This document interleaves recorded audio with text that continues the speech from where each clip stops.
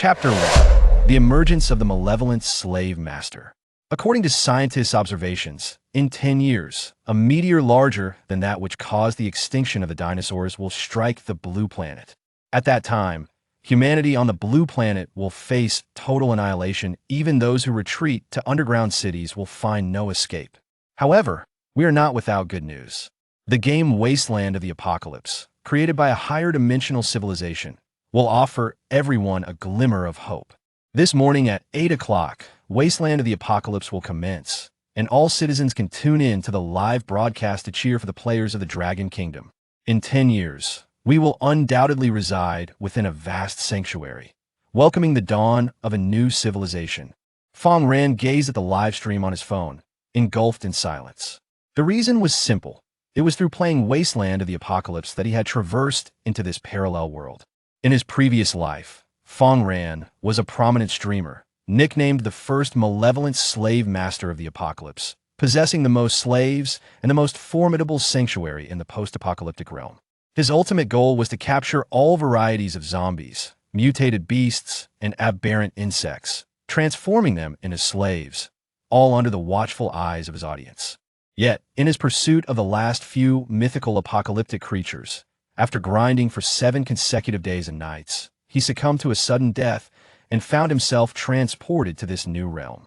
3 years into his new life, he had held out hope for a miraculous boon, perhaps a system or a wise mentor, but none appeared.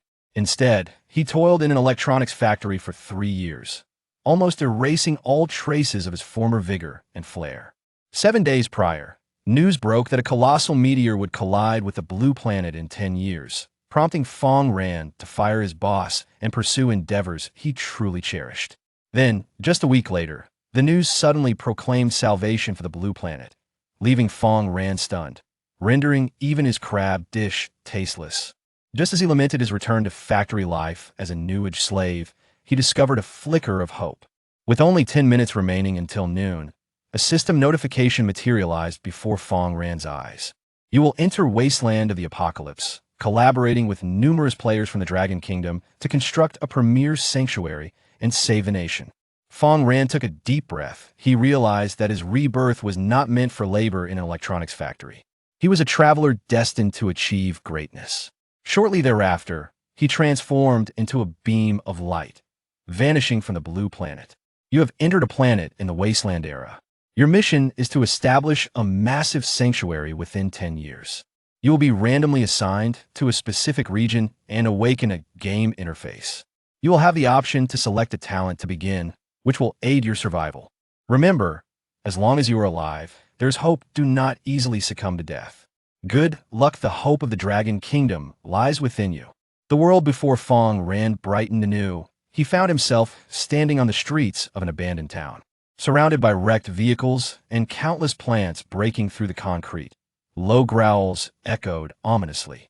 Though situated within a city, this place seemed more terrifying than the wilderness itself. The designated spawn point in Wasteland of the Apocalypse granted players 3 minutes of safety, free from zombies and other foes. Yet once those 3 minutes elapsed, danger would swiftly descend. Fang Ran urgently needed to grow stronger to survive. With humanity all but gone, how could one even establish a sanctuary? Please choose one of the following 5 talents to assist in constructing your sanctuary. The talents available for selection are shooting, strength, synthesis, domestication, healing. Please make your choice within 3 minutes. As soon as Fang Ran entered the game, the live stream commenced. Though he appeared rather unremarkable, many viewers tuned in, flooding the chat with comments.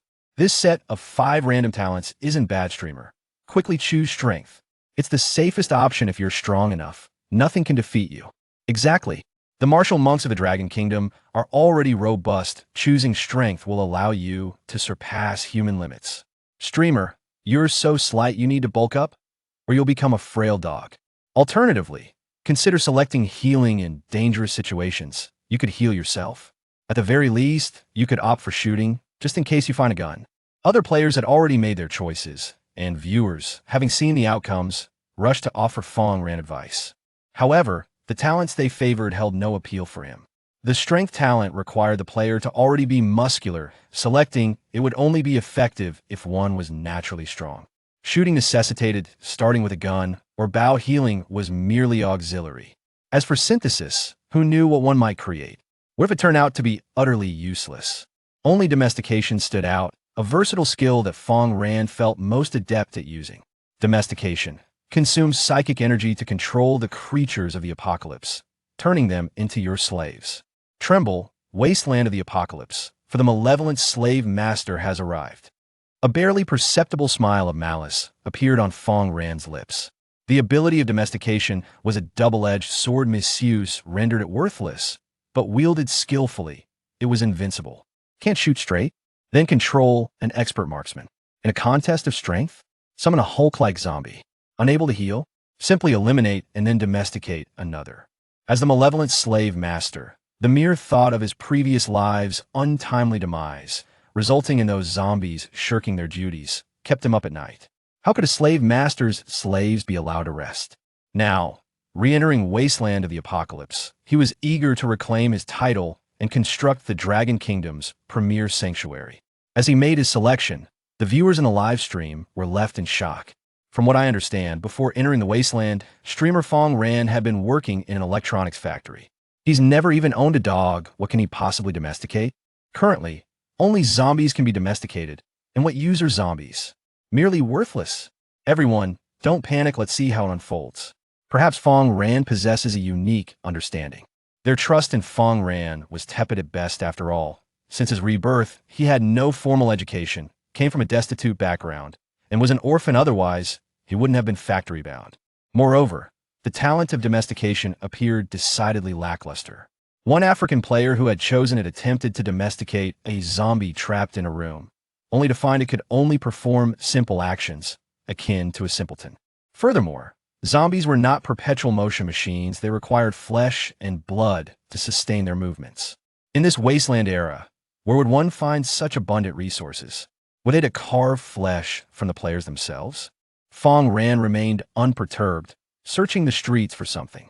Just then, the 3-minute safety window expired, and the system notification rang out. Attention players, numerous dangers lurk in the wasteland, including but not limited to zombies, mutated creatures, hidden traps, etc. Every 7 days, a month, 6 months, and a year, various levels of calamities will occur. Only by establishing a sufficiently fortified sanctuary can one hope to survive. As the safety period ended, the crisis began to unfold. The viewers in the live stream grew anxious. I'm genuinely afraid Fang Ran will be bitten by a zombie. Sigh, among the 100,000 players entering the wasteland from the Dragon Kingdom, will one perish immediately? Every additional person adds strength. Fang Ran, please do not die. At that moment, a disheveled zombie in tattered jeans, with unkempt hair, lunged at Fang Ran, eager to sink its teeth into him and savor his flesh. A sinister smile crept across Fang Ran's face. A slave is charging right at me? He picked up a metal rod from the roadside and swung it at the zombie's head. The strike immediately knocked off a third of the low-level zombie's health and triggered the control effect. The zombie stood dazed, and Fang Ran struck again, reducing it to critical health. Low-level zombies possessed inferior physical attributes compared to ordinary humans, making them easy to handle. The truly fearsome adversaries were the mutated beasts and unique types of zombies. The domestication talent had many hidden traits. The lower the enemy's rank and health, the easier it was to succeed. Domesticate. Raising his right hand, Fang Ran activated his talent. A blue energy surged forth, landing atop the low-level zombie's head, and soon the system notification chimed in. Ding! You have successfully domesticated a low-level zombie and gained 1 experience point. Please note, the low-level zombie is gravely injured. Providing it with medicine will restore its health. If its health reaches 0, the zombie will perish. Use precious medicine to heal a zombie? What joke? Fang Ran scoffed at the notification. Zombies are everywhere on the streets. If one gets damaged, just find another. In the apocalypse, zombies are the most abundant resource. He then ordered the newly domesticated zombie to lead the charge, continuing to draw the attention of other zombies. The audience observed that Fang Ran seemed somewhat different. Although he displayed a modicum of strength and remained composed in the face of danger, he still did not appear particularly formidable. The zombies he had tamed were so weak that they were utterly useless. Chapter 2. If you do not act, there are plenty of zombies willing to take your place. Only one? That's insufficient. Fang Ran continued his search for low-level zombies on the street. He commanded the first zombie at his disposal to lure enemies, and before long, 2 more zombies appeared, pinning his weakened zombie slave to the ground. Fang Ran swiftly dispatched the 2 zombies, taming them with a single strike each. The first zombie was in such a pitiful state, missing limbs and barely clinging to life. As the audience witnessed this scene, they thought it prudent to save the first zombie for last, allowing the other 2 to take the lead, thus preserving their fighting capability. However, Fang Ran did not heed this advice. The first zombie, being so incapacitated, was incapable of performing any tasks. For a master of slaves, there is no need for a zombie that could not work. If you do not act, there are plenty of zombies willing to take your place.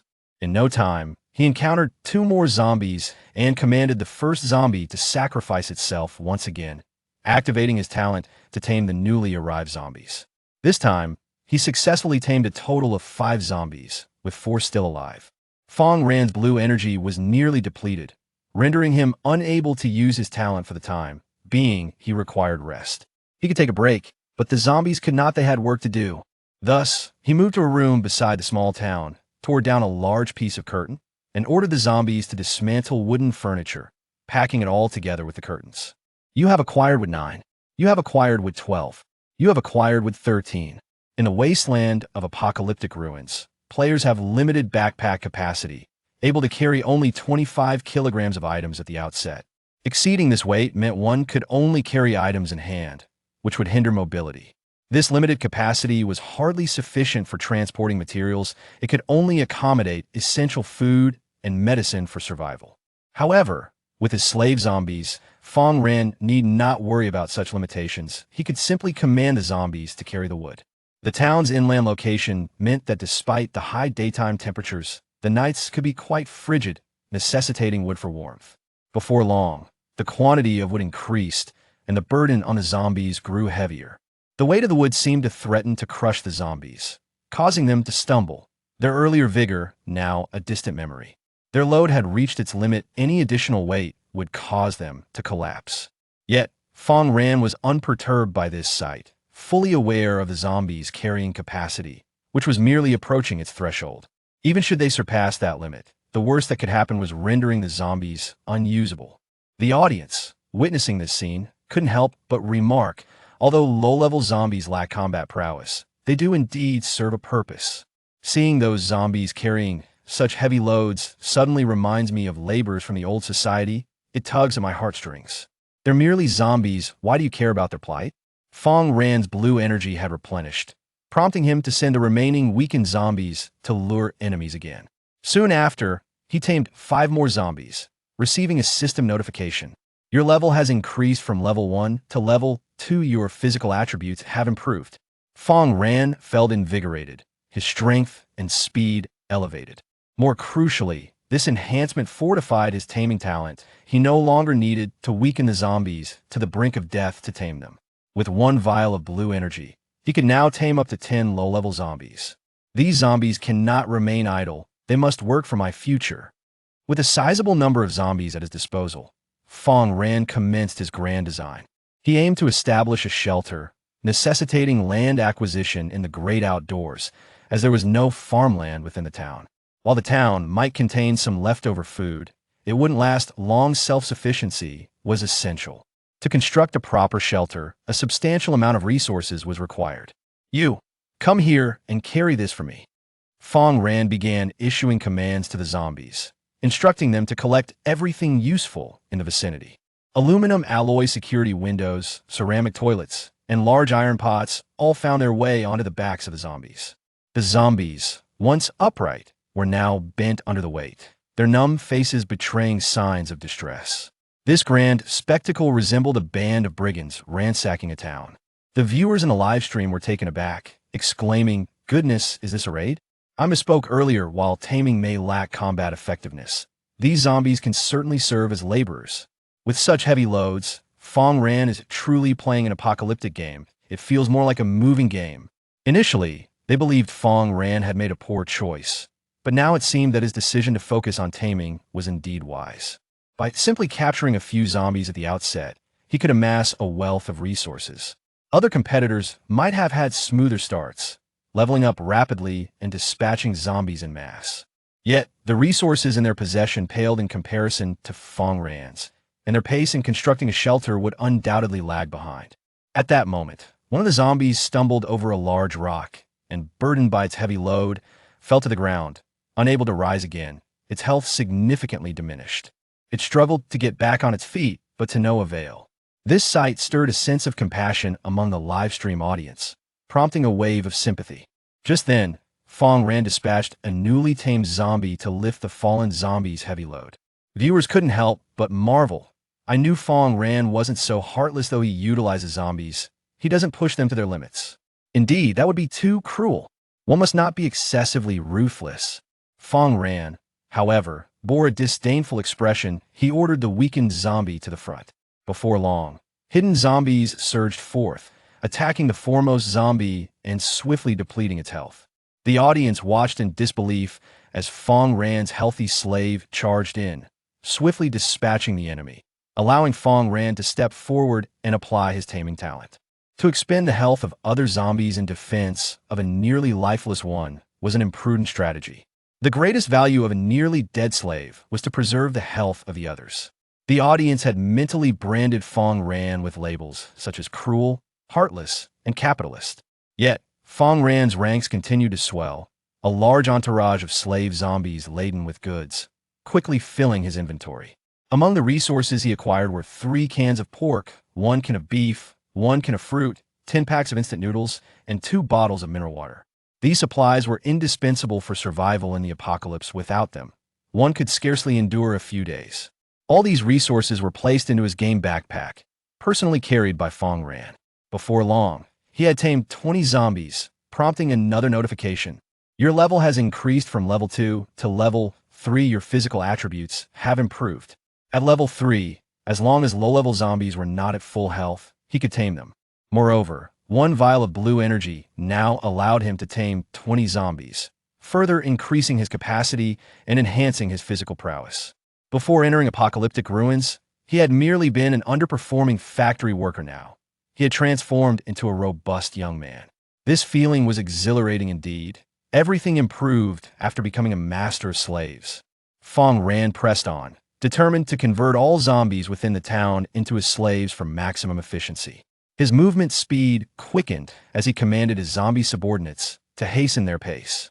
However, the results were less than satisfactory. Fang Ran was unburdened, while the zombies carried heavy loads. Observing this, Fang Ran devised a plan. Hurry up. Why are you moving so slowly? Have you not eaten today? If you're slow, then feel the whip. Clearly just pretending. He snapped a vine growing by the roadside and struck the sluggish zombies. Zombies retained a sense of pain. The virus only affected their cognition, while their senses remained intact. With each lash, the zombies felt the sting, and their speed immediately increased. The audience, witnessing the spectacle, observed the zombies struggling under heavy loads while they recognized the efficiency boost. Fang Ran's image began to shift in a peculiar direction. He resembled a plantation owner from a certain country, while the zombies appeared akin to laborers, and their burdens resembled bales of cotton. Yet, such methods had their limits, as evidenced by a system notification. Chapter 3. Zombies, creatures of disposable nature. The energy consumption of your low-level zombies is excessively high. Please provide them with sustenance. Otherwise, their bodily functions will continue to deteriorate until death. The initially recruited zombies had now entered a state of hunger. Once their energy was depleted, even zombies would face demise. Thus, at the onset of the zombie crisis, zombies were at their peak energy and strength, but by the mid-phase, they were no longer the predominant threat. Instead, various mutated creatures had taken center stage. Feeding the zombies? Fang Ran couldn't help but scoff. That was evidently impossible. The sustenance for zombies was flesh and blood. Where could he procure meat? In this apocalyptic world, a piece of meat held far greater value than a zombie. Zombies were akin to batteries. Once depleted, their disposal was straightforward. Now, one should consider how to maximize remaining value, embodying the role of a shrewd capitalist. You set down your burdens. You shall bear the load. Fang Ran began directing the zombies to rotate their tasks. Before long, all the zombies in a state of hunger ceased carrying their loads. The audience, witnessing this scene, expressed their astonishment. Wow, has Fang Ran, this heartless fellow, suddenly turned over a new leaf to become benevolent? Something feels off. Don't doubt it. I sense Fang Ran must be inspired by divine intervention, striving for goodness. Subsequently, Fang Ran indeed refrained from making the hungry zombies work, seemingly transformed into a good Samaritan. At that moment, the most unique building in the town caught Fang Ran's attention, the gun shop. In the realm of wasteland apocalypse, this was the easiest place for players to acquire firearms aside from treasure chests. Otherwise, players seeking weapons had to search for treasure chests, which were fraught with peril. Even players endowed with robust talents and maximum combat power at the outset faced near certain death on their quest for treasure. All of you go inside. Fang Ran commanded the hungry zombies. Your opportunity to demonstrate your value has arrived. Although the gun shop posed less danger than treasure chests, it was still perilous in its own right. Naturally, such hazardous tasks would be assigned to the useless zombies. One by one, the hungry zombies enter the gun shop, cautiously surveying their surroundings as Fang Ran trailed them from a distance. Suddenly, a powerful intermediate zombie burst forth from the corridor, attacking the hungry zombies. This intermediate zombie was a human who had failed to awaken. Though devoid of intelligence, it retained a physique from its former life. This particular zombie had once served as the exclusive security guard of the gun shop, boasting formidable strength. Perhaps even Fang Ran, with his current physique, would struggle to contend with it. However, that was of no consequence. He need not engage in combat himself. He still had many zombies at his command. The few hungry zombies, inherently useless, could serve as bait to draw the intermediate zombie's attention. Observing this scenario, the audience murmured, "Indeed, one cannot trust Fang Ran. How could he suddenly exhibit such kindness?" Meanwhile, the other zombies surged forward, collectively besieging the intermediate zombie. They exerted their strength to pin it down. Yet Fang Ran refrained from ordering them to attack the intermediate zombie, even as it battered the slaves to near death or killed them outright. The rationale was simple. The more health the intermediate zombie retained, the greater the strength Fang Ran would acquire upon its taming. Fang Ran stepped forward and raised his hand, declaring tame. Beep. Taming failed. Please try again. The physical constitution of an intermediate zombie is several times that of a low-level zombie. Since it is not in a weakened state, it is entirely reasonable for Fang Ran to encounter failure. He remains unperturbed. The slaves under his command are still restraining the intermediate zombie, although it is a formidable foe. He believes there is no limit to how many times he can attempt to dominate it. Beep. Taming unsuccessful. Please try again. Beep. Taming unsuccessful. Please try again. With a triumphant chime, you have successfully tamed a mid-level zombie, earning 3 experience points. At long last, as the azure light flooded into the zombie's mind, it ceased its resistance, becoming Fang Ran's loyal servant. Very well, you shall be my slave from this moment forth. The mid-level zombie gazed blankly at Fang Ran, oblivious to the grim fate that awaited it, and merely followed Fang Ran's instructions, meandering deeper into the gun shop. Not long after the outbreak of the zombie crisis, the gun shop had been thoroughly pillaged, the floor littered with spent shell casings and the remnants of corpses, gnawed down to the bone. Fang Ran sought a firearm, a task not easily accomplished. Nevertheless, he had managed to gather 27 62mm bullets, 13.5 6mm bullets, 512-gauge shotgun shells, and a military-grade knife. The knife, nestled within its packaging, remained rust-free and in excellent condition. At first glance, Fang Ran found no firearms. Had it been anyone else, they would have been compelled to leave, lamenting their ill fortune. Yet, with a multitude of zombies at his disposal, Fang Ran could conduct a thorough search, rummaging through every nook and cranny in pursuit of a weapon. "You all, move forward and retrieve anything of use," he commanded, sending all the zombies into action. The mid-level zombie, exhibiting the most strength, effortlessly lifted a large iron cabinet, revealing a black handgun concealed beneath a layer of dust. Fang Ran approached with elation, and the system's prompt materialized before him. The Beretta semi-automatic pistol, renowned for its utilization of 5.6mm ammunition, is favored for its minimal recoil and remarkable precision, making it highly accessible even for novices. Fang Ran securely holstered the firearm at his waist, prepared to draw it swiftly in the event of an unexpected zombie ambush. In addition to this pistol, he had acquired 23 rounds of 7.62mm ammunition and 25 rounds of 5.6mm ammunition, significantly enhancing his capabilities and placing him ahead of his peers. Spectators couldn't help but exclaim that having a larger group was advantageous. Meanwhile, players from a neighboring region struggled to locate firearms in gun stores, leaving them empty-handed. I have witnessed live streams from that area, where a solitary player faced insurmountable challenges in searching through boxes. Had that individual realized that weapons might be concealed in the corners, it would have surely driven him to despair.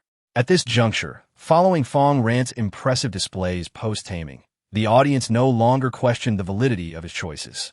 In contrast, the African player who opted for taming endured a series of setbacks, as the incompatibility of the African with taming skills rendered them ineffective unless wielded by a master. As for resources, Fang Ran had amassed an impressive stockpile: 9 cans of pork for cans of beef, 3 cans of fruit, 20 packets of instant noodles, and 7 large bottles of mineral water.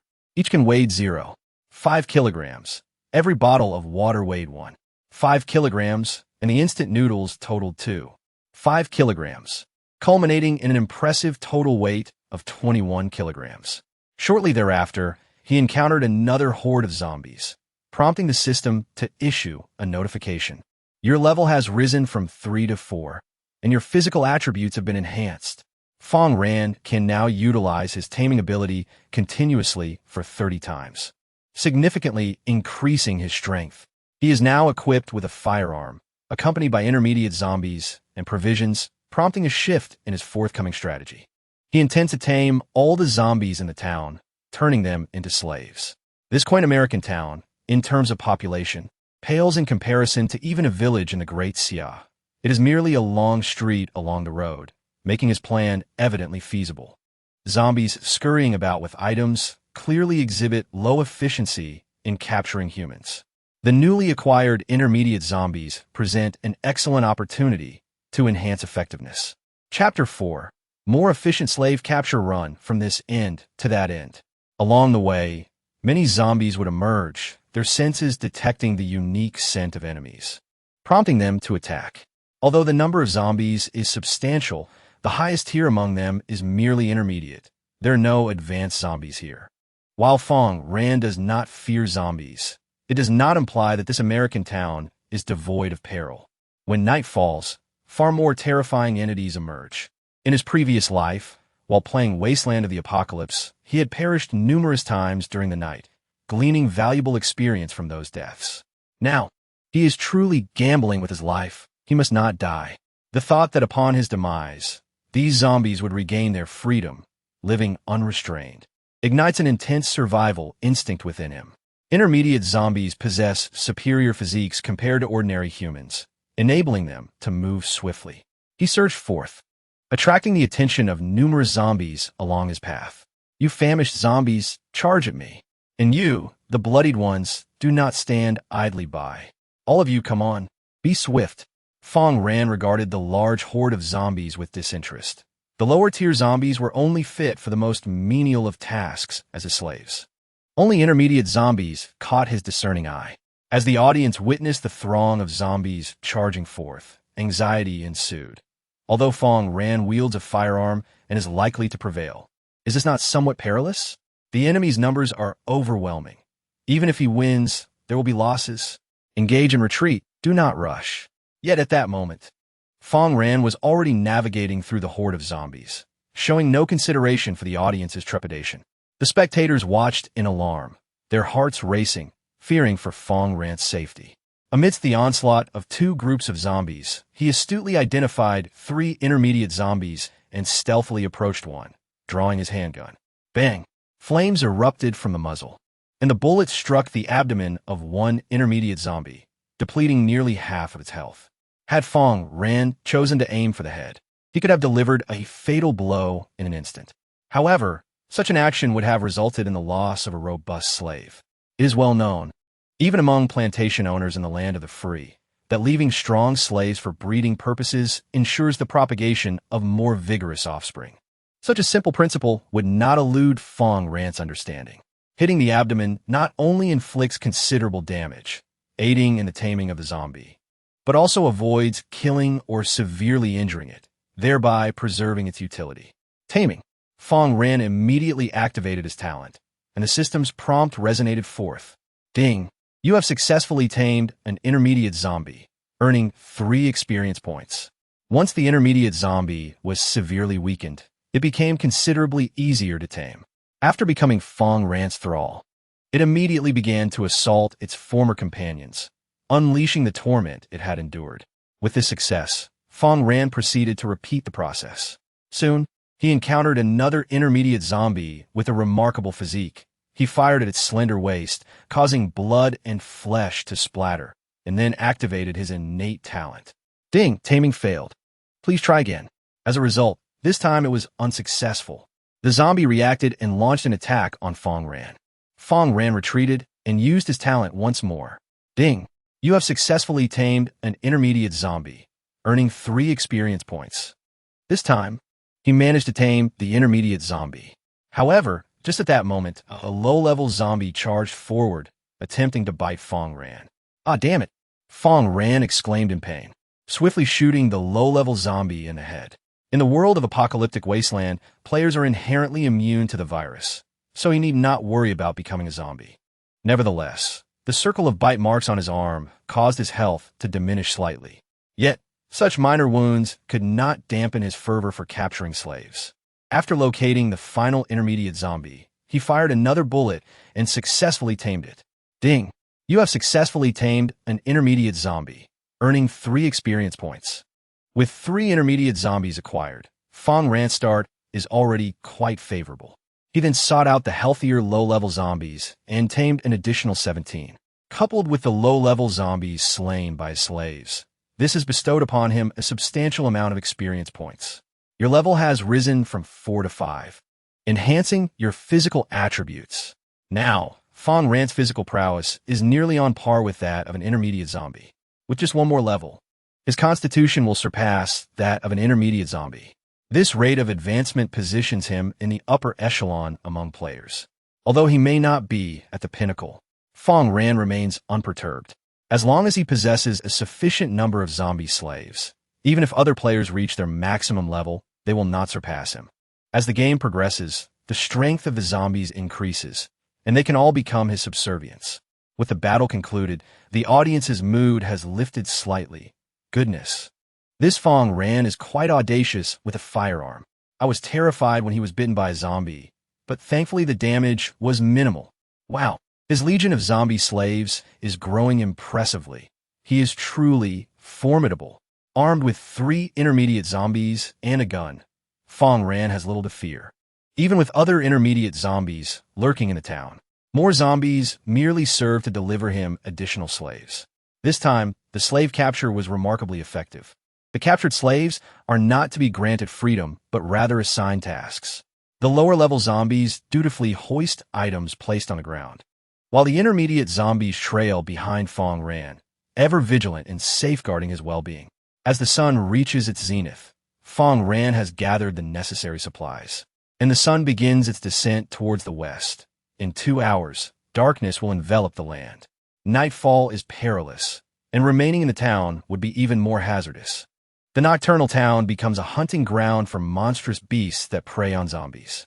Were it not for the existence of these creatures, the town would be overrun with zombies. Soon, the viewers in the live stream witness a spectacular sight as a grand procession of zombies, laden with goods, marches towards the outskirts of the town. The bundles they carry resemble a moving caravan. Meanwhile, others are preoccupied with battling zombies in hopes of securing more food and water, with little thought given to gathering other resources. In contrast, Fang Ran not only possesses food and water, but also an abundance of miscellaneous items. These items encompass timber, aluminum windows, wire, folding sofas, generators, and gasoline. Each has its own utility. Some are for survival, others for constructing a shelter, and he aims to collect as much as possible. Approximately an hour later, Fang Ran arrives at the town's edge, where a stretch of flat land, once farmland, now lies fallow, overgrown with lowly weeds. Place the aluminum windows on the ground. Bring the wire over here. Leave the rest outside.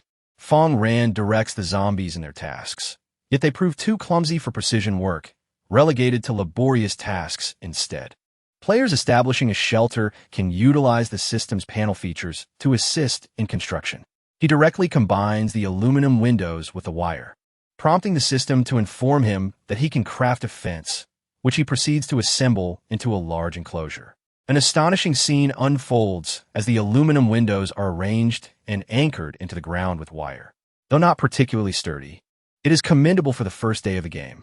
In the future, Fang Ran undoubtedly aims to construct a fence as imposing as a border wall, but for now, this suffices. He also retrieves the curtains he had previously torn down and employs the shelter construction feature once more to transform them into a makeshift roof, covering the fence. While it still allows some wind to seep through, it is significantly warmer than before. Fang Ran opens the attributes panel of the shelter, although modest. It has become a home. Name of the shelter, not available. Type, simple tent. Safety, 6 points, relatively low. Comfort, 3 points, exceedingly low. In this desolate wilderness, the presence of a tent is a rare indulgence. He instructed the intermediate zombies to bring in a previously prepared folding sofa, which he then unfolded to comfortably settle upon. Outside the shelter, the low-level zombies stood guard, while 4 intermediate zombies safeguarded Fang Ran within. Fang Ran retrieved some wood and gasoline, and soon a lively campfire blazed within the shelter. With the sun having set, the temperature in the central plains rapidly plummeted, turning quite frigid. Yet, Fang Ran remained unperturbed, for he had the warmth of the fire. Observers could not help but feel a twinge of envy at this scene, while others shivered in the cold. He seemed to be reveling in an outdoor adventure. As long as the fire burned, humanity could find solace. Initially, I pondered the purpose of Fang Ran having the zombies move the folding sofa, but it became clear that he had intended to place it within the shelter all along. Having utilized his abilities extensively that day, Fang Ran felt the toll on his body. Although his mana could be replenished, fatigue lingered. As he reclined on the sofa, hunger soon made its presence known. 5th chapter, portable water generator. Without a moment's hesitation, Fang Ran produced a can of pork, deftly opening it with a small knife before placing it atop the flames. He hastily constructed a makeshift stove with a few bricks, perfectly accommodating the black pot carried by the zombies. The can contained braised pork, and as it simmered in the pot, an irresistible aroma began to waft through the air. When the time was right, he removed the meat and added water to the pot, preparing to cook instant noodles. In no time, he had a delightful meal of noodles, broth, and meat. This simple yet satisfying existence moved some viewers, particularly those toiling in electronics factories, to tears. Why weren't they chosen for the apocalyptic wasteland experience? Before long, Fang Ran lifted his bowl, savoring the meat while slurping the noodles, all the while monitoring the regional chat channel. During the day, few engaged in conversation, as everyone was preoccupied. However, as night fell and darkness enveloped the land, the wise had already sought refuge and lamented in the 13th District channel. Honda Gore, Neon Country. I can't find any guns in the gun shop, nor food or water in the supermarket, and no medicine in the pharmacy. What wretched luck! Why does Amaterasu not protect me? Mokaji, India. Who is this Amaterasu? If you worship Shiva, you could enjoy expired food like I do. Makadagor, Neon Country. Huh. Are you not afraid that expired food will poison you? Mokaji, India. The Brahmins fear nothing. The Ganges can wash away all toxins. Lewis Gull. Indeed, Indians seem unperturbed by food poisoning, but mere sustenance is insufficient. This weather is freezing me to death. Li Qingchuan, Dragon Country. Is anyone in need of a portable electric water generator? As long as you can produce electricity, it will yield a continuous supply of water. Honda Gore, Neon Country. Are you dragon people out of your minds? wherein this apocalypse would one find electricity. As Fang Ran enjoyed his noodles, he initially turned to the regional channel merely to pass the time, but unexpectedly gleaned valuable insights. Most people, as the neon compatriots asserted, were struggling even for a morsel to eat, let alone access to electricity. However, for Fang Ran, the issue of power was easily resolvable. Among the items he had salvaged from the town was a generator. A small generator is capable of producing 12 volts and a maximum power of 1200 watts. Yet one must find a means to set it in motion to generate electricity. Typically, this involves connecting it to a diesel or gasoline engine, which is an extravagant waste of fuel. More critically, such engines emit a deafening noise that attracts all manner of terrifying creatures, akin to announcing one's presence with a loud declaration, "Come and strike me, you fool." However, Fang Ran possesses a method of silent power generation, liberating him from concerns regarding noise and fuel. He directly messaged Li Qingchuan, whose youthful vibrancy radiated from his profile picture, undeniably a beauty, yet offered no allure to Fang Ran. As a master of zombie slaves, he deemed the most exquisite female in this world to be the Pink Siren, a unique zombie transformed from a human celebrity. She is both stunning and deadly, a nightmare for many players. Yet to Fang Ran, who possesses the ability to tame, the Pink Siren is merely a personal assistant. "I require that small power generator for water production. What do you need?" Fang Ran messaged. She was hidden away in a room on a farm, surrounded by ample firewood and some undamaged crops, sufficient to sustain her for a day. If she could secure water, her situation could be deemed extraordinary. She could indeed establish a sanctuary utilizing this farm.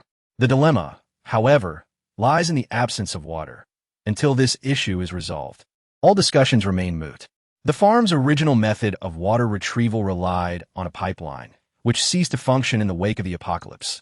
Yet fortunately, she discovered an emergency power water extractor. The small electric water extractor can be connected to a 12-volt power supply to collect water vapor from the air, producing 1 liter of pure water per hour.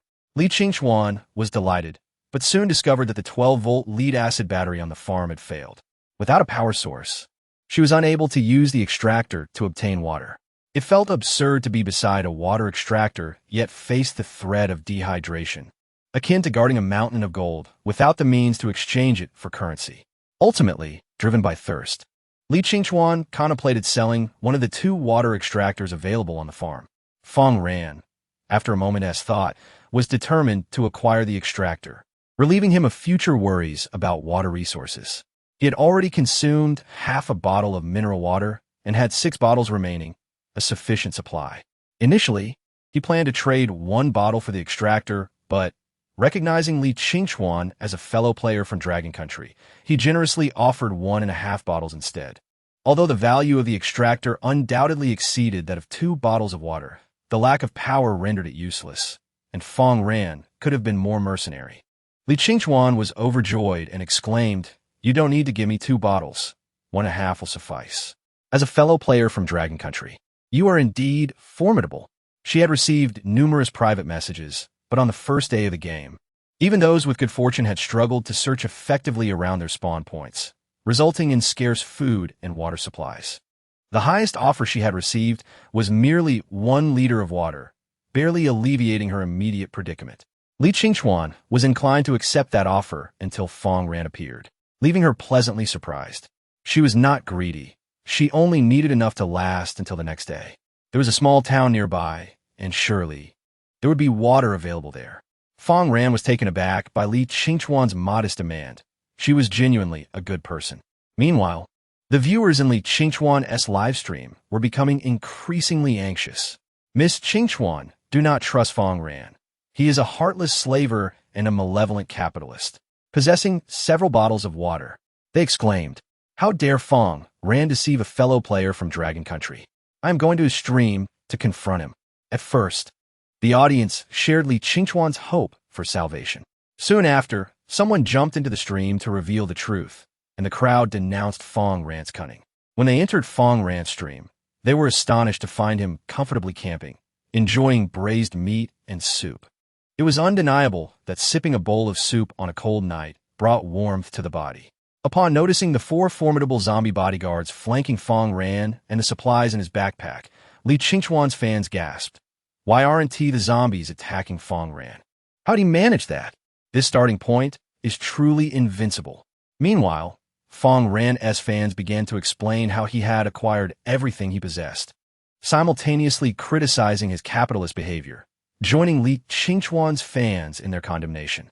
In an instant, what had once been a sparse stream transformed into a bustling hub. After trading 1.5 bottles of water, Fang Ran connected the small electric water extractor to a vehicle-mounted generator.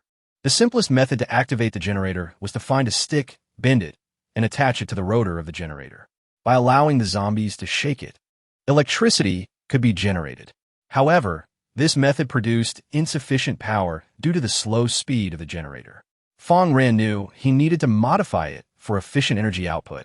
By bringing zombies into the town the next day and searching the deeper alleys for resources, he would surely succeed. With the day's tasks complete, he indulged in a hearty meal and settled down by the fire, wrapping himself in a blanket for a restful sleep. As a slaver, he could afford to make his slaves suffer, but he would never allow himself to endure hardship. Gradually, he drifted into slumber while only a handful of bored viewers remained in the livestream. As midnight approached, a sudden loud bang erupted, violently shaking the aluminum doorframe of the shelter. The viewers in the livestream immediately shouted, "Master, wake up!" Fang Ran had already drawn his pistol, peering through a pre-designed observation hole. By the light of the moon, he observed a low-level zombie, drawn by a scent, pursuing something in the distance. Beside the tent lay the corpse of a low-level zombie, its neck bitten through, with its head nowhere to be found. Fang Ran understood that mutated creatures had set their sights on the zombies. In the apocalypse, many creatures mutated and preyed upon zombies, thereby continuously absorbing their energy. While mutated creatures were not abundant near player spawn points, each one posed a significant threat. Fang Ran could not replicate the swift maneuver that had decapitated the low-level zombie. The viewers were in a cold sweat. Though they recognized Fang Ran's ruthlessness, they acknowledged his prowess and did not wish for his demise. The best method of self-preservation was to gather all the zombies into the shelter, ensuring safety from surprise attacks. If he could tame a mutated beast. However, Fang Ran was unafraid of danger. He intentionally spread the zombies out around the shelter, ensuring they maintained a considerable distance from one another. The viewers were going wild at this approach. Fang Ran, don't be foolish. You'll be picked off one by one. Your zombies are merely serving themselves up as bait for the unknown threat. Hurry and gather them together to maximize their combat effectiveness. Regardless of the viewers' frantic messages, Fang Ran remained resolute, calmly observing the perimeter. Moments later, a shadow darted forth, pouncing on a zombie and biting its neck. It was a shadow wolf. Fang Ran, illuminated by the moonlight, recognized the source of the beast. In the apocalypse, ordinary wolves could also mutate, preying on zombies to absorb their energy and grow stronger. In the later stages, there would be countless mutated beasts of varying ranks, including those of ranks 7, 8, and 9. The audience was in a frenzy. Unlike the zombies, the shadow wolf bore a white insignia indicating it was of rank 1, signifying that it was no ordinary creature. Faced with such a formidable foe, retreat was the best strategy for survival. The saying goes of the 36 strategies, retreat is the best. Yet Fang Ran seemed intent on confronting the shadow wolf head-on. Before long, the shadow wolf reappeared, once again bringing down a zombie. But this time it did not depart as hastily. The wolf remained vigilant, scanning its surroundings. Noting the absence of zombies rushing to attack, it left the carcass behind, not rushing to feast. This pattern continued, with 5 low-level zombies falling victim. Fang Ran was indifferent. The loss of zombies was inconsequential, as they were plentiful in the apocalypse. Meanwhile, the viewers were tormented by the livestream, feeling that Fang Ran was sacrificing his minions to feed the enemy, unafraid that the strengthened foe would return to eliminate him. At that moment, the shadow wolf reappeared, having just slain a low-level zombie, and began to feast upon its flesh. Its hunger had reached a critical point, and the exertion of hunting was draining its vitality, necessitating replenishment. "Darling, I await your meal." Fang Ran brandished his pistol, extending it through the observation slit, aiming at the shadow wolf. As an experienced player of the post-apocalyptic realm, well-versed in the art of taming, he was well aware of the procedure for capturing such a creature. Shadow wolves typically traveled in packs. But the presence of a lone wolf indicated a singular truth. It had been cast out by its pack and was now forced to fend for itself. Upon closer inspection, the shadow wolf appeared rather gaunt, clearly having gone without sustenance for some time. Such a wolf could be lured with food, and, as it consumed, one could strike, just as he intended. Bang! A shot rang out, the bullet finding its mark in the soft underbelly of the shadow wolf, creating a gaping wound. Yet, this alone was insufficient to slay the creature. Its defenses far surpassed those of ordinary animals. It turned to flee, but another shot rang out, striking its hind leg and rendering it crippled. With only one of its four legs capable of movement, its health now dwindled to 60%, yet remained fiercely aggressive. Should Fang Ran dare to approach, even with 3 legs incapacitated, it could still launch a surprise attack, overwhelming him in an instant. Fang Ran's intent was straightforward, to continue firing. Bang, bang, bang. 3 consecutive shots struck the remaining 3 legs of the shadow wolf, effectively transforming it into a mere wolf stick. Unable to move, and left only to glare at Fang Ran. Each shot to its limbs deducted a mere 10% of its health, leaving the shadow wolf with 30% remaining, just the right amount. You all, hold that shadow wolf down. Fang Ran commanded as 4 mid-level zombies surged from the shelter, immediately pinning the creature to the ground.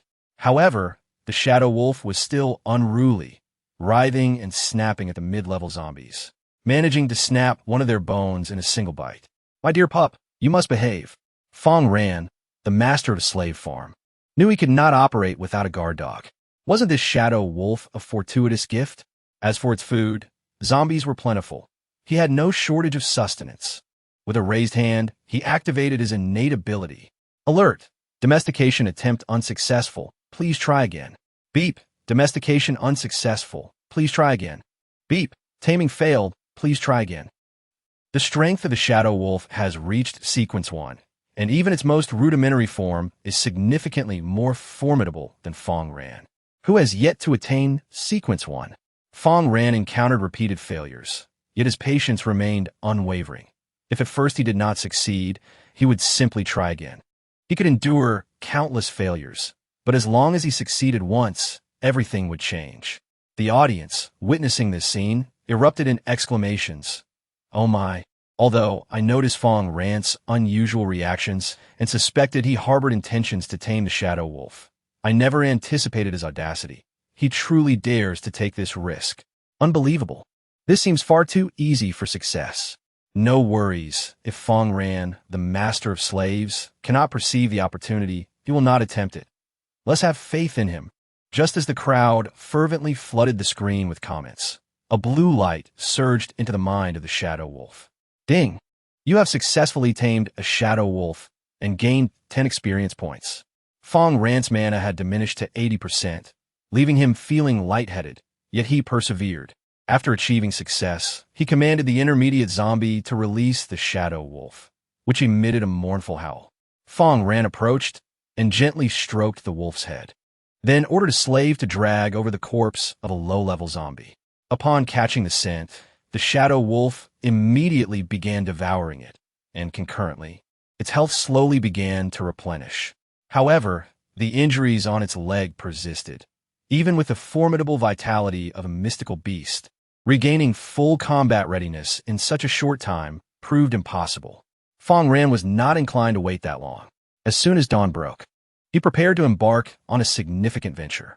He opened the auction house, where items from all players in Area 13 were being sold, and soon enough, he located a small medical kit. Capable of assisting the biological treatment of injuries for Sequence 1 and Sequence 2, enabling them to restore to full health within a maximum of 6 hours. The seller required 1 liter of water and 1 can of food. Fang Ran promptly made the purchase, and a white package appeared in his hands, filled with healing supplies. With the assistance of the system, the small medical kit transformed into a green healing energy that merged with the shadow wolf, swiftly mending its injuries. The creature possessed merely initial rank 1 strength. Yet the medical kit's healing speed was remarkable. Before long, it was able to rise, affectionately licking Fang Ran's thigh. Indeed, it was a true sycophant. Fang Ran gently patted the shadow wolf's head and remarked, "With such a dark coat, I shall henceforth call you Little Black." Chapter 7. The black crystal of enhanced talent. The shadow wolf emitted a joyful howl, seemingly celebrating its new name. Fang Ran then accessed the shadow wolf's panel and guided it into the sanctuary. Name: Shadow Wolf. Race: Beastfolk. Loyalty: 81. Highly loyal. Combat power: Sequence 1. Beginner. Qualification: General. Attack power: Relatively strong. Weak, average, normal, relatively strong, powerful, extremely strong, etc. Speed: Relatively fast. Constitution: Average. Skills: Takedown, Throat slitting, Tackle, Swiftly advance and bring the adversary to the ground. Throat Ripper: Inflicts substantial damage by severing the enemy's trachea. In the shadows lurks the Black Wolf, a nightmare for many.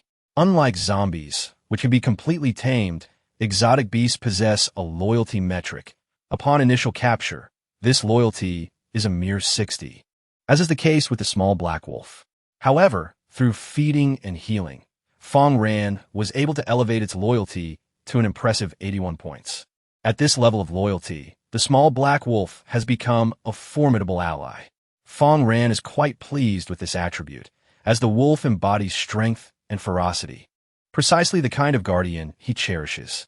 The sustenance for nurturing the small Black Wolf consists solely of zombies, and Fang Ran has an abundance of those.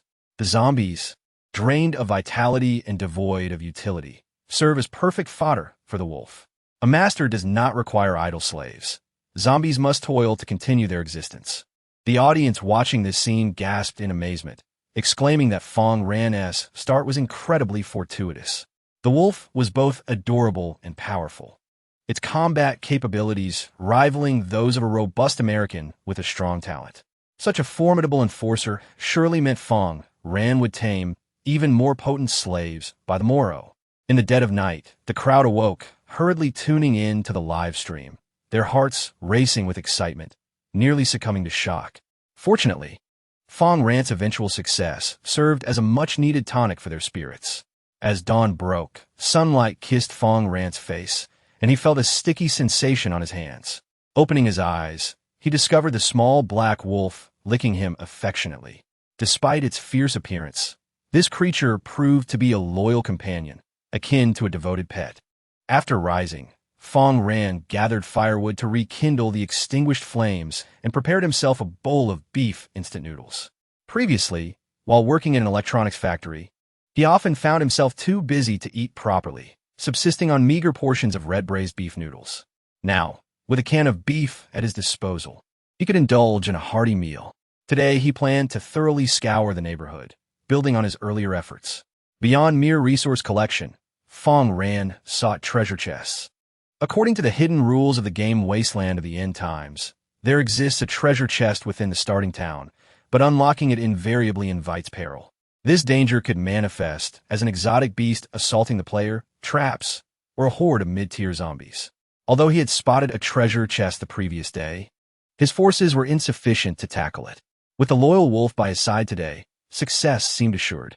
Before long, Fang Ran entered a narrow alley, where a tightly shut door was suddenly flung open, revealing a mid-tier zombie charging forth, flanked by 5 low-tier zombies. He commanded his subordinates to intercept, while he utilized his talent to swiftly tame them, marking a promising beginning. Just as Fang Ran was about to enter a gym, the small Black Wolf emitted a low growl of warning. Sensing formidable foes within, Fang Ran ordered his weakened and famished zombies to rush inside. In that moment, 7 robust mid-tier zombies, accompanied by a throng of low-tier zombies, surged forth to attack Fang Ran's slaves. This was indeed an ambush. Fang Ran praised the small Black Wolf, exclaiming, "You are truly a good dog." Seizing the chaos of battle, he identified the mid-tier zombie and promptly subdued it. With a chime, "You have successfully tamed an intermediate zombie, earning 3 experience points." The same applies to the other intermediate zombies. Fang Ran's thralls multiply in number and grow stronger with each battle. The previously injured and weakened zombies have perished in combat, leaving the remaining ones in relatively good condition, particularly the 9 intermediate zombies now at his disposal. Although 2 intermediate zombies have fallen in battle, it matters not, as they can conveniently serve as sustenance for Xiaohe. The stronger the foes devoured by these extraordinary beasts, the swifter their evolution.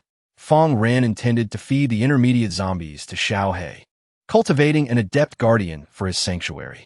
He scoured the gym and, after a brief search, discovered the necessary provisions. Protein powder. Consuming this item not only enhances satiety, but also improves physical condition. There are 5 cans of protein powder, which is a considerable quantity.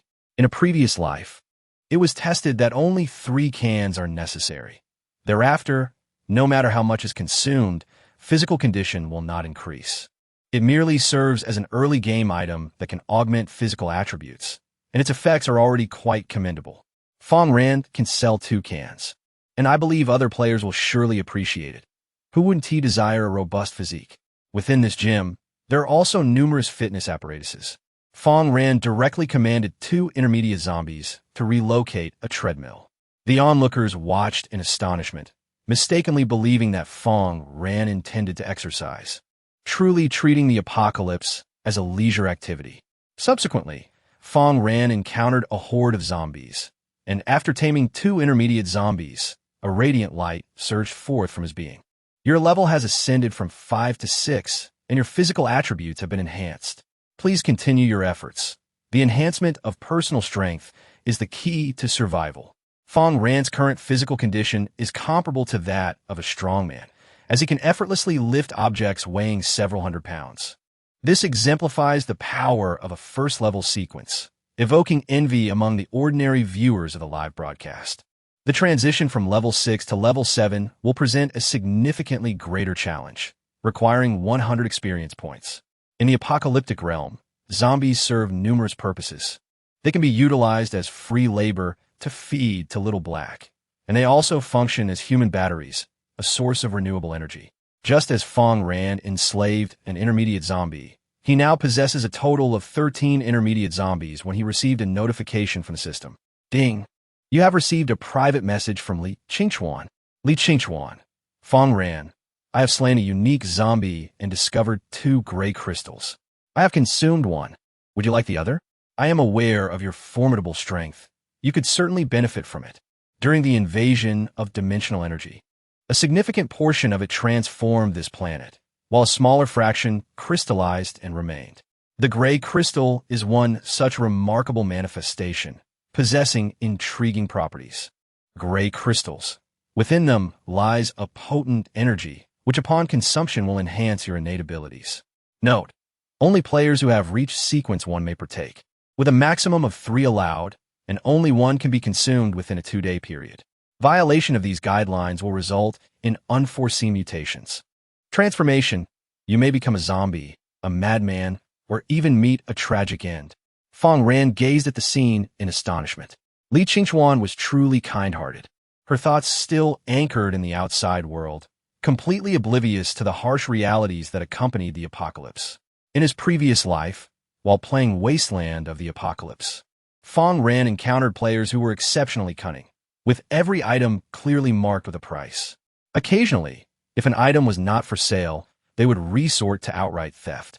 Chapter 8. The assault of the frenzied baboon. The barrage of comments in the live stream had reached a frenzy, as viewers remarked, "Sister Qingchuan, you really are naive. Fang Ran is no innocent lamb. He is a heartless slave master. I sense you are about to be at a disadvantage." Indeed, players from the Dragon Kingdom exhibited remarkable solidarity, and Fang Ran was not a miser. Everyone should place their trust in him. Naturally, Fang Ran was not one to be stingy. For a slave master, the most exquisite gift would be to present a multitude of slaves to a friend. However, Li Qingchuan had chosen the combat talent rather than taming, which was why she had the capability to vanquish special zombies, boasting formidable combat prowess. Fang Ran would not accept benefits without reciprocation. He promptly produced 2 cans of protein powder and 5 packets of instant noodles for trade, stating, "I have some good items as well. If you find this insufficient, feel free to request more." Upon receiving the items, Li Qingchuan exclaimed with delight, "This is more than enough. Let us leave it at that." The raw vegetables she had consumed that morning were far from palatable, and with the instant noodles, she could prepare a much more enjoyable meal. As for the protein powder, it would undoubtedly enhance her strength, which was a boon. While the combat talent increased her speed, the enhancement to her physique was modest. Nonetheless, any improvement in physical constitution significantly elevated the combat capabilities of players with combat talents. This exchange was mutually beneficial, yet Fang Ran cautiously advised Li Qingchuan, "You must remain vigilant in this wasteland of the apocalypse, particularly when it comes to humanity. Sometimes, humans can be more terrifying than zombies. Their hearts may be shrouded in darkness." Li Qingchuan dismissed his warning nonchalantly, replying, "As long as your heart is not black, that's what matters." Fang Ran responded, "Indeed, my heart is quite dark." He spoke the truth. He was the epitome of a heartless slave master. Fang Ran then grasped a gray crystal and swallowed it whole. Instantly, a sensation as cold as ice surged from his abdomen, only to dissipate and transform into a warming embrace. You have consumed the gray crystal, your talents have been enhanced, and you have acquired a fervent effect. Frenzy. You can induce a state of frenzy in 6 slaves, during which their attributes will be augmented, compelling them to recklessly assault their foes. However, once the frenzy dissipates, their hunger levels will significantly decline. With each ascension in level, the opportunity arises to enkindle an additional fervor within a slave, with a cooldown period of 5 minutes and a duration of 3 minutes. Fang Ran gazed at the newfound effect, internally exclaiming its excellence. Little did he anticipate that the first enhancement of his talent would yield the manifestation of fervor. Fervor, self-detonation, and restoration are all commendable enhancements in the early stages, with fervor being the most pragmatic of them all. Regardless of the phase, fervor can wield considerable influence. Before long, a horde of zombies appeared, prompting Fang Ran to unleash fervor upon his 6 subservient followers. A roar erupted from the previously lethargic zombies, suddenly infused with excitement, akin to being fitted with electric motors. As they charged furiously towards their adversaries, their mouths agape, ready to viciously tear into flesh. Their demeanor resembled that of debtors seeking retribution, unwilling to relent until their prey was utterly devoured. This was precisely the fervor Fang Ran cherished. When his slaves were at work, they should be imbued with passion. A listless attitude, reminiscent of hunger, was simply unacceptable. In a brief moment, the horde of zombies was vanquished. They were merely low-level zombies, ideal for testing the efficacy of the fervor enhancement. All these zombies hailed from a lavish villa, presumably the residence of the wealthiest individual in town. Fang Ran could not afford to grow complacent merely because a swarm of zombies had emerged from the villa. In this apocalyptic world, any lapse in vigilance could herald death. He had no desire for his loyal canine companion, Xiao He, to go hungry should he meet his demise. A low growl emanated from Xiao He, sensing the impending danger. Fang Ran soothed the creature, urging it to remain silent. The expendable slaves took the lead, boldly entering the grand villa. Fang Ran followed, his gaze fixed upon the imposing iron gates of the estate, already contemplating how to dismantle them for relocation to his sanctuary. However, it was premature to entertain such thoughts, for the battle had already commenced in silence. Suddenly, a colossal and frenzied baboon burst forth from a room, lunging at the leading zombie with ferocity. The frenzied baboon, initially merely a pet of the affluent, underwent a remarkable transformation in the wake of the apocalypse, rapidly growing in size and strength. Standing over 2 meters tall, its muscular frame exuded formidable power, classified as a first-tier entity. Its speed was astonishing when it charged forth. Its sharp fangs swiftly tore through the first line of low-level zombies. As Fang Ran aimed his gun at it, the creature cleverly leaped into the air, attacking other zombies instead. Indeed, it was one of the most challenging solitary aberrations to confront in the early days of the apocalypse, yet it had met its match. Fang Ran remained composed, allowing his subordinates to engage in futile attempts. The baboon embodied all the negative traits of humanity, making it an easy target. Before long, the frenzied baboon had dispatched numerous low-level zombies, but it was depleting its stamina rapidly. Fang Ran strategically sent groups of 3 mid-level zombies to face it. The baboon could handle them with ease, yet fatigue began to set in, and it started to playfully engage with the mid-level zombies. At that moment, a sudden howl pierced the air as the shadow wolf, Little Black, sprang from its concealed position, leaping onto the frenzied baboon and sinking its teeth into the creature's neck. Fang Ran had previously bestowed Little Black with fervor, enhancing its strength significantly. Moreover, the frenzied baboon was already under duress, its health diminishing at an alarming rate. Fang Ran rushed forward, ready to employ his taming skill on the frenzied baboon. Alert! Domestication unsuccessful. Please attempt again. Beep! Domestication unsuccessful. Please try again. With a triumphant chime, you have successfully tamed a frenzied baboon, earning yourself 10 experience points. His level has risen, and after enhancing with a gray crystal, coupled with the baboon's low health, he managed to tame it after merely 3 uses of his talent. The once arrogant baboon now stood like a chastened schoolboy, head bowed in submission. Awoo! Little Black reveled in his triumph, exuding joy, yet once the fervor subsided, he was overtaken by an overwhelming hunger. Fang Ran gently stroked his dog's head and set down the carcass of the previously slain intermediate zombie for him to feast upon. The blood and flesh of the intermediate zombie brimmed with energy, and Little Black devoured it with gusto, the bones crunching satisfyingly beneath his jaws. Meanwhile, Fang Ran began to inspect the attributes of the frenzied baboon. Title: Frantic Baboon. Race: Beastfolk. Loyalty: 60, seemingly loyal. Combat Power: Sequence 1. Beginner. Qualification: General Attack Power. Relatively strong. Speed: Average. Constitution: Average. Skills: Climbing, Possession, Attack. Climbing. The frenzied baboon possesses remarkable climbing prowess. Possession: Assault. The frenzied baboon can leap upon its adversary, inflicting continuous harm upon them. Introduction: Beware, a terrifying baboon is charging towards you. The loyalty of a frenzied baboon is rather low. However, this is of little concern. Such creatures, when provided with sustenance and met with a firm reprimand when disobedient, can be easily subdued. This is the very method employed by circuses to train monkeys. What are you doing? Go scout ahead. Fang Ran commanded, brandishing a small stick from his backpack and striking the frenzied baboon. Instantly, it jolted, adopting a subservient demeanor as it led the procession. A notification chimed, indicating that the frenzied baboon's affection for you had increased by 2 points. At that moment, Little Black had also satisfied its hunger and dashed ahead of Fang Ran, embarking on an exploration alongside a multitude of zombies. Before long, a wooden treasure chest materialized before Fang Ran. Wooden treasure chest. Within it, you may discover a plethora of useful items, including provisions, medicinal supplies, and equipment. Chapter 9. The Bountiful Spoils of Opening the Treasure Chest. The area surrounding the chest is invariably fraught with peril and is often situated in the most conspicuous locations of the town, such as the estate of the wealthiest individual. With the danger now neutralized and the frenzied baboon subdued as Fang Ran's servant, the moment to unseal the treasure chest has arrived.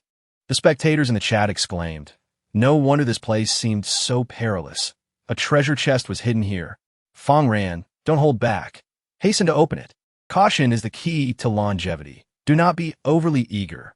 Fang Ran remained composed. What if other threats lurked nearby? He sent forth a zombie to probe ahead. And fortunately, no further troubles arose. Let me see what treasures await. Fang Ran gradually pried open the chest, and a radiant light emerged, accompanied by a notification from the system. Congratulations on opening the wooden treasure chest and receiving your reward. You have received 3 kilograms of sausage. You have received a small repair kit. You have received a Type 54 pistol along with 24 rounds of 7.62 millimeters ammunition. In Fang Ran's hands, the formidable presence of the Type 54 gun contrasted sharply with the earlier, more delicate Beretta. The Type 54 pistol, colloquially known as the 54 Big Black Star, employs 7.62 millimeters ammunition with a magazine capacity of 8 rounds, capable of effectively neutralizing adversaries. while the Beretta boasts minimal recoil and ease of use. It also signifies a lack of formidable power, merely capable of incapacitating foes rather than delivering a lethal blow.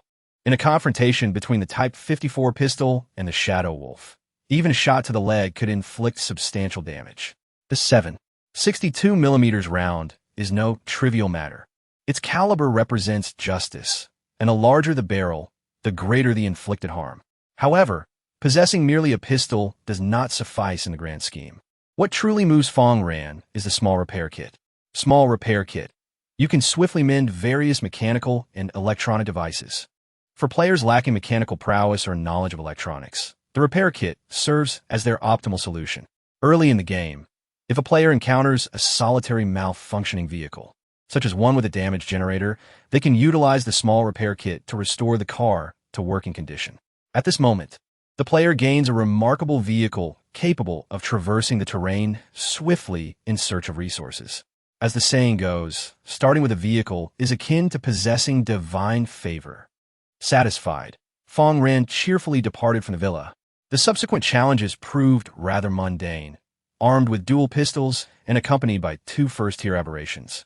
No foes in this novice spawn point posed a threat to Fang Ran. Before long, he had tamed numerous low-level zombies, alongside 8 intermediate ones. Additionally, he collected 3 kilograms of flour, 7 bottles of 1.5-liter mineral water, and a medical kit. Such acquisitions were commendable in terms of sustenance alone. He had surpassed the majority, free from concerns of hunger and thirst. With basic physiological needs addressed, he could now focus on directing his zombie slaves to construct a sanctuary, establishing his own legacy. Without a robust shelter, Fang Ran would not only struggle against the impending calamity in just days, but also be ill-prepared for the arrival of the Dragon Kingdom citizens a decade later. As the day waned, Fang Ran entered an abandoned restaurant, found a clean chair, and began to feast on sausages. Nearby, a small black creature sat on the ground, watching him with drool pooling beneath it. Although aberrations primarily consumed zombies, they were also capable of eating other food when available. Here, Fang Ran tossed a piece of sausage, and a small black creature leaped up to catch it. Meanwhile, the zombies remained industrious, laboring diligently. Crash! Outside the restaurant, an unreinforced wall collapsed with a thunderous roar, scattering red bricks across the ground. This exemplifies the phenomenon of many pushing against a single wall. The collective effort of the zombies was remarkably effective. If the player's constructed sanctuary lacked strength, it would inevitably face a similar fate when the calamity struck in a few days. However, these low-tier zombies were still too feeble. Their efficiency in demolishing walls unimpressive. Fang Ran required high-level zombies with first-tier strength to effectively manage the demolition. Once he finished his meal, he continued to direct the zombies in their dismantling efforts while searching for intact vehicles along the street. The apocalypse had persisted for several years, leaving many cars abandoned on the roads, most severely damaged. Whether it was flat tires, rusted engines, or degraded rubber, these vehicles bore multiple afflictions.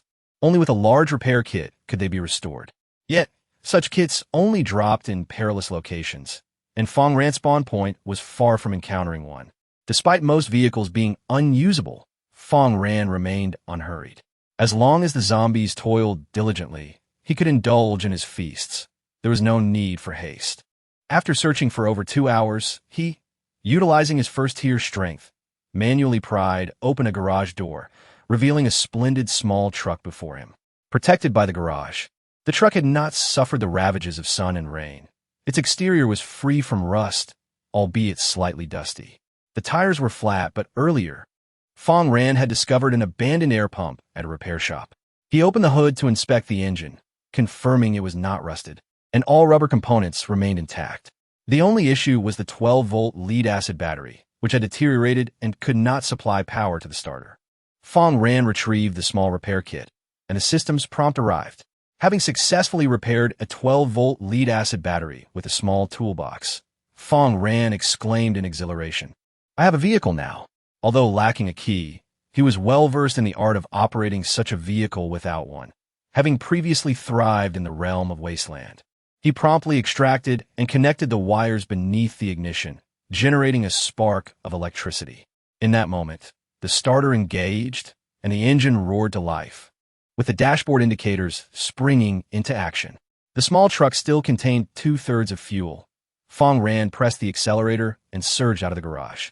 With this small truck, the construction of a shelter would proceed at an accelerated pace. This extraordinary beginning was truly exhilarating. The audience marveled. Wow, I can't even afford a car on Blue Star. Yet Fang Ran is already driving a small truck. I envy him immensely. Why wasn't it I who traversed the wasteland? I wish to become a master of slaves, not a slave to capitalists. Fang Ran's husband is so handsome. I want to bear him children in 10 years. However, possessing a small truck did not signify an improvement in the lives of the zombie slaves. Quite the contrary, their workload intensified. The speed at which Fang Ran's truck transported bricks necessitated that the zombies work incessantly to meet the demand. Work diligently, everyone. If anyone slacks off, you'll face consequences. Fang Ran admonished, patting the head of a frenzied baboon he had appointed as overseer. The baboon, already possessing a higher intelligence than the average animal, had its cognitive abilities further enhanced through mutation. After demonstrating the task, Fang Ran observed as the baboon swiftly learned to discipline the lazy zombies, delivering swift reprimands. Well done. If you continue to perform well, there will be sausages for you at mealtime, Fang Ran declared from within the truck, relishing the air conditioning while holding a stash of sausages. The frenzied baboon perked up, having long envied its companion, the black creature, feasting on sausages. Inspired by your encouragement, the loyalty of the mad baboon has increased by 3 points. The game immerses players in a quaint little town, offering them numerous advantages. All construction materials are readily accessible. Players need only dismantle the buildings at their spawn point to procure what they need.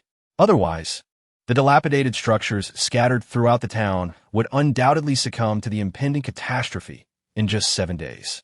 By charging through a horde of zombies, players can easily demolish those houses. To survive the first disaster, establishing a competent small shelter is essential, as long as players remain prudent and utilize the system as features. Success is within reach. However, Fang Ran undoubtedly harbors loftier ambitions. As long as the zombies persist in their tireless efforts, his aspirations shall be realized. Chapter 10. The Zombie Battery. Activate. The sun begins its descent, yet the zombies, having toiled throughout the day, will not find respite.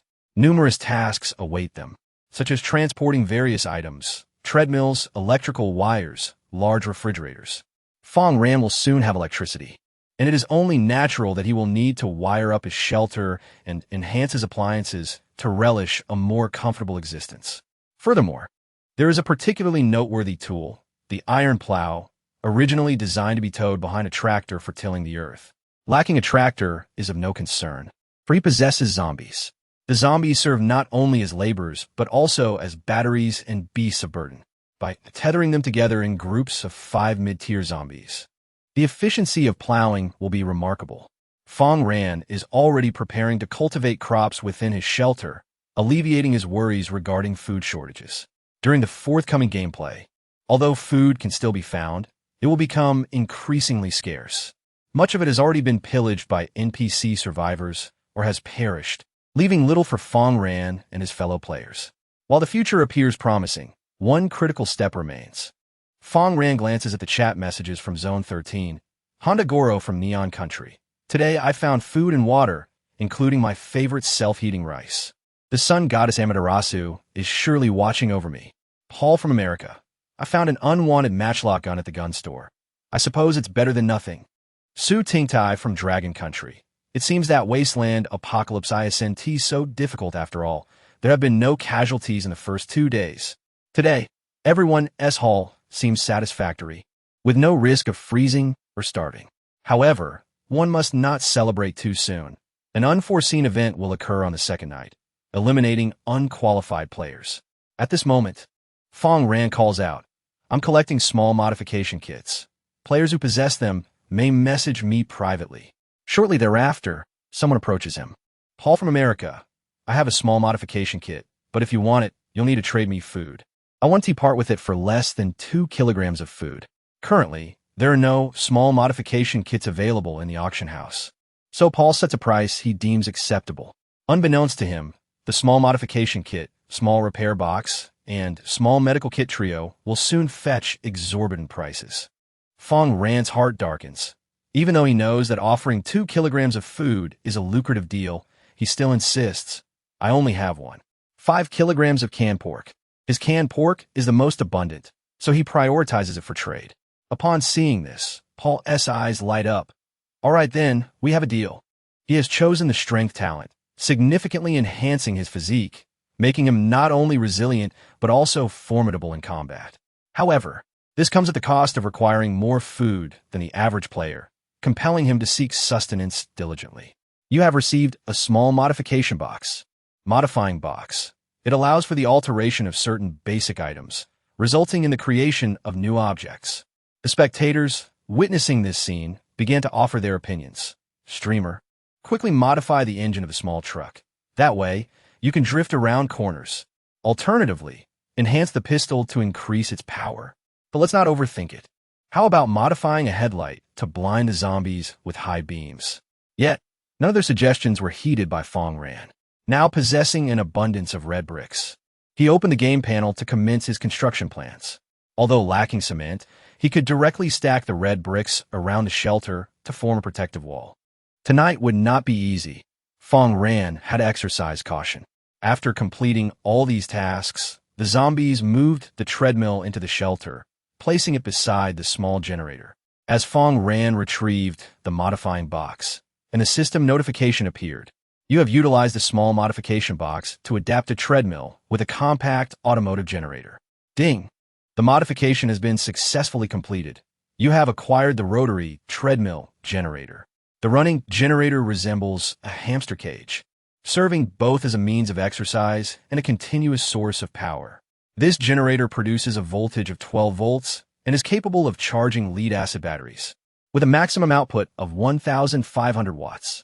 Fang Ran was quite pleased with this and then directed a non-hungry intermediate zombie to enter the running generator. Utilizing the construction feature on the game panel, he completed the wiring for the shelter, and a light bulb appeared at the top.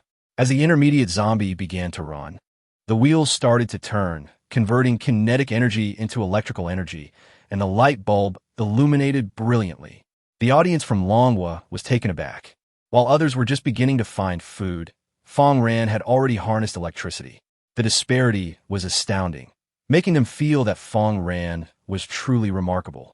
It was no wonder that after obtaining the small modification box, Fang Ran did not use it immediately, as it had a far superior purpose. This news quickly reached the American audience, who erupted in fury. Paul, have you lost your mind? Such an important item exchanged for mere pork? Why on earth did you allow these joyfully educated fools to enter the apocalypse? They demanded compensation from Longwa, threatening sanctions if their demands were not met. They flooded Fang Ran's livestream with comments, igniting a barrage war that elevated the stream's popularity. In the game, Fang Ran kindled a fire, took out instant noodles to cook, and tossed a piece of sausage to the frenzied baboon. Howl! The baboon let out excited calls, thoroughly delighted. Ding! Your food has been consumed, and the loyalty of the frenzied baboon has increased by 5 points. Fang Ran once again produced a morsel to feed Little Black, who transformed into a devoted companion, rushing over to nuzzle against his leg. Everything felt blissful and serene, as life flourished splendidly. However, at that moment, a system notification arrived. Player Jelmus from Zone 13 has perished. In the apocalypse, death has become a commonplace occurrence. On the first day, one might feel a pang of fear, but now everyone has acclimated to this grim reality. The regional chat is filled with banter and even quarrels. Gantian, India. Look at the poor Central Asian. Remember to convert to Hinduism before entering the wasteland. Great Shiva will save you. Honda Goro, Neon Nation. If your Shiva was truly useful, you wouldn't have been colonized by the English for over a century. Gantian, India. Silence, you nuclear waste-dumping neon scoundrel. I curse that you shall be the next to die. Amidst this exchange of insults in the comment section, a flurry of system notifications began to arrive incessantly. The player Garinka from Zone 13 has perished. The player from Region 13 has met their demise in a stroke of unfortunate fate. Player Chiba Hanako from Zone 13 has perished. Chapter 11. Domestication. Under the blood moon. For a moment, everyone was taken aback. Although there had been deaths the previous day, the notifications had been sporadic and the numbers were not substantial. The disputes in the regional chat subsided, leaving the crowd in silence as they gazed around in trepidation. Soon after, someone dared to speak. No one could provide an answer to Li Qingchuan. The death notifications continued to emerge. Only Fang Ran looked up at the moon, where a faint crimson hue was distinctly visible upon its surface. This was the blood moon. When the blood moon appears, the energy of calamity intensifies, causing zombies, aberrant beasts, and insectoid creatures to become increasingly agitated and aggressive. Players encountering the blood moon for the first time would see it on the second day of the game. After that, its appearances would be random and entirely unpredictable. Despite the imminent danger and the considerable enhancement of enemies, these foes also had a higher likelihood of dropping valuable items. The atmosphere around Fang Ran was eerily quiet, yet all were acutely aware that peril was soon to descend upon them. The spectators, too, paused their activities, watching the live stream with bated breath. Goodness, a player from the Dragon Kingdom, Udaji, has met his demise. He was bitten by a large bat that drained his entire blood supply. How unfortunate for him. Let's hope no other players from the Dragon Kingdom fall victim, for our hopes rest solely upon them. Why was Fang Ran so still? Could he be the chosen one? The audience began to pray, but at that moment, their supplications bore no fruit. Only overwhelming strength could safeguard their lives.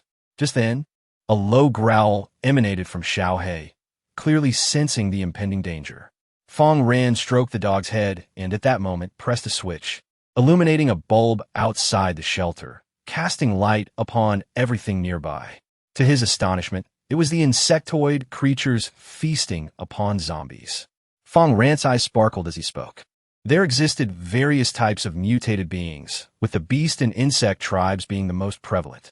In contrast to the former's appearance, the enlarged insectoids appeared even more terrifying. Even cockroaches the size of fingers were already revolting. Should they grow to the size of tables and chairs, it would be a veritable nightmare. Rather than discarding the corpses of zombies that had perished in battle or from starvation, Fang Ran had strategically placed them around the shelter. Not only were these bodies intended to nourish aberrant beasts, but they also served as excellent fertilizer. By crushing the zombies' remains and burying them in the soil, he could create compost, thus accelerating the growth of crops. The more powerful the zombies, the richer the nutrients they produced upon death, potentially leading to the emergence of mutated plants, yielding greater rewards for Fang Ran. Insectoids could also be tamed and were no less formidable than the beast tribes. Fang Ran had already formulated a plan in his mind. At a distance, among the heaps of corpses, the insectoids were devouring the remains, including blood-red centipedes and carnivorous ladybugs. A plethora of species. Fang Ran drew out his Type 54 pistol, aiming at the strongest among them, the blood-red centipede. The blood-red centipede was the mightiest, should it bite. Not only would it inflict blood loss, but the pain would linger for several days. Without a small medical kit, players could find themselves in dire straits. Fang Ran had aspirations of ensuring a prosperous life for his slaves. He could not afford to perish so easily. He had not chosen a shooting talent, so he took his time to aim. The centipede's weak point lay at the junction of its exoskeleton. Other areas were quite resilient. Boom!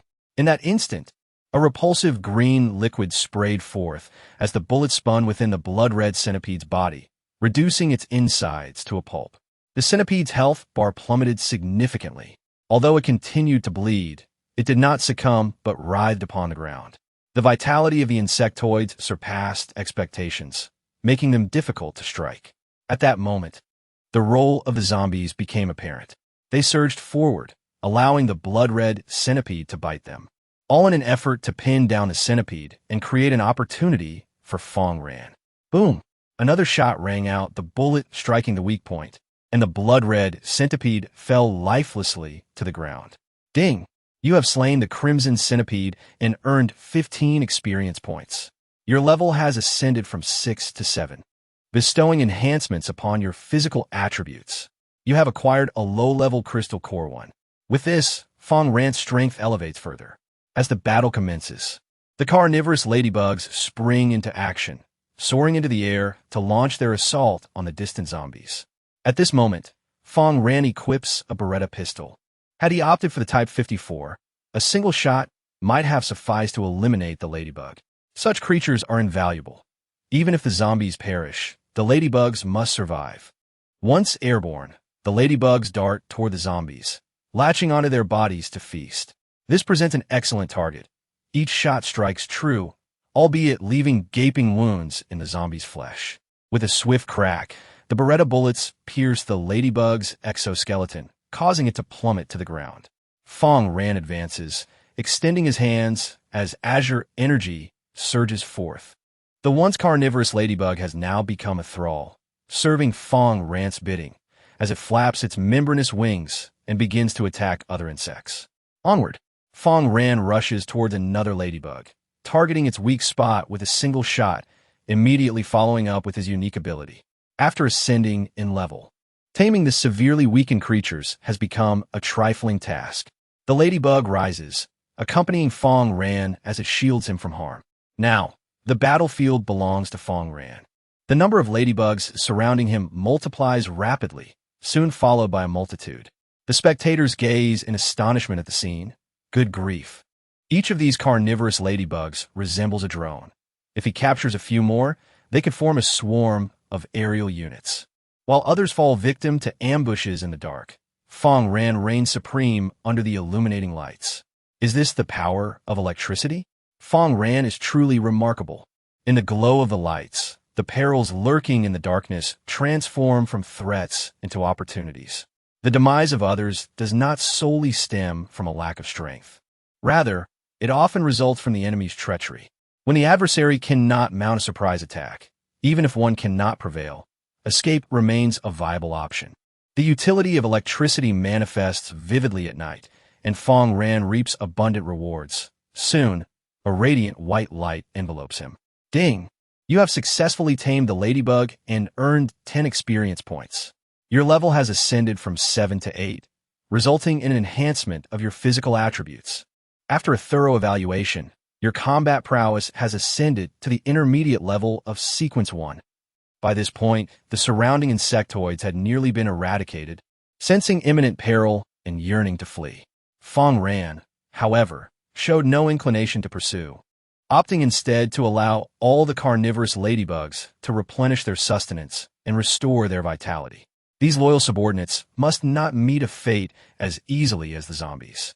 Name: carnivorous ladybug. Race: Zerg. Loyalty: completely tamed. Combat power: Sequence 1 beginner. Qualification: general. Attack power: normal. Speed: average. Constitution: relatively weak. Skill: long distance flight. Long distance flights. Carnivorous ladybugs can soar for remarkably extended distances until their strength is utterly depleted. Introduction: it is the insect with the finest flight capability. The insect race, akin to the undead, can be completely tamed without any consideration for loyalty. Fang Ran believes this to be advantageous. What purpose does loyalty serve? Slaves do not require loyalty. If they disobey, one merely needs to wield a whip with vigor. His esteem for the carnivorous ladybug stems from their exceptional long-distance flying skills. Although the undead possess the ability to transport items, their movement speed is lamentably sluggish, rendering them inefficient. While the speed of the insectivorous ladybug is not exceedingly fast, it suffices for Fang Ran's needs. In the future, their primary role will be to transport goods for him. With limited petrol at his disposal, he cannot rely solely on automobiles for transportation. As an alternative source of energy, ladybugs prove to be remarkably useful. Following this wave of attacks, the crimson moon in the sky has vanished, returning to its normal state. This signifies that Fang Ran can finally enjoy a restful slumber. However, the other players remain in a state of terror, their anguished cries echoing in the regional channel. Honda Goro Neon. Damn it, my left hand has been bitten off. What should I do? Who has a medical kit? Please, I need one. Ma Jeeping, Dragon Country. Little Day, do you still want a medical kit? That item has skyrocketed in price.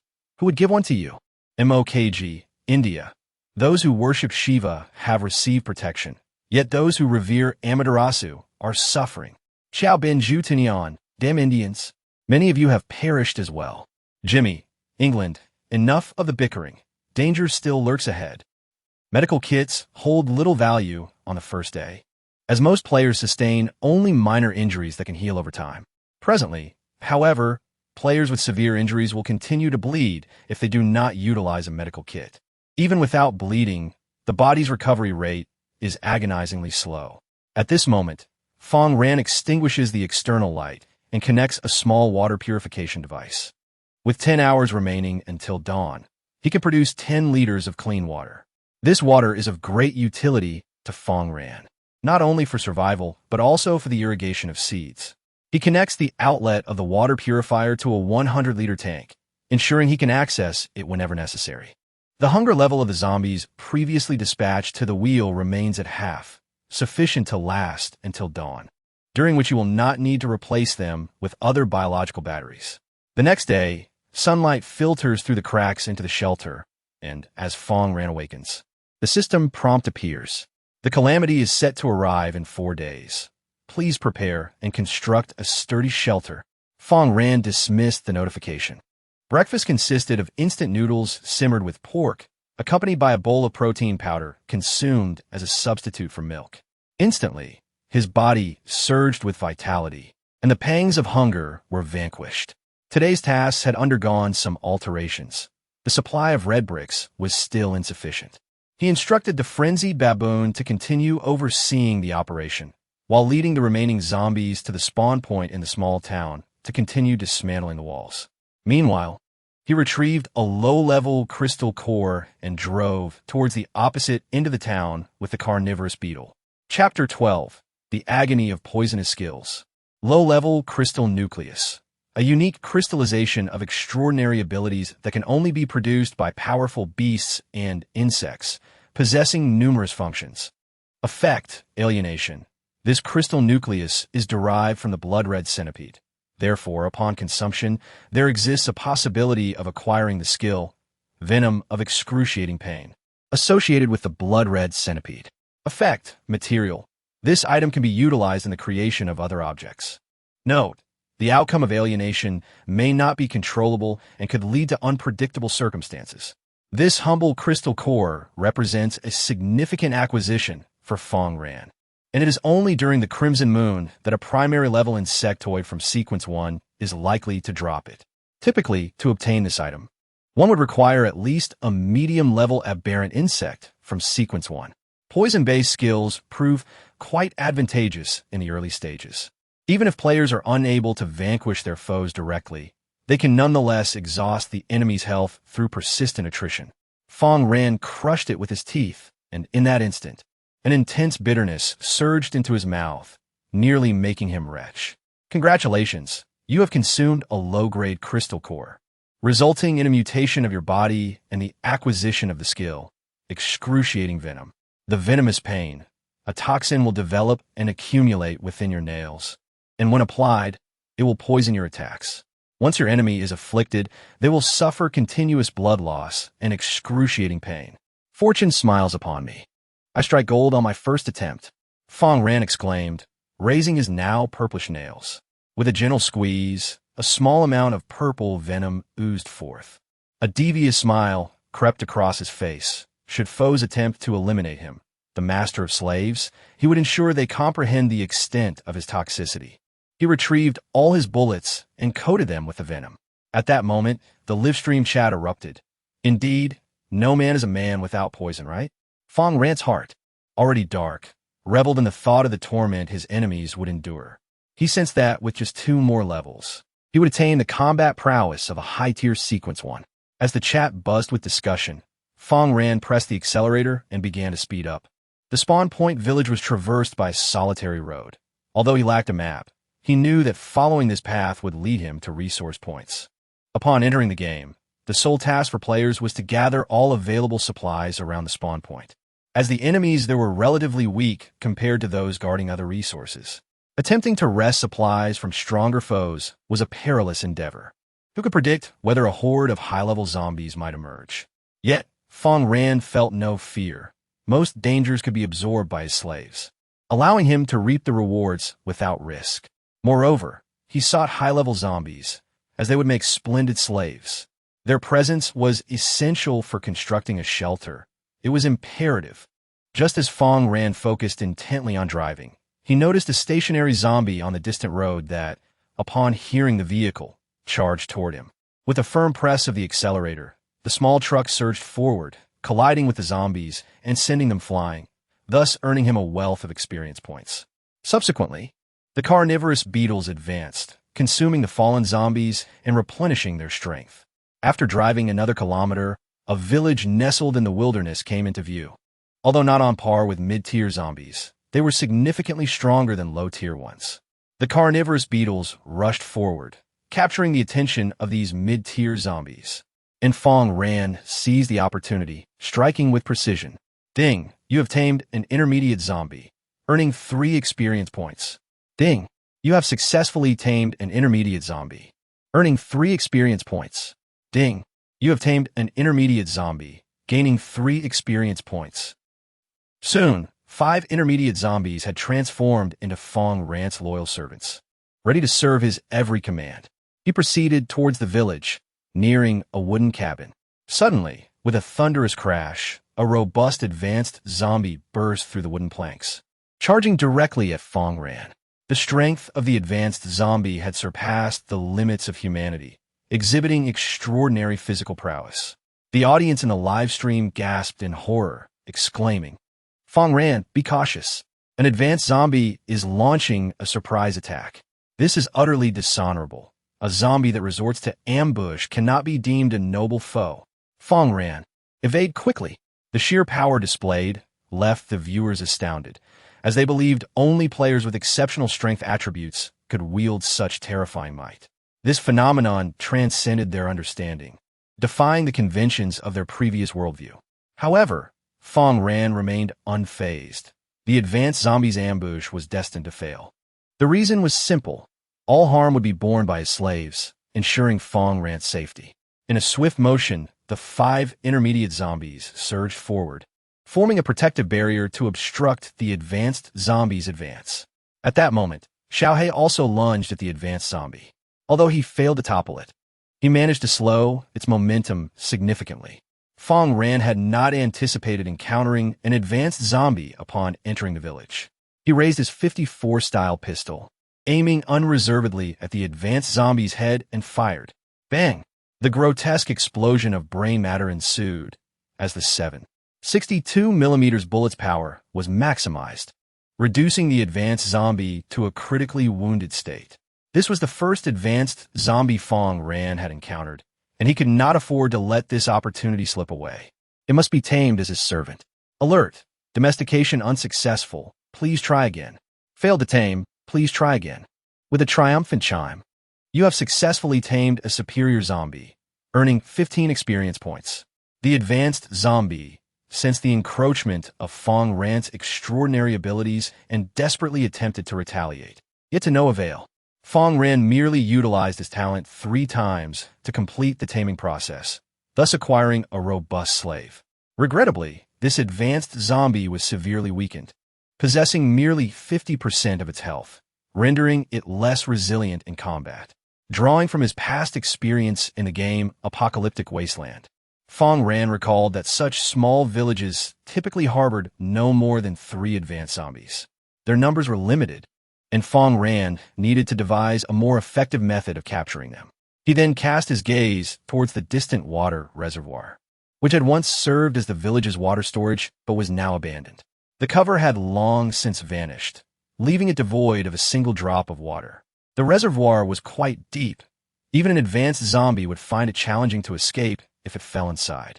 Approaching the edge of the reservoir, Fang Ran was startled to discover several zombies within. Upon noticing him, they began to stack upon one another in a manner reminiscent of a zombie film, attempting to climb out of the reservoir, but their insufficient numbers thwarted their efforts. Fang Ran sensed the potential of the reservoir and promptly commanded the carnivorous beetles to eliminate all the zombies. Meanwhile, he fervently directed Xiaohe to charge into the fray. which immediately unleashed a deafening roar, rampaging through the small village. This commotion attracted the surrounding zombies, who followed him in a dark throng. Among them was precisely an advanced zombie. Chapter 13. Carnivorous Beetles Transport Cement Buzzing. The carnivorous beetles sprang into action, dispatching the lower-tier zombies within the horde. Fang Ran had no need for such feeble and incompetent slaves. They were merely a drain on his abilities. Unwanted slaves were to be eradicated, lest they become a nuisance. The beetles swiftly eliminated the lowly zombies, leaving only the intermediate and 2 advanced zombies behind. Having accomplished most of his task, Xiaohei leaped gracefully over the reservoir as he approached. Meanwhile, the foolish zombies rushed into the reservoir one after another, soon attempting to stack up and escape to tear Fang Ran apart. However, as an intermediate zombie managed to clamber out, Fang Ran swiftly tamed it, turning it into his obedient servant. Whenever an advanced zombie sought to ascend, the carnivorous beetles would attack, causing it to tumble back down repeatedly. Before long, all the intermediate zombies that managed to climb out became Fang Ran's subordinates. The sheer number of zombies below was insufficient. Even at a distance of merely over a meter, they could not reach Fang Ran, left only to stare in frustration. Within this proximity, Fang Ran's taming abilities were poised to take effect. Beep, taming unsuccessful, please try again. Beep, taming unsuccessful, please try again. Beep, taming failed, please try again. However, the success rate of taming fully healthy advanced zombies is rather low, resulting in a succession of failures. Fang Ran remained unperturbed. After exhausting a vial of blue serum, he settled on the ground to rest before resuming the taming process. After a brief interval, a crisp electronic sound echoed. Ding! You have successfully tamed a high-level zombie, earning 15 experience points. Your level has risen from 8 to 9, and your physical attributes have been enhanced. The formidable advanced zombie has now become Fang Ran's subordinate. Even when other intermediate zombies launch their attacks, they are effortlessly vanquished by him. The prowess of Sequence 1 advanced zombie far surpasses that of intermediate zombies. Fang Ran discovers a rope within the village and places it into the water reservoir, enabling the advanced zombie to ascend. In comparison to intermediate zombies, advanced zombies exhibit greater agility and a marginally higher intelligence. However, their intelligence is of little consequence. What truly matters is their efficiency in performing tasks. The audience praises Fang Ran's cleverness, remarking that without a sharp mind, one cannot truly thrive as a capitalist. At this juncture, minor resource points pose little challenge. Naturally, Fang Ran focuses on the search for supplies, and soon he uncovers the most crucial materials for constructing a shelter. The bagged cement requires merely a mixture with sand and water for immediate use in constructing shelters. Adjacent to the water reservoir lies a modest storage shed, cluttered with various odds and ends. Among the assortment of wrenches, screwdrivers, and old tires, the neatly stacked bagged cement captivates Fang Ran's attention. This is one of the reasons for his eagerness to depart from his birthplace. The resources available there suffice only for basic survival. Essential construction materials must be sought beyond. The buzzing of carnivorous beetles comes into play at this moment. They approach, clasping the bagged cement with their legs before fluttering towards the shelter. This marks merely the beginning, as many areas remain unexplored. Soon, a cellar manifests before Fang Ran, and a formidable zombie crashes through the boarded-up entrance, revealing the interior. Fang Ran refrains from rushing inside. He pauses, wary of the potential presence of toxic gases that could spell his demise. He allows a mid-tier zombie to enter first. Upon detecting no attack, he ventures in himself. Upon entry, he is greeted by a trove of canned goods. 5 cans of pork, 5 cans of beef, 3 cans of fried fish, and 7 cans of fruit. In the post-apocalyptic world, canned food boasts the longest shelf life, unlike the other items in the cellar, which have succumbed to decay. Just as Fang Ran believes he has thoroughly searched the area and prepares to depart, he suddenly notices a hard object beneath the thick layer of blackened refuse at his feet. He kicks it aside, revealing a plastic-wrapped bag. Fast-growing wheat seeds. Influenced by the energies of the apocalypse, these wheat seeds can sprout rapidly.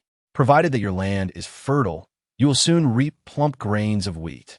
Fang Ran felt a surge of joy and promptly placed them in his backpack. When it comes to fertility, he certainly lacked for fertilizer. The zombies served as the finest nourishment. Transforming inedible zombies into consumable wheat was indeed a virtuous deed. Exiting the cellar, Fang Ran continued his search for items within the village. Yet what he found next were merely odds and ends, lacking the substantial rewards he had previously encountered in the cellar. Although the supplies gathered from each room were minimal, their cumulative value was not insignificant. He acquired a 2-kilogram bag of flour, a barrel of oak wine, 10 bottles of cola, and 25 56mm bullets. Having thoroughly scoured the village center, only a distant house remained unexplored. The land surrounding it was flat, once presumably farmland. This area resembled a semi-arid region of Central Asia, without a water supply. Cultivating crops would be nearly impossible, leaving only weeds to thrive. A low growl erupted from Xiaohei, warning of an unusual scent. Clearly, something terrifying lurked within that house far from the village, awaiting Fang Ran's approach. Cautiously, he made his way there, while his advanced zombie charged ahead without hesitation, crashing through the decaying wooden door. Roar! Just then, a creature as large as a bull suddenly burst forth, even overwhelming the advanced zombie. It was a colossal leopard, its form enhanced by the powers of the apocalypse, transformed into a fearsome predator. This quaint village had been its dining hall. It slumbered by day and sought food at night. However, the unexpected intruders ignited its fury, and it immediately engaged in combat. As it prepared to sink its teeth into the advanced zombie's neck, more zombies rushed in, launching their attacks. Despite its formidable strength, the leopard had no choice but to break free from the encirclement, employing its speed to eliminate the zombies one by one. Little did it expect that the food it once feasted upon would one day rebel. Though surrounded by numerous zombies, the giant leopard's combat prowess was exceptional. In no time, it dispatched the severely wounded advanced zombie, narrowly escaping with merely 30% of its health remaining. Just then, Xiaohei, concealed nearby, seized the moment, launching a surprise attack on the giant leopard.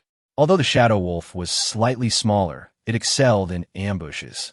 As the leopard fell to the ground, it attempted to retaliate, but a gunshot rang out, the bullet piercing its soft underbelly. Alongside the bullet came intense pain and a toxic reaction. The leopard gazed into the distance and discovered Fang Ran firing again, inflicting further damage to its health. Enraged, the giant leopard charged toward Fang Ran, sensing that this human was the true threat. Once it closed the distance, it could easily eliminate him. However, Fang Ran would not grant the leopard such an opportunity. He wielded his 54-style pistol as if it were a mere toy. Chapter 14. Acquiring enchanted weapons. Fang Ran continued to fire as the giant leopard rushed toward him. Several bullet holes adorned its body. Even though each shot inflicted less than 10% of its health, the cumulative damage was too much to bear. Roar! Its ferocity erupted uncontrollably, disregarding its life in a desperate bid to kill Fang Ran. Yet, Fang Ran was surrounded by numerous zombie slaves, forming a protective barrier around him. The giant leopard leaped, aiming for the human wall, but the sheer number of intermediate zombies offered it no chance. Fang Ran drew his Beretta pistol and continued shooting until the leopard was left with just over 10% of its health. With a few more shots, he could slay the beast. However, he refrained from doing so. That would be an extravagant waste. As a shrewd slave master, capturing such a powerful slave was far more valuable than killing it. Taming. Fang Ran raised his hand, gazing at the leopard that was perilously close, making the most prudent choice. Beep. Taming failed. Please try again. However, the colossal cheetah of the intermediate sequence is not so easily subdued. Fang Ran remains unperturbed, for the number of intermediate zombies is considerable, and he can still withstand them. He continues to wield his extraordinary powers, activating his innate abilities. Ding! Taming unsuccessful. Please try again. With a triumphant chime, you have successfully tamed a colossal cheetah, earning 30 experience points. The once fierce gaze of the colossal cheetah now reflected weakness as it collapsed onto the ground. Fang Ran's bullets were laced with poison, inducing agony. Though creatures of mid-tier rank in Sequence 1 possess a degree of resistance, the colossal cheetah, having fought valiantly, could no longer endure. The audience, witnessing this scene, expressed their regret. That was truly thrilling. Such a formidable cheetah, if only it could be tamed, would undoubtedly become a formidable ally. Alas, it is already poisoned and gravely wounded. Its demise is inevitable. Colossal cheetah, you must pull through. Fang Ran observed the colossal cheetah, frothing at the mouth on the ground. Yet he remained unperturbed. The reason he had left it with a sliver of health was a calculated decision, ensuring that the cheetah would not succumb to the poison, but instead linger on the brink of life. In his previous life, playing Wasteland of the Apocalypse, he had set a goal to tame and collect zombies, aberrant beasts, and mutated insects. However, taming adversaries required leaving them incapacitated but not dead. This necessity honed his exceptional damage calculation skills, as he thrived on pushing limits. Name, Giant Cheetah. Race, Beastfolk. Loyalty, 60, seemingly loyal. Combat power, intermediate level of Sequence 1. Qualification, general attack power. Average speed, extremely swift. Constitution, average. Skill, burst stamina recovery. Outburst, consumes a significant amount of stamina, greatly enhancing speed within a span of 15 seconds. Physical recovery, rapidly regains stamina after disengaging from combat. Introduction, the giant cheetah, a swift predator. The giant cheetah excels in speed, with other attributes only slightly surpassing those of the shadow wolf, Xiaohong. The cheetah belongs to the feline family, while the shadow wolf is part of the canine family, thus achieving a delightful balance between cats and dogs. Fang Ran commanded the giant cheetah to remain still, while he took Xiaohong into the domain protected by the giant cheetah. Upon entering, he observed that the window at the back of the house was already in a state of disrepair, adorned with cheetah fur, suggesting that the giant cheetah frequently used this entrance. In the place where the giant cheetah slumbered, Fang Ran discovered a knife, which filled him with joy as he promptly stepped forward to retrieve it. You have acquired a magnificent Damascus cleaver. Title, Damascus Cleaver. Enchantment level, F. Attack, general durability, 100. Introduction, a meticulously crafted machete, adorned with exquisite twisted floral patterns, is not only aesthetically pleasing, but also remarkably functional. In this apocalyptic world, even firearms struggle to deliver a single fatal shot to advanced zombies, rendering conventional weapons even less effective. Only enchanted weapons possess the potential to unleash considerable power and inflict substantial damage.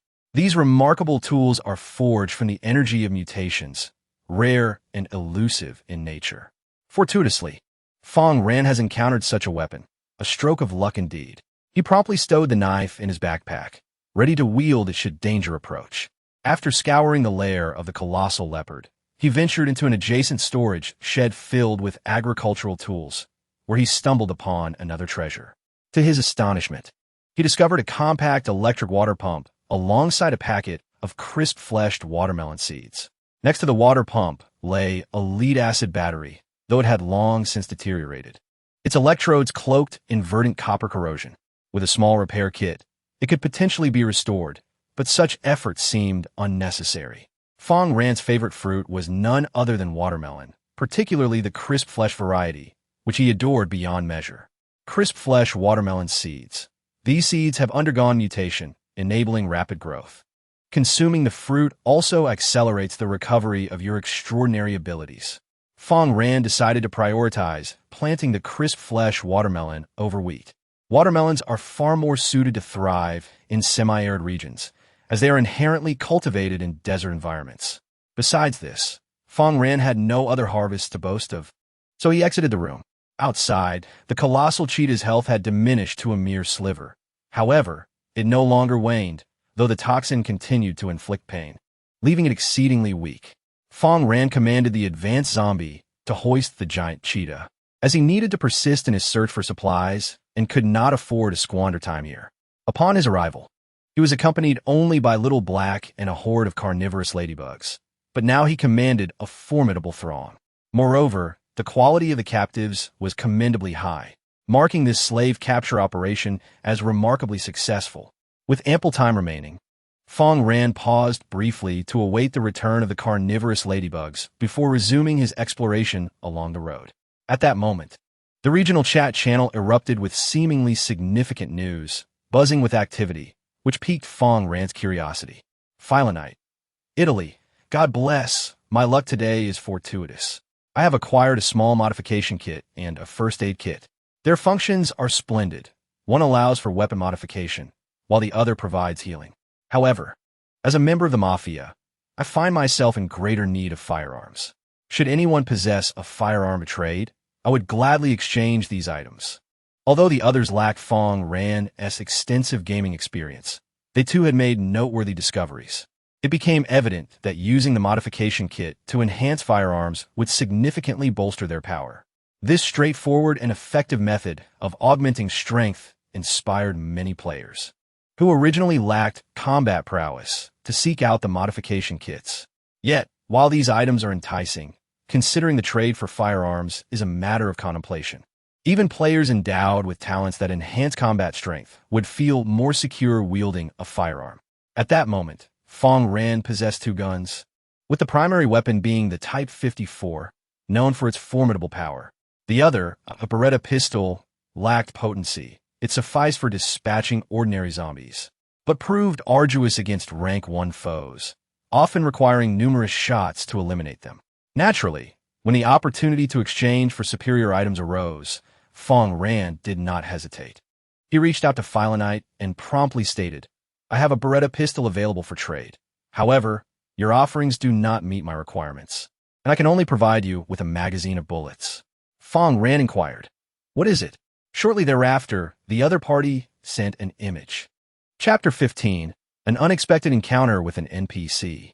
The blue pill, crafted from specially mutated plants, granted 25 enhancement to the innate abilities of organisms below Sequence 2, along with a 50 increase in the maximum limit of extraordinary powers, lasting for 1 hour. Upon reading this, Fang Ran's expression momentarily froze. While others might see the blue pill as a means to boost their strength, no one could leverage its effects quite like Fang Ran. He had the capacity to maximize the pill's potential, capturing a substantial number of zombies.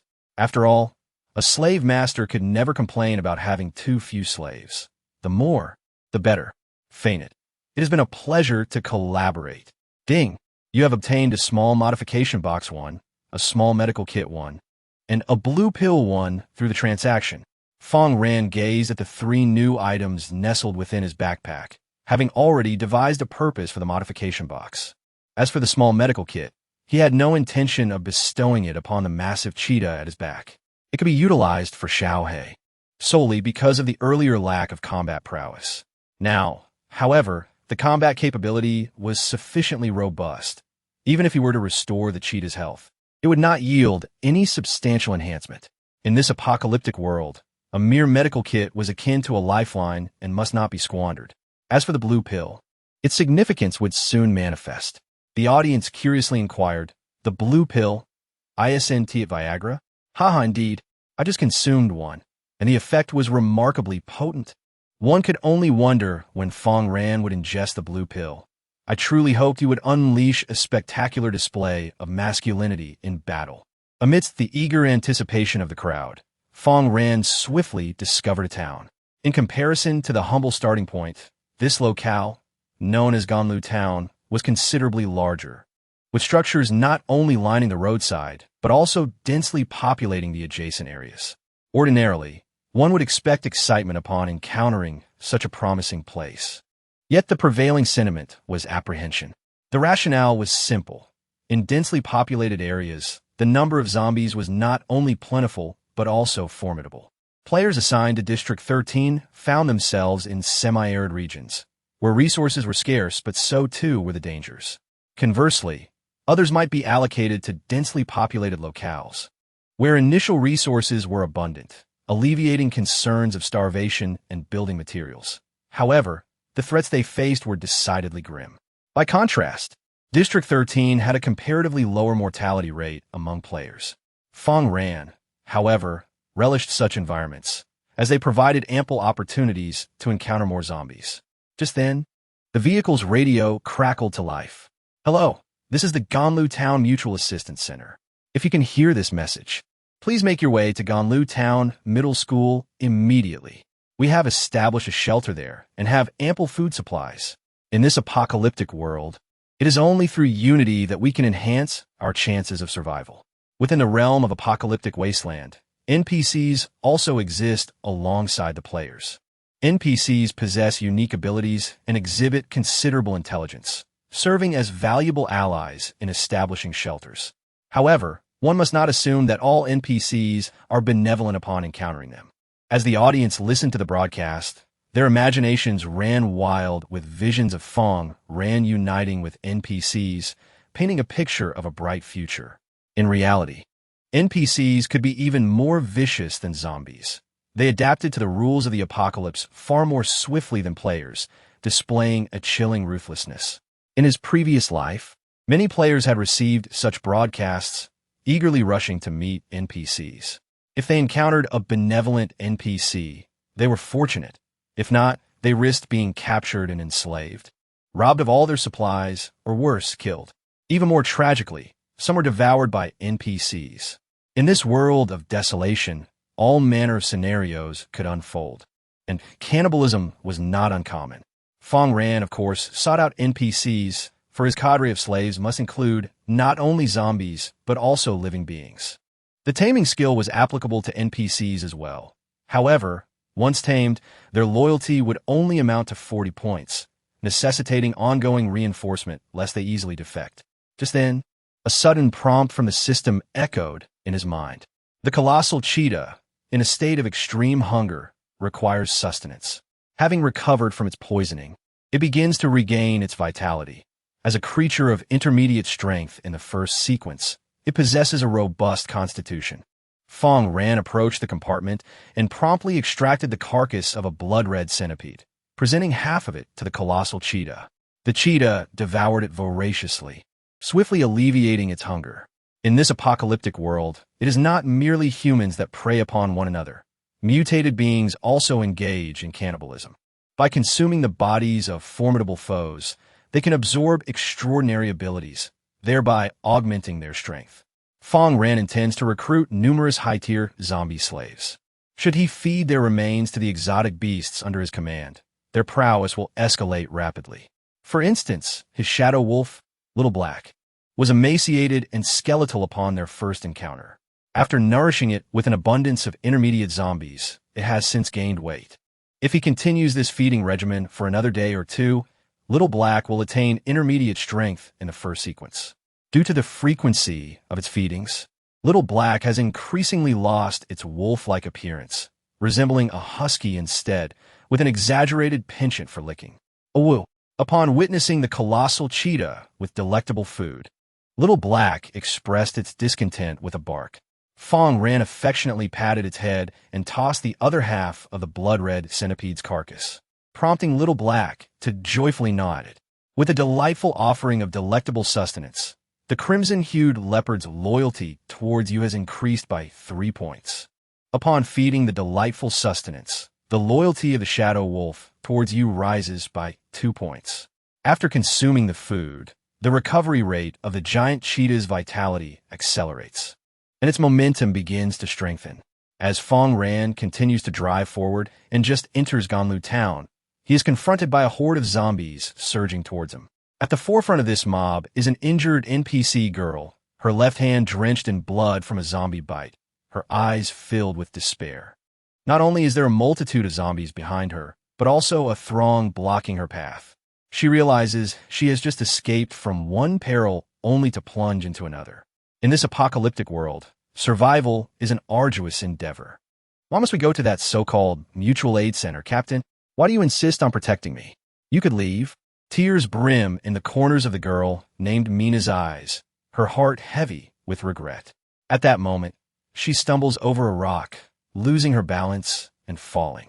The zombies rush towards her from both directions. She closes her eyes, thinking she will soon be torn apart by them. However, the anticipated fate does not unfold. Cautiously, she opens her eyes and is astonished to witness the zombies turning upon one another, engaging in a fierce conflict. A monstrous beast roars, joining the fray and attacking the zombies. A young, handsome man navigates through the throng of the undead as if traversing an untroubled realm, unleashing his extraordinary powers. Mina stands bewildered, transfixed by Fang Ran's prowess. Chapter 16. Mina, the healer Fang Ran, enters the fray, wielding an enchanted Damascus machete. When encountering low-level zombies, he dispatches them with a single stroke, eliminating them instantaneously. Should he face mid-tier zombies, a well-placed strike to a vital point will likewise result in their swift demise. Otherwise, a follow-up blow will suffice. As for high-tier zombies, Fang Ran requires only a few strikes to vanquish his foes. With this enchanted weapon, his combat prowess has reached the threshold of high-tier rank 1, propelling him towards ascension.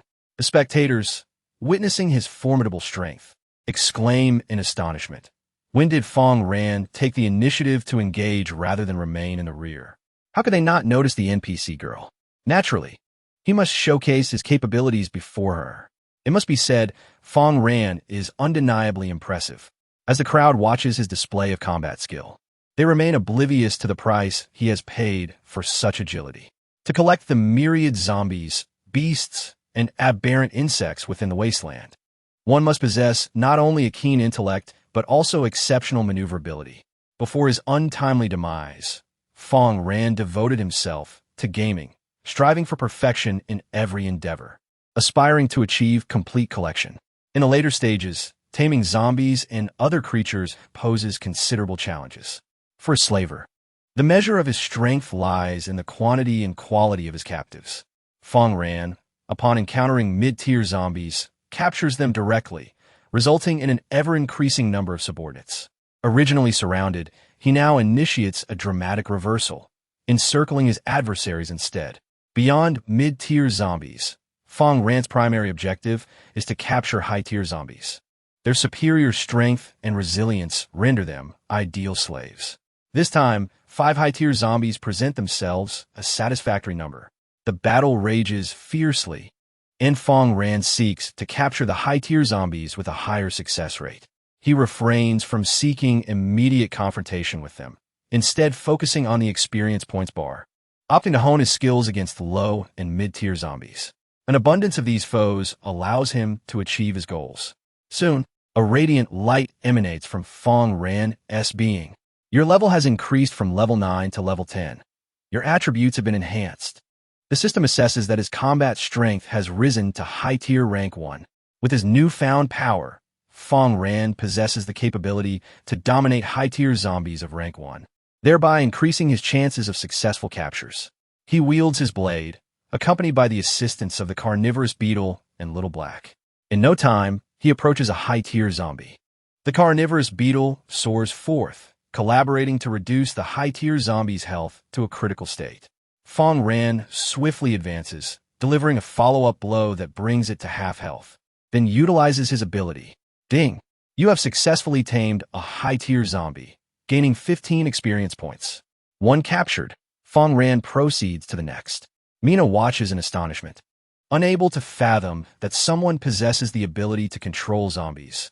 An unimaginable feat, though she has encountered various extraordinary abilities. Those have primarily enhanced shooting prowess, physical strength, or the rare control of fire. She has never before witnessed a capability like Fang Ran's. Before long, she observes all the high-tier zombies obediently standing before Fang Ran. As if awaiting his command, Mina finally escapes the clutches of danger, her life spared. Thank you for saving me. Mina expresses her profound gratitude. Stay right there. Fang Ran orders coldly, unwilling to trust Mina's words until he confirms her safety. Who knows if she might suddenly transform into a ferocious tiger and attack him. Mina, at a loss, watches as Fang Ran approaches her with the Damascus knife in hand. A chill of dread washes over her, as she realizes her supposed rescue is not what it seems. The aura emanating from a man before her appears far more menacing than that of the zombies. Fang Ran places the blade against Mina's neck, then activates his ability. Ding! You have successfully tamed the NPC Mina, earning 15 experience points.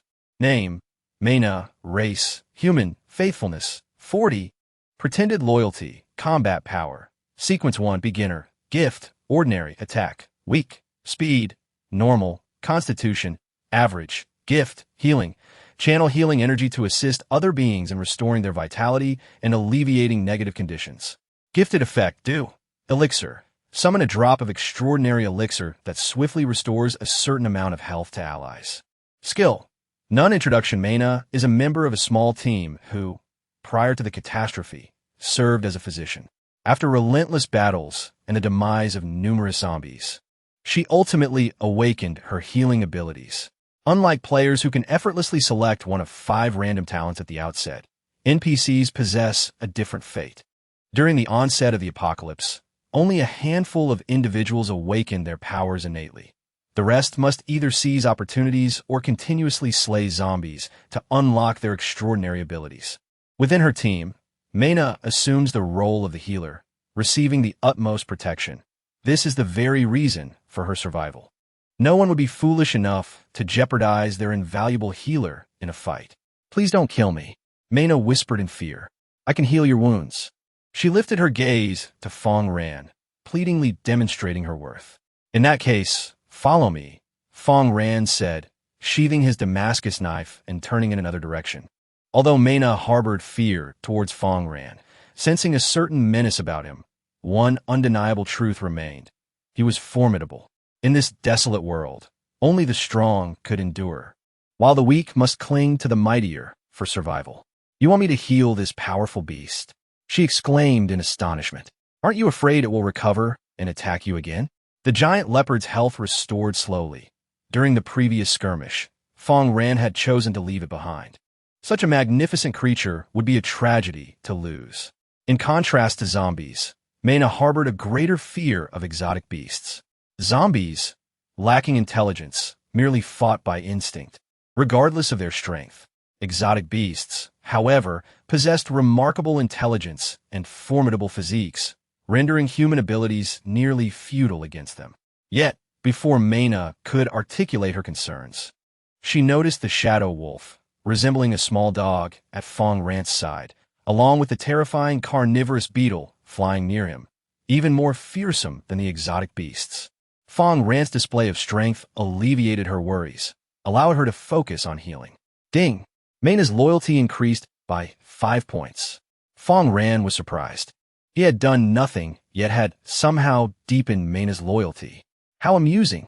This young lady was effortlessly courting her own favor, thereby sparing Fang Ran the trouble of taming her. The audience enviously chimed in. Oh heavens, grant me a girlfriend who can self-court and enhance loyalty. Mena's focused and adorable demeanor while healing the giant leopard was captivating.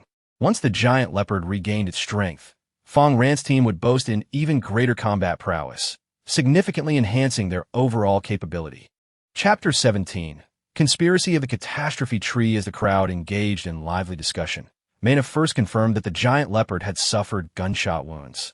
She retrieved a surgical knife from her backpack and delicately incised the injury, extracting the bullets one by one. Subsequently, she utilized her abilities to alleviate the excruciating pain and rapidly restore the beast's health. As her powers flowed, beads of sweat, akin to green peas, began to form on her forehead, and her complexion grew pale. For someone of her initial sequence level, healing such a robust beast posed considerable pressure. Getting it to 60% health will suffice, Fang Ran declared. The remaining health can be allowed to recover gradually. You have enlisted Mena to treat the giant cheetah, resulting in an increase of 4 points in its loyalty. The giant cheetah no longer exhibits its previous lethargy. It strides to Fang Ran's side, standing guard. Fang Ran is quite pleased with this development, for the number of formidable foes in the city is substantial, and having a sequence 1 intermediate slave will greatly facilitate his forthcoming endeavors in capturing more slaves. You sit in the passenger seat and inquire about her reasons for fleeing. Fang Ran starts the car and addresses Mena. Who would have imagined that a team once filled with laughter and camaraderie has been reduced to just her? Our group had previously sought refuge in a small town, but the resources there had been utterly depleted, leaving us no choice but to depart. Though we faced dangers along the way, we were fortunate to survive until we arrived at Ganlu town. Through the radio, we discovered that there were survivors in the town, and we attempted to seek them out. They appeared friendly and invited us to search for supplies together. However, we were blindsided by their true intentions, to claim the cataclysmic tree and obtain its fruits. We were used as bait to lure in the zombies. As Mayna recounted her tale, tears streamed down her cheeks. In this apocalyptic world, she fought to remain strong, but the weight of despair became too much to bear. Yet, Fang Ran felt no inclination to console her. Upon hearing the mention of the cataclysmic tree, he firmly resolved that it belonged to him. Anyone daring to fire a weapon would be courting death. Following the apocalyptic event, countless individuals transformed into zombies, and the emergence of cataclysmic trees became a reality. Those who consumed the fruits of these trees would experience a transformation in their abilities, awakening extraordinary powers and gaining formidable strength. Beasts that consumed these fruits could also enhance their potential. Even those already endowed with talents could further amplify their abilities through consumption of the cataclysmic tree's fruits. As the catastrophe progressed into its later stages, numerous cataclysmic trees began to wither and perish. Only a handful would leave seeds, randomly appearing across the map. Each cataclysmic tree became a coveted prize, and obtaining its fruits would significantly bolster the strength of those who claimed them. However, once the fruits were harvested, the tree would wither rapidly, ceasing to produce any further fruits. Had the cataclysmic trees been allowed to thrive, they could have continuously borne fruits. A player from a previous life discovered a cataclysmic tree growing amidst countless zombie corpses. After harvesting its fruits, it did not wither, but continued to flourish.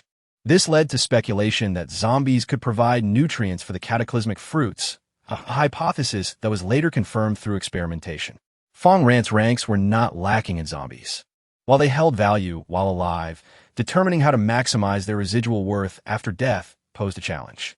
With so many deceased zombies, it was impractical to feed them all to beasts and insects. If they could be composted to cultivate crops, particularly if those crops were cataclysmic trees, it would represent the pinnacle of resource utilization. Each cataclysmic fruit would furnish Fang Ran with an abundance of combat prowess. Not only would he grow stronger, but his subordinates, the beasts and NPC slaves, would also gain in strength. In time, he could amass a great army, transforming the wasteland into a sanctuary. Suppressing his anxious anticipation, Fang Ran inquired, "Have the individuals at the Mutual Assistance Center obtained the cataclysmic fruits?" Mayna shook her head, responding, "They thought they could use us as bait to achieve their goals, but they were unaware that a Sequence 2 zombie was guarding the cataclysmic tree. Sequence 2 zombies are far more formidable than anticipated." Her words reassured Fang Ran. As long as the cataclysmic tree remained, he felt hopeful. As for the Sequence 2 zombie, he would need to prepare accordingly. This was indeed a splendid slave, superior in both efficiency and combat capability compared to Sequence 1 zombies. Fang Ran's mind raced with plans on how to methodically secure the cataclysmic tree, and at that moment, he pressed the accelerator, heading towards the city. "Where are we headed?" Mayna asked nervously, noticing Fang Ran's direction was toward the city center. Fang Ran replied coolly, "To shop for supplies at the supermarket." The supermarket is a favored haunt of survivors, teeming with valuable resources, yet it also attracts hordes of zombies. Thus, even with many supplies remaining, survivors dared not approach. The sheer number of zombies could lead to a terrifying transformation, creating a torrent that would obliterate all in its path, while others feared the overwhelming presence of zombies. Fang Ran felt no trepidation. In fact, a hint of excitement surged within him. He was more than capable of matching the number of zombies. Behind him stood a line of superior zombies, alongside dozens of intermediate zombies and numerous carnivorous beetles. Should these numbers prove insufficient, Fang Ran possessed the talent of taming, allowing him to amass even more slaves through combat with zombies. He planned to gradually phase out the intermediate zombies, replacing them entirely with superior ones. Outdated equipment must be updated.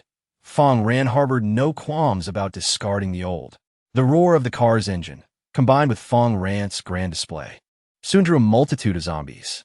However, all of the low-level zombies were swiftly dispatched, while the intermediate zombies were temporarily retained as cannon fodder, with the superior zombies being tamed while maintaining as much health as possible.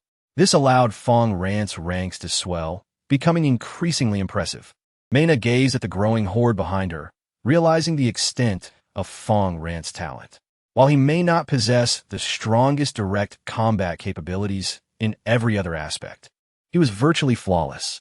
Observers watching this spectacle could not help but jest, "Goodness, are you holding a parade in the apocalypse? Such a grand assembly." They commented on the superior zombies, noting how their collective force could easily crush any adversary into oblivion.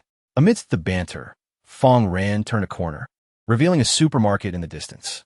Yet, the path was obstructed by a multitude of wrecked vehicles, forming barriers. Additionally, the area surrounding the supermarket was densely packed with zombies, creating an impenetrable blockade. Before long, the outer zombies noticed Fang Ran and surged towards him with unrelenting ferocity. Chapter 18. The Crawlers and the Fat Zombies. Mena, seated in the passenger seat, watched in terror as the approaching zombies outnumbered those that had once pursued her. They congested the road, clambering atop the collided vehicles, a relentless wave surging forth. Mena shut her eyes, unable to bear the sight. Meanwhile, Fang Ran exited the vehicle, surveying the formidable horde before him. The sheer number of zombies appeared daunting, exuding an aura of invincibility. However, upon closer inspection, he discerned that 30% were low-level zombies, 50% were intermediate, and only 10% were superior. Fang Ran wielded absolute dominance over the lower-tier zombies. Furthermore, his powerful slave, the giant cheetah, had regained its combat prowess, proving more than capable of dispatching intermediate and low-level zombies with ease. Fang Ran need only concern himself with the superior zombies. The rest posed no threat.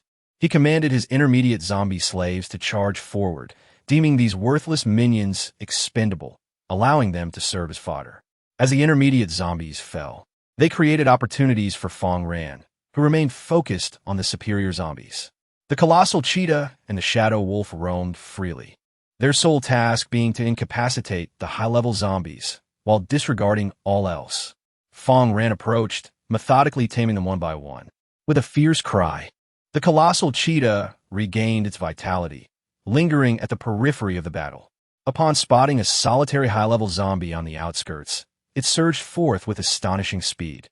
In less than 3 seconds, it reached its peak velocity, leaping to sink its teeth into the zombie's neck. Repugnant black blood gushed forth as the high-level zombie's health diminished by 30%. As long as the colossal cheetah maintained its grip, the zombie's demise was inevitable. However, it swiftly disengaged, retreating once more to the outer fringes of the fray. The high-level zombie attempted to pursue, but was utterly unable to catch up. Upon turning around, it realized that Fang Ran had activated his taming ability, as a surge of blue energy flowed into the body of the high-level zombie. Congratulations! You have successfully tamed a high-level zombie and earned 15 experience points. The high-level zombie quickly became an asset for Fang Ran. However, he refrained from deploying it in battle.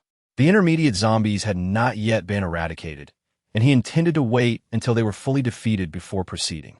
This strategy was one he could repeat, gradually tipping the scales of victory in his favor. Just then, a zombie that moved on all fours, resembling a beast, suddenly appeared and lunged at Fang Ran, knocking him to the ground. What followed was the standard 3-pronged assault of a zombie, as it viciously bit at him. The audience, witnessing this scene, was taken aback. Goodness, this zombie has no sense of honor in combat, resorting to a sneak attack. It was significantly stronger than the high-level zombie. What could its origins be? Fang Ran, quickly attempting to rise, thought to himself, "Don't fall." This was the first time he had suffered such a significant setback. Within Ganlu Town, there existed not only Tier 2 zombies, but also other formidable foes. The viewers observed the live broadcast closely, and to their astonishment, they saw that although Fang Ran was on the ground, he had positioned his Damascus knife against the mouth of the creature that had ambushed him. Indeed, the zombie that attacked him was called a crawler. Crawlers, intermediate zombies of Sequence 1. They have evolved from advanced zombies through the power of the Crimson Moon, moving swiftly on all fours and excelling in ambush tactics. While ordinary zombies possess the ability to carry objects, they lack speed. The crawlers, however, are remarkably fast. Their physical strength is on par with that of advanced zombies, enabling them to bear burdens of several hundred pounds. Although the carnivorous beetle also has transport capabilities, it is limited to lighter loads, with a maximum of 50 pounds. Previously, when transporting cement, they reached their limit. Get lost. Fang Ran, a formidable force of Sequence 1, was stronger than the crawler and forcefully pushed it aside, proceeding to deliver finishing blows. So you think you can ambush? He summoned the giant leopard and the shadow wolf. Little Black, to attack the crawler from behind. With a swift motion, the shadow wolf launched an attack from behind the crawler, bringing it down. The giant leopard then lunged to bite its neck. Their coordination was impressive. Now, the crawler was left with only half its health. Fang Ran raised his right hand, his abilities surging forth, commencing the taming process. Beep. Taming unsuccessful. Please try again.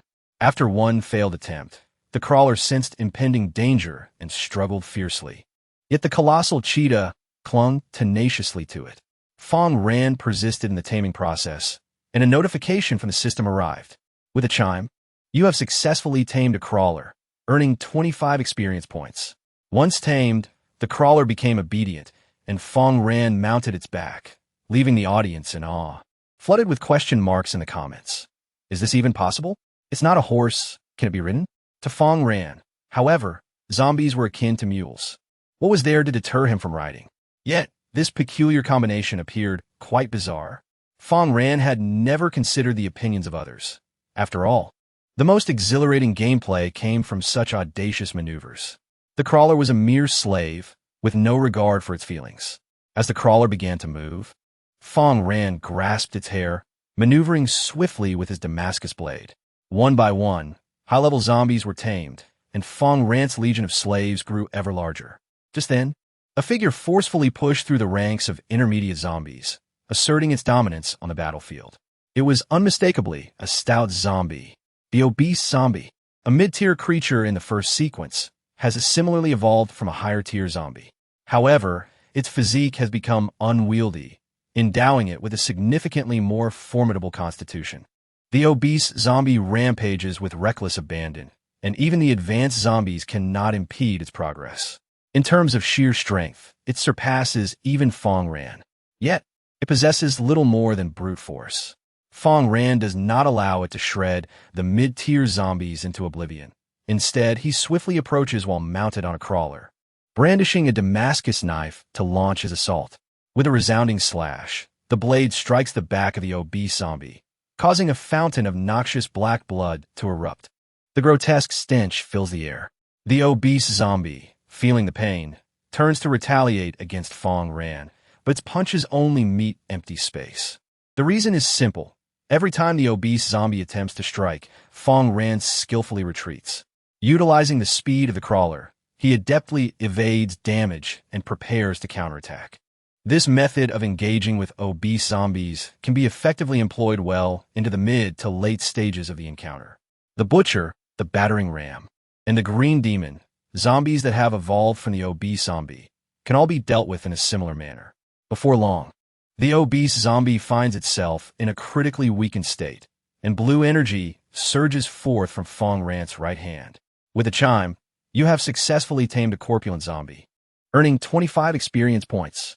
At this moment, the intermediate zombie cannon fodder had nearly perished, leaving Fang Ran's advanced zombies with no option but to join the fray. Among the multitude of zombies stationed at the supermarket entrance, there are still numerous advanced zombies. Fang Ran meticulously tamed each one, interspersed with 2 crawlers and 3 corpulent zombies.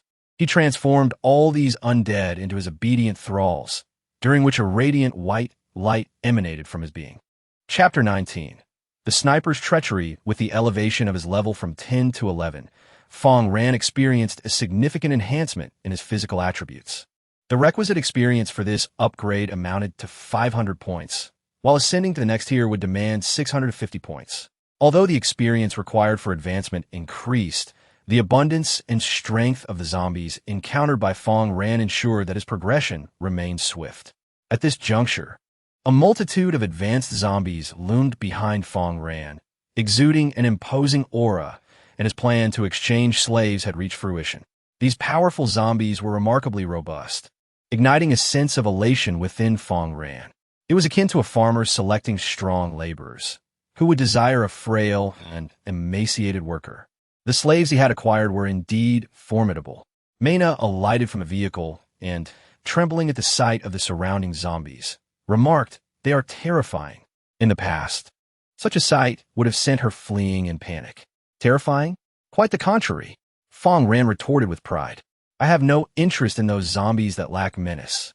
His grin puzzled Mena. While others recoiled from the undead, Fang Ran appeared to possess an unusual affinity for them. Fang Ran invited Mena to accompany him into the supermarket, where disarray reigned with products strewn across the floor. Despite the relentless looting by other survivors, a few valuable items remained. Fang Ran soon discovered a crate of glass-bottled cola. He uncapped a bottle, releasing a burst of vapor, and took a sip, finding the taste quite acceptable. If only it had been chilled, the flavor would have been even more delightful. In this apocalyptic world, even plastic-wrapped food had become toxic, leaving only canned goods and glass-bottled items with any remaining edibility. He commanded the advanced zombies to lift a shopping cart, trailing behind him. Despite the limited food supply, Fang Ran's haul proved fruitful. 24 bottles of glass-bottle cola, 71 assorted bottles of red wine, 20 cans of pork, 18 cans of beef, 19 cans of cod, 25 cans of fruit, a 12.5 kilogram bag of rice, a 6 kilogram bag of flour, and 18 bottles of 1.5-liter mineral water. Alongside these substantial finds were various other food items, including a can of hard candy, 5 types of spicy sauces, and some cooking oil and salt. After thoroughly depleting the already scant stock of goods, an onlooker remarked, "If any other survivors approach this supermarket in the future, they might find nothing left. Huh, the more, the merrier. We could carry away anything." Fang Ran then noticed an unopened meat grinder. What purpose would it serve?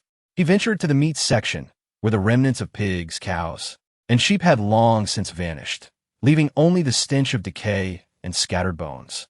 His intention was not to procure food, but to locate the supermarket's meat grinder, as establishments like this typically stocked an abundance of ground meat. To his surprise, he found not only a severely rusted meat grinder, but also an unopened device nearby, preserved in commendable condition. If power were available, it might well be operational. Fang Ran contemplated utilizing the zombie corpses for compost to expedite crop growth. However, simply burying the bodies would yield suboptimal results, as the release of their energy would be slow. Thus, a meat grinder was essential to finely mince the bodies before interring them in the soil, significantly enhancing the outcome. Yet, a dilemma arose. A small generator alone could not power the high-capacity meat grinder. Fang Ran would need to devise a more powerful generator or explore alternative methods. Having lived once before, he was confident in his resourcefulness. The large meat grinder was cumbersome, and he ordered a hefty zombie to assist in transporting it. As he stepped out of the supermarket and inhaled the fresh air, an unforeseen calamity struck. An ominous roar echoed from a distance, and Fang Ran felt a searing pain in his chest as a massive wound gaped open, his vitality plummeting by 80%. "Damn it!" he gasped in agony, glancing toward the source of the menace, catching a glint from a sniper's scope, signaling an imminent second shot. "Form a wall." Fang Ran commanded the advanced zombies to shield him from all incoming threats. The second shot swiftly followed, but it struck one of the advanced zombies, obliterating its form in an instant.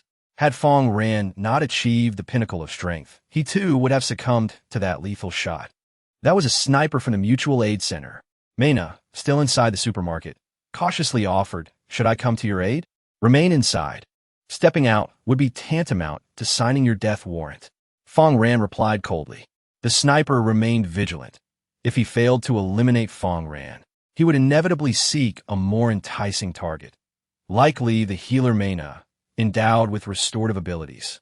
"You have utilized a small medical kit and are swiftly recovering health."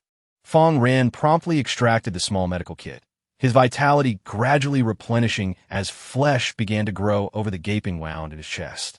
The sniper, clearly aware of the futility of breaching the defenses of the advanced zombie, refrained from firing, patiently awaiting a flaw in Fang Ran's demeanor. Should a single opening present itself, a shot from the sniper would undoubtedly seal Fang Ran's fate. In this apocalyptic world, humanity can be far more terrifying than the undead. For instance, at this moment, no zombie has inflicted such a grievous blow upon Fang Ran. The audience grew tense, remarking, ordinary bullets posed no threat to Fang Ran. Yet the sniper's rifle was an entirely different matter. Curse it! That mutual aid center is truly treacherous. Fang Ran. You must annihilate them.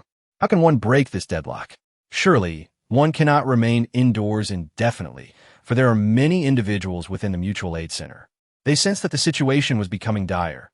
If prolonged, the arrival of other survivors from the mutual aid center would undoubtedly encircle Fang Ran.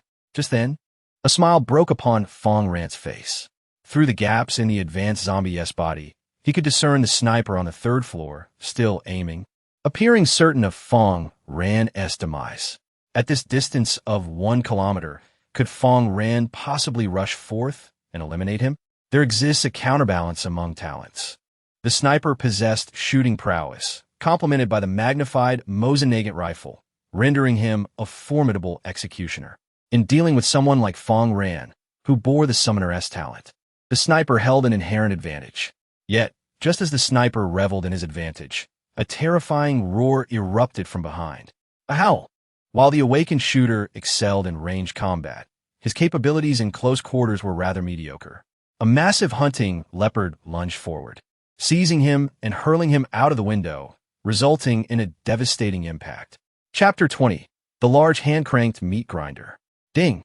Your slave has slain the NPC Bob, earning 35 experience points.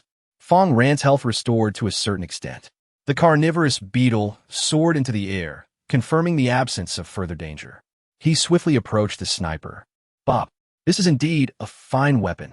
Fang Ran promptly picked up the Morgana and discovered 100 rounds of 7.62mm ammunition in Bob's backpack, along with a PSS handgun that also utilized 7.62mm bullets. In comparison to the handgun, the rifle possessed significantly greater power, especially this vintage model, which not only boasted an extended range, but also superior penetration. Among the items were some provisions, such as chocolate and biscuits. Continue to heal me, he instructed Mena, who stood beside him. With his health in a precarious state, he felt vulnerable and had a low margin for error. You are remarkably strong. How did you survive a shot to the chest? He remarked. That guy's bullets seemed to pack a greater punch. Several of my teammates have fallen at that scoundrel's hands. Thank you for avenging them. Mena summoned her abilities, conjuring a droplet of dew that fell upon Qin Feng's chest. This was an enhancement from her innate talent. One could see Fang Ran's chest wounds rapidly healing, and in no time, they were fully mended, leaving no scars behind. Due to your elimination of the sniper Bob, Mena's loyalty towards you has increased by 5 points. Fang Ran gazed ahead and remarked. The possessor of shooting talent not only ensures the precision of bullets, but also amplifies their damage and armor-piercing capabilities. Were it anyone else wielding this rifle, while they might inflict harm upon me, it would certainly not be to such an extent. Huh! Who would have thought that the individuals from the Mutual Aid Center would dare to launch an unprovoked attack against me? They must not blame me for my retaliation. He could effortlessly control the zombies, so regardless of how fiercely they assaulted him, he would choose to tame them. However, the loyalty of tamed humans is often fleeting, merely causing Fang Ran inconvenience. Thus, he opted not to spare the previous sniper's life. This recent sniping incident served as a reminder to Fang Ran that the NPCs from the Mutual Aid Center might be far more formidable than anticipated. Otherwise, they would not have survived for so long while coveting the Tree of Cataclysm. He requires greater assurance to obtain the Tree of Cataclysm. By this point, the audience's previously anxious hearts had calmed. The barrage of comments now conveyed messages of reassurance. I was terrified just now. I couldn't fathom anyone being capable of ambushing Fang Ran, only for the most unexpected occurrence to unfold. I genuinely believed Fang Ran was doomed. He is among the few players from Longhua who swiftly adapt to the apocalyptic world. He cannot perish. Thankfully, he vanquished the enemy and acquired a rifle in the process, which would be deemed a profit. The crowd had been drenched in cold sweat. To think Fang Ran with such formidable allies could be pushed to the brink of death illustrates the perilous nature of this post-apocalyptic world. He commanded the advanced zombies to set down the meat grinder, then sought out a collection of iron implements, as well as a starting key for the diesel engine, also known as a crank. After gathering these items, he produced a small modification box. You have modified a large meat grinder and acquired a substantial hand-cranked meat grinder. The large manual meat grinder requires no electricity. It merely demands brute strength to operate, transforming meat into a fine paste. When it comes to strength, the corpulent zombie under Fang Ran's command is indeed formidable. You, over there, crank it, he directed, gesturing towards the machine. Move the corpse over and place it inside. The hefty zombie exerted itself to turn the handle, causing the blades of the grinder to whir into action. Soon, the lifeless body was reduced to a mound of blackened meat, paste oozing from the other end. Mina, witnessing this grotesque scene and overwhelmed by the putrid stench, felt a wave of nausea wash over her. She could scarcely believe that Fang Ran had the zombies move the grinder only to engage in such gruesome work. What could he possibly be aiming for? What purpose did the flesh of the undead serve? You lot plow the field, Fang Ran commanded, producing a stout rope to bind a group of advanced zombies. At his command, they began to drag the iron plow through the barren land. Observing this spectacle with great satisfaction, he entrusted Morgana with a PSS handgun, instructing her to oversee the zombies while he attended to other matters. The zombies, with their significantly diminished intellect, required constant direction to be effective. It was impractical for Fang Ran to continuously supervise them. Hence, he chose Mina as a capable substitute. She trailed off, unsure how to respond, but Fang Ran had already turned away, leaving her no opportunity for refusal. Reluctantly, she steeled herself, prodding the advanced zombies forward like a herder with cattle, occasionally striking them with the stick Fang Ran had given her.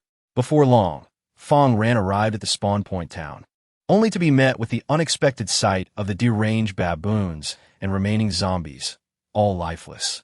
Strangely, there were no visible wounds on their corpses. The eyes of the crazed baboons were filled with terror, as if they had beheld something profoundly horrifying. Fang Ran immediately deduced the presence of a telepathic entity that had attacked the baboons. This entity was neither a beast nor a monstrous insect. Such beings would consume the corpses, yet they remained intact. This left but one conclusion: the presence was human. Fang Ran felt the weight of unseen eyes upon him in this unfamiliar place, the observer poised to strike with lethal precision. Without dwelling on the thought, Fang Ran commanded the nearby advanced zombies to load bricks onto the vehicle before driving away. On the return journey, he encountered no attacks, allowing him to breathe a sigh of relief. However, he quickly reasoned that it was only natural. The telepathic abilities of players were not so potent in the early stages, primarily serving supportive roles. Only formidable NPCs possessed such capabilities, and according to the game's rules, powerful NPCs either did not appear early on or would refrain from indiscriminately attacking players. Curiosity lingered among players regarding the demise of the deranged baboons, but none pondered it as deeply as Fang Ran did. While he had cement, his water supply was insufficient. He connected another water extractor to the generator and directed an advanced zombie to operate the wheel. With maximal effort, the zombie could ensure the generator functioned at full capacity. Each water extractor required 200 watts of power, while a 1,500 watt generator could easily support 7 units and an additional 100 watt light bulb. The water extractor could produce 24 liters of water daily. Thus, with 7 units, it would yield 168 liters. This amount was hardly sufficient for mixing cement, merely enough for Fang Ran's personal consumption. Moreover, he did not require purified water for construction, as there were plenty of contaminated sources available for use. As night descended, Fang Ran decided to utilize the shelter building feature. However, rather than reinforcing the shelter, he opted to use a small quantity of water, cement, bricks, and 2 iron pots to construct a stove. He then kindled a fire, adding hot oil to the pot, frying the canned goods and seasonings he had previously acquired. The other pot simmered rice, releasing an enticing aroma that was a rare delight in the apocalypse. Mina salivated, while Xiao He and the giant leopard watched eagerly. With an ample food supply and no future shortages in sight, Fang Ran shared his meal with Mina and the two companions, savoring each bite. His strength was now considerable, and with the light bulb illuminating the area, he ensured the zombies would not rest, even at night. Once the land was plowed, he planned to bury the meat paste produced by the grinder within, allowing the zombies to walk over it and compact the soil. Following this, he intended to plant crops, confident that the influence of the apocalyptic energy would yield rapid harvests without undue delay. As Fang Ran indulged in his meal, the sensation of being watched abruptly vanished. A powerful NPC, previously hidden and observing, had shifted their perception of Fang Ran upon realizing that the zombies were his subservients, utilized in various ways. Ordinary NPCs, even when encountering zombies, would not typically resort to violence, letting them roam freely. With an overwhelming number of zombies in the apocalypse, extermination was impractical. The observing NPC, however, seemed to be a person of principle, only interceding when zombies wreaked havoc. Fang Ran had prepared an ample amount of food, secretly hoping to welcome the powerful NPC to join him for a meal. Yet, it appeared that the individual opted not to intrude, perhaps possessing more delectable fare at their disposal. Once satiated, Fang Ran began to devise new plans. Currently, he possessed 3 firearms, 2 handguns, and 1 rifle. In truth, a single rifle sufficed. The handguns lacked the necessary damage output at close range and felt somewhat redundant. He contemplated retaining Morgana's weapon while selling the remaining 2 for more vital items. Not in a rush, he opted to observe the regional chat channel to see what others had acquired. Regional channel chat. Mukogi, India. Haha, I've discovered an underground water reservoir filled with plenty of water. No more worries about hydration. Attached photo of the reservoir. Hondagoro, Neon Country. That murky water. Only you Indians could stomach it. It's dirtier than the Ganges. Mukogi, India. Haha, I dare drink Ganges water. Would you dare sip nuclear waste? Ingji Baba, Persia. I possess a piece of first-grade anomalous iron, a material for crafting enchanted weapons. Anyone interested can trade me something of value. Ku Wen Jing, Dragon Country. I have clean mineral water and wish to trade for meat. I can't stand not having meat. The messages on the regional channel were sparse, as everyone was preoccupied with survival and had little time to chat. Fang Ran perused the messages, and soon enough, he discovered valuable information. Enchanted weapons could be obtained not only through random drops, but also through crafting and enhancement, with anomalous iron serving as a crucial material in this process. While handguns were of little use to Fang Ran, enhancing a Damascus knife would significantly augment his strength. He promptly contacted Ingji Baba, inquiring, I seek the anomalous iron. What items do you require in exchange? Many players had already realized that, as they ventured away from their spawn points, the enemies they encountered grew increasingly formidable. If they have yet to acquire combat prowess, then there is an urgent need for weaponry. Among these, firearms can most directly enhance combat effectiveness. Firearms remain quite useful for players before the cataclysm that transpires in their initial 7 days. Fang Ran directly stated, a Type 54 pistol along with 16 rounds of ammunition. What do you think? Angela exclaimed with delight. Absolutely. Let us proceed with the trade. The standard 5.56mm ammunition handguns have fallen out of favor with only the 7.62mm ammunition handguns gaining popularity. When confronting zombies, it is sufficient to eliminate them. Other concerns are of little consequence. Ding. You have acquired a primary grade of exotic iron through your transaction. Exotic iron. It can be utilized to craft items and enhance enchanted weapons. However, merely acquiring exotic iron is insufficient. To fortify it, one requires a modification box or must seek out players endowed with the ability to forge.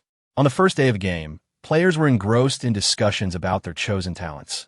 Yet Fang Ran, employing the search function, was astonished to find no player had opted for the forging talent. The rationale was straightforward. In the early stages, the forging talent proved utterly useless, a mere liability. It not only failed to augment combat prowess, but also lacked the critical support capabilities of healing and repair talents. Any sensible player would refrain from such a choice. Fang Ran decided to set aside the exotic iron for the time being and contemplate his next move. As for the PSS pistol, he had no intention of keeping it. He promptly announced in the regional channel, PSS pistol, caliber 7.62, accompanied by several rounds of ammunition. All interested parties are welcome to inquire about a trade. With sincerity, it can be yours.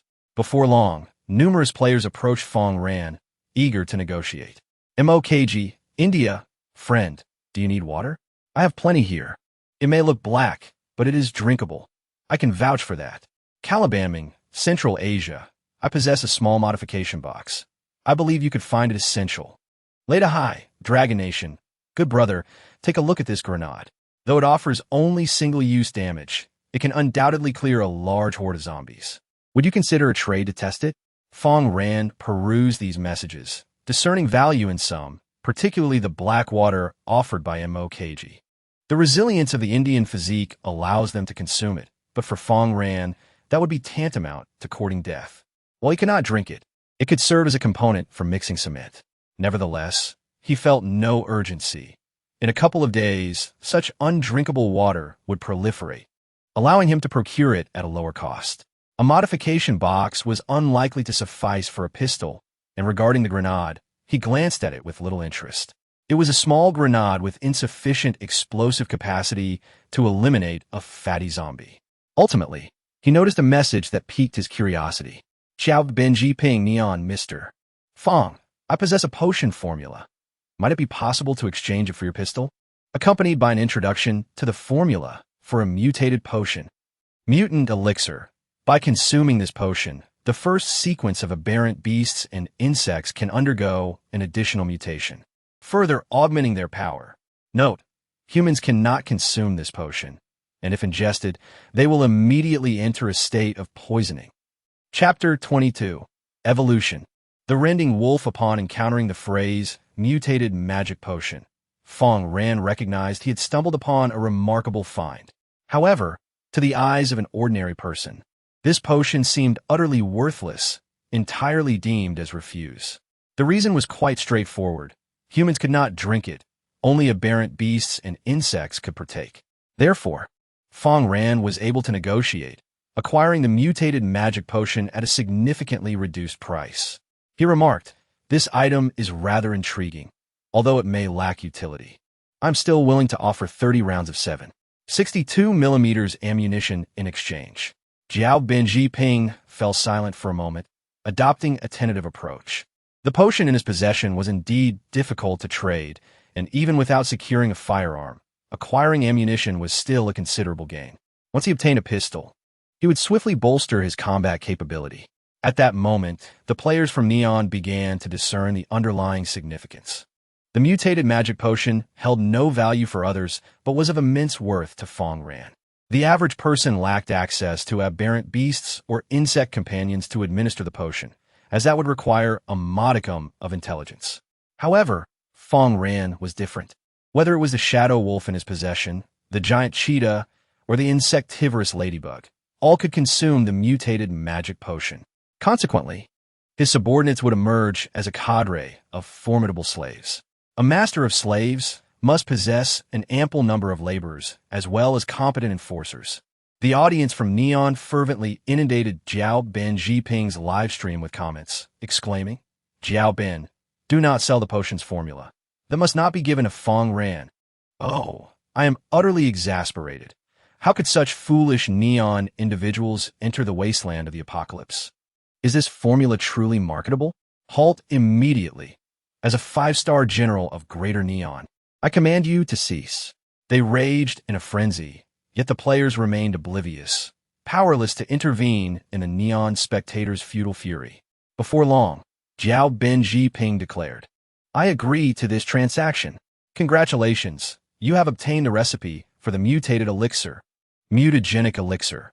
Upon consumption of this potion, beasts of sequence 1 and aberrant insects can undergo an additional mutation, thereby further augmenting their strength.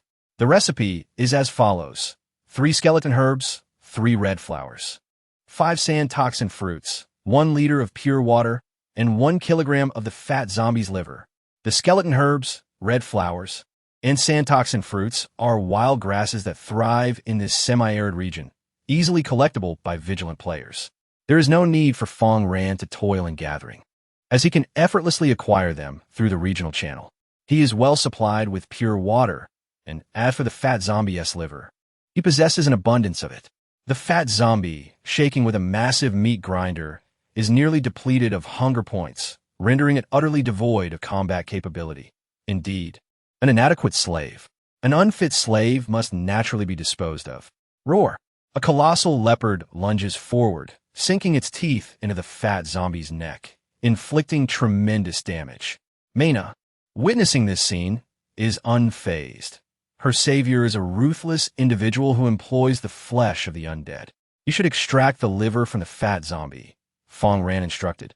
After all, you're a doctor and quite familiar with such procedures. Mena nodded, retrieving a scalpel from her backpack and approaching the fat zombie. Meanwhile, Fang Ran gathered numerous herbs using water and food. Before long, Mena returned, cradling a large, dark red liver that exuded a foul odor.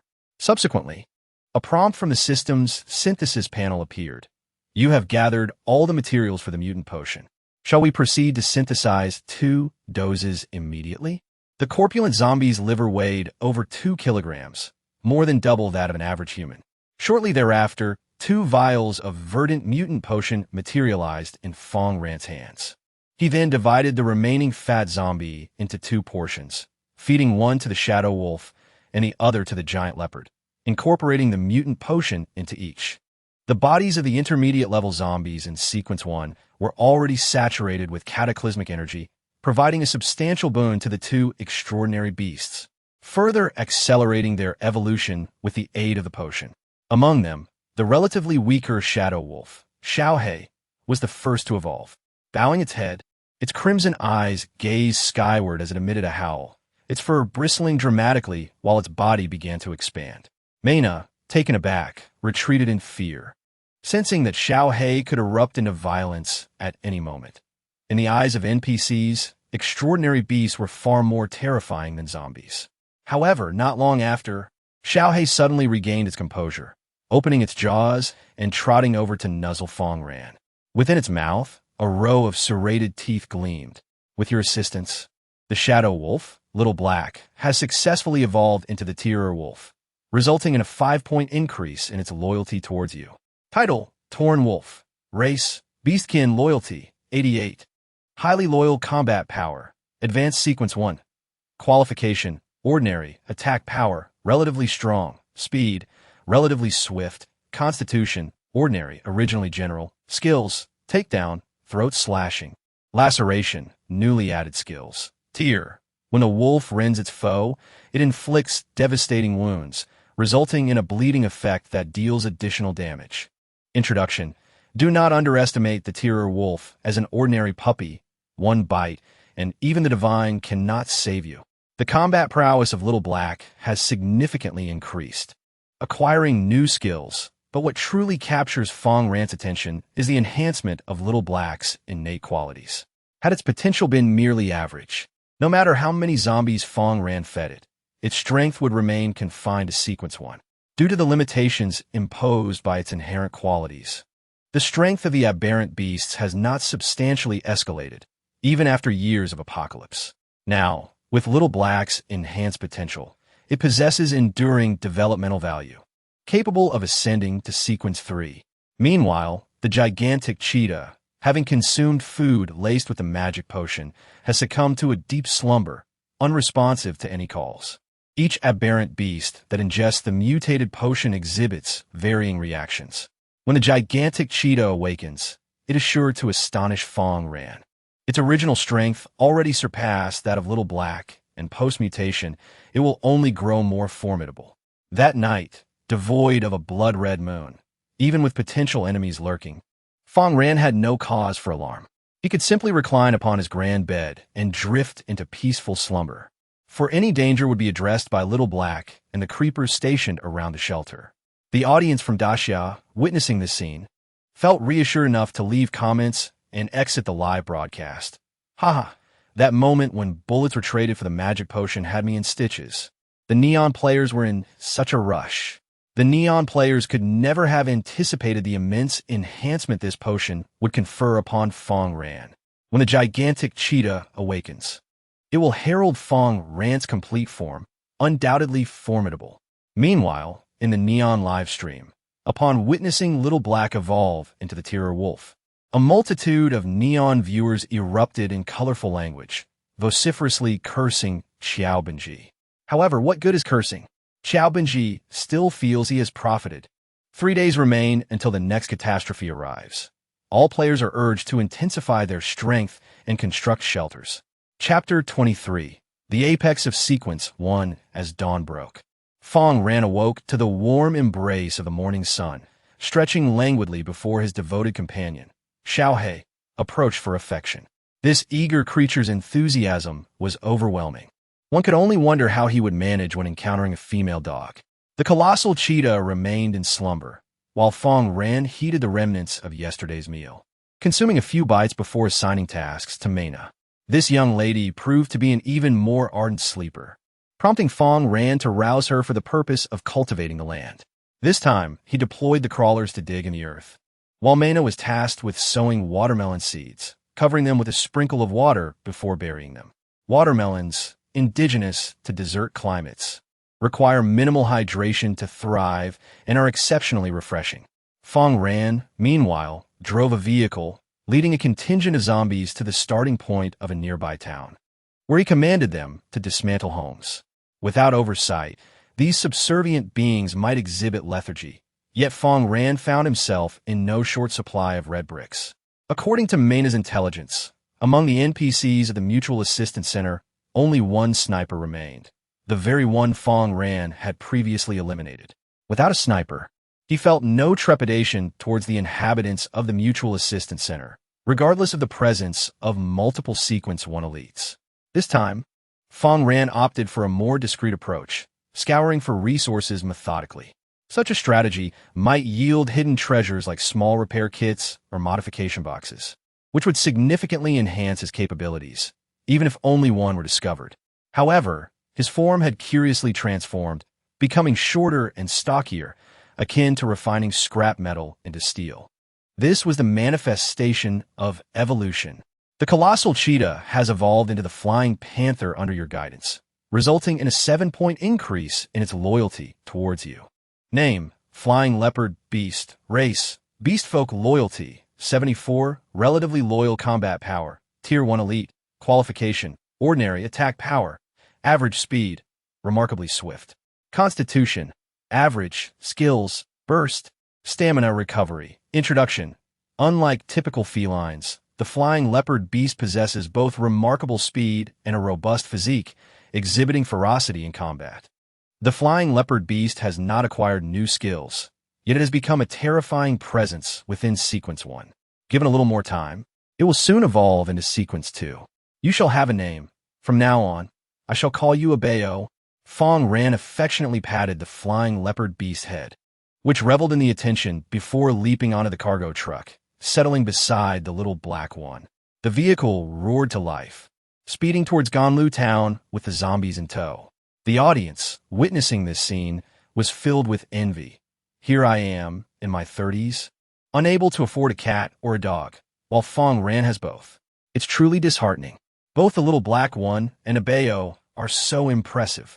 Indeed, compared to canines, felines seem to possess a certain superiority. Brother, it's quite evident that canines are stronger. Just look at polar bears. Aren't they more formidable than tigers? I'm not listening.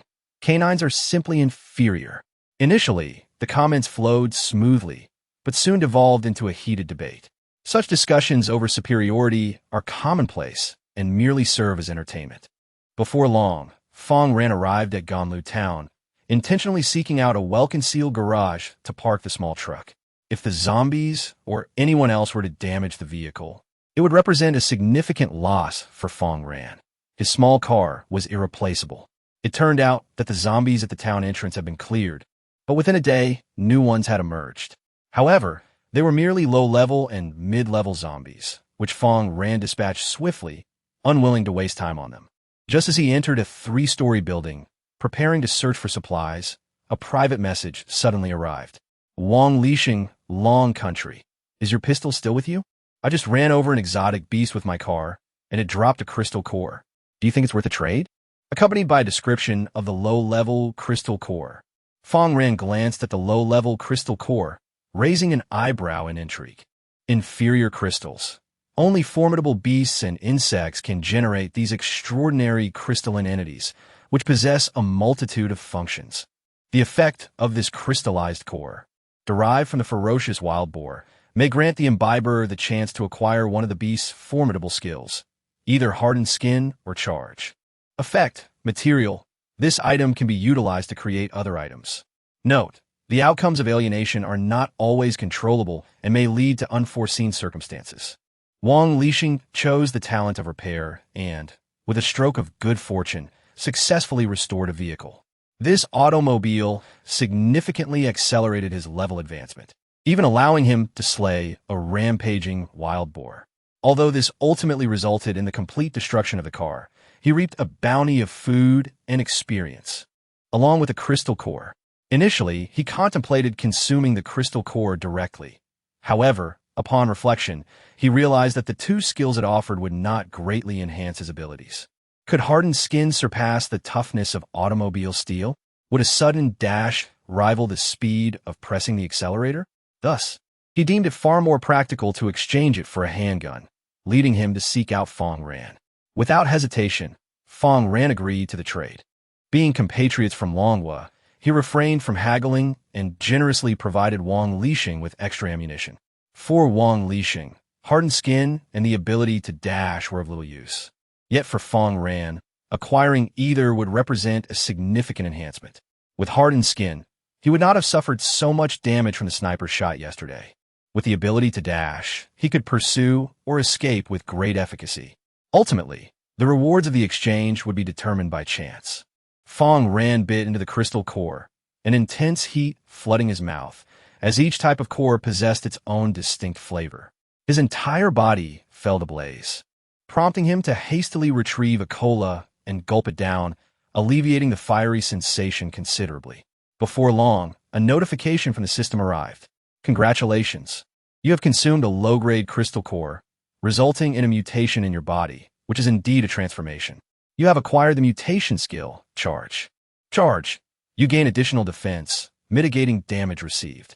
When you rush towards an enemy and expend a significant amount of stamina to activate this skill, your movement speed increases by 30 for a duration of 30 seconds. Fang Ran was momentarily stunned, as if Wang Lixing had bestowed good fortune upon him. When players consume a crystal core, 3 outcomes may occur. First, one may gain nothing. Second, one may mutate in an unpredictable direction. Third, one may acquire effects significantly stronger than the original. Clearly, Fang Ran had received Charge, an enhancement far surpassing its original form, combining the strengths of 2 skills.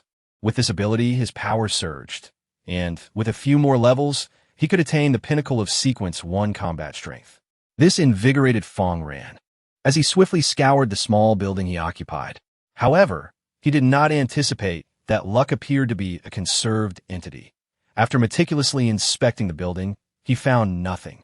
Exploring the adjacent structure yielded the same results. Fang Ran sensed that his previous fortune had been exhausted, yet he remained unperturbed, patiently continuing his search. Just as he rounded a corner, a long, slimy tongue suddenly ensnared his waist, dragging him away. Chapter 24. The Flame Controller in an instant. Fang Ran realized he had been pulled several meters away by a zombie, surrounded by foes. The audience, having just tuned into the live stream, witnessed the spectacle and gasped in horror. What a creature! It resembles a python. In that fleeting moment, such a considerable displacement indicated that the attacking zombie must be exceptionally formidable. Fang Ran, think of a way to escape. The sudden turn of events left them anxious. Yet Fang Ran remained unfazed, exhibiting remarkable composure. The zombie that had ensnared him lunged to bite, and with a swift motion, he severed the tongue wrapped around his waist, raising his left hand to allow the zombie to bite. At this juncture, Fang Ran possessed commendable defense and recognized the nature of his attacker. It was a long-tongued zombie, destined to become the nightmare of many players. The long-tongued zombie, an evolution of the advanced zombie, possesses inferior physical attributes, attack power, and speed compared to its predecessor. However, it wields a notably elongated tongue, enabling it to launch surprise attacks and drag unsuspecting victims away. Many players have fallen prey to the long-tongued zombie, inducing a palpable sense of dread as they survey the surrounding horde, leading them to believe their demise is imminent. In the absence of allies, escape appears utterly hopeless. Yet, a deeper understanding of the long-tongued zombie reveals its feeble attack power. Its primary means of dispatching foes relies on the surrounding zombies to assist in the assault. Fang Ran allowed the long-tongued zombie to bite his left hand, only to find that it failed to breach his skin, leaving merely a tooth mark and minimal loss of health. His defensive capabilities, enhanced by a charge ability, far surpassed those of his former self. Although advanced zombies and other formidable foes, such as the fat zombie and the crawler lurked nearby, reinforcements had arrived for Fang Ran. A swift leap brought the flying leopard beast to his side, its speed remarkable as it defended Fang Ran by sinking its teeth into the nearby zombies, each bite causing them to burst. Little Black flitted like a butterfly, targeting the necks of zombies, swiftly moving from one to the next. This method of attack maximized his output, leading to the demise of numerous zombies due to continuous bleeding damage. With the additional support of the enslaved zombies Fang Ran commanded, the crisis was swiftly averted. Fang Ran then turned his gaze upon the long-tongued zombie and unleashed his innate talent. Ding! You have tamed a long-tongued zombie, earning 35 experience points. While the number of crawlers classified as intermediate-level zombies within the first sequence is relatively scarce, they nonetheless offer a substantial amount of experience to players. After all, their cunning nature makes them difficult to handle, leaving players vulnerable to being dragged away at any moment. This particular zombie holds remarkable utility. Unlike other zombies that become mere fodder upon death, it possesses additional value. Its elongated tongue, when properly processed, can be transformed into exceptionally durable ropes or large bowstrings. Fang Ran instructed the long-tongued zombie to remain still, cautioning that any abrupt movements could compromise the quality of its tongue. Before long, Fang Ran efficiently cleared the surrounding zombies, and his team continued to grow in number, swiftly concluding the battle. The onlookers, witnessing this scene, felt their anxieties dissipate. Fang Ran then surveyed his current location, a quaint villa complete with a garden, where a lively party had been hosted prior to the apocalypse, thus attracting a considerable crowd. He ventured into the back room, diligently searching for valuables. In the early stages of the game, long-tongued zombies are rare, yet their presence often signals the proximity of valuable items. Shortly thereafter, Fang Ran commanded the zombies to rummage through the cabinets, revealing an array of canned goods. Sardines, tomatoes, and vegetables caught his eye, sparking delight within him. Having worked in an electronics factory before the apocalypse, he had rarely indulged in meat, and when he did, it was typically lymphatic tissue. Now, within this wasteland, he was presented with an abundance of pork and beef. Who could resist? His yearning for vegetables was finally being fulfilled. Moreover, in the depths of the villa's basement, Fang Ran unexpectedly discovered 3 inconspicuous gray crystals. The gray crystal, imbued with potent energy, promises to enhance one's innate talents upon consumption. These gray crystals manifest randomly in any shadowy locale, typically guarded by unique zombies. Li Qingchuan acquired his after vanquishing a special zombie. Fang Ran stepped forward, promptly placing 2 crystals into his backpack, while consuming one of them immediately. You have utilized the gray crystal. Your talents have been amplified, bestowing upon you the effect of sacrifice. Sacrifice. Offer a tamed slave to receive 10 of your maximum health per level, with a cooldown period of 30 minutes. Note, the effects may vary depending on the type of sacrifices you offer. A powerful, life-saving technique, instantly replenishing health. Fang Ran gazed at the new effect, feeling quite satisfied. There remained 2 gray crystals. One would be sold, while the other brought to mind Li Qingchuan. He inquired, "I possess a gray crystal. Would you be interested?" This Dragon Kingdom player was quite formidable. Though his level did not surpass Fang Ran's, his combat prowess was certainly commendable. The advantage of selecting combat-oriented talents lies here. with sheer strength, one can carve out a place in a post-apocalyptic world. I have a special stone. I wonder if it piques your interest. It has the ability to enhance weapons, accompanied by a description of black stone fragments, black stone shards, unique fragments of black stone that emerged within the bodies of the undead at the moment of catastrophe. These shards possess the ability to enhance E and F grade enchanted weapons. Fang Ran was contemplating the enhancement of his Damascus knife, holding a piece of exotic iron in his hand, which he intended to utilize simultaneously. He stated decisively, "Of course, the exotic iron can augment the weapon's attack power, while the blackstone shards can bestow additional attributes. Their functions are distinct." As Fang Ran toyed with the fragment of black stone, his spirits soared. All that remained was to find a small modification box to complete the enhancement. However, such boxes were currently quite pricey and without a suitable firearm for trade. It was unlikely that anyone would part with one. The rifle in Fang Ran's possession still held some utility, so he resolved to wait before selling it, hoping to encounter a small modification box instead of having to purchase it. With plenty of time at hand, he departed from the quaint villa, eager to explore the adjacent room. Suddenly, a tremendous explosion reverberated, instilling a sense of peril within him, prompting him to retreat into a nearby building. Following the source of the sound, he soon beheld a group of figures. Among them, one individual was conjuring a fireball with both hands, launching it toward a nearby zombie. This was the gift of fire manipulation. Fang Ran's eyes narrowed. As Mena had mentioned, there indeed existed those who could control flames within the Mutual Assistance Center. Chapter 25. The hunt for NPCs. At the outset, players could select one talent from 5 random options, each distinct in nature, while NPCs utilized whatever abilities they awakened. Elemental talents were rather rare, yet immensely destructive. If Fang Ran were to be struck by that fireball, he would undoubtedly sustain significant damage, and he needed to address this looming threat. A confrontation with the NPCs from the Mutual Assistance Center was inevitable, as both factions aimed for the Cataclysm Tree. Nonetheless, Fang Ran was resolute in claiming it for himself. Drawing his sniper rifle, he aimed at the fire-wielding NPC. If I were to obtain the fruit of the Cataclysm Tree, my powers would undoubtedly grow exponentially. Mark, the wielder of the fire talent, was ablaze with excitement. Following the orders of his captain, he and his comrades had engaged in combat, clearing the town of zombies. In just a few days, they would join forces to contest the Cataclysm Tree. The captain had promised that if they succeeded, he would reward Mark with a piece of the Cataclysm fruit, elevating him to the rank of Sequence 2. Though capable of manipulating flames, Mark's aptitude was rather mediocre. After 3 years of the Cataclysm, he was still merely at Sequence 1. As he stood there, filled with hope and concentrating on his flames, Fang Ran had been lining up his shot for quite some time, yet he refrained from firing. If he was to kill, it must be with absolute certainty. There could be no chance for escape.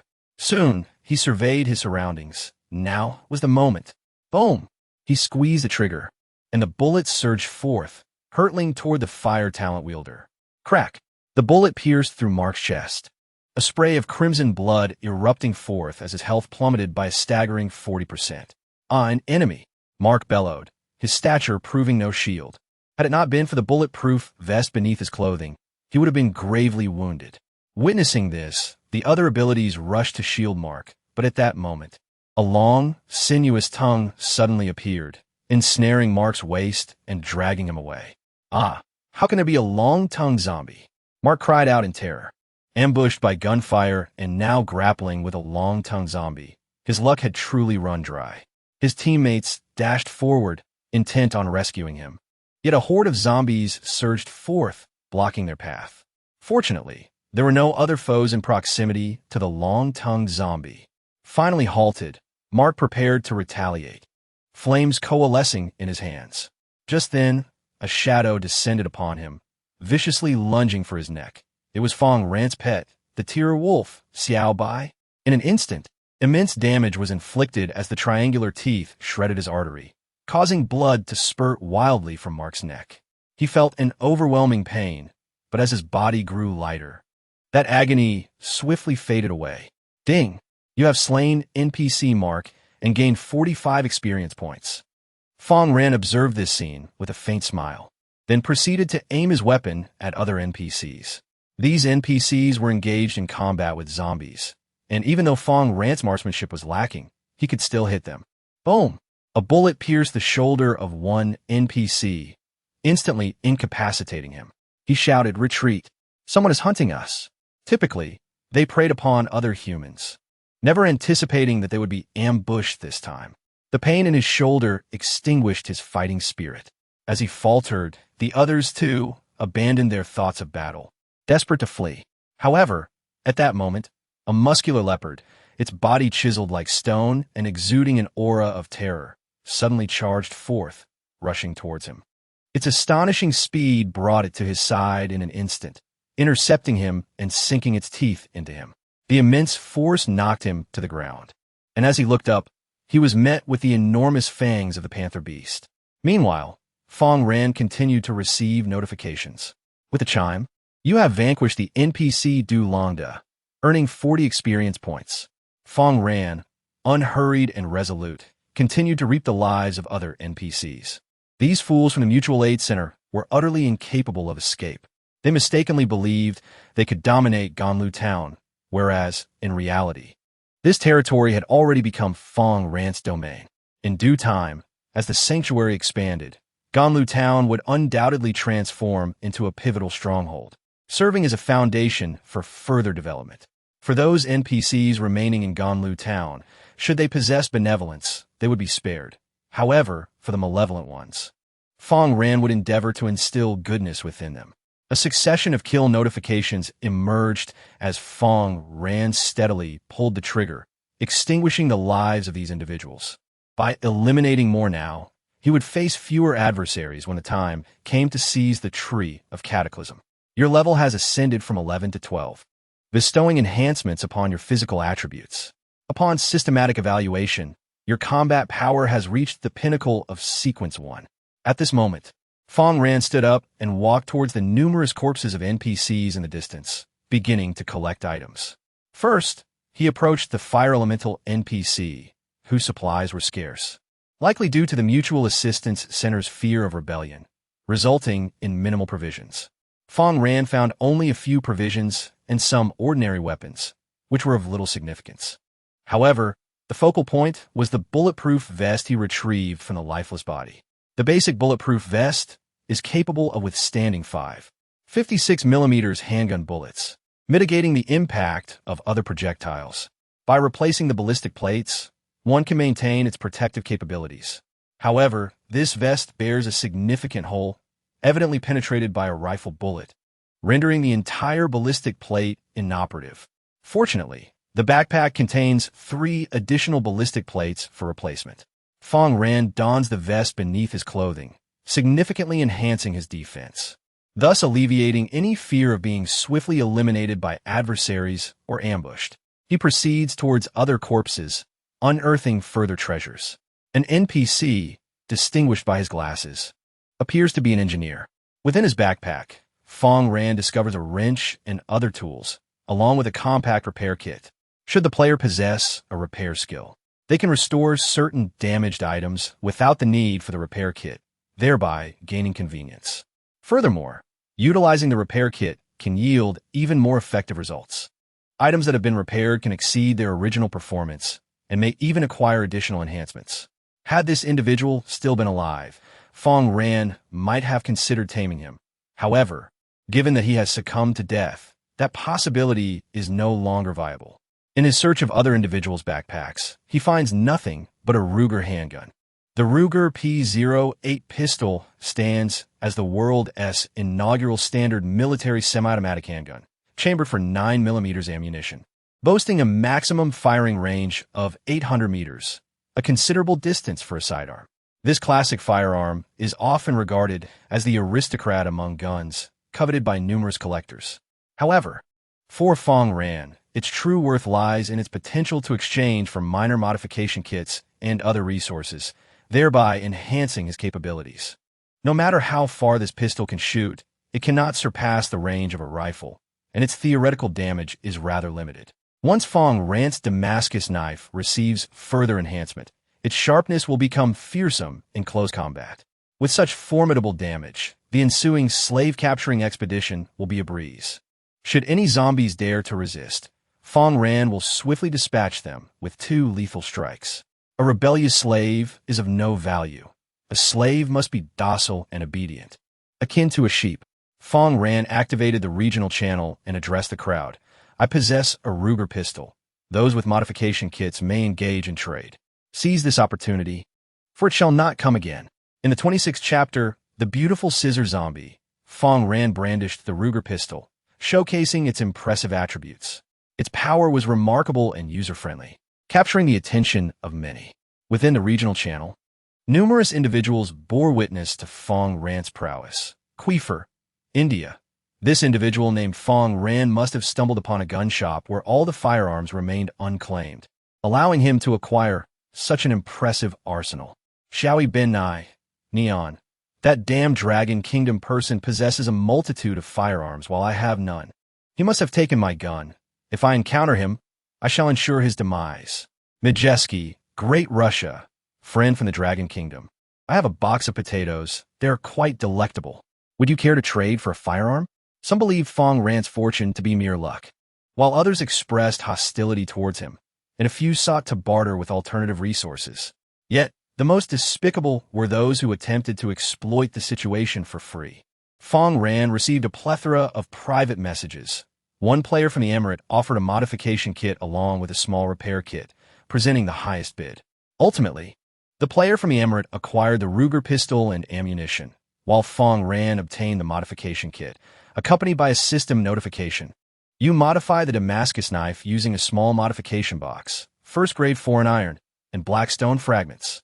Please be advised that the outcomes of reinforcement possess a certain degree of unpredictability. You have acquired a magnificent Damascus blade. Name, Heavy Damascus Cleaver. Enchanting level, E grade, formerly F grade. Attack, Ordinary, originally General. Durability, 89. Additional effect, Weighty. When you strike at your foe, the unique center of gravity of this blade grants your attack a slight enhancement in armor penetration, inflicting additional damage upon your adversary. Introduction. A Damascus knife reinforced with meteorite and blackstone fragments. Its balance more suited for slashing, is perfect for you. Holding the hefty Damascus machete, Fang Ran swung it with newfound ease. He casually struck a nearby tree, severing it effortlessly. What a fine blade, he mused, a smile gracing his face. His current attack power was unparalleled, even surpassing that of the ferocious flying leopard beast, truly formidable. A single strike from him could undoubtedly sever limbs, rendering enemies incapable of further resistance. Clad in body armor and wielding a massive blade, he felt both robust and lethal. Thus, he hummed a cheerful tune, continuing his search for zombies in Gamlu town. Next came the practical phase, as Fang Ran captured zombies while collecting various items along the way. The viewers in the live stream were somewhat perplexed by his earlier sniping of NPCs. Although the NPCs from the Mutual Aid Center were malevolent, they were still human. Was it truly necessary for Fang Ran to annihilate them all? Brother upstairs, this is the apocalypse. It's either you or me. What do you think this is? A saintly endeavor? If Fang Ran had not eliminated those NPCs, how could he have acquired the Ruger pistol or enhanced enchanted weapons? The audience continued to debate. Yet many began to concur with Fang Ran's actions. In a world where survival was paramount, it was indeed a matter of life and death. Numerous players from Longwa had perished in Wasteland of the Apocalypse, with many live streams in District 13 permanently shut down. The grim fates of players before their demise were also broadcast. The brutality of the apocalypse gradually sank into the hearts of the viewers. During the stream, Fang Ran continued to reap rewards, collecting not only food and water, but also various miscellaneous items. These items would prove useful in many situations, such as automotive parts. If a vehicle suffered a flat tire and zombies swarmed nearby, a small repair kit could facilitate a hasty escape. However, in the absence of zombies, players could simply utilize a spare tire to change it themselves, thus conserving a crucial repair kit that could save their lives. Upon entering a new district, he had already amassed 9 crawlers and 12 brutes, with advanced zombies in abundance. Such combat strength was indeed terrifying. Nevertheless, Fang Ran remained vigilant. As a survival expert in the apocalypse, he understood that one must never let their guard down. A moment's negligence could lead to injury or even death. As he rounded a corner into another street, a long tongue suddenly emerged, snatching away a nearby advanced zombie. Had he been careless, it would have been him who was taken. Approaching closer, he witnessed the advanced zombie being dismembered, surrounded by a group of terrifying entities.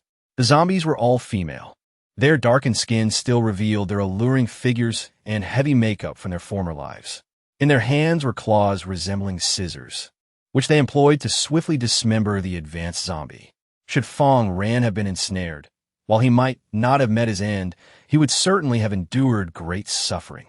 The multitude of zombies before him were the scissor zombies, transformed from beautiful women. The scissor zombies have evolved from advanced undead, once beautiful women who, due to special favors, retained a portion of their former exquisite beauty, transforming into the hauntingly alluring harbingers of doom. Possessing strength comparable to intermediate-level beings, their physical constitution is, however, relatively frail, allowing them to exchange this deficiency for heightened attack power and swifter speed, resulting in formidable offensive capabilities. If granted the opportunity, these scissor zombies may evolve further into enchanting dancers, frenzied treasures, or seductive sirens. Yet, Fang Ran has no intention of waiting for such developments. He aims to capture these scissor zombies and transform them into his subservient maidens. Indeed, a master requires not only laborers for toil, but also captivating female slaves to perform and dance. Advanced zombies charge, Fang Ran commanded, and the advanced undead surged forward. Engaging in battle, they were once sweethearts, cherished slaves of Fang Ran, but now they had become mere fodder for the conflict. As they valiantly faced the onslaught of the scissor zombies, their bodies soon bore countless horrific wounds, with dark fluids gushing forth. In a short while, they will be reduced to mere fragments. The offensive prowess of the scissor zombies is not to be underestimated. Many powerful players have met their demise at their hands. However, the fall of the advanced zombies presents an opportunity for Fang Ran. Utilizing his charge skill, he swiftly maneuvered to the side of a severely injured scissor zombie, raising his left hand as a blue energy enveloped the dancer in an instant. Ding! You have successfully tamed a mid-level scissor zombie of Sequence 1, gaining 30 experience points. Chapter 27. The Zombie Beauty Pageant. The moderately attractive scissor zombie gazed at Fang Ran, only to be assigned to the periphery of the battle, awaiting orders without being permitted to engage in combat. As a female slave, this privilege was a reward earned through her appearance. On the other hand, they were also of significant utility to Fang Ran, and thus he could not afford to sustain any harm upon them at this juncture. In the near future, he would venture to contend for the Cataclysm Tree, facing off against Sequence 2 zombies. Although Sequence 2 is merely one level above Sequence 1, the disparity in combat capabilities is substantial. Even the mightiest of Sequence 1 warriors could be overpowered by the lower-tiered champions of Sequence 2. The swift and high-damage scissor zombies would deliver a devastating blow to the Sequence 2 zombies once Fang Ran created an opportunity. Even if their assault were brief, the output they could generate would prove pivotal in determining the outcome of the battle. Fang Ran approached another scissor zombie, successfully taming it once more. With a chime, you have successfully tamed a mid-level scissor zombie from the first sequence, earning 30 experience points. He believed the subsequent process would be straightforward, merely a matter of continuously taming these scissor zombies and converting them into obedient thralls. However, at that moment, a long-tongued zombie, which had remained hidden and inactive, launched an attack. Its elongated tongue ensnared Fang Ran's chest, swiftly pulling him away to a distant location. This was not the end. In the next instant, 10 sharp claws lunged toward Fang Ran's abdomen, intent on extracting his innards. Damn it! Fang Ran cursed under his breath, raising his gaze to the distance, where an elite scissor zombie was unmistakably visible. Elite scissor zombie. They're the CR de la CR among the ordinary scissor zombies, boasting a formidable strength at the pinnacle of Sequence 1. Do not underestimate her, or you may find yourself dismembered. However, Fang Ran's defenses are not to be trifled with. With a protective vest and the charge ability to mitigate damage, this deadly strike is significantly weakened, leaving Fang Ran with only a 20% reduction in health. The machete swings toward the neck of the elite scissor zombie, each attack siphoning away 1.5% of its vitality. After 2 consecutive strikes, over 30% of its health is depleted. A howl. Xiaohei leaps forward, toppling the elite scissor zombie, while Fang Ran utilizes her taming talent. Alert! Domestication failed. Fang Ran remained unperturbed. The power of the elite scissor zombie was limited, and it could not break free from Xiaohei's grasp in the short term. He could still utilize his talents. Alert! Domestication unsuccessful. With a chime, you have successfully tamed an elite scissor zombie, earning 50 experience points. The elite scissor zombie has lost its aggression and now stands guard beside Fang Ran, repelling all approaching foes. Fang Ran, in turn, no longer pursued the matter, allowing her to remain close and preventing further loss of health. The other scissor zombies were all severely weakened, and Fang Ran approached them for taming. The battle concluded swiftly. Although many high-level zombies perished, it mattered not. For in this apocalypse, zombies were in abundance. A devalued slave could prove their worth through their very existence, which was their greatest merit. Previous experiences came into play once more. Where long-tongued zombies appeared elsewhere, there were often valuable treasures nearby. This location was a bar, a place of entertainment, and thus teeming with scissor zombies. Fang Ran quickly discovered an array of beverages, all of which remained unspoiled.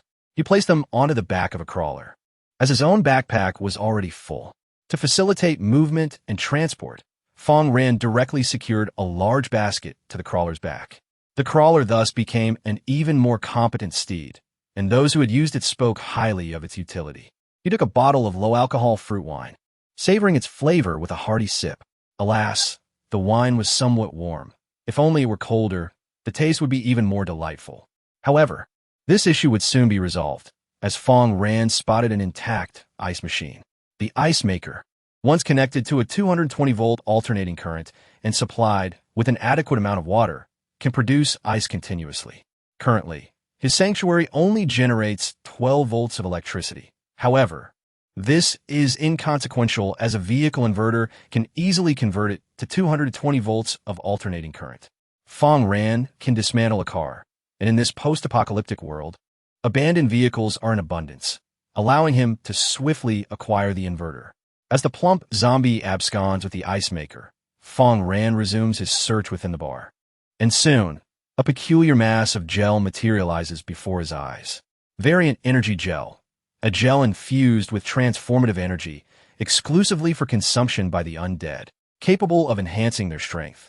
Note: individuals ranked 1 and below, upon consumption, will immediately transform into zombies. After discovering its existence, he immediately decided to destroy it. Fang Ran picked up the gelatinous mass, which posed a threat to others but was a valuable find for him. With this mutated gel, he could cultivate a formidable minion. A master without capable subordinates is akin to the West without Jerusalem, lacking in soul. Among the zombie slaves at his disposal, the elite scissor zombie was the strongest, yet still insufficiently powerful. Fang Ran's journey of exploration continued, and he anticipated the potential of discovering even more powerful zombie slaves, thereby maximizing his combat abilities. In addition to the items within the hotel, on the second floor, Fang Ran also stumbled upon numerous unopened contraceptives and adult products. Being an entertainment venue, such items were commonplace. Upon leaving the bar, a throng of vibrant individuals gathered behind him, making him appear as though he were a wealthy heir. Just emerging from the establishment, the audience gazed in awe, engaging in an extraordinary activity. They began to categorize the scissor zombies by numbering them, and even held a beauty contest to identify the most attractive female zombie. Compared to those in decaying bodies clad in tattered rags, these scissor zombies, adorned in black stockings and short skirts, were indeed far more aesthetically pleasing. I find contestant number 3 quite appealing. She possesses both figure and beauty, and exudes an alluring, mature charm. One exclaimed, "Not at all. I believe number 10, the elite, is far more beautiful. That oval face stirs my heart." Another countered, "Are you all blind?" Clearly, contestant number 7, dressed in JK attire, is the most stunning. JK is unbeatable. The crowd fervently debated, ultimately crowning the elite scissor zombie contestant number 10 as the champion. Her level of mutation was the highest, and her appearance preserved the best, making her the clear favorite. The crowd was filled with many outlandish ideas. Those who previously did not harbor necrophilic tendencies suddenly transformed into enthusiasts. What distinguished a zombie beauty from an ordinary one? Had Fang Ran been aware of these musings, he would have exclaimed in disbelief at the audience's peculiar inclinations. Zombies, truly? Such thoughts were utterly absurd. As Fang Ran departed the bar and passed by a construction site, he suddenly heard a peculiar knocking sound. It seemed to signal that someone was present at the site. However, were they friend or foe? Fang Ran glanced toward the construction area, which had once been a developing property but had been abandoned due to the onset of the apocalypse.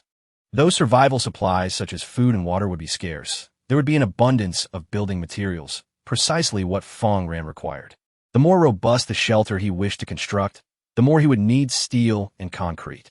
Consequently, Fang Ran, accompanied by numerous zombies, proceeded toward the construction site. The zombies possessed acute hearing. Any sound made would attract their attention, and ordinarily, survivors should avoid making noise, as any sound could herald death. Since the others had chosen this course of action, it could only mean one of two things. They were either seeking rescue or attempting to lure Fang Ran into a trap. As expected, upon entering the construction site, countless zombies donned in hard hats appeared before him, launching an attack. Fang Ran remained unperturbed by these zombies, directing his subordinates to push through. Along the way, he noticed piles of rebar resting on the ground. Although rusted, they were still usable.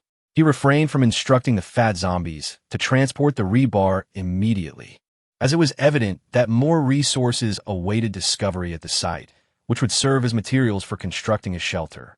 The sound of metal striking metal grew increasingly loud, and Fang Ran deduced that the source of the noise was within the half-finished high-rise building. Along his journey, he encountered numerous zombies, all seemingly having lingered there for quite some time, with many being formidable. High-level zombies dominated the area, with a fair number of fat zombies and crawlers. These zombies were promising candidates for slavery, and Fang Ran began the process of taming them, a radiant white light soon enveloping him. Your level has risen from 12 to 13, and your physical attributes have been enhanced. This recent slave capture operation has proven to be remarkably successful.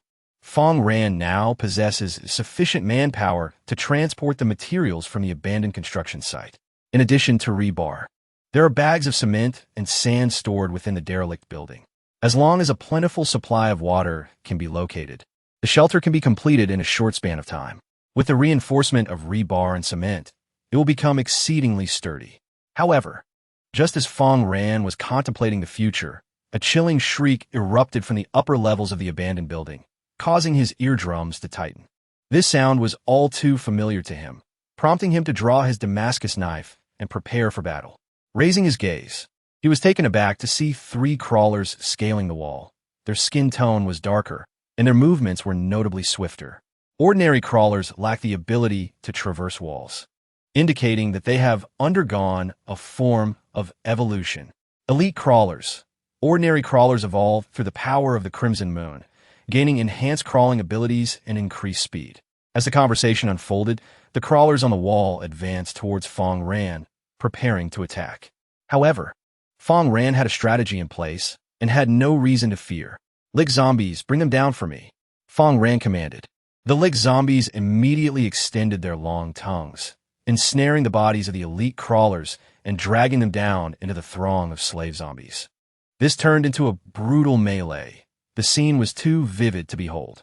The formidable scissor zombies lunged at the elite crawlers, striking with precision, while the hefty fat zombies employed their weight and strength to subdue them. Soon, the 2 elite crawlers were left with only a sliver of health. Fang Ran stepped forward and unleashed his talents in rapid succession. Ding! You have successfully tamed an elite crawler, earning 50 experience points. With a triumphant chime, you have successfully tamed an elite crawler, earning 50 experience points. Among the 3 formidable crawlers of the first sequence, only one remains, rendering the confrontation significantly easier. The flying leopard beast advanced, and, as the crawler prepared to launch its assault, it leaped into the air. The leopard swiftly intercepted it. Following this, a fierce onslaught of bites ensued, depleting the crawler's health considerably. Fang Ran stepped forth and tamed this elite crawler as well. Thus, the most powerful trio of zombies on the construction site was brought under his control with ease. The elite crawler not only boasted superior speed, but also possessed the ability to traverse all terrains, along with increased carrying capacity, a truly commendable steed. At that moment, a voice echoed from the top of the derelict building. "I knew you could do it. Thank you for saving me." An NPC, visibly excited, exclaimed from the former location of the tower crane. "My name is Hark.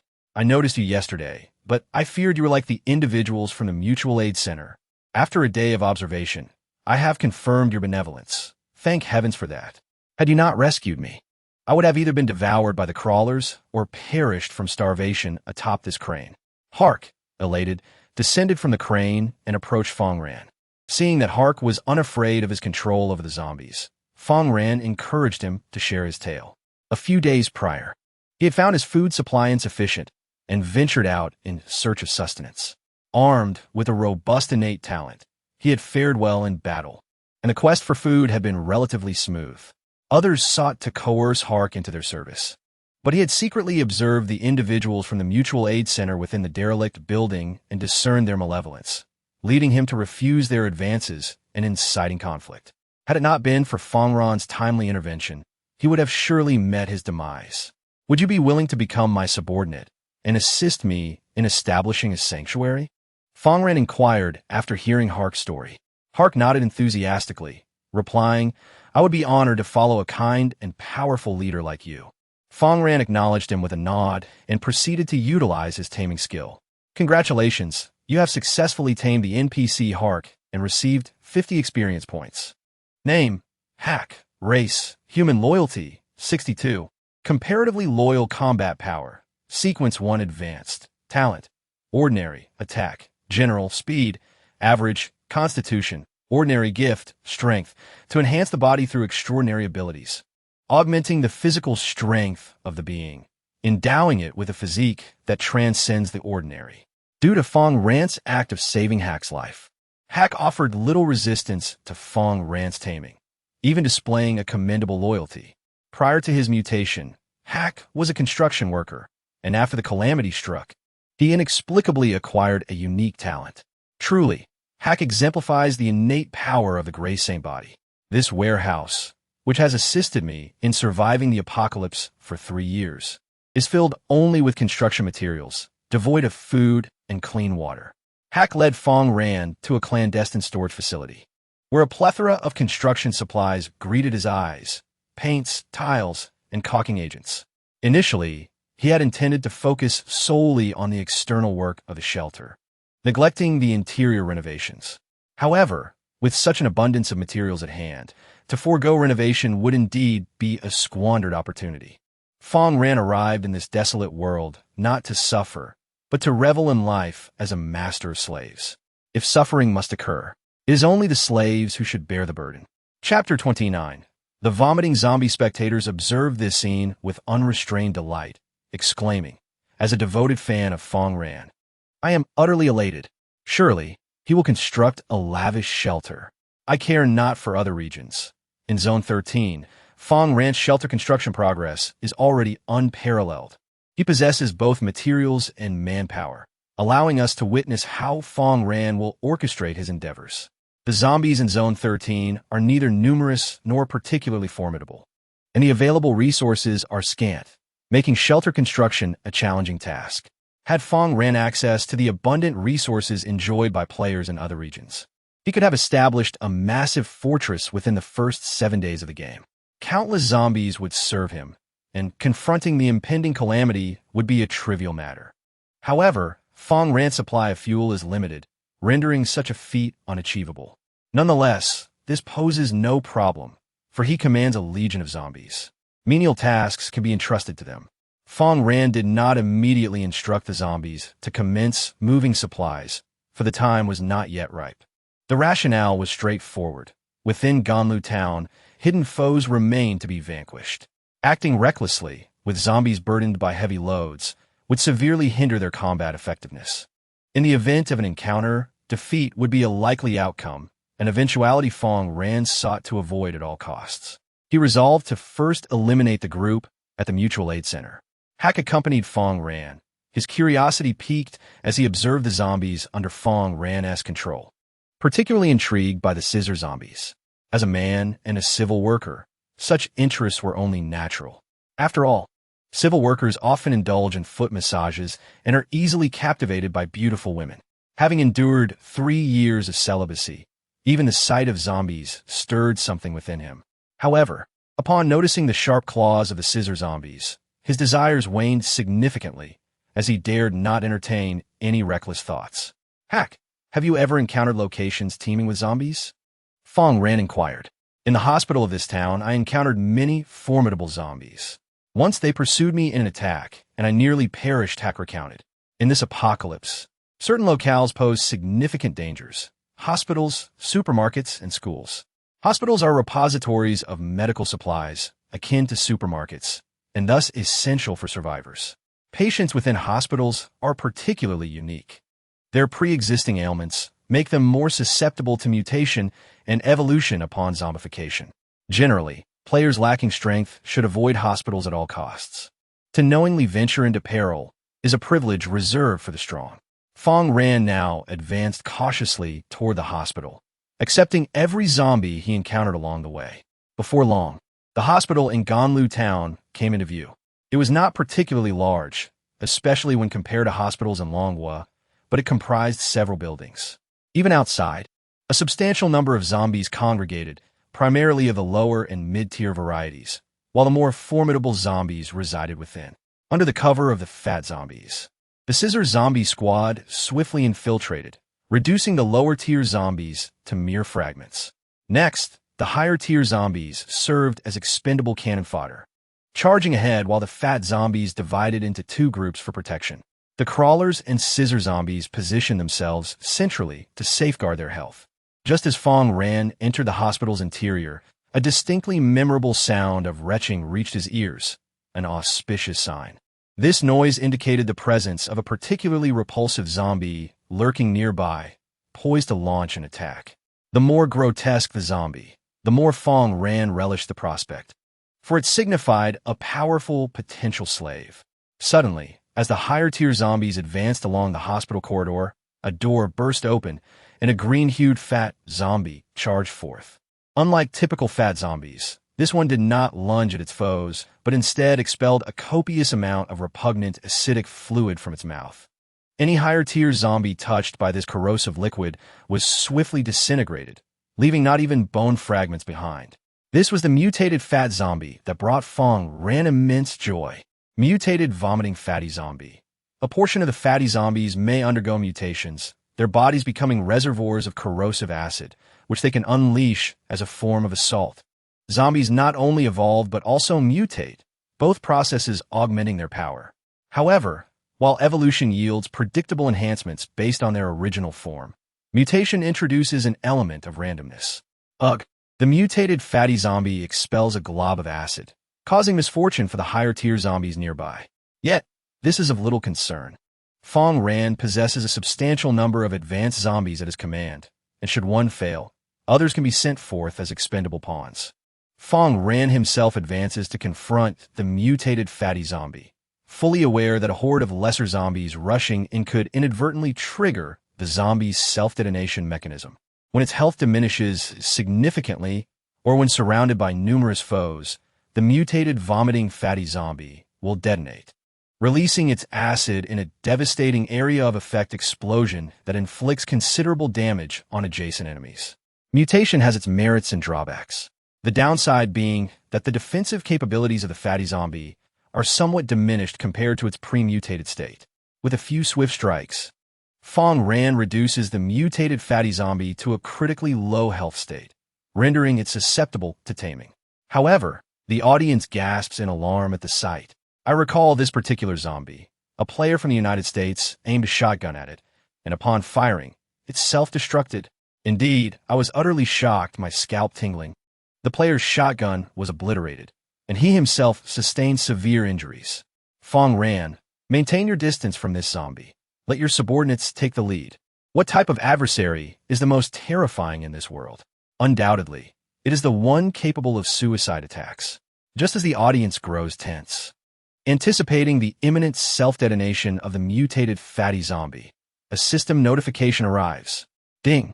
You have successfully tamed a mutated, vomiting, obese zombie, earning 60 experience points. At this moment, the crowd finally let out a sigh of relief, while the self-destructing zombie blended into Fang Ran's team, becoming a ticking time bomb. Should a formidable enemy approach, the mutated obese zombie could charge alongside the regular obese zombies, detonating itself unbeknownst to the adversaries, resulting in a remarkably advantageous outcome. Typically, where mutated zombies manifest, treasures abound. The hospital was rife with mutated zombies, undoubtedly harboring numerous valuable items within. Fang Ran ventured into the room from which the mutated zombies had emerged, and upon thorough inspection, he indeed discovered precious finds. Adrenaline syringe, capable of restoring up to 50 of the maximum health of players ranked below Sequence 2, gradually diminishing to 0 over a span of 30 minutes. Note, during this 30-minute period, players' stamina and supernatural ability recovery rates will be enhanced by 100. Only one dose of adrenaline may be used within a day. Chapter 30, Nurse Zombie Injects. The myriad applications of adrenaline are remarkable. Whether in cases of cardiac arrest or asthmatic shock, a single injection can be life-saving. Many who emerge from accidents seemingly unscathed owe their vitality to the secretion of adrenaline. Yet, the reason they succumb shortly thereafter lies in the transient nature of adrenaline's effects. It is indeed possible to prolong life by a narrow margin. Fang Ran continued his search, hoping to procure a second dose of adrenaline, though naturally, his efforts bore no fruit. Just then, a cacophony of zombie growls erupted from outside the room.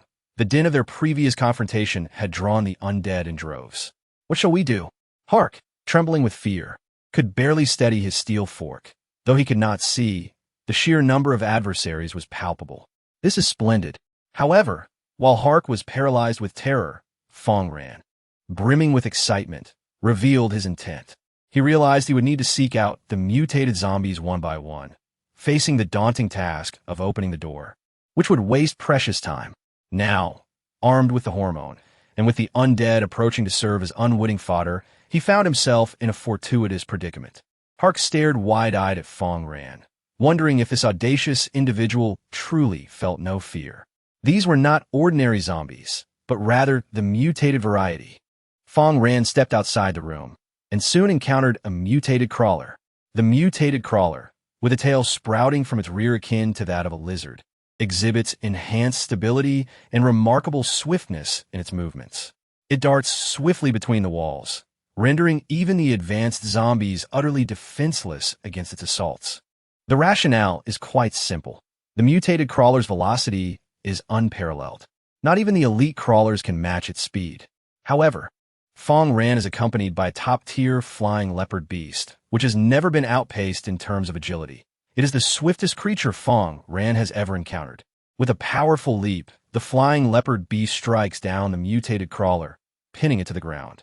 Fang Ran approaches and proceeds to tame the mutated crawler. Ding!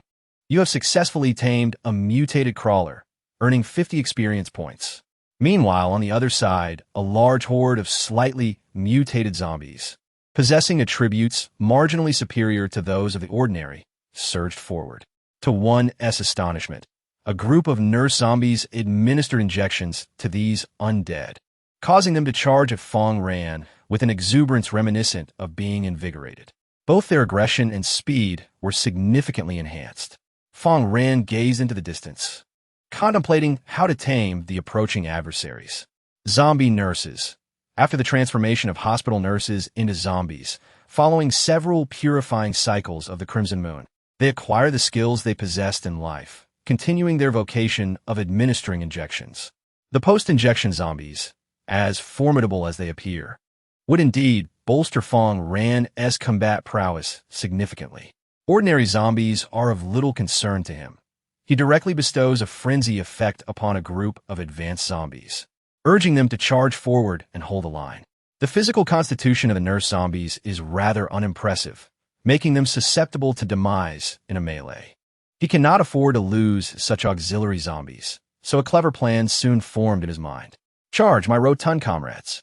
Fang Ran commanded, and at that moment, all the overweight zombies under his command surged into action, lunging towards the enemies crowded in the corridor. When a single overweight zombie moves, it resembles a small automobile, and the collective force of countless such zombies resembles a zombie tank. All those who stand in the path of the overweight zombies, regardless of friend or foe, are trampled into a pulpy mess. Fang Ran followed closely behind, swiftly reaching the side of the nurse zombies, instructing the overweight zombies to remain still and allow the enemies to feast upon them. He then approached the nurse zombies, not drawing forth his Damascus knife, but rather retrieving a canister, which he hurled at the nurse zombies. The damage inflicted by the Damascus knife is excessively high, likely resulting in the death of the nurse zombies, which is not Fang Ran's intention. He merely seeks to incapacitate the nurse zombies for the purpose of taming them.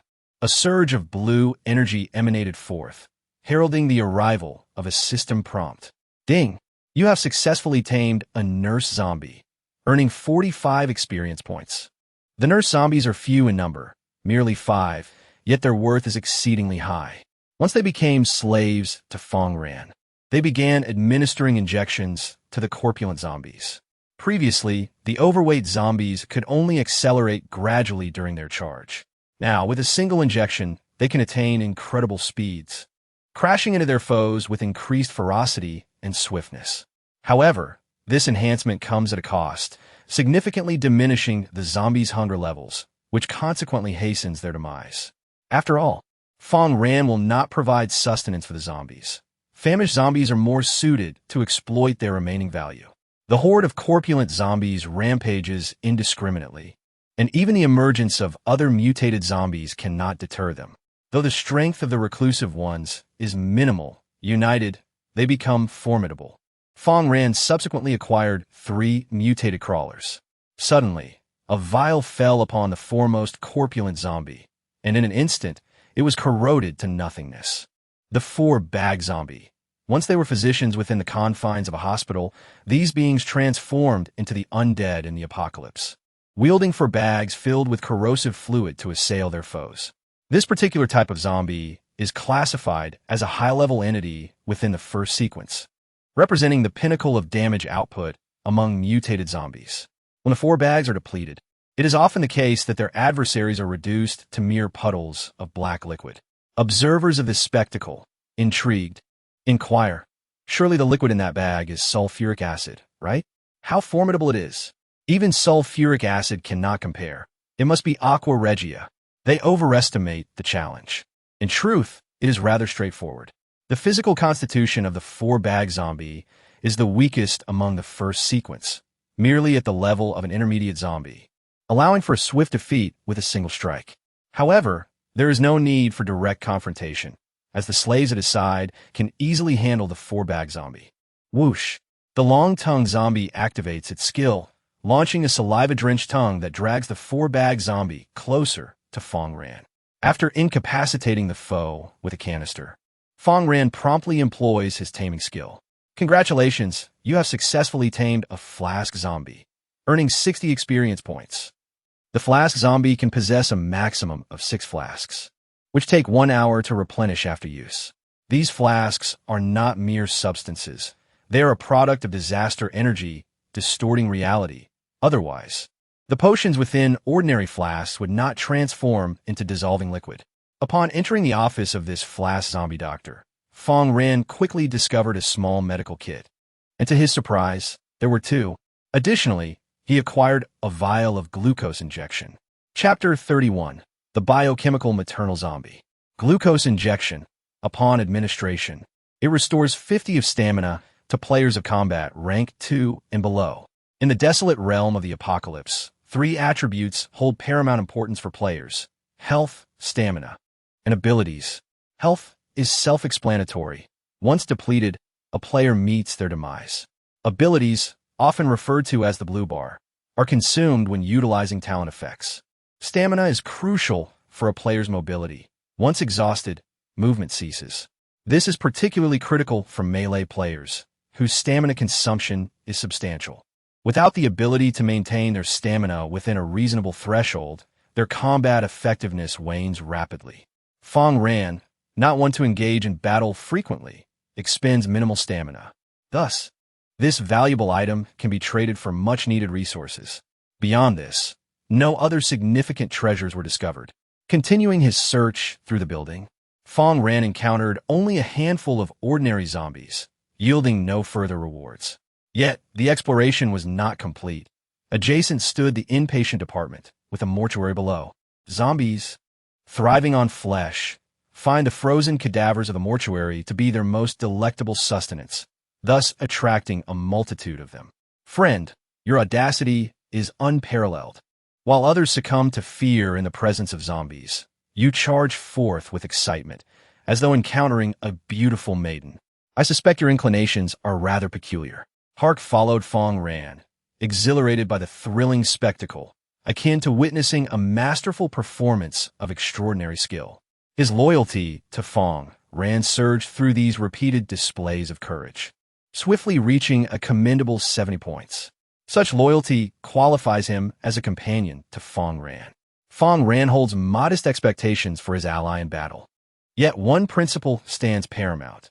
Betrayal is intolerable. In this apocalyptic world, treachery is commonplace.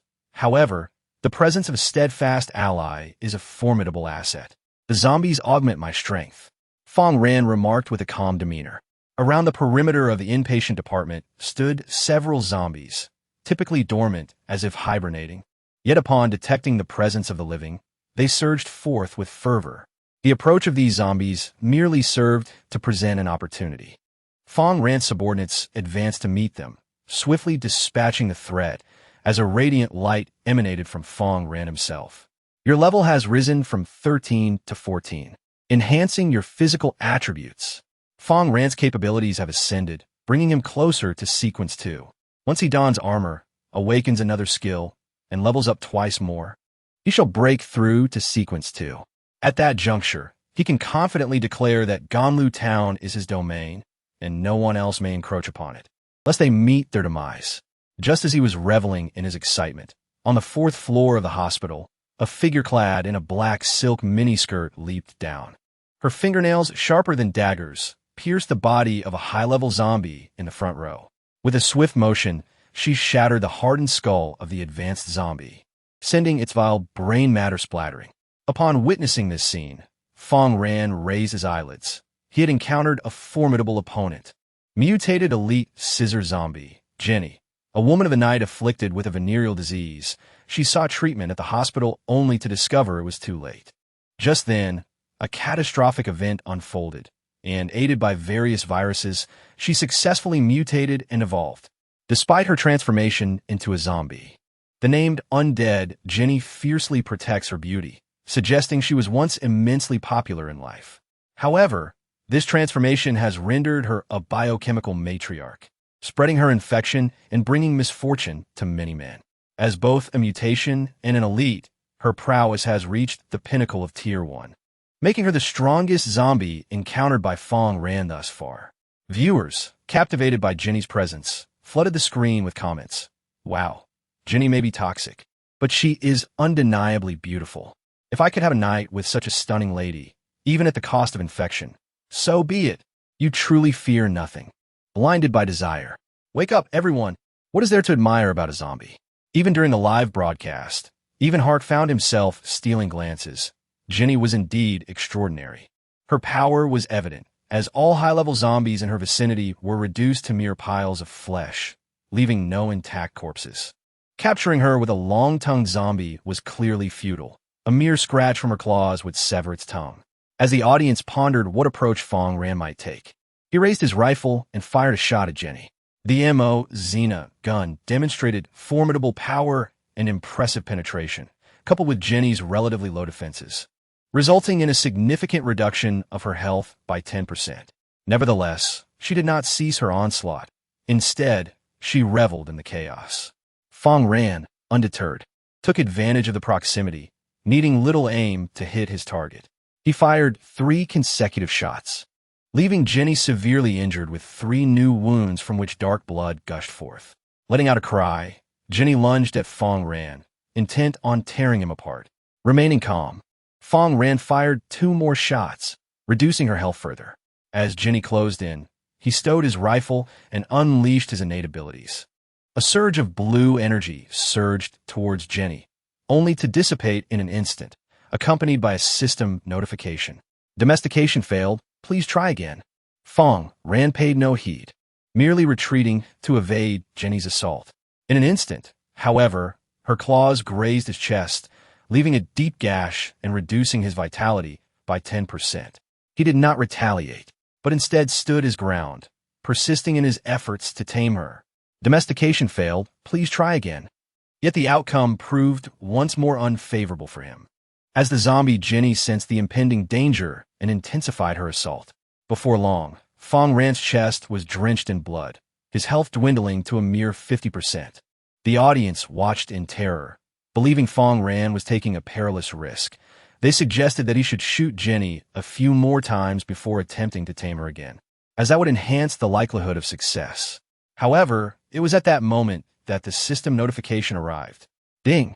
You have successfully tamed a mutated elite scissor zombie, Jenny, earning 100 experience points. Just as Jenny was poised to continue her assault, her movements froze at the moment of taming. This most formidable female zombie had already pledged her allegiance to Fang Ran. The reason Fang Ran endured her relentless onslaught to tame her was twofold.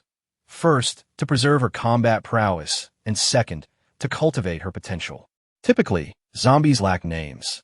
Once they perish, they simply fade away, much like ordinary mortals. However, a named zombie signifies a distinctiveness, whether it be extraordinary combat capabilities or remarkable growth potential. Fang Ran possessed a gel capable of facilitating zombie evolution, and thus far, its effects on Jenny appeared to be the most promising.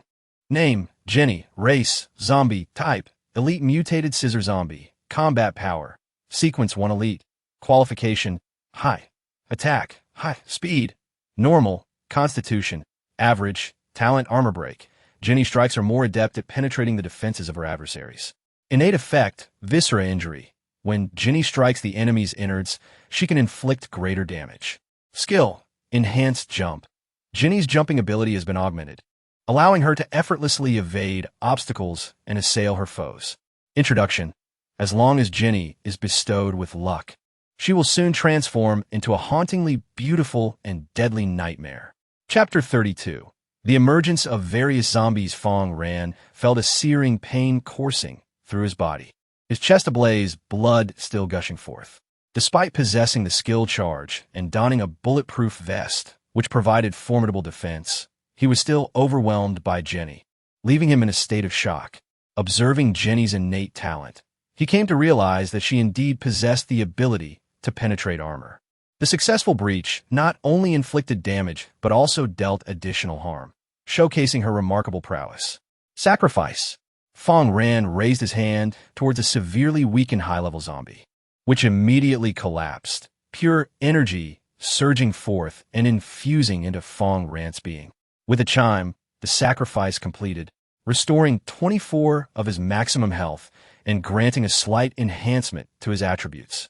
His health now exceeded 70%, and with a new ballistic insert in place, he no longer feared being instantly eliminated by enemies, thus averting unforeseen mishaps. The audience, captivated by the spectacle, adjusted the live stream's angle to focus intently on Jenny. To be candid, Jenny was indeed far more aesthetically pleasing than the other scissor zombies. My friends, as long as Jenny remains untainted, I believe she surpasses most internet celebrities in beauty. However, do not allow any sentiments to develop towards the zombies. With Fang Ran's character, he would undoubtedly send Jenny to the front lines as cannon fodder the very next day. The previous encounter was undeniably exhilarating. It was Fang Ran's first experience of enduring damage in person, all in pursuit of capturing the zombie Jenny. Many viewers speculated that Fang Ran had succumbed to her allure, and such an assumption was not unfounded. Powerful and beautiful zombies invariably stirred his heart. Rather than immediately administering gel to Jenny, Fang Ran gazed at the hospital ahead, pondering the possibility of encountering even more formidable zombies within. Previously, he had fired several shots, the resounding noise having drawn the zombies from the hospital's depths. Suddenly, with a crash, a zombie broke through a window, leaping to the ground and shattering its legs, yet it crawled determinedly towards Fang Ran. Other zombies smashed through the doors, rushing towards him. These were mere fodder. Fang Ran paid them little mind, easily capable of managing them. As a master of many slaves, he held no fear of the zombies' tactics of overwhelming with numbers. Abruptly, a piercing shriek shattered the air, penetrating Fang Ran's eardrums and rendering him deaf to the surrounding sounds. Looking up, he beheld a zombie on the 5th floor, wailing and clawing at its throat. The wailing zombie, possessing the formidable strength of a high-tier Sequence 1, emits an ear-piercing shriek that not only lures nearby zombies, but also induces tinnitus in humans. His ears rang, rendering him unable to hear anything. Glancing at the wailing zombie, Fang Ran had already taken action. He observed as the mutated crawler swiftly ascended the wall, soon pouncing on the wailing zombie and silencing its ghastly cries. "Kill it," Fang Ran commanded in frustration, his eardrums still aching. Although he could hear the surrounding sounds, they remained distorted. His irritation prompted him to issue a direct order, and soon after, a notification from the system echoed in response. "You have slain a wailing zombie," earning 85 experience points. As a formidable high-level undead, the wailing zombie bestows a greater amount of experience, primarily because its haunting cries summon nearby zombies from hundreds of meters away. However, this time, its wailing was brief, and the surrounding undead had already been dealt with by Fang Ran, alleviating any immediate concerns. Although his eardrums still throbbed with pain, he remained focused on his task. As numerous mutated zombies emerged, among which was a particularly hefty variant. Unlike the previous one, this mutated behemoth lacked the ability to spew corrosive bile. Instead, it had enhanced its speed, transforming into a nimble little rotund creature with formidable impact force. Capturing it posed a challenge, for once it took off, it would not cease. Even if the flying leopard beast could keep pace, Fang Ran would struggle to do so. Nevertheless, he had no intention of pursuing it. Soon enough, he witnessed the mutated stout creature crash headlong into the hospital wall, creating a substantial breach, though it succumbed to a dazed state. Seizing this opportunity, Fang Ran approached and activated his special abilities, prompting an immediate notification from the system. With a triumphant chime, you have successfully captured a mutated, impact-prone zombie, earning 60 experience points.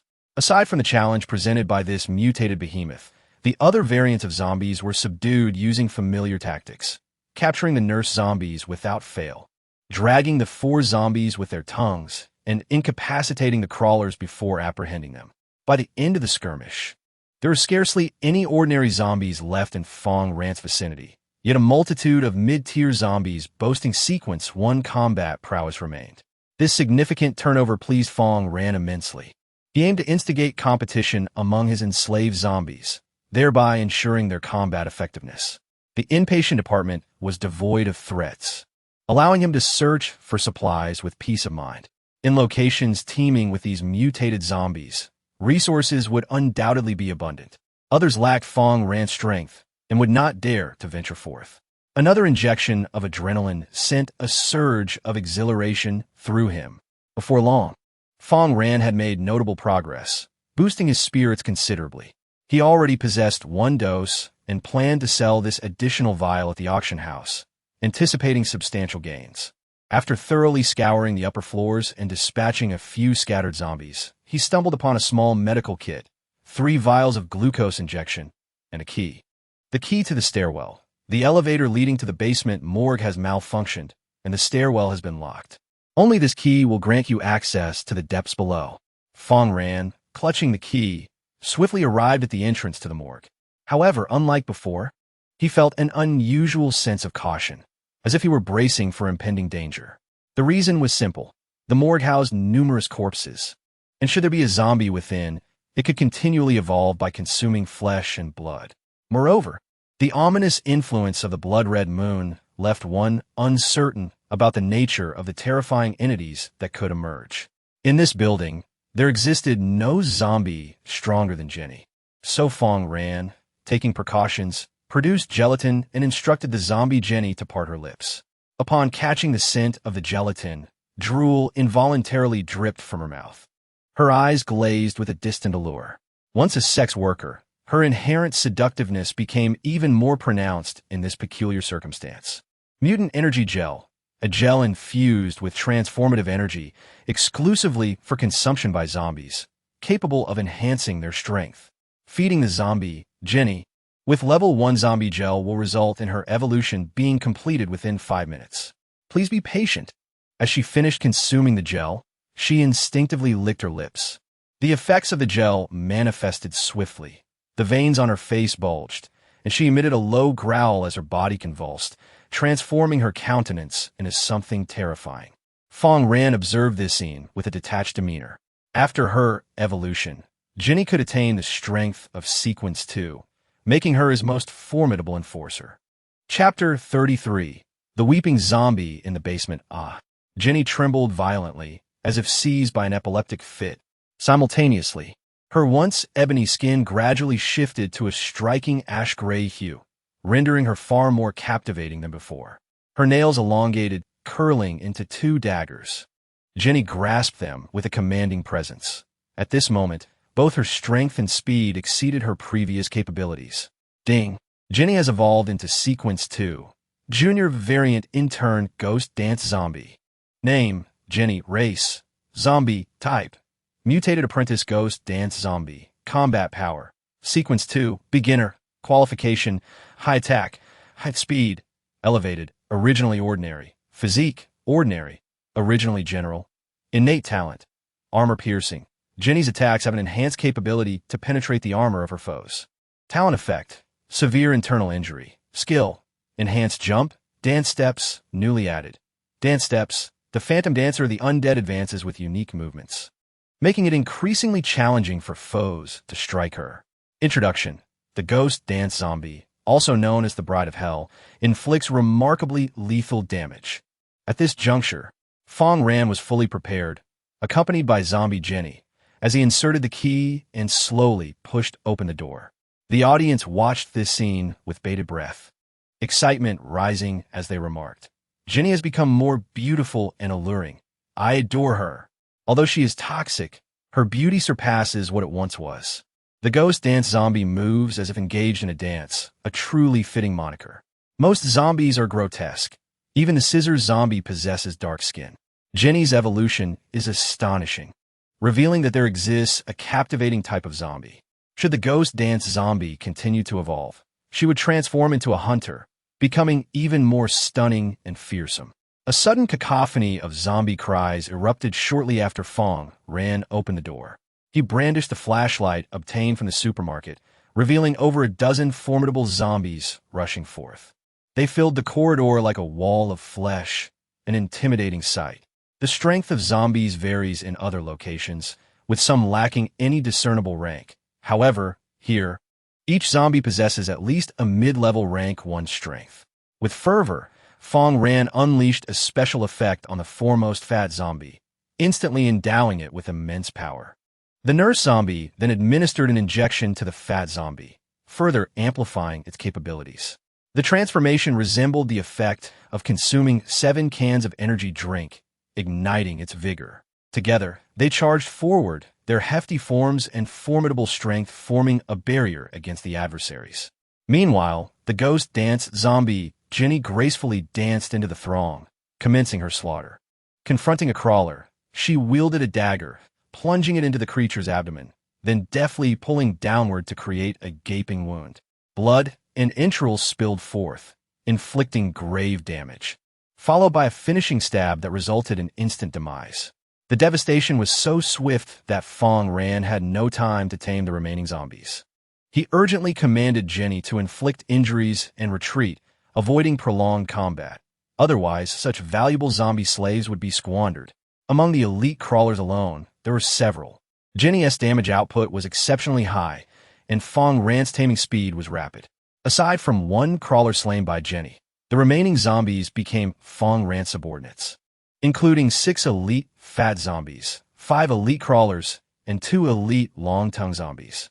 However, shortly after Fang Ran entered the corridor, anguished cries resonated. It seemed someone was trapped within this underground morgue, emotionally unraveling and awaiting rescue. Hark inquired curiously. The zombie crisis has raged for 3 years. Could there still be survivors in this morgue? The individual's survival depended on a warehouse of supplies and innate strength. The morgue contained nothing. Could one sustain life by consuming human flesh? Fang Ran mused. Perhaps it is a mutated zombie. He had already discerned the nature of the impending threat, and soon. They beheld a woman clad in caregiver attire, weeping in a corner. Hark felt certain she was a human, not a zombie. How could a zombie weep? Yet, at that moment, Fang Ran dispatched the severely weakened fat zombie to the forefront. He then seized the Machina gun, aiming at the woman in the distance, and fired. Boom! After carefully taking aim, the gunshot rang out, striking the woman's head directly. Remarkably, this lethal blow only diminished her health by 20%, without the expected gory aftermath. Immediately, the woman lunged at Fang Ran in a frenzy, but the fat zombie obstructed her path. However, it was unexpected that the fat zombie could only hold her off for 2 seconds. Fang Ran was unfazed by this scene, for the woman was a frenzied zombie. The frenzied zombie possesses the power of Sequence 2, adept at masquerading as a human. However, it reveals its true nature with ferocity, inflicting grievous harm upon those who venture too close. The beam of the flashlight illuminated the face of the deranged creature, revealing disheveled hair, eyes filled with serpentine veins, and a gaping maw, all while it wielded a bloody dagger. It lunged at the next corpulent zombie, its strikes chaotic yet effective, as the blade plunged mercilessly into flesh, leaving the rotund fiend in tatters. Many players, once convinced that a weeping figure must be a benevolent NPC, found themselves ensnared by the frenzied zombie, which acted like a landmine, obliterating all nearby players. Fang Ran, however, was not one to make such a blunder. He fired several more shots, reducing the frenzied zombie's health to a mere 20%. At that moment, he commanded the long-tongued zombie to extend its appendage, the sticky tongue landing upon the frenzied zombie's leg, dragging it closer to him. Domestication. A surge of azure energy emanated from his hand, cascading over the frenzied zombie's form. Ding! You have successfully tamed a frenzied zombie, gaining 200 experience points. The once wildly erratic and bloodthirsty zombie has now calmed down, yet its wide, bloodshot eyes remain hauntingly terrifying. Although the frenzied zombie possesses less health and strength compared to other Tier 2 zombies, Fang Ran recognizes its potential utility, envisioning a future where it could deliver a lethal blow to adversaries. At this point, the morgue on the first underground level is devoid of life, yet offers little in terms of supplies. As Fang Ran ventures deeper into the second underground level, he encounters a wooden chest quietly awaiting his arrival. Wooden treasure chest. You may acquire various useful items from it, including food, medicine, equipment, and more. Each resource point has the potential to harbor a treasure chest. With the vastness of Ganlu Town, treasure chests are undoubtedly present. One of Fang Ran's objectives in his thorough search was to seek out these chests. The hospital, being infested with the most monsters, was likely to conceal a treasure chest, and indeed, his intuition proved correct. After cautiously ensuring that no zombies lurked nearby, he approached and opened the chest directly. Congratulations on opening the wooden treasure chest and receiving your reward. You have obtained a level 2 bulletproof vest. You have received a reinforced shotgun. You have received a small medical kit, a small modification box, and a small repair kit. This time, the unboxing is not filled with trivial food items, but rather the equipment that Fang Ran desperately needs. Upon acquiring the gear, he immediately dons it, resulting in a significant enhancement to his defense. Chapter 34. The Power of Enchanted Firearms. The Level 2 Bulletproof Vest, though rather cumbersome, offers effective protection against the assault of standard ammunition such as 7.62mm rounds and significantly mitigates the damage inflicted by zombies. Previously, bulletproof vests only shielded the chest. leaving the lower abdomen vulnerable. However, this new design provides comprehensive protection from the chest to the lower abdomen. Despite its weight, Fang Ran possesses remarkable strength now, allowing him to disregard any adverse effects it may impose. It was at the moment he donned the Level 2 bulletproof vest that the system notification arrived. Upon systematic evaluation, your capabilities have reached the initial level of Sequence 2. Fang Ran was quite pleased with this and picked up the enhanced shotgun, continuing to showcase his prowess. This firearm, being an enchanted weapon, requires special abilities for its usage, yet its power is indisputable. Title: Enhanced Shotgun. Enchantment level: E-Attack, Strong, Endurance, 100 additional effect, Knockback. The ammunition it fires is enhanced with extraordinary powers, capable of inflicting remarkable damage while repelling foes. Introduction: Originally an ordinary shotgun, it is transformed into a nightmare for zombies after being enchanted. Take it and blast the heads off those undead beasts. Without the attachment of extraordinary bullets, it lacks sufficient energy to obliterate zombies. Once the firearm is enchanted, it will unleash extraordinary bullets with considerable power, but the cost of significant energy consumption. Thus, possessing an enchanted firearm does not render one invincible. After a few shots, the player's energy reserves will be depleted. Fang Ran loaded 2 shells into the shotgun, and after firing twice, he would need to reload. Although the ammunition capacity is limited, it remains adequate. During critical moments, he could simply draw it and fire a couple of rounds. Fang Ran was also reluctant to exhaust his energy reserves by shooting, which would hinder his ability to capture slaves and squander a precious opportunity. He slung the shotgun over his shoulder and then turned his gaze toward the nearby diesel generator. Emergency medium-sized diesel generator.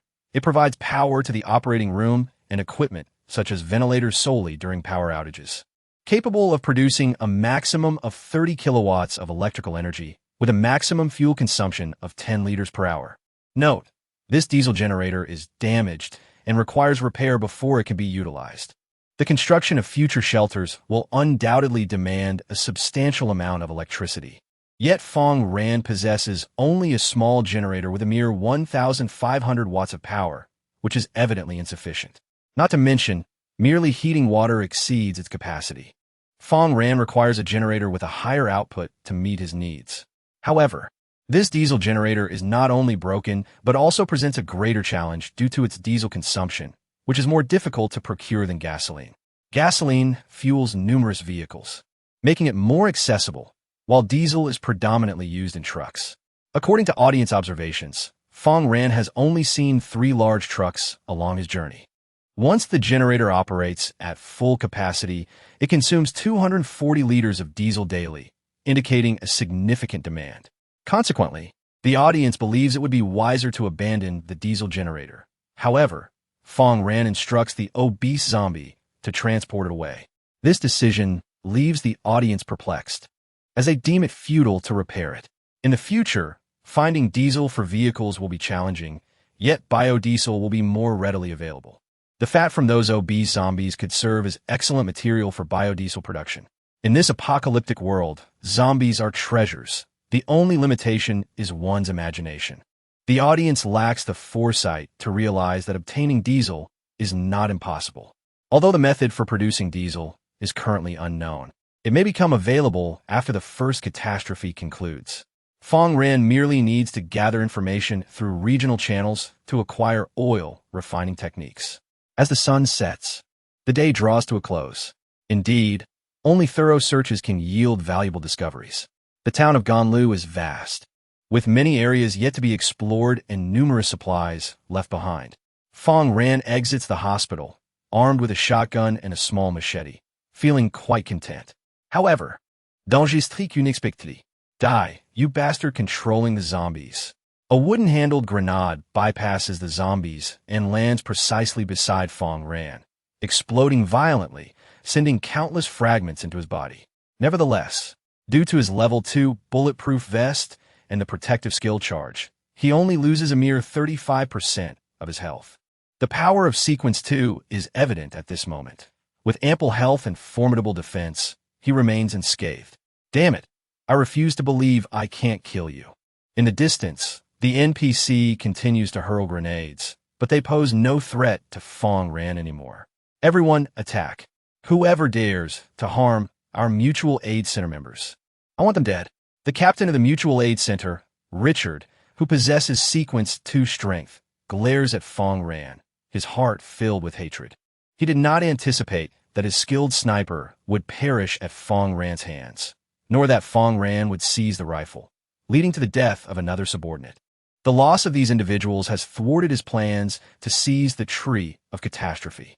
If he were to obtain the fruits of the catastrophe, his power would ascend to new heights, potentially allowing him to dominate Ganlu and extend his influence outward, with Fang Ran's destruction of all his aspirations.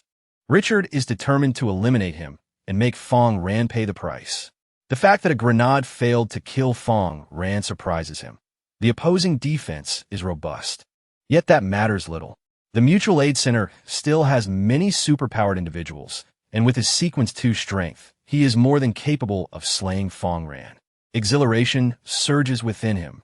With a mighty roar, he activates his leadership talent, enhancing the movement speed and attack power of his subordinates. They charge forward with greater swiftness, their spirits soaring as they feel capable of swiftly vanquishing Fang Ran. However, Fang Ran remains utterly composed, confident in his victory, and retaliates by sacrificing a severely injured, obese zombie. With a chime, the sacrifice was complete. Your maximum health has been restored by 24, and your overall vitality has been enhanced. He cast his gaze towards the approaching players, his expression brimming with a murderous intent. Were it not for the multitude of formidable enslaved zombies at his command, consisting solely of lowly first-tier beings, he might indeed feel a sense of trepidation, compelled to flee for his life. Yet, with an array of elite zombies of the first tier and even second-tier ghost dance zombies at his disposal, what was there to fear? Moreover, he wielded a powerful shotgun, ready to unleash lethal, energy-infused bullets at any moment. The fastest-moving player on the opposing side brandished several grenades, darting past the advancing zombies, heading straight for Fang Ran. He surmised that if one grenade failed to eliminate Fang Ran, he could unleash them all in unison, surely ensuring the latter's demise. Boom! However, he had scarcely moved when Fang Ran extracted his shotgun from the gaps between the zombies, aiming directly at him with a swift shot. A crimson flame erupted forth, spewing countless steel pellets that struck the nearby foe. The damage was palpable. Countless bullet holes manifested around him. He hadn't even the time to hurl a grenade before his health bar was entirely depleted. Such is the formidable power of the enchanted shotgun, capable of obliterating adversaries with low health in an instant. Ding! You have slain the NPC Jenny, earning 50 experience points. Chapter 35. The marvelous utilization of zombies. You dare to slay my beloved brother. I shall demand your life in return. Another individual brandished homemade explosives, igniting them with fervor, preparing to confront Fang Ran in a desperate act of vengeance. Boom! Countless steel pellets surged into his body, swiftly eliminating him. Fang Ran observed him with composure, unleashing 2 enchanted bullets that drained half of his mana.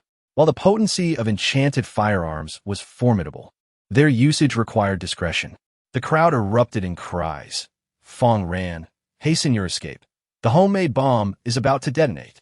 Goodness, these individuals are truly relentless, charging forth without regard for their lives. Despite the crude appearance of the homemade explosives, their destructive capabilities surpassed that of grenades by several folds.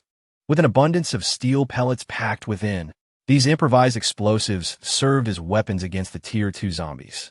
Regrettably, Fang Ran's prowess was overwhelming, and his adversaries revealed their trump cards without hesitation. Just as the audience's anxiety peaked, a crawler suddenly surged forth, seizing the homemade bomb and racing towards the NPC at the assistance center. Quickly, intercept that crawler, Richard exclaimed, his face pale with terror. He had crafted the homemade bomb himself and was acutely aware of its explosive potential.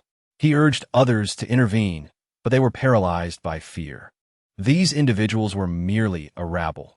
The swift demise of 2 teammates had already shaken their resolve, and the sight of the crawler barreling towards them shattered their remaining courage. The homemade bomb's fuse was lengthy, designed for safety in its intended purpose of obliterating zombies. Under normal circumstances, zombies would not approach explosives, let alone carry them away. However, in the presence of Fang Ran, everything was different. The zombies now had a commander, no longer a disorganized mob, exhibiting strength comparable to NPCs of equal combat power. Moreover, their fearless nature endowed them with an advantage in bravery. Boom! A tremendous explosion echoed, the crawler disintegrating under the force of the homemade explosives, and a multitude of steel pellets erupted, propelled by the shockwave into the distance. Those NPCs, unable to flee in time, perished in the blast. With countless kill notifications flooding in, congratulations, you have defeated the NPC Lawlessif and earned 40 experience points. You have defeated the NPC Biani, earning 50 experience points. With a chime, you have vanquished the NPC Pandoli, earning 55 experience points. The experience bar of Fang Ran surged significantly, indeed. The efficacy of this makeshift bomb was remarkable, crafted with great skill. He gazed into the distance, where no NPCs remained standing. Only a collection of dismembered fragments lay scattered. These wretched beings had obliterated many of the scissor zombies surrounding Fang Ran. Were they aware of the significance these creatures held for him? Only death could absolve them of their grievous sins. Nevertheless, as the NPCs were reduced to mere remnants, their possessions were similarly scattered, with only the items from the initial 2 NPCs still intact. You have acquired 3 large explosive wooden-handled grenades. You have acquired a rudimentary explosive device. You have acquired 35 7.62mm cartridges. Even if the belongings of others remain elusive, this bounty is more than sufficient. It is no wonder that the grenade could annihilate the scissor zombie. Its explosive content was considerable, totaling 80 grams. Were it not for Fang Ran's robust physique and high defense, he might have met a grim fate. As a master of slaves, his own prowess is paramount. Without the rank of Sequence 2, he would have surely perished today. Brother, you truly startled me just now. Hark, having sustained significant injuries, was recovering swiftly thanks to a small medical kit. Fang Ran chuckled. I am quite resilient. You need not worry for my safety. As long as no one can eliminate him in an instant, he remains an indomitable presence, capable of swiftly regenerating his vitality. The thought of his demise leading to the zombies breaking free from control and living unfettered lives filled him with a restless energy. The audience, witnessing these events, wore smiles and remarked, Fang Ran is truly commendable. While he may not be the strongest among players, I believe he possesses the greatest potential. Laughter erupted as one exclaimed, I never imagined the crawler could be employed in such a manner. That maneuver was quite impressive. I was utterly stunned when the crawler, akin to a dog, bit down on the bomb. As a master of slaves, Fang Ran may be uncertain about many matters, yet he possessed a clear understanding of the zombies' capabilities. With the situation now resolved, he led a multitude of zombies out of Ganlu town, advancing toward the shelter. He was well aware that the individuals at the Mutual Aid Center were covertly observing him, yet he remained untroubled. Tomorrow, he would return to Ganlu town to clear the area and claim it as his own domain. The Tree of Catastrophe is Fang Ran's possession, and none shall dare to seize it. Those who attempt to do so will find themselves reduced to mere corpses. It is astonishing to consider that seeds, which typically require several days to germinate, begin to sprout almost immediately upon encountering the potent energy of disaster. This is the advantage of using zombie flesh to enrich the soil. Even mutated seeds in ordinary earth would not experience such rapid growth. Mina joyfully approached Fang Ran. Her spirits lifted upon witnessing the watermelon seeds sprouting, symbolizing hope amidst the apocalypse. Fang Ran praised her efforts and, in turn, offered her some delectable food, saying, Well done. Allow me to introduce you to Hark. The addition of NPCs around him made various tasks considerably easier. Otherwise, the dim-witted zombies would be utterly lost without guidance. He then retrieved a small repair kit to attend to the diesel generator. The diesel generator has been repaired. The rumble of the engine soon filled the air. Fang Ran did not require it to operate at full capacity. A mere output of 3 kilowatts sufficed, thus the fuel consumption was relatively modest, allowing the supply to last for quite some time. He subsequently connected the water purifier, refrigerator, and television, ushering in a delightful existence. Although the television received no signal, Fang Ran had conveniently packed some DVDs beforehand. As night fell, Mena decided to showcase her culinary skills by personally preparing a meal. She began by soaking the vegetables in water before proceeding to saute them. While the flavors may not have been particularly exquisite in this apocalyptic world, it was a rare delicacy. Fang Ran savored his meal while watching a film on the television, truly relishing the experience. After one film concluded, Mena and Hark exchanged the disc in preparation for the next feature. Meanwhile, Fang Ran stepped outside the shelter, gazing up at the sky. Tonight's moon shone in a remarkable shade of blue. The blue moon emanates a luminous glow imbued with a unique energy, capable of inducing slumber in zombies, aberrant beasts, and peculiar insects, while swiftly replenishing human vitality. In stark contrast, the crimson moon symbolizes death, whereas the blue moon signifies a glimmer of hope, allowing for a tranquil and restorative slumber. However, Fang Ran cannot afford to retire for the night just yet. Numerous tasks remain unattended, such as managing the supplies he possesses. His harvest today has been bountiful, yet many items hold little value for him personally but could prove beneficial to others, rendering them more suitable for sale. Chapter 36. Fang Ran enhances his strength. Fang Ran's inventory available for trade includes 3 small medical kits, 4 vials of glucose injections, 2 syringes of adrenaline, and 1 gray crystal. Among these items, he decides to retain 1 medical kit, 1 glucose vial, and 1 syringe of adrenaline for himself, while the remainder is earmarked for sale. Beyond these high-value items, Fang Ran possesses other goods of merit, such as chilled cola and beer, as his refrigerator has begun to cool upon receiving power. Fang Ran promptly activates the regional channel. In contrast to the tense atmosphere that enveloped the previous night under the crimson moon, today, the conversations are markedly more jovial. Gregorius, Spain. Haha, I managed to acquire 8 cans today, and they taste delightful. Qiangaosheng, Dragon Country. I have wonderful news for everyone. I stumbled upon a gun at the bar's counter. What a surprise. Oh Xiaogao. Hee, the moon tonight is truly beautiful, stirring romantic sentiments. Any lovely ladies available for a chat? Amidst this harmonious ambience, Fang Ran initiates his first wave of trading. Fang Ran, I am collecting herbs. Those in possession of these specific herbs may contact me for exchanges of vegetable cans, fruit cans, or chilled cola. Fang Ran, additionally, I have 2 small medical kits, 3 vials of glucose injections, 1 syringe of adrenaline, and 1 gray crystal for sale. Attached are screenshots detailing the attributes of these items. Fang Ran, I am in need of small repair kits, small modification boxes, enhancement materials, blueprints, and other items that bolster combat prowess. Anyone with these goods may reach out to me. His announcement sends ripples through the regional channel. Over the past few days, the collective harvest has been promising, instilling a sense of optimism among the players that they can thrive amidst the apocalypse. However, Fang Ran's display of capability leaves many momentarily stunned. Guyu Dragon Country. Wait a moment, my friend. As a fellow citizen of the Dragon Country, I have only just secured my basic needs. How have you ascended to such prosperity? Mokg, India. Cursed be this fellow.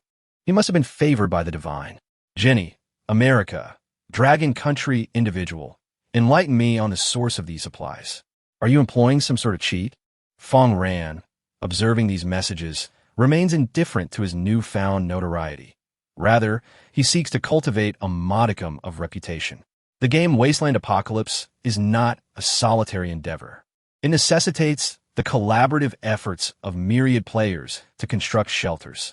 To command the obedience of others, one must exhibit strength, for in this world of desolation, power is the currency of respect. Before long, numerous individuals begin to privately message Fang Ran, and he embarks on his trading endeavors. His first transaction involves the sale of 10 bottles of chilled cola and 3 bottles of beer, acquiring the materials necessary for the mutated potion. Having gathered all the materials for the mutation potion, Fang Ran promptly chose to synthesize 10 doses and commence the process. The carnivorous ladybugs proved to be exceptionally effective laborers. and Fang Ran had no intention of relinquishing them anytime soon. Among his subordinates, 2 exotic beasts underwent mutation and evolution first. However, 10 carnivorous ladybugs still required enhancement to elevate their strength. Without delay, he began administering the potion, and at that moment, the ladybugs emitted peculiar buzzing sounds. Before long, their original insect bodies unexpectedly split apart. With your assistance, the carnivorous ladybug has undergone evolution, transforming into the golden ladybug. Name: Golden Ladybug. Race: Zerg. Loyalty: fully tamed combat power. Intermediate level of sequence 1. Qualification: general attack power. Normal speed: average. Constitution: average. Previously weak. Skills: long distance flight. Golden ratio: newly added. The golden beetle transforms into a radiant beam of light, swiftly darting toward its adversary to strike at their vulnerable points. Introduction: the golden ladybug boasts a beautiful exterior, yet one should not be deceived. It is a lethal predator. Fang Ran does not rely on the golden ladybug for damage output. Its primary function is transportation. After enhancing its physique, it has become more resilient to hunger, capable of covering greater distances in a single flight. Its carrying capacity has also increased, allowing it to transport up to 100 pounds of weight at once. Furthermore, the 3 glucose injection syringes are the quickest to sell, vanishing in an instant. Players who choose combat talents possess formidable strength, thus acquiring abundant resources in the early stages. Rather than leaving a multitude of idle items in their bags, it is wiser to exchange them for life-saving glucose. Fang Ran obtained 2 repair kits and a small modification box, which was quite a profitable endeavor. Subsequently, 2 small medical kits were sold, resulting in Fang Ran acquiring a low-grade crystal core and a design blueprint. Inferior crystal core. This core is derived from decaying wild dogs. Thus, upon consumption, there exists a probability of acquiring the skill corrosive gastric acid, characteristic of the decayed wild dog. The highly acidic gastric fluid enhances the acidity of the stomach, thereby improving its adaptability, allowing one to digest spoiled food. This low-grade crystal core yields rather mediocre effects. Who in their right mind would choose to consume spoiled food, inviting unnecessary suffering? If an Indian player were to engage in such behavior, it would be unsurprising. However, he is evidently not one of them. This crystal core possesses an additional function. It can be utilized to craft a series of fermentation devices, such as biogas pools. Nevertheless, before proceeding, he must first acquire the design blueprints for the biogas pool. As for the blueprints in his possession, they pertain to the construction of a shelter. Enhanced wall design. This can assist you in constructing fortified walls that possess superior defensive capabilities, enabling you to withstand zombie attacks with greater ease. The walls created using the construction feature on the game panel are rather ordinary, offering mediocre defense and are easily toppled. Often, it requires stacking numerous walls to achieve the desired level of protection, which tends to waste resources. However, a single enhanced wall suffices to attain the desired effect. Fang Ran still has adrenaline and gray crystals at his disposal, yet the offers from other players are not particularly enticing, diminishing his interest. After all, the items are in his possession, and there will always be someone willing to trade with him. After a restful night, Fang Ran awoke the next day, feeling refreshed, promptly washing his face with water to regain his alertness. The catastrophe is set to arrive in 2 days. All players are urged to expedite the construction of shelters and enhance their own strength. Fang Ran observed the unfolding events with indifference. For breakfast, he simply consumed beef instant noodles and a chilled bottle of cola. Subsequently, he began to assign tasks. Hake was to lead the zombies to the starting point town for resource gathering, while Mena accompanied Fang Ran to Ganlu town, preparing to clear out the NPCs at the Mutual Aid Center. The Mutual Aid Center was located within a school, teeming with zombies. However, the NPCs were confined on the opposite side. Within the cafeteria and supermarket of the school, a substantial amount of supplies had been discovered to establish a firm foundation. Chapter 37. Capturing the anomalous beasts of Sequence 2. Mena gazed at the scenery along the road, acutely aware that the time for vengeance was drawing near. Captain Shauka Maxi, you need not worry about me. I have encountered an exceptional new leader, endowed with formidable abilities. His name is Fang Ran, a man both strategic and courageous. I firmly believe he will avenge you, Mena thought to herself, as the system's notification resonated in her mind. NPC Mena's loyalty has increased by 2 points. Fang Ran observed this scene, reflecting that Mena's loyalty was rather easy to enhance, revealing her inherently pure and kind nature. In this post-apocalyptic world, safeguarding such a benevolent spirit is undoubtedly a blessing, suggesting that Mena had been well protected by her teammates in the past. Just as Fang Ran was about to enter Ganlu town, a private message suddenly arrived. Shakawai, Chieftain's domain, my friend. I am in need of a gray crystal as a condition for our trade. You will surely appreciate this enchanted equipment. Attributes include cut-resistant gauntlets. Name, cut-resistant gloves, enchantment level, F, protection, general durability, 100 effect, flexibility, upon donning these gauntlets. You will not only be devoid of any cumbersome sensation, but your attack speed will experience a slight enhancement. Introduction. These protective gloves are designed to resist cuts and slashes. Even a level 1 zombie would find it challenging to penetrate them. Fang Ran donned his bulletproof vest, which provided reasonable defense for his torso, yet left his head, hands, and lower limbs entirely vulnerable.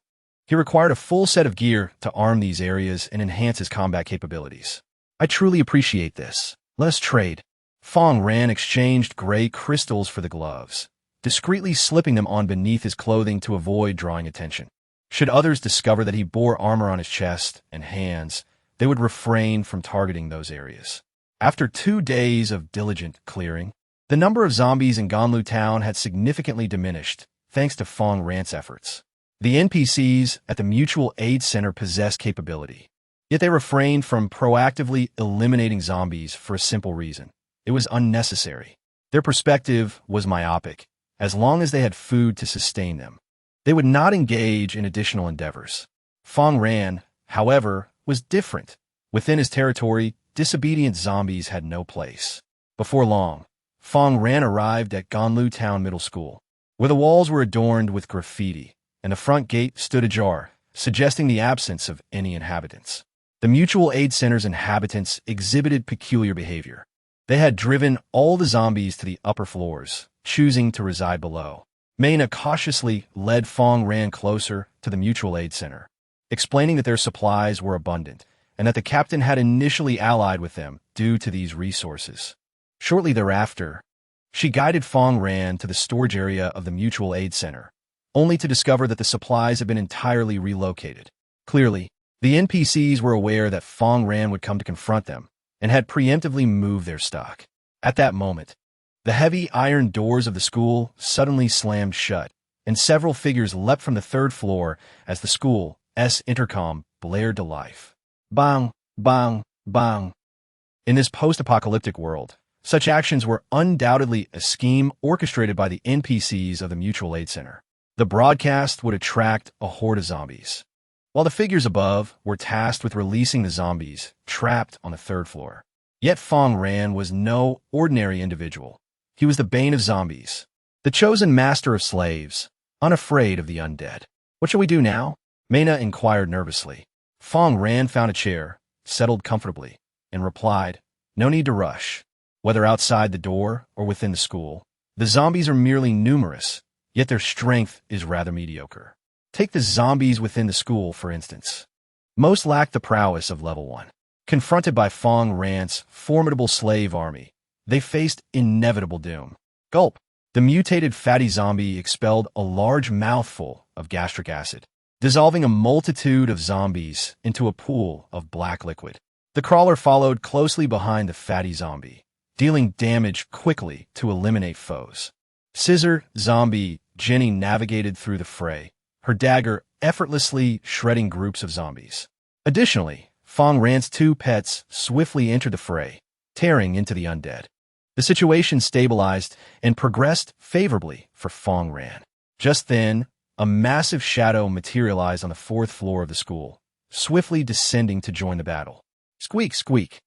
The familiar sound of the night echoed as a gigantic rat emerged, seizing the fatty zombie by the chest and greedily feasting on its liver.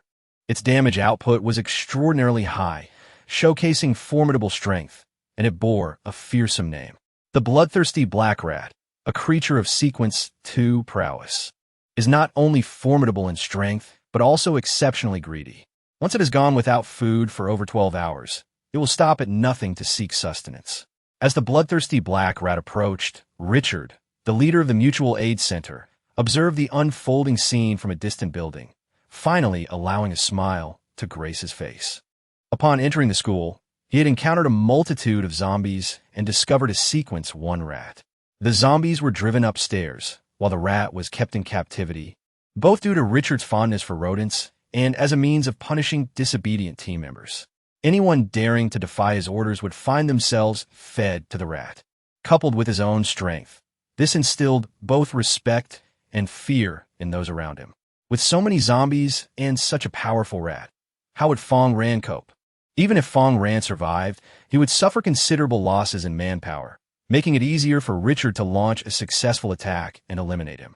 At that moment, Fang Ran drew a weapon and carefully aimed at the distant bloodthirsty black rat. Lacking sharpshooting talent, he could not quickly align his aim while accurately targeting its weak points. However, taking a moment was inconsequential. He pulled the trigger, and the gunshot rang out, striking the rat's large eye with precision.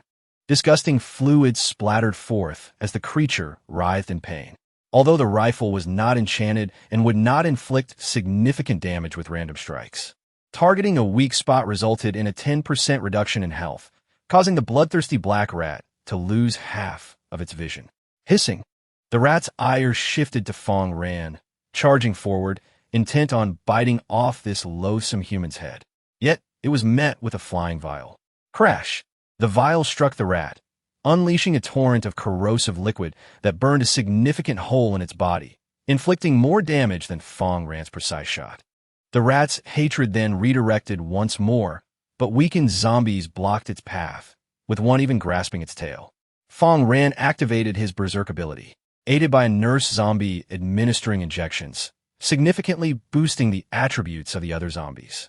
This left the bloodthirsty black rat struggling to advance, helplessly witnessing another vial of the dreadful corrosive liquid descend upon it, creating yet another gaping wound. Despite the fragility of the vial-wielding zombies, the damage they inflicted was terrifying. Were it not for the bloodthirsty black rat's status as a Sequence 2 beast, it would have perished long ago from the corrosive effects. This was inconceivable. Richard, watching through binoculars, could hardly believe his eyes, his fists clenched tightly as he pounded the wall beside him. In his recollection, creatures of Sequence 2, whether beasts or zombies, were extraordinarily powerful and difficult to conquer. Why, then, was the bloodthirsty black rat being toyed with in Fang Ran's hands? This was unfathomable. Had Richard encountered another individual in such a trap, he would undoubtedly have met his demise. However, Fang Ran was no ordinary person. He commanded an army of formidable zombie minions, ensuring his victory. The coordination among the zombies had long since reached a level of mastery. With yet another vial of corrosive liquid raining down upon the bloodthirsty black rat, its health dwindled to a mere 20%, on the verge of death. Its hunger had vanished, replaced only by a profound fear of mortality. Severely injured, its body riddled with wounds from the corrosive liquid, it found itself with no chance of escape. At this moment, Fang Ran stepped before the bloodthirsty black rat, raising his left hand as blue energy surged forth. On the brink of death, the bloodthirsty black rat realized that its only hope for survival lay in submitting to Fang Ran. Congratulations! You have successfully tamed the bloodthirsty black rat of Sequence 2, earning 220 experience points. Your level has risen from 14 to 15, enhancing your physical attributes. Fang Ran has leveled up once more, augmenting his strength. He commanded his subordinates to release the bloodthirsty black rat and address Mena. "Come here and heal this rat." Mena replied with disdain. "Such a repulsive creature, I can hardly bring myself to touch it." Despite her aversion, Mena began to unleash her talents. For NPCs, the more frequently they activate their abilities, the easier it is for their strength to grow. Chapter 38. The desperate fate of the NPCs. Mena's power was merely its Sequence 1, yet with Fang Ran's guidance, she could undoubtedly become a competent healer. However, It became increasingly troublesome for Fang Ran to enhance his own strength. Although his combat power had improved post-level up, he still had not reached the intermediate level of Sequence 2. Relying solely on level increases to bolster his strength had become a daunting task. The rationale was simple. Not only did the experience required for leveling up increase, but ascending from level 15 to 16 now demanded 3,000 points of experience.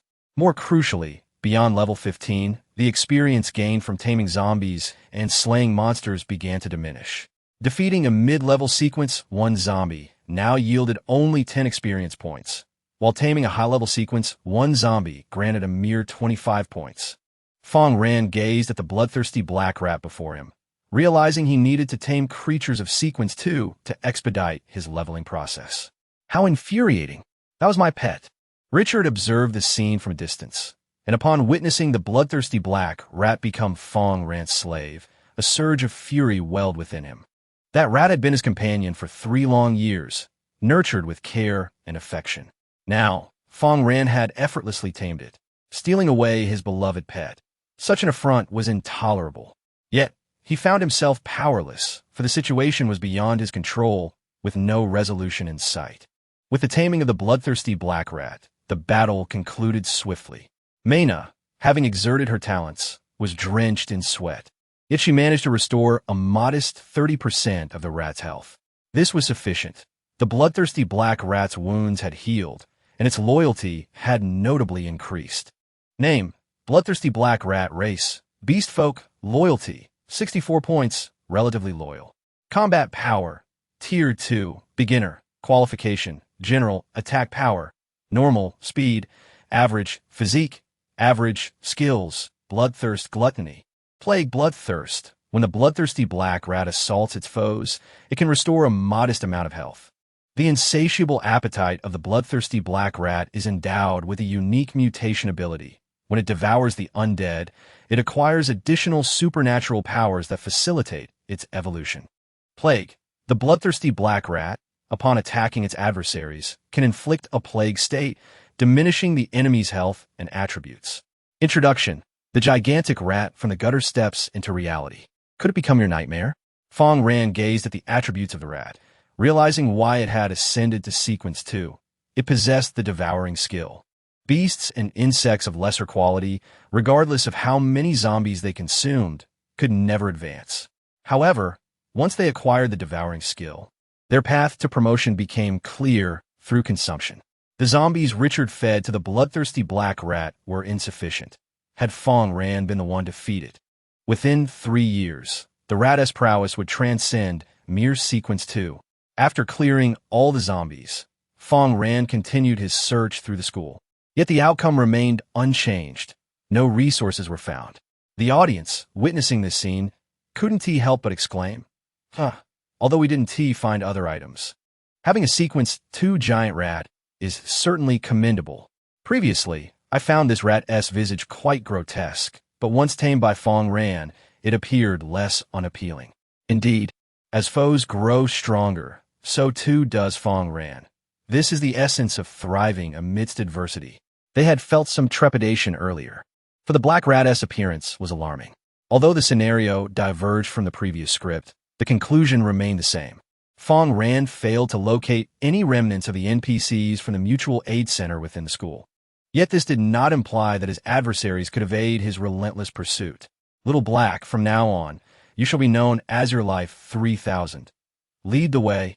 He likely had a large dog by his side, whose keen sense of smell could prove invaluable for tracking. Little Black promptly took the lead, guiding Fang Ran through Ganlu town. Richard, witnessing this, felt a chilling sense of impending doom, realizing he must act swiftly. Otherwise, under Fang Ran's pursuit, he was doomed. In a moment, a fierce glint appeared in his eyes, indicating a malicious decision had been made. Fang Ran allowed Little Black to lead the way, sipping on cola while observing his surroundings. At that moment, another private message arrived. Dongmu, 15 Neon. Mr. Fang Ran, I require that syringe of adrenaline, but I'm currently short on resources. Could you lend it to me for the time being? I promise I will provide you with something valuable shortly. Fang Ran dismissed the message without a second thought. The notion of free handouts was utterly preposterous. However, to his surprise, the neon individual sent another message shortly after. Dongmu 15 Neon, Mr. Fang Ran, it seems you do not trust me, but that is inconsequential. Can this item exchange for adrenaline? Accompanied by the attributes of a Level 2 bulletproof helmet. The Level 2 bulletproof helmet. It can effectively reduce the damage from 7.62mm bullets, providing commendable defense against zombie attacks, ensuring a sense of safety when worn. Upon reading this, Fang Ran felt a flicker of interest. He indeed required a helmet, as it would significantly enhance his upper body defense. However, he was no fool. He understood the importance of negotiation. He remarked, a mere helmet is insufficient. This adrenal hormone can be a lifesaver in critical moments. Dongmu 15 was taken aback for a moment before responding, I possess only pet food and nothing else. Specially crafted pet food. This unique pet food is designed specifically for pets, providing a slight but permanent enhancement of their attributes upon consumption. While it can also be consumed by humans, its sole benefit is satiation. Upon encountering this item, Fang Ran turned to the small black creature leading him in feigned displeasure, exclaiming, I hope my dog will take a liking to this food. He promptly initiated a transaction, and shortly thereafter donned a Level 2 ballistic helmet. Although his lower body remained unprotected, safeguarding his upper half would suffice to prevent instant demise. Wong Wong. The small black creature halted before a tightly shut building door, a 6-story residential structure devoid of an elevator. While an ordinary individual might opt to assault from the ground floor, such a tactic would be foolish, easily falling prey to ambushes. Fang Ran commanded his multitude of zombies, each with their bizarre abilities, including wall climbing, to scale the unwindowed side of the building and launch an attack from the top down. Meanwhile, the NPCs of the Mutual Aid Center observe Fang Ran's every move from behind the curtains, poised to retaliate in various ways once he initiated his assault. Even if it meant their own demise, they intended to ensure Fang Ran's downfall alongside them. However, as they awaited their moment, a terrifying cry erupted from the uppermost floor. Ugh!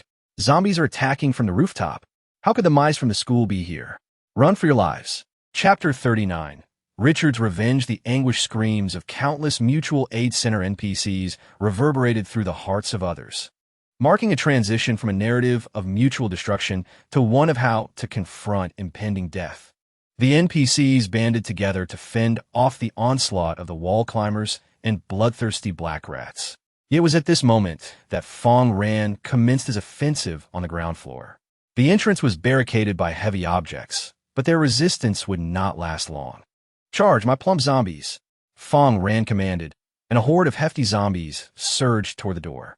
With a resounding crash, the door splintered, revealing the stacked debris behind it. After a failed attempt, they charged again, and the obstruction was forcefully breached. The zombies poured in, and a massacre ensued swiftly. Within the school sheltering the Mutual Aid Center, Fang Ran discovered numerous human bones. Upon closer inspection, there were over 100. This indicated that at least 100 survivors had perished within the confines of the Mutual Aid Center.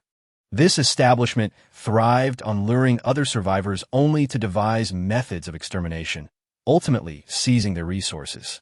However, had they broadened their horizons and allied with other survivors to eradicate the zombies of Ganlu Town, the outcome might have been vastly different.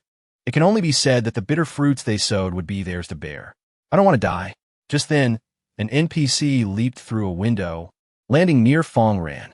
He immediately attempted to flee, but Fang Ran brandished a dark shotgun at him, rendering him motionless, paralyzed with fear. No traces of NPCs remained in the building. All had fallen to Fang Ran's undead horde. Yet, the leader of the Mutual Aid Center, Richard, was conspicuously absent. Where is Richard? Where has he gone? Fang Ran inquired. The frightened NPC stammered. He slipped away alone. I don't know where he went. As soon as he finished speaking, Fang Ran pulled the trigger, ending his life without hesitation. Useless creature, he muttered. Had you known Richard's whereabouts, I might have spared you. While Fang Ran could pursue Richard, he deemed it unnecessary. He thoroughly searched the building, then led a substantial horde of zombies to another location. The room's resources primarily consisted of food and water. Among the provisions, besides canned goods, Fang Ran discovered fresh fruits and vegetables, a rare find indeed. He wondered how the Mutual Aid Center had acquired such treasures, which he intended to relish. Additionally, he found 2 handguns, a level 1 bulletproof vest, a level 1 ballistic helmet, and a standard shotgun. These acquisitions were satisfactory, and Fang Ran felt content as he sought out the cataclysmic fruit. In the early stages of the game, aside from treasure chests, the items that could most swiftly bolster a player's combat prowess were the cataclysmic fruits. Consuming just one would elevate Fang Ran's power to mid-level sequence 2 and further evolve his talents. Talent evolution was not merely about acquiring a special effect. It entailed a permanent enhancement with consequences extending into the later stages of the game.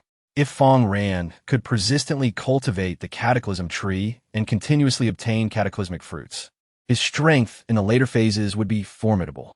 The location of the Cataclysm tree was the town's central square, once home to the town hall and adjacent to various official institutions.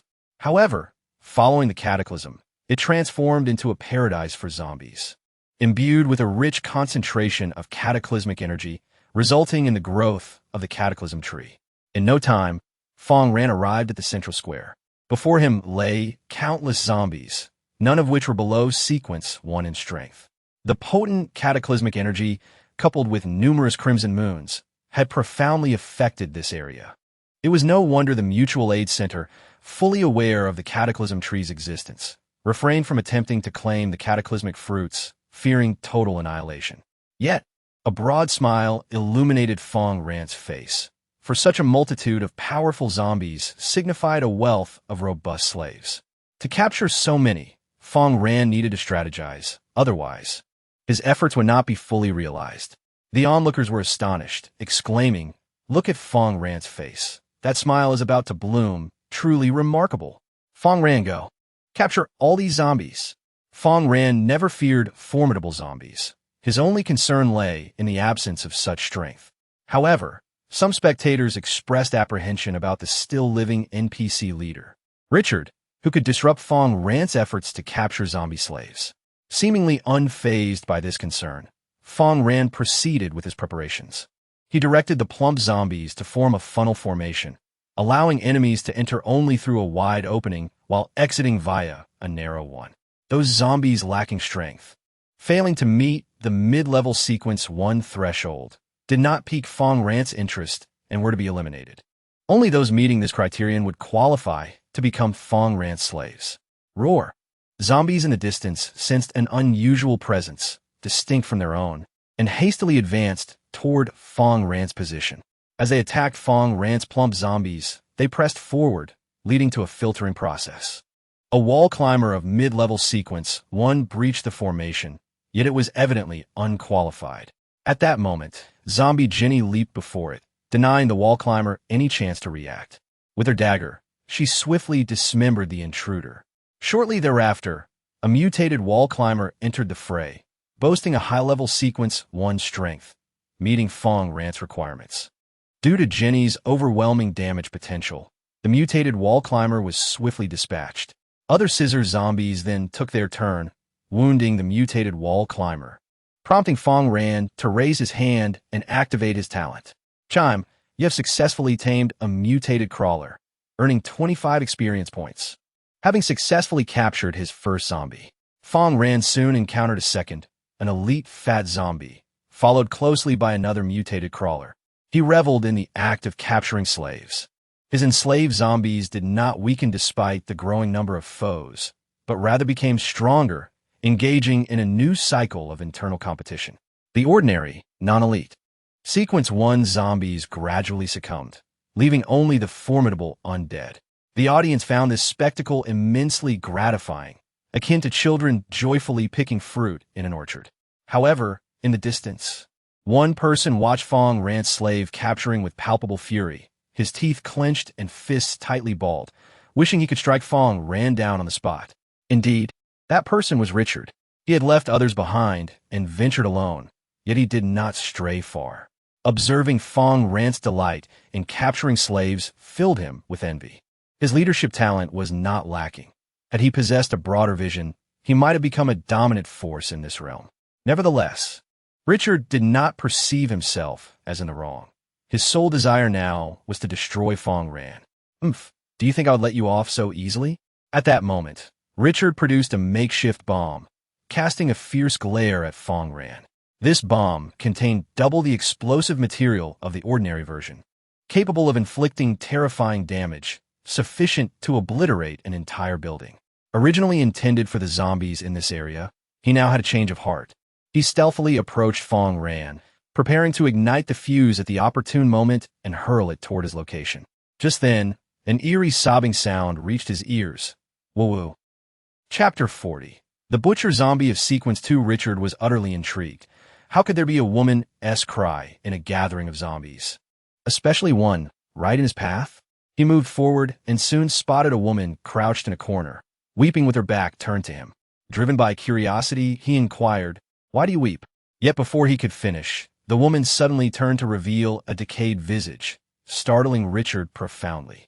He could not comprehend when zombies had begun to weep. The female zombie, however, did not grant Richard a moment to ponder. She brandished a knife and lunged at him with frenzied attacks. Her speed was astonishing, capable of delivering multiple strikes in a single second.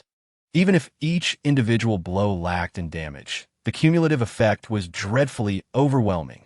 This was Fang Ran's contingency plan, a frenzied zombie left behind to guard against Richard's ambush. Ordinary NPCs, lacking discernment, would easily fall prey to such a maniacal foe. Richard soon bore several cuts, feeling the sting of the knife piercing through his bulletproof vest, and realized the gravity of the situation. He broke free from the frenzied zombie, injecting himself with a dose of adrenaline, pivoting to flee for his life. Yet the deranged zombie relentlessly pursued him, stabbing him from behind. "Get away from me," Richard yelled, producing another item, a powerful adhesive, which he flung behind him. The frenzied zombie's speed diminished. Although he was left with a sliver of health, he managed to escape. He surmised that the attacking zombie must have been Fang Ran's doing, intensifying his resentment towards him. Once he recovered, he vowed to exact revenge on Fang Ran, determined to use the enhanced makeshift bomb in his possession to deliver a decisive blow. Just as he thought he had evaded death, a sudden roar erupted behind him. A shadow lunged at him, sinking its teeth into his neck, refusing to relent. It was Fang Ran's second contingency, the flying leopard beast. While not yet at Sequence 2, it was a top-tier Sequence 1 creature. It was more than sufficient to deal with the weakened Richard, inflicting grave damage to his neck and depleting his health entirely. Richard gazed regretfully at the makeshift explosive in his hand, lamenting that he should have ignited it immediately and charged at Fang Ran with reckless abandon. Ding! You have slain NPC Richard and gained 275 experience points. In the distance, Fang Ran noticed this notification, and his spirits soared as he was currently engaged in capturing slaves. The number of zombies under his command had not only increased, but their strength had also reached the advanced level of Sequence 1, which was truly delightful. Just as he was about to tame the next zombie, a radiant light emanated from his being. Your level has ascended from 15 to 16, and your physical attributes have been enhanced. After vanquishing countless zombies and taming numerous others, Fang Ran's level has finally risen. In this plaza, there are but a few remaining Tier 1 zombies. Among them lies the Butcher Zombie, peacefully slumbering beside the cataclysmic tree, gripping a bone-slicing knife in its hand. Butcher Zombie. It has evolved from the Fat Zombie, possessing the formidable strength of a mid-tier Sequence 2. Not only does it boast a considerable amount of health, but the cleaver it wields is also terrifying. The Butcher Zombie is even larger than the Fat Zombie, adorned with numerous stitch scars formed by cataclysmic energy, each resembling a giant centipede. If it were any other mid-tier Sequence 2 zombie guarding the Cataclysm tree, Fang Ran would find it relatively easy to deal with, as they possess multiple vulnerabilities. However, the Butcher Zombie presents a more daunting challenge. The reason is simple. Despite its cumbersome stature, it lacks any significant weaknesses, boasting thick blood and high attack power, making it a nightmare for players of lesser strength. Nevertheless, Fang Ran is not without a path to victory. As an experienced player, he prefers a splendid triumph. To engage in a battle that results in 1,000 foes slain, but at the cost of 800 of his own, is a grave insult to him. Thus, it is imperative to contemplate carefully the course of action ahead. Just then, the agile beast Bao dashed over, clutching a corpse in its jaws and dragging it to Fang Ran's feet. Fang Ran affectionately patted Bao's head and cast a glance at Richard's lifeless body. Upon witnessing this scene, Mena rushed forward and kicked the corpse fiercely, prompting a notification from the system. You assisted Mena in vanquishing the NPC Richard, resulting in a 5-point increase in her loyalty towards you. She unleashed a flurry of punches and kicks, while Fang Ranja began to search the corpse, soon yielding some rewards. You acquire an enhanced homemade explosive from Richard's backpack. You acquire 2 small medical kits from Richard's backpack. You acquire a level 2 bulletproof vest from Richard. Richard possessed little in terms of possessions. As an NPC, his system backpack could only accommodate 25 kilograms. However, Fang Ran was quite content with his current haul. And for good reason. The enhanced homemade explosives were indeed impressive. Enhanced homemade explosives. They possess a potency that surpasses that of ordinary versions, resulting in a more extensive range of destruction. Caution is imperative during detonation. While conventional explosives may pose a challenge when confronting a butcher, the enhanced variant simplifies matters considerably. Fang Ran harbored a bold idea, one he was poised to execute without delay. He retrieved a small blue pill he had been keeping and swallowed it whole, immediately feeling a surge of flames in his abdomen that amplified his extraordinary abilities. As the blue pill was ingested, a notification chimed. Your innate abilities have been enhanced by 25, and the maximum limit of your extraordinary powers has increased by 50, lasting for 1 hour. He had previously tamed numerous zombies, and now, with a dwindling supply of blue pills, this one restored a considerable amount of his strength. In the distance, the butcher zombie remained oblivious to the imminent danger, still in slumber.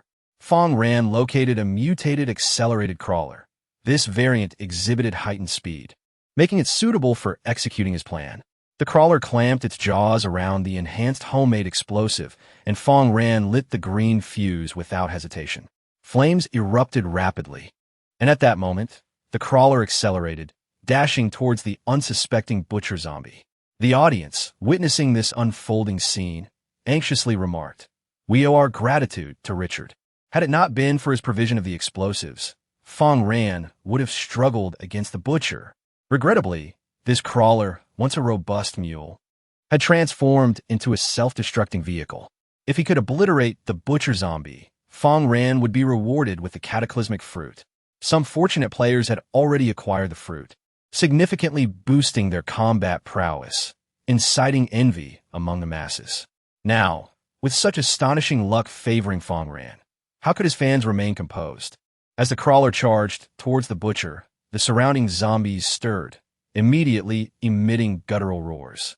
The butcher zombie opened its murky eyes, fixating disdainfully on the approaching crawler.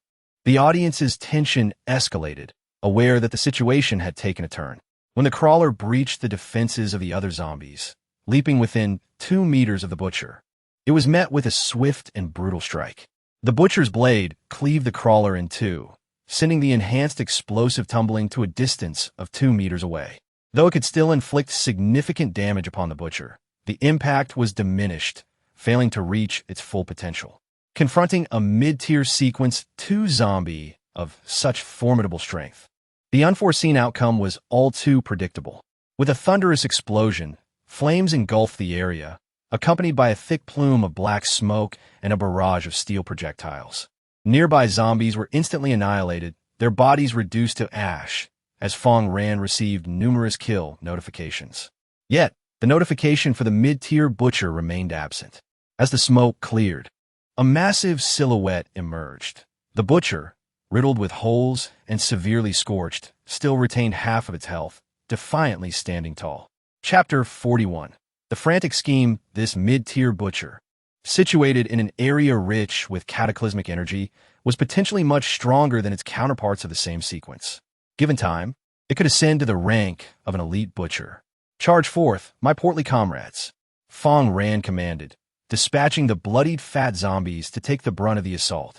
Meanwhile, He maneuvered through the chaos, preparing to undertake a daring endeavor. The audience quickly grasped the situation. I see now why Fang Ran made such an oversight. I suspect he intentionally refrained from obliterating the butcher. His favorite pastime is taming zombies, and there's no way he would let such a powerful zombie slave slip away.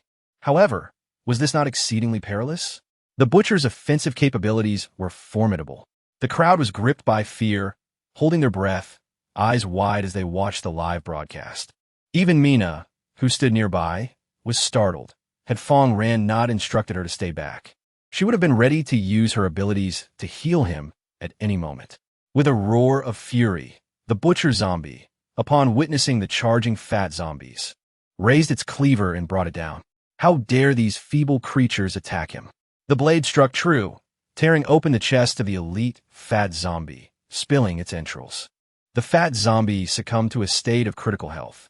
A final blow followed, and even an elite fat zombie of sequence 1 could not withstand such damage. This was the true might of the butcher zombie, not to be underestimated. Disrupted from its slumber and subjected to such devastation, it was filled with a desire to rend everything apart. Surrounded by the stench of spilled entrails, Fang Ran remained unfazed by the loss of the fat zombies. They could still serve as compost or feed after death, his focus solely on the colossal butcher before him. Blue energy surged from his hands, enveloping the butcher zombie in its glow, as the game's notification chimed once more.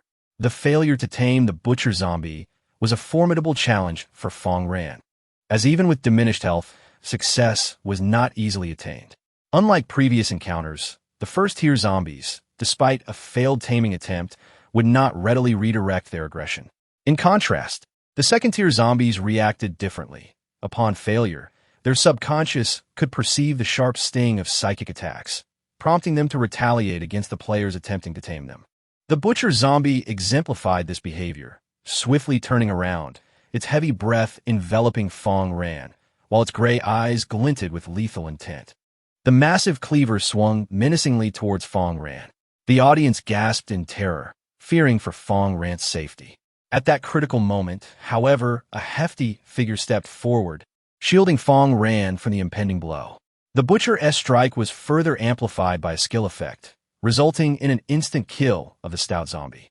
Seizing the opportunity, Fang Ran prepared to attempt his talent once more. Domestication failed. Please try again. Yet the outcome remained unchanged. Once more, failure ensued, and the corpulent zombie harbored even greater animosity towards Fang Ran, charging at him with reckless abandon. Each attempt at domestication struck a blow to his psyche, rendering his mind increasingly feeble. Should this weakness persist, he would undoubtedly become Fang Ran's thrall, which is why his assault was so vehement at this moment. Fang Ran, not lacking in wit, retreated strategically, allowing the corpulent zombie to obstruct the path. Until the fat zombie was completely vanquished, the butcher would not reach Fang Ran. However, as Fang Ran raised his right hand, his powers surged forth, yet the notifications that followed were far from optimistic, all indicating failure. The butcher zombie, still half alive and possessing strength superior to Fang Ran's, posed a considerable challenge for domestication, with a low probability of success. Yet, if he were to inflict severe damage upon the butcher, the purpose of domestication would diminish significantly. The rationale was simple. The butcher zombie's role was that of a tank, primarily designed to absorb damage and intercept enemy advances. If he were rendered severely weakened, how could he stand his ground? Fang Ran had myriad ways to eliminate the butcher, but achieving a flawless domestication proved exceedingly difficult. He had lost count of how many times he had failed, and the audience, witnessing the litany of failure notifications, began to doubt Fang Ran's potential for success. Alas, another corpulent zombie fell, marking the last of Fang Ran's defenders. No more zombies stood by to absorb the damage. When he attempted to use his ability again, the butcher's blade descended, striking him squarely on the shoulder. Even with a bulletproof vest, Fang Ran found himself vulnerable to this blow, sustaining a grievous wound as blood gushed forth, causing a significant portion of his health to vanish. Furthermore, the result of this domestication attempt also ended in failure, as the butcher appeared incapable of becoming Fang Ran's servant. Nevertheless, The glimmer of weakness and fear in the butcher's eyes suggested that the relentless attempts at domestication were taking their toll, with Fang Ran undeterred by his injuries. He sacrificed a crawler and resolutely commenced the domestication process anew. With a chime, you have sacrificed an elite crawler, restoring 26 of your maximum health and enhancing your movement speed for 5 minutes. He felt a lightness beneath his feet and in the astonished gazes of the audience. With a mere sidestep, he deftly evaded an attack from the butcher zombie. Seizing this moment, he activated his talent once more as azure energy enveloped the butcher. Yet, the butcher remained unyielding, not succumbing to Fang Ran's will. Fang Ran continued to maneuver with an intoxicating grace, seemingly lost in the art of his performance. The spectators were left in awe, marveling at Fang Ran's audacity and skill. However, the outcome was still dire. As 5 minutes elapsed, the butcher zombie continued its relentless assault on Fang Ran.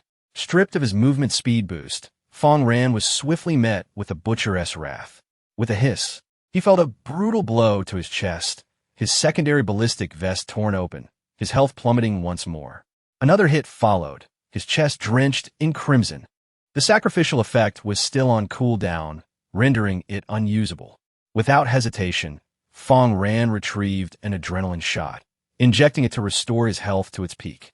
In the butcher's large eyes, weakness was evident, akin to an elderly man on the verge of slumber. It was on the brink of collapse, poised to become Fang Ran's thrall. Taming, Fang Ran raised his hand, bracing for another strike from the butcher zombie, as the system's notification echoed in his mind. Domestication failed. Please try again. He exhibited no emotion, enduring another wave of pain as he lifted his head with pride to gaze at the butcher. His extraordinary abilities surged forth, enveloping the butcher's form, refusing to dissipate. The butcher's eyes were filled with dread as his mind succumbed to the assault of those powers. He could bear it no longer. In this clash of wills, Fang Ran, as an exceptional master of slaves, emerged victorious once more. With a chime, you have successfully tamed a mid-tier butcher zombie from Sequence 2, earning 350 experience points. The butcher zombie, with its raised cleaver, came to a halt, kneeling before Fang Ran in submission. Fang Ran, panting yet unable to conceal the joy on his face, erupted into hearty laughter. Truly my most formidable slave. You are indeed impressive. His efforts had borne fruit, and an uncontrollable joy enveloped him. Even as fatigue weighed heavily upon him, his body drenched in sweat and in disarray, he remained unperturbed. Chapter 42. The acquisition of catastrophic fruit. The audience witnessed this scene, and the barrage of comments exploded. Wow. Take off. Fang Ran is incredible. In that moment, the butcher zombie finally comprehended the terror of its master. With such strength, one could scarcely imagine the magnitude of contributions it would render to Fang Ran as his slave. In any realm, the powerful garner admiration, especially in this brutal, cannibalistic apocalypse. Fang Ran demonstrated that he was a force to be reckoned with, both courageous and cunning. This resonated deeply with the audience, instilling in them a profound loyalty to Fang Ran, fostering belief that he would indeed construct a magnificent sanctuary. Curiosity piqued within Fang Ran. Despite the butcher being a mid-tier entity from Sequence 2 and situated in an area rife with catastrophic energy, he recalled that such creatures should not be so difficult to tame. This zombie possessed extraordinary strength, prompting him to open the butcher's attributes panel for further investigation. Title: Not available. Race: Zombie. Type: Butcher. Combat power: Intermediate level of Sequence 2. Qualification: Ordinary attack. Speed: Average. Constitution: Above average. Originally average. Gift: Slaughter. After the butcher zombie slays a human, its strength shall be augmented. Note: 106 humans have been slaughtered. Gift effects: Fury, Decapitation, Anger. As the battle progresses, the butcher will accumulate rage, thereby enhancing his offensive power. Decapitation: The subsequent standard attack inflicts additional damage. Introduction: In the face of a fearsome butcher, if you lack the prowess of Zhengguanxi, it is best to retreat. No wonder, for it has indeed claimed many lives. Fang Ran mused. The butcher zombie possesses a unique talent that grants him a certain degree of growth but typically, such enhancement would not be so pronounced. One can only blame the hapless, surviving NPCs for offering themselves as fodder, thereby empowering the butcher. The NPCs yearn for the fruit of calamity. Yet the challenge posed by the butcher is insurmountable. Ultimately, it leads to their demise. Fang Ran remains indifferent to the fate of the NPCs. As long as his slave is formidable enough, he is quite content with the butcher. Players are soon to endure a full 7 days in the wasteland, heralding the arrival of calamity, during which a multitude of zombies will assault the sanctuary. Fang Ran's butcher slave could emerge as a formidable sentinel, guarding the entrance to their refuge. Indeed, one man can hold back 1,000. As Fang Ran awaited the restoration of his strength, his gaze fell upon the calamity tree before him. It stood as a mere sapling, approximately the height of a man, with a slender trunk exhibiting severe malnutrition. Yet, upon it, there still dangled a fruit of calamity. Premature catastrophic fruits, due to the insufficient nutrients provided by the tree of catastrophe. These early ripening fruits can only enhance the talents of players ranked 2 or below, bestowing additional attributes and augmenting their strength. Note, players can consume this fruit only once within 7 days. Exceeding this limit will transform the player into a zombie. Even though this was the epicenter of the disastrous energy in Ganlu Town, nurturing a disaster tree to maturity and enabling it to bear numerous fruits was still an arduous task. Fang Ran gently caressed the tree and immediately set about his work, instructing crawlers, "Come and dig." A swarm of crawlers rushed forward, excavating around the disaster tree and leaving only the soil encasing its roots intact. To transport it alive, they had to uproot it along with the soil. Otherwise, transplantation would be impossible. Although the corpulent zombies possessed strength, they could only manage about 600 pounds. While the root system of the disaster tree was exceptionally developed, encased in soil weighing at least 1,000 pounds. At that moment, the butcher zombie approached. As an evolved version of the fat zombie, he possessed formidable strength. He placed the cleaver at his waist, crouched down with his nearly 3-meter-tall frame, and wrapped his arms around the root system, lifting the disaster tree effortlessly. This demonstrated the power of strength, and Fang Ran felt immensely satisfied. Truly, these were the slaves he had tirelessly recruited. Once the disaster tree was placed into the pit, the mixture of meat and mud was added, and the soil was covered. Due to the previous lack of disaster energy, the leaves of the tree had become somewhat withered. However, after absorbing a sufficient amount of energy, they surprisingly regained vitality. The farm, meticulously designed by Fang Ran, was rich in nutrients, specifically enhanced for the disaster tree. It would have been strange if it did not flourish. Observing the rejuvenation of the disaster tree, Fang Ran wasted no time in retrieving the disaster fruit. This fruit, no larger than a jujube, was already mature and would not grow any further. It was ready for consumption.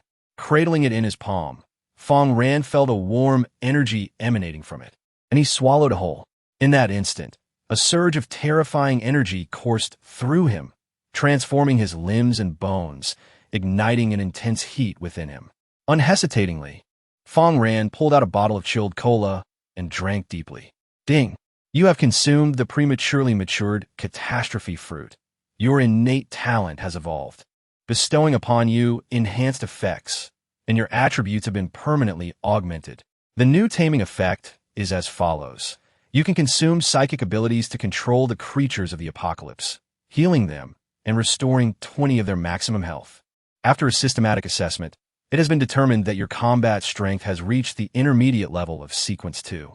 Please continue your efforts. Once Fang Ran assimilated all the energy from the catastrophe fruit, his power transcended his previous limitations. He could only describe it in one word: formidable. To tame a slave, Fang Ran needed to reduce them to a state of severe injury, which would greatly enhance the likelihood of success. However, this method would diminish the combat prowess of the enslaved, much like the butcher zombie. If the butcher were at full health, his strength would be overwhelming. After talent evolution, he could restore 20 of his maximum health, which is a considerable enhancement. Even when severely damaged, the zombie could retain most of its fighting capability from its living days. Even serving as cannon fodder, it could endure longer. Unfortunately, The butcher zombie had already been tamed. Otherwise, restoring even 20% of its health would have been quite advantageous. The audience observed this scene with a sense of inevitability and surprise. Truly, Fang Ran, the great slave master, exhibited an astonishingly rapid improvement in strength. Did you notice? After the catastrophe fruit was removed, the tree surprisingly did not wither. Indeed, I have seen other players' catastrophe trees die immediately after the fruit is taken. Why is Fang Ran's different? I understand now. This is the effect of a zombie flesh compost, providing immense fertility to ensure the catastrophe tree has sufficient nutrients to survive. If the catastrophe tree remains alive, will it continue to bear fruit? That would be extraordinarily powerful. At this moment, the crowd finally grasped the significance of Fang Ran's earlier actions. Modifying a meat grinder with a small modification box seemed unworthy at first glance. However, now it appears to be an astute decision. The subsequent events saw Hark and Mina leading the zombies to transport building materials while Fang Ran continued to scavenge for supplies. As there were still many areas in Ganlu town yet to explore. As he walked, he began to sort through the items in his backpack, which contained a plethora of goods that could be sold. Among them, 2 handguns and a level 2 bulletproof vest were particularly sought after. However, the value of the handguns had diminished as many players had already acquired them. The level 2 bulletproof vest, on the other hand, remained highly desirable, and many were willing to trade items Fang Ran desired in exchange. Chapter 43. Circular bunker design plans Fang Ran announced directly in the regional channel. I have a level 2 bulletproof vest, 2 handguns, a level I helmet, and other items for sale. Currently, I am in urgent need of a substantial amount of water. Any type of water will suffice. If there are other items available, I am open to trade as well. Attached were numerous screenshots of various items. Fang Ran had already discovered rebar, cement, and sand among the construction materials for the shelter at the abandoned building site, and there was an abundance of red bricks. However, a significant issue loomed, a shortage of water. Without water, it was impossible to make cement, rendering everything futile. From the casual conversations in the regional channel, it was evident that many players had found considerable amounts of non-potable water. Within 3 seconds of his message, someone reached out to Fang Ran. Groski, big hair, friend. I have a truckload of 4 cubic meters of treated wastewater. I hope to exchange it for a level I bulletproof vest and a level I helmet. The so-called treated wastewater is toxic water that has undergone some processing. Most of the toxic substances have been removed, but remains undrinkable and is typically used for watering plants. Groski had unexpectedly encountered a water truck and discovered it contained treated water. He attempted to drink it, only to find it bitter, leading to a state of chronic poisoning. This water was evidently not fully purified and retained considerable toxicity. He decided to keep a portion for himself while offering the rest for trade. Fang Ran responded immediately. All right, we can trade, but you'll need to wait until evening. Constructing a 1 square meter wall requires 200 liters of water. Thus, 4 cubic meters of treated water would allow for the construction of a 20 square meter wall, though that would not be sufficient. However, Fang Ran felt no urgency. Not only were there players with wastewater, but Ganlu Town also contained sources of wastewater. Players in Area 13, situated in a desert, found their resources relatively scarce, so their methods of constructing shelters were simpler. They would locate a sturdy building and reinforce it with minimal materials, creating a viable shelter. Even against a horde of zombies, their combined strength could withstand the assault. Unlike Fang Ran, who built in open spaces, the majority of players lacked such strength in a multitude of zombie slaves. His shelter was surrounded by vast wastelands, allowing for the cultivation of crops and the construction of other buildings. When the time came for expansion, it would be a straightforward endeavor. For others, expanding their shelters would be a cumbersome task, as they had to dismantle existing structures first. In addition to Groski's 4 cubic meters of water, another player approached Fang Ran, offering 3 cubic meters of wastewater in exchange for 2 handguns. While there were offers for the level 2 bulletproof vest, the bids were too low for Fang Ran's liking. With his combat strength at the intermediate level of Sequence 2 and his talents enhanced, Fang Ran could traverse Ganlu Town with confidence. As nightfall approached, he managed to find 3 small medical kits, a small modification box, and a small repair kit. He also discovered a variety of food items, and more importantly, seeds for crops such as cucumbers, potatoes, and eggplants. This was indeed fortuitous.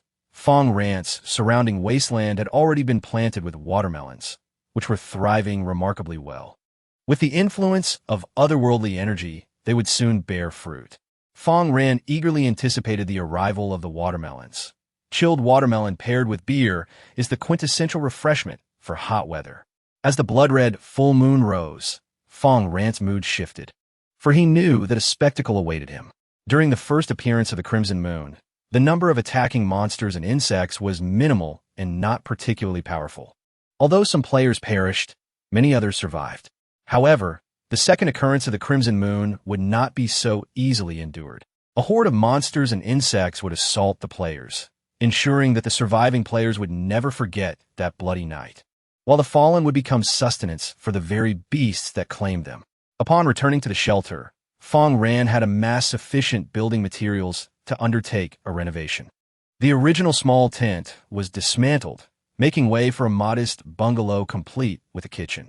Mina, the young girl, delighted in cooking and had considerable skill, eagerly volunteering to take charge of the culinary tasks. Hark, as a construction worker, sketched plans under the light to assist Fang Ran in designing the shelter. Meanwhile, Fang Ran sipped on a chilled cola, awaiting the impending assault.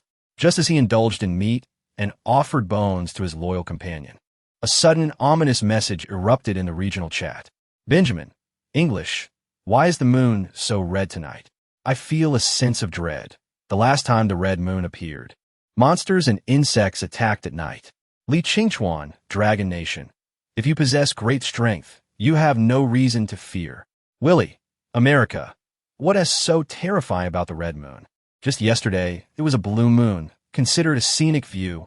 Players endowed with combat talents are undeterred by peril. Upon selecting such a talent, they swiftly dispatch their adversaries with ease. In the game Wasteland, lacking a strategy guide, opting for combat prowess at the outset indeed proves advantageous. With sheer strength, miracles can be wrought. Possessing combat ability allows one to charge forward relentlessly. Conversely, players who choose alternative talents, hindered by their insufficient combat statistics, must navigate their survival with greater cunning and intellect. While some players remain indifferent, a notable faction grows increasingly aware of the looming threats and seeks ways to enhance their combat capabilities. Many have set their sights on acquiring the Level 2 bulletproof vests, though most offers fall short of the vendor's expectations. Yet amidst the multitude of private messages, one in particular captured the vendor's attention. You tanking, Dragon Country, dear Fang. Although I lack wastewater, I possess a design blueprint. Your pursuit of wastewater is indeed for the construction of a shelter, and I trust you have gathered the requisite materials. This blueprint will surely pique your interest. In Zone 13, only a formidable individual like yourself can truly put it to use, accompanied by an explanation of the circular bunker design. Circular bunker. Utilizing this blueprint, along with appropriate materials, one can craft a standard circular bunker. Please note that shelters created using design blueprints will possess superior attributes and characteristics. The characteristics of circular fortifications: enhanced wall defense, increased damage inflicted by players around the shelter. Chapter 44. The Return of the Blood Moon. Fang Ran gazed upon the blueprint before him, a spark of excitement igniting within. He had finally discovered something of value. As long as he remained within the shelter, its defenses would be unparalleled, impervious to any attack.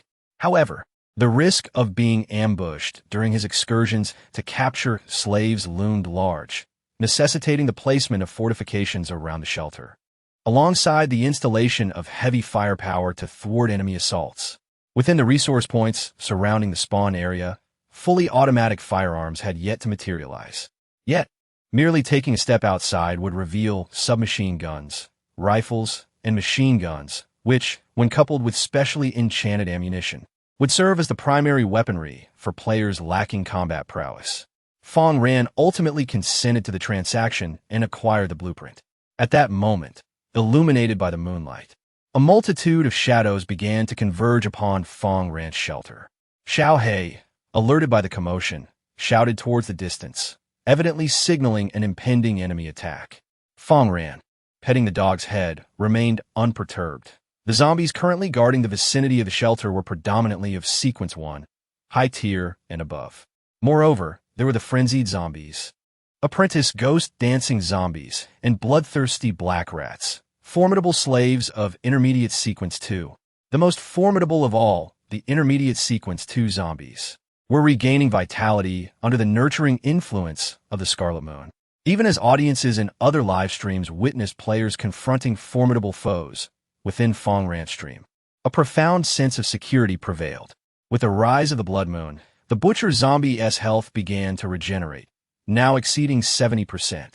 The bullet holes upon its body had vanished, and the previously charred area of its chest appeared more normalized. Its hunger level was also on the rise.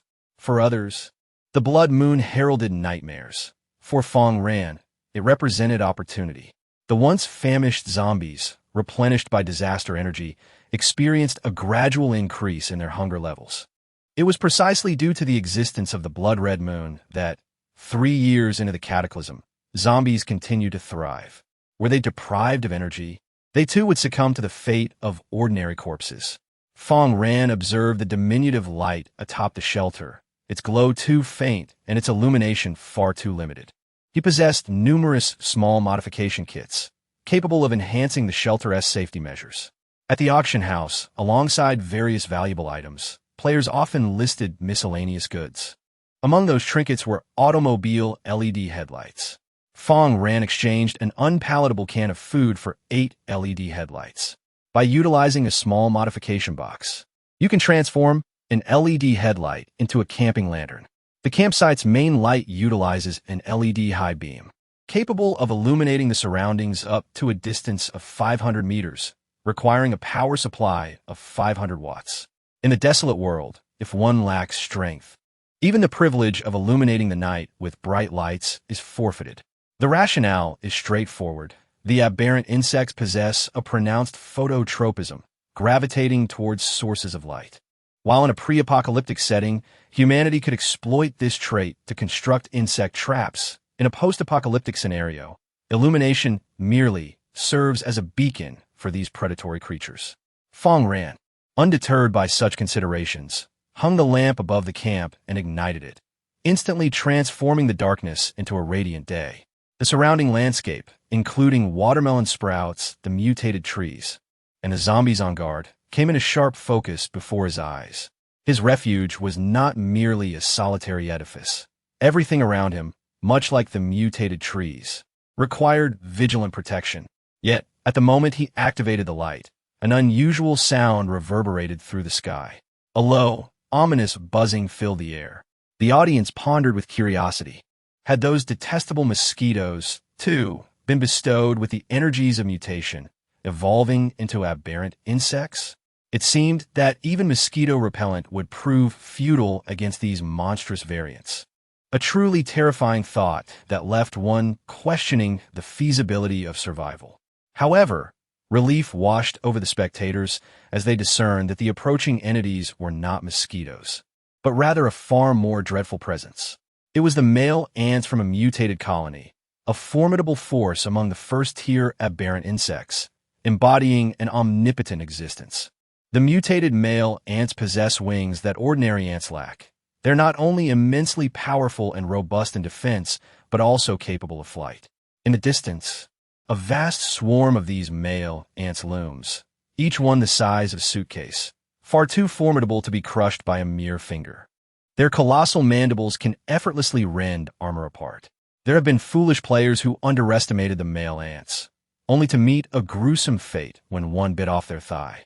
This incident instilled a sense of anxiety among the spectators, with a barrage of comments reflecting their unease. The player devoured by the male ant was so unfortunate, especially since she was a girl. I struggled to watch that video. What method will Fang Ran employ to confront the male ants?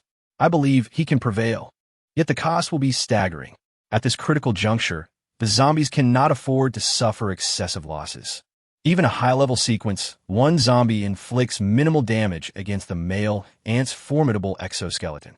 In this apocalyptic world, although the number of aberrant insects is less than that of zombies, their strength is by no means inferior.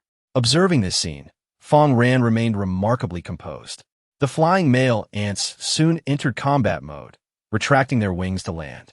Though capable of flight, their aerial prowess is average. They must touch down to engage in battle, akin to airdrop tanks. Fang Ran dispatched the zombies that had been laboring in the spawn point town. While these zombies possessed Sequence 1 strength, they were still not sufficiently powerful.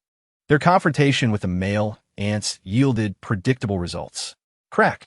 The male ants' mandibles snapped shut like scissors, shredding those zombies to pieces before lowering their heads to feast.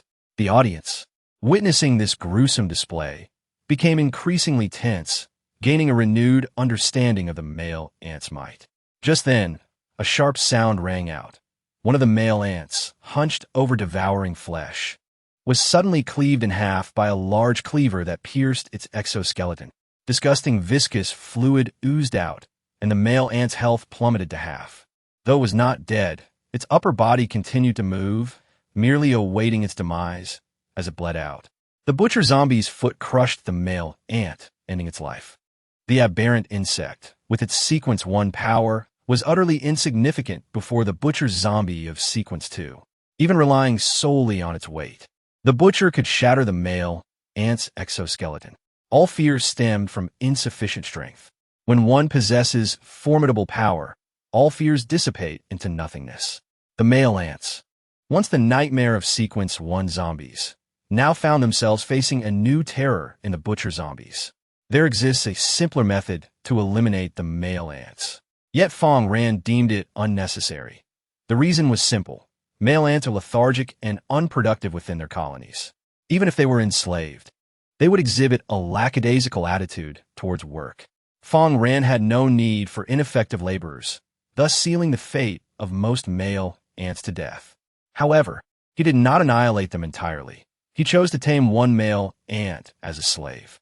Among the hordes of insects in this apocalyptic world, only ants are inclined to gather and form nests. Within these nests, aside from the male ants, the other ants are quite impressive, particularly the worker ants, which can be likened to water buffaloes in this desolate era.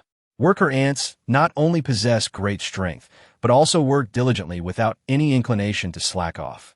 They can be employed to plow fields, autonomously gather food around the nest, and assist Fang Ran in constructing subterranean spaces. The nest is already situated underground, providing excellent ventilation, keeping warm in winter and cool in summer. Utilizing it as part of a shelter would significantly enhance its capacity, safety in times of danger, and retaliatory capabilities.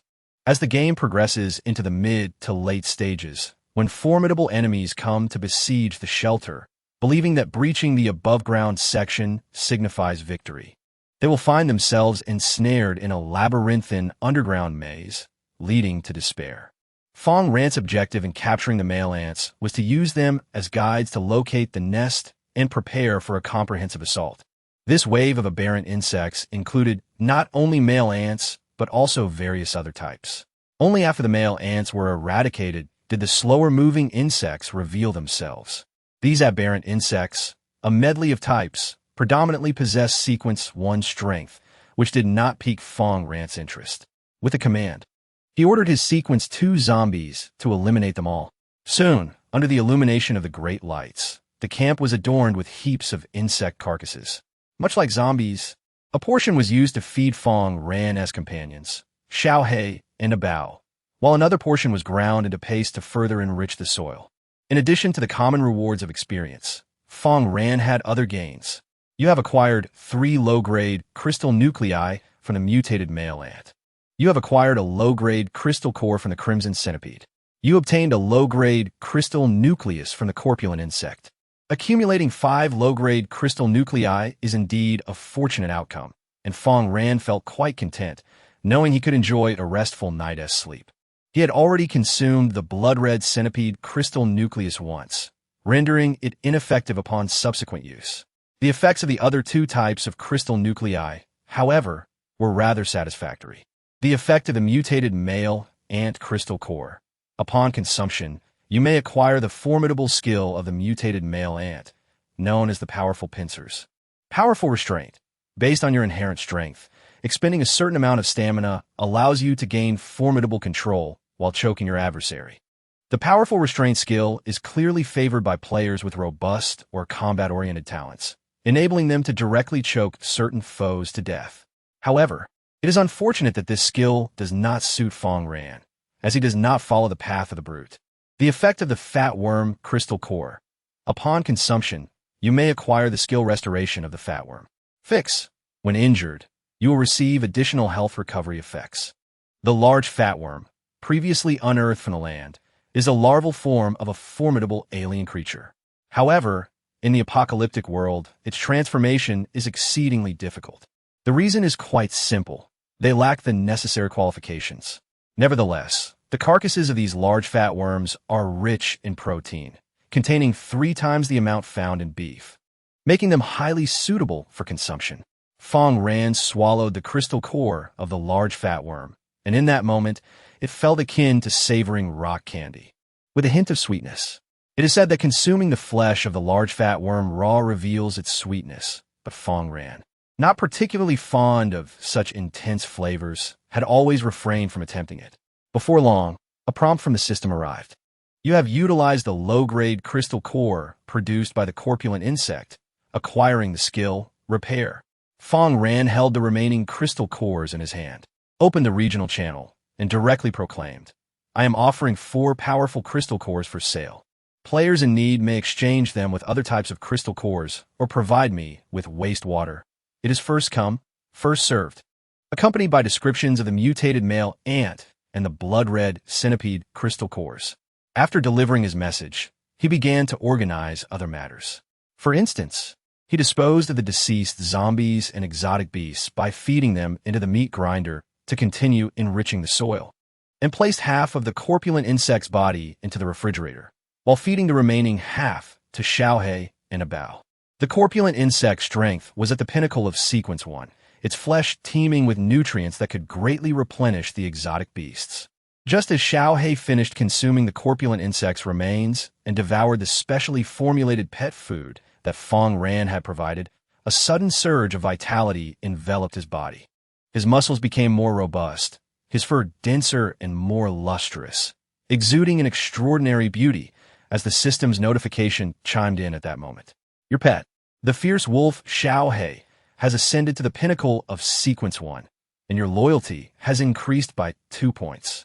As soon as Xiaohei completed his advancement, he rushed to Fang Ran's side, continuing his devoted demeanor.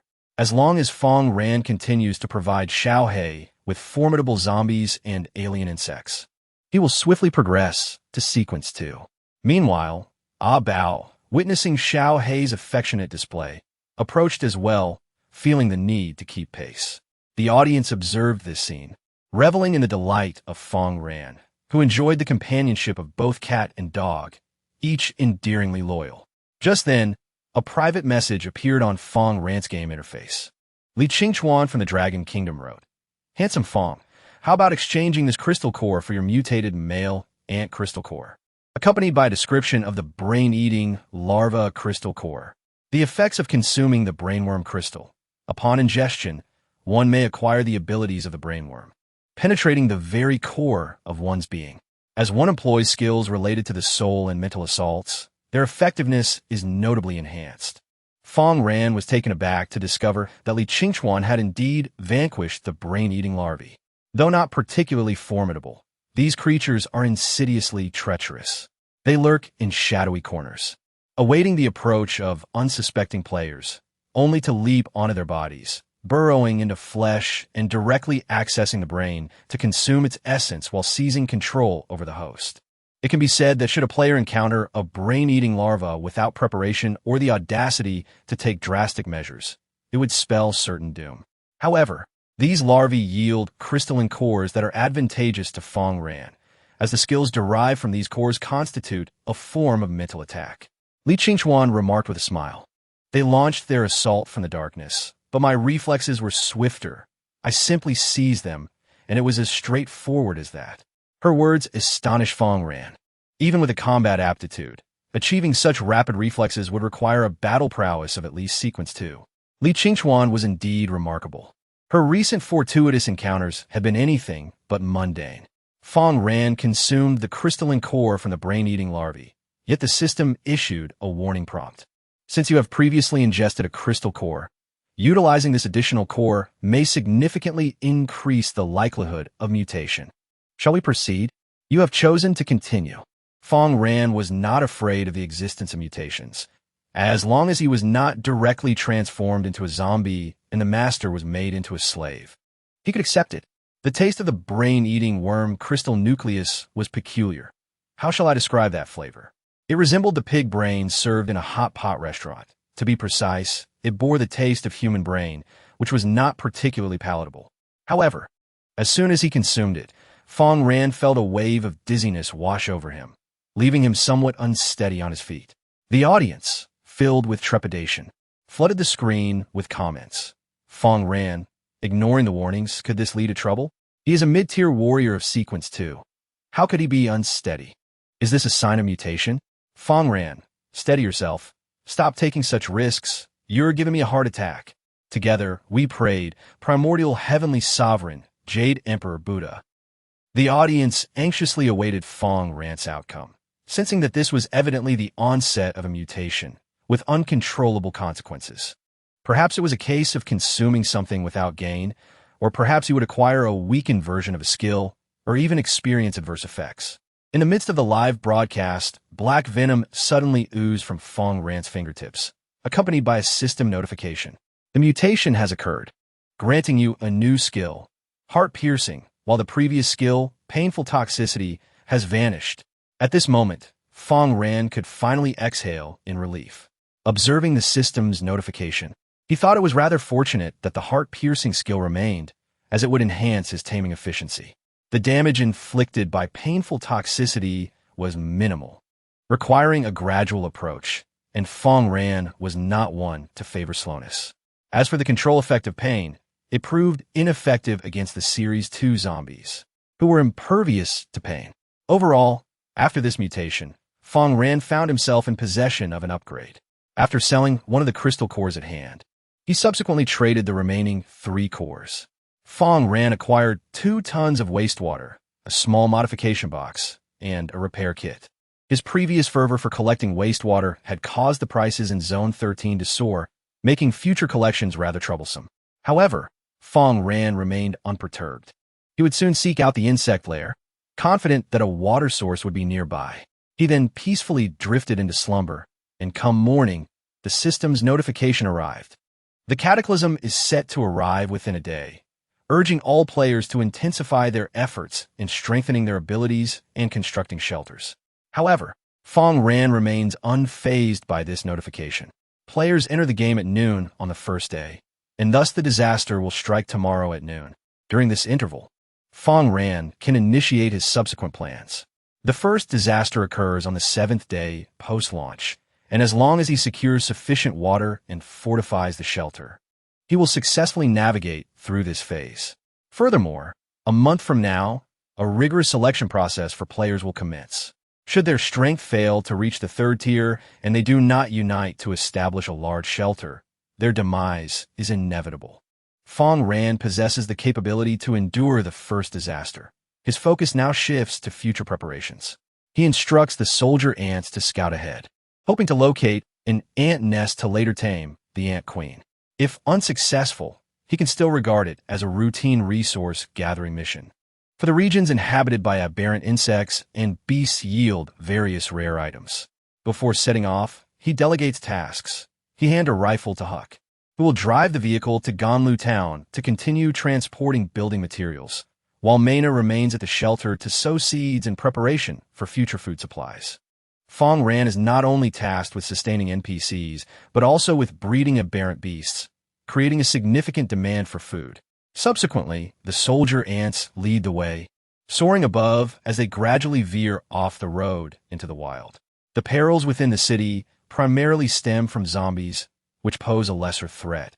Yet acquiring unique resources prove challenging. In contrast, the wilderness offers players ample opportunities to discover rare materials. For instance, one might uncover aberrant iron within special beast lairs, which in turn leads to finding wild fruits that enhance physical strength. However, the risks are equally substantial. A misstep could lead to dire consequences. Although players in District 13 spawn in semi-arid regions, the environment bears resemblance to Africa, teeming with aberrant beasts and insects. The delectable fried fat worm Fang Ran enjoyed for breakfast is a prime example of a unique aberration. This creature opens its mouth to create a trap. Should a player step onto it, they will be devoured and reduced to mere sludge. This fate is relatively merciful compared to others, as some aberrant beasts prefer to consume humans while they are still alive, such as the desert wild bear, which incapacitates its prey before feasting on their delectable innards. Fang Ran cautiously steps into the drought-resistant wilderness, beginning to strategize. With the assistance of the Crimson Moon, the butcher zombie has regained full health, exhibiting formidable resilience as he leads the group, ensuring their safety. After recruiting the butcher, Fang Ran also enlists the corpulent zombie discovered in Ganlu Town, who remains at the rear of the formation. Crawlers surround the group, while the scissor and long-tongued zombies stay close to Fang Ran. Meanwhile, Xiaohei, a Bao, zombie Jenny, and the bloodthirsty black rat patrol the perimeter, ready to lend support. Fang Ran has a second-tier frenzied zombie stationed at the shelter, prepared to defend Mena in case of an attack from other players or passing NPCs, as she lacks combat prowess. Who would suspect that this seemingly harmless young lady could wield a knife with astonishing speed? With all preparations complete, Fang Ran is ready to act. As he ventures into the dense underbrush, the sudden sound of flapping wings catches his attention. He spots a red-feathered wild chicken taking flight in the distance and readies his shotgun to intercept it. In the aftermath of the cataclysm 3 years ago, human civilization has dwindled, yet wildlife has proliferated. The red-feathered wild chicken is a Tier 1 aberrant beast that, once tamed, can lay eggs akin to poultry. Fang Ran yearns for egg fried rice. However, just as he is about to fire, a buzzing sound erupts, and a swarm of gigantic shadow locusts bursts forth from the brush, swiftly capturing the wild chicken. The creature falls to the ground, emitting a wretched cry. As Fang Ran approaches, he discovers a multitude of these enlarged locusts voraciously devouring the wild chicken, leaving nothing in their wake. Before the apocalypse, insects could be easily crushed underfoot, relying on mass reproduction for survival. Yet, in the aftermath, everything has changed. Insects have risen to dominance. The shadow locusts, once ordinary creatures, have transformed into terrifying entities following the disaster. The shadow locusts, once they attain a mid-tier battle power of Sequence 1, warrant your utmost caution, for their numbers may exceed 1. Having devoured the red-feathered wild chicken, the locusts remained in a state of hunger, their crimson eyes fixated on Fang Ran, brimming with a voracious appetite. A low, ominous buzzing filled the air as a swarm of shadow locusts unfurled their membranous wings and soared towards Fang Ran, only to swiftly descend. The dense mass, combined with the terrifying appearance of the locusts, instilled significant psychological pressure on the viewers of the live broadcast. However, for Fang Ran, there was no pressure whatsoever. The reason was simple. He was well acquainted with the attack patterns of shadow locusts, and moreover, his prowess was at Sequence 2. Leading the charge was the butcher zombie, who bravely confronted the multitude of shadow locusts, only to be besieged immediately. In that instant, the trainee ghost dance zombie, Jenny, leaped into the fray, wielding her blade horizontally as she collided with one of the shadow locusts. She then targeted other vulnerable areas, inflicting catastrophic damage. By the time the shadow locusts touched down, they had already been reduced to lifeless corpses. On another front, the bloodthirsty black rat employed a more straightforward approach.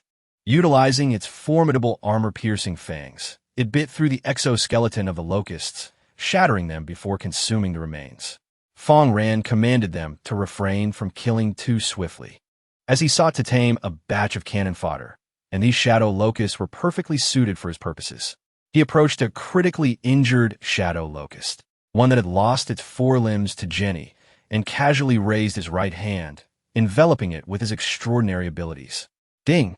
You have successfully tamed a shadow locust, earning 15 experience points. The shadow locust, having been tamed by you, receives an extraordinary healing treatment, restoring 20 of its maximum health. Upon completion of the taming process, The lost forelimbs of the Shadow Locust begin to regrow rapidly under the influence of this extraordinary power, reinstating its combat capabilities. Healing transcends mere replenishment of vitality. It encompasses myriad functions, and this is but one of them. Without hesitation, the Shadow Locust charges towards its former companions, aiding Fang Ran in his continued taming efforts. In no time, the Shadow Locust either succumbs to Fang Ran's taming or meets its demise, culminating in the end of the battle. With a greater number of expendable minions at his disposal, Fang Ran's survival in this desolate wilderness becomes markedly more secure, as these expendables bear the brunt of potential threats. To expedite progress, Fang Ran commands the Locusts to leap energetically across the wasteland. This, of course, risks revealing the whereabouts of the Shadow Locusts, alerting other mutated creatures to their presence, which could lead to a fatal outcome. Nevertheless, Fang Ran remains unconcerned. Is this not the very purpose of expendables? To sacrifice themselves in service of the greater good. Not long after Fang Ran boldly forges ahead, a long unheard sound reverberates through the wilderness, indicating that he has intruded upon the territory of a formidable pack of shadow wolves.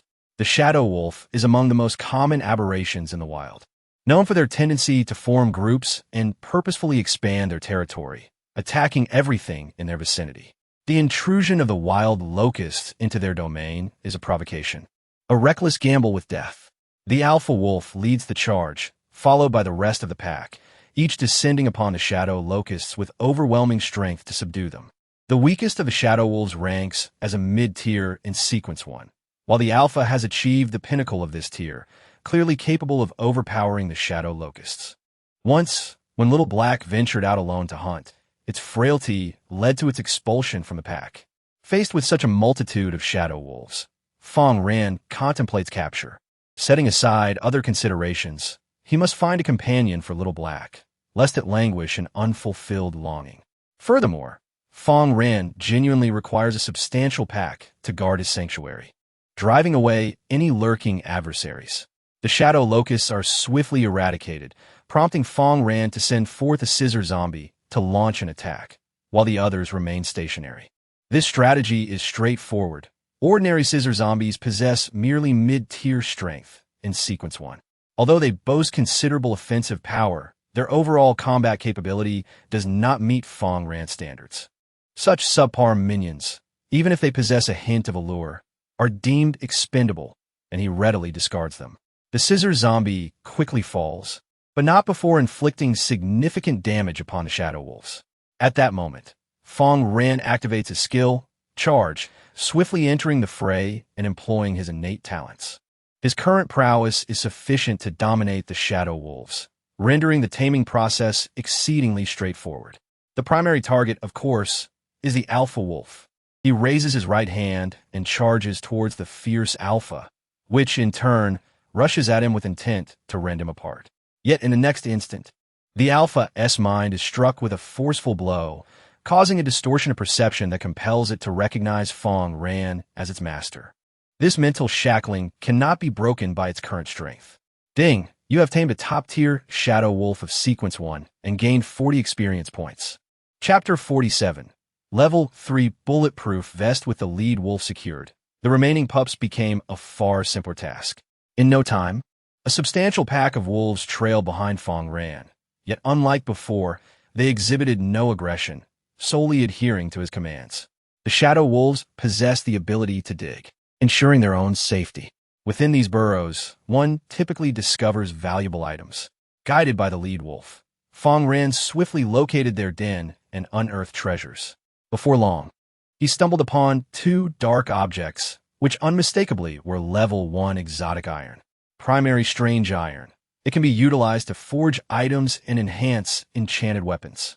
This is indeed a valuable resource, as other players' progress in the game lags behind Fang Ran's, leaving them with little to none. At present, Fang Ran is in dire need of strange iron to strengthen his equipment. The Damascus knife possesses sufficient attack power and requires no further enhancement.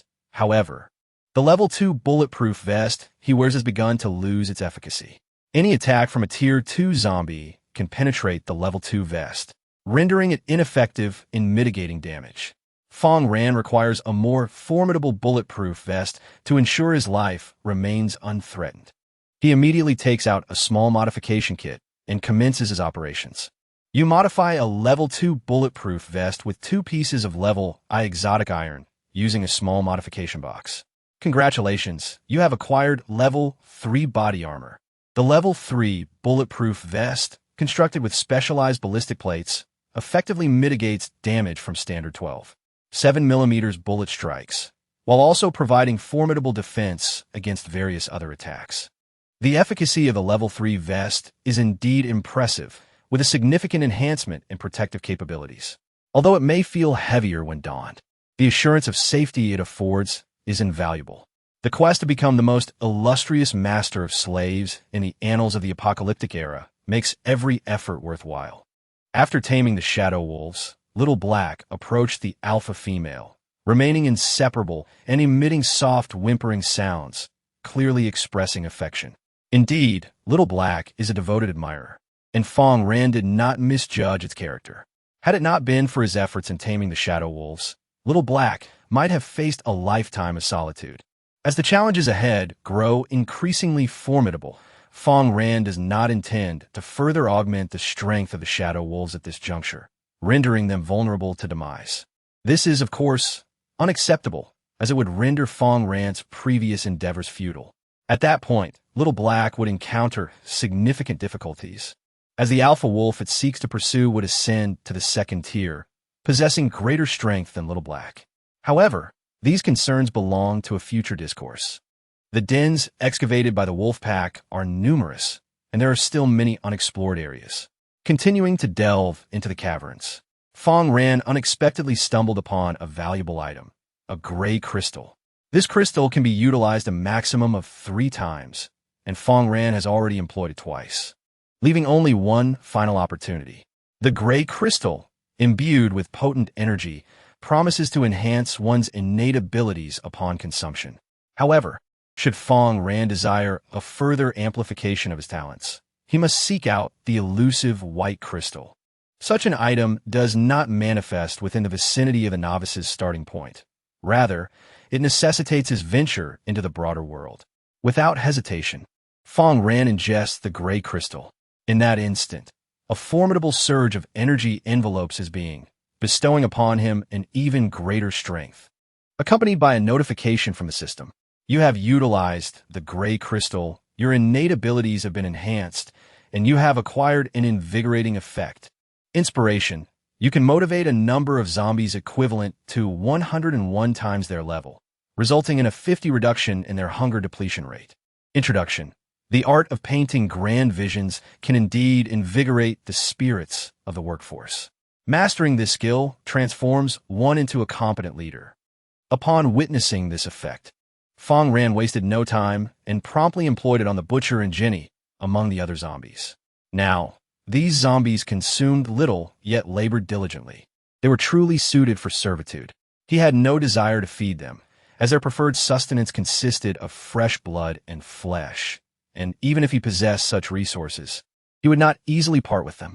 Once their hunger levels dwindled, he would either replace them or wait for the crimson moon, ensuring no resources were squandered. Unless, of course, faced with creatures akin to the previous locusts that were unfit for consumption, he could reluctantly allow the butcher and Jenny, his formidable zombies, to partake. After all, their high utility value warranted their preservation from starvation. Continuing his search within the wolf den, Fang Ran found no other useful items and decided to follow the fierce ant as it led the way forward. Before long, the previously wild and grassy wasteland transformed into a thicket, and during this transition, he encountered more locusts. Unfailingly, they would serve as his expendable cannon fodder. Bounding ahead to absorb damage, the audience noted the changing scenery and the increasing barrage of comments. Did you all notice the patches of smallwoods? That suggests a higher underground water content. Could there be a water source nearby? Wow, if Fang Ran discovers water, it would be a monumental boon. Not only could he construct a stronghold, but he could also cultivate abundant crops. Their thoughts filled with hope for Fang Ran's forthcoming explorations.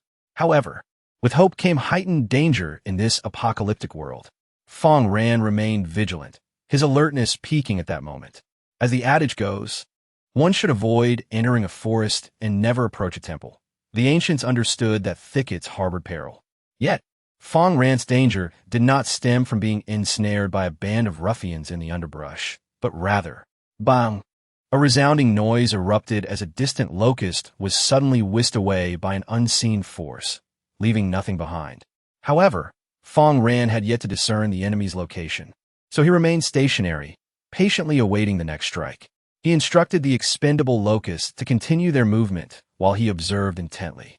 Finally, he spotted a red shadow that emerged abruptly, enveloping the expendable locusts before vanishing into a thicket.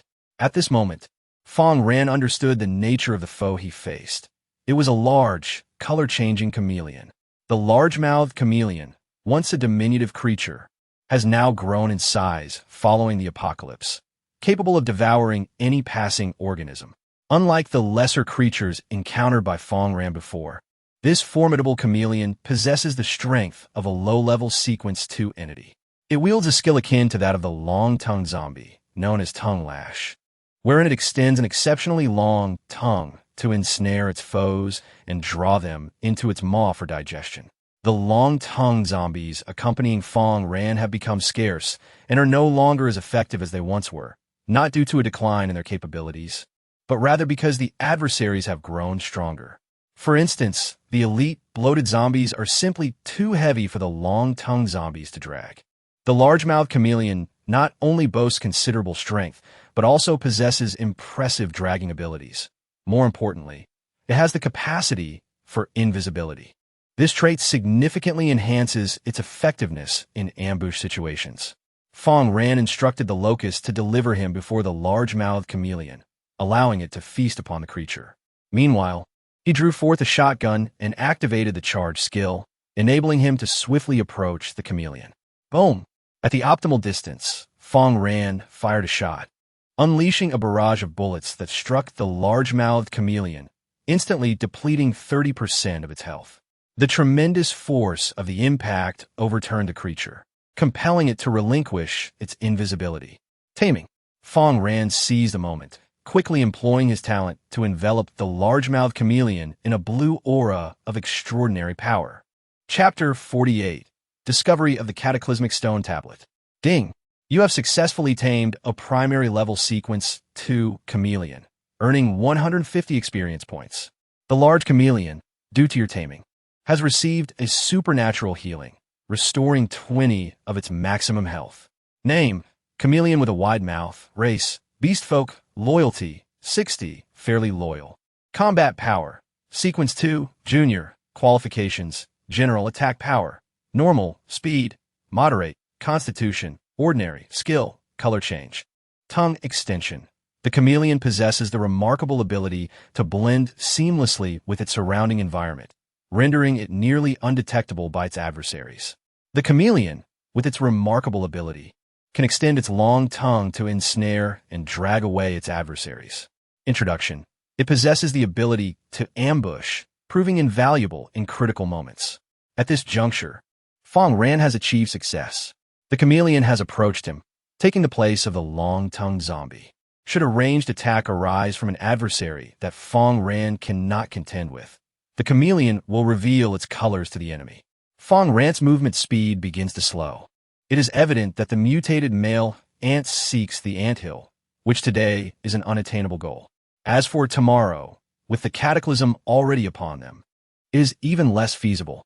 Fang Ran must await the conclusion of the calamity before searching for the anthill to construct the subterranean portion of his refuge. Within this forest, numerous sequential creatures akin to the chameleon exist, and recruiting them will significantly bolster Fang Ran's strength. The resource points around the spawn area are sparsely populated with Sequence 2 zombies, resulting in an insufficient number of Sequence 2 slaves. Seizing this opportunity, Fang Ran can capture additional Sequence 2 aberrations and insects to prepare for future challenges. His shelter, situated in the wilderness, will attract many foes once the disaster strikes. Heralding a fierce battle. Only with a sufficient number of slaves can Fang Ran secure a decisive victory. Achieving a higher score upon completing the first cataclysm and reaping greater rewards. As he searches the grove at a deliberate pace, Fang Ran can distinctly sense the increasing number and strength of enemies. The Black Shadow Locust, formerly a formidable aberration, has now become mere prey, devoured by various creatures. Swish! The chameleon extends its tongue, grasping a Sequence 1 elite long-toothed rat from afar and dragging it to Fang Ran's side. The long-toothed rat, an elite Sequence 1 aberration, possesses average attack and physique, but boasts remarkable speed. Among Fang Ran's team, only the flying leopard beast can keep pace with it. No other creatures stand a chance. However, the chameleon is different. Before the long-toothed rat can flee, it launches the first strike. Fang Ran raises his left hand, taming the long-toothed rat as a slave. Creatures of this elite Sequence 1 caliber gradually accumulate behind him, diverse in nature. Long-toothed rats, scythe beetles, and powerful longhorn beetles, each serving a unique purpose. The long-toothed rat's swift movement makes it ideal for transporting goods. The scythe beetle, with its sickle-like forelimbs, will be invaluable for harvesting wheat in Fang Ran's shelter when the time comes, proving far more efficient than human labor. The powerful longhorn beetle possesses immense strength, even surpassing that of the stout zombie, making it an excellent choice for plowing. Fang Ran has also captured 2 additional Sequence 2 chameleons, bringing their numbers to a satisfactory level. Just as he continues to ensnare aberrant insects and beasts as slaves, a sudden, piercing shriek echoes from the sky, prompting him to look up and behold a large black bird soaring above. The penetrating eagle, a formidable raptor of the intermediate level in Sequence 2, possesses terrifying talons capable of swiftly piercing through the bodies of foes, inflicting substantial damage. Upon witnessing the spectacle, Fang Ran felt a spark of realization. This creature had tormented countless players in his previous life, even driving some to abandon the game altogether. The penetrating eagle exhibited a fierce territorial instinct, launching attacks against any player daring enough to encroach upon its domain. As an aerial unit, it posed a significant challenge for players to combat. Even gunfire proved largely ineffective, as its resilient feathers could easily withstand the onslaught.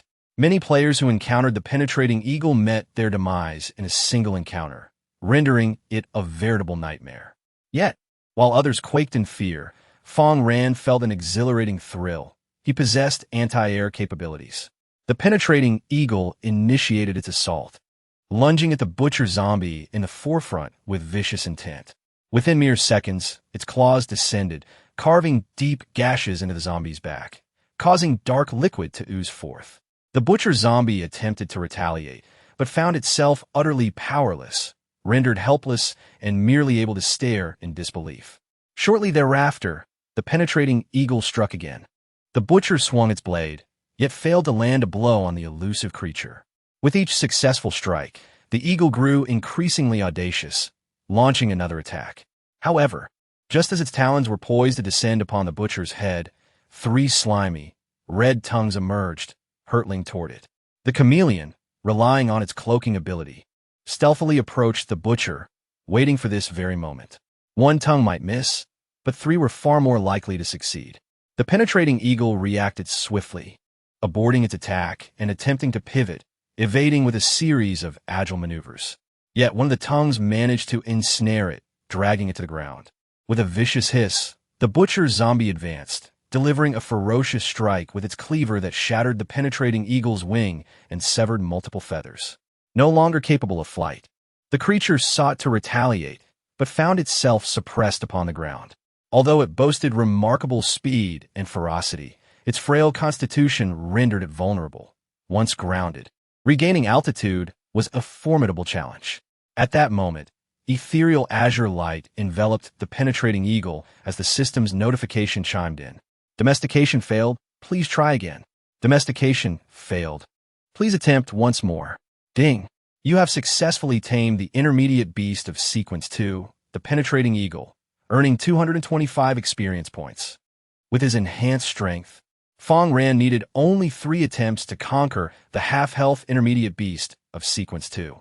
Had he lacked such prowess, he would have had to endure numerous trials. The tamed penetrating eagle received healing. Its fractured wings returned to their former glory, though the damaged feathers had yet to regrow. Title: The Penetrating Eagle. Race: Beastman. Loyalty: 60. Relatively loyal. Combat power: intermediate level of sequence 2. Qualification: ordinary. Attack power: considerably strong. Speed: relatively swift. Constitution: average. Skills: penetration, eagle eye. Marking: the penetration. The penetrating eagle can effortlessly breach the defenses of its adversaries. The eagle eye. The penetrating gaze of the eagle enables it to perceive distant foes. Mark of the piercing eagle designates an enemy, causing them to incur increased damage from subsequent attacks. Introduction: the soaring battle eagle will become the nightmare of the enemy. Fang Ran gazed at the penetrating eagle with a smile. This was his second mid-level slave of Sequence 2, destined to serve as the watchful eye of the sanctuary. Its mission was to continuously circle above the refuge, surveying the surroundings and issuing immediate warnings upon detecting any foes. At times, it would directly eliminate small groups of enemies encroaching upon the sanctuary. Should Fang Ran encounter formidable adversaries, such as the butcher zombie, characterized by high health, formidable attack, and robust defense, yet lacking in speed, he could deploy the penetrating eagle to harass and inflict significant damage. For instance, after enduring just 2 strikes from the penetrating eagle, the butcher zombie would lose 30% of its health. Upon spotting an enemy, the location would be marked on Fang Ran's minimap, allowing him to approach and tame it directly. However, after Fang Ran captured a few Sequence 1 creatures, the penetrating eagle reported no further findings, which puzzled him. Given the previous activity in the grove, such a lull was unexpected. Continuing onward, Fang Ran soon encountered a dense fog enveloping the woods, and he realized the nature of the situation. This was the cataclysmic mist, possessing the ability to obscure perception. No wonder the penetrating eagle was unable to discern anything amiss. To uncover its hidden secrets, other tasks must first be addressed. Moving along the edge of the mist, a black stone tablet emerged before Fang Ran. It was none other than the Cataclysmic Tablet. Chapter 49. The Nightmare Challenge of the Black Spider. Cataclysmic Monolith. When the cataclysm descends, not only do various life forms undergo mutations, but distinctive monoliths also manifest across the globe. By merely touching them, one can enter the mists of calamity and face formidable challenges. Fang Ran did not hastily accept the challenge. After all, should there be a terrifying entity concealed within the fog, his meager slaves would be insufficient to satisfy its hunger. Furthermore, once the challenge was initiated, there could be no escape from the designated area unless an exit was discovered. However, the cataclysmic challenges were not entirely devoid of clues, as all available information was meticulously inscribed upon the monoliths. The audience, alongside Fang Ran, cast their gaze upon the monolith, and an array of speculations erupted in the comments. There's an image of a large spider. What does this signify? If one completes the challenge, can they transform into Spider-Man? How could that be? At most, players might receive a web. The content of the Cataclysmic Challenge likely pertained to spiders. While the audience continued to speculate, upon seeing the spider emblem, Fang Ran resolutely extended his hand to touch the monolith. Instantly, a dark crimson light emanated from the stone, enveloping Fang Ran and his slaves, transporting them into the ominous fog. Ding! You have accepted the Catastrophe Challenge and will be transported to the Twisted Jungle to engage in battle. The fight will commence in 5 minutes. Please be advised, this battle will be exceedingly perilous. Prepare to confront it with your utmost resolve. If your offense was unintentional, then seek a way out. Perhaps a glimmer of hope lies ahead. The dark scene transformed into normalcy, yet a black mist loomed behind Fang Ran, forming a barrier that thwarted his escape. Before him lay twisted trees entwined with countless dense white webs. Should he become ensnared by those webs, he would be rendered immobile and draw the relentless attention of adversaries. The audience, witnessing this spectacle, recognized the disparity from the previously tranquil grove, coupled with the system's notification, immediately grasped the gravity of the situation. Fang Ran merely cast a glance before reaching out. Did he not fear meeting his demise here? He was, indeed, unafraid, for death held no dominion over him upon his death. His subjugated followers would gain their freedom and joy. Such an outcome was unacceptable, for one day as Fang Ran's slave meant a lifetime of servitude. His audacity stemmed from a simple truth. The disaster monoliths adhere to their own distinct rules, each one singular in nature. It is impossible for two disaster monoliths to bear resemblance, and the challenges they present are fixed. Fang Ran was acutely aware of the trials posed by the Black Spider monolith. He was confident in his ability to navigate these challenges with ease, regardless of the formidable strength and multitude of his foes. This was the confidence of Fang Ran, the master of slaves. He was not the type to shy away from challenges, trembling in fear. Upon completing the trial, not only would he reap the rewards of the challenge, but he would also acquire exquisite enchanting materials, powerful spider silk. This powerful spider silk was far from the ordinary strands before him. It possessed remarkable resilience, resistant to cutting and slashing. Even a slight infusion could craft a bulletproof vest capable of withstanding gunfire. Should he gather an ample quantity of this powerful spider silk, he could weave a net to encircle the entire shelter, surpassing the efficacy of conventional walls. With such an opportunity to obtain powerful spider silk, Fang Ran would not let it slip away. Before long, 5 minutes had elapsed, and the system's notification arrived. The Cataclysmic Challenge has commenced. Please prepare for battle. Title: The Nightmare of the Black Spider. Difficulty: Moderate, Simple, Moderate, Ordinary, Challenging, Extremely Difficult, etc. Monster Types: Little Black Spider, Silk-Spinning Black Spider, Self-Destructing Black Spider. Mother of Black Spiders. Basic Rewards: 1 enchanted item, 100 strands of powerful spider silk. Rating rewards: The rewards you receive will vary based on your score upon completion. Introduction: The black spider that haunts your nightmares has now descended into reality. Tremble. Humanity. Fang Ran observed the scene with a sense of familiarity. However, when the audience witnessed the daunting difficulty of the challenge, they were taken aback. The last player from the beautiful country S Sequence 2 had accidentally triggered the Cataclysmic Monolith, entering a challenge of simple difficulty, only to meet their demise. Such challenges not only feature an abundance of monsters, but also present creatures of a caliber superior to those in the outside world. While Fang Ran's prowess is unquestionable, the difficulty appears rather formidable. Other players, even when encountering the Cataclysmic Monolith, faced merely simple challenges, with the most formidable adversaries being at the pinnacle of Sequence 1.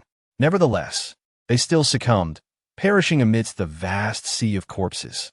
It was only then that the audience realized the true peril of the Cataclysmic Challenge.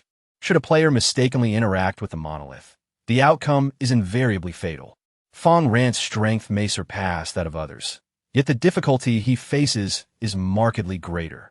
Whether Fang Ran possesses the upper hand or if the enemies are more ferocious remains uncertain.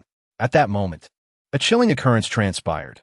A zombie's body brushed against the nearby web, rendering it immobile. The spider silk seemed to transmit signals, alerting the lurking foes in the distorted jungle, which emitted eerie sounds as they advanced towards Fang Ran.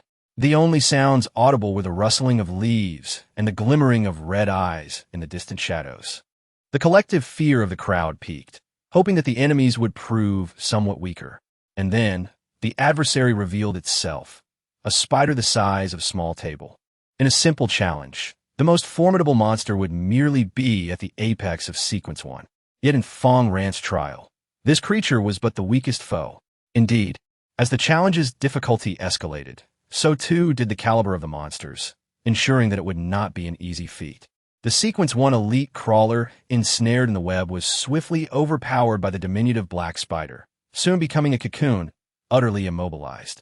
Other Sequence 1 elite slaves engaged the black spider, and the disparity in strength was stark. The petite black spider not only boasted formidable defenses, but also possessed venom, causing its enemies to suffer continuous damage upon contact. Fang Ran observed this spectacle with an air of indifference, showing no signs of panic. Those ineffectual slaves could perish. What he required was to amass a horde. Before long, a swarm of petite black spiders surged forth, besieging Fang Ran's feeble slaves. Butcher, it is your turn to act.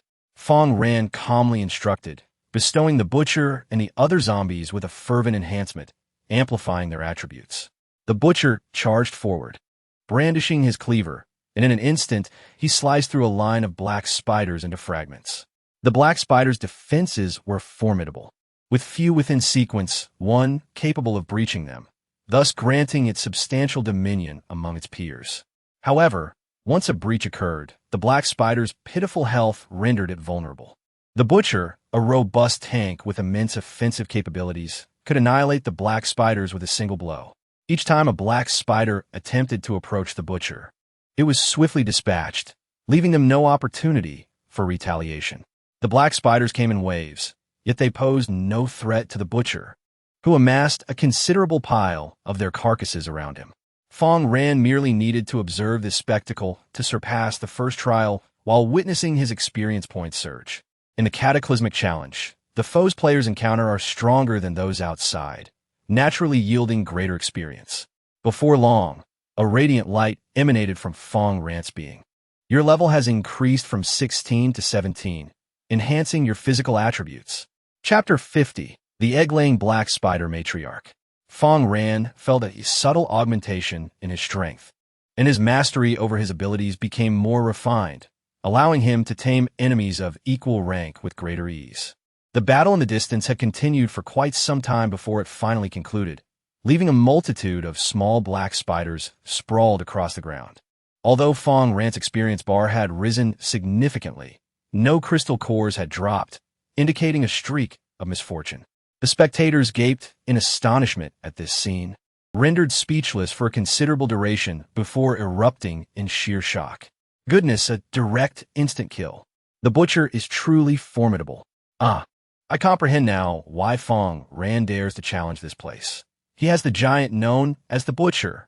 This exemplifies the notion of standing upon the shoulders of giants, allowing one to soar with their assistance. I am utterly enamored with the Butcher zombie.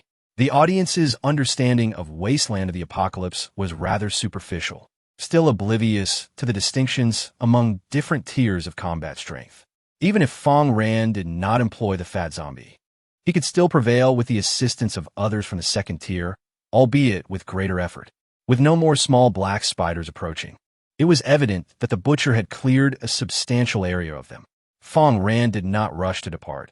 Instead, he commanded his slaves to pry open the cocoons. Although his slaves were ensconced within the cocoons, their confinement would not last long, and they had not perished immediately, leaving a glimmer of hope for their salvation. My good slaves, I now grant you a privilege. Feast upon the corpses of those black spiders. Fang Ran spoke calmly. Typically, ordinary zombies were unworthy of indulging in food, but given the butcher's accomplishments, he decided to reward him to motivate continued diligence in service. Subsequently, he could engage in battle for an extended period without the need for food replenishment. At this juncture, they could proceed further. However, Fang Ran did not act recklessly. Instead, he dispatched the piercing eagle to soar above the forest, serving as his reconnaissance drone.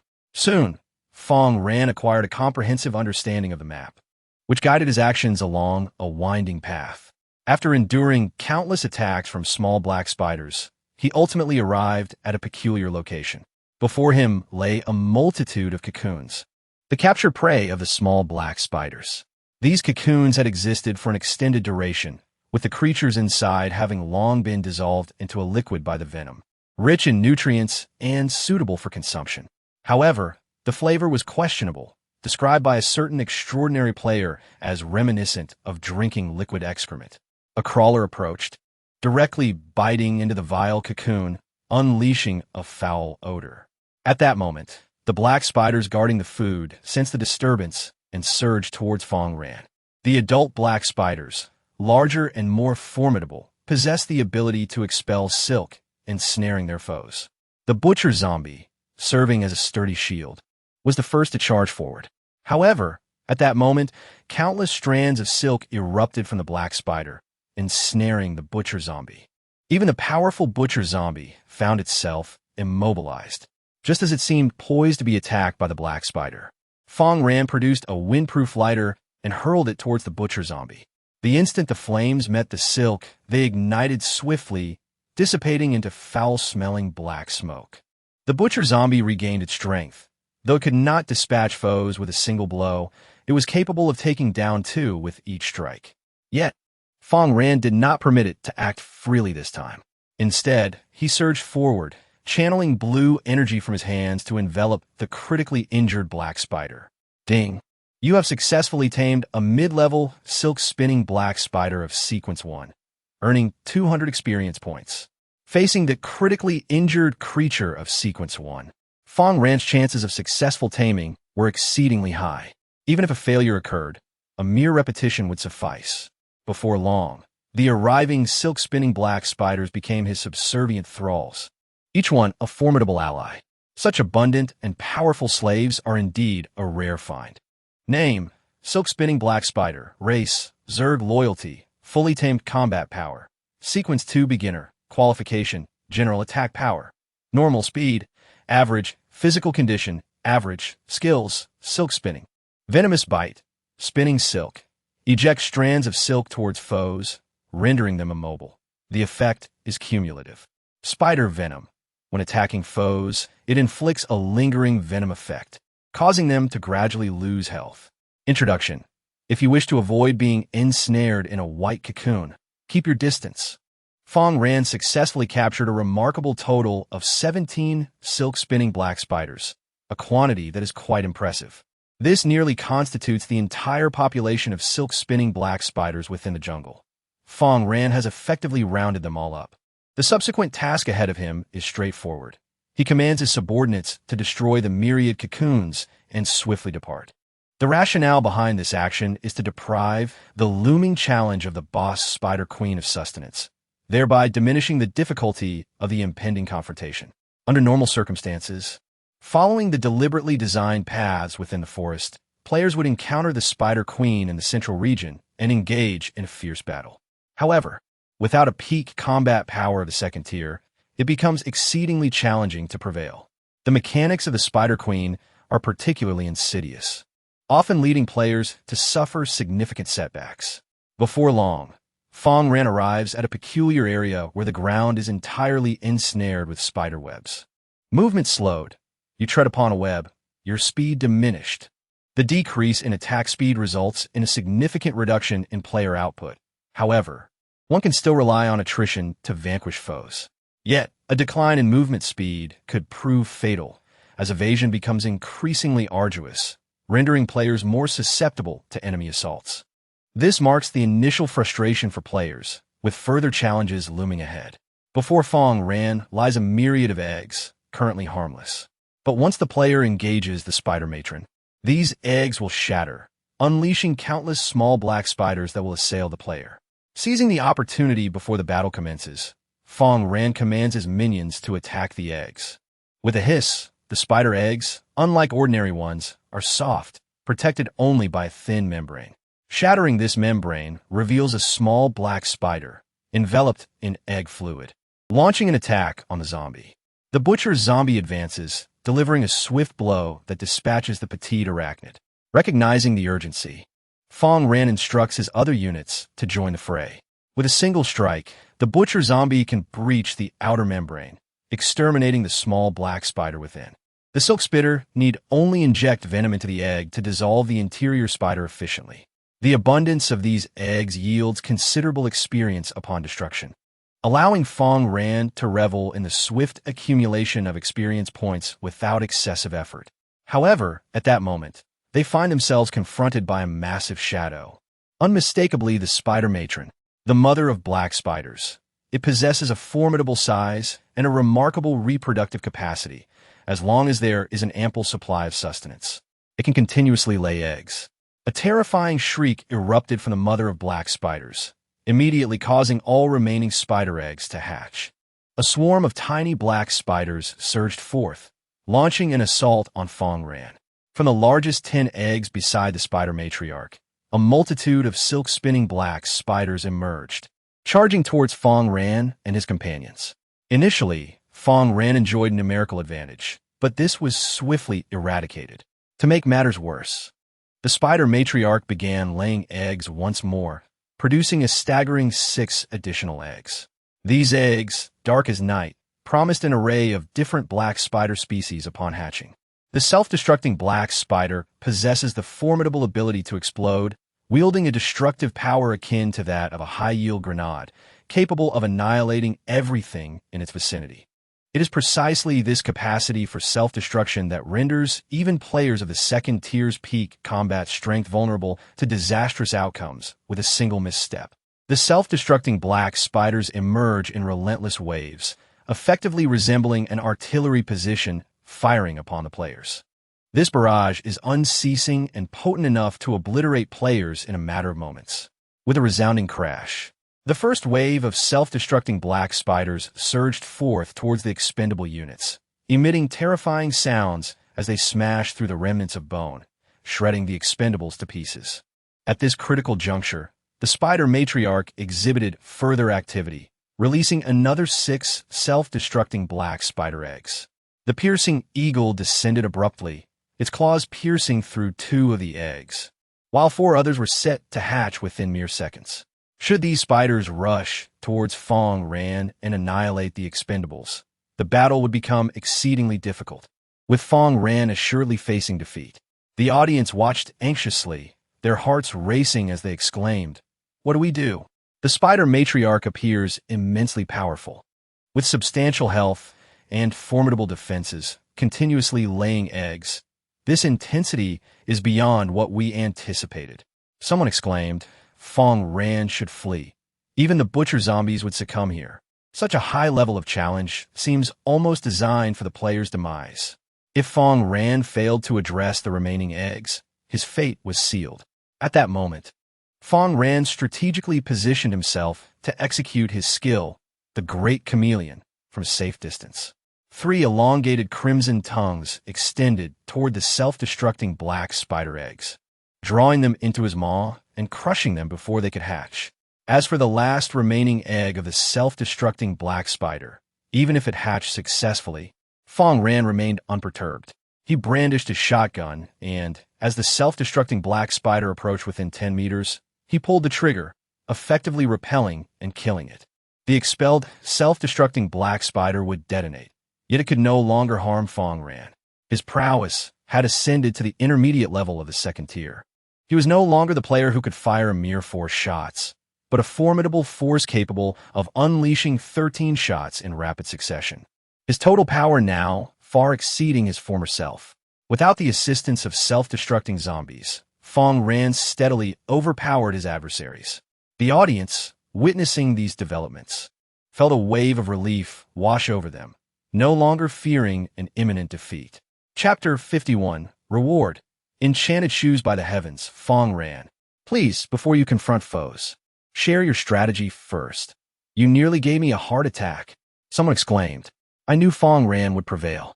He possesses a unique approach that sets him apart from other players. This is the hallmark of our Dragon Kingdom competitor, relying solely on this extraordinary skill, unaffected by mere chance. The self-destructing black spiders proved ineffective, and now it was Fang Ran's stage. The audience could foresee the fate of the spider matriarch, destined to become Fang Ran's slave, pledging her allegiance to him. Although the expendables had nearly perished, the second-tier combat strength of the slaves withstood the pressure, gradually closing in on the spider matriarch. By this stage, Fang Ran was also nearing his limits. After firing 12 shots, his abilities were nearly exhausted, leaving him with but one final shot. Had he not previously destroyed those white cocoons, the spider matriarch would have had an unending supply of sustenance, allowing her to lay not just 6 eggs, but 12. With the numbers doubled, Fang Ran would have no hope of overcoming them. The expendables would perish in waves from the ensuing self-destructions, leading to his own demise amidst the spider horde. Once the spider matriarch was compelled to engage in close combat, she could no longer lay eggs. At that moment, she was merely a large, silk-spinning black spider. The butcher zombie advanced, easily overpowering the spider matriarch. Its blade swung repeatedly, severing several of her legs. However, Fang Ran could not permit her death, as he still required her to lay eggs for him.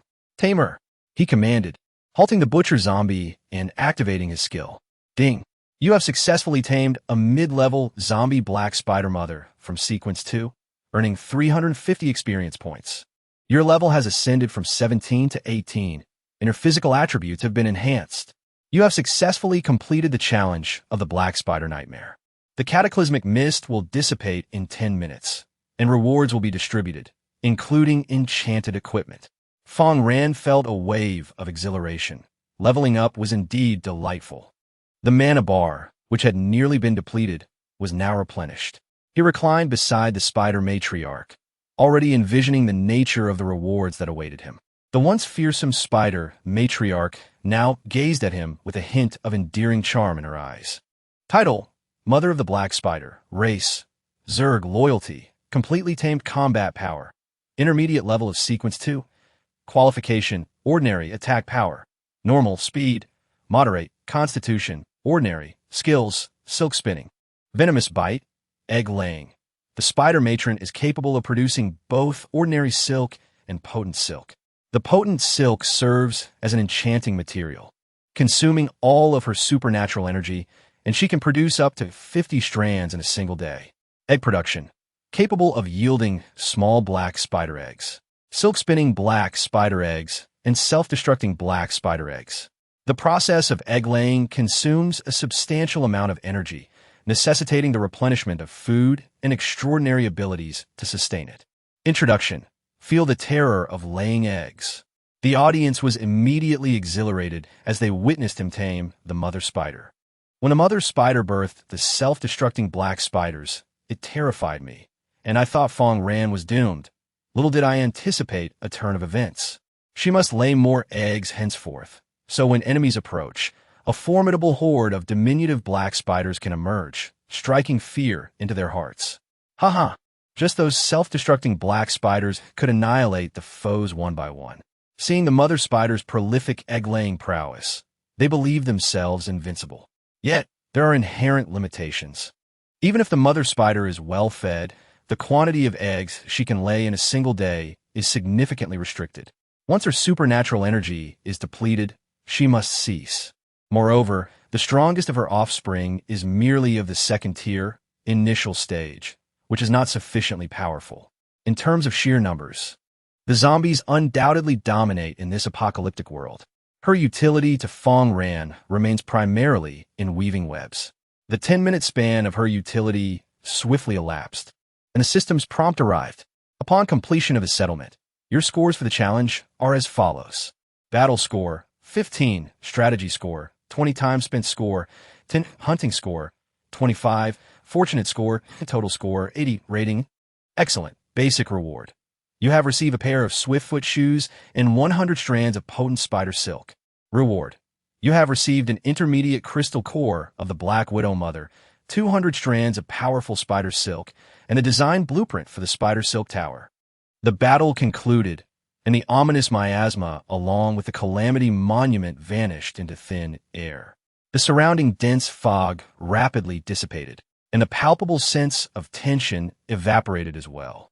Before Fang Ran lay the enchanted gear he had long desired, a pair of silver running shoes, crafted from a unique material that felt remarkably light to the touch. He had been lacking suitable lower body equipment and had been hindered by a sluggish movement speed. These shoes arrived just in the nick of time. Name: Shoes of Swift Movement. Enchantment level: E grade. Speed increase. Normal. Defense increase. Lowered durability. 100. Introduction. Shoes crafted from special monster cores endow the wearer with wind elemental abilities, significantly enhancing movement speed. Fang Ran immediately donned the shoes, and the acceleration combined with his natural speed made him feel as though he were about to take flight. Although he still could not match the swiftness of creatures like Little Black, his agility had increased considerably. If he were to engage in combat against the butcher zombie again, he could deftly maneuver to tame the cumbersome foe without suffering excessive damage. In addition to the shoes, Fang Ran acquired 300 strands of powerful spider silk. This exceptional material serves as an excellent component for enchantments. With the aid of a minor modification box, it can be used to reinforce body armor. The greater the quantity used in the enhancement process, the more pronounced the effects. For the moment, Fang Ran chose not to rush the reinforcement. Instead, he commanded the spider matriarch to produce silk planning to undertake the enhancements when the impending catastrophe arrived the following day. As for the intermediate crystal core of the Black Spider Matriarch and the Spider Silk Tower, these two items possess a certain synergy, requiring simultaneous use to achieve their utmost potential. Intermediate crystal core of the Black Spider Matriarch. Upon consumption, you'll have a chance to acquire the skills of silk spinning and venom. Design blueprint of the Tower of Webs assists you in constructing a defensive tower capable of emitting webs and restricting the movement of foes, merely requiring the investment of gray crystals for utilization. Requirement: 1 intermediate crystal core of the Black Spider Matriarch, 3 pieces of secondary and various construction materials. The Silk Tower is a remarkable type of defensive structure in the early to mid-game, possessing commendable control capabilities. Once it ensnares formidable foes, it can effortlessly unleash devastating damage upon them. Currently, Fang Ran's shelter is rather modest, and the game has only just entered its first week. After 7 days, whether it be zombies, aberrations, or even NPCs, they will initiate an assault on the player's sanctuary. Without defensive facilities, the shelter cannot be sustained. It would be excruciatingly painful for a player to have their hard-built sanctuary pillaged by enemies. Fang Ran cannot allow such a calamity to transpire. Any adversary daring to breach his haven faces certain death. With a light-hearted stride, Fang Ran continued his journey through the jungle. The formidable Black Spider Matriarch and the Butcher Zombie flanked the group, ensuring their safety like immovable mountains. Above, an eagle soared, scouting for the whereabouts of slaves. However, the next enemy he encountered was not airborne, but rather lurking beneath the ground. Suddenly, the earth ahead caved in, revealing razor-sharp teeth that ensnared a silk-spitting black spider and swallowed a whole. The sound of the teeth crunching through exoskeletons was distinctly crisp, echoing ominously. It was astonishingly a rank 2 intermediate toothworm. Fang Ran watched in awe as the scene unfolded. The toothworm is a peculiar aberration, originally a scavenger. It has adapted to prey on fresh meat, developing a massive maw lined with countless teeth. They conceal themselves underground, waiting for the opportune moment to strike and devour their prey. Such worms are elusive. In his past life, Fang Ran had spent considerable time attempting to tame one. Consequently, he had devised a method to counter the toothworm. Without this strategy, it would not be him vanquishing the toothworm, but rather the toothworm consuming him. Toothworms are stealthy and excel at ambush tactics, making them exceedingly difficult to defend against. In their presence, no other creatures dare to linger. Fang Ran commanded all slaves to remain still, allowing only a single rank 1 elite cannon fodder to approach his direction. The surroundings grew eerily silent, an unsettling atmosphere enveloping the area. The spectators deduced that the previously ambushing creature had retreated, poised to launch a second attack. If it targeted the slaves, that would be manageable, but what if it were to assault Fang Ran? Would he survive? Just then, as the cannon fodder moved, the toothworm burst forth from the earth, its massive mouth opening wide, instantaneously swallowing it whole. The creature only revealed itself for a fleeting moment before retreating underground, vanishing from sight. Yet that brief interval was sufficient. Fang Ran drew his shotgun and fired at the toothworm. Boom! Countless steel pellets erupted forth, shattering the worm's fragile exterior and plunging into its depths. Despite the toothworm's ability to burrow and its elusive nature, its defenses were alarmingly low, rendering it vulnerable. Fang Ran's strike inflicted substantial damage, totaling 35%. The audience, witnessing the spectacle, began to understand the situation. Creatures like the toothworm, which thrive in subterranean realms, lack eyes or possess severely regressed vision, relying solely on sound to discern their surroundings. Fang Ran remained motionless, thus evading the creature's assault. A brilliant tactic. Upon spotting the massive worm, Fang Ran's strategic thinking ignited, showcasing his rapid cognitive prowess. With a method to combat the toothworm, the crowd's anxiety dissipated.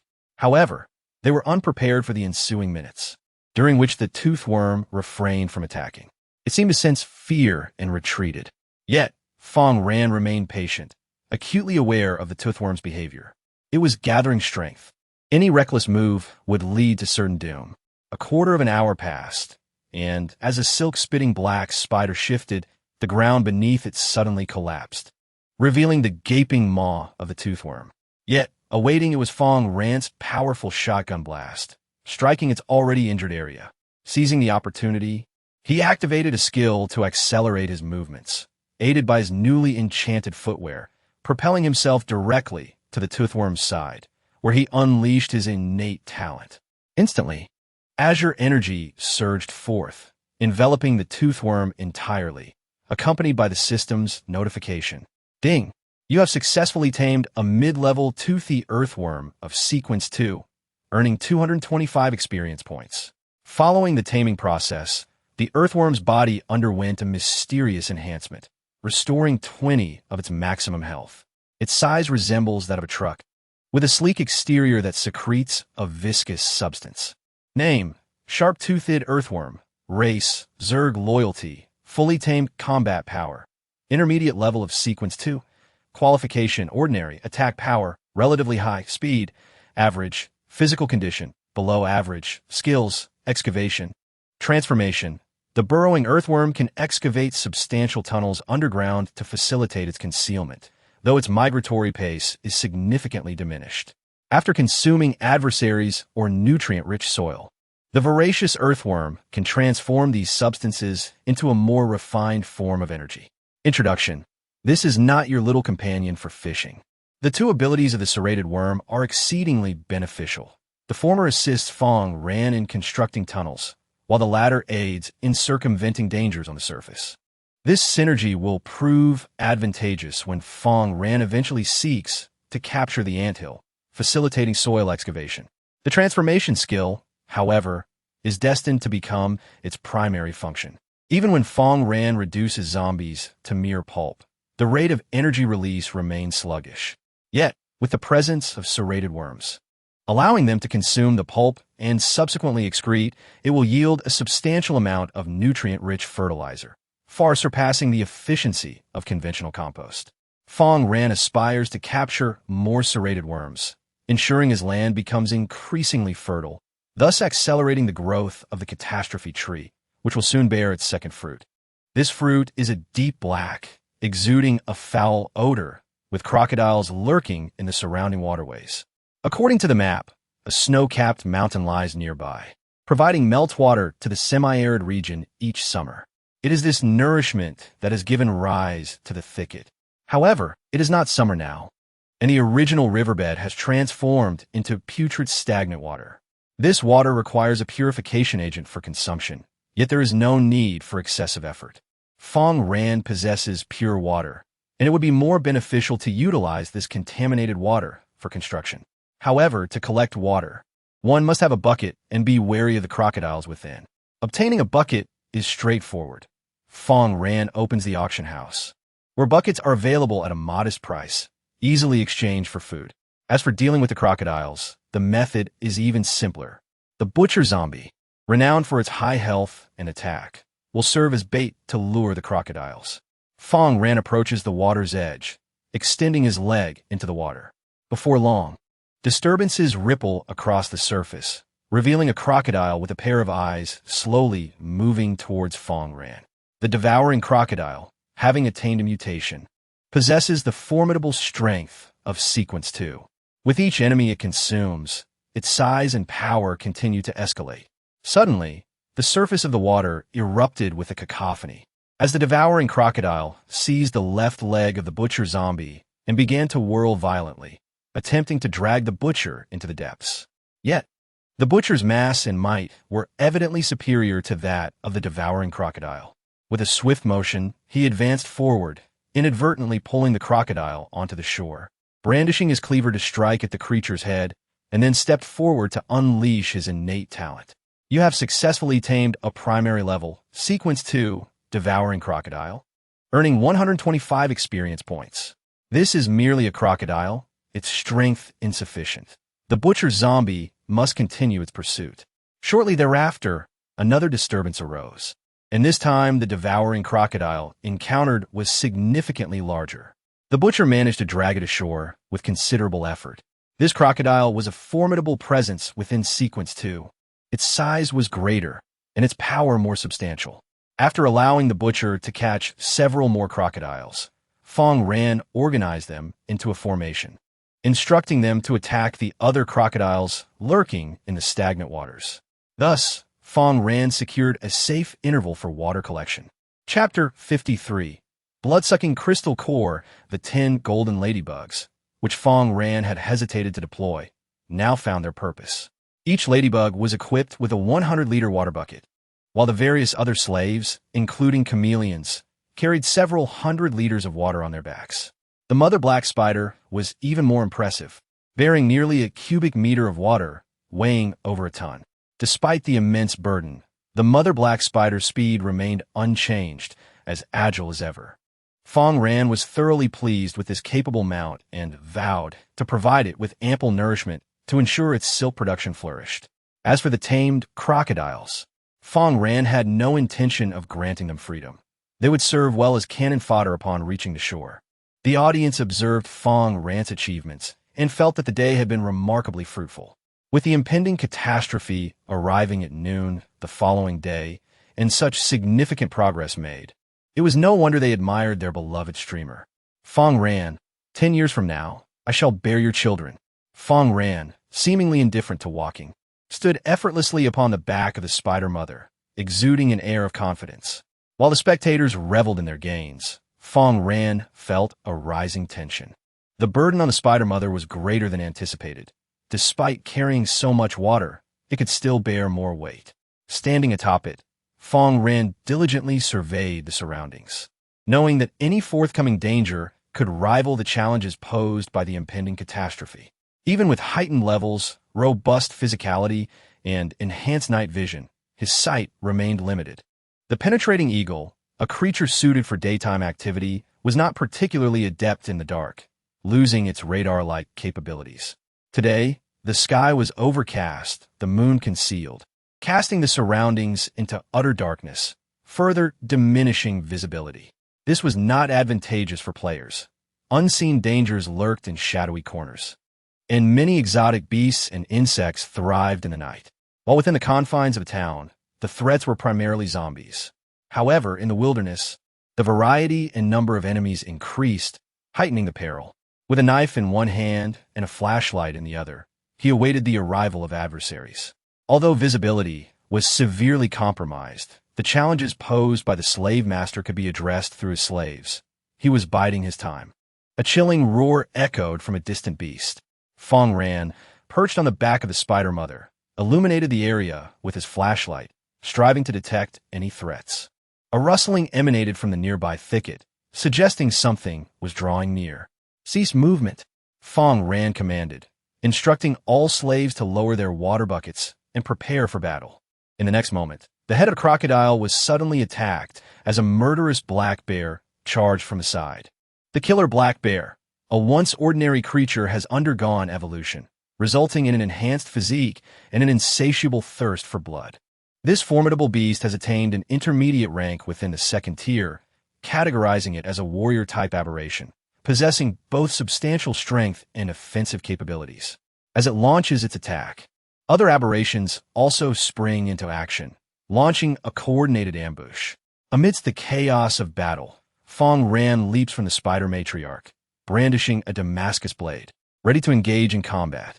With a decisive strike, he delivers a blow to the neck of the most powerful killer black bear, inflicting a significant weakness damage that drains 30% of its life force.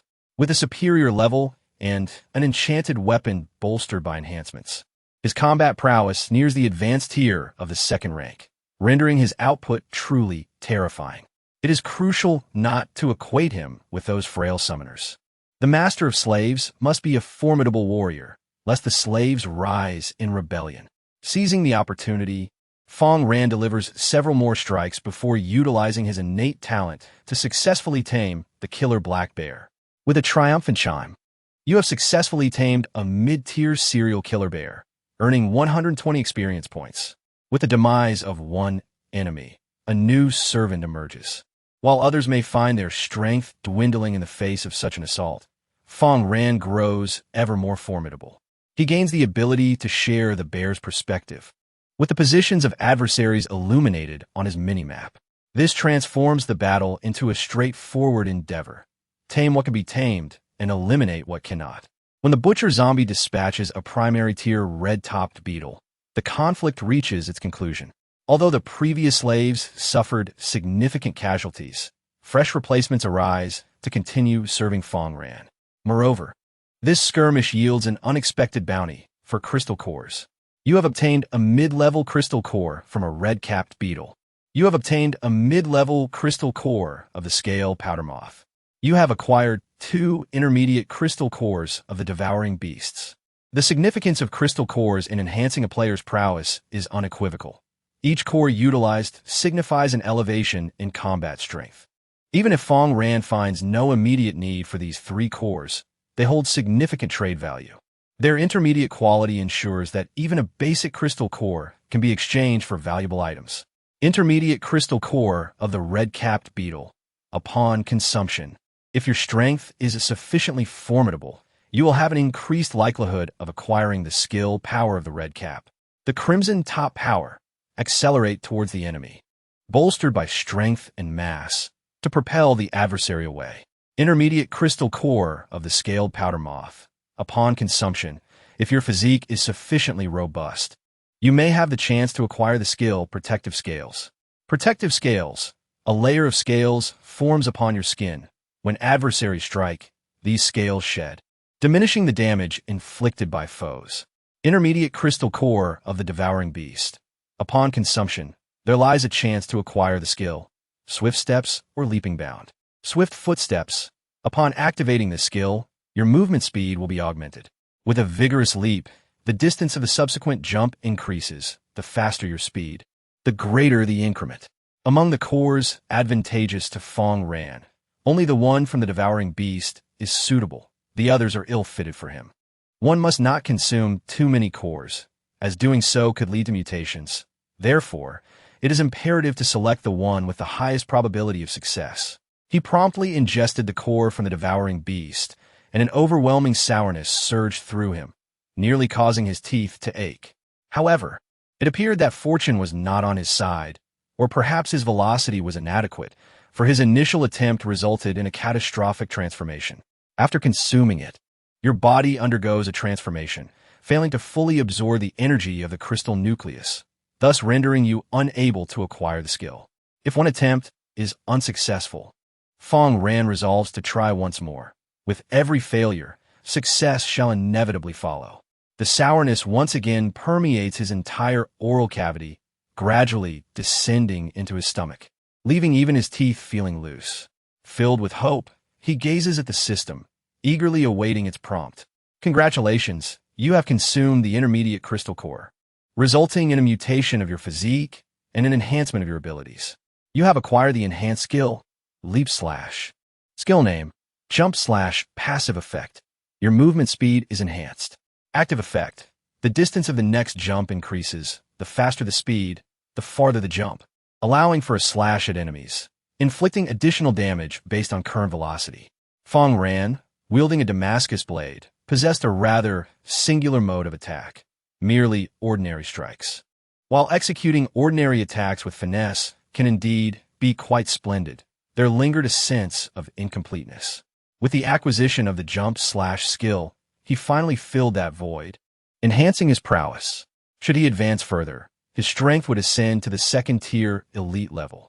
After enduring an assault, Fang Ran felt a wave of calm wash over him. Yet the audience was in stark contrast, their comments brimming with trepidation. Goodness, when that black bear charged out, it truly startled me. Its presence was overwhelming. Amidst the viewers' anxious remarks, Fang Ran pressed onward, considerably more at ease than before. Following this battle, among the tamed thralls emerged a voracious beast, its vision far superior to that of the black bear. Even at night, it could see as clearly as during the day, resolving Fang Ran's visibility concerns. Henceforth, even if enemies were to strike, he would not find himself in a state of disarray as before. The voracious beast bore resemblance to a leopard, yet was smaller in stature, with greater damage potential and a wider array of skills. Shortly after their advance, an elite scissor zombie, positioned before Fang Ran, moved forward when suddenly, a dark figure descended from the skies, seizing it. The beam of the flashlight illuminated the scene, revealing a colossal bat clutching the scissor zombie with its talons. The nocturnal bloodsucker, a creature of primary combat prowess, sustains itself by feasting on the blood of its prey and is commonly found prowling during the night. Fang Ran, gripping the flashlight with his teeth, retrieved his shotgun and immediately fired a shot at the nocturnal bloodsucker. The deafening roar echoed as countless steel pellets erupted forth, transforming the creature's body into a sieve. Stripped of its ability to fly, it teetered precariously, compelled to abandon the lone scissor zombie. This particular zombie was Fang Ran's sole survivor.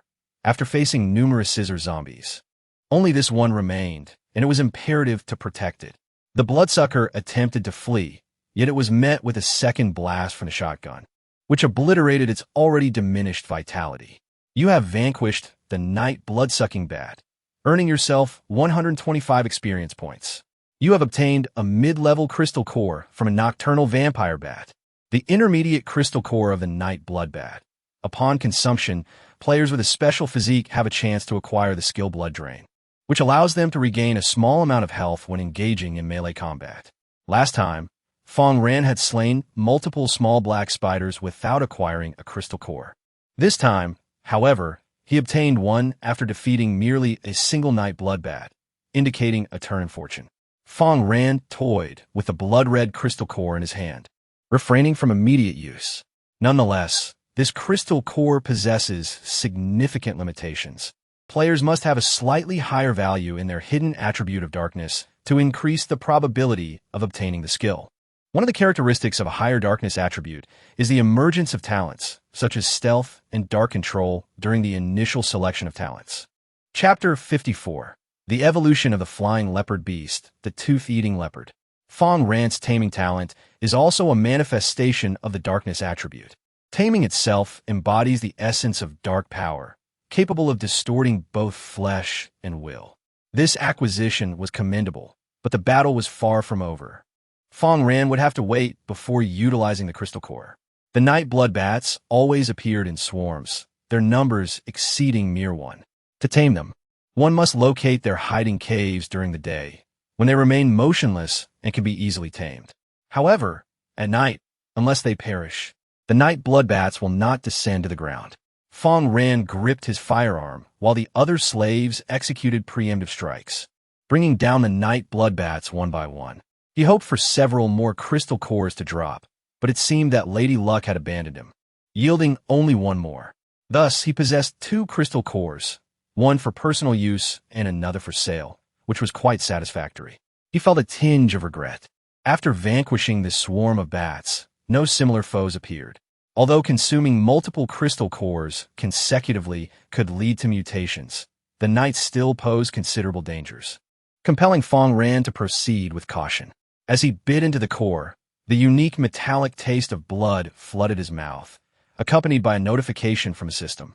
Congratulations on acquiring the blood extraction skill without any mutations. Blood Drain. When you attack an enemy, a small amount of health will be restored. Upon witnessing this scene, Fang Ran could not help but exhale in relief. Had there been an unexpected turn of events, he might have lost a precious crystal core. With one remaining, he could sell it for invaluable items. Subsequently, a stream of enemies continued to emerge. However, Fang Ran's slave had received an upgrade, granting it the ability of night vision, thus rendering them unafraid. This enhancement only served to augment his strength, making him more formidable than ever before. Those who dared to assault him either became slaves or transformed into experience and crystal cores. His experience bar was on the verge of reaching its limit, heralding the imminent arrival of a level up, which would further bolster his power. In total, he had acquired 5 crystal cores, originating from 3 different types of adversaries. You have obtained a medium-grade Crimson Scorpion crystal core. You have acquired 2 intermediate crystal cores of the Night Raid Stinkbug. You have acquired 2 intermediate crystal cores from the Night Watch Fireflies. At the outset of the game, players can obtain universal crystal cores by defeating the first sequence of enemies, which can be utilized by anyone. However, as the game progresses, the subsequent crystal cores dropped impose certain requirements on the user. Only players who meet these criteria can learn the corresponding skills.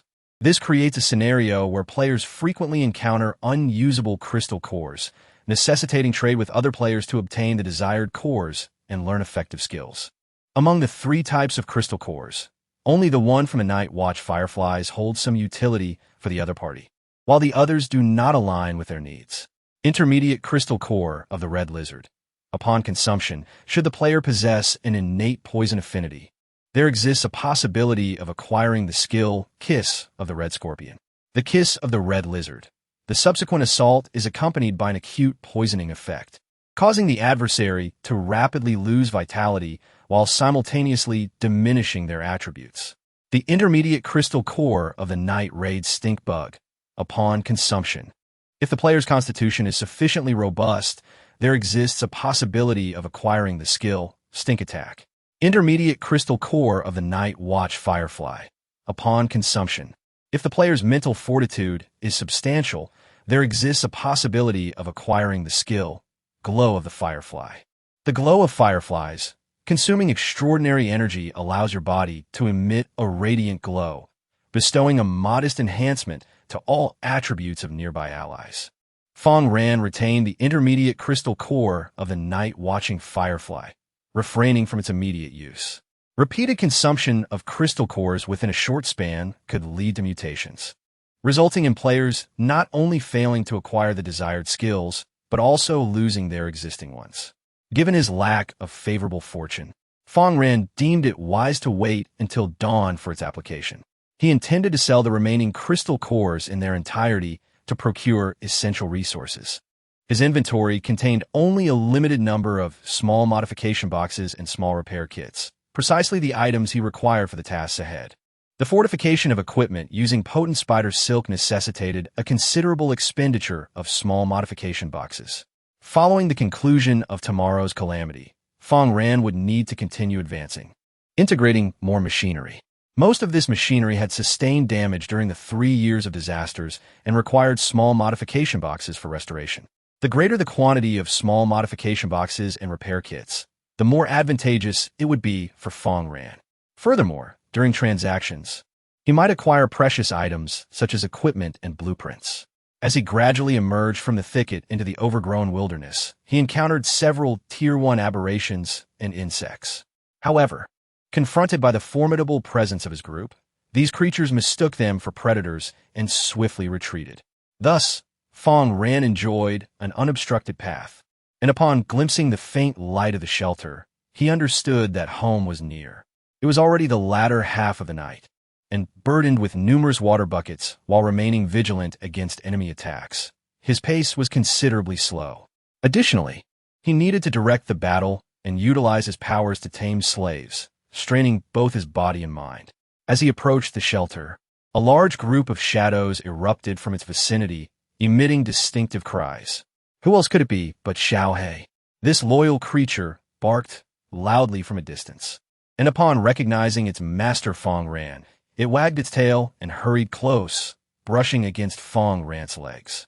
Hark and Mina also awoke, momentarily tense, fearing an enemy incursion, only to realize it was Fang Ran. Hark lowered his rifle, expressing relief. In this apocalyptic world, everyone faces the specter of life and death. The next moment could herald disappearance. Fang Ran chuckled, proclaiming, "I am not so easily felled. I intend to live well." Mina chimed in, "I have prepared a meal for you. Just place it in the microwave to heat it up." This diligent young lady was indeed more attentive than the men. Exhausted and famished, Fang Ran seized the opportunity to replenish his strength. Meanwhile, he commanded his slaves to set down the corpse of a mid-tier Tier 2 crocodile that had perished along their journey. The more formidable the aberration, the greater the extraordinary energy contained within its body, making it easier for other aberrations to evolve by consuming them. Fang Ran allowed Xiao He and Abao to indulge in this grand feast, and once they finished, any leftovers would be offered to the other Tier 1 aberrations. Xiao He and Abao, a dog and a cat, enjoyed the highest loyalty to Fang Ran, thus receiving preferential treatment. After satisfying his appetite, Fang Ran sank into a deep slumber. During his sleep, a Bao, who had been fed powerful zombie meat for days without a breakthrough in strength, began to exhibit signs of change. Its bones emitted crisp sounds as the muscles trembled, and its face was contorted in agony. A breakthrough in strength signified its evolution and bodily transformation. While this would enhance its power, it also entailed considerable suffering and sacrifice. The new Bao was larger, adorned with black, coin-like spots, its fur remarkably tough, and it sprouted a pair of massive fangs from its mouth. Your extraordinary beast, the flying leopard, has evolved into the primary sequence 2, the Fang swallowing leopard, elevating its loyalty to an impressive 83 points. Name: Tooth swallowing leopard. Race: beastfolk. Loyalty: 83. Highly loyal combat power. Sequence 2, beginner. Qualification: ordinary attack power, standard speed, remarkably swift. Constitution: average. Skills: eruption, vitality restoration. Tooth swallowing. The Yatan leopard unleashes an astonishing biting force, inflicting lethal damage and localized incapacitation upon its adversaries. Introduction: it possesses not only astonishing speed, but also a terrifying burst of power, so one must remain vigilant. A leopard discovered Fang Ran, approaching him for a gentle caress. Fang Ran was taken aback, for upon awakening, he found that an unexpected stroke of fortune had occurred. Typically, only those extraordinary beasts with exceptional aptitude and fortunate circumstances experience evolution during the enhancement of their combat prowess. In contrast, many others, like the bloodthirsty black rat, may see an increase in strength, yet remain unchanged in type, devoid of evolution. Truly, the leopard is favored by fortune from birth. Currently, it clings to the enemy's arm, utilizing its biting skill to sever with precision, resulting in localized incapacitation. Should the adversary lack a small medical kit, they would find it difficult to recover their severed limb in due time. Moreover, if it were to sink its teeth into certain vulnerable areas, it could even deliver a lethal blow to its foe, such as a single bite that severs the enemy's neck. Fang Ran produced pet food to nourish the leopard before commencing this final task. The cataclysm is set to arrive at noon today. Players are urged to prepare themselves, with hopes that all may survive. The system has sent out alerts, and players are busily engaged in a last-minute frenzy. Chapter 55. The treasure jewelry box in the face of impending disaster. Fang Ran remains remarkably composed, devoid of any pressure. His first course of action involves concocting mutated potions to feed the shadow wolves, facilitating their evolution. The alpha wolf is certain to evolve to sequence 2, thereby enhancing its strength. It remains uncertain how the infatuated little black wolf will confront a goddess more powerful than itself. The evolution of the other wolves to sequence 2 will depend on fortune. Even if they do not evolve, it poses no issue, as Fang Ran can provide them with highly nutritious food, as long as the exotic beasts are well fed and possess a degree of aptitude. Their ascendance in power is merely a matter of time. With the aid of fertile soil, the mutated watermelons grow at an astonishing pace. Fang Ran aims to expedite this process, ensuring he can enjoy the watermelons once the catastrophe subsides. He then opens the regional channel, preparing to offer crystalline cores for trade. Regional chat: Tu Feiyong, Dragon Country, what should I do? The resources I've gathered are insufficient to establish a shelter. Can anyone assist me? Jellum: America, I am in the same predicament. Is there anyone who could spare me some resources? May the heavens bless you. Apsun Ming Neon, huh? You unfortunate souls should hurry and perish. With such bad luck, how did you end up in the end times wasteland? If not you, then who? Che Lian Yuan, Dragon Country. Everyone's resources are scarce. Do not expect assistance from others. Think of a way to survive. In a regional channel, most players are tense, feeling inadequately prepared, while a handful exude an inexplicable confidence. Fang Ran glances at the messages and calls out, I am selling a substantial quantity of intermediate crystalline cores. Players in need may contact me. I require small repair kits, small modification boxes, and other valuable items. Players seeking to enhance their strength with these crystalline cores, please reach out swiftly, accompanied by numerous screenshots detailing the crystalline cores. Upon sending this message, The regional channel momentarily freezes, with the speed of other players' messages noticeably slowing. The reason is simple. While others are scrambling for lower-grade crystalline cores, some players have never even encountered them. Yet Fang Ran possesses an impressive collection of intermediate cores, which is undeniably ostentatious. This stark contrast leaves other players bewildered. Despite Fang Ran's consistently strong performance, no one anticipated such prowess. The regional channel erupts with excitement. Li Qingchuan, Dragon Country. Fang Shui, you are astonishing. How did you achieve this? Abe Saming Neon, you scoundrel. This Dragon Country fellow must have stolen the crystalline cores from somewhere. If you encounter him, do not hesitate. Attack on sight. Ben Lillian, England. Fang Ran has been consistently offering high-value items in the regional channel. Could his talent be extraordinary enough to increase item drop rates? As speculation abounds, players ponder the origins of Fang Ran's bounty. Did he steal it? Or perhaps seize it by force? Or did he unlock some treasure chest? Only a select few acknowledge Fang Ran's exceptional strength, recognizing that he is several tiers above other players, thus acquiring such ample resources. Fang Ran himself remains indifferent to their conjectures. Should anyone dare to confront him, they would swiftly meet their end in the game. Before long, someone approaches Fang Ran, seeking a trade. Qingfuer, Stan Country. Hello, Mr. Fang. I wish to exchange this item for the crystalline core of the red-capped beetle, accompanied by a description of a precious jewelry box. The treasure jewelry box offers a random piece of jewelry with an F-grade enchantment level. The skill of the Red Hat of Power is indeed commendable. If employed wisely, it can transform decay into the marvelous, sending foes flying in an instant. Should the player's strength be particularly formidable, they might even repel a multitude of adversaries, carving a path to survival. However, Fang Ran currently lacks adequate equipment. Upon noticing the jewelry box, he pondered for a moment and remarked, if it only contains F-grade jewelry, that will be insufficient. I require items of greater worth. Fang Ran then smiled and added, of course, it is possible. Immediately thereafter, a system prompt appeared. An exquisite black box, adorned with subtle floral patterns, appeared in Fang Ran's hands, exuding an air of elegance. At first glance, one could sense that it contained treasures within.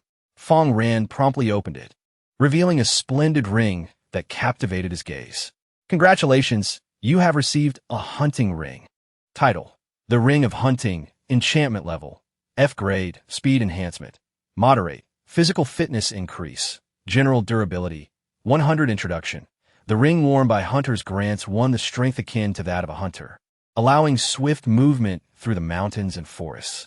As Fang Ran donned the ring upon his hand, he sensed a notable enhancement in his physical prowess.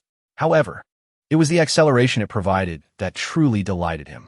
His overall speed was markedly improved, and when utilizing the leap strike skill, the damage inflicted would be astonishing.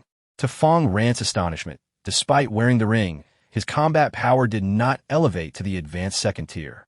Subsequently, many individuals approached to trade crystal cores, yet none possessed items as rare as the jewelry box. Instead, they offered only small modification kits and repair boxes. Fang Ran acquired 5 repair boxes and 4 small modification kits, with only the blood-sucking crystal core remaining unsold, as the bids from others were disappointingly low. The allure of the vampiric effect was particularly strong for ordinary players, especially those fervent combat enthusiasts who relished close-quarters combat. Fang Ran remained unperturbed. If it could not be sold, he would keep it, for there would inevitably be affluent buyers seeking it out. Finally, he retrieved the Firefly crystal core. After several hours, the likelihood of mutation had diminished, allowing Fang Ran to proceed with his attempt. Without hesitation, he swallowed the crystal core, and the system notification promptly ensued. Ding! You have consumed the crystal core and acquired the skill, Glimmering Light. The glow of fireflies consume extraordinary energy to emit a luminous glow from your body, bestowing a modest enhancement of all attributes to nearby allies. Fang Ran promptly activated the skill, his skin becoming translucent and radiating a gentle light. During the day, this ability was rather inconspicuous, its brilliance barely discernible. However, by nightfall, it became strikingly evident. Though the enhancement was minimal, The sheer number of slaves under Fang Ran's command meant that the cumulative effect would be quite gratifying. Beep, following a system assessment. Your combat power has ascended to the advanced level of Sequence 2. Fang Ran finally elevated his combat rating, allowing him to confront adversaries with greater ease. He had anticipated this moment. Had he not been waiting for the onset of the disaster to enhance his enchanted equipment with potent spider silk, he would have achieved the advanced Sequence 2 status much earlier. Now that he had reached this milestone, most of his other tasks were complete, leaving him only the construction of his base to undertake. The vexing issue of water resources that had troubled him was now resolved, with numerous barrels of water available for him to construct the desired shelter. He had already envisioned the first type of shelter he would create, a circular fortress. Upon opening the construction panel, he expanded the existing small house into the form of a fortress. The interior of the fortress was divided into several interconnected rooms, each equipped with firing ports, enabling players to launch attacks on external threats. Gazing upon this fortified structure of steel and concrete, Fang Ran felt confident that even a dozen butcher zombies would struggle to breach it in a short span of time. Beyond the fortress, he was still in the process of completing the construction, having drawn a perimeter wall to enclose the Tree of Cataclysm and the fortress itself. Individuals could stand atop the wall and launch assaults against any foes attempting to scale it, in comparison to the haphazardly modified shelters of other players. Fang Ran's fortress was nothing short of opulent and impregnable. The spectators, upon witnessing the fortress, felt less trepidation towards the impending cataclysm and even looked forward to its arrival, eager to test the fortress's defensive capabilities. However, they likely underestimated Fang Ran's resolve to prevent enemies from assaulting the fortress, with numerous slaves under his command. His defensive strength was formidable. Moreover, with his taming abilities, the number of slaves would only increase, alleviating the need for further defense. Many still approached him inquiring about the blood-sucking crystal core, yet none offered a reasonable price, leading Fang Ran to decline their proposals. Unfazed by this, he reclined on the sofa, activating the DVD player and television to indulge in a film. In this post-apocalyptic world, entertainment was scarce, and as the construction of his shelter was merely in its infancy, this was his only source of amusement. Once he expanded the shelter further, he envisioned incorporating more recreational facilities, such as a bar, karaoke, and sports arenas, everything one could desire. A slaver who does not indulge in enjoyment is no true slaver, but merely a slave. Just as he was about to take a refreshing sip from a bottle of cold beer, a private message suddenly arrived. Chapter 56. Tricking the Americans. Hanny. America, friend, your asking price is quite steep. Many have been turned away by you. I wonder if this gun of mine would meet your satisfaction? Attached is a screenshot of the attributes of a Firestarter submachine gun. Name, Emperor Submachine Gun. Enchantment level, E grade. Attack, normal durability, 100 additional effect, flame, when you use it to fire bullets. It will inflict additional fire attribute damage. Introduction. The ordinary MP5 submachine gun has been transformed and enchanted, creating this long-range, incendiary weapon. Become the harbinger of hell and incinerate everything in your path. This time, it is not merely an enchanted weapon, but rather a pinnacle of enchanted firearms. Melee players possess limited abilities, firing only a few rounds before their energy is depleted. In contrast, players like Fang Ran have a substantial amount of energy, making them well-suited for enchanted firearms to ensure their survival.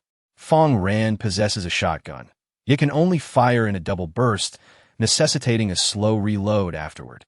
While effective against a small number of foes, the double burst becomes less advantageous when faced with larger groups. Fang Ran requires both the shotgun for explosive power and a continuous fire weapon for sustained output. Before long, he acquires the Firestone submachine gun. Its surface is coated in a dark crimson hue, and the muzzle radiates heat, resembling a glowing iron fragment. Fang Ran fires at a patch of wild grass in the distance, the bullets trailing red smoke, igniting the grass upon impact. Satisfied with the performance of the Firestone submachine gun, he sets it down and suddenly notices the regional channel buzzing with activity, prompting him to check the content. Hanny, America, attention, fellow Americans. I have obtained this vampiric crystal core, a testament to my strength, proving my capability to lead America to greatness once more. After this catastrophe, if you encounter me and are willing to accept my leadership, you shall be my brothers and sisters. In front of all, I shall awaken the blood-sucking skill and become a formidable warrior of mid-level strength in Sequence 2. Americans excel at marketing, and Hanny is no exception. This is an opportunity for ostentation. If he fails to seize it, he shall miss out. Should he perform well before other Americans, he could become the leader of District 13, gaining their support and acquiring more resources. This is also why he traded a submachine gun for the crystal core, to enhance his own power and acquire leadership. The proud Americans in the regional channel, witnessing this scene, showered him with praise. Wow, Hanny is truly impressive. He is my idol. Hanny, you need a girlfriend, and I'm willing to be yours. Hanny, could you share your location? I wish to follow you. Fang Ran, observing this spectacle, could not help but smile, already envisioning the most probable outcome. Why would Hanny sell this vampire crystal core? Certainly, it was due to his low dark attribute, resulting in a diminished probability of activating his talent. Hanny's talent is potent, with immense strength and high attack power, yet lacking any surplus attributes. Without dark attributes, obtaining the blood-sucking ability would require extraordinary luck. Would fortune favor this man? Fang Ran scrolled down the chat, noticing that after a mere 10 minutes, Hanny had yet to respond. Consuming the crystal core and acquiring the skill should not take this long. Evidently, something unexpected had transpired on Hanny's end. Finally, after half an hour, Hanny announced again, "Fellow Americans, after a series of operations and a lengthy wait, my skill has finally awakened. I have acquired the blood-sucking talent and shall transform into an immortal war god on the battlefield. Let's witness the resurgence of America together. MAGA." Fang Ran thought to himself, is this for real? The audience in his live stream, however, was well aware of the truth and began to flood the chat with comments. Oh my, I'm dying of laughter. That American took the crystal core and, upon consuming it, experienced a mutation. Gaining nothing, what bad luck. Haha, he was boasting so much, thinking he would surely succeed. He surely did not know that players using a level 2 crystal core have a certain probability of failure. One could only say he was indeed unfortunate. One could not help but admire this American. Despite his evident failure, he continued to boast as if it were genuine. This is the talent of Americans, committing many misdeeds without a hint of shame, yet presenting themselves as righteous. The audience from Dasha echoed these sentiments, and, coupled with Hanny's failure, many Americans flocked to Fang Ran's livestream, cursing him for selling counterfeit goods. Otherwise, how could Hanny have failed? All the blame fell upon Fang Ran. How could this be? Fang Ran was a meticulous master, certainly not one to engage in unprofitable ventures. While the audience engaged in verbal sparring, Fang Ran within the shelter began to eat the meal prepared by Mina. One must admit, certain exotic beasts have a delightful flavor, possessing a unique savor that lingers on the palate. Fang Ran savored the meal, relishing the experience. A full stomach was essential for having the energy to fight. The sky was overcast, a foreboding sight since yesterday afternoon, as if a heavy downpour awaited the onset of the catastrophe. Fang Ran was aware of what was to come and readied all his potent spider silk, level 3 bulletproof vest, and minor modification kit when the system notification arrived. You employ a compact modification kit and powerful spider silk to enhance a level 3 bulletproof vest. You have acquired the formidable spider silk battle suit. Name: Powerful Spider Silk Combat Suit. Enchantment level: D-grade beginner. Enchanting weapons beyond D-grade will be divided into 4 tiers. Defense: strong durability. 100 special effect: bulletproof. When enemies employ bullets, arrows, darts, and other ranged attacks against you, it can significantly reduce the damage incurred. Introduction: the already formidable Tier 3 bulletproof vest has undergone a profound transformation after enchantment, evolving into a powerful piece of early game armor. Fang Ran donned the combat suit, caressing the fabric, which undeniably felt different. It exhibited greater elasticity, yet when pressed down, one could distinctly sense resistance, an effect of the potent spider silk. Coupled with the internal bulletproof inserts, its capacity to withstand attacks would be significantly enhanced. It is no exaggeration to assert that wearing it transforms one into a knight of yore. Any assault aimed at Fang Ran's upper body would inflict minimal damage, if any at all. Thunder rumbled ominously as dark clouds gathered outside, casting the surroundings into an eerie gloom, reminiscent of an apocalyptic scenario. The winds howled violently, stirring up clouds of dust around. Fang Ran observed this spectacle from within the shelter, awaiting the arrival of the ultimate moment. At last, as noon struck, the system's notification arrived. The moment of catastrophe has arrived. The first 7-day catastrophe is imminent. Title: 7-day trial. Level: ordinary. Minimum passing strength. Sequence 1. Requirement for shelter. Possession of shelter is sufficient. Primary adversary: zombies. Duration: 12 hours. Basic reward: 1 enchanted weapon. As the cataclysm commenced, a resounding thunderclap echoed, heralding the onset of a torrential downpour. Inquisitive players sought to collect some of the rainwater for future use, only to discover, with horror, that their hands were corroded upon contact, inflicting excruciating pain. This was the Rain of Calamity, a phenomenon that inflicted harm solely upon humans while leaving aberrant beasts, mutated insects, and zombies unscathed, even invigorating these creatures and inciting unparalleled aggression. Under the influence of the Calamity Rain, the zombies in proximity to players exhibited heightened sensitivity to scent, rushing to assault any makeshift shelter, regardless of distance. Players could avoid the rain's detrimental effects by remaining within their shelters. However, the cessation of the Calamity Rain did not herald safety, as countless terrifying zombies would subsequently besiege these sanctuaries and launch their attacks. Within his bunker, Fang Ran observed the rain with indifference. The precipitation could bolster enemies or enhance his own thralls. Chapter 57. The first wave of death descends. Little Black rolled joyously in the Calamity Rain, its once magnificent fur now caked in mud, utterly forsaking its regal demeanor. Nearby, the Alpha Wolf, having evolved into a Ripper Wolf with Tier 2 prowess, stood poised and dignified. In the regional chat, players clung to a false sense of security, dismissing the calamity as trivial. Malibu, USA. All it takes is to find any spot for shelter, and we've met the completion criteria. This is too easy.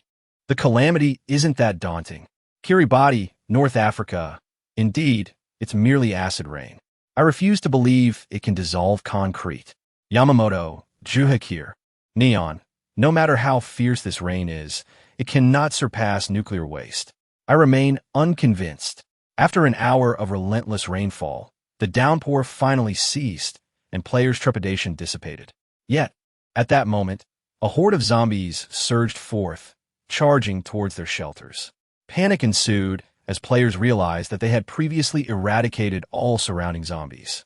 From where had these new foes emerged? A fierce battle erupted, with players relying on the protection of their shelters to fend off the onslaught.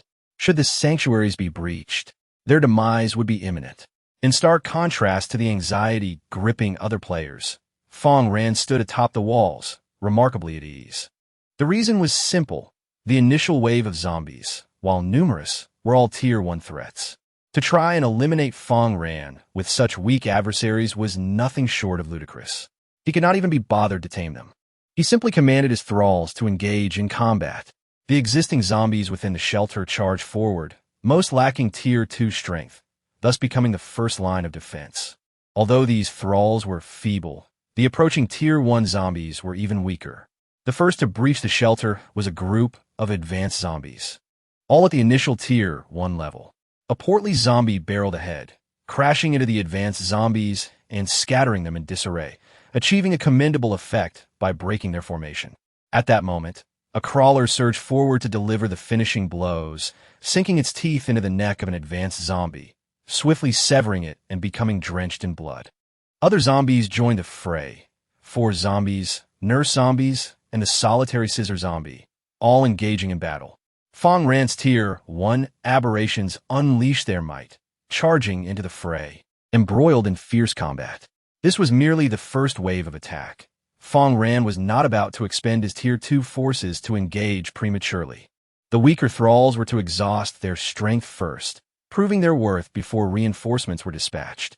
Spectators observed this scene and noted Fang Ran's effortless combat, devoid of any difficulty. In contrast, they turned to other players, only to find their struggles peculiar. Among the first wave of zombies attacking other players, not a single Tier 1 foe was present, only standard zombies. While these should have been easily dealt with, the other players appeared distressed, as though they had ingested something foul, feeling on the verge of collapse. Viewers were struck by the disparity in experiences, leading to playful jabs. Even when treated differently, Fang Ran effortlessly carries the team. Truly, he is destined to build a great sanctuary and guide the people of Longwa to victory.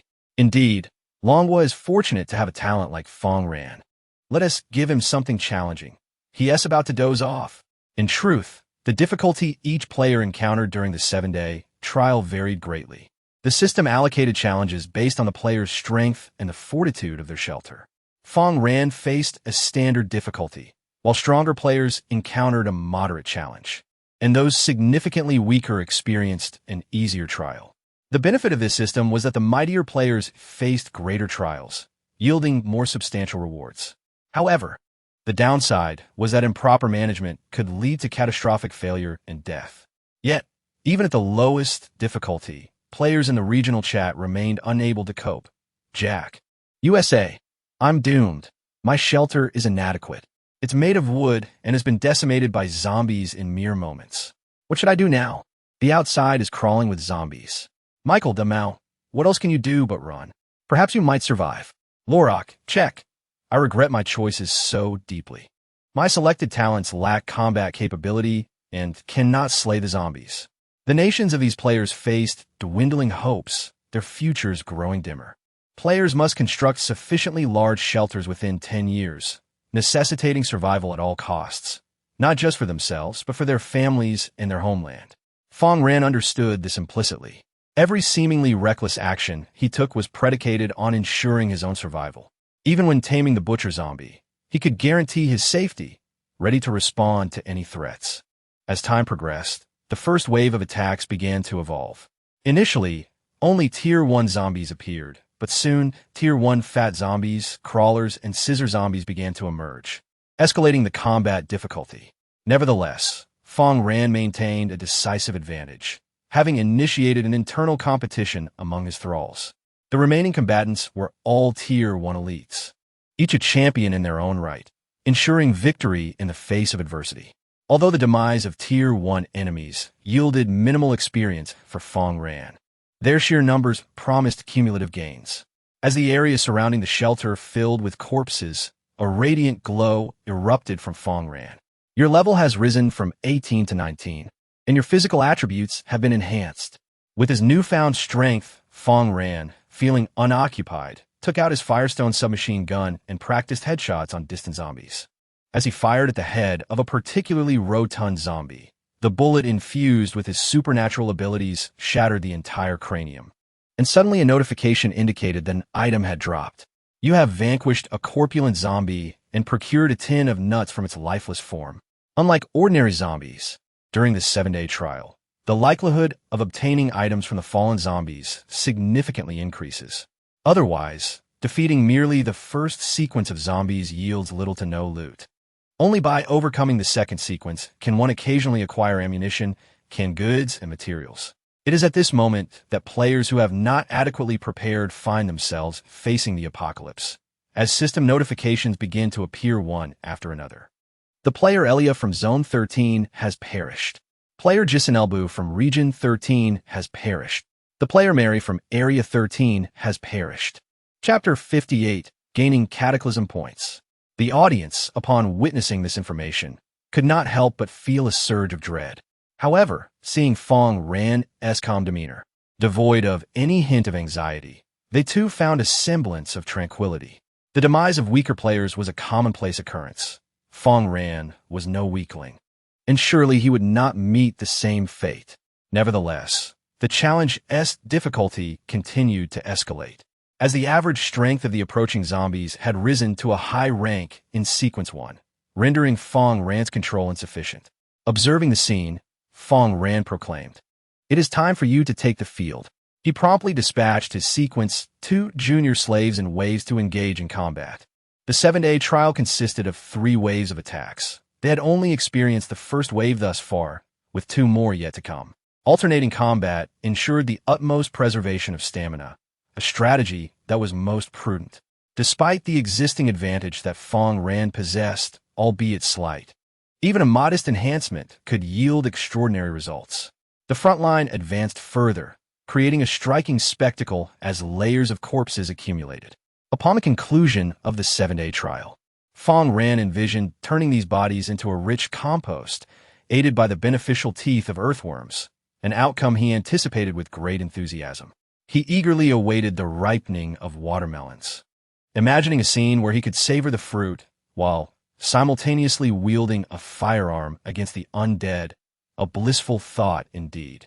His companion, Abao, navigated through the horde of zombies, selecting only those with high damage potential yet fragile defenses, dispatching them with a single bite.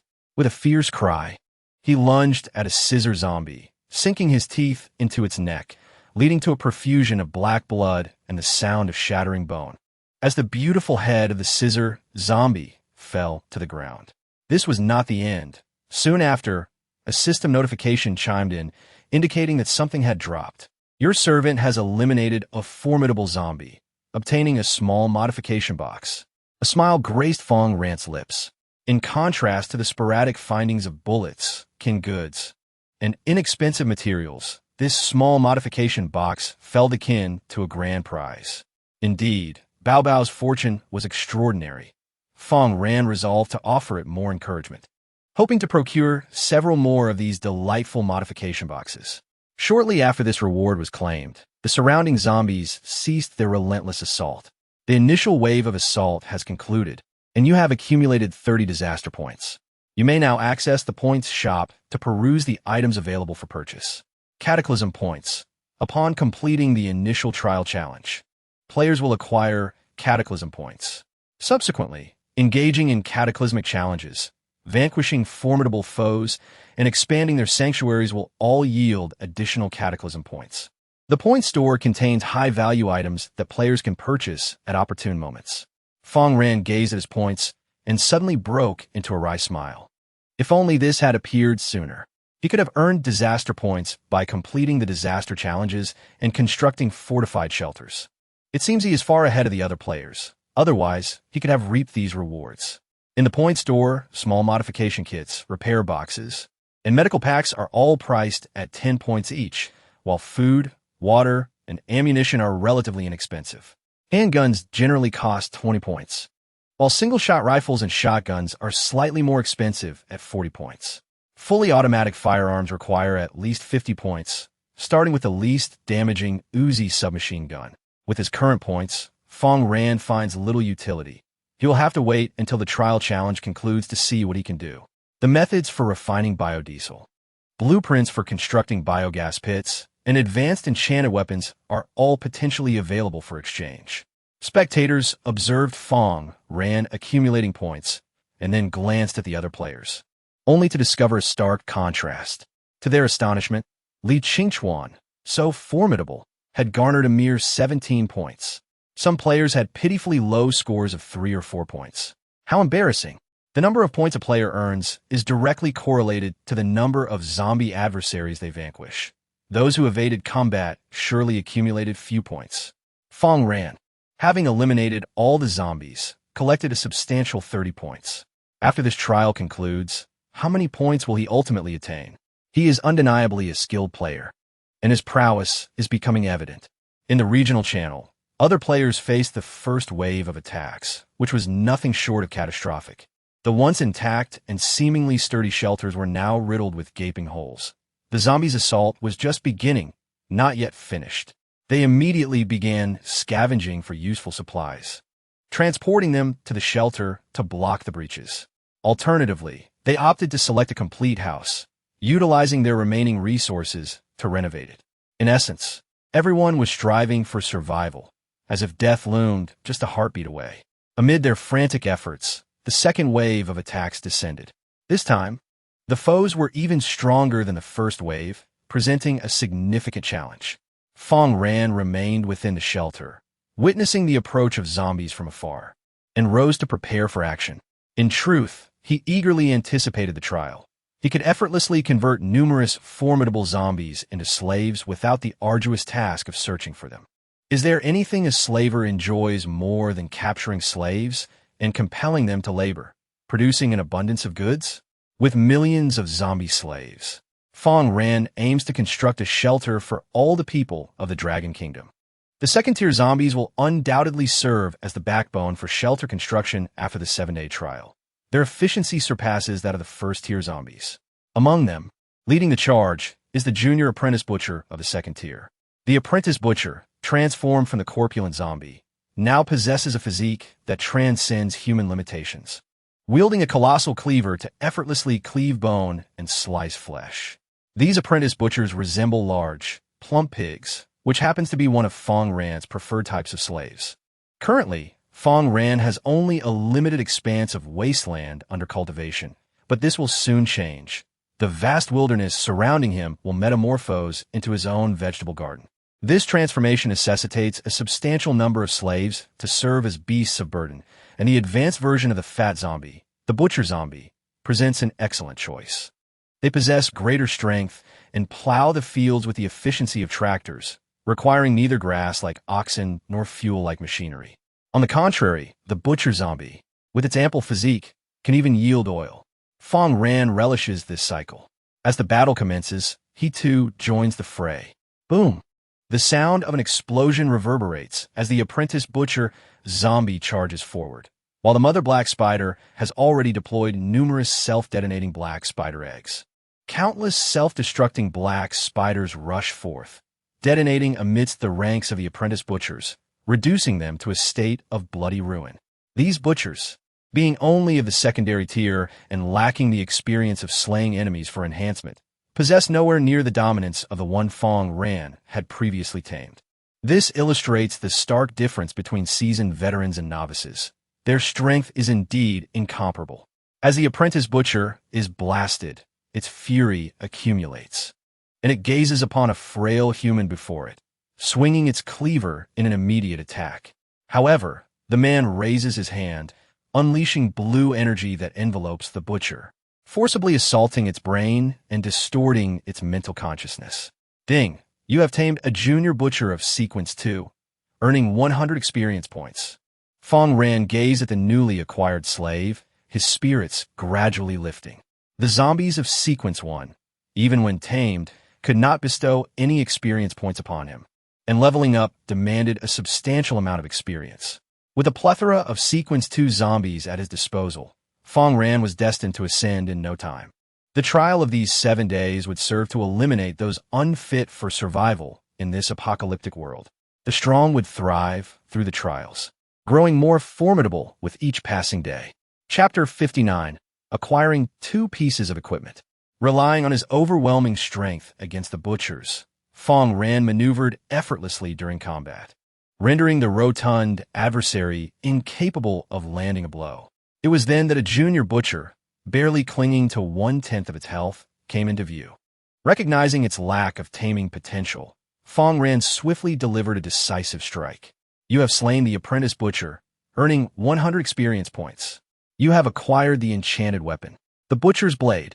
The knives wielded by the butcher zombies will drop upon defeat. The more formidable the butcher, the higher the caliber of the butcher's blade that is relinquished, accompanied by superior effects. Title: Blade of the Butcher. Enchantment level: F. Attack. General durability: 100. Special effect: Massacre upon slaying an enemy.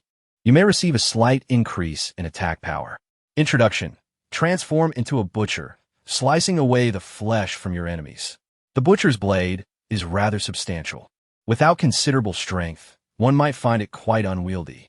It is particularly suited for those endowed with great power, such as players who possess the robust talent and similar attributes that enhance strength. Fang Ran, unreserved, declared in the regional channel, "I am selling this knife. Interested players may contact me. I am in need of various blueprints and precious items."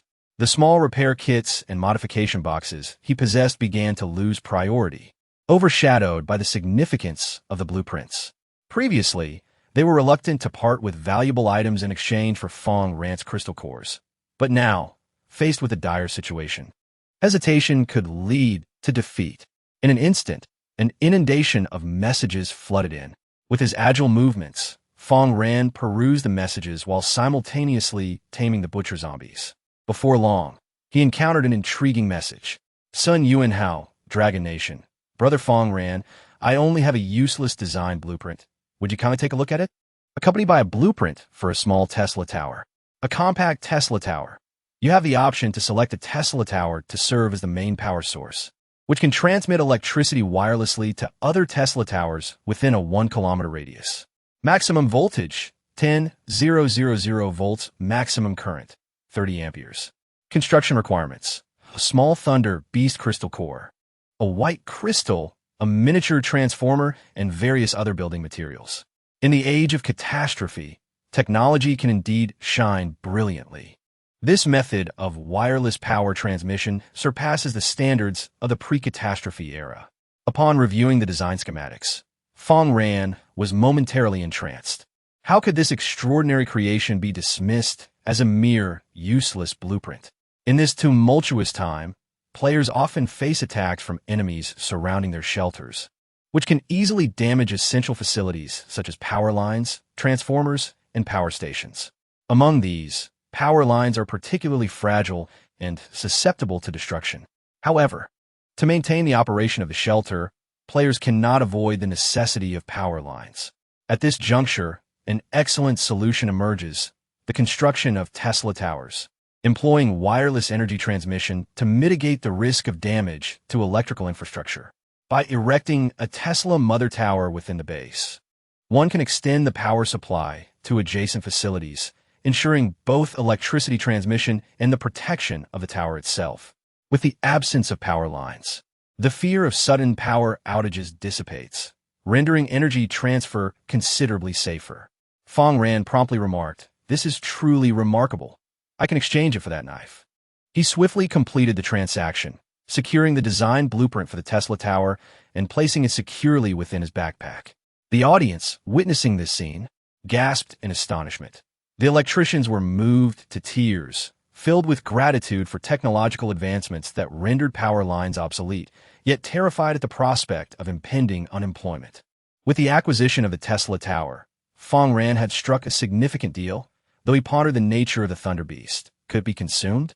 He already possessed a generator, and once the trial concluded, he would undoubtedly expand the area of his base. Consequently, the Tesla towers would be constructed in succession, powering various electrical facilities. As for the Thunder Beast crystal core, there are two methods to acquire it. One is through sheer luck, as the Thunder Beast is a unique creature that appears randomly throughout the wasteland. The crystal cores serve numerous purposes, including the construction of Tesla towers, large generators, and the acquisition of lightning skills. However, encountering a Thunder Beast should not be mistaken for stumbling upon a treasure. Their strength is formidable, wielding destructive lightning abilities. Aside from slaying a Thunder Beast, the only other means to obtain its crystal core is through treasure chests or exchange in the point shop. Fang Ran needed to amass points, as many of the items he sought were available in the point shop. Just as he pondered these matters, his movements slowed. But it was precisely during such moments that enemies would launch their attacks. A frenzied hunting zombie suddenly lunged at him, its claw-like hands aimed directly at his chest. Upon impact, Fang Ran quickly reacted, noticing 10 distinct scratches appearing on his chest, yet he remained unscathed. The silk combat suit provided exceptional protection against harm. Its defensive capabilities were no laughing matter. Fixating on the frenzied hunting zombie before him, Fang Ran's eyes glimmered with murderous intent. He had no desire for the zombie, which intruded upon his thoughts, to continue existing. It must be eliminated. There were plenty of slaves. He did not lack for one more. The apprentice feral zombie, having evolved from a crawler, boasts elongated claws formed from its 10 fingers and fangs that extend menacingly from its maw, rendering it akin to a beast, capable of savagely tearing apart its prey. Upon failing to land a strike, it lunges at Fang Ran with the ferocity of a wild animal, perceiving him as a delectable quarry, eager to quench its thirst with his blood. Yet, Fang Ran, utilizing his current swiftness, deftly sidesteps the assault, subsequently launching a counterattack aimed at the zombie's rear. Though his strength is not unparalleled, subduing such a low-tier, Sequence 2 zombie proves to be a mere trifle.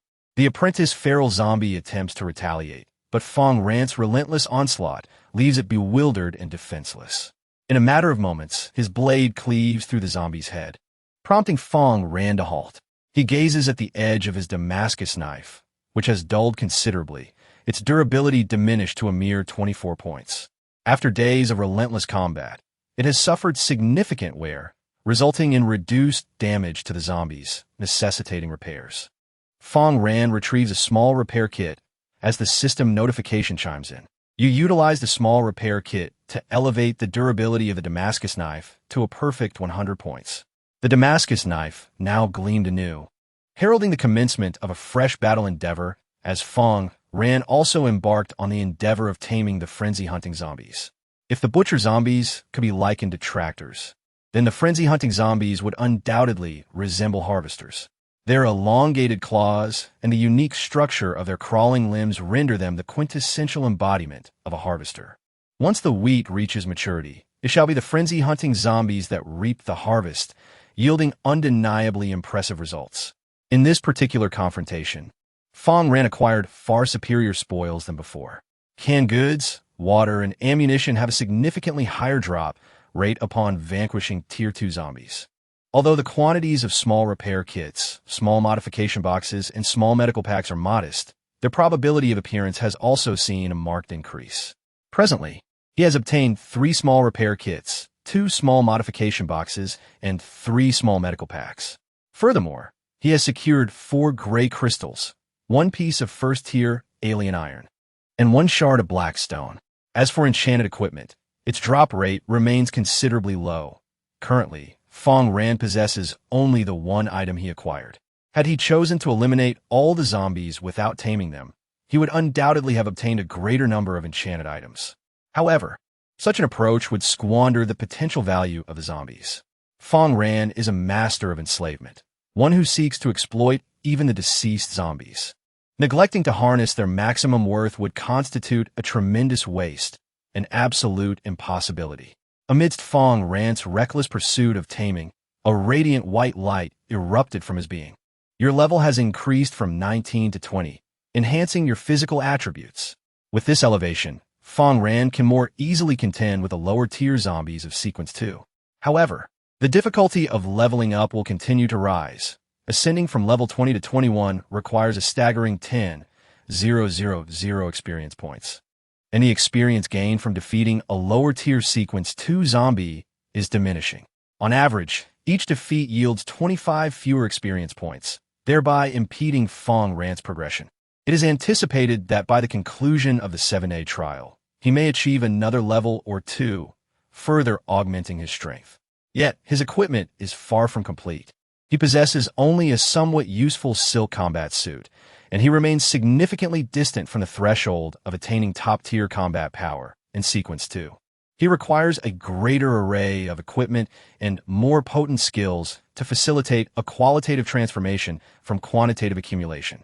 As Fang Ran continues his battles, the audience suddenly erupts in exclamations within the chat. Wow, look over there! So many beautiful ladies. Those are the Ghost Dance zombies. How wonderful it would be to have one of those zombies as a wife. What a pity they became zombies. One spectator remarks, "Bro upstairs, are you not afraid that a Ghost Dance zombie might bite off your little brother? And you still want to marry one?" The Ghost Dance zombies are positioned at the rear of the second wave of the zombie assault, their bodies the most fragile, making them suitable for harvesting foes. However, their utility against Fang Ran is minimal. Despite their beauty, he finds them unworthy. Perhaps their upgraded versions, such as the Frenzied Babe, Crimson Barbie, or Enchantress, might be more appealing. Were it not for Fang Ran's need for some zombie forces to guard the base, he would eradicate them all. Of course, the proportion of those remaining is still lesser than that of the Butcher and Hunter zombies, and the multitude of Ghost Dance zombies falling has undoubtedly tugged at the audience's heartstrings. Nonetheless, Fang Ran has reaped numerous rewards, resulting in a very satisfactory outcome. He has currently acquired 2 small repair kits, 4 small modification boxes, and 1 small medical pack. Additionally, he has obtained 3 gray crystals, 2 pieces of first level, and 1 blue small pill. Furthermore, a particularly special enchanted item has dropped, which Fang Ran can utilize, but he will certainly refrain from doing so. You have received 1 pair of enchanted hot pants. Title: Sizzling Hot Shorts. Enchantment level: F. Defense. Low. Speed. Average durability. 100 special effect. Scorching. Temporarily grants increased speed for a duration of 5 minutes, with a cooldown period of 15 minutes. Introduction. Wear it, and you shall become the most alluring vixen. Chapter 60. Enchanted Ice Attribute. Upon witnessing the equipment, the audience erupted in excitement. Fang Ran, don't tell me you lack leg armor? Hurry and put on. Indeed, there's no need to be shy. It's quite normal for the streamer to don women's attire. Ah, I see your intention in slaying the ghost dance zombies was to acquire this piece of gear. I was right about you. Moreover, he had already reached out to a player from the Dragon Kingdom, Li Qingchuan, who had previously traded with him a few times, thus establishing a rapport. He promptly opened a private message and inquired, interested in this equipment, accompanied by a description of the sizzling hot shorts. Fang Ran replied nonchalantly, a minor repair or slight modification. I'm open to any exchanges. Li Qingchuan chuckled. You are quite easygoing. Coincidentally, I have something I'm certain you will adore. Ding. You have acquired a shard of ice stone through your transaction. Ice shard fragment. It can bestow ice attribute inscriptions on equipment with enchantment levels of D or below. Fang Ran's Damascus knife lacked any attribute-based attacks, and upon witnessing this scene, he chuckled. Indeed, it is a remarkable treasure. The more weapon inscriptions players possess, without interfering with one another, the higher the weapon's rating will rise, thereby significantly enhancing the player's strength. Fang Ran took out a small modification box and immediately began his work. You utilize minor modification kits and ice fragments to enhance and fortify the substantial Damascus blade. You have acquired the Frosted Damascus blade. Name: Frosted Damascus Cleaver. Enchantment level: E attack. Normal durability: 92. Includes effects: substantial. Ice element, newly added. Ice element. When this item attacks, it inflicts additional ice attribute damage and has a chance to freeze the enemy. Introduction. The blade carries the chill of the forest, and as it is swung, snowflakes dance in the air, embodying the power of ice elements. The enchantment level of the Damascus knife has yet to be elevated, but Fang Ran merely needs to procure additional materials and enhance it once more to elevate it to D-grade. A player's other equipment may not be formidable, which could affect their combat prowess, yet they still possess the ability to fight. However, if their weapon is inadequate, it is best to avoid combat altogether, lest they meet their demise at the hands of their foes, leaving their enemies in fits of laughter. It is akin to a muscular man who possesses only a diminutive appendage. Fang Ran wielded the Frost Damascus knife and struck towards the distant zombie. With one swift slash, he cleaved the butcher zombie open while simultaneously freezing the wound, preventing the grotesque black blood from gushing forth. After 4 decisive strikes, the freezing effect took hold, enveloping the butcher zombie's body in a layer of ice, rendering it immobile.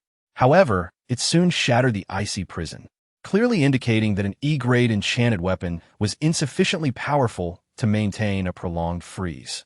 Only a handful of zombies remained, seemingly signaling the imminent end of the second wave of attacks. Yet, this was a misapprehension. Through the piercing gaze of the eagle eye, a multitude of dark figures loomed in the distance. These were the adversaries of the second wave, a horde of zombies boasting intermediate strength within Sequence 2, each one formidable in its own right. The audience, witnessing this scene, felt their hearts race, and the barrage of comments began to flow. Unfair. Other players encounter simple zombies, not even ones of Sequence 2. Why must Fang Ran face such daunting foes? Indeed, a multitude of intermediate Sequence 2 zombies, numbering in the dozens, presented a significant challenge. Yet, there was no need for alarm. Observe Fang Ran's expression, not one of fear, but of exhilaration. He was thrilled. Fang Ran aspired to harness the power of countless zombies to construct a monumental sanctuary for the Dragon Kingdom, in the face of robust adversaries. It was only natural for him to feel excitement rather than trepidation. While others quaked at the might of the zombies, Fang Ran relished their strength. What truly instilled fear in him was the absence of powerful zombie minions. Without them, nothing could be accomplished. The competition was about to commence. Only those zombies capable of winning the contest would be deemed worthy. Fang Ran surveyed the multitude of zombies and promptly began to strategize. The butcher zombies would lead the charge, followed closely by the frenzy and ghostly dance zombies, with other Sequence 2 aberrations interspersed among them for battle. The outcome of this confrontation would dictate the approach for the third wave of zombie attacks. Should they perform admirably, Fang Ran could afford to be more audacious in his tactics. Conversely, a poor showing would necessitate a more restrained approach. His plans were meticulously prepared, awaiting the unfolding events. Roar! Among the zombies, a clear hierarchy was evident. The weaker ones had to yield to the stronger. A group of frail zombies obstructed the path, inciting the wrath of the more powerful zombies. 13 butcher zombies surged forth, eager to demonstrate their might to the weaker ones standing in their way. Fang Ran's apprentice butchers also launched their assault. Though lacking in raw strength, they possessed a fervent effect, bolstered by nurse zombies administering injections from behind. Under this enhancement, the speed of the apprentice butchers astonishingly surpassed that of their fully developed counterparts. Boom! The two forces collided, resulting in a brutally chaotic scene. The battered apprentice butcher's body shattered upon impact, and the other apprentice zombies fared no better, unable to withstand the high-speed charge of the rotund foes, leading to mutual destruction. This was sufficient. The 13 advancing butcher zombies were now in a weakened state, ripe for Fang Ran to reap the rewards. To ensure success, he commanded the remaining forces to charge forward. The assorted aberrations and insects, whose contributions were negligible, were deemed surplus and would serve as cannon fodder. It was imperative to note that within the enemy ranks resided not only butchers but also frenzy zombies, ghostly dance zombies, and even the rare Iron Hook zombies. The Iron Hook zombie possesses mid-tier combat capabilities of Sequence 2, having evolved from the long-tongue zombie. Its right hand has been severed and transformed into an extendable iron hook, enabling it to ensnare foes from a distance. Should there be insufficient cannon fodder surrounding Fang Ran, he is at a significant risk of being ensnared by the Iron Hook zombie, subsequently facing an onslaught from other zombies. While a single Iron Hook zombie may not pose a challenge to Fang Ran, the presence of additional zombies creates a precarious situation for him. In pursuit of his objectives and to ensure his safety, Fang Ran reveals his trump card. A formidable mid-tier butcher, stronger than the average killer, charges toward the enemy with a resounding roar. This reckless act renders him a living target, drawing the enemy's fire, yet it simultaneously affords Fang Ran greater security. The most honorable fate for a zombie slave is to sacrifice itself for Fang Ran, thereby contributing to his grand ambitions. Fang Ran vows to remember this sacrifice, intending to commemorate it in future writings, bestowing upon the fallen a worthy name. Suddenly, as the strongest butcher lunges forward, he is ensnared by 5 iron hooks from various angles, pulling him in different directions. He finds himself immobilized, his flesh tearing as he struggles, resulting in a 30% reduction in his health. Seizing this opportunity, Fang Ran swiftly consumes a blue pill that had previously dropped and seeks out a weakened zombie. With a decisive strike, he diminishes the opponent's health before activating his extraordinary abilities. With a triumphant chime, you have successfully tamed a mid-tier butcher zombie of Sequence 2, earning 200 experience points. Buoyed by the success of his first endeavor, Fang Ran activated his skills to enhance his mobility, dashing towards the other zombies. Time was of the essence. Darkness was swiftly approaching, heralding ominous events to come. Boom! In the distance, a butcher zombie dispatched an adversary and caught sight of Fang Ran, raising its blade to strike him down. However, Fang Ran was swifter. He drew his shotgun and fired a shot, though the damage was modest. It effectively interrupted the butcher's attack, leaving it momentarily stunned. Subsequently, Fang Ran's powers surged forth, enveloping the bloodied butcher in a radiant embrace. With a triumphant chime, you have successfully tamed a mid-level butcher zombie of Sequence 2, earning 200 experience points. He immediately approached the next butcher zombie, again opting for direct taming. And there were no failures. With his enhanced strength and the abilities granted by the blue pill, his taming prowess was further amplified. However, his expendable minions fell one by one, necessitating swift action. In this critical moment, he resorted to whatever was effective. He executed a leap-slash skill from a distance of several meters, striking the fully intact butcher zombie. His speed was remarkable, and the damage from the leap-slash was substantial, reducing the butcher's health by over half. Following this, he proceeded to tame the weakened butcher, who was unable to resist the mental assault, thus falling under his control and turning against its former allies. Chapter 61. The Evolution of Zombie Jenny. The audience, witnessing Fang Ran's relentless efforts, fervently cheered him on. Fang Ran, pick up the pace. I believe in you. With such dedication, how could I criticize you? From this moment on, I am a fan. Go for it, tame all those zombies. Their hearts raced as they watched Fang Ran's performance, akin to a dancer on a tightrope, while the number of mid-level butcher zombies continued to rise, 4, 5, 6. One by one, the powerful butchers defected to Fang Ran's side, easing the battle. Butcher zombies served as the primary damage absorbers, while the frilier adversaries behind them, ravenous zombies, phantom dance zombies, and iron hook zombies, were easily dispatched. Countless self-destructing black spiders surged into the backline, unleashing a flurry of explosions upon the fragile foes. A single black spider's detonation caused minimal damage, but a swarm of them was devastating, swiftly reducing numerous zombies to a critically weakened state. The penetrating eagle swooped down from the sky, following Fang Ran's command, targeting only the iron hook zombies. With a single strike, it could lift an iron hook zombie into the air, dropping it from a great height. Although the process was time-consuming, it could eliminate an iron hook zombie in an instant. When Fang Ran tamed his 12th butcher zombie, believing that subsequent captures would be relatively effortless, he suddenly felt a constricting force as a massive iron hook pierced through his thigh, accompanied by agonizing pain, dragging him away. Surrounded by zombies, he found himself encircled. The frontline expendables had perished, and the newly arrived butchers were too few to divert the onslaught. The audience gasped in alarm, fearing for Fang Ran's safety. The situation was exceedingly perilous. Fang Ran, run! That accursed iron hook zombie! Why did it have to target Fang Ran? You must survive, Fang Ran. The crowd watched in horror as Fang Ran's health rapidly diminished under the relentless assault of numerous zombies, placing him in grave danger. Yet in that critical moment, Fang Ran detonated a grenade, causing it to explode around him, the immense force momentarily halting the advance of the surrounding zombies. He sustained damage himself, but clad in battle attire, he mitigated most of the harm, leaving him with 30% health remaining.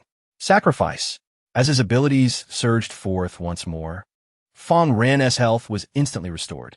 You will sacrifice the butcher zombie from sequence 2, restoring 30 of your maximum health.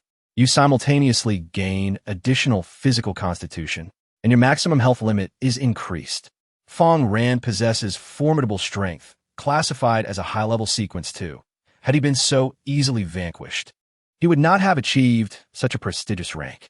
The superiority of high strength over low strength is abundantly clear, and its advantage is now manifesting. Leap Slash. This mobility skill serves both offensive and defensive purposes, and although Fang Ran finds himself in a dire predicament, he is adept at revitalizing the situation. A dozen formidable butchers surged forth, rallying the other slaves to mount a counterattack, tipping the scales of victory in Fang Ran's favor. He retrieved a small medical kit, continuing to restore his health while treating his injuries, and simultaneously began to tame the zombies. Each of these formidable slaves is a powerful entity within the Sequence 2 category. Should they perish too easily, they would merely be wasted, unable to realize their full potential. Maximizing the utility of every type of zombie is Fang Ran's responsibility. He has a deep regard for the lives of these creatures. Out of 13 butchers, Fang Ran successfully tamed 12. He aspired to tame the final one, but regrettably, it was slain before he could do so. However, this particular butcher proved to be commendable, dropping an item upon its demise. Your servant has vanquished the butcher zombie, acquiring a white crystal. White crystals. Within them lies a potent energy that, upon consumption, will enhance your innate abilities. Note: only players who have reached Sequence 2 are permitted to consume this item. A maximum of 3 can be taken, with only 1 allowed within a 5-day period. Violation of these rules may result in mutations. Mutation: please strictly adhere to the regulations regarding the consumption of the white crystal. Any violations will be at your own risk. Whether it is enhancing one's abilities or constructing specialized facilities, the white crystal is indispensable.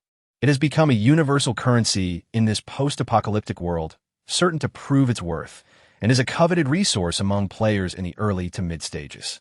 There is no rush to utilize the white crystal until all the zombies that can be tamed have been successfully subdued. As Fang Ran continues to tame one zombie after another, a radiant white light emanates from him.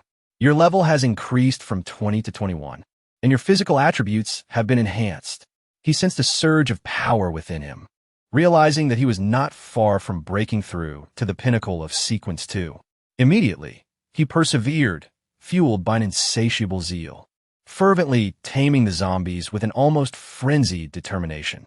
The first and strongest butcher, following Fang Ran, sacrificed himself to create an opportunity that must not be squandered. Fang Ran had already begun issuing command for the penetrating eagle to cease its assault, and the spider matriarch halted her egg-laying, all in the pursuit of taming additional zombies. Once he had successfully tamed the last iron hook zombie and surveyed his surroundings, only to find no other zombies in sight, he finally comprehended that the mission had been accomplished, heralded by the system's notification. The second wave of assault has concluded, and you have earned 50 points in disaster assessment. Upon the conclusion of the trial, the player atop the leaderboard shall be awarded an additional 50 points as a reward. Please continue to strive for excellence and aim for the top position. Fang Ran had already mentally secured first place. Observing the live audience, he felt that given Fang Ran's fervent efforts, securing the top spot was only justifiable. Rather than fixating on the impending rewards, Fang Ran concentrated on the present moment, accessing the panel to review the count of his subjugated zombies. Within the second tier, he had tamed 12 butchers, 10 berserk zombies, 8 ghostly zombies, and 2 ironhook zombies, totaling 32 second-tier zombies, a commendable achievement.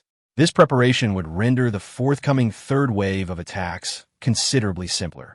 As night fully enveloped the sky, the ominous black moon dissipated, giving way to a blood-red moon, heralding the arrival of even more formidable foes. Fang Ran was eager to conclude the second wave of assaults for a straightforward reason. That fateful night of the catastrophe was destined to coincide with the blood-red moon. The challenges faced during daylight would only amplify under the cover of night, necessitating a swift resolution to the battle. He had not tamed all of the second-tier zombies, as those that had perished held a significant chance of yielding valuable loot. Upon conducting a final tally, he discovered a small repair kit, a block of zombie gel, an iron hook weapon, as well as a considerable amount of ammunition. While the number of zombies may have been modest, the items they dropped proved to be quite valuable. Fang Ran retrieved the block of gel and summoned the zombie, Jenny. Secondary Mutation Energy Gel, a gel infused with mutation energy exclusively for consumption by zombies, designed to enhance their strength.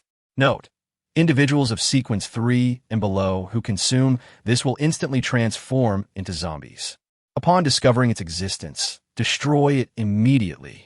If this continues, it will only dissipate her potential, rendering Fang Ran's previous efforts futile. There exists a secondary gel that can swiftly enhance Jenny's strength, making her the most formidable force under Fang Ran's command. With an insatiable glint in her eyes, Jenny eagerly gazed at the gel. Upon Fang Ran's approval, she leaned towards him and devoured the sizable portion of gel. In her lingering delight, she even licked his fingers, savoring the taste.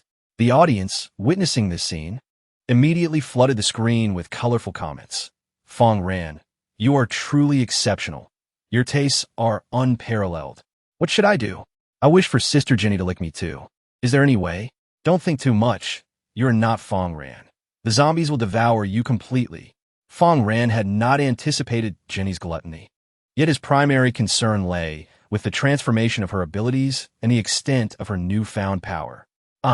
Jenny felt a wave of flames igniting within her, her veins swelling, eyes bloodshot, as she underwent a metamorphosis. The once pallid skin now blossomed with color, and her chest subtly expanded, becoming somewhat conspicuous. The blade in her hand elongated, and her aura surged ever higher. Chapter 62, Plant Growth Promoter. Jenny has acquired a new talent effect, Viscera Critical. Visceral Strike. When Jenny's weapon makes contact with an opponent's innards, it can obliterate their insides, inflicting significant damage while simultaneously restoring her own vitality. Fang Ran marveled at his slave, who truly embodied the potential he so highly esteemed. Although she had yet to reach the advanced level of Sequence 2, her presence surpassed that of an ordinary mid-level Sequence 2. Given the opportunity, she could swiftly ascend to the advanced combat capability of Sequence 2, becoming the sharpest blade in Fang Ran's arsenal.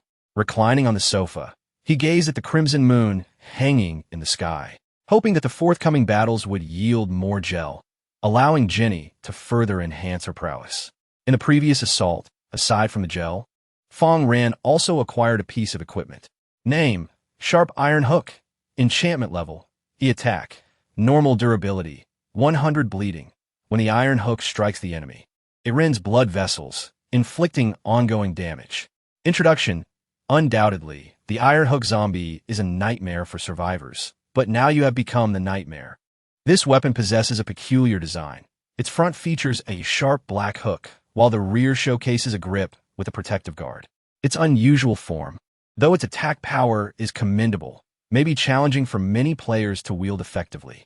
Conventional weapons, such as swords and knives, are far more suited to the average player.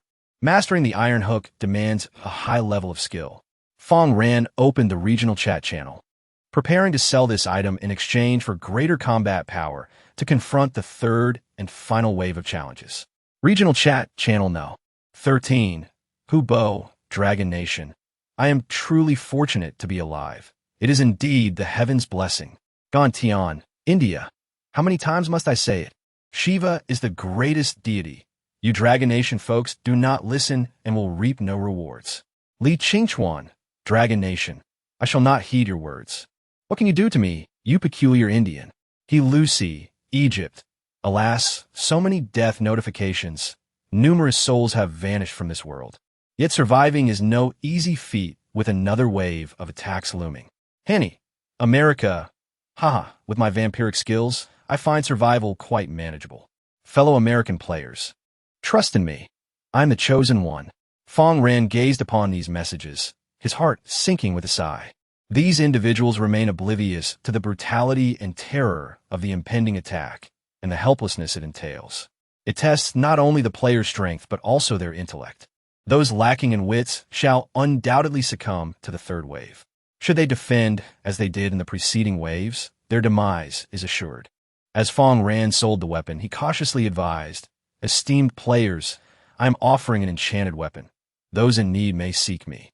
I wish for all players to withstand the next wave of attacks with the Sanctuary. If the Sanctuary cannot endure, prioritize your escape. Survival is paramount, and we must all persist." Accompanied by game instructions for the sharp iron hook.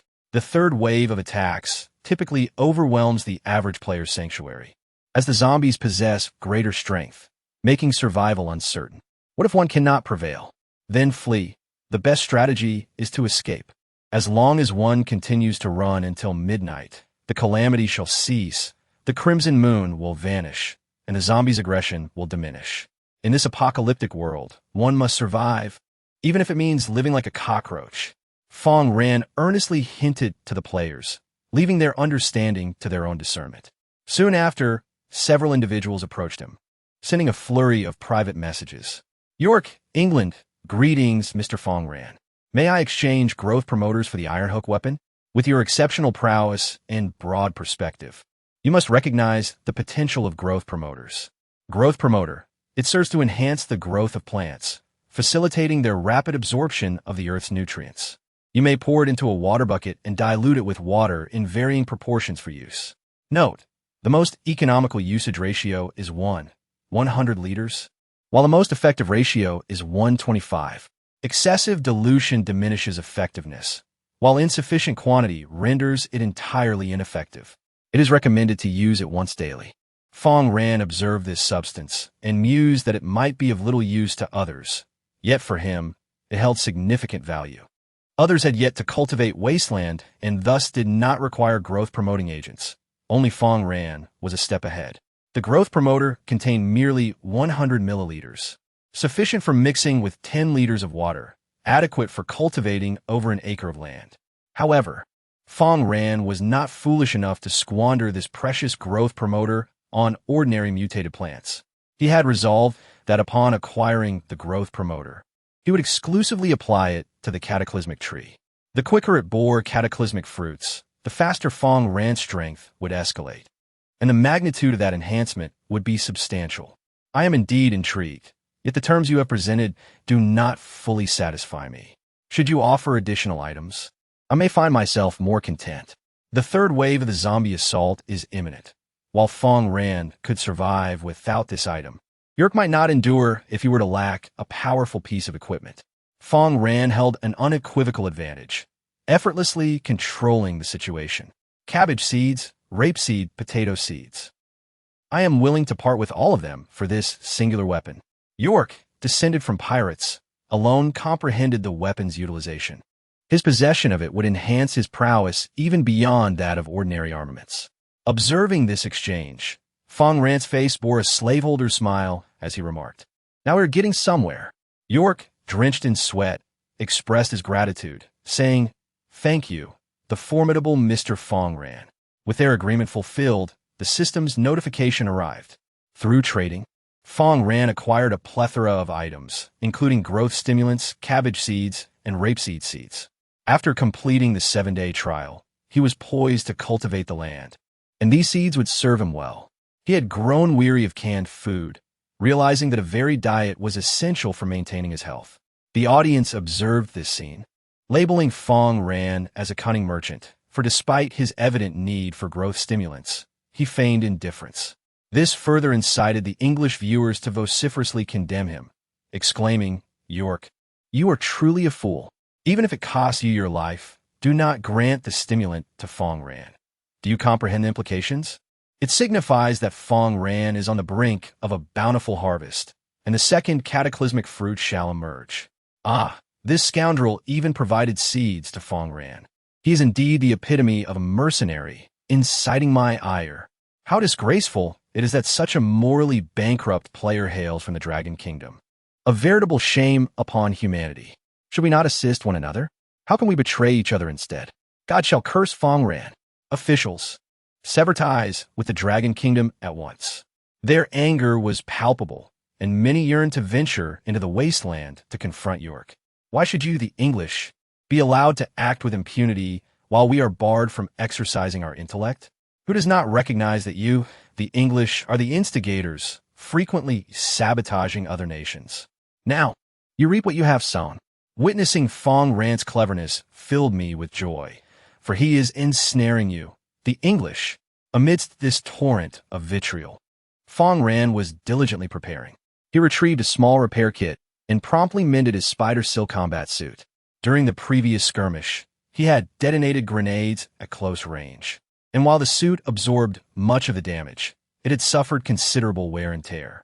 Though still functional, Fang Ran chose to repair it for peace of mind. Ding! The durability of the spider silk battlesuit has been enhanced to 100. Chapter 63. The Strength of the Vanguard Ghost Dance Zombie. He produced a white crystal, the final treasure to augment his power, and consumed it in one swift motion. Instantly, a surge of immense energy coursed through his body, causing his muscles to tremble and rendering him momentarily unsteady, prompting him to sink onto the sofa. It was akin to a frail individual consuming ginseng, resulting in an immediate nosebleed.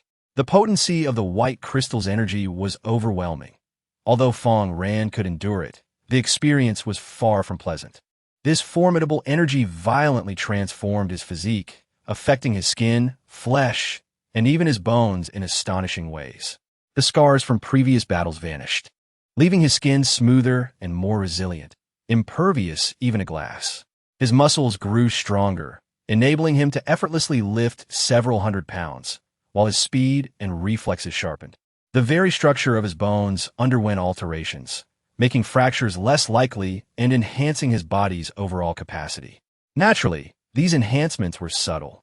Yet the most pronounced change was the acquisition of a new talent.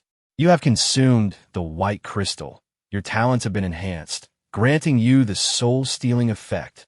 Soul Snatch. Upon the demise of your slave, you may seize one of its skills for your own use. Once confirmed, this choice cannot be altered for 24 hours.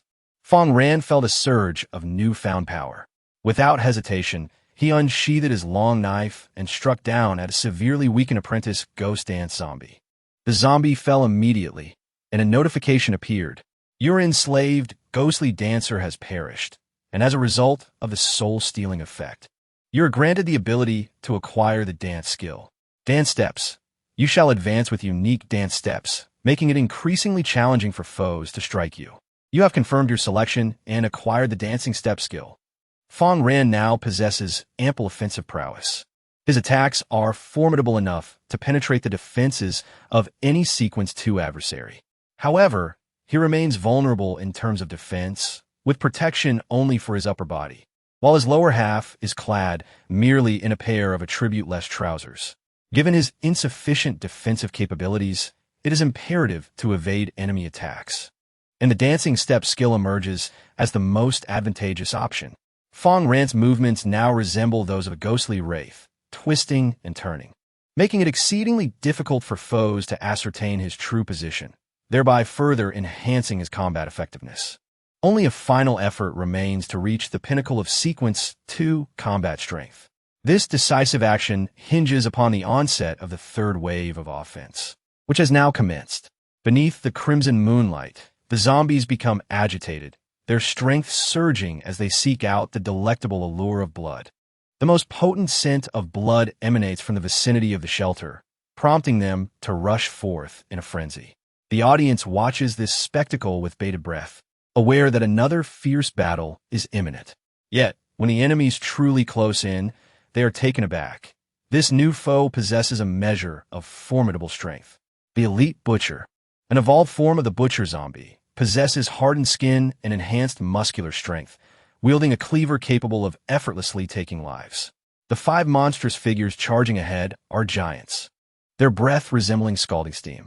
They represent the advanced combat prowess of the second tier of zombies, their strength having been further augmented. In comparison, the junior apprentice butchers of the initial tier appear as mere children who have yet to mature. Following the elite butchers are 3 mutated frenzied hunters, their bodies enveloped in a chilling blue hue, leaving a trail of frost in their wake as they move. The mutated frost hunt. The hunting zombies have acquired an icy mutation that allows them to slow their enemies' movements upon attack, even freezing them entirely. The hunt already possesses remarkable speed. Thus, when enemies are hindered, it only enhances their prowess. They are more formidable than the elite frost hunters of the second sequence. Behind them lurks a vanguard ghost dance zombie, whose body is extraordinarily alluring, with crimson eyes brimming with desire and murderous intent.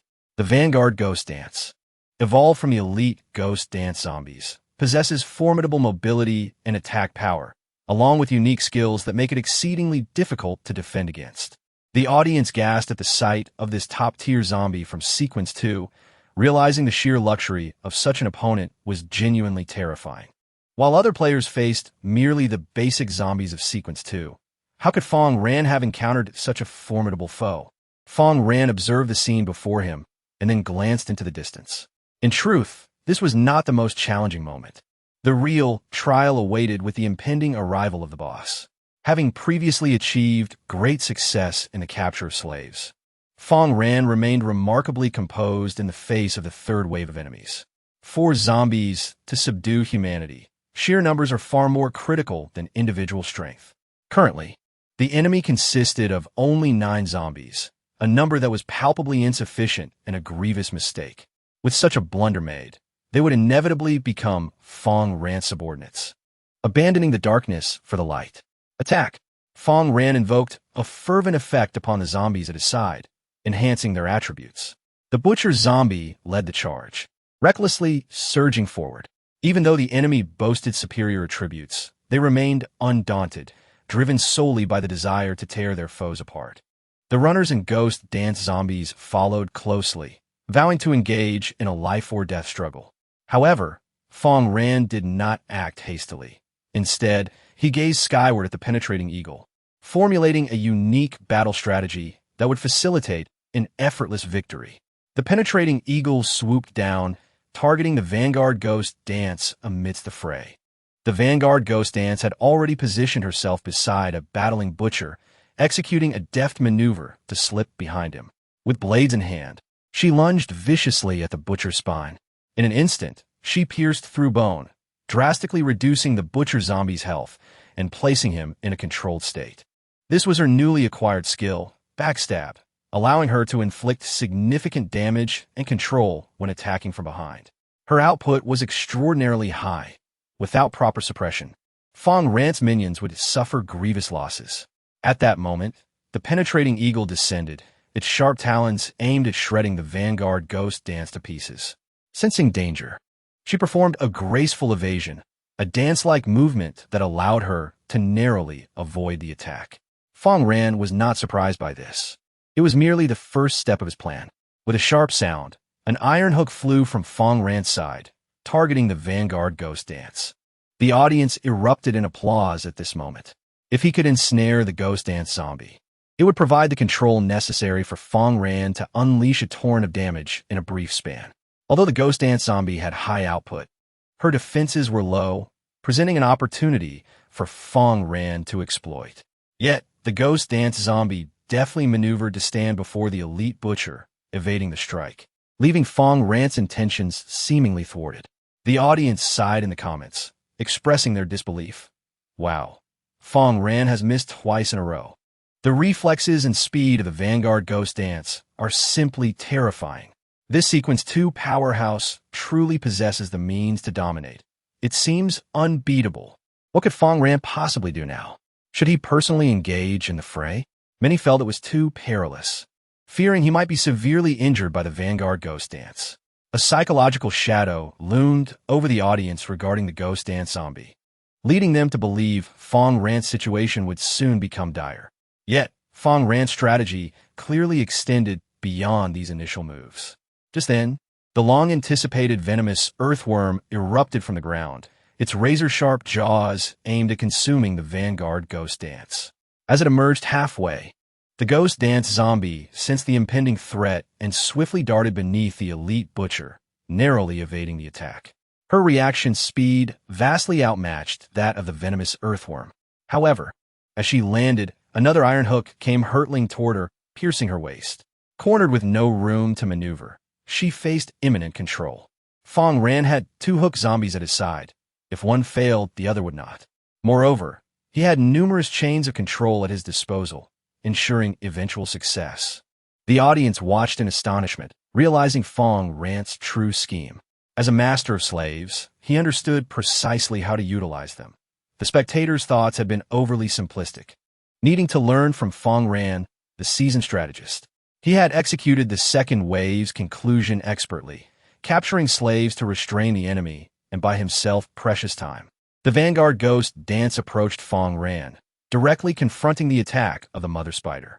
The spider bit into the vanguard ghost dance, injecting lethal venom while ensnaring her in webs. The acute toxin took effect, turning her entire body a sickly green, while her once proud agility became painfully sluggish due to the sticky webs. With her advantages stripped away, if she did not act now, when would she attack?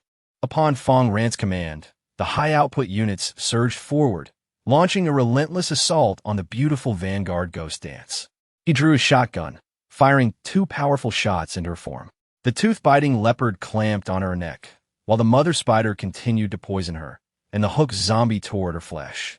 The vanguard ghost dance not only lost her combat effectiveness, but also had her exquisite exterior ravaged.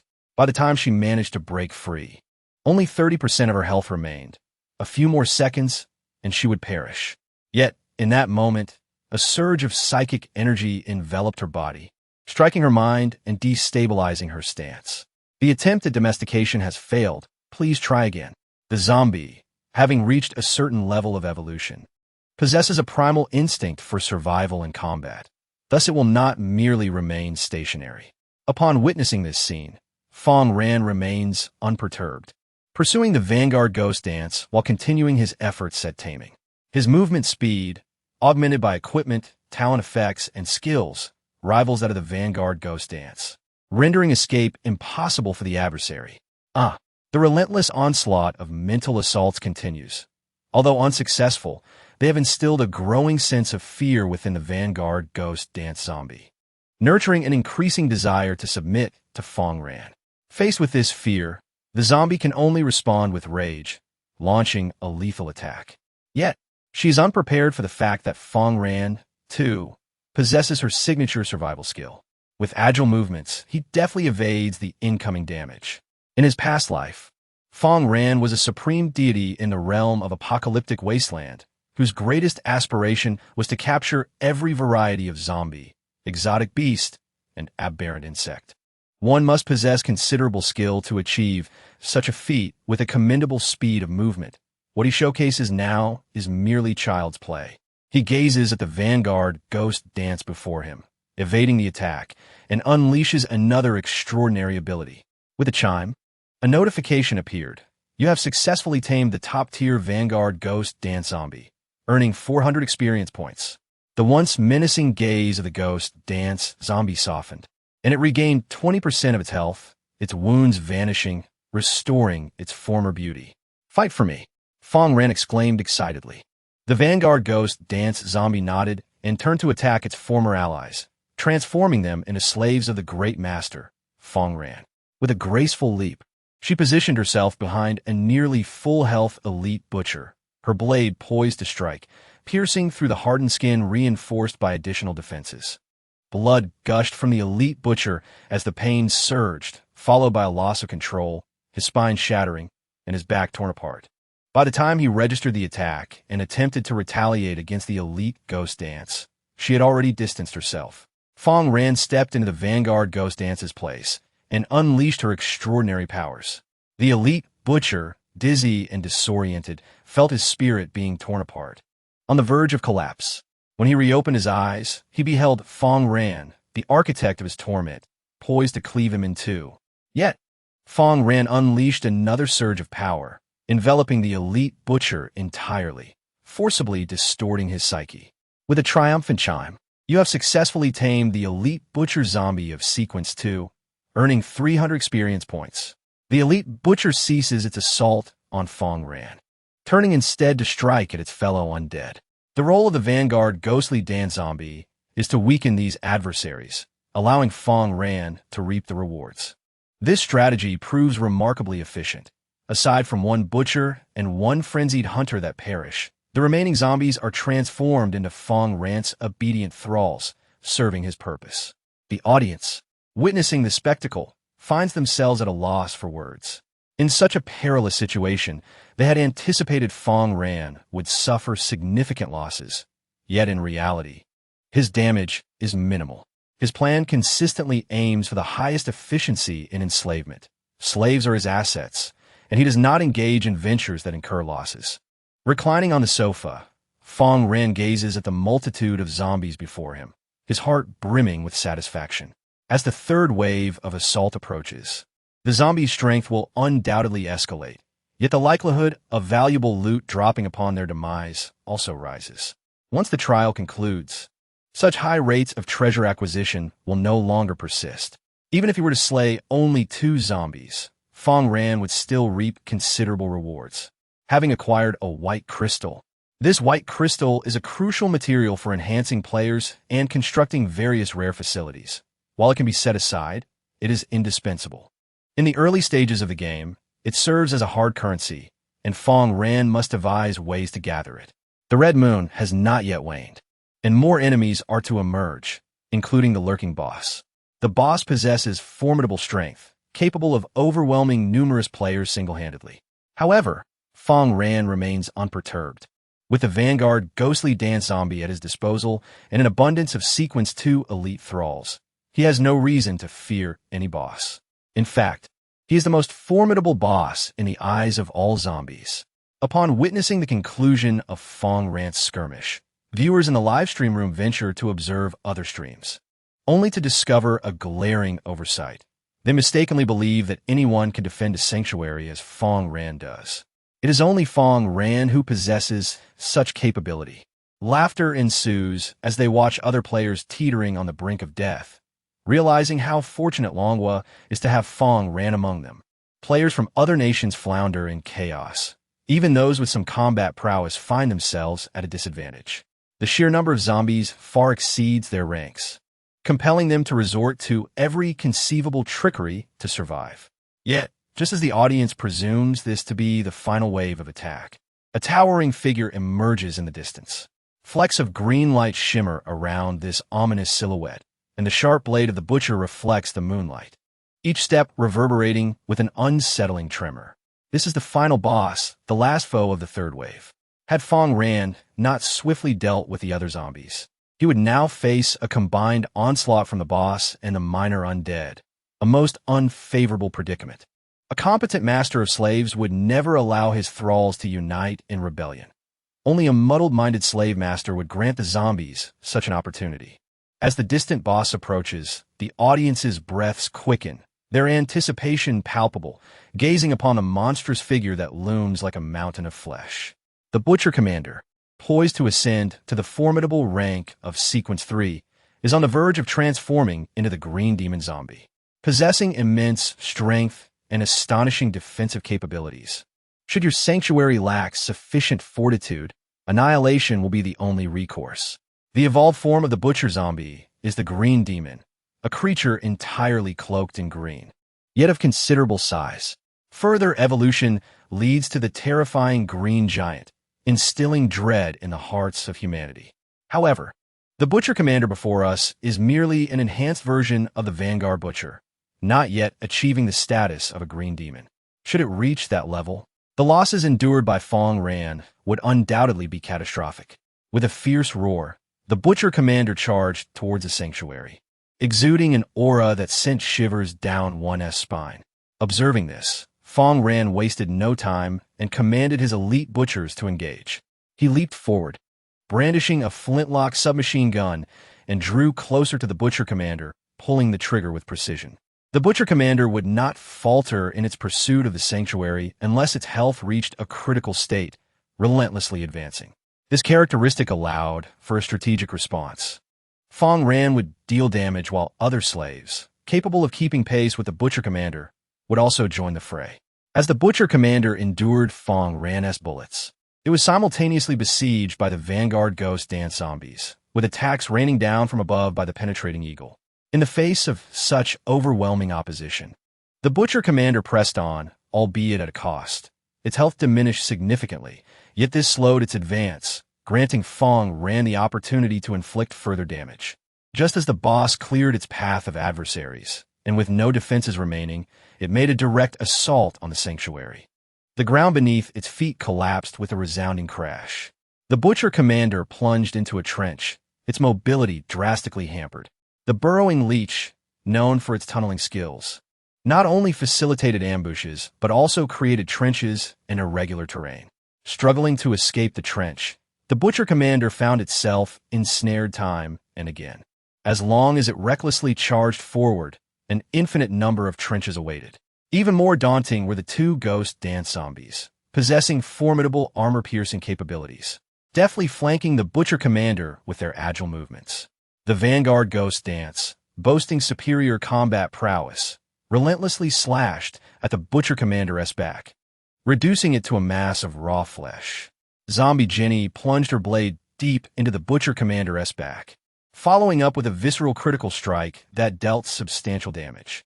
As Fang Ran as primary damage dealers, the two displayed terrifying output and remarkable agility, mercilessly toying with the Butcher Commander as if walking a dog.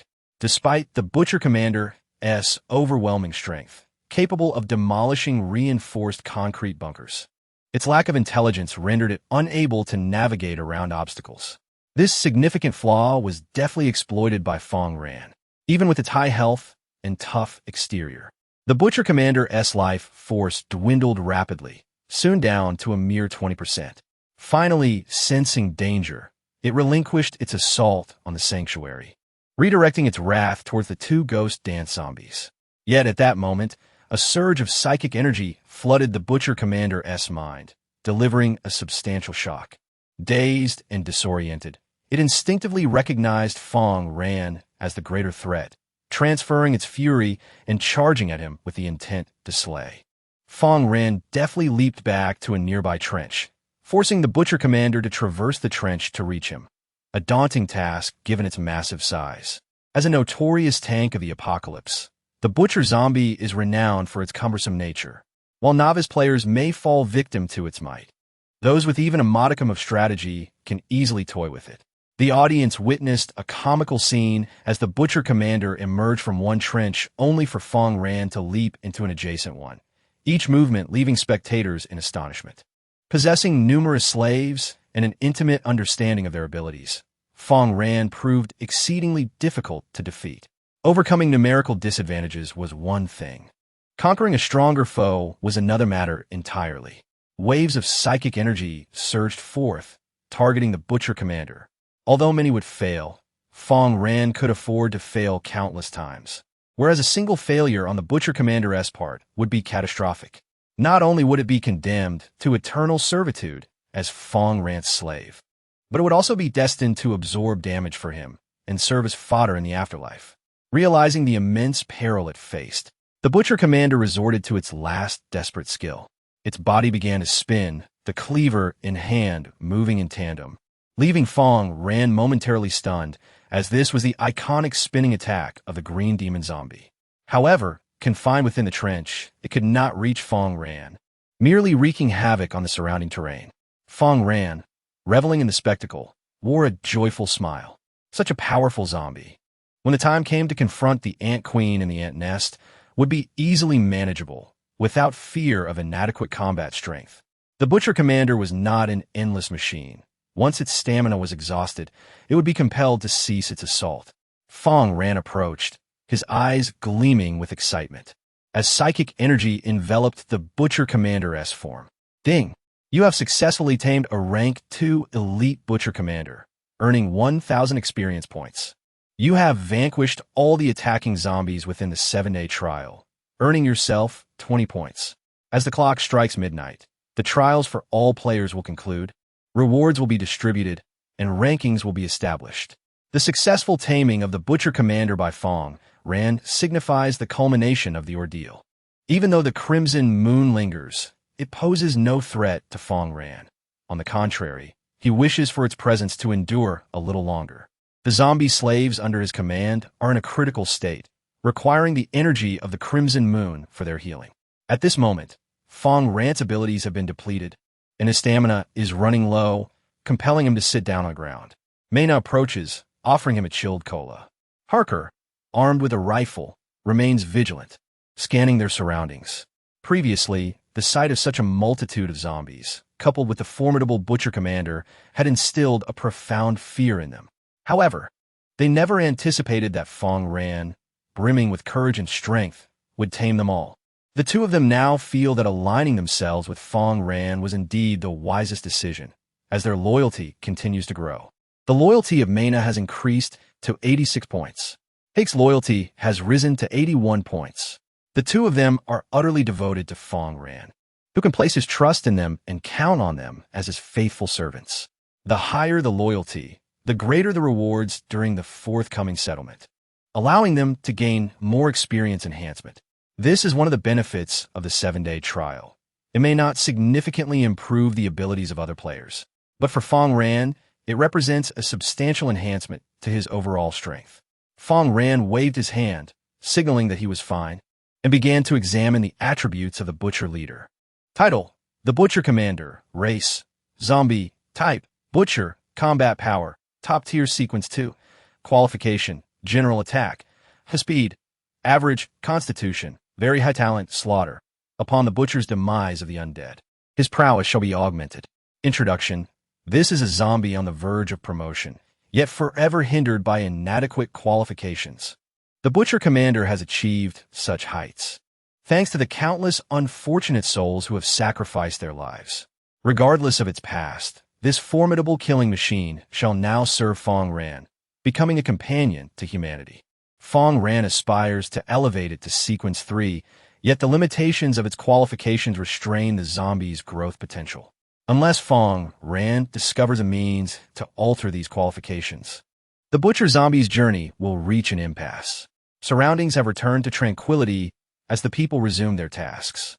Under the illumination of the shelter's floodlights, the slaves meticulously gather the corpses, systematically feeding them into the meat grinder. The butcher, wielding an iron plow, cultivates the barren land encircling the shelter, while other zombies contribute by adding minced flesh to enhance the soil's fertility. The previously constructed water reservoir, having been opened during the catastrophic rainfall, now contains ordinary rainwater, ready for further construction and irrigation as the energies of the calamity dissipate. Fang Ran, holding a growth stimulant, prepares a solution of 5 liters of water at a ratio of 1 to 25 and approaches the catastrophic tree to pour 0.5 liters of the mixture. While other plants merely require a light misting of pesticide to promote growth, the catastrophic tree demands a greater amount of growth hormone. A bud has already appeared on the tree, poised to bloom and subsequently bear fruit. Fang Ran is on the brink of harvesting a plump fruit, a stark contrast to the previous meager yields. Just as he pours the water, the first system notification arrives. Chapter 66, The Silent Crossbow. Congratulations.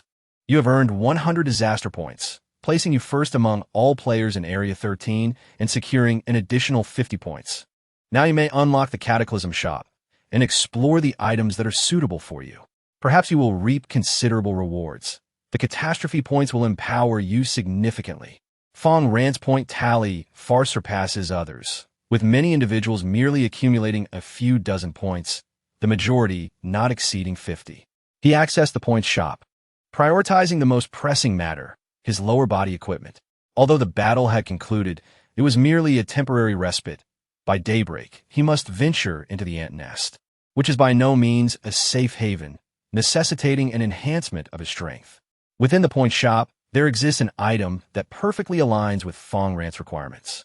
Title: Polymer Leg Guards. Enchantment level: E grade. Defense increased. Normal, speed increase. Lower durability. 100 introduction.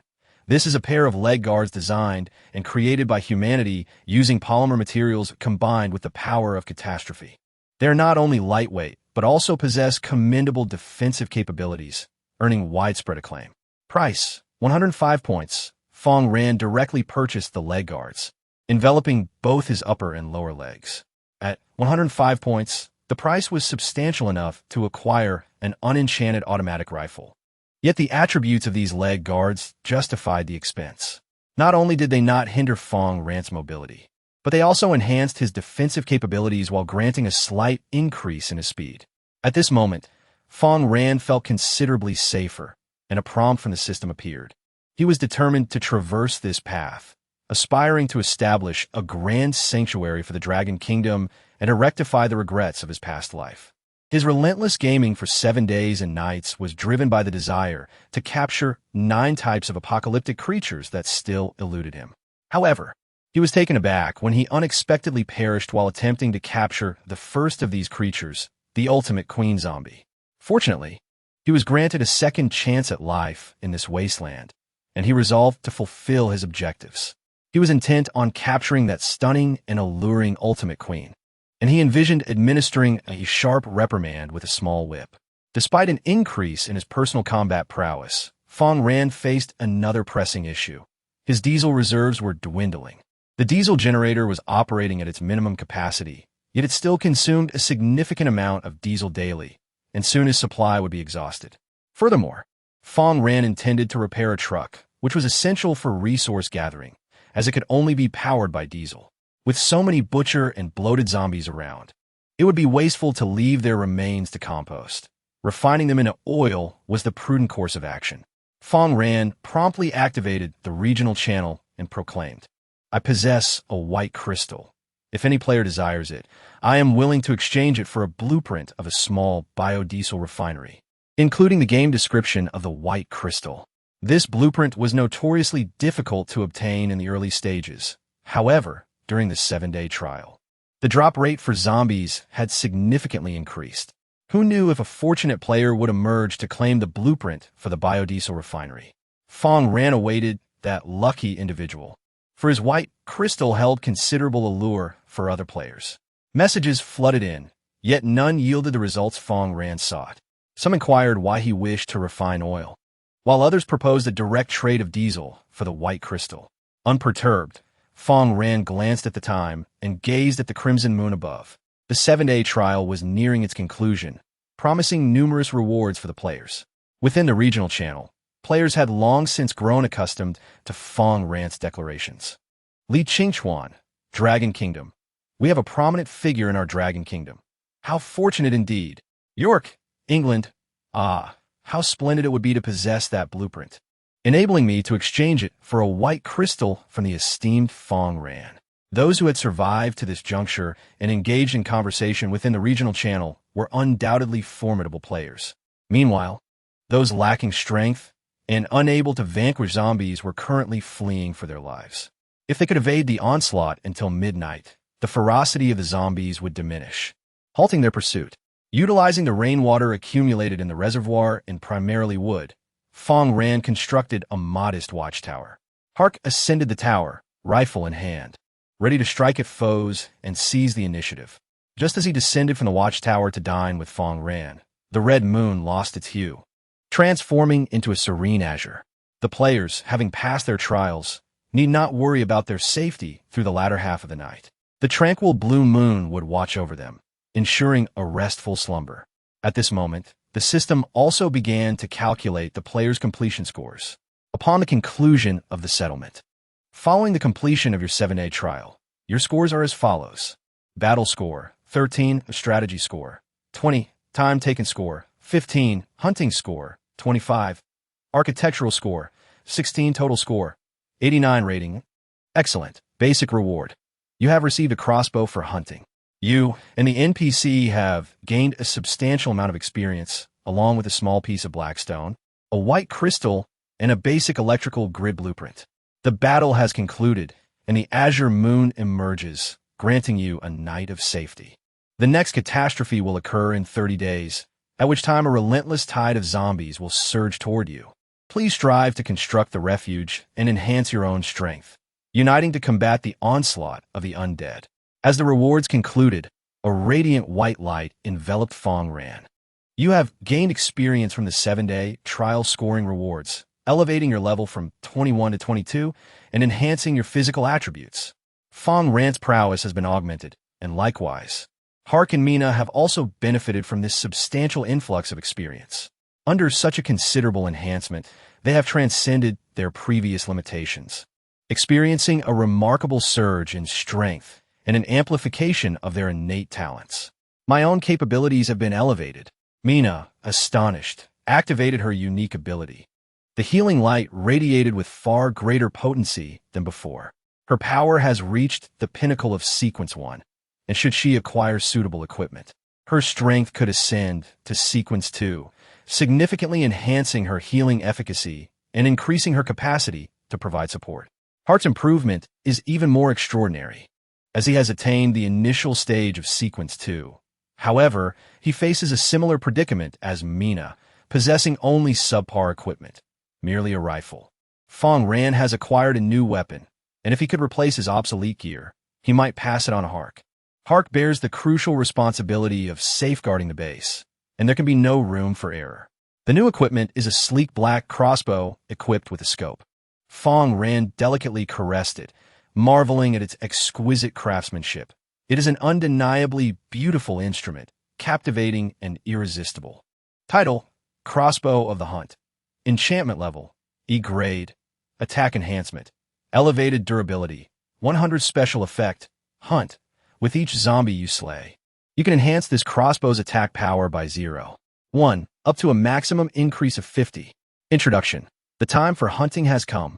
The hunting crossbow, despite being classified as E-rank equipment, significantly surpasses other weaponry in strength, boasting a high inherent attack power complemented by enhancements to its offensive capabilities. However, Its low rate of fire and a mere effective range of 100 meters, along with an enchanting level that could barely qualify as D rank, are notable drawbacks. Nevertheless, one of the crossbow's most advantageous features is its ability to eliminate foes silently, which is particularly beneficial in a post-apocalyptic world overrun by zombies. The sound of gunfire is alarmingly loud and attracts hordes of the undead, whereas the crossbow allows for a more discreet approach to eradicating enemies. As dawn breaks and the first batch of NPCs visits Fang Ran's sanctuary, he plans to embark on a quest to locate the ant nest. This crossbow will serve him immensely, enabling him to stealthily track down the ant queen. Chapter 67. Commencing oil extraction from zombies. The ant colony possesses a unique characteristic. Should Fang Ran directly tame the ant queen, all the worker ants would heed his command.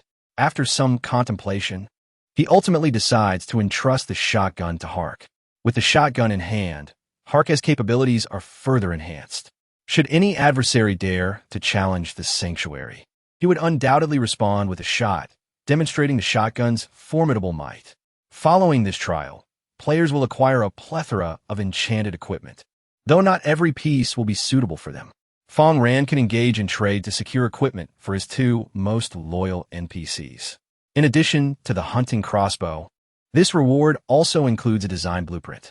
Basic power grid design, assisting you in crafting an intelligent power grid capable of inflicting damage upon adversaries and defending against their assaults.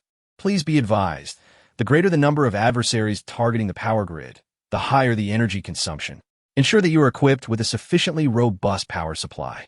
Construction requirements: 3 small repair boxes, a substantial amount of steel, and various other building materials. Upon seeing this, Fang Ran was immediately inspired to commence the construction. However, he had yet to resolve the issue of diesel shortages. Even with the generator operating at low power, the diesel would soon be depleted, and connecting to the power grid would only exacerbate the insufficiency of diesel. Just as Fang Ran was grappling with this dilemma, a private message suddenly caught his attention. Rover Andy, Germany. Hello, Mr. Fang Ran. Are you not in need of the design blueprint for diesel production? I have it right here. Please hand over the white crystals, accompanied by the design specifications for a small biodiesel refining machine. Small biodiesel refinery. Simply add biomass and connect to a power source, and you can extract 300 liters of diesel each day. Note: requires a 380-volt, 10-kilowatt alternating current power supply. Requirements: 3 small modification boxes, 2 small repair kits, 1 piece of first-class alloy, iron, etc. Fang Ran gazed at the scene before him, filled with elation. Although the machinery for refining biodiesel also consumed electricity, the output of diesel it produced was far greater. He turned directly to Luo Yungan and declared, "You are fortunate. I acquiesce to your request. You have successfully acquired the design blueprint for a small-scale biodiesel refinery through your transaction. Utilizing the materials at hand, devise a compact biodiesel refining apparatus. The biodiesel refining machine is currently in operation. Please use a container to catch the diesel gushing from the nozzle. Although it is a compact device, it is still quite substantial compared to larger equipment." A butcher brought in a considerable amount of minced meat and poured it in, activating the machine with electrical energy. It emitted peculiar sounds, and soon liquid began to flow from the oil outlet, dripping into the oil tank. If it were not for the shortage of steel, Fang Ran would have immediately constructed an electrical grid to enclose the entire shelter, including the farmland. Fortunately, steel was a relatively accessible resource in the early days of the apocalypse, with abandoned vehicles on the roads serving as one source. By simply commanding the butcher zombies to dismantle cars, a continuous supply of steel could be obtained. Even as the number of discarded vehicles diminished later on, steel could still be procured by refining the steel from the corpses of the zombies, whose remains were composed of steel bones, far superior in quality to the existing steel on Blue Star. At this point, Fang Ran had accomplished most of his tasks and could finally indulge in a rare moment of rest. The day's battles had been excessively frequent, though his attributes remained unchanged. The fatigue of his spirit was unavoidable. His physical prowess reduced his need for sleep, but did not mean he was exempt from rest. When Fang Ran awoke the next day, Mena had already prepared breakfast, a delectable steak accompanied by beer. just as Fang Ran was enjoying his meal. Hark atop the watchtower suddenly shouted, "Who are you? If you don't wish to die, get out of the car and raise your hands. I want to be courteous otherwise." He aimed his rifle at the vehicles that had halted in the distance, causing the occupants to cower behind their cars. Too frightened to move. Fang Ran understood that the events following the 7-day trial had been triggered, and a group of NPCs would soon arrive at the player shelter. This first batch of NPCs consisted of benevolent individuals who, provided with resources, could assist the players in constructing their shelter. However, subsequent NPC encounters would be a mixed bag of good and bad. Trust must not be given lightly, lest one face dire consequences. Do not shoot. You are surrounded by zombies, and we may be able to help you escape. The leader of the 4 individuals in the small car shouted. We have traveled a long way and have run out of supplies. We only need some food and water. In this post-apocalyptic world, NPCs willing to help one another were indeed a rarity. They seemed to misunderstand the situation, believing the zombies laboring around the shelter to be foes. Fang Ran stepped out of the fortress and stated directly, "We are not surrounded. Those zombies are my slaves, working for me. If you are willing to believe me, then get out of the car and come to my shelter where I will provide you with food and water." With the current low population in the shelter, he offered to take them in if they chose to stay. Aware of the unfolding narrative, Fang Ran wasted no time in accepting them. The 4 individuals in the car still found it hard to believe Fang Ran's words. Zombies were terrifying entities. How could they possibly serve him as slaves? Just then, a pack of rift wolves appeared, surrounding Fang Ran eagerly, resembling playful pups seeking the food in his hands. 2 vibrant ghost dance zombies flanked him like dutiful attendants, obeying his every command without any hint of aggression. Mena emerged, and the fearsome zombies and beasts did not attack her, leaving the 4 onlookers stunned. They had not anticipated such wondrous occurrences in this world. The zombies were no longer murderous monsters, but had transformed into industrious machines contributing to humanity. The eyes of the rift wolves fixated on him, instilling terror, and under normal circumstances, he would have fled. Yet the rift wolves did not launch an attack, and he exhaled in relief. Upon reaching Fang Ran's side, he witnessed a truly terrifying scene. The colossal mother black spider was spinning silk, her multitude of eyes curiously observing the man. Finally, he could no longer bear the sight and sat down, exclaiming, "Do these terrifying creatures really obey you?" Fang Ran chuckled. What else could it be? The man fell silent for a long while, scrutinizing the formidable beings around him and then turning his gaze to Fang Ran. Fully aware of his immense strength, he could continue to wander with his family, but such a path would only lead to exhaustion and uncertainty about their fate. No one relishes a life of instability. All yearn for a stable existence and a chance to live well, especially men with families who wish for their loved ones to thrive. Ultimately, the man stood up with great difficulty and shook Fang Ran's hand, saying, "My name is Jose. The people in the car are my wife and children." Fang Ran remarked in surprise, "To preserve your family in this apocalypse is truly commendable." Jose smiled wryly. "I was merely fortunate. My entire family has awakened their abilities." He then led his wife and children into Fang Ran's shelter and began introductions. The 4 consisted of Jose himself, his wife and Weiwei, son Zhou Guangming, and adopted daughter Alian. Originally, Jose's family comprised only 3. Alian had been picked up along the way. He possessed a talent for shooting and exceptional eyesight, which had allowed them to withstand the initial wave of zombie attacks. And Weiwei was a plant expert, gathering medicinal herbs and food during their journey, which had saved them from death multiple times. Zhou Guangming's talent was courage, which, once awakened, boosted the attack and defense of his allies nearby. As for adopted daughter Alian, her situation was less fortunate, as her talent had not fully awakened. Chapter 68. Once again obtaining the Blood Crystal Core. Fang Ran accepted this group of NPCs, employing his taming talent, resulting in a commendable base loyalty level, all exceeding 50. Among them, the highest loyalty belonged to Jose, the first to enter the shelter, a testament to the impact Fang Ran's strength had on him. Name: Jose. Race: human. Loyalty: 61, comparatively loyal. Combat power: sequence 2, beginner. Qualification: ordinary attack, normal speed, average constitution, average talent shooting, when utilizing firearms. You will receive various enhancements, including increased damage, enhanced penetration, and expedited aiming. Talent effect, Headshot, inflicts increased damage when striking the head. Skill, Swift movement, gain an additional 30 speed for 5 seconds, with a cooldown of 3 minutes. His talent lay in shooting, and he was equipped with an MP5 submachine gun, boasting formidable firepower. Consequently, Fang Ran altered his strategy, assigning him to the lookout tower with a sniper rifle, while Huck patrolled the surroundings with a shotgun. Huck possessed a robust talent, with limited abilities. After firing 2 shots from his shotgun, his powers were depleted, making him well-suited for close combat.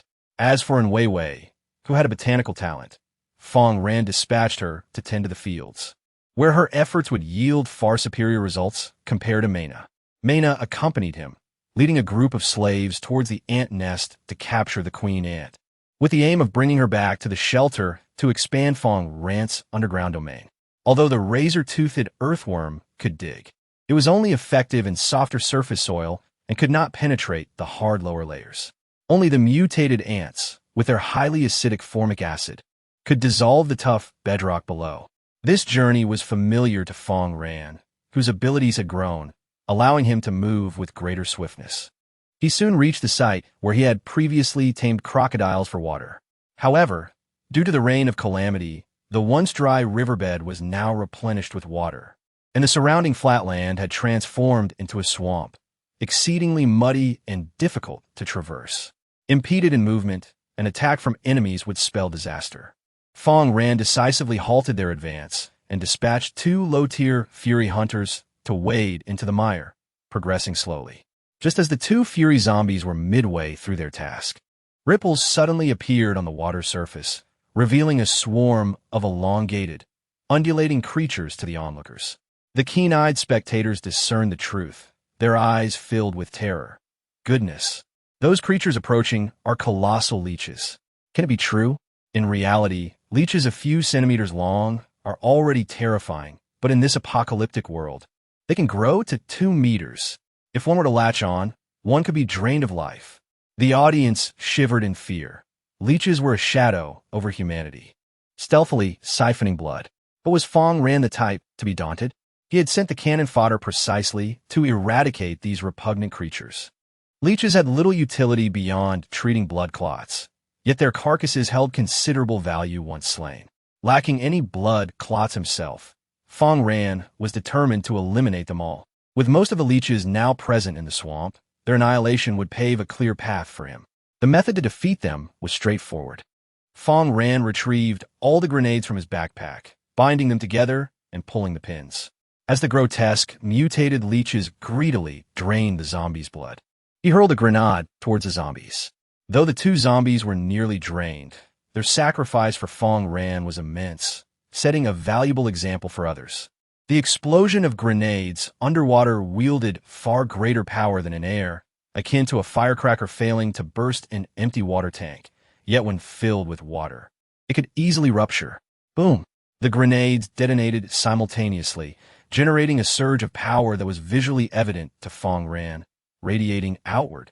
The leeches at the epicenter of the explosion suffered the most damage, flipping onto their backs and floating lifelessly on the water surface. Even those that survived were left severely weakened, posing no threat to Fang Ran. Ding! You have slain a mutated leech of Sequence 2, earning 190 experience points. You have obtained a mid-level crystal core from a mutated leech. Intermediate crystal nucleus of the mutated bloodsucker, upon consumption, provided your physique meets the required standards. Or, if you possess inherent toxicity, you shall acquire the dual abilities of Bloodthirst and Paralytic Venom. Bloodthirst, when you assault your foes, you are granted a modest amount of vitality, and should your health dwindle below 50%, the vitality you receive is significantly increased. Paralytic Toxin. This is an enchantment that inflicts poison upon weapons, reducing the speed of enemies upon attack. Once stacked to a certain degree, foes will succumb to a state of paralysis. Despite the terror that leeches evoke, their crystal cores possess significant value after their demise. Whether it be Bloodthirst or Paralytic Toxin, both are remarkably effective. The former aids players in maintaining their health, ensuring their survival, while the latter enables players to exert control effects, thus facilitating the defeat of adversaries. Fang Ran's acquisition of 3 crystal cores from this encounter was quite commendable. His physical constitution remains at an ordinary level, and consuming the leech as crystal core carries a risk of failure. He decided to retain one, planning to consume it once his constitution strengthens. Confident it would grant him the Bloodthirst skill. The Bloodthirst skill bears similarities to the Life Drain skill. The two may potentially undergo a mutation, merging to forge an even more formidable ability. The remaining 2 cores he stored in his backpack, intending to sell them alongside any others he might obtain. After 7 days of trials, fellow players reaped substantial rewards, with Fang Ran's intermediate crystal cores being particularly sought after, capable of being exchanged for many valuable items. Initially, the audience expressed their reluctance to witness mutated leeches again, but upon discovering the utility of the crystal cores they dropped, they changed their minds.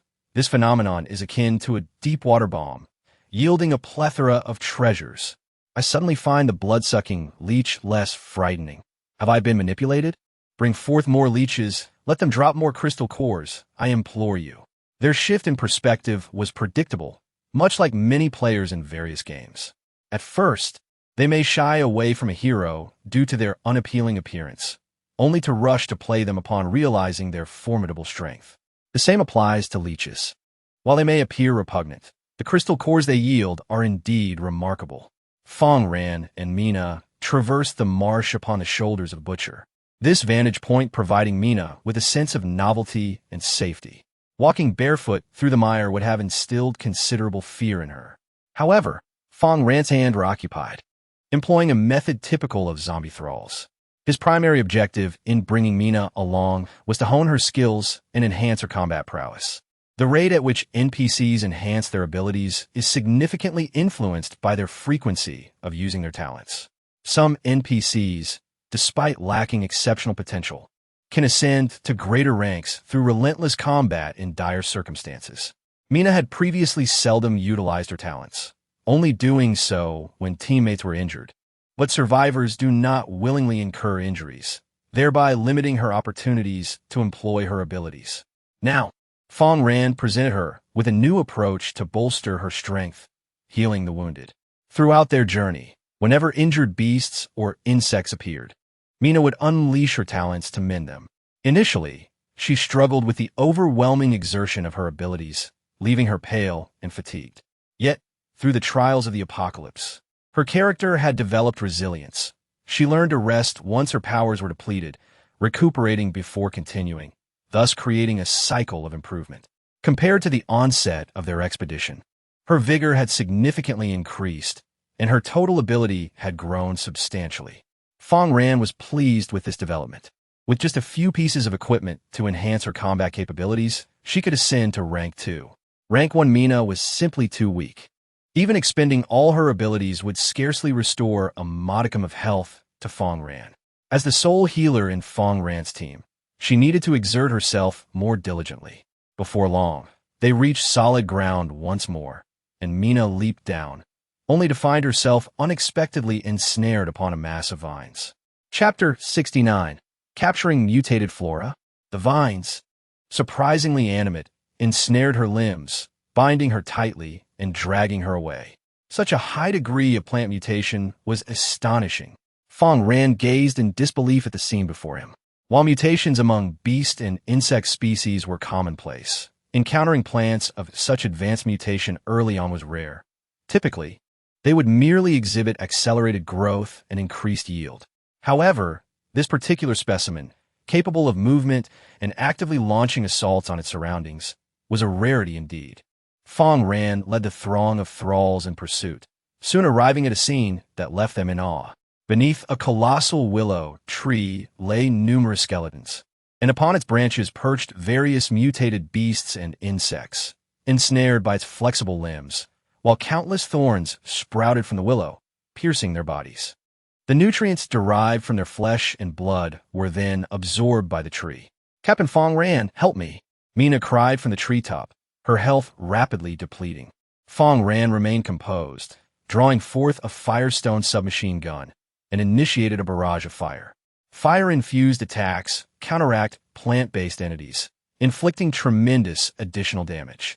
After expending an entire magazine of 30 rounds, flames erupted from the willow, its branches writhing in response to the perceived threat, compelled to abandon its feeding and retaliate against the enemy. Mina plummeted from the height, but Bao rushed forward to catch her, ensuring a stable landing.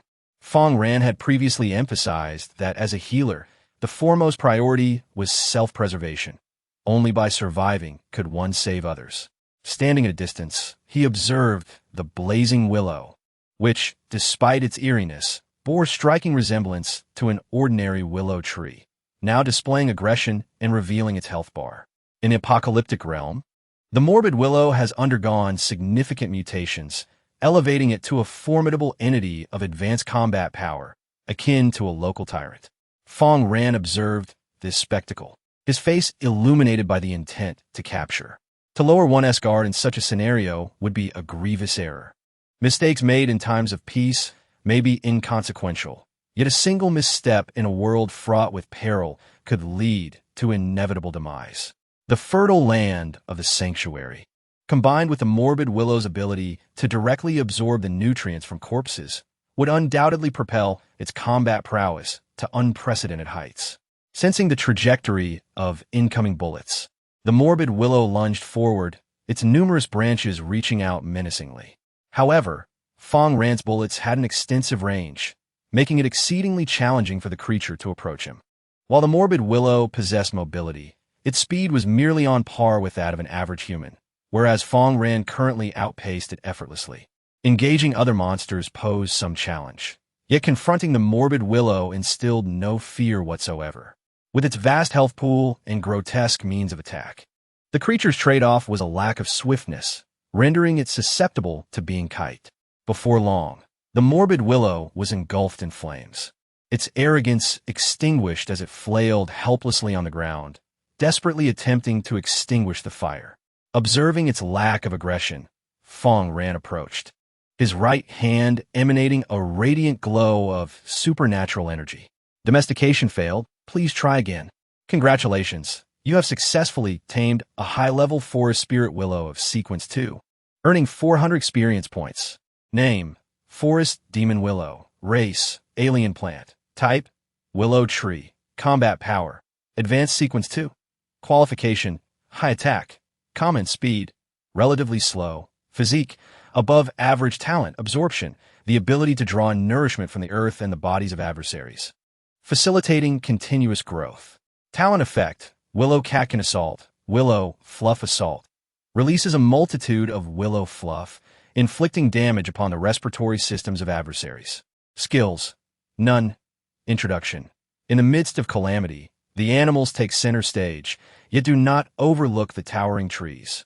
After being tamed by Fang Ran, the forest demon willow felt a surge of otherworldly energy coursing through its being, initiating the healing of its wounds.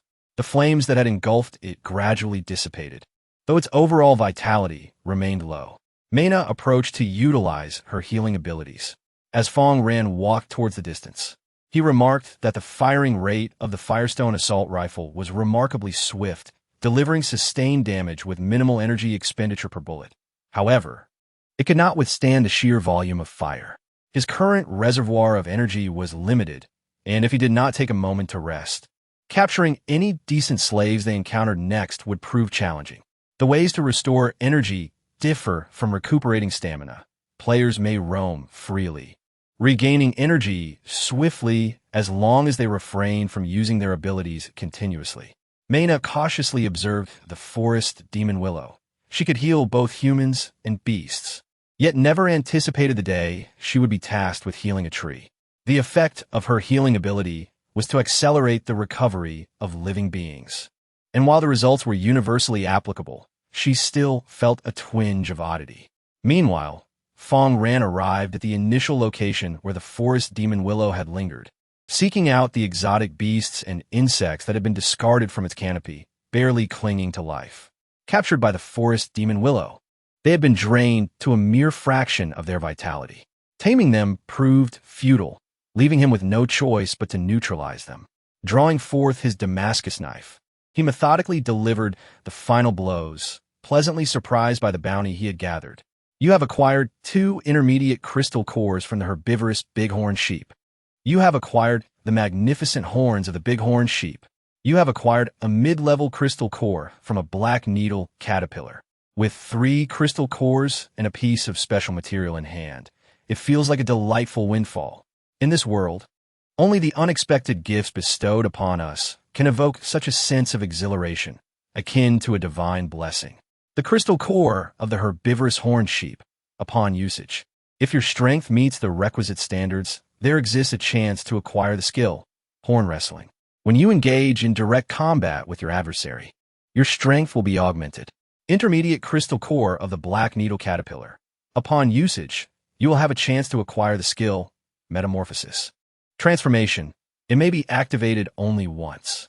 Upon reaching sequence 3, all attributes will be enhanced, and 1 talent effect can be upgraded. Among the 2 types of cores, without a doubt, the core of the black spine caterpillar is the most suitable for Fang Ran.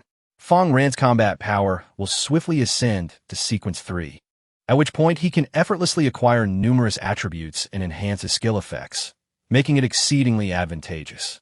He promptly consumed the black-spined caterpillar's core, experiencing a unique spiciness in his mouth. Yet he also gained a new skill. Congratulations on acquiring the skill of transformation.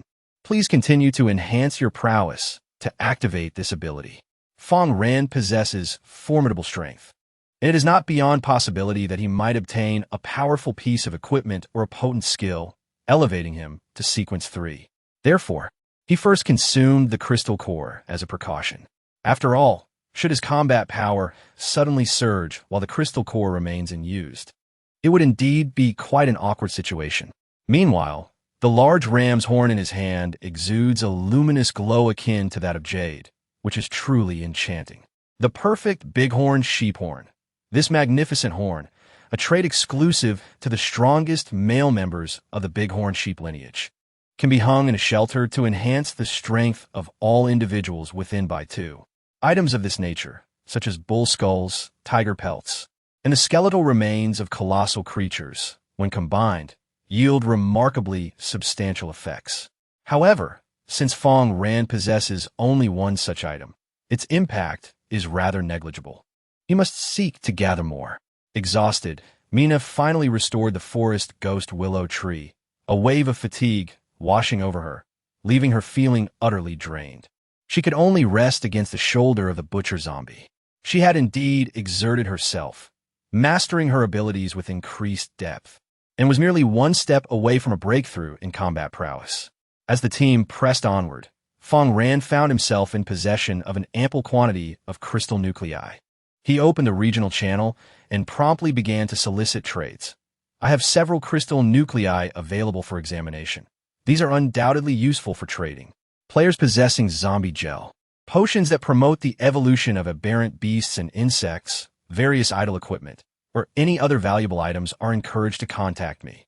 Everyone who has utilized my goods has expressed satisfaction, accompanied by various descriptions related to the crystal nuclei. Fang Ran's prowess was well acknowledged. Previously, he had achieved an astonishing score of 100, securing the top position in the rankings and earning additional rewards. This left many puzzled as to how he could attain a perfect score while they struggled with meager points. Even if Fang Ran was indeed superior to them, it seemed implausible that his strength could transcend all imagination. Now, with a collection of peculiar items, he further intrigued those around him. Regional channel chat. Makji, India. Fang Ran's ancestors must have been Indian, having drunk from the Ganges to bolster their physique, allowing him to consume zombie gel without succumbing to zombification. Li Qingchuan, Dragon Country. Could it be that Fang Ran is merely from Guangdong and possesses a hearty appetite, with no ties to India whatsoever? Hanny, America. Wow. Yet another crystal nucleus with vampiric capabilities. A plethora of peculiar responses left Fang Ran bemused. His lineage bore no connection to India, nor was he from Guangdong, and his physique had not undergone any extraordinary augmentation. He swiftly acquired 2 pieces of second-tier zombie gel, expending merely 1 leech crystal nucleus, which was quite satisfactory. As for the potions that foster the evolution of aberrant insects and beasts, progress remained elusive. Universal potions akin to the mutagenic elixir had become increasingly rare following the enhancement of these creature strengths. Various potions proved effective only for either aberrant beasts or insects, resulting in a scarcity of suitably specialized equipment, with only some universal gear available. Fang Ran procured a set of leather armor, intending for Mina to don it first. Name: Bovine Leather Armor. Enchantment level: E grade. Defense bonus: Standard. Durability: 77. Special effect: Patience of the Bull. Upon donning this, your stamina and ability recovery speed will experience a subtle enhancement. Introduction. Crafted using a special technique, this upper armor is coated with the essence of mutated flora.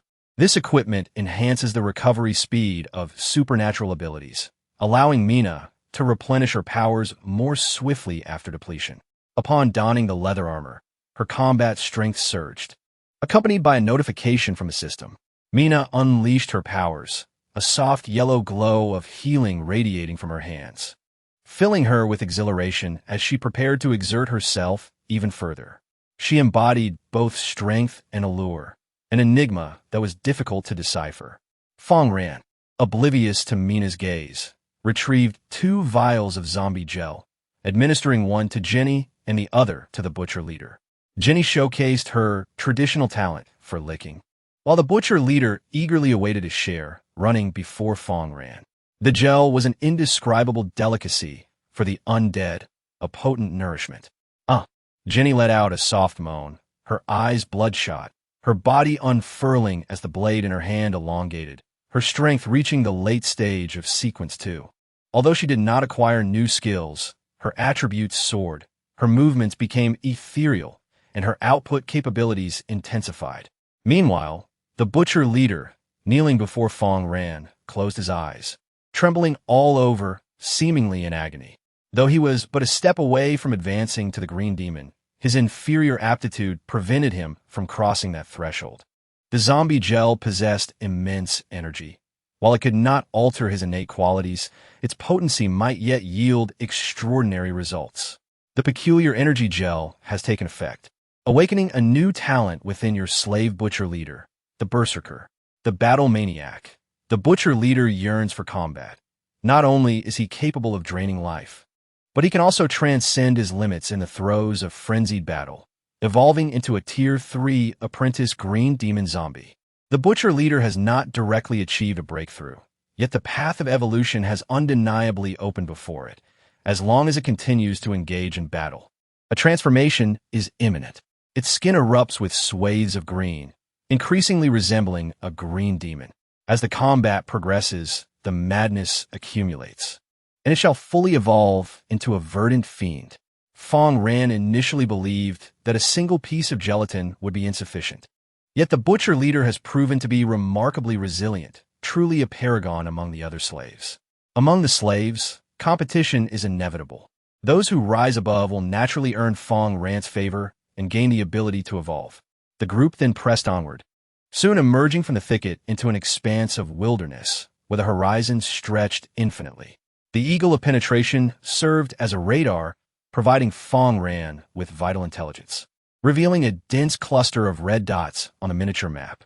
Beyond a nearby mound, the concentration of red dots was particularly pronounced.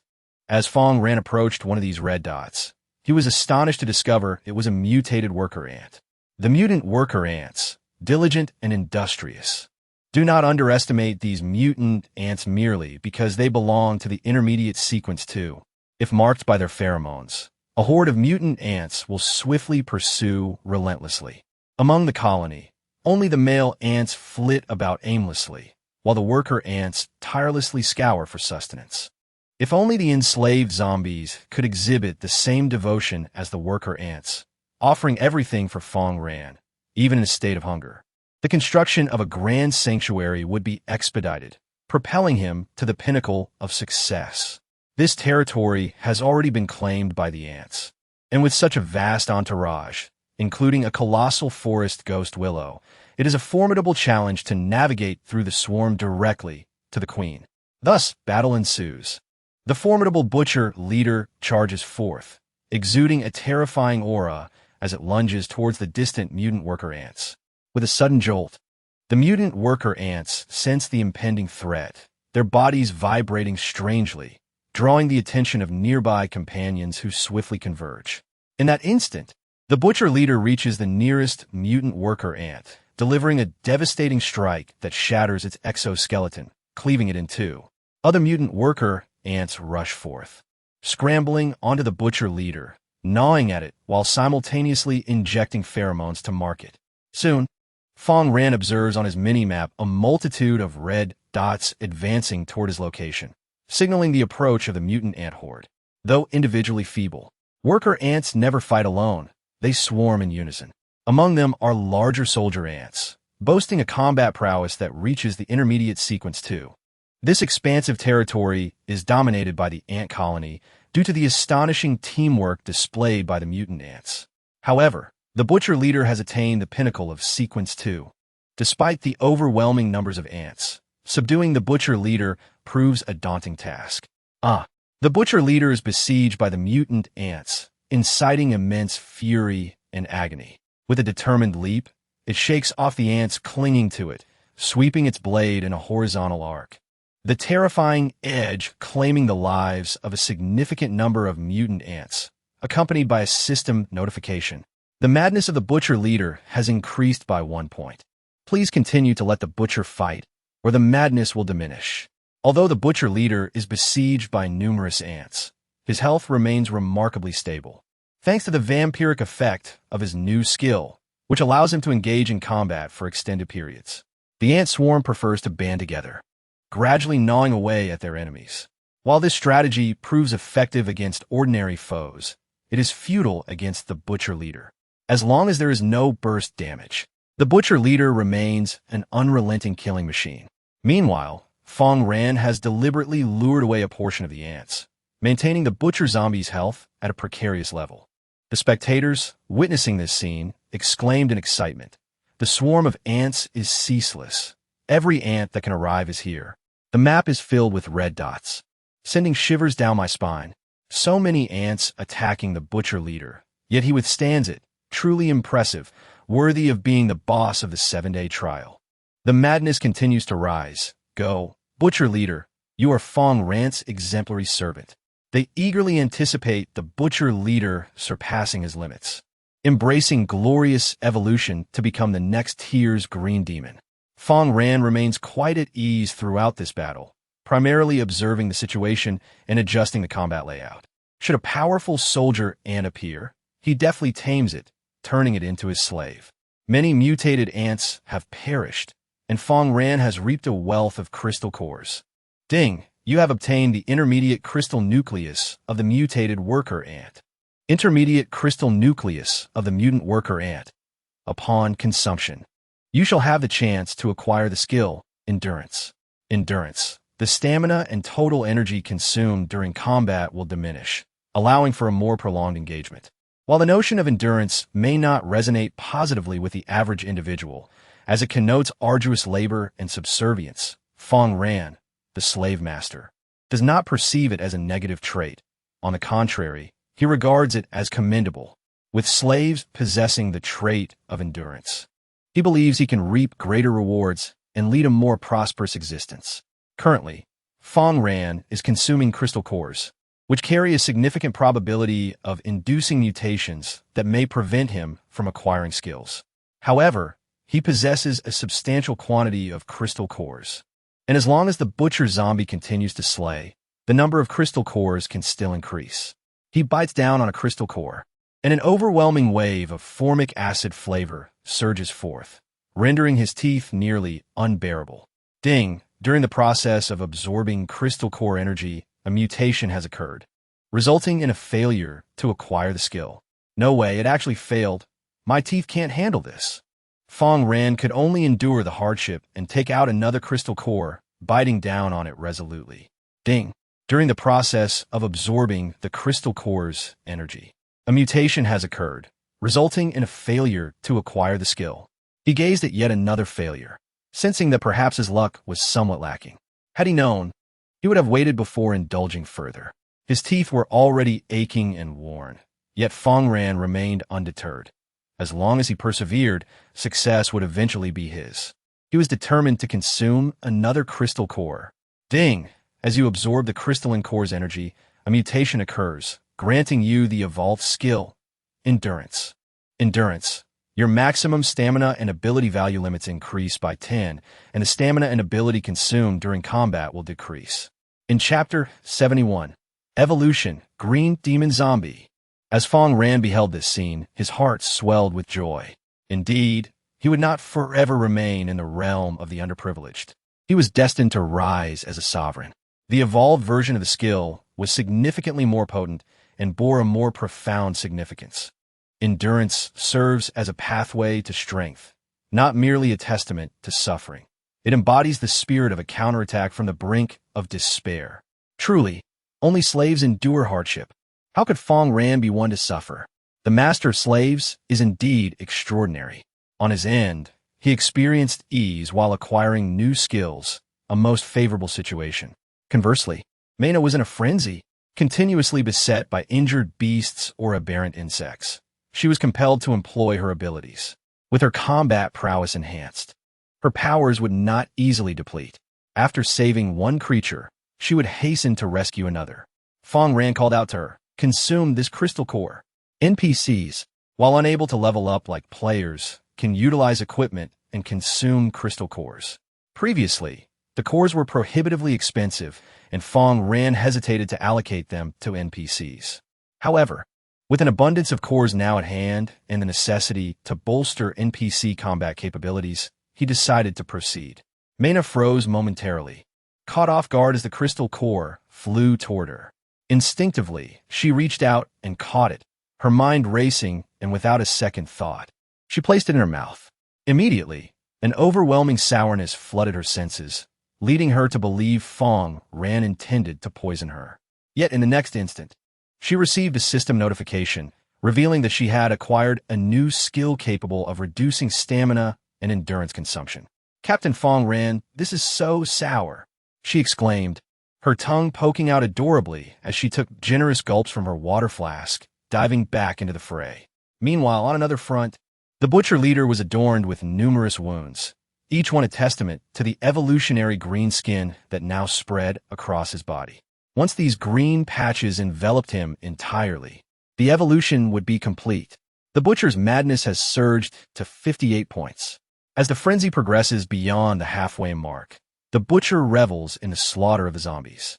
However, the battle is not perpetually effortless. The pheromones emanating from him grow increasingly potent, alerting the ant swarm, which gives rise to even more formidable elite soldier ants appearing in the vicinity. Elite soldier ants evolve from ordinary soldier ants that have consumed a significant quantity of the plant known as catnip. These advanced combatants of sequence 2 possess larger bodies and greater strength, serving as the loyal guardians of the ant queen. The elite soldiers are not only more formidable, but also numerous, numbering over 20. Their attacks are no longer feeble like those of their smaller counterparts. They can breach the defenses of the butcher leader, and they no longer suffer from any disadvantage in size. Surrounding them are countless worker ants and soldier ants. Many powerful foes have perished under the onslaught of the elite soldier ants, and the butcher leader is just one among many. The audience watched as numerous soldier ants converged upon the butcher, while Fang Ran refrained from dispatching reinforcements, anxiously inquiring, "With so many advanced sequence 2 ants, can the butcher leader withstand the assault?" Fang Ran quickly devised a strategy to send aid. Once the elite soldier ants arrived, their collaborative efforts with the other ants caused the butcher zombies' health to plummet. However, at that moment, countless branches ensnared the ants, rendering them immobile. Even the elite soldier ants, desperately anchoring their feet into the earth, could not escape this fate. The speed of the forest demon willow was too sluggish to keep pace with Fang Ran's main force. By the time it arrived, the battle had already commenced, and it extended its branches first. Although it is also classified as Sequence 2, its unique attributes render it extraordinary. Unless the ants are capable of wielding fire or unite in a concerted assault against the forest demon willow, there is no solution. The weaker ants were suspended in the tree canopy, and while the powerful elite soldier ants could gnaw through the vines, they were unable to provide support on the battlefield. The pressure on the butcher zombie eased, allowing its health to recover, thereby facilitating its evolution in peace. Meanwhile, Fang Ran did not remain idle. He rushed towards the elite soldier ants, taming those that were low on health one by one. The situation had been brought under control, and a radiant white light began to emanate from Fang Ran. Your level has progressed from 21 to 22, and your physical attributes have been enhanced. Fang Ran sensed a subtle augmentation in his physique. Although the increase in combat power was modest, it marked a step closer to the third sequence. Meanwhile, on the other side, the Butcher Commander had transformed entirely into a shade of green, with only a few hidden areas remaining black. The Butcher's madness surged to an astonishing 89 points. This remarkable level of insanity brought him mere steps away from evolution. Fang Ran, alongside the audience, bore witness to the culmination of this transformation, their eyes transfixed on the escalating madness. In a brief span, the madness reached 90 points, swiftly climbing to 93, then 95, 97, and finally just 3 points away, then 2, then 1. At last, the butcher zombie let out a thunderous roar, his entire being undergoing a metamorphosis as he fully evolved. His corpulent flesh contracted, morphing into powerful muscles, exuding an aura of formidable strength. Furthermore, atop these muscles manifested numerous small scales, enhancing his physical defense. The cleaver he wielded transformed into a green wolf fawn club, bristling with sharp spikes. Title: Apprentice Green Goblin. Race: Zombie. Type: Green Goblin. Combat Power: Sequence 3. Beginner. Qualification: General Attack. Elevated Speed: Normal. Constitution: Relatively high. Gift: Fiery Demon. When a green demon zombie vanquishes an enemy, it accumulates rage, transforming it into infernal flames that can be unleashed, inflicting substantial damage upon foes. Battle Maniac currently only provides vampiric effects, with no accumulation of madness. The Green Goblin unleashes a frenzied assault, relentlessly pummeling his adversaries, capable of reducing them to mere pulp. Introduction: When a horde of green demon zombies approaches you, do not succumb to fear, for in the next moment, they shall shatter your skull. Act: The apprentice green demon emits a fierce roar, launching a frenzied assault upon the charging soldier ants. Any ant that dares to draw near is instantly reduced to a puddle of mush. Even the elite soldier ants can withstand but 2 blows. The first strike shatters their exoskeleton, while the second obliterates their health. This exemplifies the formidable prowess of the third-tier apprentice green demon, truly a force to be reckoned with, its evolution remarkable. Were it not for the constraint that the frenzied strikes can only be executed in place, the green demon would sweep from east to west, cleaving through a street. At this juncture, the outcome of the battle is evident. The abilities of the apprentice green demon are far beyond the capabilities of these second-tier beings. In addition to acquiring the worker ant's crystal core, Fang Ran unexpectedly obtained the soldier ant's crystal core and a piece of headgear with a remarkably low drop rate. You have acquired a mid-level crystal core of an elite soldier ant. You have acquired the exoskeletal helmet of the soldier ant. Within the ant colony, the worker ants serve as laborers, while the soldier ants act as sentinels.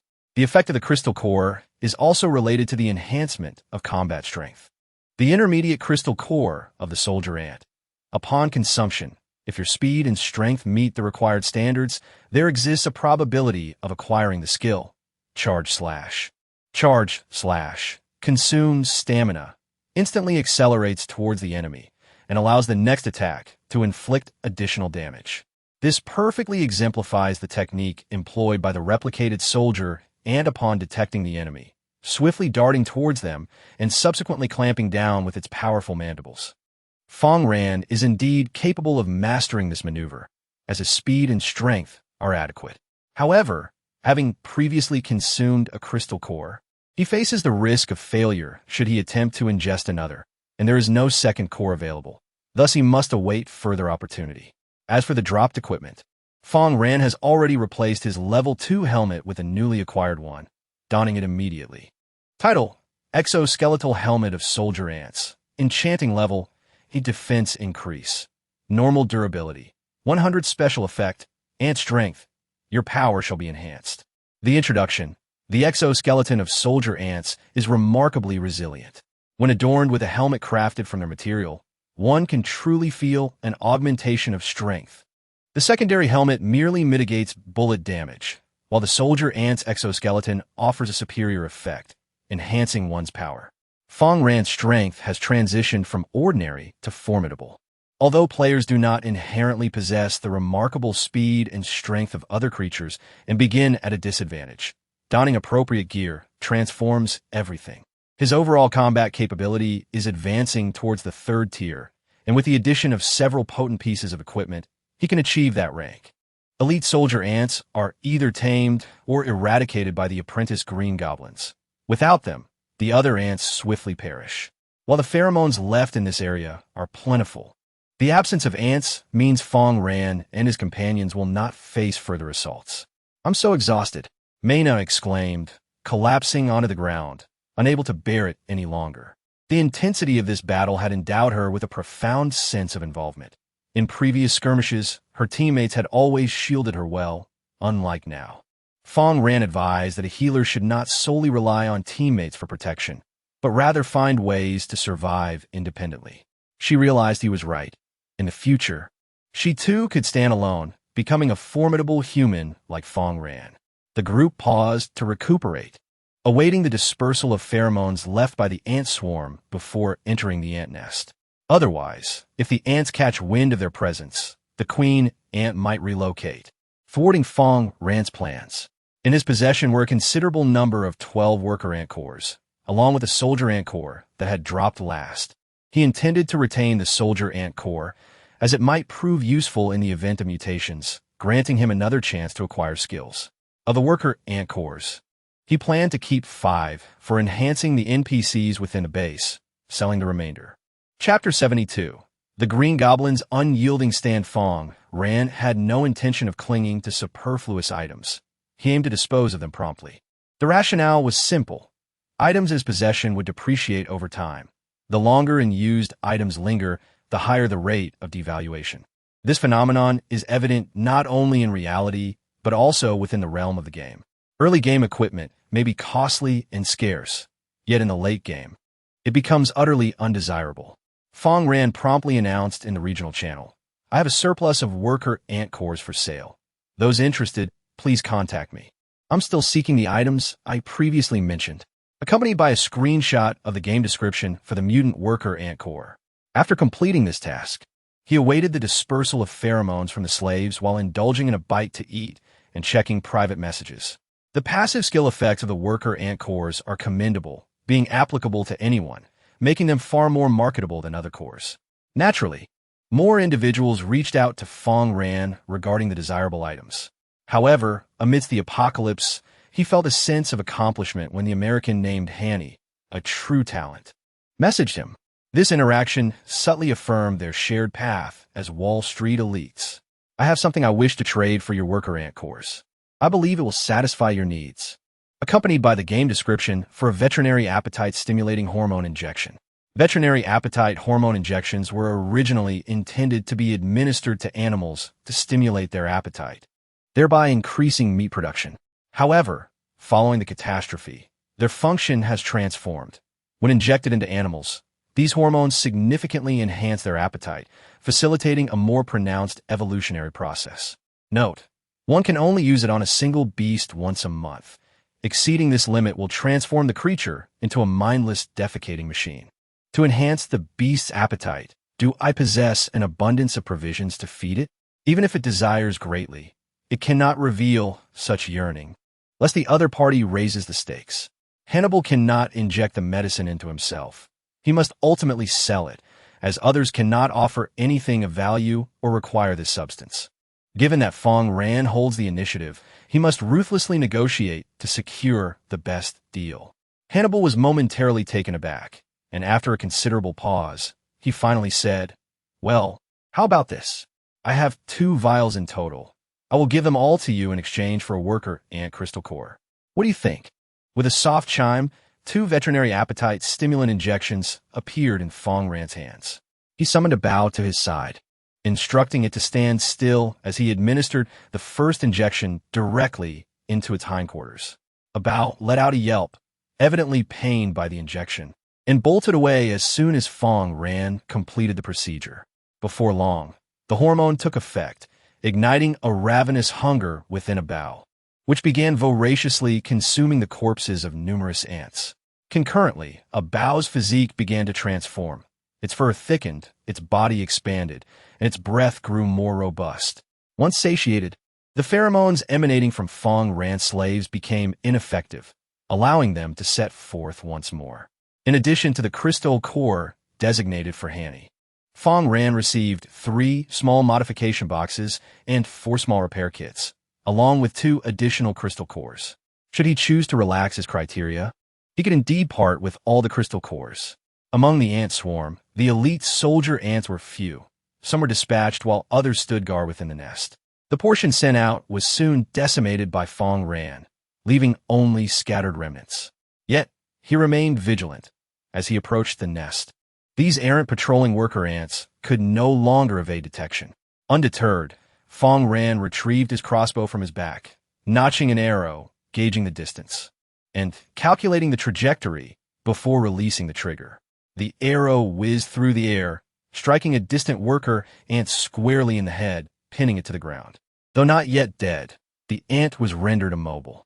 Seizing the opportunity, Fang Ran swiftly loosed another arrow, ensuring its demise. The group advanced steadily, inching closer to the ant nest. Through the perspective of the penetrating eagle, a cluster of red dots emerged, confirming Fang Ran's discovery of the nest location. What remained was to lure out the remaining ants within. The method was straightforward. Utilize expendable pawns. A ravenous zombie, its hunger level waning to a mere 30%, surged forward, lunging at a distant mutated worker ant and sinking its teeth into the creature. The worker ant, recognizing the threat, promptly secreted pheromones to mark the intruder, prompting an overwhelming surge of ants from the nest to converge upon the zombie. The zombie swiftly altered its course, sprinting away with the throng of ants in pursuit. Distancing itself from the nest, one diversion proved insufficient, and Fang Ran dispatched several more agile expendables to further draw away the multitude of ants before halting.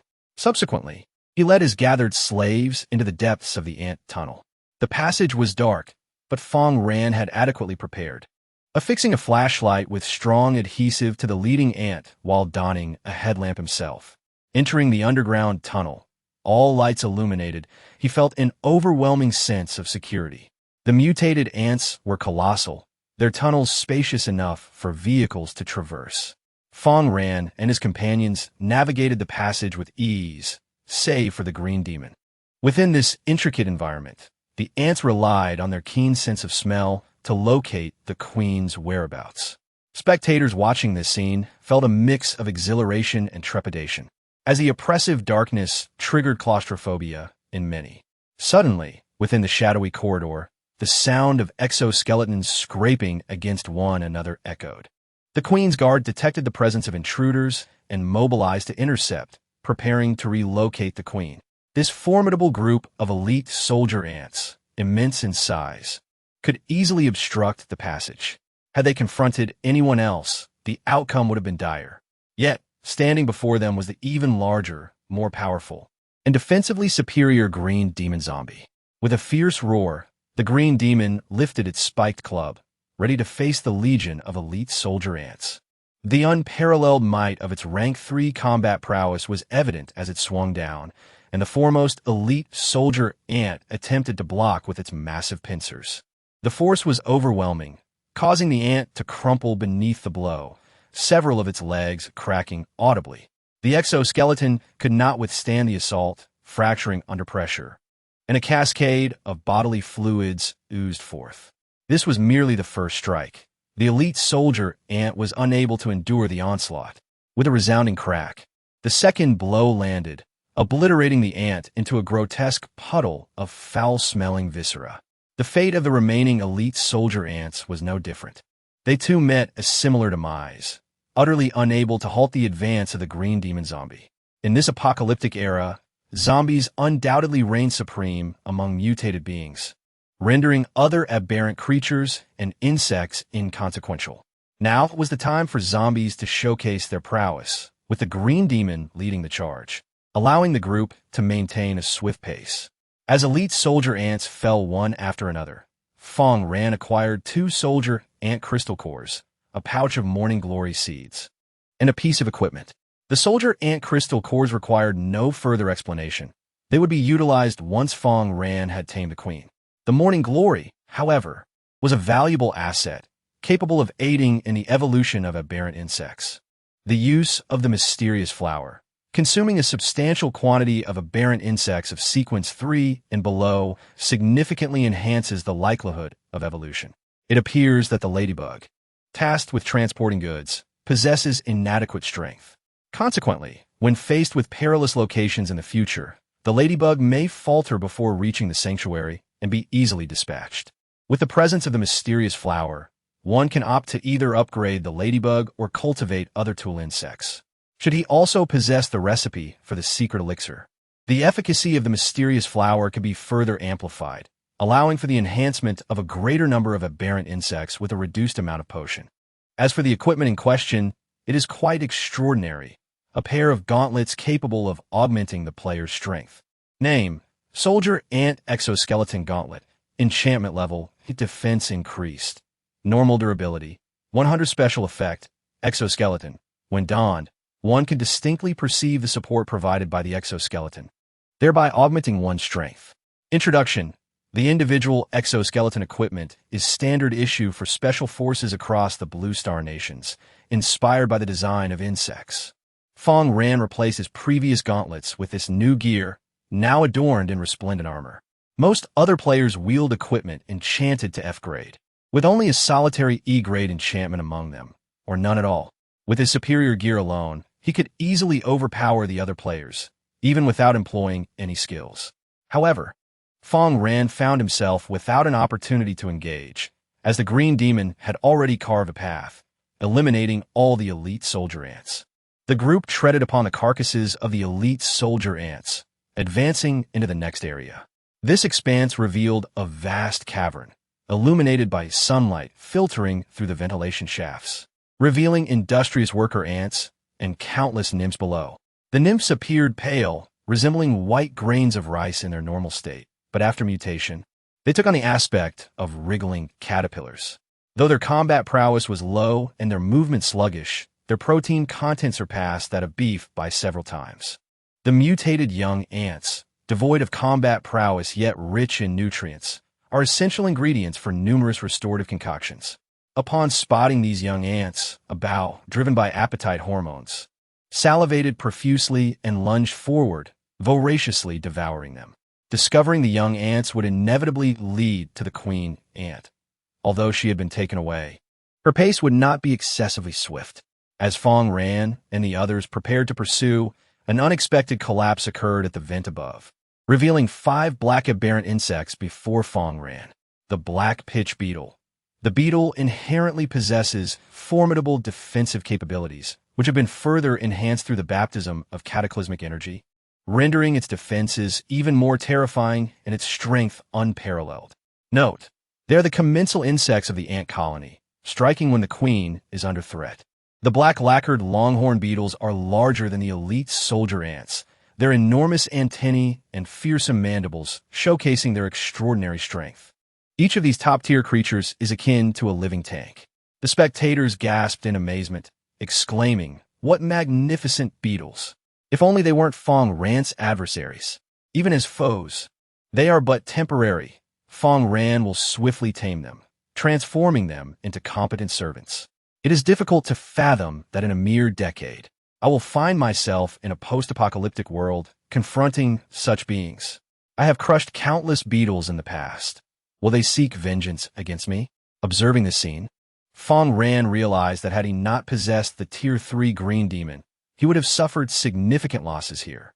However, with the green demon zombie leading the charge, the circumstances are vastly different.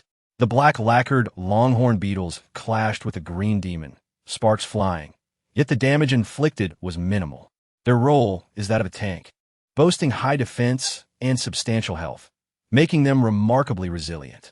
The green demon, being of a higher tier, possesses even greater defensive capabilities and more health, rendering it even tougher. Although the output damage of the green demon may be diminished, Fang Ran is not alone. He has allies by his side. Zombie Jenny and Vanguard Ghost dance moves swiftly, like phantoms, swiftly approaching the black lacquered longhorn beetles.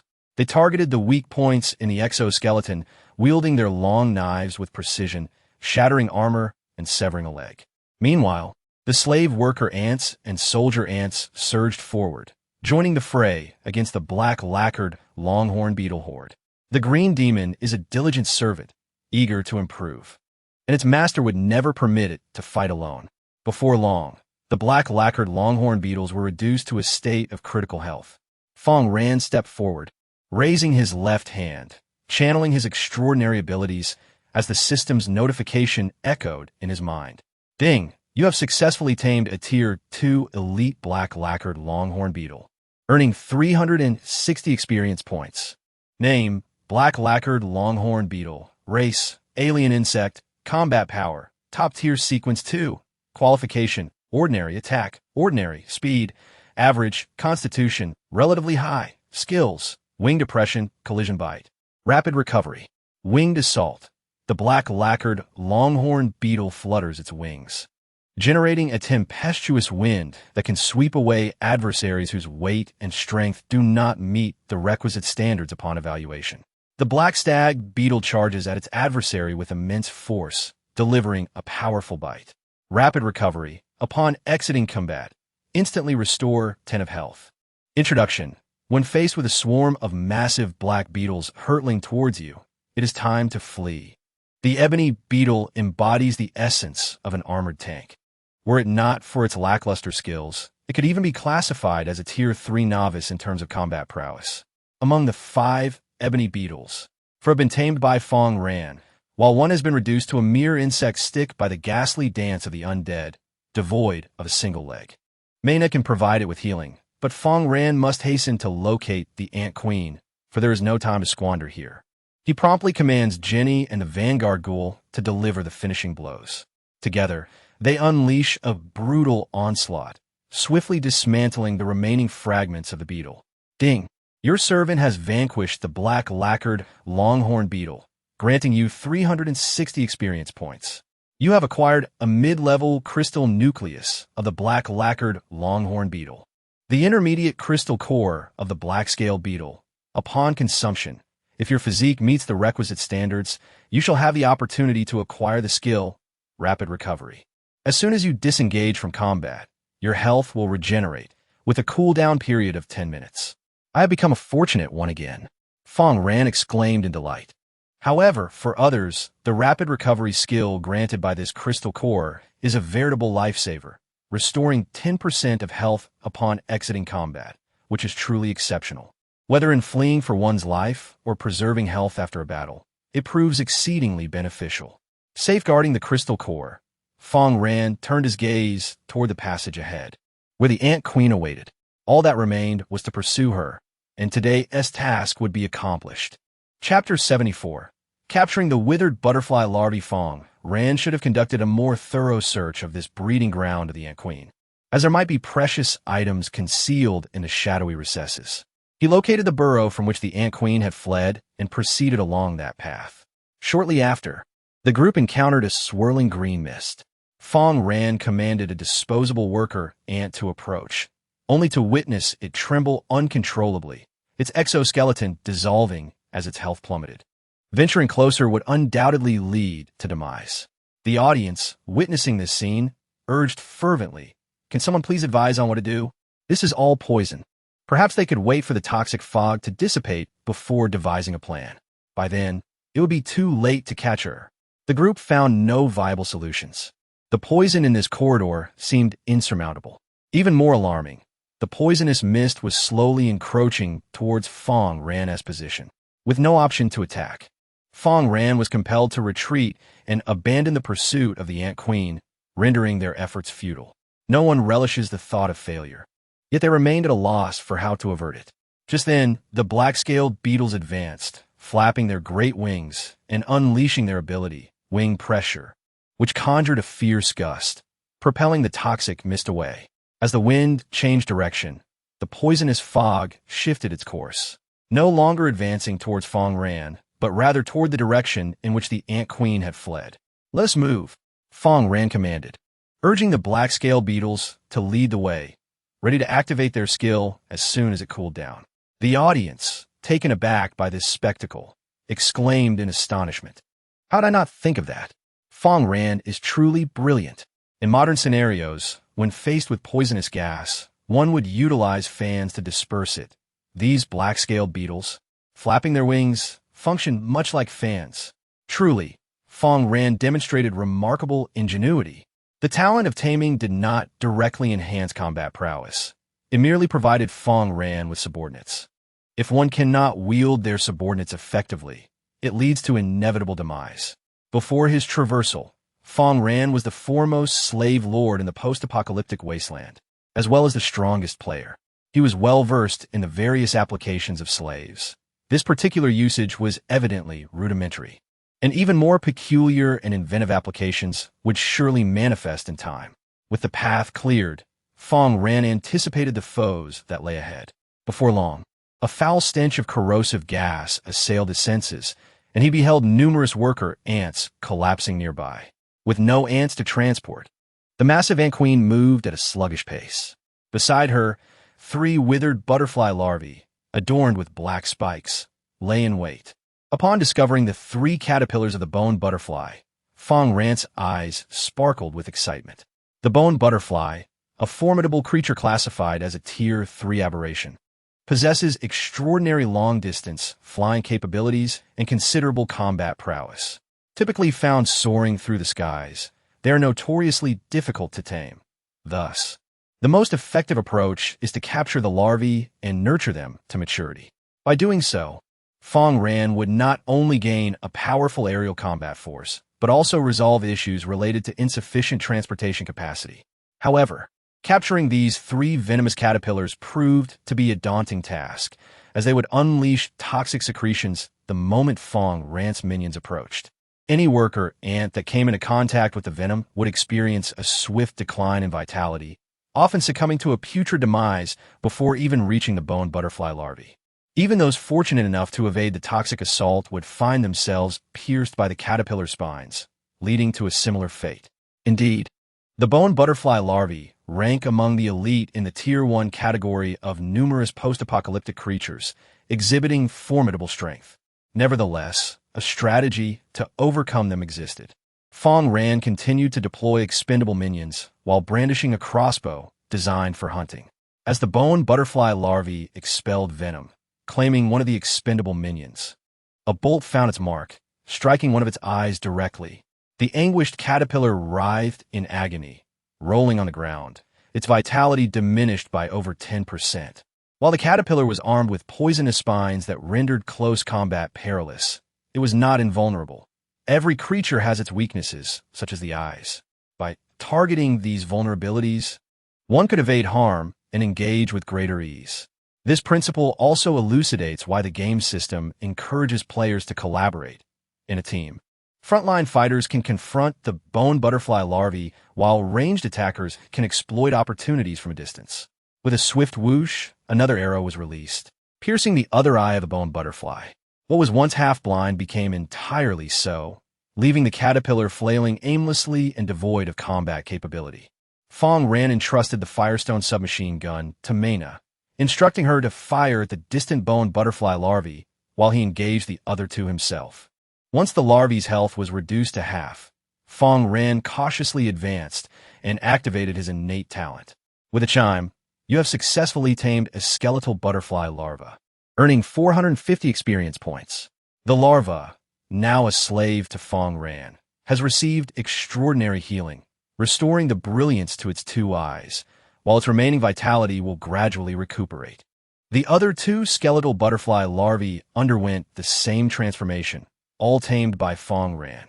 The barrage of comments observed them, brimming with excitement, exclaiming, "I never anticipated that if we placed these 3 larvae at the entrance, any enemies daring to rush in might regret it for a lifetime.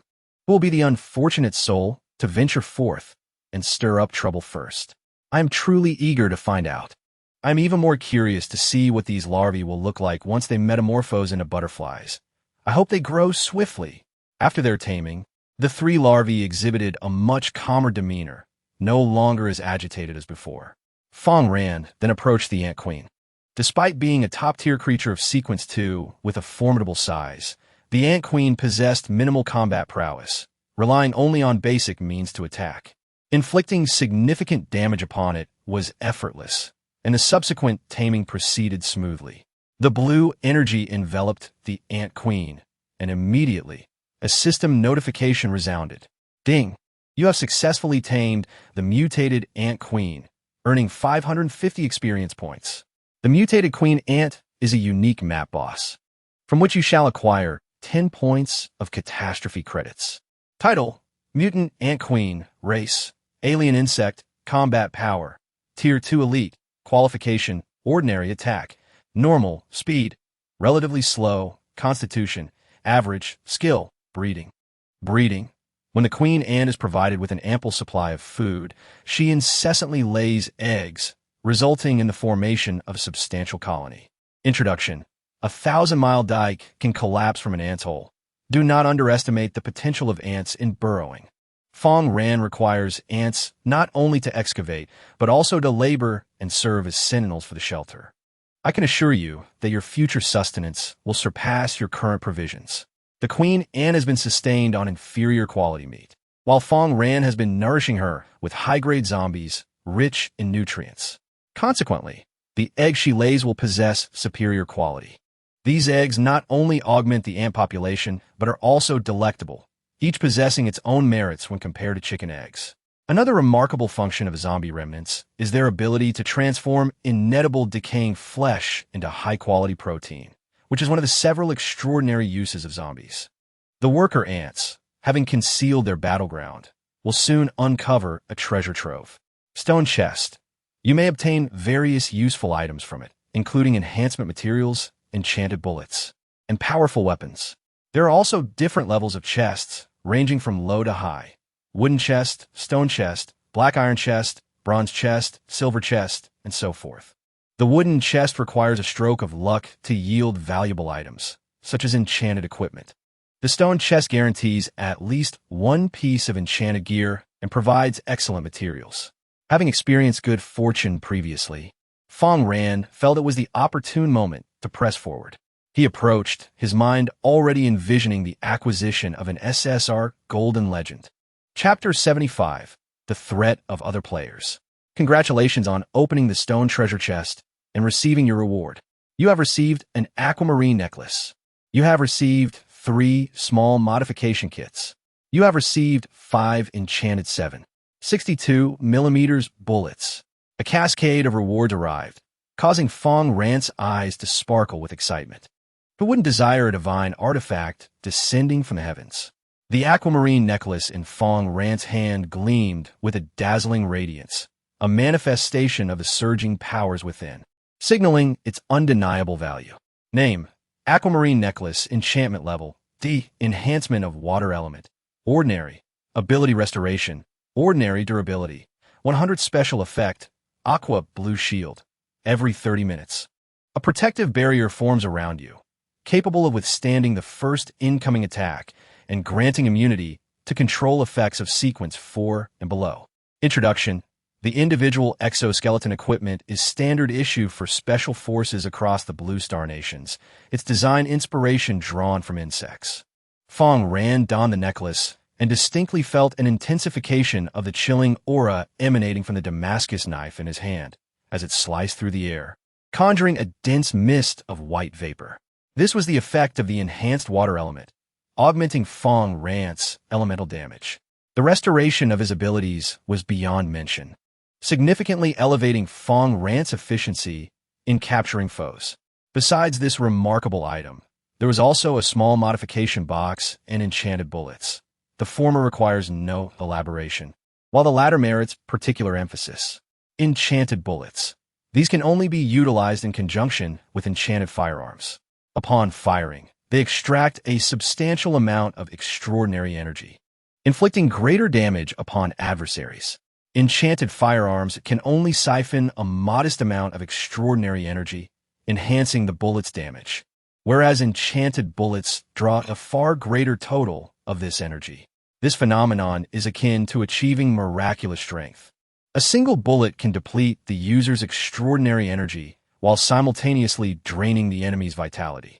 To unleash their maximum potential, ordinary rapid-fire enchanted firearms are insufficient. Furthermore, excessive use of enchanted bullets can even damage these rapid-fire weapons. The potency of enchanted bullets is overwhelming, leading to significant wear on rapid-fire firearms. Only specialized energy-consolidating firearms, equipped with specially modified barrels for enchanted bullets, can optimize their output. However, Fang Ran faces an awkward predicament. He lacks a 7.62mm caliber enchanted firearm.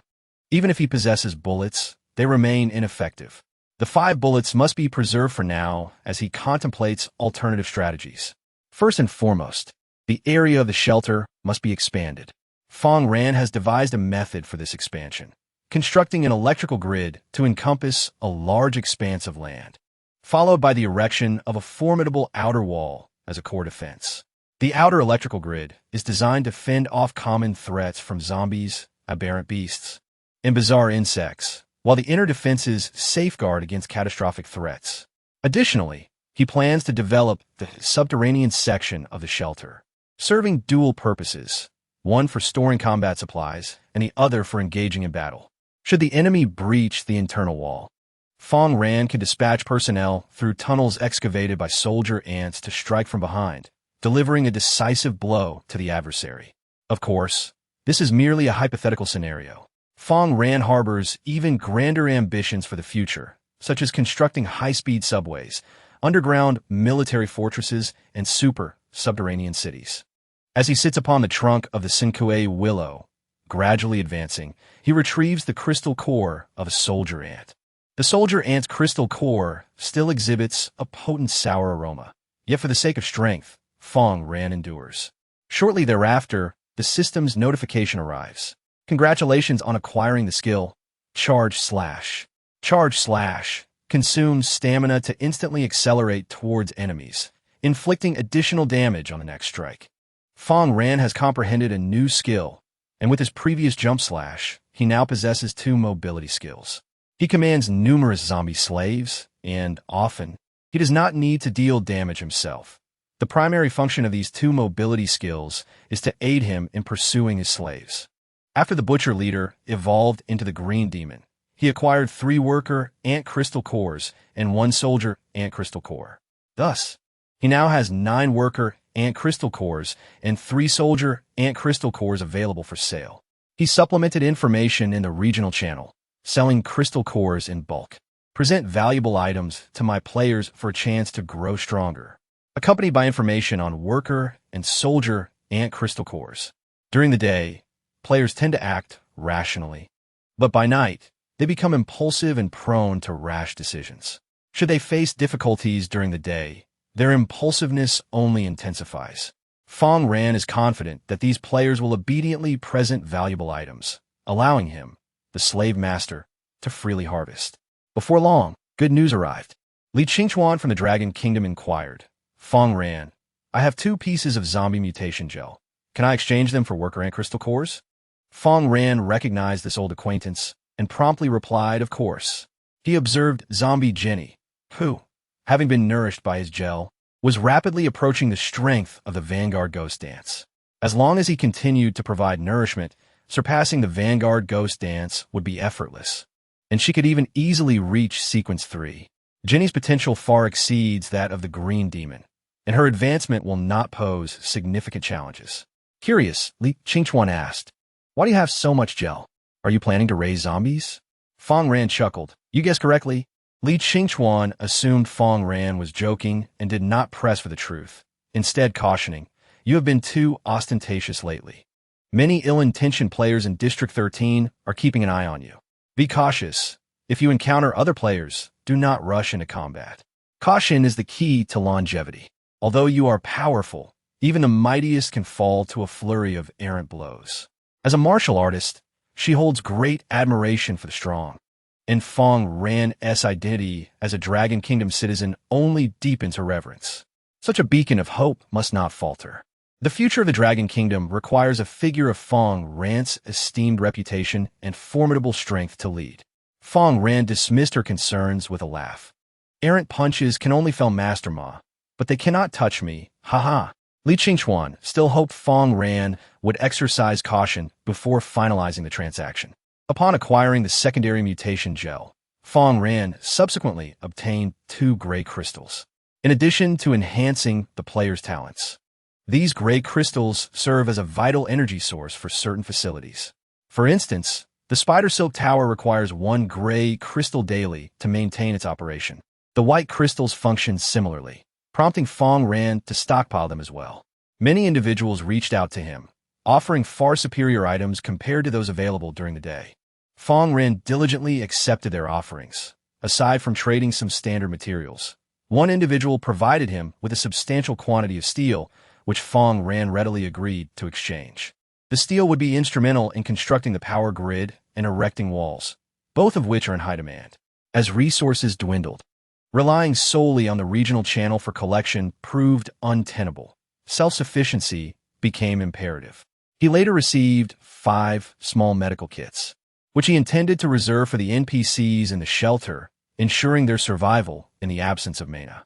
Additionally, he acquired 9 small repair kits, 7 small modification boxes, and 3 pieces of level 1 anomalous iron. In terms of equipment, Fang Ran procured 3 items suitable for Hark, who, possessing a robust talent, would greatly enhance the shelter's operations. With his newfound gear, Hark could effectively lead the zombies in their tasks. Lastly, an individual presented a piece of secondary anomalous iron, seeking to exchange it for Fang Ran's 2 worker ant cores. Secondary mutant iron, utilizing it to enhance degrade enchanted weapons and equipment, will significantly increase the likelihood of elevating their quality. While primary mutant iron is adequate for enhancing E and F grade items, its efficacy diminishes substantially beyond D grade, with the potential for failure. Failure can result in a decrease in the item's grade or, in severe cases, complete destruction. Thus, it is advisable to employ secondary mutant iron or similar items for enhancements at D grade and above. After concluding the Crystal Core transaction, Fang Ran prepared to rest against the trunk of the forest ghost willow, only to be interrupted by an incoming private message. Hondagoro Neon, Mr. Fang Ran, I must solemnly inform you that you have been placed on the blacklist of our 8 nations, including Neon, South Korea, the United States, England, and Kangaroo Country. Should players from these nations encounter you, they will unite to eliminate you. If you know what is good for you, surrender all your valuable items and collaborate with us. Otherwise, you face certain doom. In reality, these nations have long been accustomed to tyranny, particularly their leader, the United States, which tends to deploy military forces wherever oil is found. In this post-apocalyptic world, humanity's nature is even more distorted, reverting to a primitive state of survival of the fittest. However, they may be overestimating themselves and underestimating Fang Ran. At this moment, a surge of foreign viewers flooded into Fang Ran's livestream, each one engaging in provocations and mockery. Haha, you seem formidable, Fang Ran, but your downfall is imminent. We, the Neon people, recognize the strength of the Americans, which is why we choose to endure. You, Dragon Country, are unaware of your own limitations and will soon meet your end. Just watch. Your hope, Fang Ran, will soon perish in this wasteland, for the coalition of the United States and Neon is invincible. Indeed, these individuals are unaware of Fang Ran's true strength. Daring to provoke him is tantamount to courting death. Fang Ran, rally your indomitable zombie minions and show them their place. Haha, well said, these people are simply foolish. Chapter 76. Enchanting Ghost Dance Zombies. Fang Ran harbored no fear of other players opposing him. On the contrary, without challenges, the game would lose its allure. Even in his past life, Despite facing countless players seeking his downfall, he soared amidst adversity. Although circumstances differ in this life, as long as he remains within the realm of the wasteland apocalypse, Fang Ran shall forever be the supreme slave master. Despite feeling drowsy, he recalled an unfinished task that needed addressing before he could enjoy a peaceful slumber. He retrieved 2 pieces of secondary mutant gel, resembling translucent fruit jelly, which immediately elicited a drooling response from Jenny, her red tongue flicking eagerly around. Fang Ran tossed the gel, and Jenny leapt like a playful puppy, catching both pieces before swallowing them whole. Not only that, she licked clean even the remnants of the gel from Fang Ran's hands. Subsequently, an ominous aura of calamity emanated from her body. Her green veins bulged like worms, her eyes bloodshot as if about to burst, and the heaving of her chest suggested her clothing might soon give way. A primal roar escaped from Jenny, a mixture of agony and ecstasy. The 2 pieces of gel rapidly enhanced her, propelling her to the pinnacle of Sequence 2, reaching the Vanguard Ghost Dance level. Yet this was not the end. She continued to evolve, her power intensifying and undergoing further mutation. Once resembling a human, she now exuded an even more captivating allure, her attire barely concealing her form, her chest rising and falling erratically, her crimson eyes shimmering with an irresistible charm. Ding! Zombie Jenny has consumed 2 pieces of level 2 mutated energy gel, resulting in a power enhancement and her evolution into the enchanting Phantom Dance Leader. Name, Jenny. Race, Zombie. Type, Enchanting Demon Dance Leader. Combat Power, Tier 2 Elite. Qualification, High Attack, Extremely High Speed, Relatively Swift. Constitution, Average. Talent, Armor Piercing. Jenny strikes possess an enhanced ability to breach the defenses of her adversaries. Talent Effect, Internal Injury, Internal Critical Hit. Skills, Enhanced Jumping. Dance Steps, Enchantment, newly added. Enchantress. Jenny emanates a captivating crimson light, drawing her foes closer and ensnaring them in a state of control. Introduction. The zombie has become increasingly human-like, and through its eyes, it can control those who meet its gaze.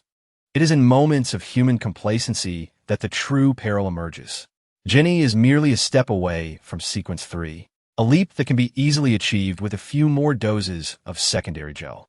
Her appearance is now nearly indistinguishable from that of a human, so enchanting that even Mina is drawn to study her.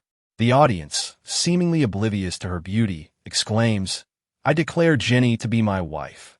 No one is allowed to contest this, to which someone from above retorts, "What dream are you having? Jenny is clearly Fang Ran's slave, not yours." The thought of such a beautiful girl being a zombie fills me with a sense of loss. But fret not. One can easily transform into a zombie, making a match of equals. Having a zombie wife is advantageous. No dowry required, and they're exceedingly obedient. Fang Ran glances at Jenny, feeling indifferent. Compared to the ultimate queen, Jenny's beauty pales significantly. Occasionally, Fang Ran dreams of the ultimate queen. In a past life, a failed capture led to his untimely demise. In this life, he must not let her slip away. With Jenny possessing the peak combat prowess of Sequence 2, Fang Ran rests upon a massive trunk of the forest spirit willow, entirely unperturbed by potential enemy attacks. The aberrant beasts and insects are not foolish. They possess instincts that deter them from attacking if they sense a stronger presence. After a long journey, Fang Ran awakens to the distant glow of the sanctuary. The wasteland surrounding the sanctuary has been thoroughly developed. Even at night, the portly zombies toil in the fields, while others deposit composted flesh into the freshly plowed earth, with toothy worms accelerating the composting process. Their numbers are vast, and their varieties peculiar. The enormous willow tree, the fearsome ants, and the terrifying green zombies. Jose gazes in horror at this scene, unsure of how to proceed, his drowsiness dissipating. With his strength, he cannot hope to vanquish such a multitude of foes. Even if all the humans in the sanctuary rallied together, it would be futile. Only a dead end awaits. If only Lord Fang Ran were here. He can only think of Fang Ran, the formidable human who offers him a sense of great security. Just as he aims his rifle at the forest spirit willow, He is startled to see Fang Ran standing upon the trunk and, filled with joy, exclaims, "These powerful creatures are actually Lord Fang Ran's slaves. How incredible!" Lord Fang Ran truly embodies an aura of mystery and strength. He promptly leaves the watchtower, leading the awakened group to welcome Fang Ran. Fang Ran begins to organize the numerous slaves, instructing the forest spirit willow to take root in nutrient-rich soil, basking in the nourishment provided by the earth. Its previously withered branches, having endured long-distance travel, begin to green and sprout new leaves, flourishing more than ever, with countless new branches extending outward. The ant queen is assigned to the area adjacent to the sanctuary, where worker ants commence digging tunnels, establishing an underground passage. In the future, an astonishing subterranean expanse will lie beneath the sanctuary, facilitating Fang Ran's many endeavors. The robust green magic zombies stand sentinel at the sanctuary's entrance, resembling guardian deities. Fang Ran retrieves seeds of the morning glory and urges Zhou Zai's wife to plant them promptly. "Mom, Lord Fang Ran is so impressive.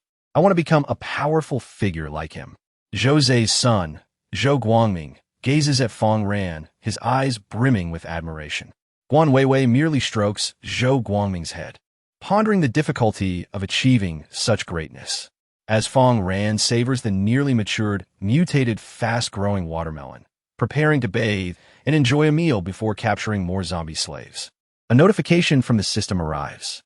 Jose's loyalty towards you has increased by 10 points. The loyalty of Guan Weiwei towards you has increased by 10 points. The loyalty of Zhou Guangming towards you has increased by 10 points.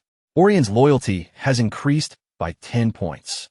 He once again demonstrated his prowess, completely subduing the NPCs and elevating everyone's loyalty to above 60, which greatly reassured Fang Ran.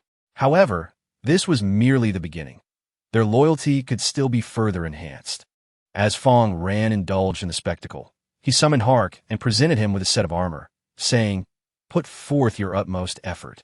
Your innate talent holds great promise and will enable you to become a formidable warrior in the future." Chapter 77. The Cocooning of the Withered Bone Butterfly Larvae. The robust talent possesses advantages in the early stages, remains formidable in the mid-game, and although it may not rival other talents in the late game, it remains an indispensable presence within the team. As long as they are equipped with suitable armor, they can serve as the shield of the team.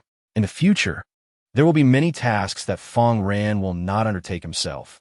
Mena must stay by his side to provide healing, necessitating Hark's involvement. Upon receiving the armor, Hark excitedly bowed to Fang Ran, proclaiming, "Mr. Fang Ran, I shall undoubtedly devote my loyalty to you." Before encountering Fang Ran, he had endured a harrowing existence during the apocalypse, living in constant fear, perhaps facing death the very next day. Yet, Fang Ran's arrival instilled in him a sense of hope, leading him to exclaim that he had finally been granted a second chance at life. Fang Ran's gift of armor left him astounded, making him feel as though his future was indeed bright. Your loyalty towards Sha Ku has increased by 3 points. Hark's combat prowess has ascended to the intermediate level of Sequence 2. Fang Ran subsequently assigned Hark a task to lead the zombies in demolishing the structures of Ganlu Town and to gather resources. New zombies would inevitably flood into Ganlu Town, providing Hark with ample opportunity for practice. Fang Ran would equip him with several small medical kits, ensuring that any injury sustained would not endanger his life.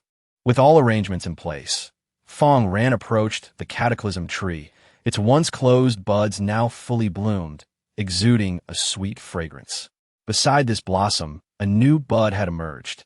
Through Fang Ran's nurturing, utilizing the myriad remains of zombies as compost, along with a growth-promoting agent for plants, the tree's trunk had grown sturdier, and its foliage had become more luxuriant. The old leaves had entirely fallen, carpeting the ground, leaving the tree adorned solely with fresh, vibrant leaves. Fang Ran awaited the fruition of the Cataclysm tree, while also collecting the new leaves. The leaves of the Cataclysm tree, which fall from its branches, are imbued with cataclysmic energy, yet only a select few creatures possess the ability to harness it. Although the Cataclysm leaves are indeed valuable, Fang Ran currently lacks the appropriate medicinal formulas to make use of them. However, this is of little consequence, as the withered bone butterfly larvae are capable of consuming the cataclysm leaves. As Fang Ran discarded the leaves at his feet, the larvae eagerly surged forward, devouring the foliage. The potent cataclysmic energy surged forth, causing their bodies to swell and grow robust, their vitality significantly enhanced compared to before. Once the cataclysm leaves had been consumed, the withered bone butterfly larvae promptly made their way to the morbid willow tree, extruding fine threads to envelop themselves, ultimately suspending in the tree as they transformed into chrysalises. The desiccated butterfly chrysalis, a unique form of the desiccated butterfly, requiring 3 days to hatch into a butterfly, during which time it is at its most vulnerable. Fang Ran gazed in astonishment at this scene. The desiccated butterfly is a formidable aberrant insect, and he had previously nourished it with disaster leaves. The desiccated butterflies emerging from his chrysalis will undoubtedly be more powerful than their ordinary counterparts, surely exhibiting mutations. The true nature of these creatures will only be revealed after 3 days. As the sun rose, Fang Ran prepared to leave the shelter and set forth towards Black River City. Numerous resource points, including the starting town and Sweet Dew Town, are all affiliated with Black River City. The city is vast, populated, and abundant in resources, yet it harbors even more terrifying dangers. The second-tier zombies are merely the lowest tier. Countless third-tier zombies roam, and even fourth-tier zombies exist. The nearer players approach Black River City, the greater the peril they face. Thus, players are advised to search for resources around the starting point in the early stages. While the zombies pose an overwhelming threat to others for Fang Ran, they present an excellent opportunity for rapid strength enhancement. A slaver would never complain of having too few slaves, just as a capitalist would never lament having too much money. Observing Fang Ran marking Black River City on the map, the audience quickly grasped his intentions. However, at that moment, countless foreign viewers lurking in the livestream began a barrage of taunts. Ha! Fang Ran is courting death. You don't know. Many Americans are heading to Black River City too. It's so dangerous there. Do you think Fang Ran can survive 3 days? I doubt it. Seeing these jubilant remarks, the Dragon Kingdom audience reacted promptly, retaliating while simultaneously probing the foreign live streams for information. Shortly, they discovered a team led by Hannibal, already coordinating and preparing to converge on Black River City. These players intended to unite and establish a shelter together. Black River City is a coveted location, where most survivors from the 13th District are likely to congregate. They surmised that Fang Ran would not miss the opportunity to seize Black River City. Hence, they devised plans to confront him. Aware of Fang Ran's prowess, the enemies gathered to challenge him and claim his possessions. As the audience watched Fang Ran drive closer to Sand River City, they began to feel a sense of trepidation. Fang Ran must be cautious. Although the enemies are not particularly strong, they are numerous and cunning. I fear they might ambush him, targeting his head. Even if Fang Ran's zombies are powerful, they may be helpless. Trusting in Fang Ran's abilities, they believed he would not perish easily. With varied emotions, the crowd observed Fang Ran steadily advancing toward Black River City.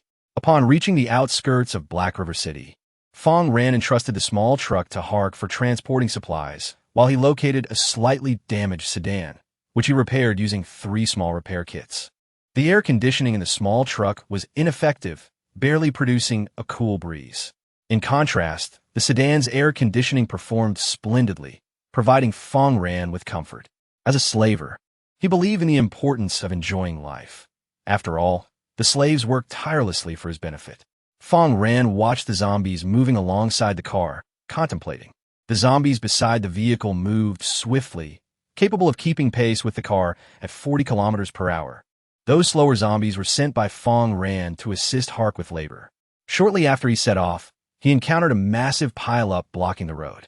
At the onset of the apocalypse, many people, influenced by the first wave of disaster energy but not yet transformed into zombies, rushed to escape. However, this led to an inescapable gridlock as a collision ensued, completely obstructing the road. The disaster energy was not a singular event. It surged in pulses from the epicenter of the calamity across the globe. Soon, under the influence of the second wave of disaster energy, countless individuals transformed into zombies, attacking their fellow humans, tearing at their flesh, and consuming them. Before him stood a multitude of zombies, dazed and standing between the vehicles. The player's starting point was far from the disaster center, thus the zombies were relatively weak. However, here, proximity to the disaster center resulted in generally stronger zombies.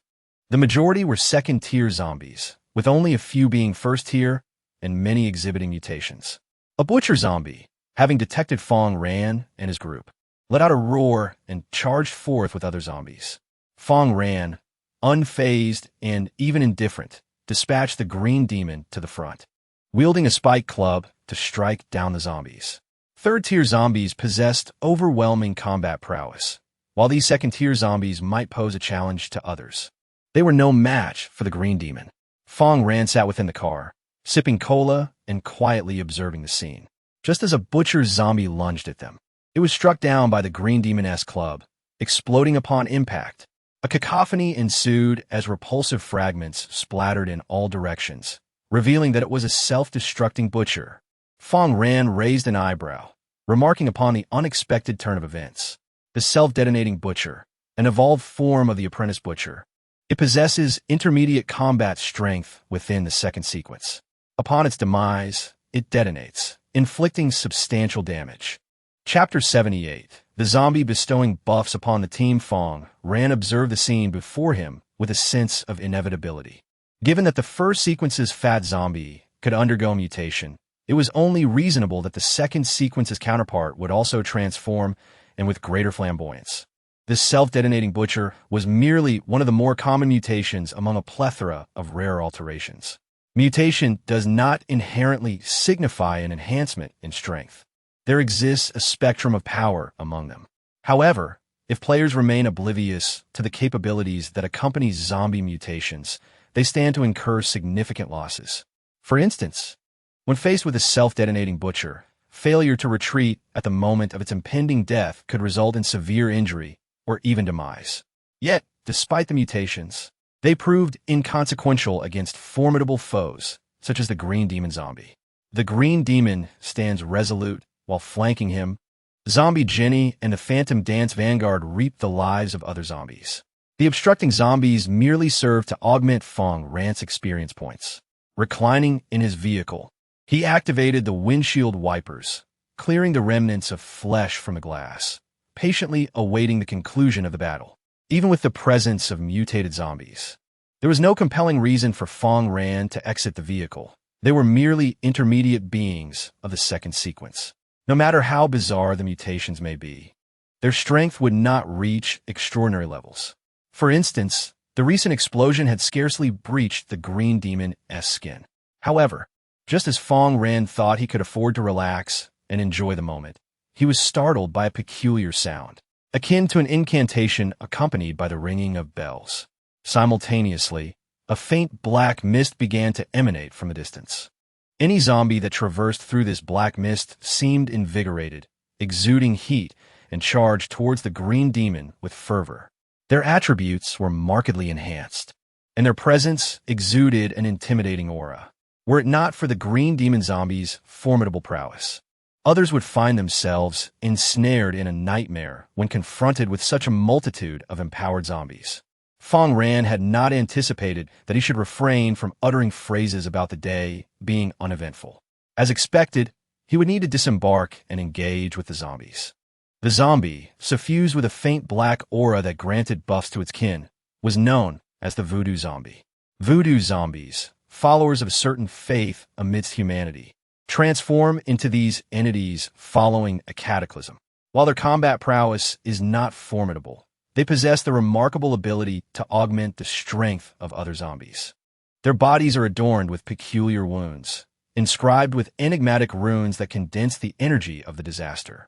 With their hands bound and resting upon their chests, they engage in prayer, shaking the bells upon their arms while reciting incantations. Thus, the energy of the cataclysm is summoned under their guidance, manifesting as a faint black mist that incites surrounding zombies into a frenzied state. Fang Ran harbors a similar innate talent.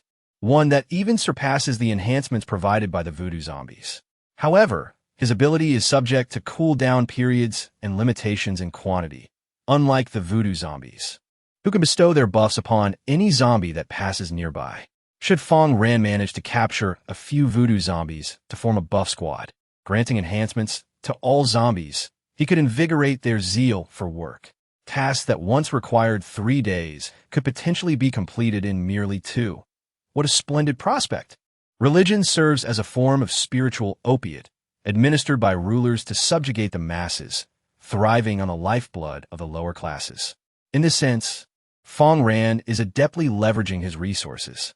He disembarks from the automobile, accelerating swiftly to circumvent the obstacles, and upon reaching an appropriate distance, he launches into a leaping strike. His current velocity is astonishingly rapid, and the damage boost from the leap strike is immensely high, making it easy to obliterate the inherently fragile voodoo zombies. Thus, this blow merely grazes the voodoo zombie, yet renders it severely weakened. Fang Ran raises his right hand, channeling his powers into the brain of the voodoo zombie. Ding! You have successfully tamed a mid-level voodoo zombie from Sequence 2, earning 225 experience points. Title: Voodoo Zombie. Race: Zombie. Combat Power: Intermediate level of Sequence 2. Qualification: General Attack, General Speed, Normal, Physical Condition, Average, Skill. Voodoo Chanting. Voodoo Chant. The voodoo zombie releases a shroud of darkness, empowering all the wandering undead in its vicinity. Introduction: Once you encounter it within the horde of corpses, take heed. Even at the cost of your life, prioritize its elimination. Fang Ran summoned Zombie Jenny and the Ghost Dance Vanguard to safeguard the voodoo zombie from the threat posed by other undead. Such a valuable servant, if easily lost, would indeed be a lamentable fate. As a responsible master, Fang Ran would not permit his servant to perish before realizing its worth. He vigilantly monitored the voodoo zombie while observing the approaching horde, hoping to uncover other potential slaves of merit. Should he manage to acquire another voodoo zombie, it would yield a substantial profit. However, the appearance of a voodoo zombie is exceedingly rare, emerging only once in 1,000 ordinary zombies. Fang Ran did not discover a second one. Suddenly, a beam of white light surged forth from his being. Your level has risen from 22 to 23, and your physical attributes have been enhanced. Fang Ran could perceive that this upgrade brought him merely a step away from attaining the 3rd-tier combat strength. To take that step, he either needed to level up once more or acquire new equipment or skills. These tasks were relatively straightforward, and he would soon achieve his goal. The multitude of zombies he had vanquished, rather than tamed, not only provided him with experience, but also yielded numerous items. However, most of these items were of little use, consisting of mere biscuits or a few bullets, and it was only with great difficulty that he obtained a small medical kit. You have acquired a fragment of the Windstone. Windstone Fragment. It can bestow wind attribute affixes upon equipment with enchantment levels rated D or below. Wind attribute effect. When you attack an enemy, you can weaken their defense and inflict additional wind erosion damage. Within the realm of the Apocalyptic wasteland, there exist 8 types of attribute damage, with 4 being commonplace: earth, water, wind, and fire. The other 4, which are rare, include light, darkness, lightning, and time. Earth, water, wind, and fire possess a dynamic of mutual restraint and enhancement. Thus, a weapon typically cannot be imbued with both water and fire, as they are opposing elements. However, wind can harmoniously coexist with either water or fire without diminishing their respective effects.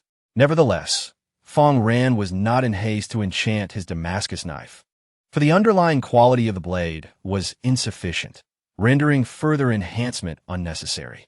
His next destination was Black River City, a journey promising numerous resource points, where he might chance upon weapons.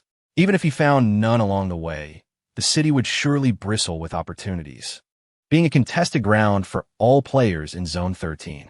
Quality steel deserves a worthy blade, and once Fang Ran acquired superior equipment, he would retire the Damascus knife. After the battle concluded, the apprentice Green Goblin shifted the obstructing vehicles aside, clearing a path for Fang Ran. Although the cars were crumpled from collision, primarily their exteriors suffered damage, leaving the structural integrity intact. Those vehicles deemed unusable could be dismantled for steel, repurposed for constructing shelters. Once the road was unobstructed, Fang Ran's small car roared back to life. He retrieved a cassette tape and inserted it into the radio, which immediately resonated with enchanting melodies. At that moment, a private message arrived. Petrov, Demau, Mr. Fang Ran, I have an item that may pique your interest. It might be of little use to others, but for you, it should prove quite beneficial. It is a piece of pet equipment, as I hear you started with a dog. I imagine you will find it quite necessary. Accompanied by game instructions for pet auxiliary gear. Chapter 79, The Sniper's Suppression. Title, Pet Supportive Gear. Enchantment Level, Protection Enhancement, Standard, Speed Enhancement, Moderate Durability.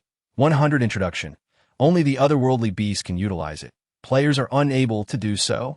Fang Ran gazed at the object before him, then turned his attention to the agile Abao nearby.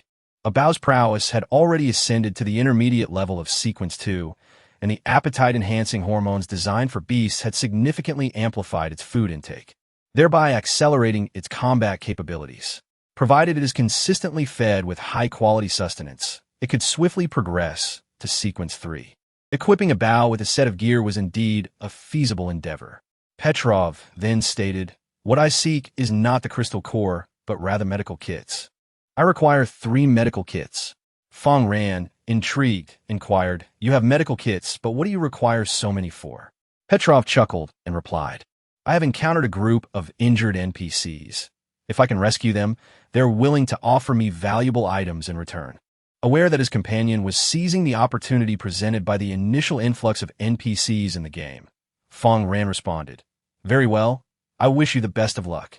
You have acquired a set of auxiliary protective gear for your pet." Fang Ran halted the vehicle and proceeded to equip the protective gear on Abao, thereby augmenting its defensive capabilities.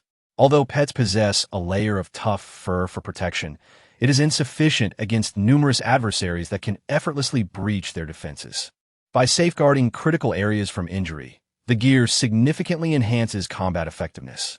Abao is remarkably swift, darting forward with such speed that Fang Ran struggles to keep pace even while driving. Its offensive power is formidable, with massive fangs that are no trifling matter. However, its constitution is average. It has a limited stamina threshold and low defensive strength. This represents a weakness inherent to feline creatures. Its speed is rated S tier. Its attack power A tier, yet its constitution is merely D tier. By adorning it with protective gear, Fang Ran aims to compensate for its defensive shortcomings, and immediately thereafter, a prompt from the system was received. With a chime, the strength of the tooth-swallowing leopard reached the advanced level of Sequence 2, and its loyalty to Fang Ran increased by 3 points.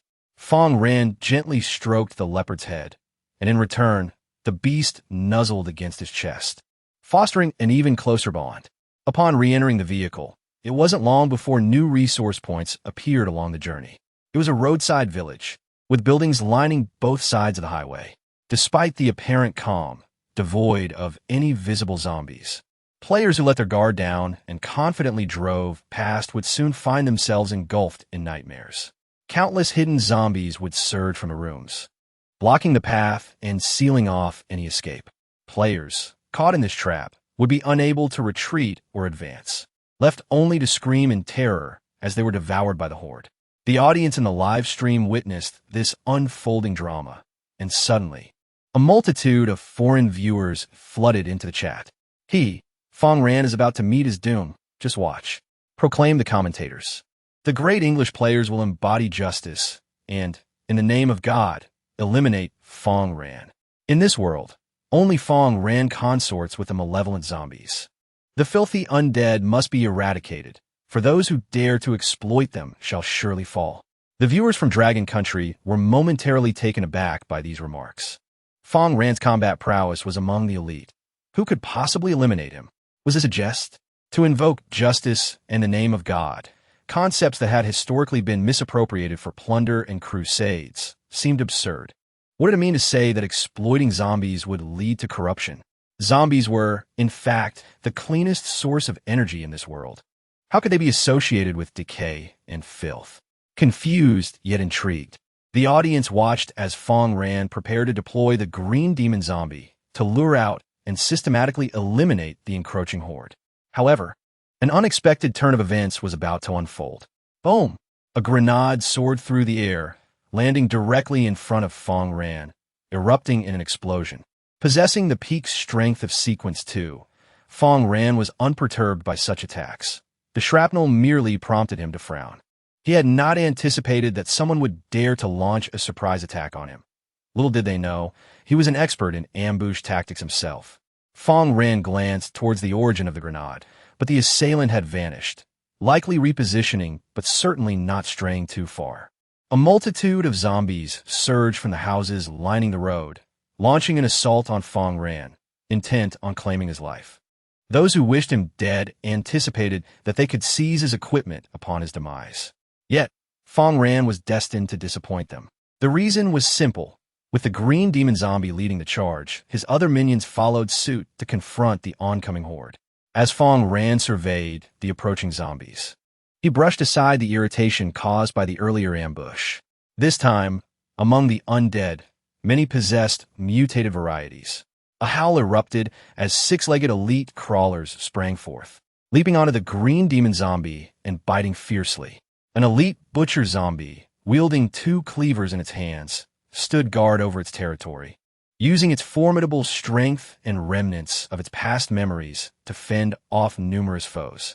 Meanwhile, a flamboyantly dressed ghost dance zombie, reminiscent of a fashionista in life, moved with an erratic grace, each step seemingly a dance of madness. The elite six-legged zombie hunter. Compared to its counterparts, its additional four legs grant its superior speed. One must exercise caution in the face of such a creature.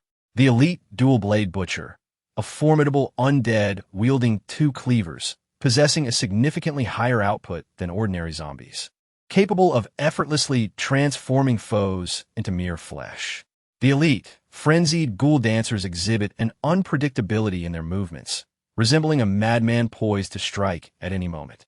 Among them, there exist three rather rare mutated zombies, but Fang Ran has also encountered numerous common variants. For instance, the self-destructive butcher, the acid-spewing vomit butcher, and the spiked frenzy hunter zombie, covered entirely in sharp protrusions. Fang Ran, a master of enslavement with a penchant for collection, is determined to capture these uncommon slaves and bring them back to his refuge for arduous reformation. He immediately sets his plan into motion, gracefully approaching the dual-bladed butcher amidst the chaos, like a dragon gliding through the air. A fierce roar escapes the butcher as he swings his twin cleavers toward Fang Ran. Yet Fang Ran deftly evades the assault. His current speed allows him to swiftly navigate the onslaught of enemies and counterattack with ease. The Damascus blade, imbued with frost, effortlessly bypasses the butcher's defenses, inflicting significant damage. Although the butcher's offensive capability is heightened by wielding dual blades, his defense remains unchanged, as it has always been. With a precise strike, Fang Ran lands a hit, swiftly following up with two additional slashes, preparing to utilize his extraordinary abilities to capture the dual-bladed butcher. In the live stream, players who have gleaned intelligence from England immediately flood the chat with messages, urging him to flee. Fang Ran, hurry and escape.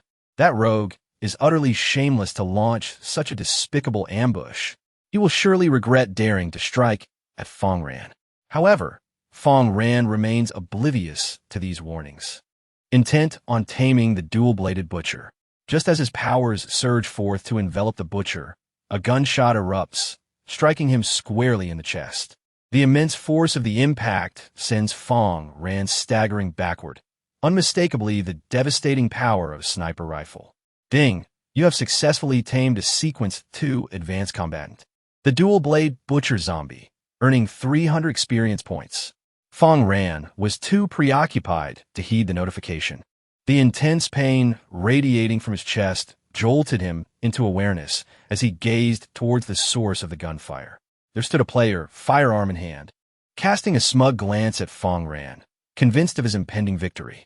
Unbeknownst to the player, some zombies refrained from attacking Fang Ran, yet it mattered little. As long as he could eliminate Fang Ran, the outcome would remain unchanged.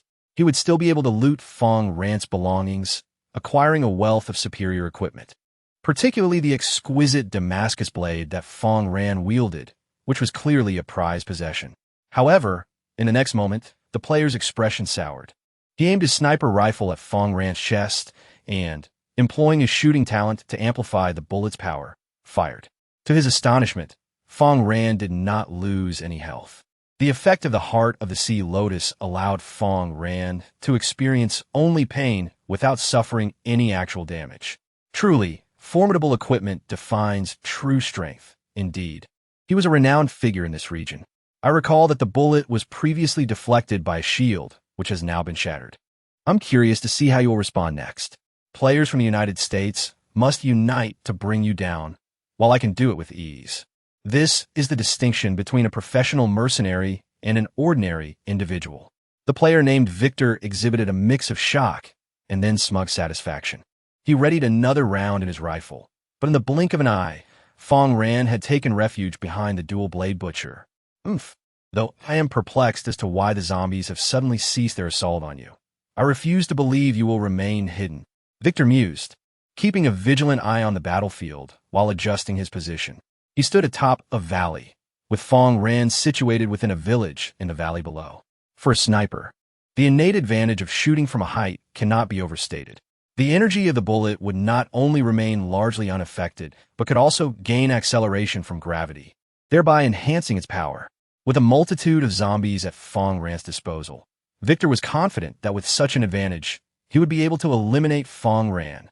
Meanwhile, Fang Ran refrained from making any rash movements or exposing himself foolishly. In the streaming room, foreign viewers laughed as they observed Fang Ran under duress, taunting, "Is this truly the top combatant of Sequence 2? He appears more like a bullied woman, cowering in fear." This is the weakness of the taming talent. Should Fang Ran be hunted down, all his slaves would be of no use. Our British snipers are not to be trifled with. They are truly formidable, the onlookers boasted, while the audience from Dragon Country watched the screen with bated breath. Chapter 8. The powerful penetrative bullet players endowed with shooting talents wield firearms that far surpass the ordinary weapons of Blue Star. Each is a marksman of exceptional caliber. Fang Ran is not alone. He is accompanied by numerous slaves. As Victor zeroed in on Fang Ran commanded his swift-moving slaves to charge towards Victor. Yet, just as Fang Ran retreated, contemplating how to better command the battlefield from the concealed meat shop, another attack ensued. Boom! A bullet silently approached from afar, striking with extraordinary force. Even with the butcher zombie's obstruction, it penetrated through, heading straight for Fang Ran. However, the spider silk combat suit he donned was no trivial matter. The bullet lost significant energy upon breaching the butcher's body. Further mitigated by the spider silk combat suit, it inflicted only minimal damage on Fang Ran. To discover tungsten core, armor-piercing ammunition, Fang Ran gazed in astonishment at the bullet lodged in his combat suit, feeling a mixture of surprise and delight. His adversary was no simpleton. They were not merely a fool waiting for an opportunity to strike. The combat prowess of shooting talent bearers may not be particularly high, yet they must not be underestimated. Their output is closely correlated not with their combat strength, but rather with the type of weaponry and ammunition they wield. The tungsten core armor-piercing round, crafted from specially treated tungsten, possesses a penetration capability several times that of ordinary bullets when empowered by enchanted firearms.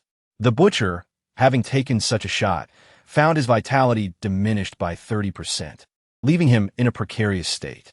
Seizing the moment of his adversary's reloading, Fang Ran dashed into the meat shop, cautiously observing the outside world through a shattered pane of frosted glass. It was time for him to retaliate.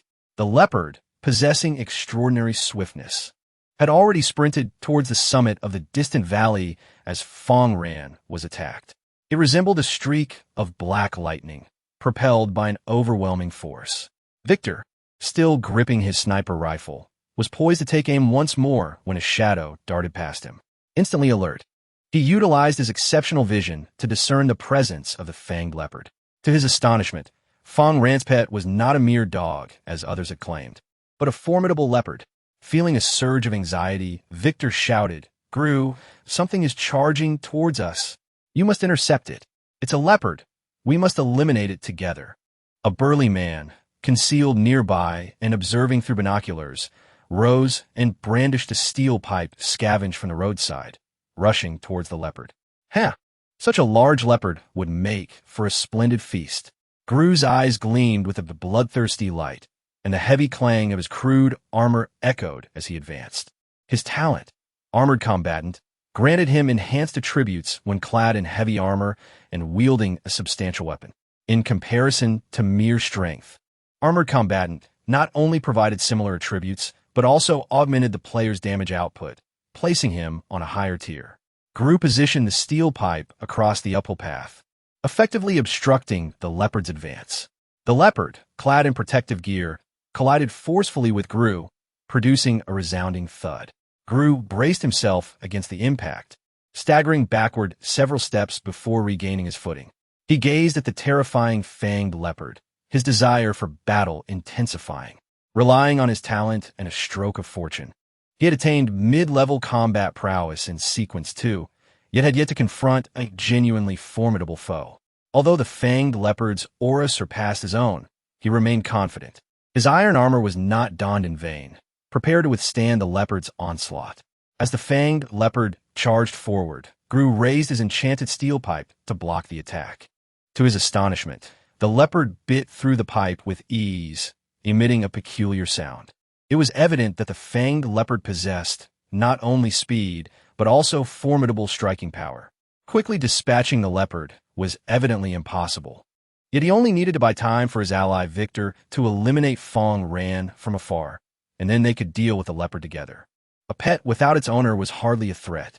The Englishman in the live stream shouted, "How could a nobleman clad in iron armor fear a mere leopard?"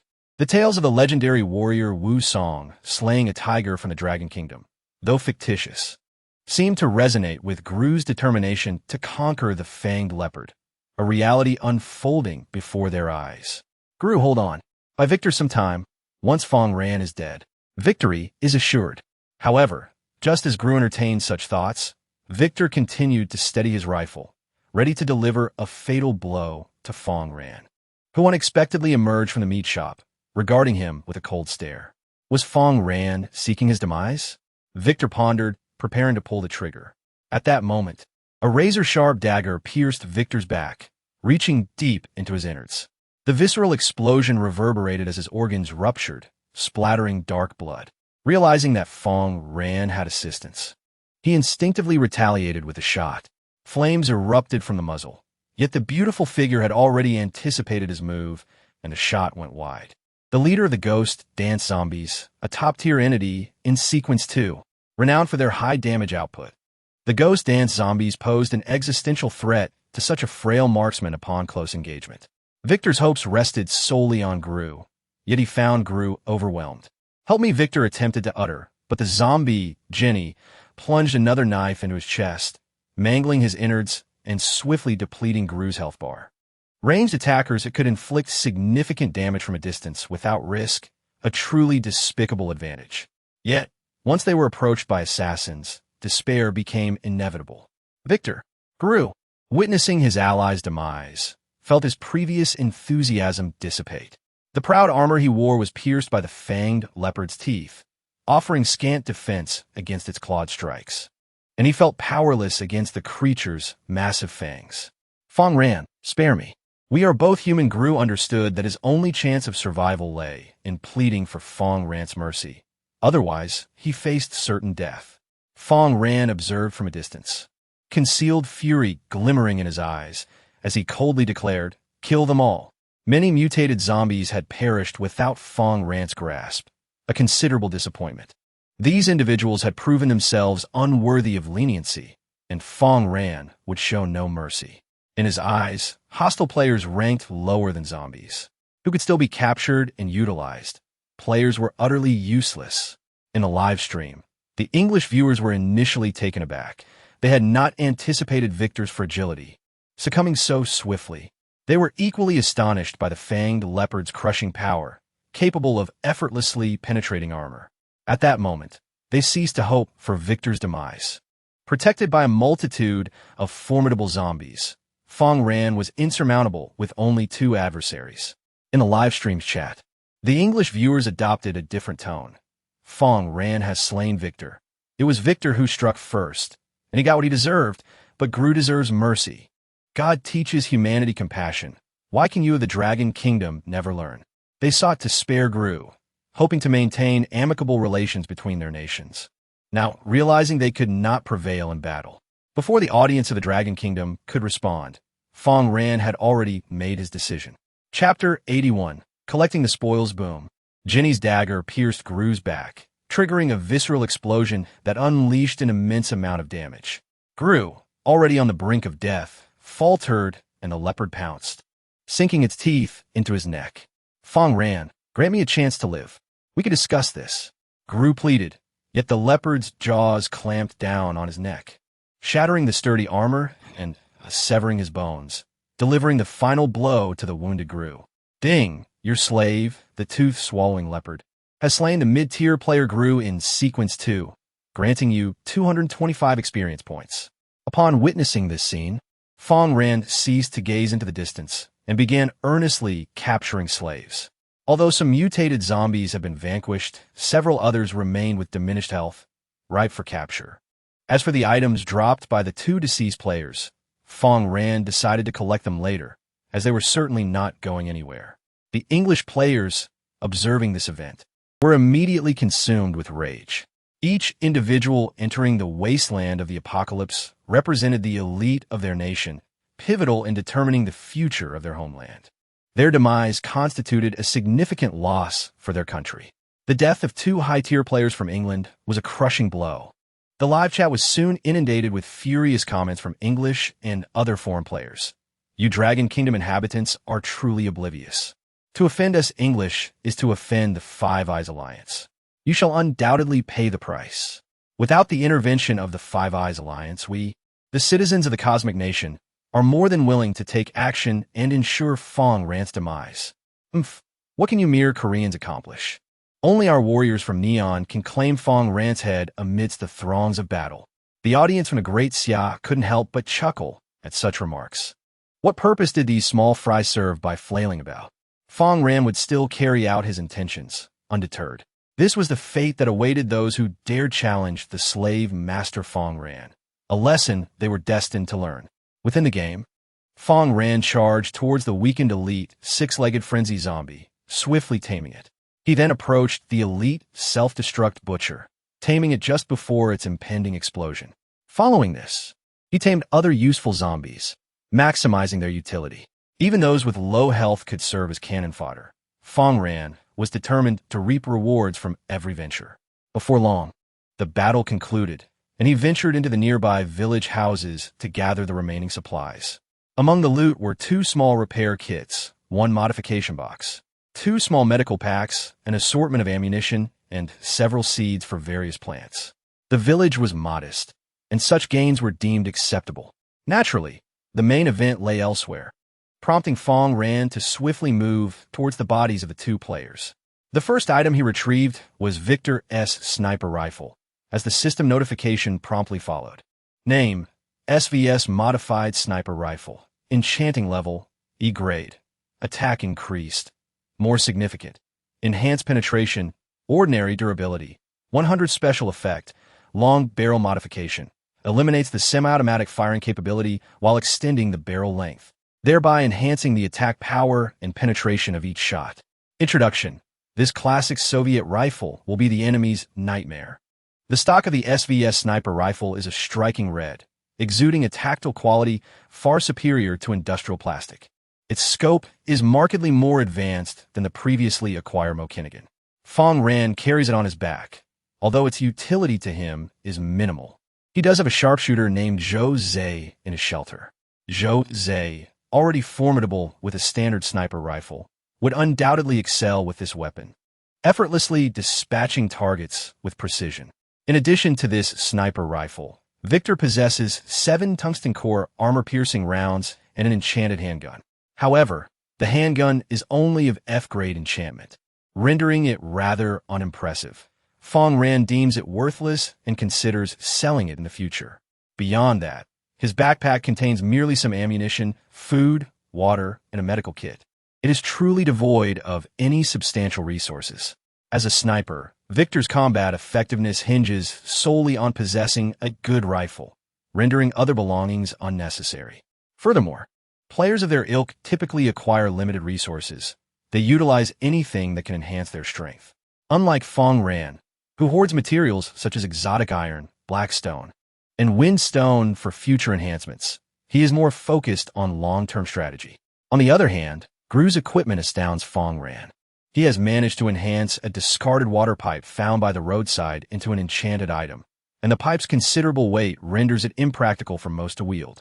Enchanted pipe, a rank enchantment, only players endowed with considerable stamina and strength may wield it. Only Gru, with his innate talent, can harmoniously wield this weapon. Although it possesses little intrinsic value, players may utilize several small modification boxes to enhance another piece of equipment using it as a material. This process results in a fusion of attributes between the two items, often yielding unpredictable outcomes, frequently producing effects inferior to the original. Thus, it is relegated to the realm of repurposing. As for that armor, it boasts merely an F-rank enchantment and is exceedingly heavy, rendering it little more than refuse. While it offers a commendable level of defense, this is primarily due to its weight rather than the quality of the materials used, despite Gru's equipment being rather unimpressive. Within his backpack, Fang Ran discovers a remarkable item: human testosterone injections. Administering them into your body, followed by the consumption of copious amounts of food, can swiftly enhance your physique and strength. However, their use is subject to strict regulations and must not be exceeded. Note: one may only utilize a single resource within a week. Otherwise, one risks becoming a mere facade of capability, lacking true efficacy. The initial injection demonstrates the most efficacy, while subsequent doses yield diminishing returns. Fortunately, the side effects of this substance only manifest after the second injection, allowing Fang Ran to utilize it without concern and enhance his own abilities. In the trunk of the car, a complete camping set for cooking is available, along with an ample supply of ingredients, perfectly suited for immediate use. Mena nodded in agreement, yet approached Fang Ran, stating, "I shall tend to your wounds first." A gentle healing light enveloped Fang Ran, swiftly restoring his health, after which Mena hummed a tune as she prepared the meal. Meanwhile, Fang Ran retrieved a testosterone injection. Administering it into his body, he felt an invigorating surge, his vitality increasing and strength amplifying. However, this newfound vigor came at the cost of a ravenous hunger. He devoured the food Mena provided with gusto, not needing it to be particularly exquisite. Just a quick heat sufficed. He found himself sweating profusely until he had consumed 10 cans of beef or pork before finally feeling satiated. At that moment, the system notification arrived. Chapter 82. The Death Sandstorm. Fang Ran's innate strength was already formidable, and thus the enhancement yielded minimal effect.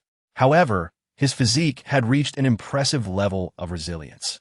At this moment, Fang Ran was able to retrieve the mutated leech crystal core that he had meticulously prepared beforehand. Ding! You have consumed the mutated leech crystal nucleus, resulting in a mutation. The blood-sucking skill you previously acquired has merged with a bloodthirsty skill, resulting in the acquisition of the blood-drinking skill. Blood-sucking. When you attack an enemy, you can restore a certain amount of health. If you're at full health, the blood you gain will be converted into additional attack power. Note: the previous acquisition of the bat crystal core has been modified. Fang Ran obtained 2 blood-sucking bat crystal cores, one for personal use and one for trade, thus acquiring the blood-sucking skill. The new skill's blood-sucking effect is equivalent to the sum of the original 2 skills, resulting in a greater restoration of health. Furthermore, it also enhances attack power when at full health, making it quite formidable. To directly acquire the blood-sucking skill, one must defeat the sequence 4 aberration, the blood-sucking scorpion. Fang Ran obtained the skill through mutation, a significant windfall indeed. It was at this moment that the notification he had long awaited finally arrived. Upon system evaluation, your combat power has reached the initial level of sequence 3. Please continue your efforts to enhance your strength. The enhancement of overall strength leads to a qualitative transformation arising from quantitative change.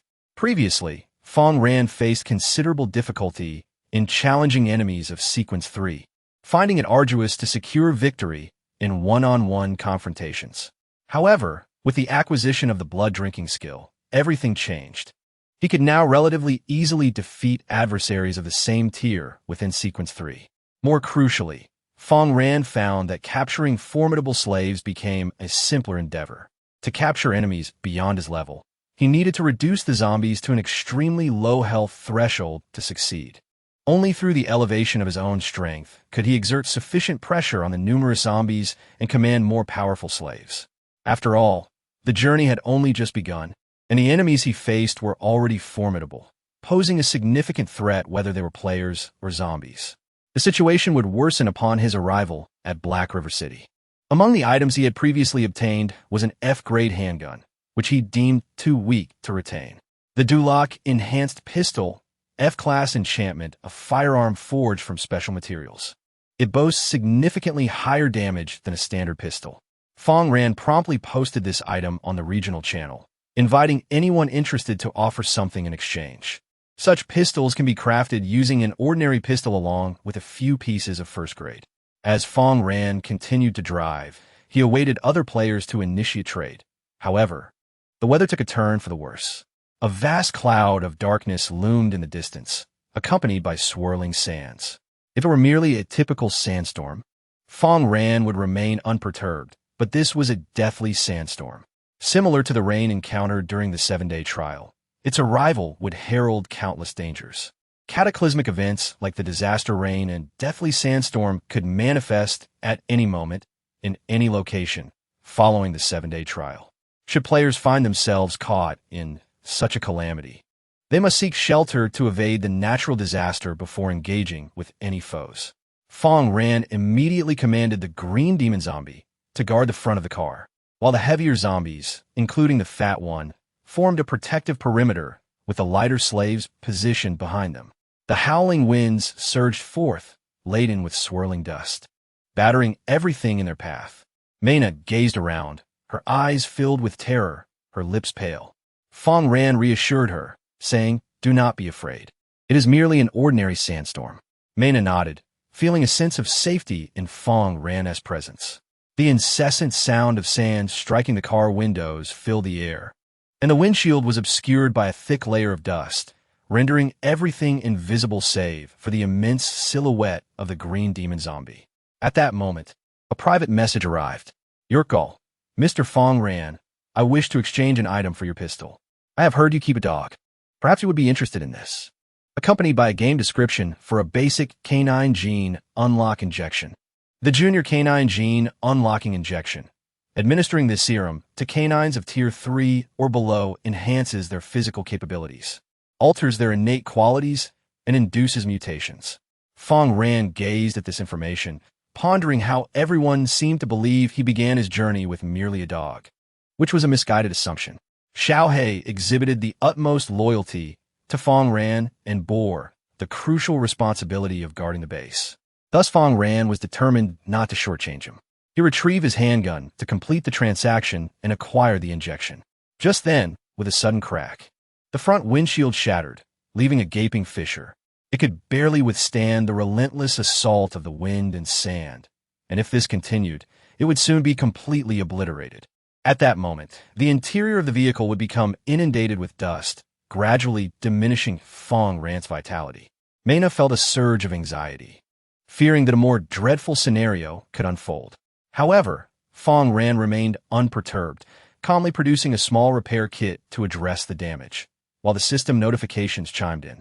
"You have utilized a repair kit to mend the windshield." In that fleeting moment, the windshield was restored to its pristine condition, devoid of any cracks, appearing as good as new.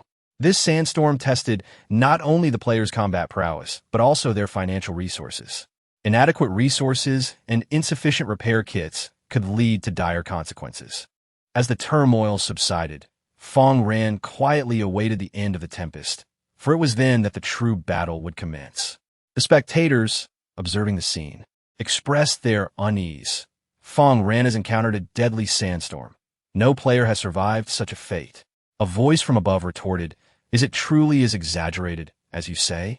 So far, it is merely sand particles shattering the windshield. The storm was only beginning. Once it ceased, countless foes would swarm around the players. With no retreat and no advance, being encircled by a horde of corpses would be a terrifying sight indeed." Some spectators, realizing the gravity of the situation, hurriedly sought information online. The results sent them into a frenzy. Once the storm abated, the road ahead would vanish, leaving players with no means to escape. Surrounding them would be an array of unknown enemies, not only zombies, but also various aberrant beasts and insects, all poised to attack the players. This was an utterly hopeless predicament, drastically diminishing the chances of survival.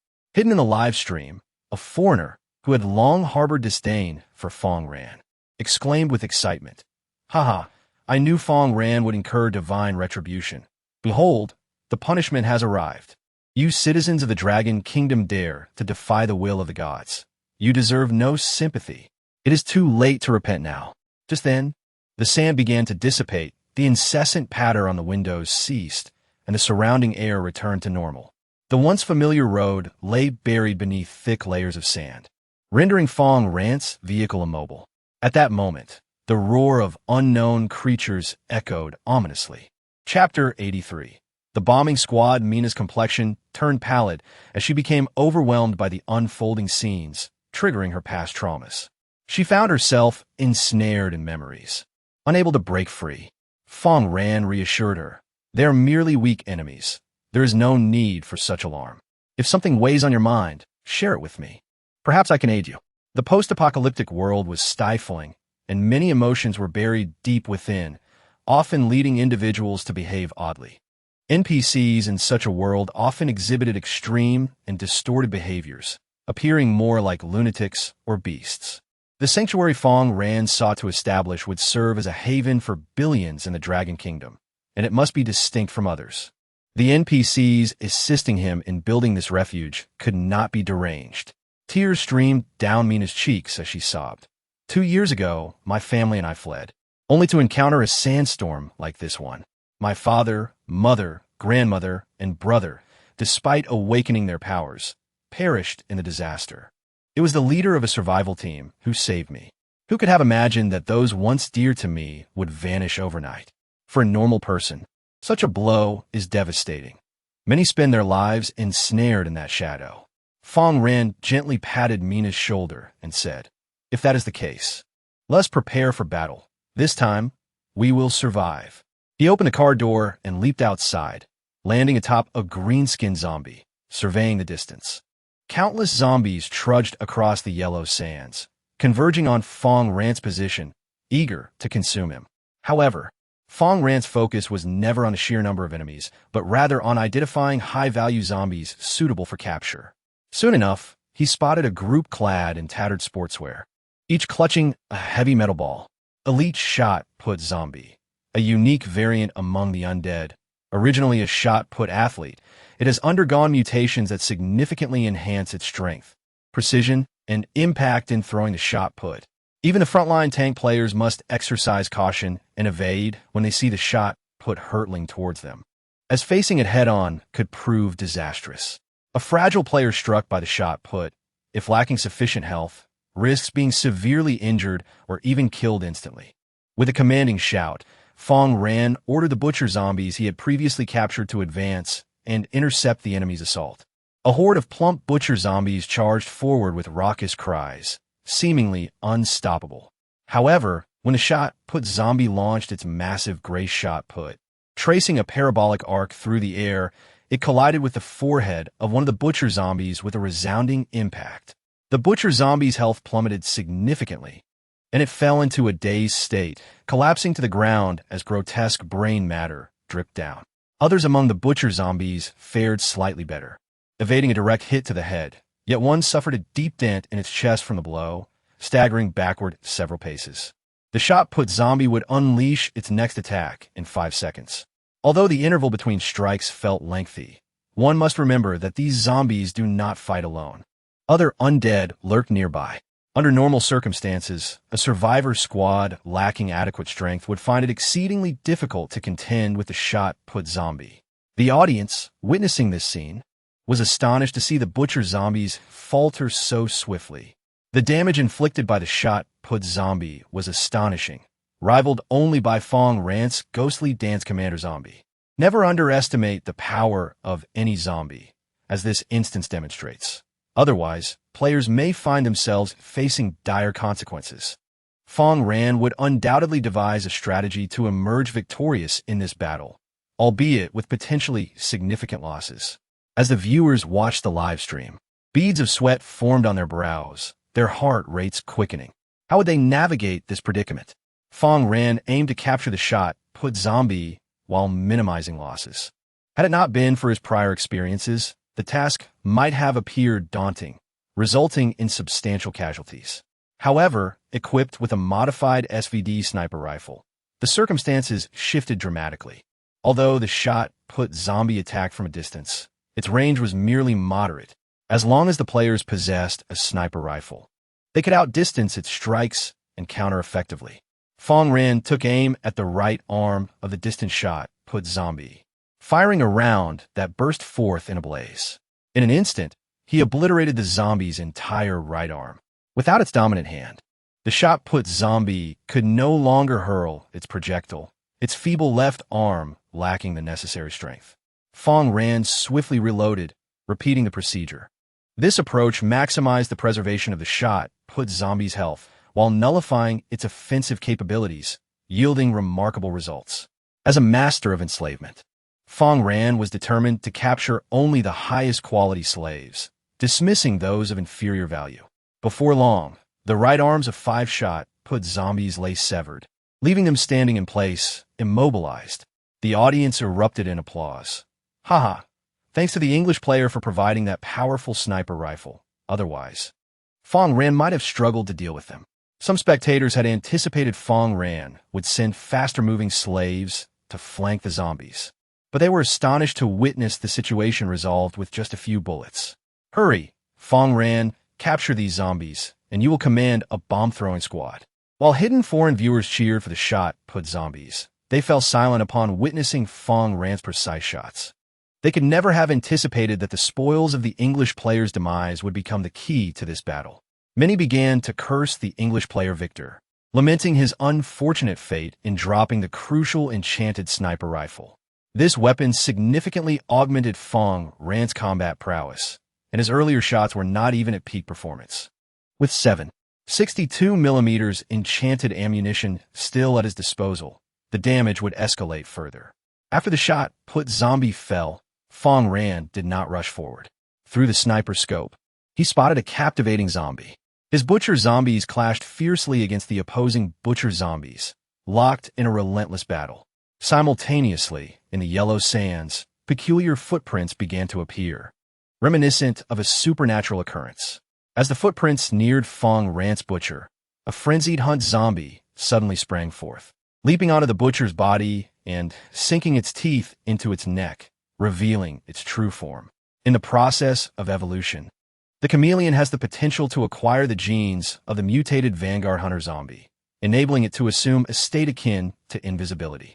A chameleon that can become invisible is hardly fearsome. Its damage output is minimal, insufficient to pose a significant threat. However, a vanguard hunter capable of vanishing and pouncing on human players would undoubtedly become a nightmare for many. The mimetic vanguard hunter is an exceptionally rare specimen, existing solely in this expanse of sand. Without this unique environment, it would have been nearly impossible to locate it promptly. Having established its whereabouts, the matter becomes simpler. Chapter 84. Rescuing the Dragon Kingdom players. Fang Ran commences actions. Amidst the audience's bewilderment, he executed a charge attack that struck only the air. Viewers, perplexed, filled the barrage of comments with question marks, utterly confused about Fang Ran's intentions. However, in the next moment, a grotesque fluid oozed from the blade, revealing the form of the vanguard hunter zombie, prompting the audience to finally comprehend the situation. Wait, there's zombies that can become invisible? Previously, many believed Fang Ran had missed his target, but it turned out he had discovered something significant. Excellent, the opponent is playing dirty. Fang Ran, do not hold back. With a single strike, he inflicted severe damage upon the Vanguard Hunter, and before the creature could react, Fang Ran swiftly enveloped it with his extraordinary powers. With the chime, you have successfully tamed the mimetic Vanguard Hunter zombie, earning 450 experience points. The supernatural ability has healed the wounds of this Vanguard Hunter, and it is likely the most formidable zombie among the current horde. In terms of combat intensity, this sandstorm surpasses the overall challenge of the 7-day trial. However, Fang Ran has become significantly more powerful. He then captured several lead ball zombies, using his ability to restore their bodies before proceeding to catch other valuable zombies. As for the worthless ones, he swiftly eliminated them, hoping they might yield some valuable items. Before long, he encountered an unexpected bounty. Ding! You have acquired a Butcher's Leather Armor from the Elite Butcher Zombie. Name, Butcher's Leather Armor. Enchantment level, E grade, defense increase. Normal, Constitution enhancement. Ordinary durability. 100 special effect, vitality. Your health recovery rate will be enhanced. Introduction. The Butcher's Leather Jacket, once worn by a zombie, has been transformed into an enchanted weapon due to the influence of catastrophe energy. However, it is marred by grime and bloodstains, exuding a foul odor, making it rather uncomfortable to wear. Fang Ran pinched his nose as he picked up the leather armor, which was not merely dirty. It was infested with maggots amidst the revolting filth. He possessed a spider silk combat suit and had no need for this leather armor, which he could sell directly. Though its appearance was unappealing, the attributes of this equipment were exceptionally strong. It enhanced defense, constitution, and even health regeneration, making it remarkably versatile. With these 3 attributes and a little enhancement, he would soon reach the threshold for D-grade enchantments. Fang Ran opened the regional channel, preparing to sell it. But upon seeing some messages, he hesitated to speak immediately. Ma Shu, Dragon Country. After the sandstorm, why are there so many zombies chasing me? They just 1T, stop. I'm doomed. Shun Liang Kong, Dragon Country. I'm in the same boat. These vile zombies just 1T let up. Yu Qijing, Dragon Country. The area covered by the sandstorm isn't that large. Why are they specifically targeting us in the Dragon Country? Fang Ran noticed that players from the Dragon Country were being pursued by zombies, placing them in peril. Foreigners in the regional channel also observed this scene and burst into laughter. Huh. This is the price you pay for your country's incompetence. It is divine retribution. The punishment from the divine for Fang Ran was now being bestowed upon others. The losses for the Dragon Country would be significant, and Fang Ran would be held accountable. Seeing that the catastrophe had not affected Fang Ran, they momentarily fell silent. Now, witnessing the plight of the Dragon Country, they were all too eager to gloat. He had previously endured the sandstorm for a considerable duration, and its range was not extensive. These players from the Dragon Country, even if distant from Fang Ran, were only a few dozen kilometers away, with some possibly just a few kilometers off. Fang Ran might be able to assist them. As a member of the Dragon Country, it was his duty to help his compatriots. He promptly addressed the regional channel. Fellow compatriots of the Dragon Country, my location is behind the mountain village canyon. Follow the road, and you will find me. If you find yourselves in mortal peril, come here for aid. Additionally, I have a piece of armor for sale with outstanding attributes. Players in need may contact me, accompanied by the attributes of the Butcher's Leather Armor. Immediately, players from the Dragon Country noticed his message, each opening their maps to check their distance from Fang Ran. As long as players could find a map amidst the wasteland, they could easily project it and ascertain their location. Before long, a young player named Wu Jia made haste towards Fang Ran. He had thought he possessed a glimmer of hope for survival, only to find himself confronted by countless powerful zombies. The leading zombie possessed the strength of Sequence 3. Plunging him into despair, was Fang Ran deceiving them, leading them into a trap? At that moment, he looked up to see Fang Ran standing atop the green-skinned zombie, addressing him. These zombies are my subordinates. They will not harm you. Stand behind them, and you will receive healing. Wu Jia was taken aback, staring incredulously at Fang Ran and then at the docile zombies. He was well aware that some players possessed the taming talent to turn zombies into slaves. But could anyone truly tame such formidable zombies? It was hard to believe. His heart raced, and with the zombies hot on his heels, he was gravely injured, his back riddled with wounds. To disbelieve Fang Ran was to court death. He had no choice but to place his faith in him. Desperate to survive, he activated his last resort skill, the Shadow Step. His legs surged with speed, propelling him towards the green-skinned zombie. The massive creature paid him no mind and refrained from attacking. Jia stood there, incredulous at the scene, glancing at the other zombies who exhibited the same behavior. How astonishing! When he beheld the enchantress zombie, he was utterly captivated, unable to tear his gaze away. Just then, Mena appeared, asking, "Do you need me to heal you?" Feeling a searing pain in his back, Jia immediately replied, "Yes, I'm on the brink of death." Mena teased, "Your expression, while admiring the beauties, certainly didn't suggest you were near death." Jia awkwardly retorted, "That's just human nature." Mena smiled gently, "Mister, Fang Ran is unlike you. He won't even spare a glance at that zombie." She extended her arms, releasing healing light that enveloped Jia. The gentle glow of her ability swiftly mended the ghastly wounds, leaving only faint scars behind. As Jia absorbed the healing, he looked up at Fang Ran, standing atop the green-skinned zombie, his eyes filled with admiration. No wonder Fang Ran was hailed as the strongest player in the Dragon Country. Jia had previously doubted, thinking Fang Ran merely possessed a treasure-hunting talent, but he now realized the truth. Not only was Fang Ran powerful, but he also cared deeply for many players in the Dragon Country, earning Jia's profound respect. In the distance, battles had commenced, yet Fang Ran could hardly be bothered to deploy the green-skinned zombies. The ones pursuing Jia were few in number and weak in strength, far inferior to the zombies Fang Ran had encountered earlier. The lead zombie, resembling a true athlete, prepared itself, unleashing explosive force as it hurled a lead ball towards the distance. A distant crawler was struck by the incoming projectile, a gaping hole opening in its chest as its health was obliterated, dead beyond recovery. More lead balls followed, accurately targeting the distant zombies and dispatching them with precision. The zombies Fang Ran had specially tamed possessed exceptional abilities. Otherwise, he would not have bothered to engage with them. Within moments, amidst Jia's astonishment, the lead zombie hurled another lethal projectile, piercing through a line of zombies. Gazing at the fallen horde, Jia could hardly fathom that they were so weak. Rather than attributing their weakness to the pursuing zombies, it was more accurate to say Jia lacked strength. Such feeble zombies were hardly worthy of Fang Ran's efforts. Remarkable. Players from our Dragon Country possess such power. Jia marveled at Fang Ran from a distance, his eyes shimmering with admiration. He hailed from a martial arts family, but by the time it reached his generation, no one practiced martial arts anymore.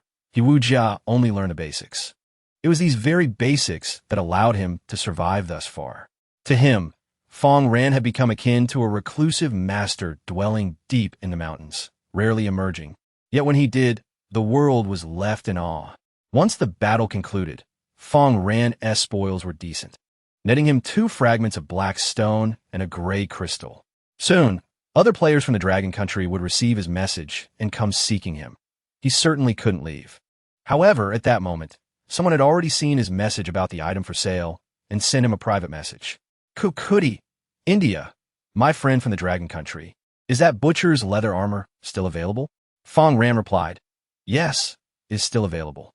Kukudi immediately laughed. "Haha, I was worried I wouldn't get that item. As a servant of Shiva, lacking such a fearsome piece of equipment would simply be unacceptable. This is something I have extracted from the deceased, relying solely on my innate talent. You must find it quite appealing, don't you think?" Accompanied by the game description for Zombie Mutation Cerebrospinal Fluid LV. 1. Zombie Mutation Cerebrospinal Fluid LV. 1. It contains an exceptionally unique disaster energy. Upon consumption by zombies, it enhances their inherent abilities, further unlocking their potential. Note, the qualifications of a zombie determine both the extent to which it can evolve and the level of intelligence it possesses. Before the onset of the apocalypse, Kukudi was a devotee of Shiva, a practitioner of the flesh-eating monks. They consumed corpses and adorned themselves with the ashes of the deceased as a testament to their devotion to Shiva. Thus, upon entering the wasteland of the apocalypse, These flesh-eating monks possessed a probability of acquiring the talent of resource extraction from corpses. This talent allowed them to continue harvesting resources from a fallen enemy's body, proving to be a remarkable auxiliary ability that granted them a superior economic advantage from the very beginning, enabling them to sustain warfare through warfare. In this desolate world, aside from Fang Ran, who sought spinal fluid to enhance the quality of zombies, scarcely anyone desired such a substance.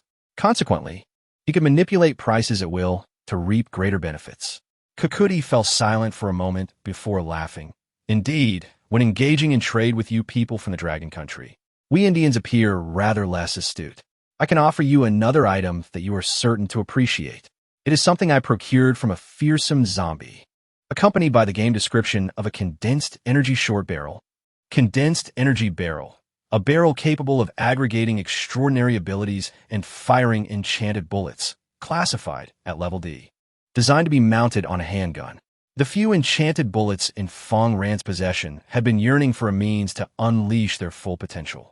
The arrival of this barrel presented an excellent solution. As long as he could procure a D-level enchanted handgun, he could affix this barrel, thereby creating a condensed energy handgun. This weapon wields immense power and is exclusively designed for enchanted bullets, incapable of firing standard ammunition, due to the significant energy extraction from the enchanted bullets. It is generally unsuitable for automatic firearms. Otherwise, a single magazine would deplete all the energy, rendering any skills unusable. Fang Ran agreed to the transaction and placed the condensed energy barrel into his game backpack, holding the zombie cerebrospinal fluid in his hand.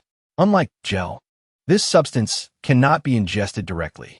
Fang Ran sought out Jenny and produced an exceptionally long syringe, injecting it directly into her brain.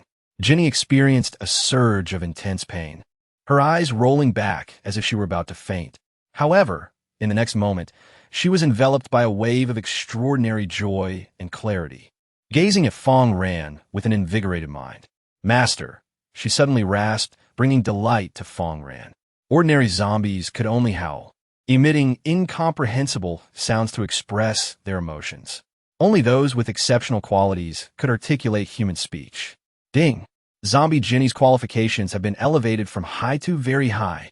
Fang Ran, satisfied, gently patted Jenny's head, who looked up at him with shy, flirtatious eyes, reminiscent of a little sprite. "Master," she murmured, nuzzling her cheek against Fang Ran's hand, bashfully expressing a desire for affection. However, Fang Ran, being a man of virtue who shunned the charms of women, urged her instead to engage in battle, as a multitude of zombies, led by players from the Dragon Kingdom, approached. This time, their numbers were considerable. "Is that Fang Ran?" someone exclaimed. "Wow, he's actually sitting atop a green demon zombie, a being of sequence 3. Beside him stood a familiar face, Hiwu, who had previously announced his salvation in the regional channel. This time, there were 5 players from the Dragon Kingdom. Thus, the horde of zombies they attracted ignited Fang Ran's desire to intervene. Yet, he did not rush into action. Instead, he retrieved his sniper rifle, meticulously scanning the area for those unique zombies. The danger receded, leaving only a profound sense of security. Countless zombies surrounded them, yet they posed no threat to the players, serving instead as a formidable shield for the Dragon Kingdom champions. Harnessing the power of these innumerable zombies to construct a sanctuary for the Dragon Kingdom was Fang Ran's ultimate goal. In his line of sight, he soon spotted a peculiar zombie. A haunting trumpet sound resonated, vibrating with an unusual frequency, followed promptly by a system notification. "Beep! You are affected by a special sound wave, and all attributes are gradually declining." The zombie playing the horn is certainly not performing for Fang Ran's amusement. The sound it produces inflicts a collective negative effect.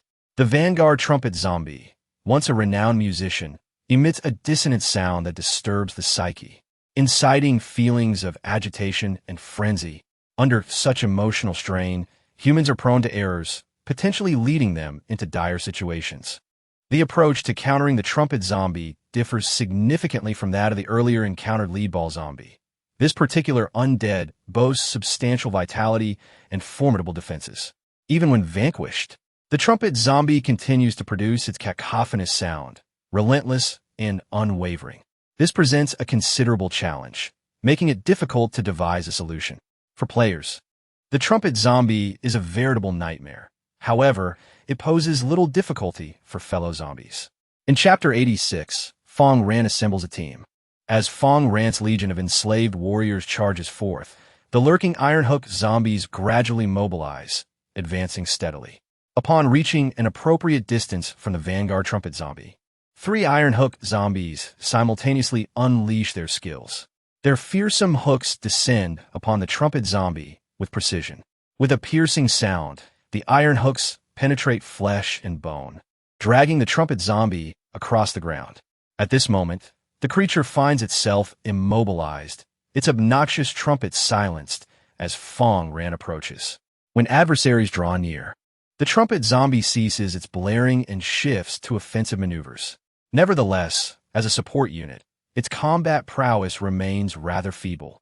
With a few deft strikes of his blade, Fang Ran reduces it to a critical state, subsequently enveloping it with his extraordinary abilities. With a triumphant chime, you have successfully tamed a top-tier sequence 2 horn zombie, earning 450 experience points. Once the horn zombie becomes an ally, its music transforms into a melodious tune, no longer grating to the ears, and begins to diminish the attributes of the enemies. The voodoo zombie and the horn zombie are often regarded as the twin pillars of sequence 2 zombies, each indispensable. One enhances the attributes of allies, while the other weakens the foes. Together, they complement each other beautifully. Fang Ran continued to observe the battle from a distance. Even without the Green Demon's intervention, his minions could suppress the opposing forces. Mr. Fang Ran, we are eternally grateful for your rescue. At that moment, the He Wu family, accompanied by other survivors from the Dragon Kingdom, approached with gratitude. Fang Ran, indifferent, replied, "There is no need for excessive thanks. We are all from the Dragon Kingdom." For him, saving others was merely a trivial effort, a simple act of kindness. The He Wu family continued, "Actually, we have a humble request. We wish to become followers of Mr. Fang Ran." He bowed his head, visibly anxious, fearing rejection. Unlike other players who relied on numbers for combat advantage, Fang Ran did not seek ostentation like Hanny. To a strong individual, those lacking power were merely a burden. Fang Ran responded nonchalantly, "I would be willing to accept you, but you must adhere to my commands without question. Can you manage that?" The loyalty of NPCs could be readily assessed, revealing any potential betrayal. However, the loyalty of players was not so easily determined, as Fang Ran's taming abilities did not apply to them. Taking a deep breath, the He Wu family member declared, "I am willing to obey Mr. Fang Ran's commands unconditionally." Others, however, pondered over this requirement, finding it difficult to accept. The reason was simple. They hailed from a modern society steeped in peace, naturally yearning for freedom and democracy. The demand for absolute obedience felt jarring in their current reality. Yet, in this apocalyptic world, such a condition was not particularly harsh. Many organizations demanded not only the surrender of all possessions, but also often involved self-harm. Fang Ran was a remarkably lenient leader. His intent in gathering these players was straightforward. They could form survival teams and assign tasks within their ranks. Fang Ran planned to use his shelter as a nucleus, expanding outward.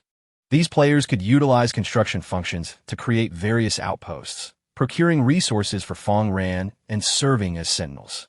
Moreover, numerous players possessed talents that were vital to Fang Ran. Skills such as forging, refining, and repairing may lack immediate combat utility, but would prove invaluable in the later stages, allowing for the crafting of artifacts, acquiring rare medicines, and repairing structures, all requiring players with such talents. Conversely, players with combat skills held less significance for Fang Ran, as zombies could seamlessly fill that role. "I shall grant you some time. Should you choose not to comply, you may part ways after today," Fang Ran offered, providing these players with a choice. A collective sigh of relief emanated from the others, while the He Wu family earnestly directed their request toward Fang Ran. "The player He Wu wishes to join your team and has disclosed his attribute information to you. Name, He Wu family, nationality, Dragon Kingdom, combat power, sequence 2, beginner, attack, general speed, normal, constitution, Average, gift, martial arts. Each time you acquire a skill, that skill will be enhanced, and you will gain additional attributes. Skills, Fiery Strike. Shadow Step. Fang Ran observed the attributes of the He Wu family and silently remarked on their rarity. Typically, combat talents tend to be either robust physiques or exceptional in martial arts, with few possessing the unique aptitude for martial arts as seen in the He Wu lineage. If the He Wu family were to acquire additional skills, their strength would undoubtedly flourish. Regrettably, lacking both allies and fortune, even with commendable combat talent, their prowess remained at the initial level of Sequence 2. Fang Ran approved his application to join the team. Perhaps this young man had previously exhibited low combat capabilities, yet aligning with Fang Ran would transform his fortunes. The abundance of crystal cores would be at his disposal, as Fang Ran was committed to nurturing him. This was the first reward for a loyal devotee. During the course of battle, as He Wu family members contributed to the team, they experienced a surge of white light, signifying their ascent in power. Fang Ran's formidable strength made it difficult for him to level up by defeating Sequence 2 zombies, while the He Wu family, being comparatively weaker, found themselves inundated with an unexpected wealth of experience points. Wow, this leveling speed is incredible. Fang Ran is truly remarkable. The He Wu family was overjoyed, having endured considerable frustration in the apocalypse. They had never experienced such exhilaration. The rapid pace of their advancement exceeded all expectations, elevating their combat ability to the intermediate level of Sequence 2. Others watched the He Wu family with wavering resolve, yet their pride prevented them from changing their minds outright. Observers from the Great Xia criticized, "Are you all foolish? Fang Ran is wasting time to save you. He must possess a high moral standard, not a ruthless disposition. While you hesitate, your judgment seems impaired." Indeed, joining the American alliance founded by Han and I required a fee, while Fang Ran demanded nothing at all. What were these individuals contemplating? It was absurd. Without following Fang Ran, where else could they go?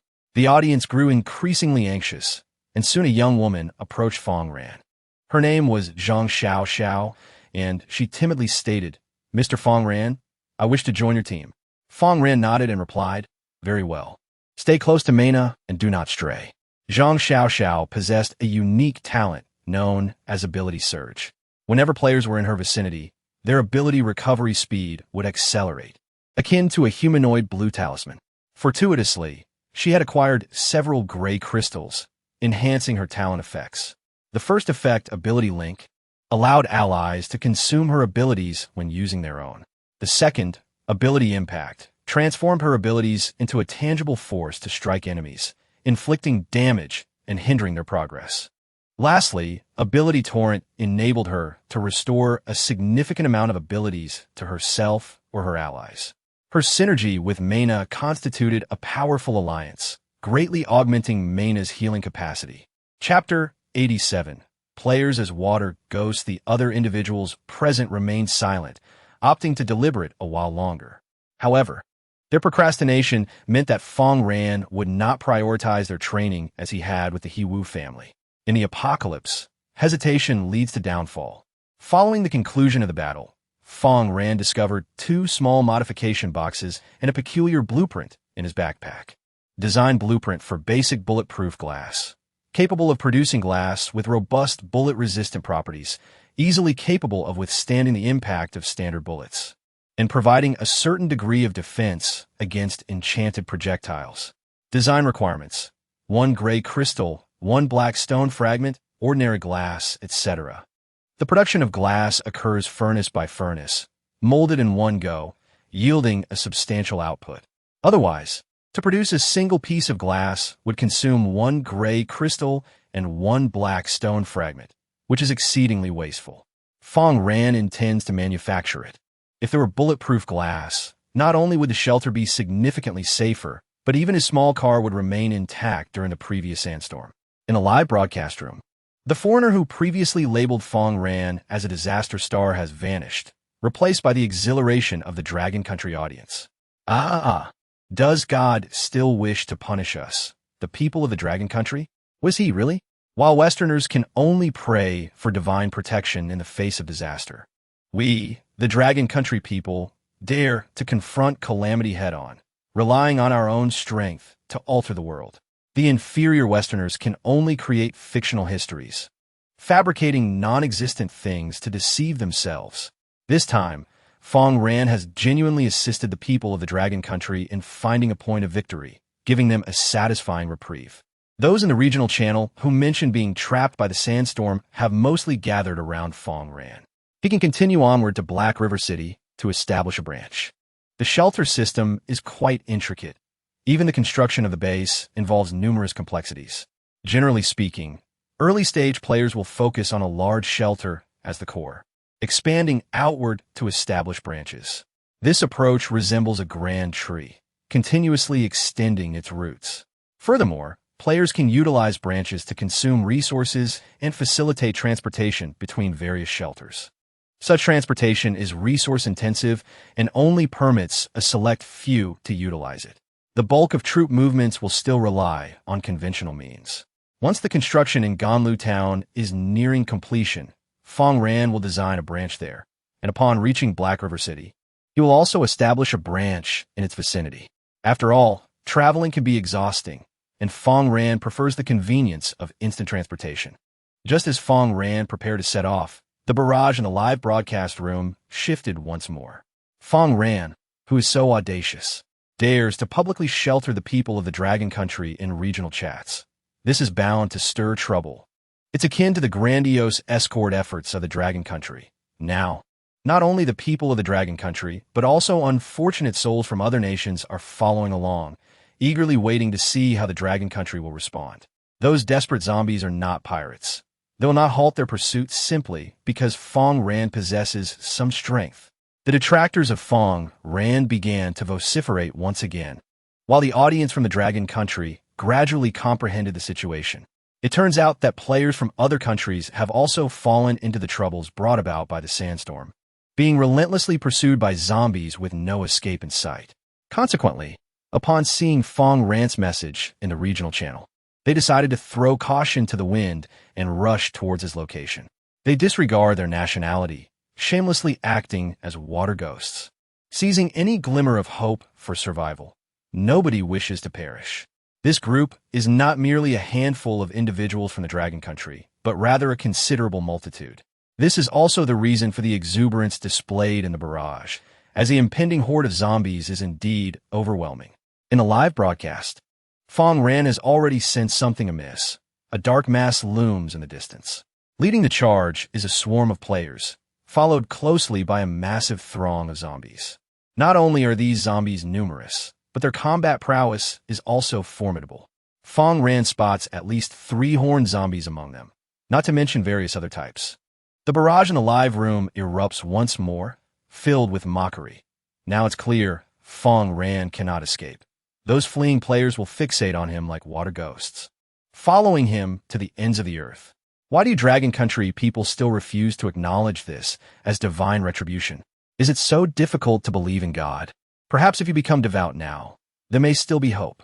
From a glance, the zombies possess at least mid-level Sequence 2 strength, with most being high-level Sequence 2, and quite a few at the peak. How will Fang Ran cope?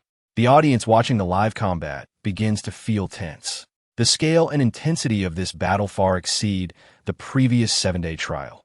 The sheer number of high-level zombies alone is incomparable to the 7-day trial. Nonetheless, countless hearts racing among the Dragon Country audience also notice Fang Ran's distinct demeanor. His face is adorned with a smile. Undeterred by the influx of zombies brought by the players, Fang Ran never fears the sheer number of zombies. He only fears the inability to capture powerful ones as his subordinates. Among the multitude of zombies before him, Fang Ran dismisses the high-level Sequence 2 zombies. He is about to reach Black River City, where the majority of zombies possess Sequence 3 strength. Only a few peripheral zombies are of the peak Sequence 2 caliber.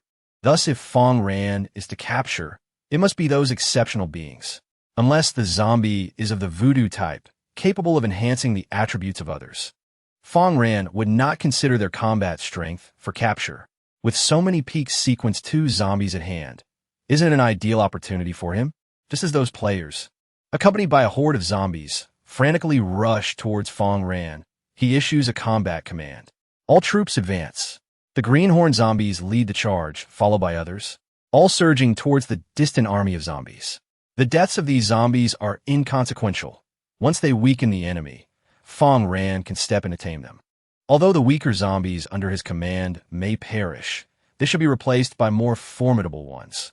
This is what one calls internal competition, where only Fang Ran emerges victorious. Meanwhile, those players, with zombies in hot pursuit behind them and the sequence 3 greenhorn zombies charging from the front, find themselves in dire straits with no escape in sight. They are not from the Dragon Country. Seeking to benefit from Fang Ran's protection cannot be treated the same way as those from the Dragon Country. As long as they possess some sense, they will realize that Fang Ran's zombies do not attack them, and thus they can find a path to survival. Should they act foolishly, recklessly attacking and getting crushed by Fang Ran's subordinates, they have no one to blame but themselves. What to do? That greenhorn zombie is simply too powerful. What else can they do but fight? No need to panic. Isn't Fang Ran right beside them? Chapter 88. Evolving into Crimson Barbie, many players are in disarray, already spiraling into despair, attacking Fang Ran's greenhorn zombies.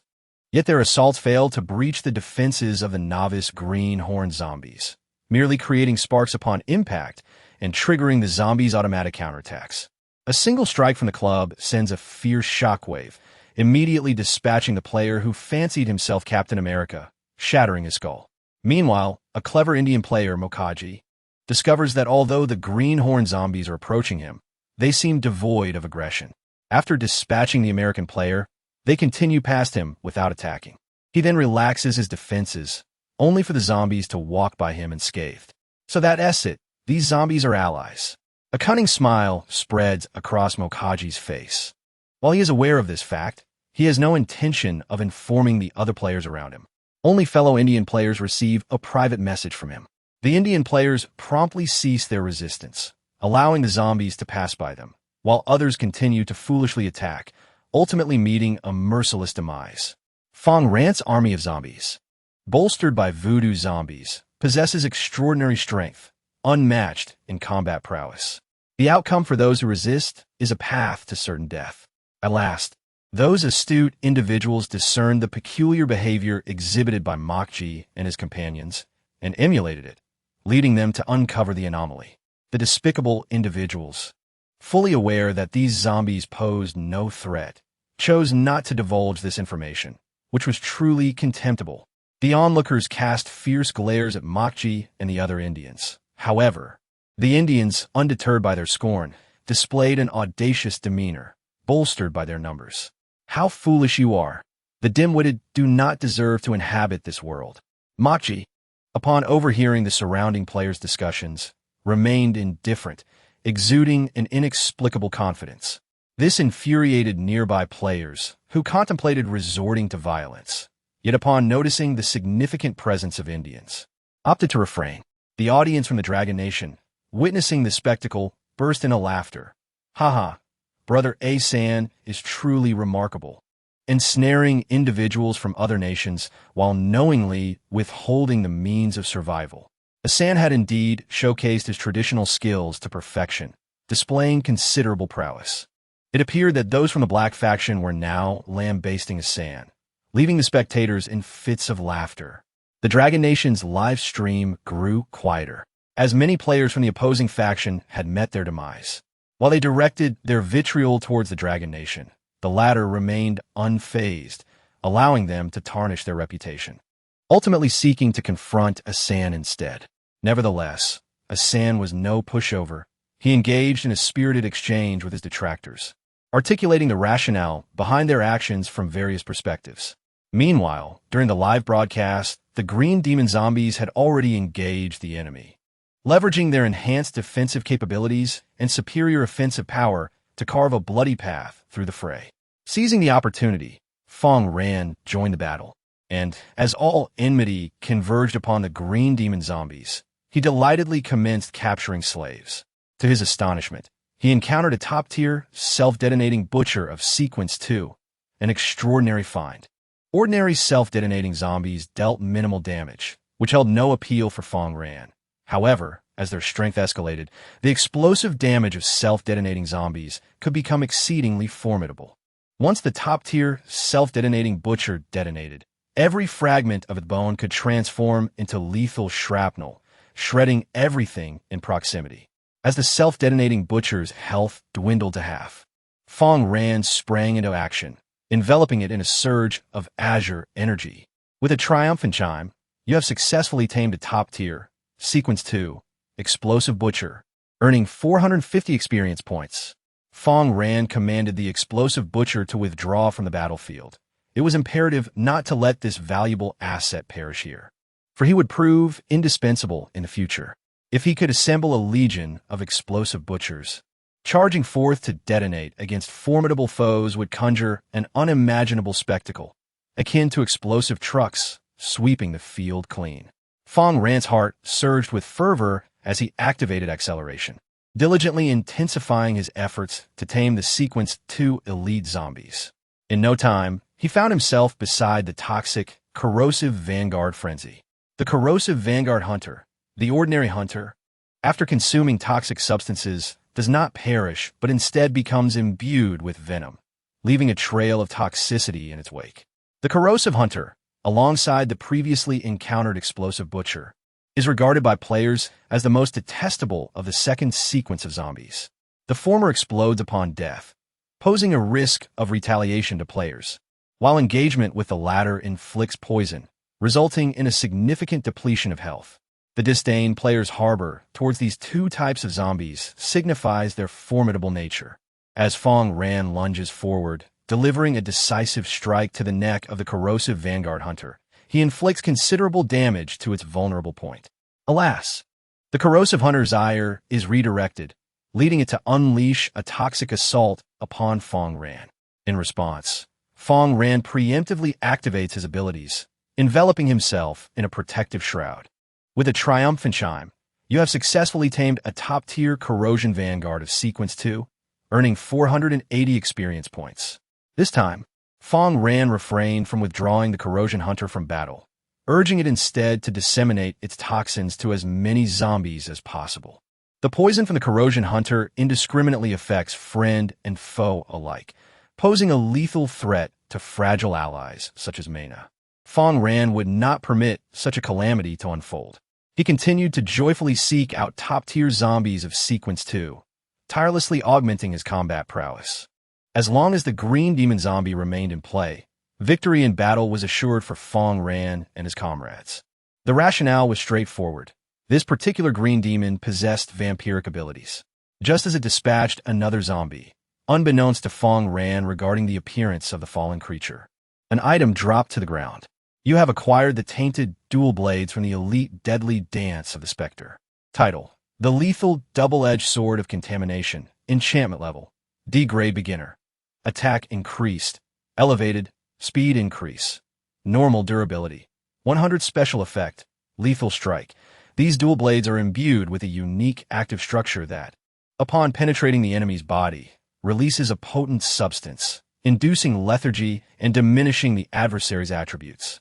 Introduction: This blade possesses formidable strength. However, the catastrophic energy it harbors is equally potent. If the contamination is not eradicated, an ordinary individual who wields it may gradually succumb to zombification over time, leading to a continuous decline in their attributes. Catastrophic energy pollution. Only through the use of a special elixir can one cleanse the source of pollution and attain even more formidable effects. Fang Ran has acquired another D-grade enchanted piece of equipment. However, this particular item is flawed, as he has yet to procure the purifying potion. Though he is unable to utilize it himself, the zombie leader, Jenny, can wield it. The contaminated weapon is inherently designed for the undead. Jenny, holding this new weapon, examines it with meticulous attention, ultimately caressing the blade with her crimson tongue, as if she has encountered a rare prey. Upon acquiring this weapon, it appears to trigger a wondrous chain reaction, heralded by a notification from a system. Zombified Jenny acquires a weapon that aids her evolution, and when she fully adapts to this new armament, it shall signal the moment of her transformation.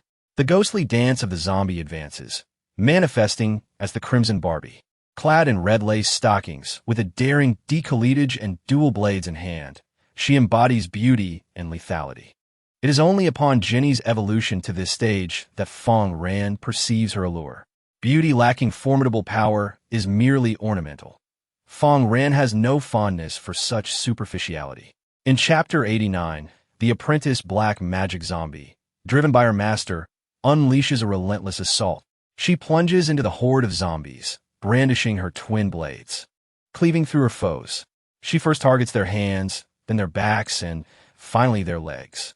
By the time the enemy contemplates retaliation, their vitality has already diminished, leaving them as mere remnants of flesh. In the midst of this slaughter, Jenny feels an increasing synergy with her weapon, wielding it with growing finesse. As if she were born to it, streams of crimson blood cascade over her, adorning her like a bridal gown, resplendent and enchanting. Numerous spectators deliberately shift their focus to Jenny, eager to revel in her captivating movements and graceful form. Fang Ran's scheme unfolds meticulously, aimed at capturing more potent zombies. Most of the zombies he previously captured have perished, while many of his current zombie slaves were ensnared after the onset of battle. Yet, whilst Fang Ran immerses himself in this noble pursuit of capturing slaves, an alarming phenomenon occurs. The health of the green demon zombie inexplicably plummets by 20%. This is highly unusual. Fang Ran, now vigilant, withdraws from the heart of the battle, shifting to the periphery to observe. A long spear pierces through his outer scales with brutal force, inflicting significant damage. The source of this spear becomes clear to Fang Ran, his eyes alight with astonishment. Apprentice black magic zombie. They are a diminutive group, akin to dwarfs, yet wielding spears that they can hurl over great distances, inflicting substantial damage upon their foes. Among the zombies in Sequence 3, there exist green magic and black magic variants, while others could similarly be classified under various magical denominations. For instance, the Crimson Barbie could be termed the red magic. The black magic zombie, colloquially referred to as the little black dwarf, possesses a heightened level of intelligence. Despite their relatively fragile constitution, these zombies are not easily dispatched by players, particularly assassins, within the game. Attempting to confront them directly will inevitably summon an onslaught of other zombies. After launching a spear, the black magic zombie will swiftly relocate, seeking distance from its adversaries before casting its next projectile. Fang Ran, determined not to allow this black magic zombie to thwart his efforts, brandished his sniper rifle. The moment the black magic zombie released its spear, he squeezed the trigger. Boom! The bullet erupted from the barrel, radiating intense heat as it collided with the black magic zombie, forcing it back and interrupting its attack. After this initial shot, Fang Ran reloaded, preparing for another strike. However, at that precise moment, a spear hurtled towards him from a distance. He instinctively pivoted to evade, yet his left leg was still pierced by the spear. His lower leg protection was merely E-grade polymer leg guards, insufficient to withstand the assault from a Sequence 3 adversary. Upon reaching Sequence 3, it is advisable to equip oneself with at least D-grade enchanted gear for more manageable encounters. Otherwise, being defenseless and consequently suffering significant damage is a frequent occurrence. Fang Ran remained unperturbed, swiftly extracting the spear from his leg and utilizing a sacrificial technique to restore his health. He then took refuge behind a butcher zombie. With a swift whoosh, the spear pierced through the butcher zombie's body, sparing Fang Ran from harm. When players engage the black magic zombie with ranged attacks, the zombie's aggro is immediately redirected towards them, resulting in spear strikes aimed at the player. Generally, the attack power of the black magic zombie is formidable. Players who attempt a direct exchange of blows will undoubtedly find themselves at a disadvantage. However, this was precisely Fang Ran's intention, to provoke the black magic zombie's ire and divert its attention. At that moment, a shadow of dark crimson darted through the throng of zombies, approaching the black magic zombie from behind. It was none other than Zombie Jenny, moving with great haste. Critical hit to the organs. She unleashed her dual blades, piercing through the black magic zombie's back and striking its innards, causing a multitude of repulsive black substances to erupt, creating a gaping wound in its rear.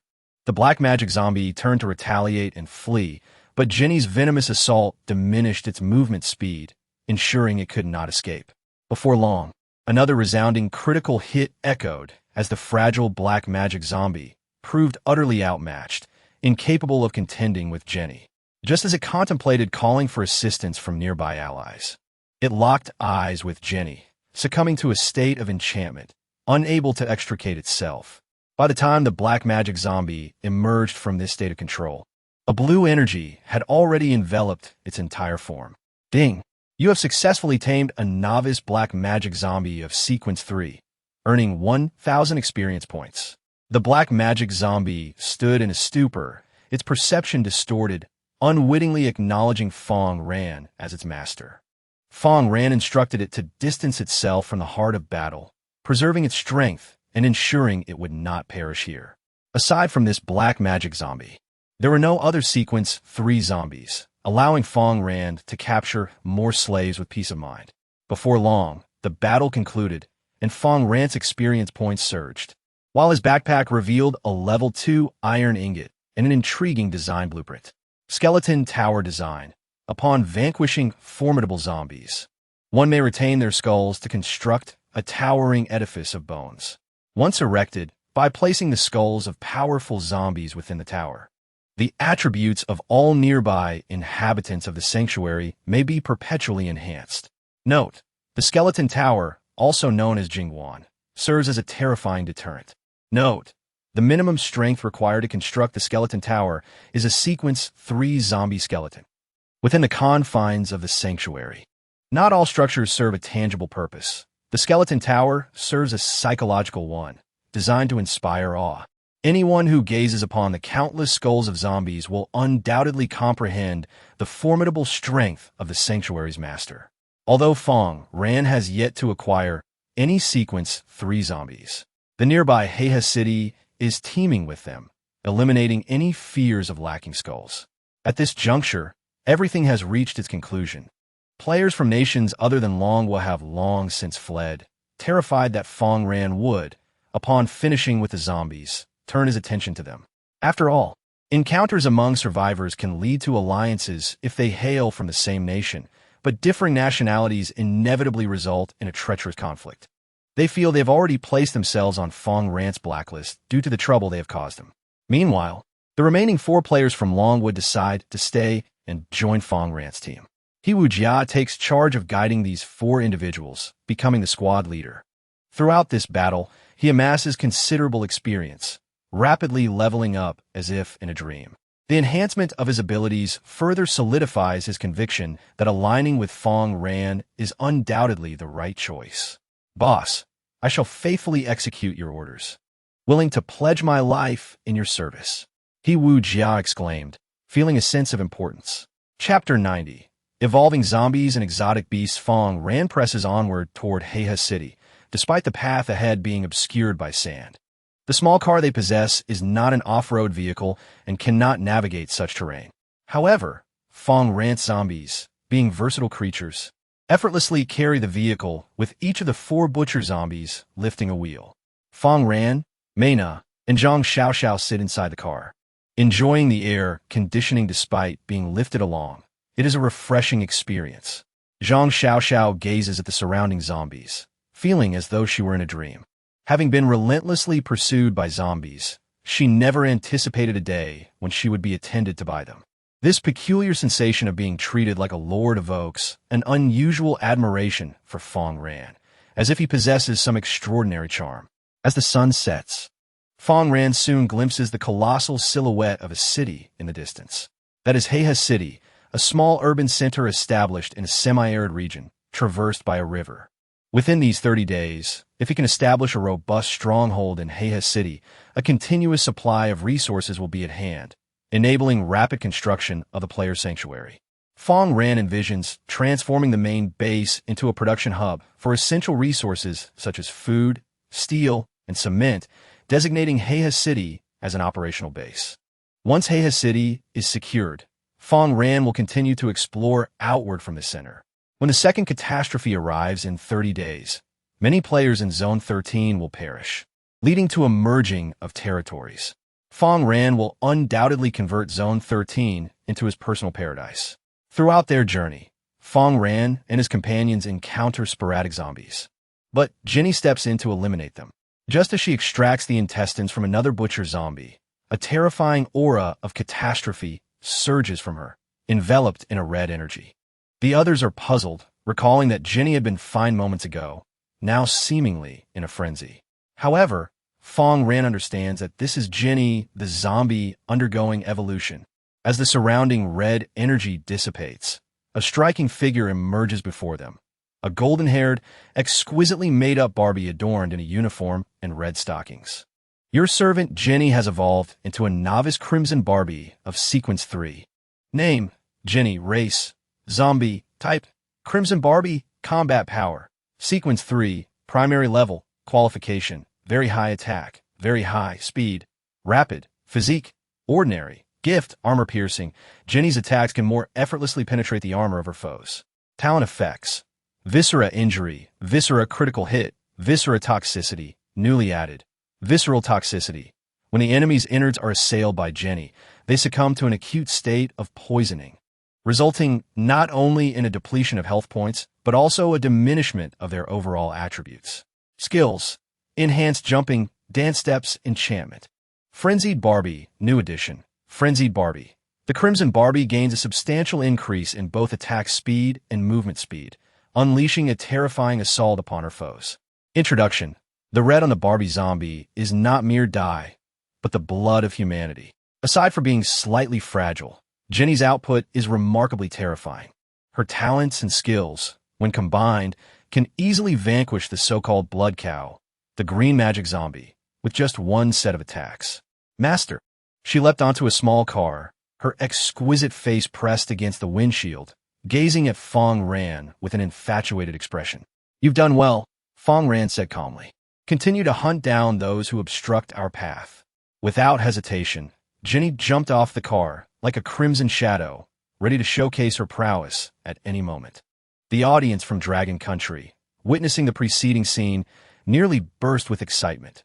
Wow, Jenny's neckline is so low, she revealed so much skin. I can hardly bear it. What should I do, everyone? Don't say you can't handle it. I've already lost control, exclaimed another. With Jenny's golden waves of hair, her serpentine waist, and ample curves. I declare I want to be her man. Jenny, already beautiful, only became more enchanting with her evolution. As the Crimson Barbie took a step forward, she transformed into a wild darling, her attire bolder and more revealing, each one a red and pink skeleton. Before long, Fang Ran arrived at the outskirts of Heiha City and discovered an abandoned gas station. After inspection, they managed to extract the last 700 liters of gasoline from the fuel depot. The gas station had suffered continuous looting since the outbreak of the apocalypse and had little left. Any acquisition was already quite commendable. Fang Ran commanded the zombies to advance, and soon they found a sturdy self-built house. Utilizing some resources, Fang Ran secured supplies to reinforce the structure and convert it into a base. The stronger one becomes, the greater the cost of utilizing the teleportation ability. Players of Sequence 3 require only gray crystals for teleportation, while those of Sequence 4 need white crystals. In the later stages, players wishing to mobilize troops through teleportation must be prepared with various crystals. Fang Ran arranged for everyone to rest, deeming it unnecessary for them to stand guard, as the immobile zombies, which would attack any approaching enemies, were the most suitable for night watch. Furthermore, Fang Ran had a backup plan. Woof, woof, woof. Xiao Hei quickly heard Fang Ran's footsteps and rushed out, brimming with excitement. Following this, Fang Ran produced the design plans and materials for the Spider Silk Tower, accessed the construction system, and a defensive tower, encased in alien iron for protection and composed of reinforced concrete inside, rose majestically within the sanctuary, fused with disaster technology. Title: Tower of Spider Silk. Enchantment level, Grade D. Beginner, attack, general, defense, strong, vision enhancement, good, shooting bonus, elevated special effect, spider silk. This tower can emit spider silk, effectively restraining the movements of adversaries. Note: 1 gray crystal is sufficient for a day's use. Fang Ran harbored no desire to leave the sanctuary. fearing the prospect of others plundering his home and jeopardizing his foundation. Thus, he endeavored to bolster the sanctuary's defenses. Jose, a sharpshooter, upon ascending the Tower of Spider Silk, experienced enhancements in both his vision and shooting damage. As a key guardian of the sanctuary, Fang Ran entrusted him with a crossbow, further augmenting his prowess. Subsequently, Fang Ran produced a primary canine gene unlocking serum and summoned the already elevated Tier 2 combatant, Little Black. He administered the injection without hesitation. A howl escaped Little Black as it writhed in agony. The potency of the serum was undeniably intense. However, the benefits were equally apparent, as the gene locks on its body began to unlock, enhancing its potential and setting it on the path of evolution.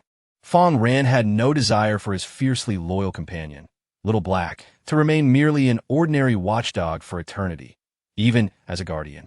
Little Black was destined to be of the hellhound caliber. Your servant's aptitude has been enhanced, and the wolf, Little Black, shall possess remarkable qualities. The Torn Wolf, Little Black, has evolved, mutating into a mid-tier combatant known as the Fire-Burning Wolf from Sequence 2. The Infernal Wolf, a formidable beast endowed with the power to manipulate and unleash fiery elemental skills. As Xiaohong strides, its tail ignites with flames, and sparks flicker in its wake, emanating a palpable heat as it approaches Fang Ran. This fire does not harm Xiaohong. Rather, it is a manifestation of its evolved state. Chapter 91. The Terrifying Reaper Zombie. Xiaohong stands before Fang Ran, resembling a small dog rescued from the depths of a fiery pit, its fur a deep shade of black. Yet, Fang Ran holds no disdain. He affectionately strokes its head, unperturbed by the heat, his strength at Sequence 3 rendering him impervious to discomfort. Title: The Burning Wolf. Race: Beastfolk. Loyalty: 96. Highly loyal combat power. Intermediate level of Sequence 2. Qualification: very high attack power, relatively strong. Speed: relatively swift. Constitution: average. Gift Flame: when the wolf is attacked by fire, it will inflict additional fire attribute damage. Talent effect: Fireball, Scorching, Fireball. The Burning Wolf can unleash fireballs, inflicting substantial damage upon its adversaries. Incendiary: when the fire wolf assaults its foes, it inflicts persistent burning damage. Skills: Tackle, Throat Slash, Rend. Introduction: do not mistake the fire-burning wolf for a half-cooked puppy, or you shall encounter grave troubles. Fang Ran gently stroked the head of the fire-burning wolf. After numerous enhancements to its combat abilities, the loyalty of Little Black had significantly increased. Now, with its aptitude elevated and its appetite growing, the advancement of its strength would only accelerate further. With a chime, you're transported to the city of Heiha. However, after a brief moment, it became apparent that Little Black was exceedingly hot. Touching its fur could even ignite one's own hair. Little Black promptly retaliated, perceiving Abeo as a flamboyant and despicable creature. It was Little Black who encountered Fang Ran first, while Abeo merely possessed superior strength. What was so remarkable about that? Fang Ran observed the two extraordinary beasts engage in combat. He noted that although Abeo was indeed stronger, Little Black, under the enhancement of flames, did not suffer significantly. In the realm of the game, combat power is merely a reflection of surface parameters, while in reality, numerous factors influence true strength. For instance, Fang Ran's power was merely at the 3rd tier, yet to vanquish him was no simple task. Without reaching the 4th tier, one would stand no chance. Before long, both Little Black and Abeo grew weary from their battle and took a moment to rest. However, they could not afford to linger for too long, as the moon in the sky was an unusual crimson hue, the blood moon. Soon, many zombies, invigorated by the energy of the blood moon, would become highly active, driven by an insatiable hunger for flesh. Fang Ran had not been in the city of Heiha for long before he would face the onslaught of a sea of corpses. While he had previously encountered a manageable number of zombies, here in the city, they could coalesce, forming a terrifying force akin to a mudslide. Entering the city without adequate strength was tantamount to seeking death. Fully aware of his own capabilities, Fang Ran chose not to delve deep into Heiha, but rather established a base on the outskirts. Other players were equally astute, refraining from entering the city. Yet fear of the future lingered in their hearts. Mokaji from India lamented, "Once again, it is the blood moon. Oh, Shiva, I have devoted myself to rigorous training. Please protect your follower and grant me the strength to survive." Yuko from the Dragon Kingdom expressed a wish, "Oh, how wonderful it would be to join the team of the great Fang Ran. Tonight, I would not have to live in such trepidation." Hanny from America countered, "Stop extolling Fang Ran. His ability to tame so many zombies is merely luck. If you wish to survive without relying on fortune, join my team, and I shall protect you." Anna from America added, "Indeed, zombies are such vile creatures. Only Fang Ran seems to appreciate them. Isn't it better to team up with normal people?" Fang Ran's prowess was revealed after saving others. It became evident that he possessed an extraordinary talent for taming, commanding powerful zombies under his authority. Many players yearned to join his team, seeking his protection. Although numerous individuals had privately messaged Fang Ran, he paid them little mind. Only those he encountered offline could become his subordinates. Words exchanged online held no weight. One moment a player might be alive, and the next, they could tragically perish. As Fang Ran's efforts to establish a team became widely known, Hanny, who had already formed a survival team in the area, felt threatened and began to subtly undermine Fang Ran both overtly and covertly. Fang Ran took note of this, but was unperturbed. Conflicts between players were inevitable. Both now and in the future, there was no need for him to dwell on it. He merely needed to create a blacklist and ensure he dealt with those individuals more ruthlessly in future transactions. Ah, humanity! Just as Fang Ran was compiling his blacklist, a sudden roar echoed from afar. Shining a powerful flashlight in the direction of the sound revealed a horde of zombies advancing relentlessly. Leading the charge was a Reaper, its body shimmering in a violet hue, also referred to as the Purple Demon. The Apprentice Reaper, the evolution of the frenzied undead, leads to the emergence of the Reaper. Its forelimbs take on the form of scythes, and when it strikes at its foes, it resembles the act of harvesting wheat, hence its name. The Reaper, much like the frenzied ones, crawls swiftly. One might liken its speed to that of a cockroach scurrying in the dead of night. Just when you attempt to crush it beneath your foot, it has already dashed away to safety. Among the third-tier undead, Fang Ran has already encountered the Green Demon, Black Demon, Scarlet Barbie, and the Reaper. Should he encounter supportive undead, such as the Blue Demon, he could assemble a formidable five-man team.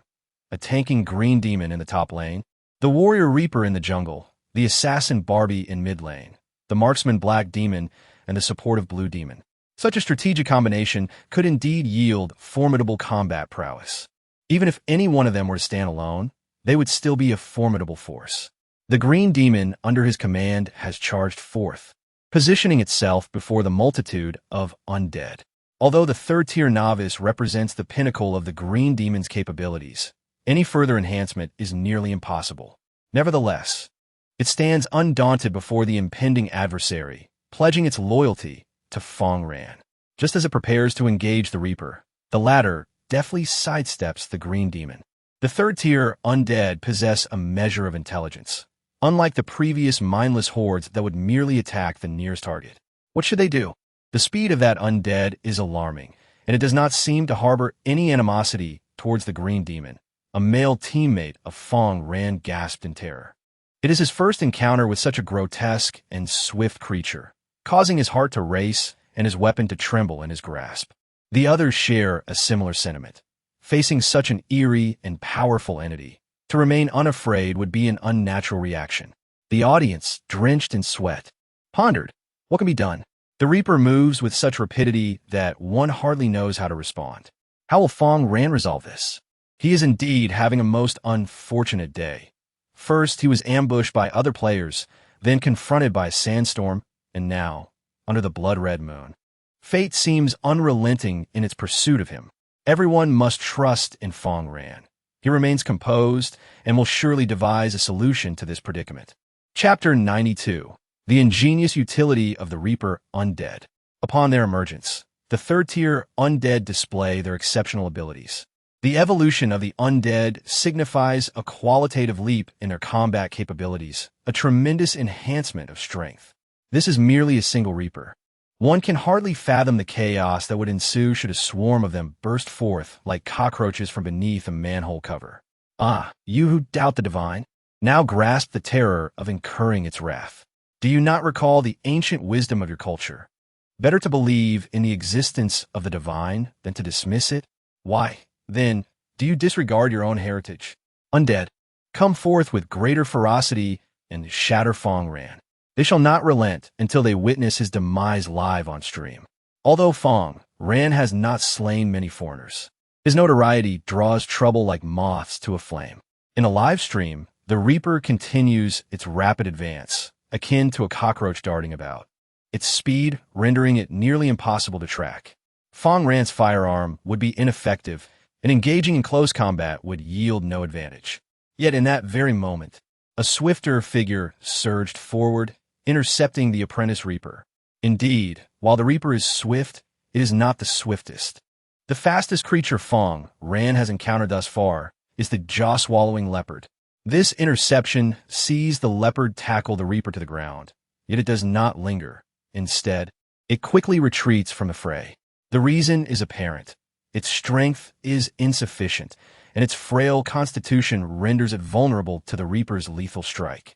As the Reaper attempts to rise, the black demon Undead intervenes, launching a spear that pierces the Reaper's form, pinning it to the concrete floor. As the spear is withdrawn and the black demon prepares to continue the assault, several lead balls rain down upon it, knocking it off its feet. With its vitality waning, when the Reaper rises once more, Fang Ran stands before it, ready to unleash his powers.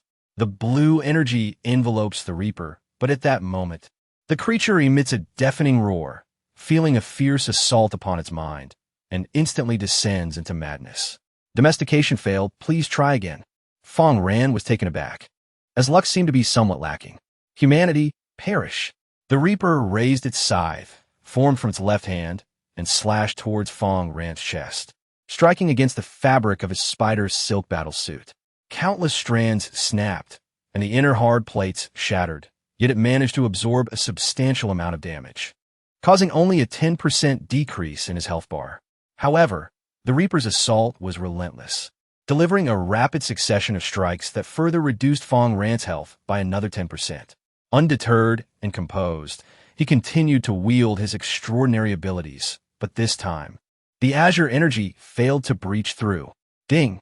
You have successfully captured a Novice Reaper of Sequence 3, earning 100 experience points. Title: Apprentice Harvester. Race: Zombie. Combat Power: Sequence 3 Beginner. Qualification: Ordinary. Assault: Elevated. Speed: Relatively high. Constitution: Ordinary. Talent: Harvest: When a Reaper strikes an enemy whose health is diminished, a direct kill may be executed. Talent effects: Haste, Frenzied Harvest, Savory Indulgence. Upon the discovery of foes, the Reaper's velocity shall augment, persisting until the cessation of direct combat with the adversary. Frenzied Harvest: The Reaper swiftly executes 5 consecutive strikes. Savoring Delicacies: The Reaper devours the bodies of its foes, swiftly replenishing its vitality. Introduction: Imagine the terrifying scene of a swarm of Reapers approaching. The once frenzied Reapers have now been transformed into Fang Ran's obedient servants, a lucrative exchange for the undead at the cost of their physical injuries. He is turned, wielding scythes crafted from his very hands, reaping the lives of his foes with remarkable efficiency. Beyond mere combat, the true purpose of the Reapers is to serve as Fang Ran's harvesting machines. Not to mention, their speed in cutting wheat surpasses that of agricultural machinery, requiring neither fuel nor labor costs. The wheat at the headquarters of Fang Ran's sanctuary is nearing maturity, creating an urgent demand for such talents as the Reapers. The audience from the great Xia dynasty, witnessing this spectacle, enthusiastically remarked in the live stream, "What about the curse of God? One must believe in God, or what then? Look at how Fang Ran has adeptly resolved the issue. And so elegantly, too. I am utterly enamored with Fang Ran. Who dares to stand against him? Only our great General Fang. The dissenters are silent, are they not? Ha! They have all become mute." The crowd rejoiced, thrilled by the unfolding events. Fang Ran, however, must remain industrious, as the oncoming zombies predominantly possess the strength of top-tier Sequence 2, requiring his capture. Amidst the remaining zombies, there are even those of Sequence 3, necessitating his intervention. The city of Heiha is perilous. Without sufficiently powerful servants, Fang Ran would find it impossible to succeed. To achieve excellence in one's endeavors, one must first wield the right tools. In order to conquer Heiha, Fang Ran must capture an adequate number of formidable zombies. Otherwise, all would be mere idle talk. As the multitude of zombies besieged him, the apprentice Green Demon, evolved through the resources Fang Ran provided, could not withstand the onslaught and soon fell, its health depleted. Fang Ran shall not forget its contribution, recognizing it as a worthy servant. He intends to compose a personal biography for this Green Demon, surely penning a few extra lines in its honor. Although this Green Demon has perished, Fang Ran has successfully captured 2 new Green Demon zombies and 1 Reaper. Ding! You have successfully captured a novice green zombie of Sequence 3, earning 1,000 experience points. Ding! You have successfully captured a novice green demon zombie of Sequence 3, earning 1,000 experience points. With a triumphant chime, you have successfully captured a novice Reaper of Sequence 3, earning yourself 100 experience points. This marks a significant enhancement on his part. 3 Sequence 3 zombies are more than capable of overpowering the surrounding Sequence 2 zombies with sheer force.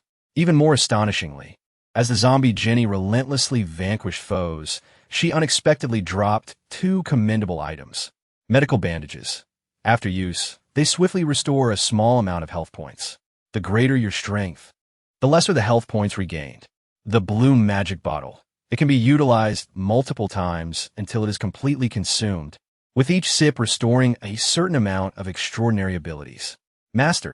Jenny approached Fang Ran, her large eyes fixed upon him, her intentions unmistakable. You have done well. My dear slave. Fang Ran affectionately patted Jenny's head, delivering a gentle gesture of endearment.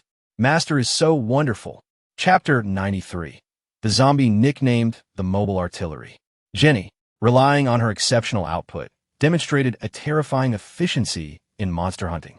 Although she was merely a low-level Sequence 3, she had already grasped the threshold of the intermediate level, making her notably stronger than other zombies of the same rank. Fang Ran's decision to tame and nurture her proved to be undeniably wise. The value she has created for Fang Ran is already evident, and with her growing potential, her future remains limitless. Amidst this onslaught, a beam of white light surged forth from Fang Ran's body. Your level has risen from 23 to 24, and your physical attributes have been enhanced. Countless zombies fell before Fang Ran, who had just leveled up, a feat accomplished under immense difficulty.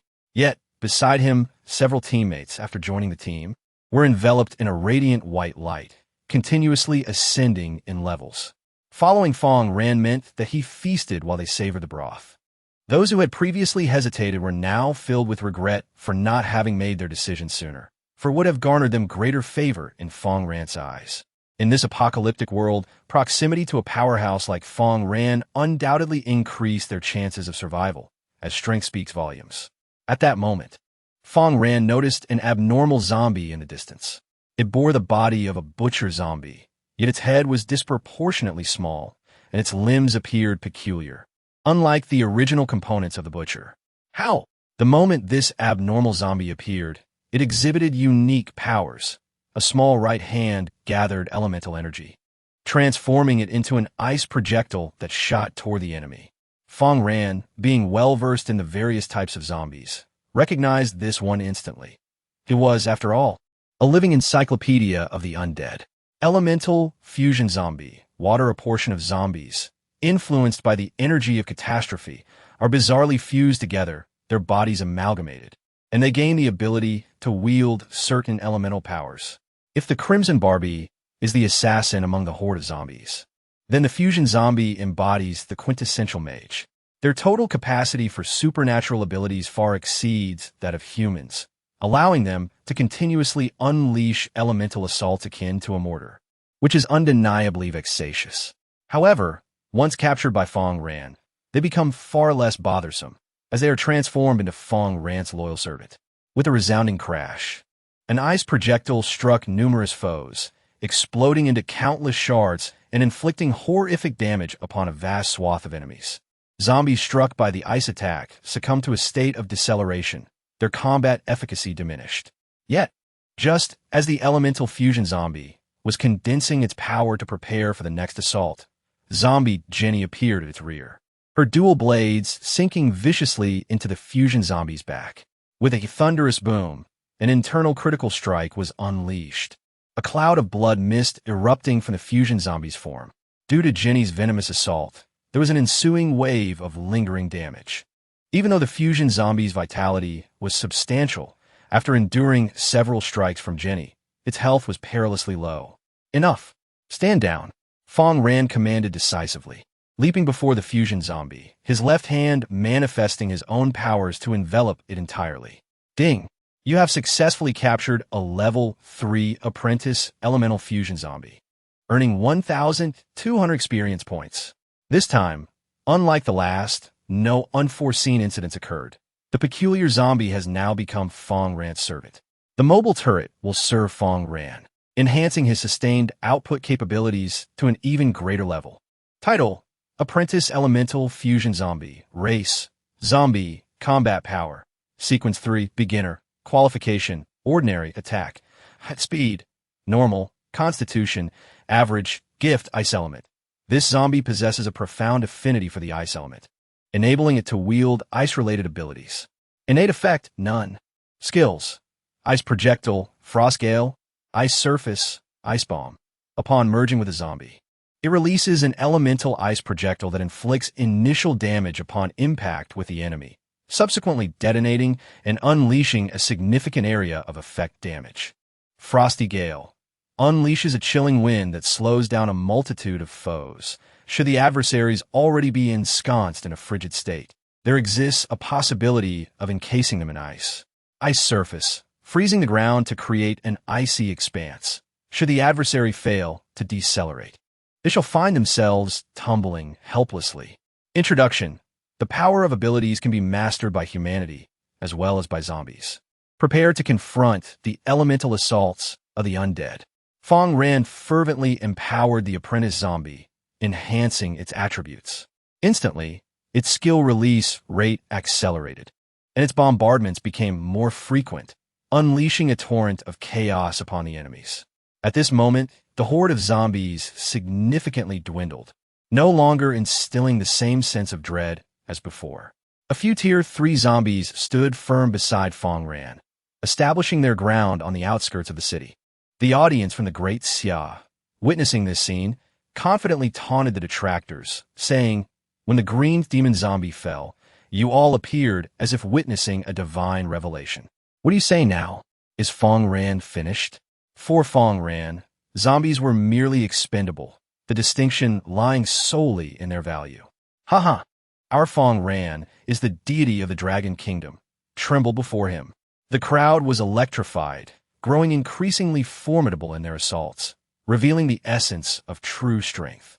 Although the apprentice green demon zombie had fallen, countless others would rise again. In the final battle, Fang Ran acquired yet another bandage.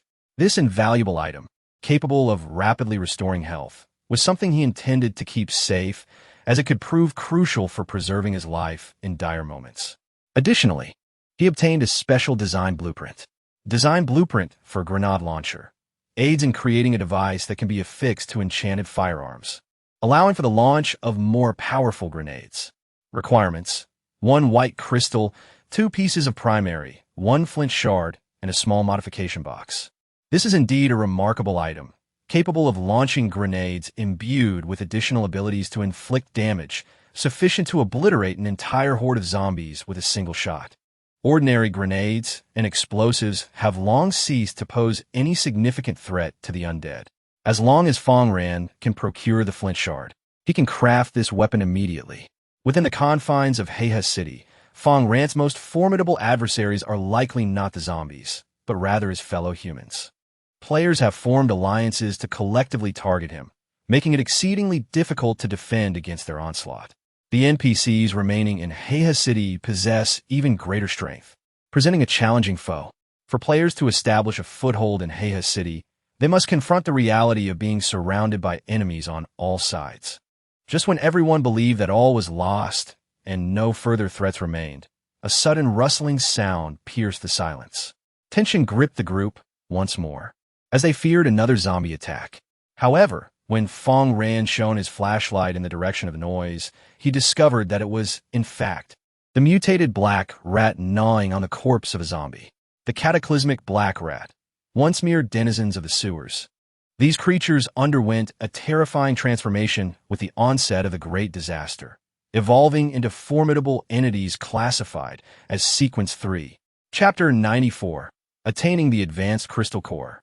The entire body of the cataclysmic black rat is covered in hair resembling steel needles, granting it formidable defensive capabilities, coupled with a massive physique. Each movement resembles that of an armored vehicle, instilling a sense of lethal pressure. Although their offensive power is not particularly strong, their resilient defense allows them to flee from powerful adversaries, maximizing their survival instincts. However, upon encountering Fang Ran, escape was not an option. Fang Ran, uninterested in these disease-spreading rodents that merely sought sustenance, aimed instead to acquire the crystal cores of the cataclysmic black rats to enhance his own abilities. Despite their robust defense, Fang Ran possessed the means to breach it. He deftly loaded his rifle with tungsten core armor-piercing rounds, targeting the vulnerable region of the rat's cranial structure.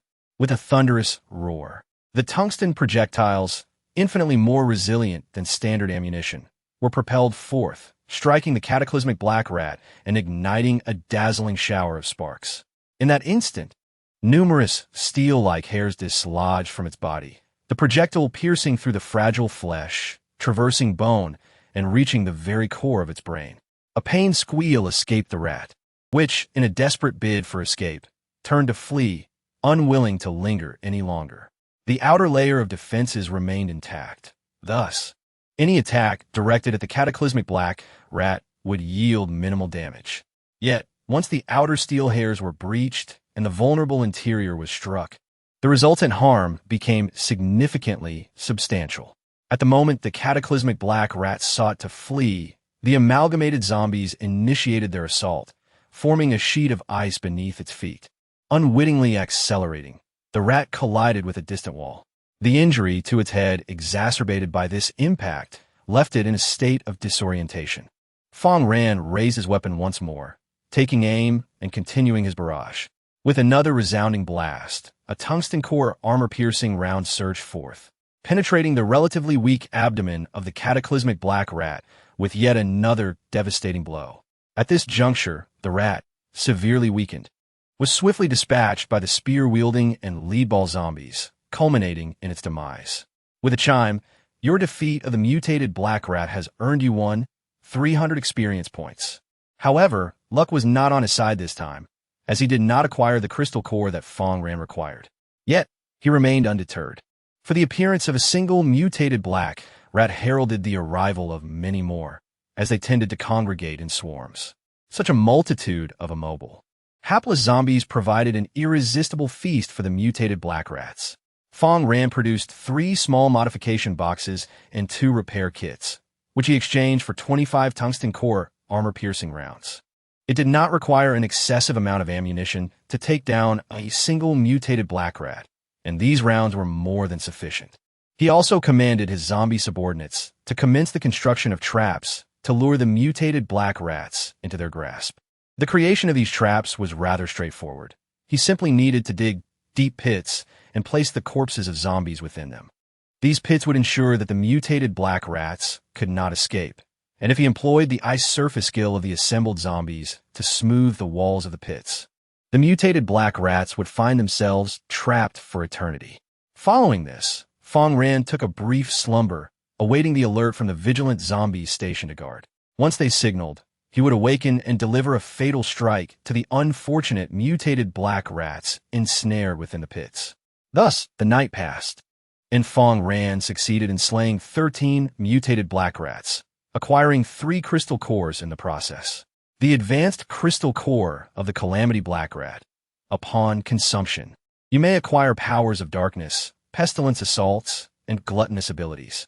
The Dark Force, consolidates dark energy to deliver a lethal blow to adversaries while simultaneously diminishing their defenses. Plague Assault. When you strike your adversary, they shall become a source of contagion, perpetually infecting those in proximity. Devouring.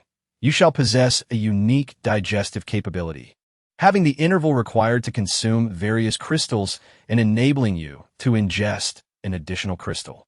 Fang Ran, indifferent to taming the catastrophic black rat, had a straightforward motive for acquiring the crystal core. The skills it bestowed were exceedingly formidable.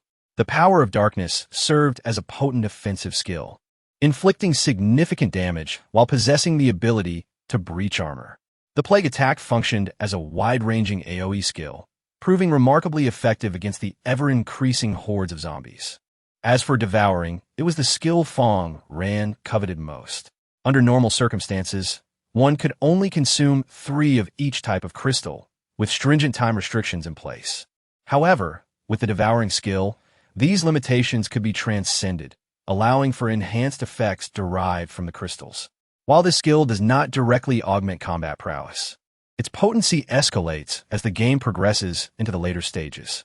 Without hesitation, Fang Ran consumed a crystal core, confronting an overwhelming stench. He could only endure it. Such was the price of acquiring power, which was relatively modest. At least it would not transform him into a monster.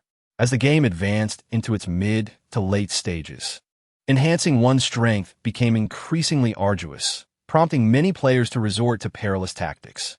Numerous risky maneuvers carried substantial dangers, with many succumbing to a loss of sanity and transforming into mindless aberrations. To mutate while retaining one's wits was a stroke of extraordinary fortune. Ding! You have acquired the skill Dark Power from the advanced core of the Disaster Black Rat. Upon consuming the first core, Fang Ran obtained a skill. However, it was not the one he had desired, which was rather unfortunate. Each advanced core offers players several skills, but the type received depends on both the player's attributes and sheer luck. Dark Power is a skill suited for players with dark attributes, and given Fang Ran's high dark attribute, he had a considerable chance of obtaining it. Conversely, the skill of Gluttony could be mastered as long as one possessed sufficient physical constitution. Fang Ran could only lament his misfortune, and he promptly consumed another advanced core, leading to the emergence of a system notification. Ding! You have consumed the advanced crystal core of the cataclysmic black rat, resulting in a mutation. Your Dark Power skill has merged with the skill of Gluttony, resulting in your new ability, the Power of Gluttony. Title: The Power of Gluttony. Passive effect: you will possess a unique digestive capability, reducing the interval between the consumption of various crystals by 2/3, originally 1/2. And enabling the intake of an additional crystal. Active effect: Ball of Gluttony inflicts dark elemental explosive damage to surrounding foes while diminishing their defensive capabilities. Fang Ran was momentarily taken aback, pleasantly surprised by his fortunate turn of events. He had braced himself to consume 3 crystal cores, fully prepared for any anomalies that might result in a lack of skills, all in pursuit of obtaining the Gluttony. Now, not only had he acquired the skill, but it had also undergone a fusion, yielding effects superior to those previously experienced. Without hesitation, he retrieved a gray crystal and consumed it in one swift motion. Ding! You have consumed the gray crystal, acquiring the talent effect, Random Enhancement. Random Enhancement. Usable once per day, randomly enhances a specific effect of the slave zombie, thereby elevating its attributes. Fang Ran observed the scene before him, finding the outcome satisfactory. He promptly directed the enhancement towards the newly arrived apprentice Green Goblin. A surge of azure energy coursing into the apprentice's form, eliciting a roar, accompanied by the system's notification. Ding! The apprentice Green Demon Zombie has received an enhancement. Its defensive attributes have increased. The once diminutive scales of the Green Demon Zombies now protrude and have hardened significantly. This characteristic is typically exclusive to the elite Green Demon Zombies, making its acquisition by the apprentice variant truly remarkable. Fang Ran requires such resilient and formidable zombies to charge ahead and ensnare traps for him. With 2 crystal cores in hand and 1 remaining, Fang Ran chose not to allocate it to the He Wu family, opting instead to sell it directly. The rationale was straightforward. The He-Wu family's strength had not yet reached the third sequence, rendering them unworthy of this crystal core. Fang Ran promptly announced in the regional channel, selling this advanced crystal core, priority given to players with precious materials, accompanied by the gaming description of the advanced crystal core from the Cataclysm Black Rat. Chapter 95. Cement recycling and processing line. Upon the release of Fang Ran's message, a flurry of private messages ensued from numerous players. The reason was clear. It was the first publicly available advanced crystal core in Area 13, offering 3 powerful skills in one go. Such a potent item naturally drew the attention of many, who yearned for the opportunity to acquire it. Numerous players reached out to Fang Ran for a potential trade, yet he regarded them with indifference. They could only voice their grievances in the regional channel. Hanimigwa. This Fang Ran is dismissing even E-grade enchanted firearms, merely for an advanced crystal core. Annabelle Kato de Mao. Hanny. What you say is trivial. The skills provided by the advanced crystal core far surpass that of E-grade firearms. Xiao Zesin Air Neon. Even if one obtains the crystal core, there's no guarantee of skill awakening. Let us be cautious. Fang Ran remained unfazed by the opinions of others. Their jealousy or admiration bore no consequence. His sole focus was on strengthening himself and his shelter, enhancing his power to ensure survival. In this apocalyptic world, thriving was synonymous with hope. Fang Ran stood as a representative of Longhua, fighting for the aspirations of billions. While perusing his private messages, he retrieved a white crystal and consumed a whole. Influenced by his new skill, the interval for consuming the white crystal had diminished by 2/3. However, he had previously hesitated due to the limited quantity at his disposal. Now, with others failing to present satisfactory items to bolster his power, the consumption of the white crystal became an unavoidable course of action. Ding, you have consumed the white crystal. Acquiring the talent effect, Zombie Self-Detonation. Zombie Self-Detonation. You possess the extraordinary ability to alter the internal mechanisms of zombies, causing them to self-destruct and inflict substantial damage upon surrounding foes. The more formidable the zombie, the more potent the explosion. The cooldown period is 30 minutes. To one's astonishment, it was a self-detonation.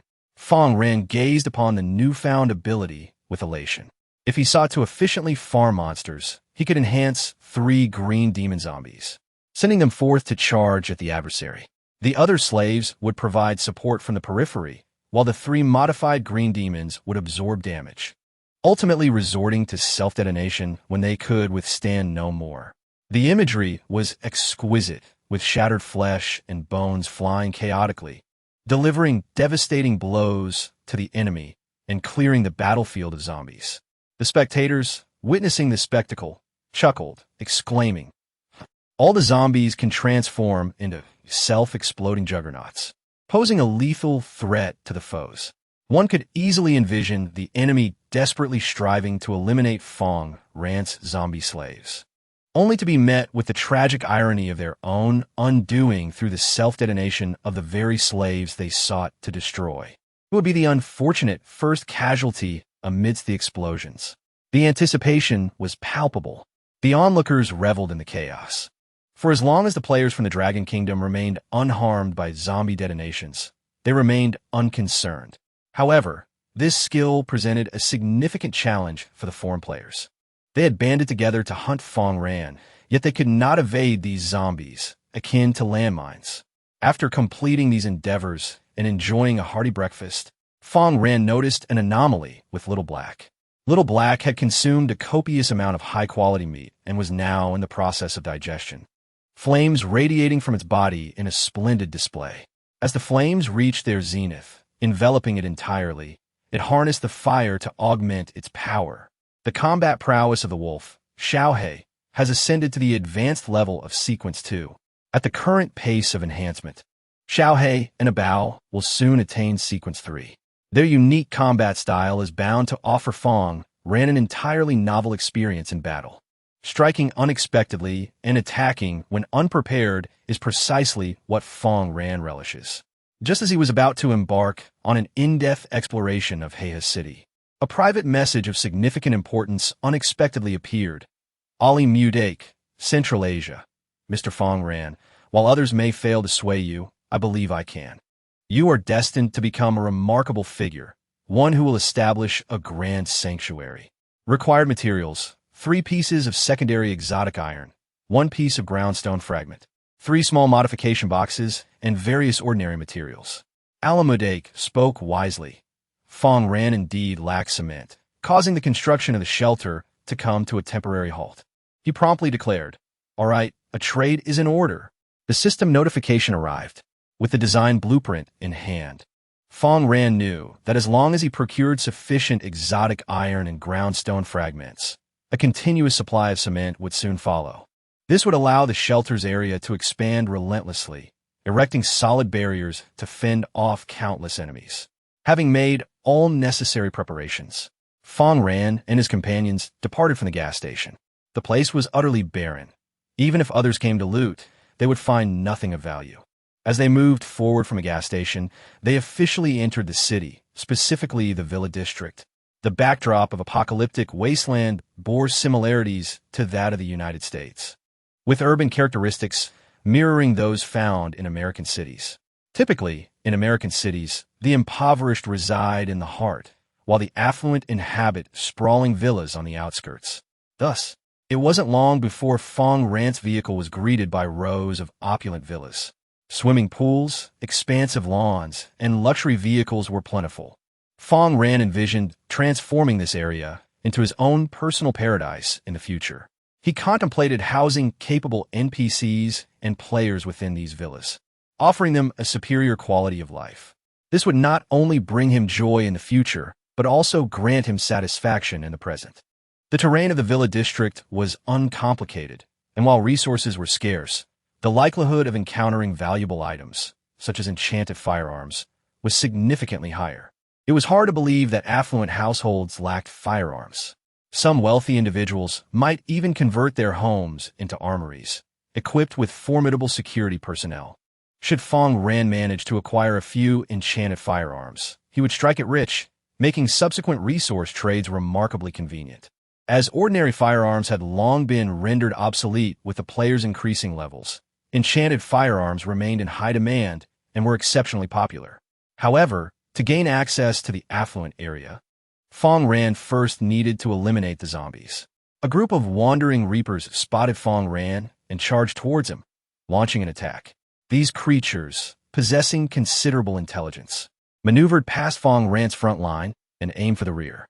Yet, Fang Ran was no longer the same, now far more formidable. He showed no fear of these minor foes. Chapter 96. Acquiring weapons from the Reapers, a slick ice patch appeared beneath the Reapers just as they attempted to flank Fang Ran's rear. Their swift movements caused them to slip and fall in chaos, entangled in a heap. At that moment, Fang Ran's slaves surged forward, encircling the Reapers. Though the Reapers were formidable, once surrounded, they became manageable. Fang Ran's zombies charged ahead, disregarding their injuries, allowing the Reapers to strike while they themselves inflicted significant damage. Due to the Reapers' frailty and lack of resilience, by the time Fang Ran approached to tame them, 2 were already in a critically injured state. Ignoring these 2 useless creatures, Fang Ran focused on taming the remaining 5 Reapers. Congratulations, you have successfully captured a Novice Reaper of Sequence 3, earning 100 experience points. Ding! Your servant has slain a Reaper, and you have gained 1,100 experience points. From the fallen Reapers, you acquire a scythe. Remarkably, from the corpses of 2 deceased Reapers, Fang Ran manages to obtain an exceptional piece of equipment. The scythe, forged from the very essence of the Reapers, is incredibly sharp and excels in area of effect attacks. Should the player's armor penetration be sufficiently potent, they could even cleave their foes in half with a single sweeping strike. Akin to harvesting grass. Title: Reaping Scythe. Enchanting level: D-grade beginner. Attack increased. Higher. Armor penetration increased. Normal durability. 100 special effect. Decapitation. Inflicts additional damage upon striking the enemy's neck. Introduction. I shall wield this blade to sever your head from your shoulders. Fang Ran brandished the scythe, promptly sheathing the Damascus knife upon his back. Now, he possessed an extended range for his assaults, allowing him to engage his adversaries with greater safety, and coupled with the vampiric effect, he could endure in battle for a considerable duration. However, in confined spaces, the scythe's combat efficacy was somewhat diminished, necessitating the retention of the Damascus knife. The scythe's damage was profoundly correlated with its armor-piercing capabilities. The greater the ability to breach armor, the more significantly the damage escalated beyond that of other weapons.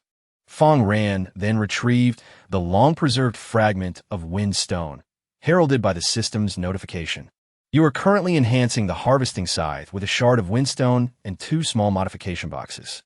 The windstone shard can bestow wind attributes upon weapons, potentially serving as an offensive method or merely as an additional elemental damage effect.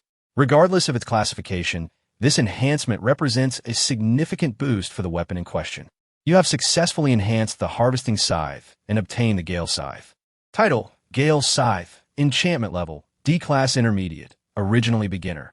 Attack increased, high. Armor piercing increase, elevated, originally Standard. Durability: 100. Special effect: Decapitation. Inflicts additional damage upon striking the enemy's neck. Special effect: Gale. When the Gale Scythe strikes, it inflicts additional wind attribute damage. Wind attribute damage effect: erodes the enemy, reducing their defensive capabilities while inflicting additional harm. Introduction: the moment you wield this scythe is when you embrace the thrill of power. Fang Ran, grasping an even more formidable weapon, was filled with exhilaration. True strength lies in wielding legendary artifacts. Eager to test the might of his scythe, he swiftly kicked open the door of a villa, only to be met by a horde of zombies. Leading the charge was a butcher zombie, accompanied by wraiths and frenzied hunters.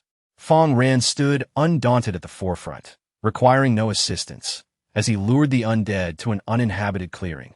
Ample space for him to unleash his prowess. With a single sweep of his scythe, he executed a devastating strike. In an instant, the blade sliced through the foes, cleaving them in twain. The dismembered zombies, unable to move swiftly, could only crawl on the ground, futilely attempting to end Fang Ran's life. With another decisive blow, he severed their heads, completing the kill. After vanquishing the horde, he fortuitously discovered a small repair kit. "Boss, you are truly remarkable." Hiwu Jia gazed at Fang Ran's silhouette, filled with envy as he witnessed the effortless slaughter of numerous zombies. When would he attain such strength, becoming a formidable force himself? Fang Ran nonchalantly instructed, "Everyone, let's head inside and see if there are any treasures. Call me if you encounter any zombies." Hiwu Jia immediately took the lead, responding, "Yes, boss." He then guided the group as they ransacked the villa, meticulously searching for loot. Before long, they indeed struck gold. Upon opening a cabinet, they were astonished to find an array of trinkets, all enchanted to F rank. Such trinkets were beneath Fang Ran's notice. Yet for these players, who possessed nothing, equipping them would undoubtedly enhance their combat prowess. After the search yielded little else of value, Fang Ran pressed on to the next opulent villa, hoping to uncover more precious items. Just as they pushed open the door and had yet to step inside, a spear suddenly shot down from the upper level. Fortunately, the green magic zombie, leading the charge, absorbed the brunt of the attack, sparing the group from harm. Otherwise, Hiwu Jia and his fragile companions would have easily succumbed in this skirmish. From the rooftop of a distant 4-story building, 2 black magic zombies took turns hurling spears with remarkable ferocity. The green magic zombie could not withstand the onslaught for long. Fang Ran, unwilling to let it perish, promptly commanded the butcher zombies to step forward as shields. After losing a few butchers, Fang Ran and his companions ventured into the building, prepared to eliminate the 2 black magic zombies. Yet, upon ascending to the 2nd floor, a horrifying scene greeted their eyes. The floor was drenched in congealed blood, splattered across the walls, the sofa, and the ceiling, while the ground was littered with shattered bones. Lurking atop this gruesome tableau was a terrifying, frenzied hunting dog. The ferocious hound, having evolved from a common dog post-catastrophe, wreaked havoc upon the zombies on the 2nd floor and below, consuming them in a terrifying display of savagery. As the creature rested, its peaceful slumber was abruptly disturbed by Fang Ran and his companions. With a low growl, it prepared to unleash its wrath. At that very moment, Fang Ran drew forth his sniper rifle, loading an enchanted bullet that extracted a third of his own abilities and fired a devastating shot. The thunderous crack of the gun resonated, causing pain to the ears of those nearby, while the weaker members of the team were left in a state of confusion. Before the hound could retaliate, it suffered a grievous blow to its midsection, a gaping wound spilling forth torrents of blood, severely impairing its bodily functions. Its health plummeted by a staggering 40%. Such was the potency of the enchanted bullet. The extraction of such vast abilities rendered it lethally effective. With a feral roar, the hound surged forward, disregarding its injuries, intent on sinking its teeth into Fang Ran. It had always been the one to savage humans, and never had a human dare to strike back. In the midst of its assault, its jaw grotesquely split apart, revealing rows of razor-sharp teeth. Entering a frenzied state, its speed and strength surged, making it a formidable adversary. Yet, Fang Ran merely chambered another round in his rifle and fired once more. The impact was catastrophic, sending the creature sprawling across the ground. Fang Ran leaped forward, showcasing the immense power of his abilities. Thus unfolded the terror of the zombie beast. Ding! Congratulations on taming the level 3 Berserk Hound, earning 1,200 experience points. Upon witnessing this, Fang Ran felt an immediate sense of relief wash over him, dispelling his earlier tension. The rationale was quite straightforward. The Berserk Hound was indeed ferocious, boasting formidable damage and swift agility, making it an indisputable assassin of fragile targets. Surrounded by several delicate allies, and not particularly sturdy himself, Fang Ran knew he could not allow the Berserk Hound to unleash its potential within such a confined space.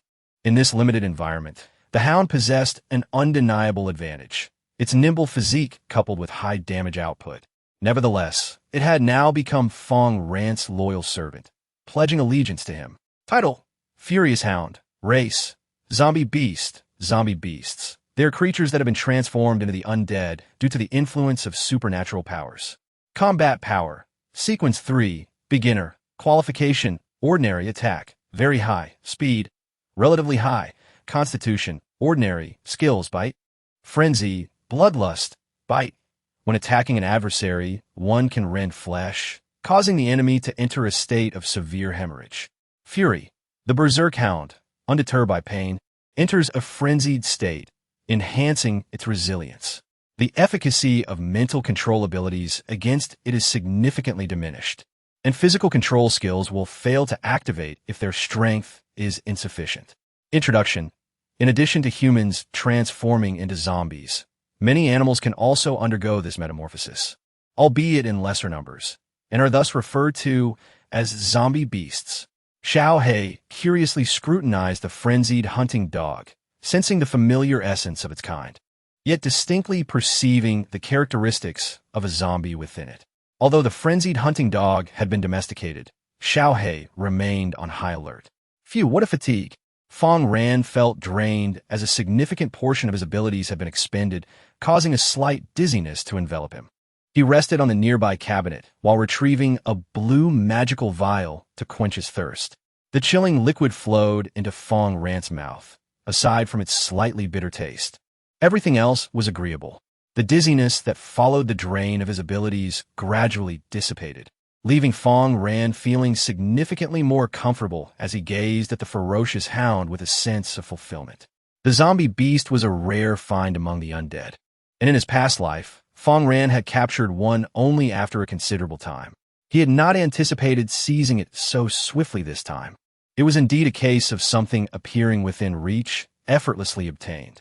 Among the Tier 3 primary zombies, the comprehensive capabilities of the ferocious hound undoubtedly ranked first, only slightly inferior to that of Jenny.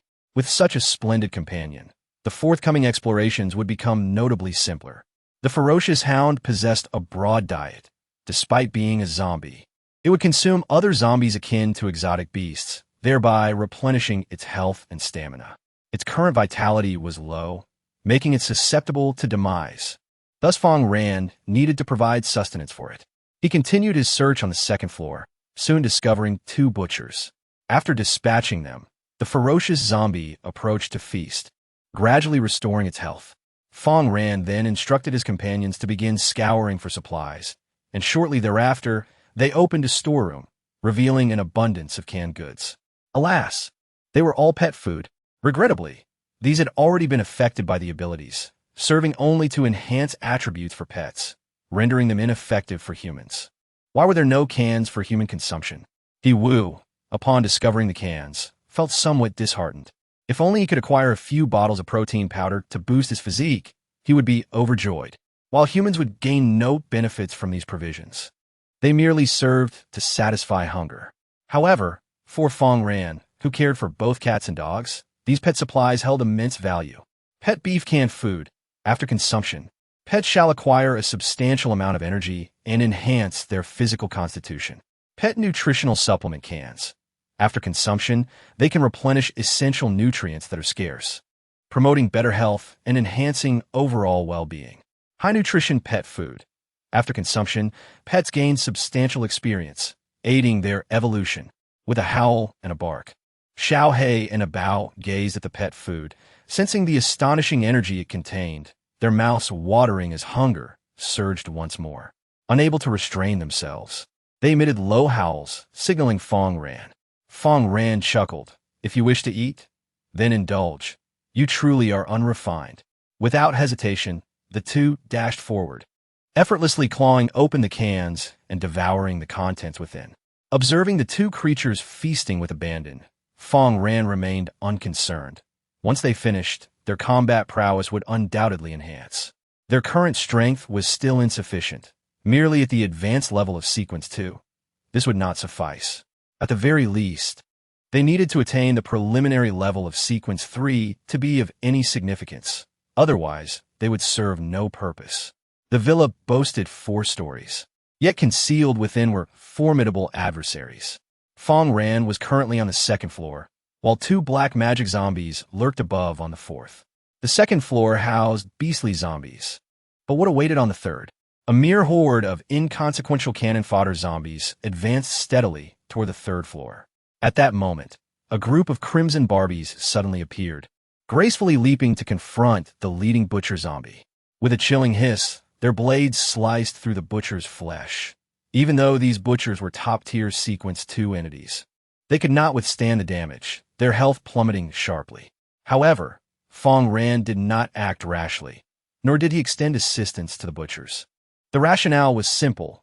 These butchers were merely expendable, meant to offer their lives. Just as the butcher's vitality was waning, on the brink of death. Boom! A tremendous explosion erupted, the shockwave shattering all the glass on the 3rd floor, sending doors and windows flying. Fortunately, the walls of this building were robust. Otherwise, they would have crumbled under the blast. The mutated butchers, capable of self-detonation, combined with Fang Ran's explosive enhancement, created a spectacle of devastation. Though not all the Crimson Barbies were obliterated, those that remained were gravely wounded. Fang Ran approached and tamed the injured Crimson Barbies. With a chime, you have successfully tamed a novice Crimson Barbie of Sequence 3, earning 300 experience points. Although several Crimson Barbies were eliminated, they yielded no items, leaving Fang Ran quite disheartened. Upon surveying the 3rd floor, despite its ravaged state, the individual rooms still retained their original charm. The decor was exquisite, reminiscent of a whimsical boutique hotel. The floor was strewn with numerous unopened contraceptive products, and an abundance of whips and candles were present, too many to count, alongside several forms of execution devices. It was evident that the affluent owner of this villa possessed a flair for amusement. The joys of the wealthy are indeed beyond imagination. While most of the items held little appeal for Fang Ran, who had no interest in the SM scene, he did spot a particularly unique whip. Title: The Whip of Repentance. Enchanting level: E grade. Attack increase. Normal. Attack increased. Normal durability. 100 special effect. Repentance. Inflict damage upon your own back, deducting 10 of your maximum health, after which you shall receive additional attributes and dispel negative effects below level 30 for a duration of 3 minutes, with a cooldown period of 5 minutes. Introduction: Self-discipline through self-infliction serves as a path for ascetic practitioners. However, its contemporary application leans towards indulgence. Chapter 98. The Warrior Zombie of the Eternal Charge. This item enhances both attack power and speed, while also bestowing buffs upon its wielder, making it an exceptional choice among E-grade enchanted items. Fang Ran had not discovered any other treasures, but this item was already ripe for sale, prompting him to list it in the regional channel.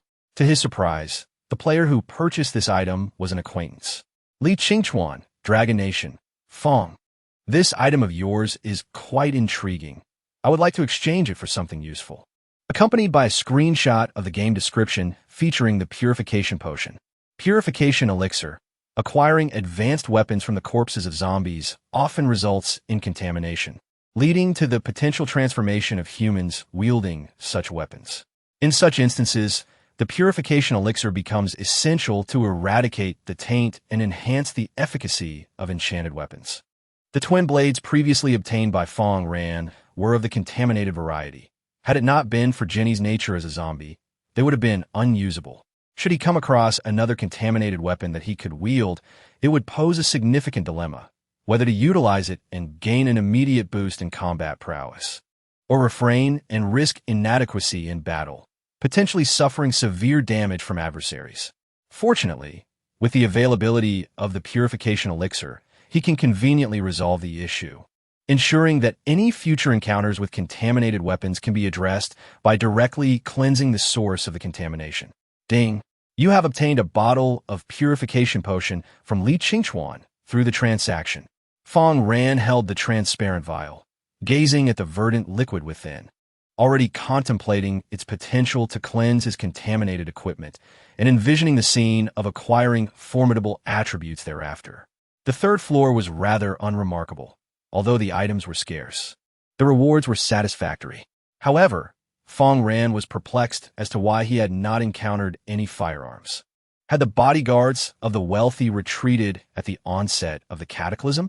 Now, only the black magic zombies remain on the top floor, yet for the sake of safety, Fang Ran refrained from acting recklessly. Who knows if there were other zombies lurking about? Should another zombie ambush him, it would be a most unfortunate turn of events. He had always been the one to outmaneuver others. It was simply not in the nature of things for him to fall victim to such tactics. Once again, he dispatched a disposable pawn to advance, pushing open the door connecting the third floor to the fourth. Whoosh! As anticipated, the attack of the black magic zombie erupted first. A dark spear pierced through the pawn's body, depleting a significant portion of its health. Human, perish. At that moment, a zombie wielding a katana emitted a raspy voice and charged down the stairs. Samurai zombie. Those who cherish their katana in life may transform into samurai zombies when calamity strikes. Fang Ran gazed upon the scene, astonished to encounter such a rare breed of zombie once more. Samurai zombies, amalgamated zombies, and zombie beasts are exceedingly uncommon compared to the various demonic types of zombies classified as Sequence 3. Moreover, they all possess exceptional abilities, boasting relatively high combat power among their peers. With a thunderous roar, the samurai zombie charged valiantly towards the fodder, intent on shredding it to pieces. Yet, at that very moment, a frenzied hound surged forward, its vitality restored, and sank its teeth into the samurai zombie's leg. The hound's jaws gaped wide, revealing its menacing fangs. With a single bite, it inflicted a gruesome wound, delivering astonishing damage.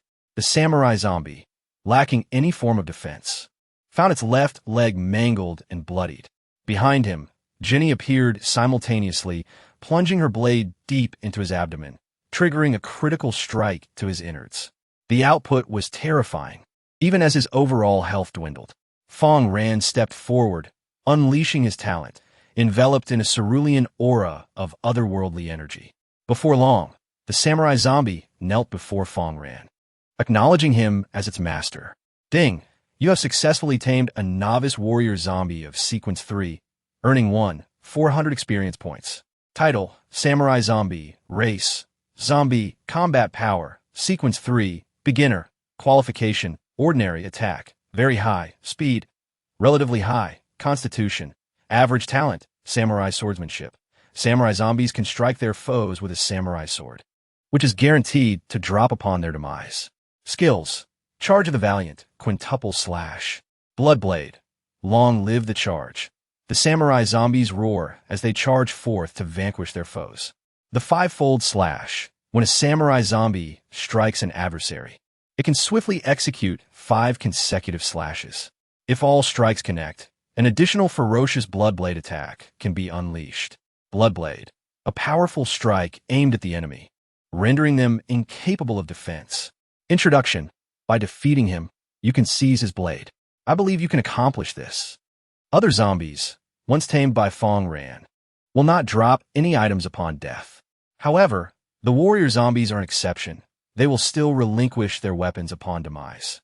If they do not drop anything upon death, Fang Ran will certainly eliminate them first.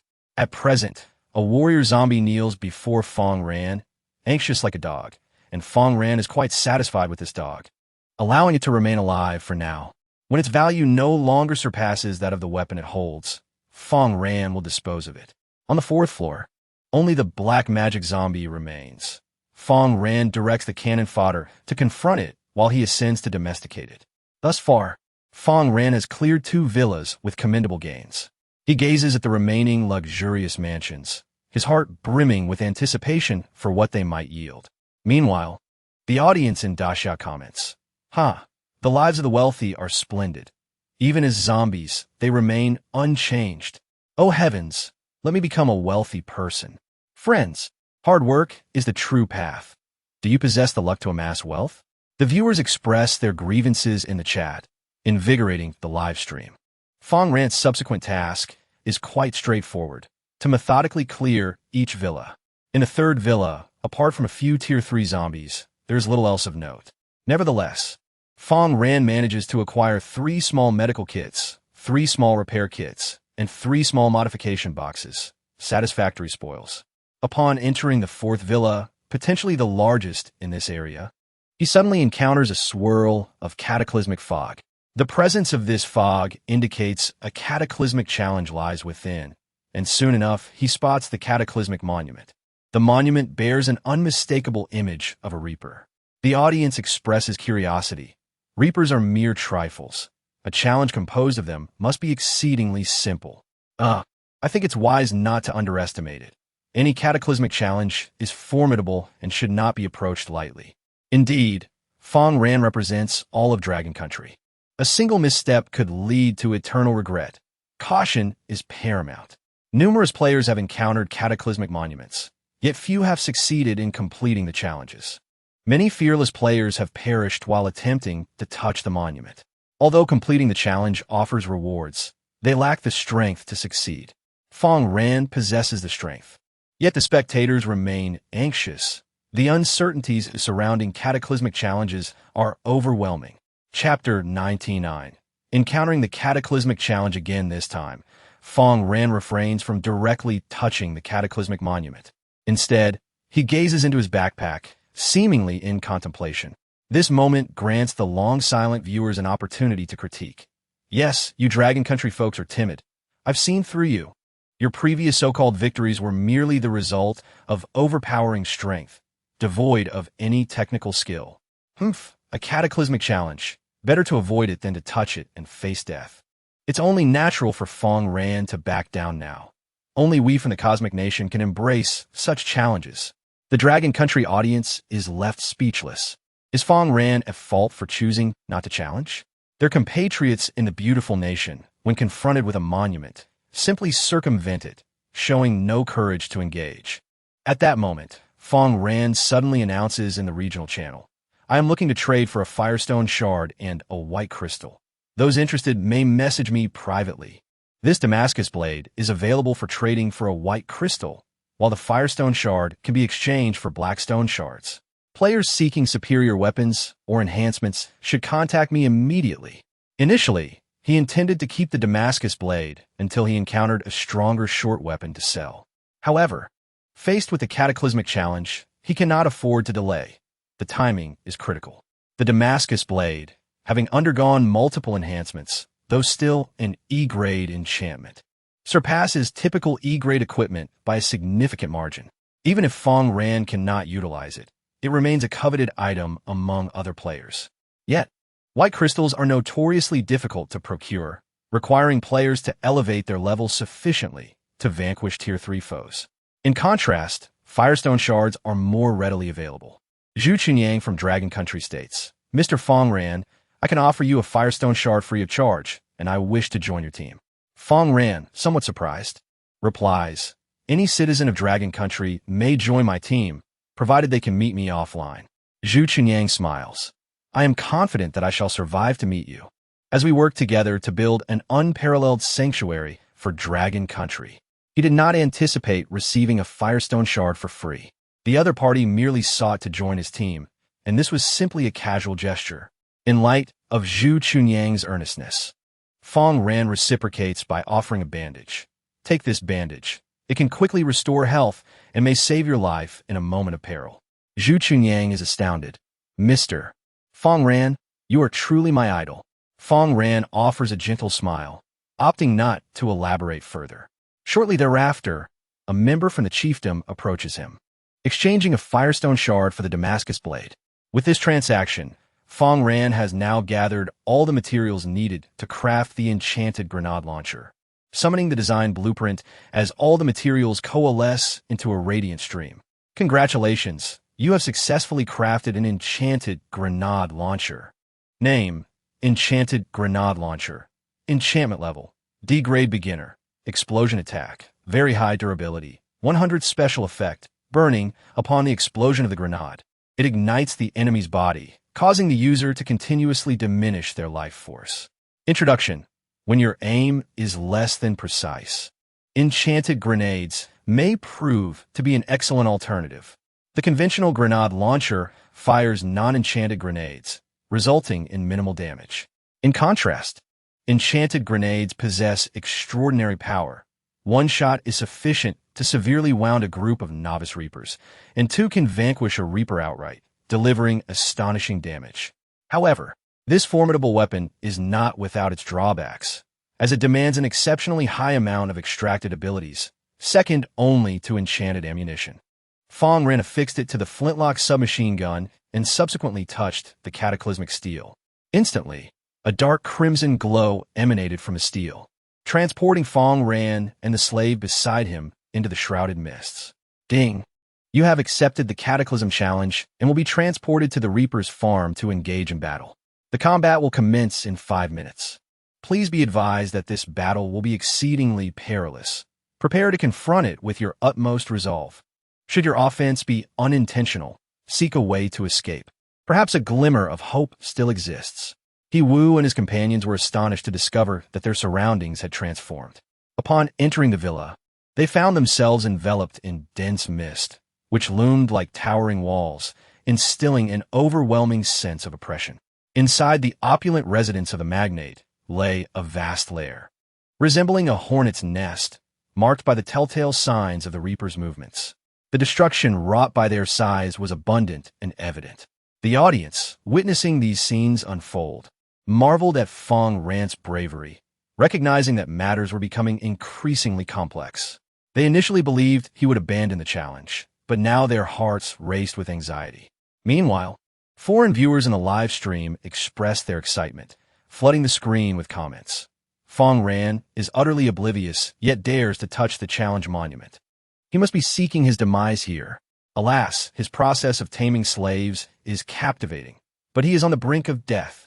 You think you could just leap in? Do you consider yourself Captain America? Do you possess such prowess? Deep down, they doubted Fang Ran's ability to complete the challenge. After all, players from other nations had faced near-death experiences during the Cataclysm Challenge, relying on lives as their currency. Fang Ran's prior success was attributed solely to luck. This time, without fortune on his side, could he possibly survive?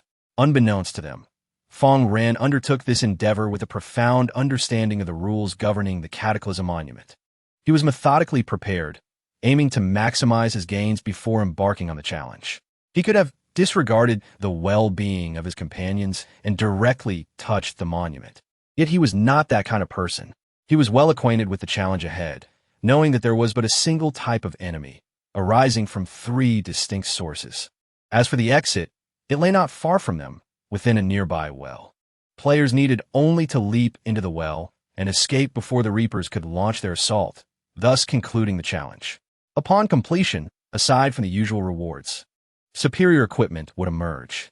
Fang Ran was in dire need of such gear. His current defensive capabilities were insufficient to withstand the attacks of Sequence 3 enemies. He aimed to acquire a full set of decayed equipment, infused with various enhancements, to bolster his strength. As the battle approached, the audience from the Dragon Nation countered the detractors in the live chat. Fang Ran possesses numerous slaves and grenades. How could you possibly comprehend his might? Watch. His enchanted grenades will undoubtedly showcase their grandeur. Fang Ran is a formidable slave master. Attacking his post-apocalyptic beings will only turn them into slaves. Just as the viewers from the Dragon Nation dominated the chat, 5 minutes elapsed, and the system's notification arrived. Chapter 100, The Bombardment of Enchanted Grenades. The Cataclysmic Challenge has commenced. Please brace yourselves for battle. Title: The Terrifying Scythe. Difficulty: Average, Simple, Average, Ordinary, Difficult, Extremely Difficult, etc. Monster Type: Apprentice Reaper. Basic Reward: An enchanted piece of equipment. Note: the player with the highest contribution in this challenge will receive a D-grade enchanted item, while the other players will receive an E-grade. Rating rewards: based on the score you achieve upon completion, you will receive varying rewards. Introduction: the adversaries in this stage bear no distinctive traits, save for their enhanced attributes. However, when they swarm towards you like a horde of cockroaches, one must be wary of the potential for dismemberment. Wow, completing the challenge actually grants enchanted equipment, even of E-grade. Incredible. The boss is truly formidable. Hiwoo's family expressed their admiration as he ascended numerous levels, with more equipment yet to come. Who would believe that he had only known Fang Ran for a mere day, yet reaped such abundant rewards? He felt fortunate to have encountered such a benefactor. He found himself almost grateful for the sandstorm that had nearly claimed his life. Otherwise, how would he have met the esteemed Fang Ran? Even if the disaster challenge is terrifying, with Fang Ran by his side, he was confident they would prevail. If Fang Ran could not succeed, who else could? No flatte. Take your positions. Otherwise, it will lead to certain doom. Fang Ran commanded decisively. Before them lay a structure resembling a honeycomb, known as the Reaper's Nest, from which the Reapers would soon emerge. In this area, there were 3 such nests. Should the players wander aimlessly, they would be relentlessly attacked by the omnipresent Reapers, ultimately reduced to mere flesh. Only by concentrating their efforts and luring the Reapers to a single point could they hope to secure victory. In an effort to safeguard his fragile companions behind him, Fang Ran sought to ease their burden by procuring an enchanted grenade launcher. Humans. Delicious. Just as Fang Ran completed his arrangements, the first wave of Reapers began to emerge from the colossal nest, with eyes filled with malice. They fixated on Fang Ran and his companions, their red tongues flickering as if eager to savor their next meal. The newly emerged Reapers resembled a swarm of hornets. It was at this moment that Hiwoo's family began to feel the grip of fear. While a single cockroach is easily dispatched, a multitude is a harrowing sight. Furthermore, Reapers were already crawling out in droves to their left and right, gathering ominously. A fierce battle was imminent. Beads of sweat formed on Hiwoo's forehead as he mused. It seems that acquiring this enchanted equipment will not be an easy feat. Just as anxiety tightened its grip on him, the air was rent with a terrifying explosion. Fang Ran wielded a flintlock rifle, launching grenades at the most concentrated mass of Reapers. The enchanted grenades proved devastating, detonating amidst the throng and leaving them all severely weakened. Following one shot, he swiftly fired another, showing no regard for the expenditure of his extraordinary powers. Each grenade consumed 10% of his maximum energy, and he could only fire a few before needing to pause. Zhang Xiao, endowed with the talent for energy recovery, approached his side, serving as a blue talisman to restore his power. Coupled with the effects of a blue potion, despite the rapid consumption of his energy, he was able to replenish it in no time. With ample energy at his disposal, Fang Ran unleashed a relentless barrage. He typically refrained from striking the same location repeatedly, as killing the Reapers outright would yield no profit. What he sought were slaves. As the majority of the Reapers lay weakened, with the frontline green zombie even perishing, and the remaining cannon fodder on the verge of defeat, Fang Ran leaped into the midst of the Reaper horde. A surge of blue energy emanated from his hands, enveloping the Reapers. With a triumphant chime, you have successfully captured a novice Reaper of Sequence 3, earning 1,100 experience points. The weakened Reapers are relatively easy to tame. Even if one attempt fails, the subsequent effort is likely to succeed. This advantage is attributed to the grenade launcher, which effectively inflicts widespread damage on enemies before facilitating a collective taming process. Absent this launcher, taming could still be achieved, albeit at a significant cost and with diminished efficiency. Despite his best efforts to refrain from fatally wounding the Reapers, many have still perished. Particularly after he tamed a portion of the Reapers, they swiftly dispatched their former allies through backstabs. Such losses are, of course, unavoidable, and he does not lament them. The process of enslavement inevitably entails casualties. Akin to the Americans who transported slaves from Africa to plantations, one cannot guarantee a survival rate of 100%. Nonetheless, amidst the fallen Reapers, fortune has smiled upon him, yielding unexpected rewards. You have acquired a human skin mask, E-grade enchantment. Title: Human Skin Mask, enchantment level, E-grade, defense increased, normal, increase in total abilities, general durability, 100 introduction, a mask crafted from human skin, designed to fit the head perfectly, yet it is undeniably terrifying. Fang Ran promptly tossed this object to Zhang Xiaoxiao, instructing her to don a new gear. Zhang Xiaoxiao's ability to regenerate had become remarkably effective after her level increased. Her recovery speed had significantly accelerated, aiding Fang Ran in the continuous taming of slaves, ensuring she could not easily meet her demise. Although the mask was indeed unsettling, it provided a commendable boost to defense and came with a built-in control mechanism. It was no simple task for enemies to eliminate her. Despite feeling repulsed by the human skin mask, Zhang Xiaoxiao recognized that survival was paramount. Other concerns paled in comparison. The dead have no regard for beauty, for it is only the living who possess the right to discuss aesthetics. Amidst Fang Ran's rapid taming of the Reapers, a remarkable phenomenon occurred. The number of Reapers he had captured exceeded the number of those unclaimed. Consequently, more Reapers perished before they could be captured. They cursed the challenge for its lack of difficulty, lamenting the presence of only novice Reapers and yearning for the arrival of stronger ones. However, mere words from the Reapers held no sway over Fang Ran. The slave master was truly ruthless. Before long, after taming one Reaper, others simultaneously met their demise. Incredible. It's all cleared out. I can hardly believe it. Boss, you are truly impressive.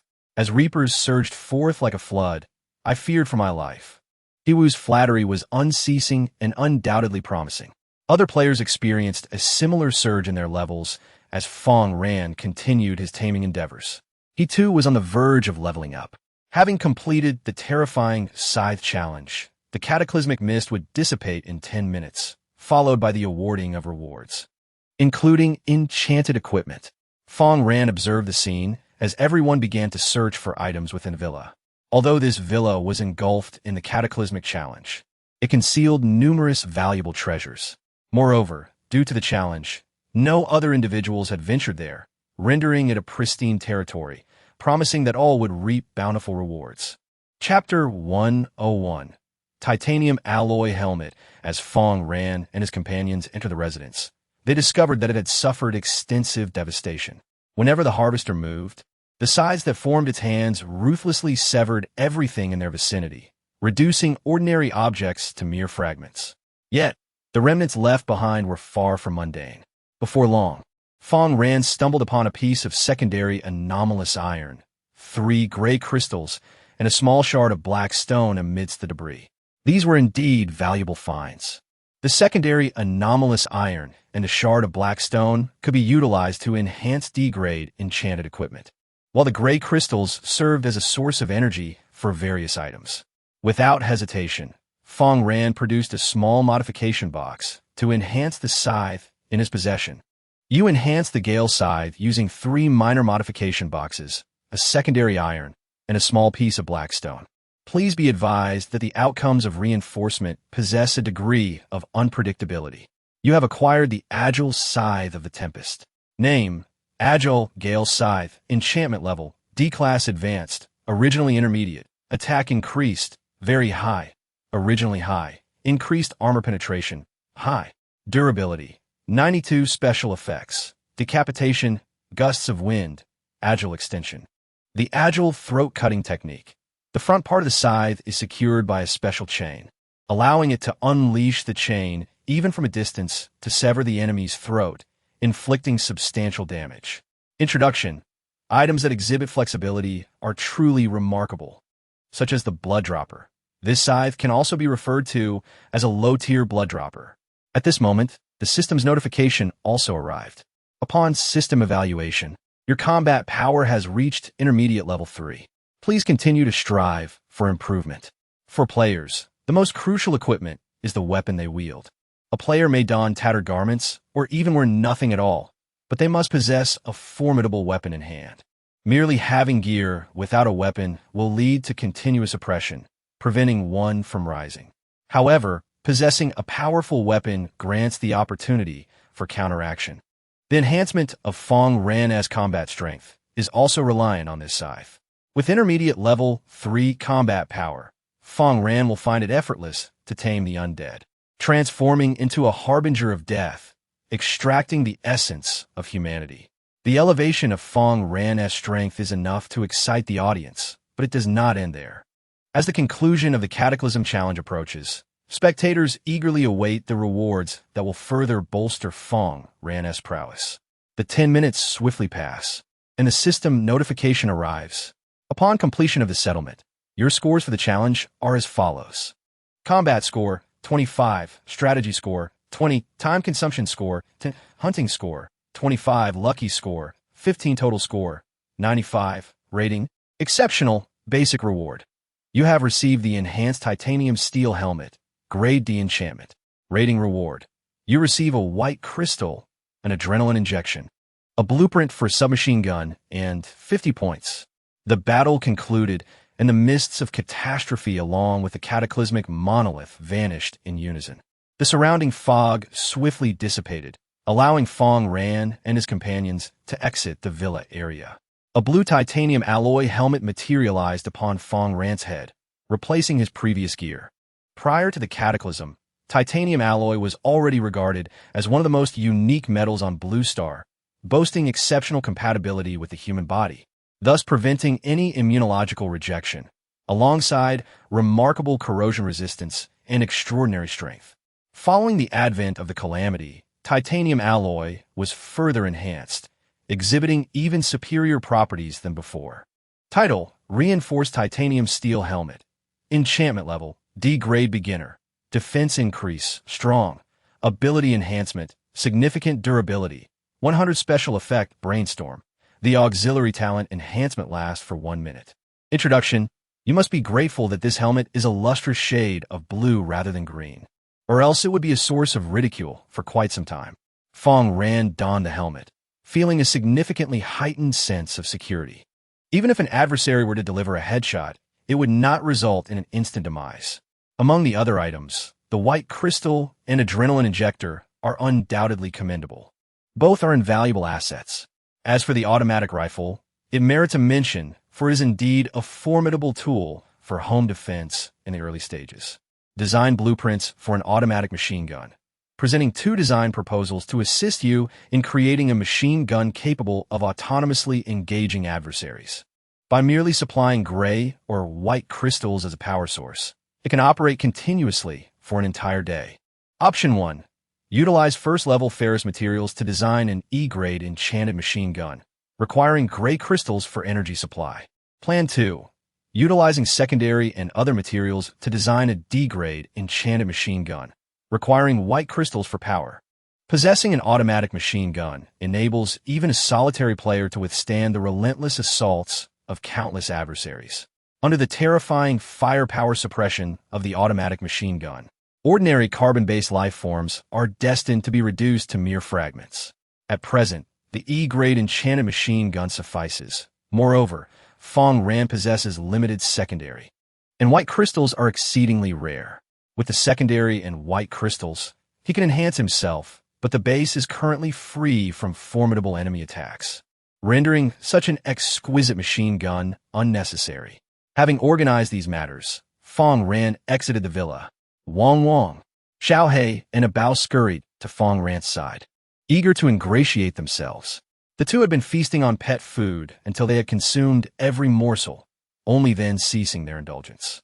After their meal, they experienced a surge in power, and once the nutrients were fully absorbed, evolution would ensue. Presently, both possess the combat capabilities of Sequence 2, and before long, they shall ascend to Sequence 3, becoming formidable allies to Fang Ran. In ancient times, the pets of slave owners were not to be trifled with. Dogs were tasked with pursuing runaway slaves, while felines of the big cat variety served to punish slaves, often by devouring them, thus instilling fear in the others. Abao, being the stronger of the two, would likely evolve before Xiao He. Though it follows Fang Ran, its prowess consistently surpasses that of Xiao He, maintaining dominance. It remains uncertain in which direction it shall evolve, creating a sense of anticipation. With only a few villas remaining, Fang Ran swiftly completed his search, preparing to delve deeper into the city. The subsequent endeavors did not disappoint. The proprietor of the next villa appeared to be a glutton, as evidenced by the presence of 3 green magic zombies within. Fang Ran successfully captured all 3 green magic zombies, thus bolstering his ranks with several powerful frontline fighters. More importantly, within the next villa, he discovered 2 enchanted firearms, both of E-grade enchantment. Icewell P1911 handgun, E-class enchantment when attacking foes. It fires ice projectiles that can slow down enemies.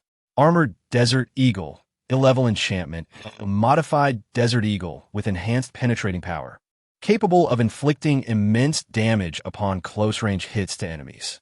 Chapter 102.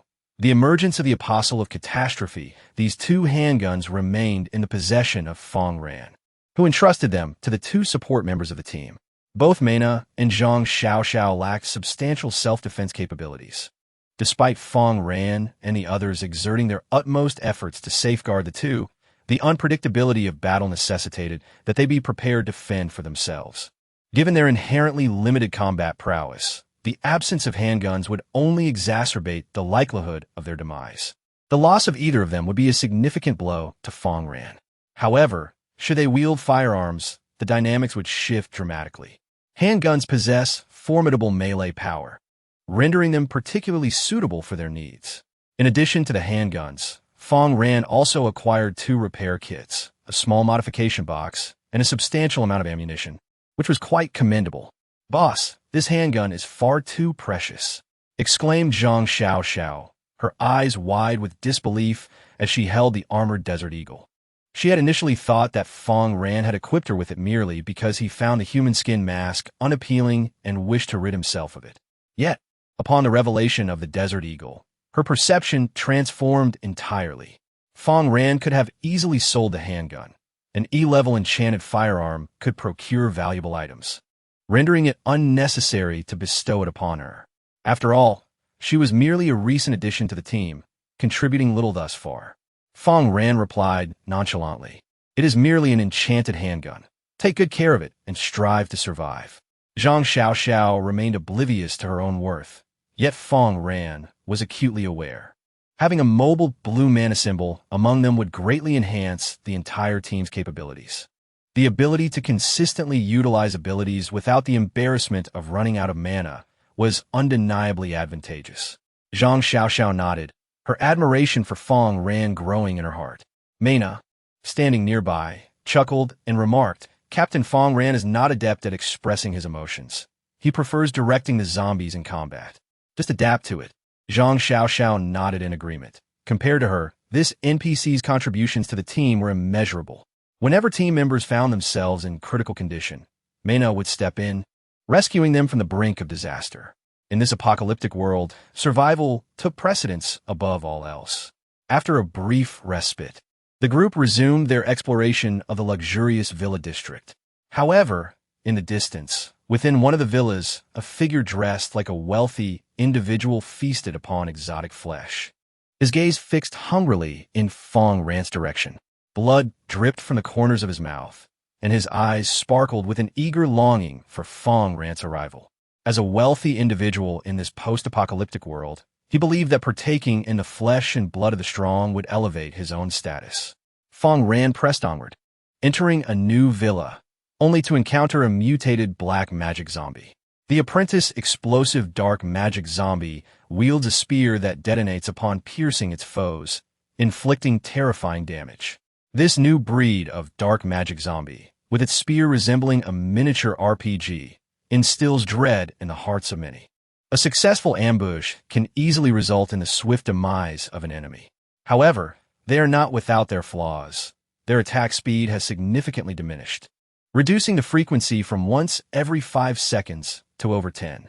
Furthermore, their accuracy has also suffered, as the new spears struggle to strike true, often landing near their targets instead.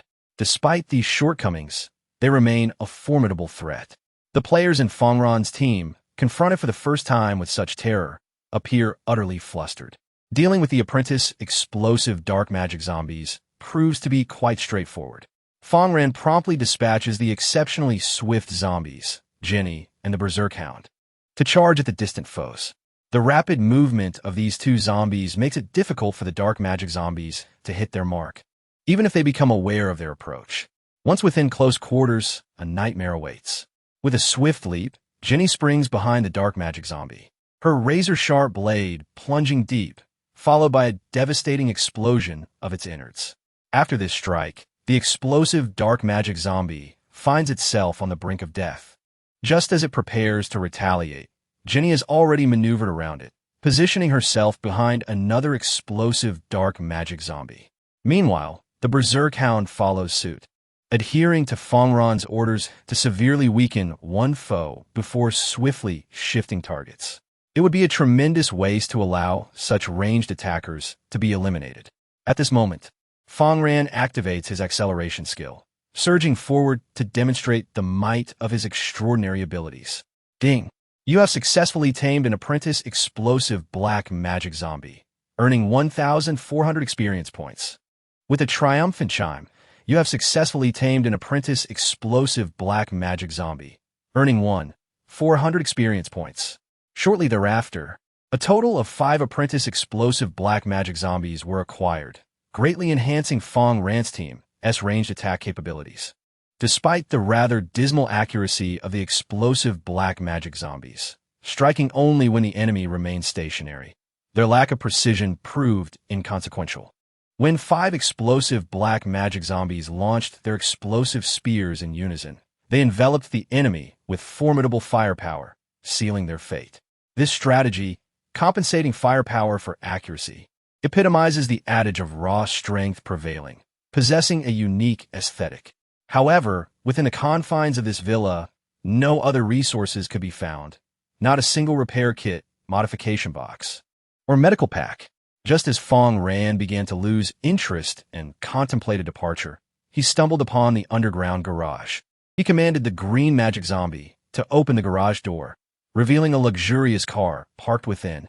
Name: Matilda Armored Vehicle. Overall enchantment level: E-grade durability, 75 protection, strong, speed, relatively swift, fuel consumption, 50 liters per 100 kilometers, accompanied by gray crystal. Introduction: aside from its relatively high fuel consumption, this vehicle is devoid of any flaws. This automobile is profoundly influenced by the energy of apocalyptic transformations, resulting in remarkable alterations. The once ordinary bulletproof steel plates have been magically enhanced, offering defense equivalent to E-grade armor. This is truly formidable. Fang Ran can hide within it without a shred of concern for ambushes. Unlike a conventional car, where a single RPG shot could obliterate both the vehicle and its occupants. The audience from Dasha gazes upon this automobile with palpable envy. My goodness, this is an authentic luxury vehicle, outclassing the extravagant cars from our Blue Star. As for its fuel consumption, 50 liters per 100 kilometers. Is that even feasible? Well, you need not worry. Fang Ran has an abundance of gasoline. While the crowd is engrossed in discussions about this car, Fang Ran has already entered the next villa. However, this particular villa stands apart from the others. Although zombies roam within, it is impeccably maintained, showing no signs of damage. On the balcony of the third floor, a well-dressed NPC in a pristine white suit observes Fang Ran, a glass of red wine in hand, and smiles. "My guests, welcome. As long as you are willing to savor the lunch I have prepared, we shall be friends. I assure you, you will relish my culinary creations. I am a Michelin 7-star chef. As for the ingredients, one among you will need to make a contribution." Upon hearing this, the crowd instantly comprehends the true nature of his so-called food. Despite his gentlemanly appearance, he is engaged in a horrifying act of cannibalism. In this apocalyptic world, NPCs who resort to cannibalism are automatically expelled from the human faction, becoming innate adversaries to humanity, instead aligning with the undead. They are known as the Apostles of Cataclysm. The Apostle of Cataclysm.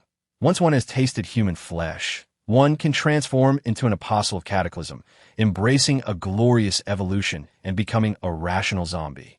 Chapter 103.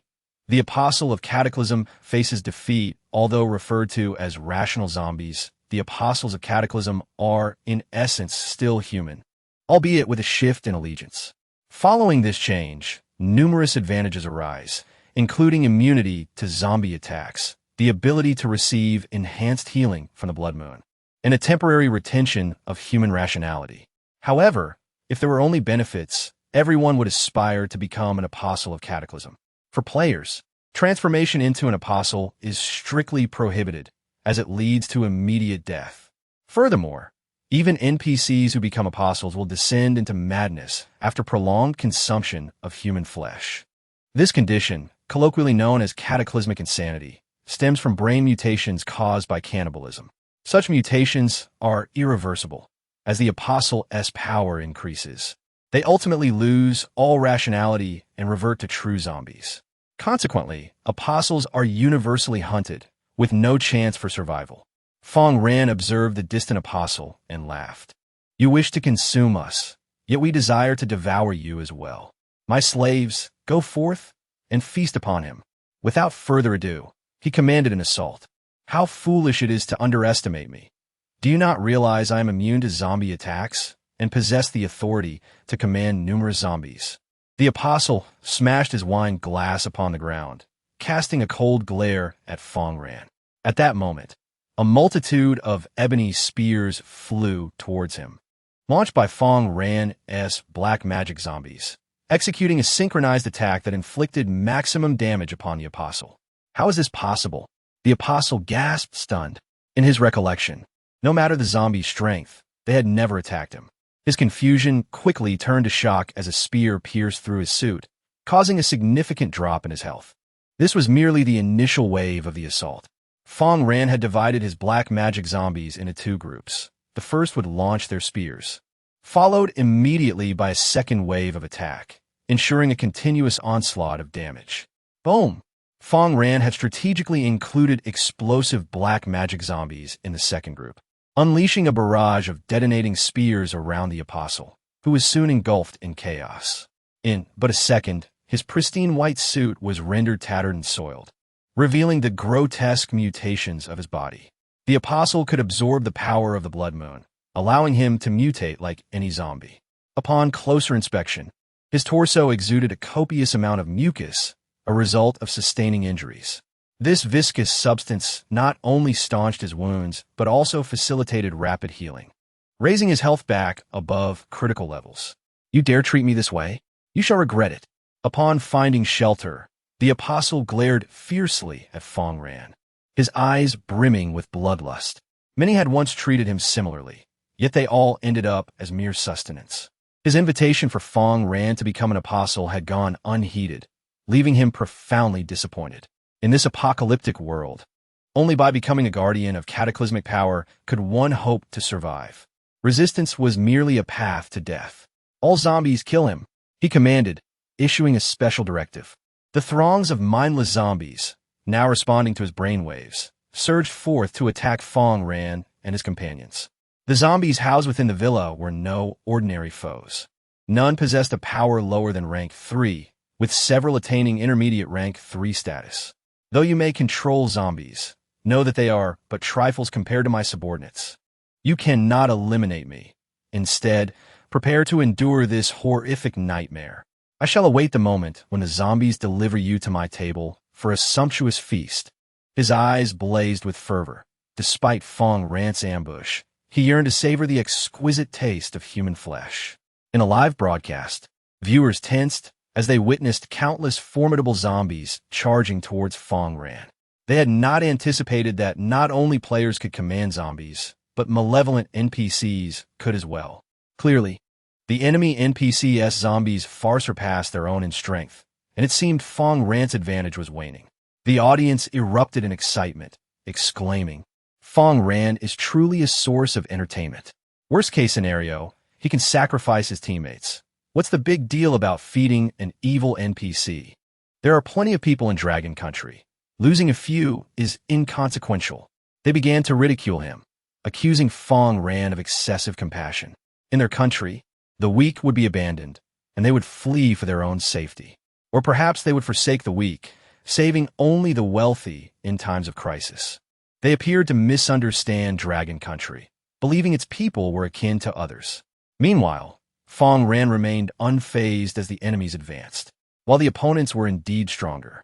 Boasting intermediate rank 3 green demons and crawlers, Fang Ran's numbers were far more substantial, and he intended to compensate for any deficiency in quality with sheer quantity. The vast horde of crawlers, previously tamed, had not been brought into the villa, but now was their moment to shine. Like a flood, the crawlers poured into the villa from every direction, attacking the enemies relentlessly, employing tactics of 2-on-1, 3-on-1, and even 4-on-1 to overwhelm them. You may be strong, but I possess countless strategies to secure victory. The audience in Dragon Country marveled. Incredible. This is the true power of the Cataclysm Challenge. Look at those terrifyingly numerous crawlers. They resemble a swarm of cockroaches. Only Fang Ran possessed the capability to challenge the Cataclysm Monument. With a mere flick of his wrist, he could turn decay into wonder. See this, little detractors? This is the astonishing power of the people of Dragon Country. Others, too, were taken by surprise at Fang Ran's strength. It was not only the detractors, but also the apostle of Cataclysm within the villa, faced with such an overwhelming force of Reapers. He lost the courage to command his troops and fled in terror. How can he control so many zombies? He thought, I barely manage with my intermediate rank 3 strength. How can a mere human be so formidable? As he retreated, he could not accept his defeat. Chapter 104. Consuming the brain matter of the Apostle of Cataclysm. Yet just as he reached the rear window, poised to leap, he was suddenly bitten. Accursed traitor, dare you harm me? The Apostle of Catastrophe, enraged by the severance of his escape, felt his right hand suddenly petrify. With a forceful punch, he struck the frenzied hound, propelling it away, but at the cost of his entire left leg, which was devoured by the beast. "Ah, my leg!" he cried in agony. Then seethed, "I shall see you, traitor, perish." He swiftly realized that unless he vanquished the hound before him, his escape would remain unattainable.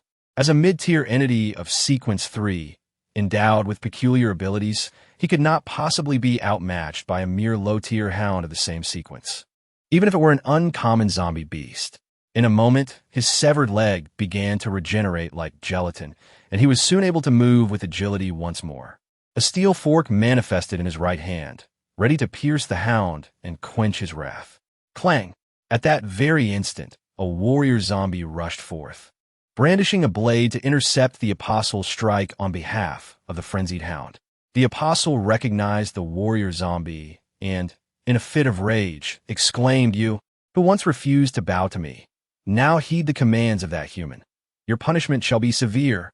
He had previously attempted to control the warrior zombie, only failed due to unfortunate circumstances. Witnessing the warrior, now under the command of Fang Ran, ignited his fury. With greater power, he lunged at the warrior zombie again. Faced with such overwhelming force, the warrior could only retreat. The Apostle unleashed a dual assault. Conjuring another steel fork in his left hand, which plunged into the body of the Catastrophe Hound. As a mid-tier entity of Sequence 3 possessing intelligence, his prowess was far beyond mere appearances. The Apostle exemplified this, overpowering two stronger low-tier entities of Sequence 3 and securing victory in the fray. Boom! At that moment, the zombie Jenny, who had been lurking, seized her opportunity, leaping behind the Apostle and viciously stabbing him in the back with her long blade. The strike unleashed a horrific internal critical damage, causing a torrent of repulsive fluids to erupt, a scene drenched in blood. Ugh! The blow severely wounded the Apostle, who lamented, "My vital fluids." The essence of his powers hinged upon daily storage of these crucial fluids. Any injury would deplete his reserves, and Jenny's attack had drained a significant portion, leaving him pale and distressed. "You wretchedly beautiful zombie, I vow to end your life," he spat, turning to thrust his steel fork at her. Yet, Jenny, without hesitation, retreated. Although her speed did not rival that of a bow, she was still a formidable presence. The Apostle realized that pursuing her would yield no success, especially with the frenzied hound and warrior zombie nearby, leaving him exhausted. "You scoundrels dare to betray the force of catastrophe," he proclaimed, edging closer to the window before leaping down. The hope of victory had vanished. Survival was now his sole desire, for only by living could he seek vengeance. However, as he descended, he was met with the sight of a throng of reapers below. He gazed in disbelief, aware of Fang Ran's numerous reapers, yet astonished by their sheer volume. "I do not wish to die," he cried, but ensnared within the reapers' clutches. Escape became an impossibility. Countless scythes rained upon him. Though he retained some vital fluids to mend his wounds, it proved futile. The reapers swiftly dismembered him, scattering a plethora of items in the aftermath. "Congratulations, your servant has vanquished the Cataclysm Apostle, granting you 5,000 experience points. You have received an additional 35 catastrophe points from them." With the elevation from level 24 to 25, Fang Ran beamed at the scene before him. The rewards for vanquishing the Cataclysmic Apostle were exceedingly generous, a primary motivation behind his relentless pursuit of these foes. While he could eliminate ordinary zombies, they offered no chance of acquiring Cataclysm points. With merely 200 points, he could procure a crystal core from the Thunder Beast, thereby facilitating the construction of the Tesla Tower and enabling extensive wireless power transmission. To achieve his aspirations, he needed to eliminate more Cataclysmic Apostles. He had no time to inspect the items dropped by the Apostle, as numerous zombies awaited his taming. These zombies made for excellent slaves, each possessing at least third-tier strength. Neglecting to capture them would be a disservice to his title of Heartless Slave Master. Once he had sufficiently gathered slaves from the field, he approached the corpse of the Cataclysmic Apostle. "Master, brain, want to eat?" Jenny pointed at the Apostle's head, drooling with a fervent appetite. Upon the demise of the Cataclysmic Apostle, zombies would typically split open their heads to consume the brain matter, which provided effects akin to zombie gel. "Go ahead," Fang Ran replied nonchalantly. Without hesitation, Jenny used a knife to pierce the Apostle's skull, eagerly sucking the mutated brain matter into her stomach, and a system notification promptly followed. Zombie Jenny ingests a peculiar substance, enhancing her abilities and prowess. Her qualifications have been elevated from high to exceptionally high. Her prowess has ascended to the intermediate level of Sequence 3, and she has acquired the skill, Crimson Blade. The Crimson Blade, imbued with the cataclysmic energy by the Scarlet Barbie Kiss, enhances the longsword's damage and further augments its armor-piercing capabilities. "Master, I desire more," pleaded Jenny, kneeling on the ground, her gaze filled with yearning, clearly unsated. Fang Ran gently stroked her head, assuring her, "In due time, I shall ensure you are well fed." He then began to inspect the items dropped by the agents of calamity. The first thing he noticed was a pair of steel tridents, which astonishingly were D-grade enchanted weapons. And to his delight, two had dropped at once. Title: Sharp Alloy Steel Fork, Enchantment Level, D-grade Beginner, Attack Enhancement, Strong, Armor Penetration Increased, Considerable. Durability: 76, Special Effect, Tier: Each successful breach of the enemy's armor inflicts additional damage. In a moment of camaraderie, Fang Ran tossed one of the steel forks, to He Wu Jia. Upon receiving the weapon, He Wu Jia stood in stunned silence, exclaiming, "Boss, this weapon is too powerful. I dare not accept it." Fang Ran, with a hint of disdain, retorted, "If I tell you to accept it, you shall accept it. In the future, you will possess even mightier weapons." He Wu Jia straightened his posture, replying, "Yes, boss." The onlookers gazed at He Wu Jia with envy. Had they too decisively joined Fang Ran's ranks, they would now be wielding a D-grade enchanted weapon. Alas, that opportunity had slipped away, and they could only strive to perform well in hopes of receiving a share of any future spoils Fang Ran might bestow. With the steel fork in hand, He Wu Jia showcased his martial arts prowess, executing a fluid series of movements. His combat prowess had already reached the pinnacle of Sequence 2. With a few additional pieces of equipment, he could ascend to Sequence 3. Indeed, the weak must ally with the strong to find their way. He Wu Jia mused to himself. Chapter 105. The crystal core of the zombie beast. One steel fork was gifted to He Wu Jia, while Fang Ran retained the other. Preparing to make his move, this D-grade enchanted weapon could undoubtedly be exchanged for a plethora of valuable items, cherished by many. No one would refuse a simple yet effective weapon, and the steel fork epitomized such utility. Unlike daggers, knuckle dusters, or eastern staffs, which, despite their high enchantment levels, were not universally favored due to their complexity, the steel fork stood out for its accessibility. Numerous players had entered the realm of Apocalyptic Wasteland, hailing from diverse backgrounds, many unfamiliar with various weaponry. Even those who had undergone professional combat training often struggled with the intricacies of exotic arms. Take the soft sword. For instance, its usage was exceedingly challenging, rendering it suitable only for disassembly or reforging by the average player. In contrast, bladed weapons like swords and knives were immensely popular due to their straightforward application. Long spears and steel forks were even simpler, requiring nothing more than to pierce the foe. Aside from the steel fork, the gentleman donned a top hat, which also served as an item of equipment. Title: White suit and top hat. Enchantment level: D-grade beginner, defense increase. Normal, ability amplification, quite strong durability. 90 special effect, ability activation, when activating the talent. The total amount of abilities consumed is reduced by 50. Introduction: the white top hat exudes an air of elegance, perhaps concealing a black rabbit within. Such a remarkable hat, suitable for a mage's talent, is certainly not for sale by Fang Ran. He prioritizes its use for his own people to maximize benefits. "Mena, put on this hat," Fang Ran instructed as he handed it to her. Upon donning the hat, Mena took out a small hand mirror and remarked, "It appears slightly out of place, yet I sense my latent powers are more invigorated." Her combat strength had previously been enhanced to the intermediate level of Sequence 2 by Fang Ran. He equipped her with various items that he could neither utilize nor sell at a worthwhile price. With the addition of this D-grade hat, her strength surged to the advanced level of Sequence 2. In due time, it would likely ascend to the pinnacle of Sequence 2. Should Fang Ran continue to provide similar exceptional equipment, Mena's prowess could easily reach Sequence 3, resulting in an astonishing healing capacity. As a support role, she requires little beyond a sufficiently high healing output. The ability to revive the fallen and restore life from the dead is what defines an excellent support. Aside from these two items, Fang Ran found no other useful gear.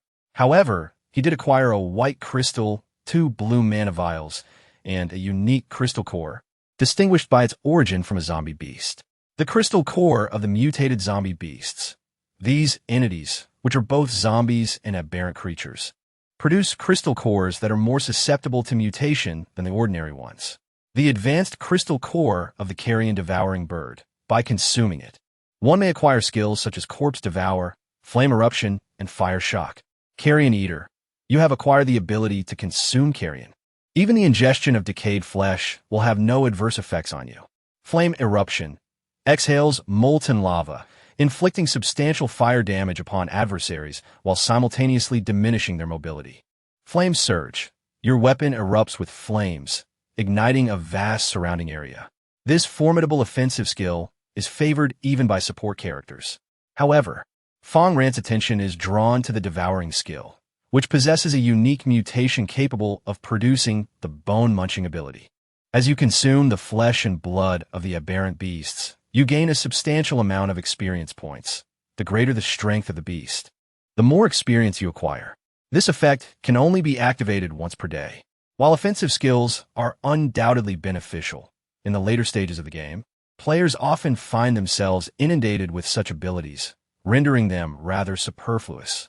However, the challenge of leveling up remains a significant hurdle.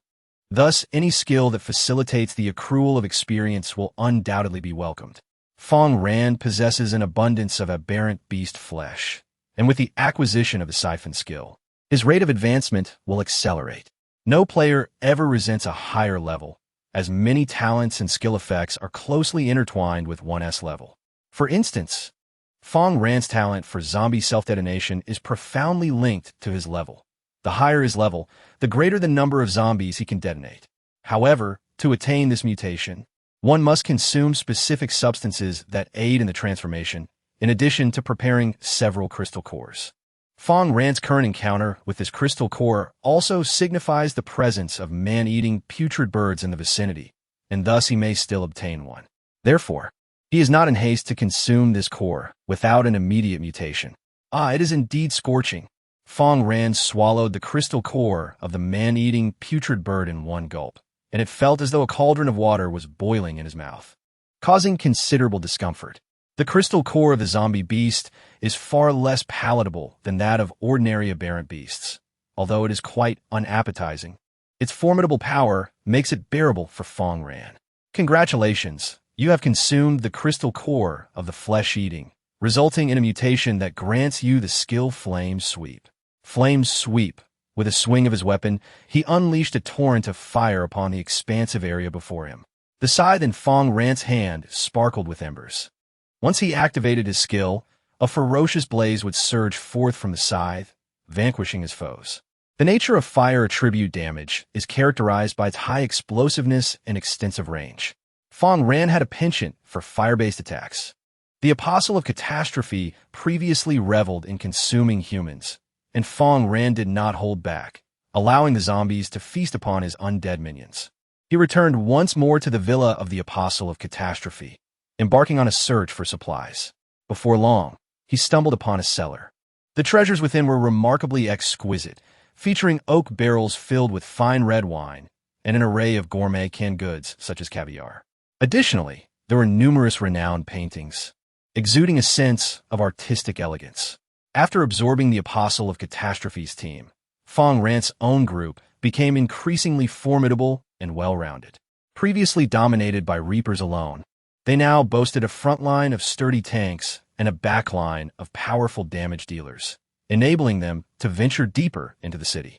As Fang Ran walked, he opened the regional chat to observe the situations of other players. Regional chat, MOKG, India. Our party from India has finally arrived at Black River City. It has not been easy. The zombies here are incredibly strong, and we must exert tremendous effort to defeat even one. Du Yushan, Dragon Country. The esteemed Fang Ran is in Black River City. I must do my utmost to join him. Hanny, America. Fellow Americans in Black River City, gather around me, and I shall restore America to greatness. Fang Ran observed these messages and noted that many players had arrived at Black River City. This seemed somewhat unusual, given the current strength of the players. They should have been midway. The players were generally of rank 2 strength, making their arrival at Black River City a certain demise. Little did they know, Fang Ran's success was not replicable. It was a unique path solely belonging to him. Chapter 106. Acquiring the Catastrophe Rune. Fang Ran spoke directly. Players, there is no need to rush to Black River City. It is teeming with rank 3 enemies. Your strength is insufficient, and it would be a futile endeavor. It would be wiser to enhance your abilities to rank 3 before forming a team to venture here. Perhaps you will reap greater rewards. Furthermore, he added, I am selling a steel fork, enchanted to level D. Players interested may contact me. Accompanied by a screenshot of the sharp alloy steel fork's game attributes.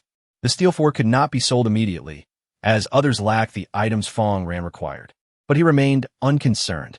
He departed from the affluent district, making his way toward the city center.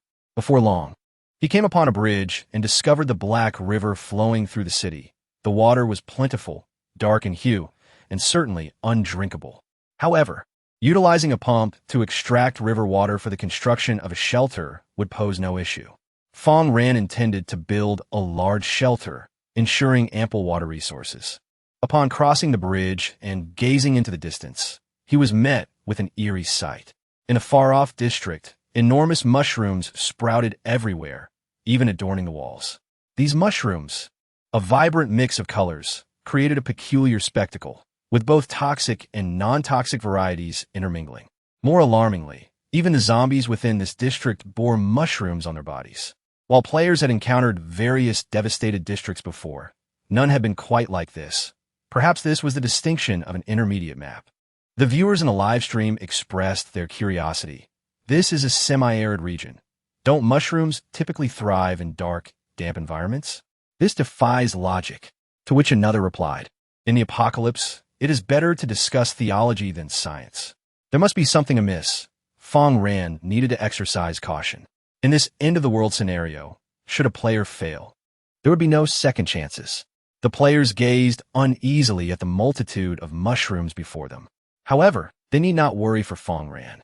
Despite the shifting landscape of the game, he possessed a wealth of experience from his previous life, enabling him to navigate unforeseen circumstances. The district before him was ensnared in a peculiar calamity known as the Mushroom Nightmare. Fang Ran dispatched a low-tier crawler to cross the bridge and cautiously approach this nightmare. As the crawler entered the district, traversing the mold-covered path, a horrifying transformation occurred. White mycelium sprouted from its body, rapidly enveloping it until it resembled a snowman. Though it retained its mobility, the overall appearance was undeniably bizarre and unsettling. Ding, your slave zombie apprentice reaper is undergoing a transformation, evolving into a mutated apprentice mold reaper. Apprentice mold harvester. The harvester is afflicted by a unique strain of mold, which upon attacking foes, releases spores that ensnare enemies in a state of mold infection. Mold infection. Those afflicted are covered in mold, ultimately losing all semblance of sanity, becoming mere slaves to the fungi, akin to the cordyceps fungus. The audience in the livestream, witnessing this scene, fell into a hushed terror. The notion of humanity transforming into a petri dish of mushrooms was truly horrifying. The mere thought of entering such an anomalous world of disaster a decade hence sent shivers down their spines. At that moment, a foreign viewer, Blackie, began to taunt. Fang Ran is progressing so quickly. But has he met his match? This path is riddled with mold, utterly impassable. Fang Ran is courting death. He has no choice but to detour. They were all envious of Fang Ran's rapid advancement and the impressive construction of a shelter, as other players from different nations either lacked the levels and strength or had yet to arrive at Black River City, where their shelters were pitifully small. While they were busy mocking in the comments, Fang Ran poured gasoline across the bridge and ignited it. Boss, arson is a crime, Iwu could not help but exclaim. Yet, recalling that they were in the apocalypse, he chuckled. Who is going to punish us? Fang Ran responded with a laugh. In this place, even murder is permissible. What is a little fire? As long as they could incinerate this block, they could advance further. The flames leapt from one side of the bridge to the other. Witnessing this spectacle, the crowd thought it to be a viable solution. Since no one could acquire supplies, why not simply burn a path through? However, a miraculous sight unfolded as the flames approached the fungal carpet. The peculiar fungi visibly retreated. It seemed to possess an instinctual fear of fire. Fang Ran, realizing the nature of the mold, did not intend to burn indiscriminately, but rather to exploit its aversion to flames. As the fire neared the Reaper, the white hair upon its form began to fall away, revealing a more normal appearance. The audience from Daxia was momentarily stunned, but soon, the quick-witted began to speak up. Wait, has anyone noticed a blind spot? This mold fears fire. Indeed, as the flames advanced, the fungi retreated. This is akin to using boiling water to treat athlete's foot. The crowd was astonished by this revelation, and Fang Ran, seizing the opportunity, crafted a torch. When he extended the torch toward the mold, he saw the fungi recoil. One by one, the others followed suit, entering that peculiar district. The zombies, infected by the mold, posed no threat. They remained Fang Ran's minions, merely growing stronger. When Fang Ran and his companions were infected, they used the torches to burn their bodies, thus alleviating the infection. Of course, this remedy applied only to mild fungal infections. Moderate or severe infections would necessitate medicinal intervention. Just as Fang Ran ventured into the mold-infested streets, a private message arrived. Belial, Mr. Fang Ran, I have an item you surely need. I believe you are the only one capable of utilizing it. Accompanied by a description of the disaster rune, attributes of the fierce tiger, cataclysmic runes, a distinctive type of equipment, of which each individual may don up to 7. Once affixed, they can only be removed with the aid of specialized artifacts. Name, Tiger. Enchantment level, intermediate grade D. Usage conditions, strength requirements met. Combat power reached sequence 3. Enhanced power, higher. Special effect, Tiger strength. When utilizing strength-based skills, the additional power is doubled. Introduction. The muscles of a tiger embody a captivating sense of power. Fang Ran gazed at the rune with astonishment. He had not anticipated that this item, which was supposed to appear later, would manifest now. Chapter 107. The Rescue of an NPC. In his previous life, it had been demonstrated that possessing substantial strength was sufficient to utilize the Tiger rune.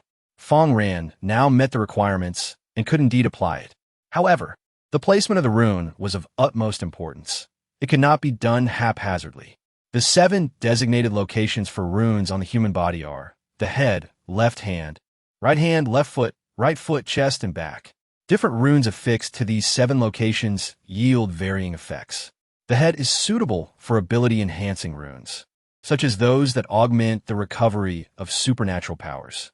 The foot placements cater to both speed and strength. The chest is ideal for physical enhancement runes, while the back is reserved for defensive runes. The left hand is apt for dexterity runes, and the right hand is suited for strength runes. Misplacing a rune may result in diminished effects or even adverse consequences. For instance, affixing a strength rune to the head would weaken its enhancement effect, potentially impairing the release of supernatural abilities. This is merely a basic classification. In truth, as players acquire more runes, they will discover that the rune system is exceedingly intricate. Congratulations, you have acquired the cataclysmic rune, Tiger, through your transaction. By placing the cataclysmic rune upon your right hand, your power shall be bestowed with an additional enhancement. Now your total power has reached a remarkable rating. Fang Ran could sense the ease with which he wielded his scythe, producing a powerful whoosh as he struck. Even players who had chosen robust talents could not necessarily match Fang Ran's strength. This was the advantage conferred by superior equipment, compensating for any deficiencies in innate abilities. Fang Ran felt an abundance of offensive power, but a lack of defense. Thus, he refrained from advancing to Sequence 3's advanced combat capabilities, realizing he needed several pieces of defensive gear to enhance his resilience. "Boss, you're truly formidable. You just unleashed a blade wind," exclaimed Hiwu. In his time on Blue Star, he had only heard tales of such phenomena, as the depletion of spiritual energy on Blue Star had eradicated the existence of genuine martial masters, leaving him without first-hand experience. The impact of Fang Ran's recent strike was indeed astonishing. With a nonchalant tone, Fang Ran replied, "As long as you continue to level up and enhance your strength, you too can achieve this. Let's advance." The group, brandishing torches, pressed onward, incinerating any fungal growths that appeared on their companions. However, at that moment, a zombie, completely covered in mold, charged towards them, launching an attack. The mold on these zombies was peculiar. It was not the ordinary white, but a deep black, signifying that they had succumbed to severe fungal infection. Severe fungal infection. Upon entering this state, one will lose their sanity, becoming a mere vessel for spores, and cannot be treated with medication. Those who traverse this street must not only guard against the fungal onslaught in the air, but also remain vigilant against adversaries. Should one be assaulted multiple times by an enemy afflicted with severe fungal infection, they will swiftly succumb to a moderate infection. At this juncture, treatment is still possible with a small medical kit to alleviate the infection. However, if the assaults persist, leading to a severe infection, One may perish despite having ample health remaining. For many players, this is indeed a nightmare, although this level poses significant challenges. Those who delve deeply into it shall reap abundant rewards. Fang Ran finds himself surrounded by a sufficient number of zombie slaves, rendering further recruitment unnecessary in confronting foes. He commands his undead minions to vanquish them all. Before long, as a moldy green demon falls, a notification from the system resonates.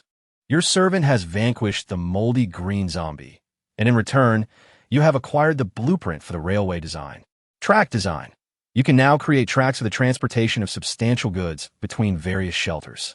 As the players expand their territories, the distance between the headquarters and its branches increases, rendering the conventional methods of transporting supplies inefficient. Automobile transport relies heavily on manpower, even with one person per vehicle. The total amount of resources transported remains limited. Air transport is even more impractical due to its excessive fuel consumption. However, if railways could be laid down and trains could be utilized, a single individual could transport a vast quantity of resources in one trip. Yet, the cost of constructing railways is considerable, and it can only be undertaken once a shelter reaches a certain scale and iron mines are discovered. Amidst the relentless assault of zombies, which propagate terrifying spores, Fang Ran tirelessly clears a large horde of the undead at the intersection of the streets. Upon eliminating them, he acquires 7 repair kits, 9 small modification boxes, 9 medical packs, 5 gray crystals, and 1 white crystal, along with a plethora of miscellaneous items such as ammunition and food. Among the foodstuffs, the most abundant are fungi, particularly mushrooms. Some individuals, having witnessed mushrooms growing on the heads of zombies, vowed never to consume mushrooms again, yet these fungi are remarkably delectable.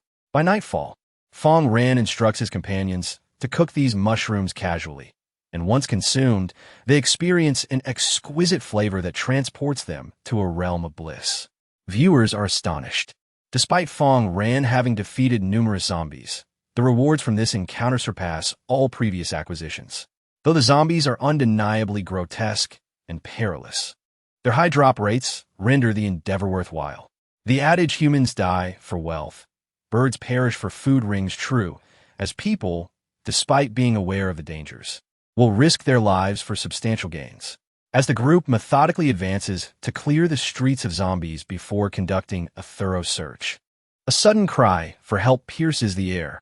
Help! Fang Ran turns toward the alleyway and is startled to see a young NPC rushing towards them, pursued by a significant number of zombies. Prepare your combat gear, Fang Ran calmly declares. A formidable foe approaches. His words leave the group perplexed. The distant zombies appear no different from those encountered previously. Yet, before they can ponder further, an unexpected event transpires. A white figure descends upon the boy, its blade poised to strike. With a chilling scream, the boy is pierced, his health plummeting dangerously. Just then, Fang Ran retrieves his flintlock submachine gun and unleashes a barrage at the white figure. The weapon's inherent flame damage ignites the assailant, whose beautiful yet terrifying visage turns towards Fang Ran, eyes ablaze with fury. In a swift leap, the white figure vanishes from sight. Quick, apply a bandage and heal yourself. Fang Ran tosses a bandage and a small medical pack to the young NPC. Thank you, he exclaims, astonished to find aid in what he believed to be his final moments. Chapter 108. The elite snow shadow Barbie zombie. The audience from the Great Xia watches the boy with curiosity. What was that zombie just now?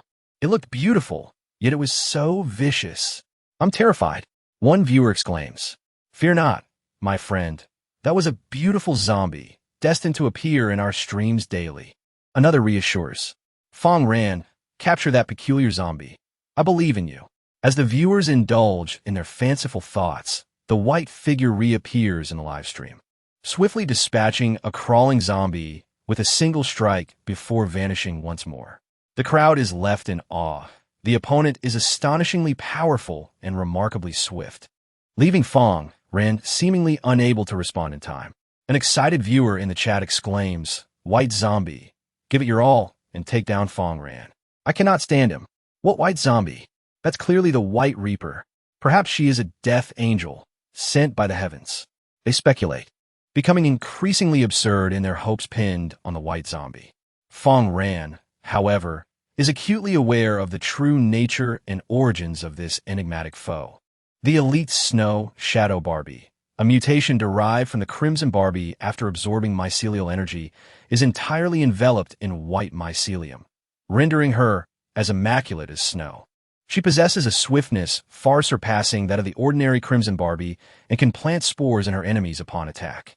As a rare variant, the Snow Shadow Barbie is not often encountered, yet Fang Ran, who aspires to capture every zombie and bizarre beast in existence, is well-versed in her nature and tactics. He refrains from rushing into battle, instead directing a green demon zombie to the periphery of their formation. The audience is puzzled by Fang Ran's strategy. But in the next moment, a white figure suddenly emerges behind the green demon zombie. Indeed, it is the Snow Shadow Barbie. With a swift motion, the Snow Shadow Barbie's dagger plunges into the back of the green demon, inflicting significant damage while planting spores. The green demon attempts to retaliate, but the Snow Shadow Barbie has already vanished from sight. The audience, enlightened, realizes that the Snow Shadow Barbie seems to prioritize solitary foes, presenting Fang Ran with an opportunity to counterattack. However, they ponder the feasibility of such a counter. The Snow Shadow Barbie's speed is nearly insurmountable, leaving them anxious to devise a solution. It is well known that if the elusive Snow Shadow Zombie is left unchecked, it will continue to harass them relentlessly. Fang Ran's fragile allies risk being taken down one by one. Yet, just as the Snow Shadow Barbie prepares for her next strike, a large patch of ice appears at the edge of the isolated green demon zombie. Upon landing, the Snow Shadow Barbie, unable to halt her rapid descent, tumbles to the ground. Strike now. Fang Ran seizes the moment, leaping into action and unleashing his skill. His scythe descends upon the Snow Shadow Zombie. The penetration of this strike is formidable, augmented by Fang Ran's immense strength, resulting in catastrophic damage that depletes a significant portion of the Snow Shadow Zombie's health. She is taken aback, unprepared for such a setback from Fang Ran. Rising swiftly, she attempts to flee, but the icy sphere from the combined zombies strikes her, slowing her down. She can no longer move with the same terrifying agility, allowing the onlookers to glimpse her silhouette. The frenzied hunting dog, equally swift, pursues her, followed closely by a swarm of crawlers, as the group advances with determination to capture the Snow Shadow Barbie. During their pursuit, they notice that the Snow Shadow Barbie's speed is gradually diminishing. In truth, her ability to vanish swiftly after an attack is merely a consequence of her skill's effect. She cannot maintain such velocity indefinitely. If they can keep pace with her at the onset, they can easily handle her once the duration of her skill expires. At this moment, her speed is akin to that of a regular Crimson Barbie, still fast, yet attainable. The relentless hunting dog boasts exceptional pursuit capabilities, with a stamina threshold that allows it to capitalize on the Snow Shadow Barbie's exhaustion, ready to pounce once she tires. With a resounding thud, the Snow Shadow Barbie is tackled to the ground, her energy severely depleted, leaving behind her previous arrogance as her health continues to wane. Fang Ran steps forward to unleash his extraordinary powers.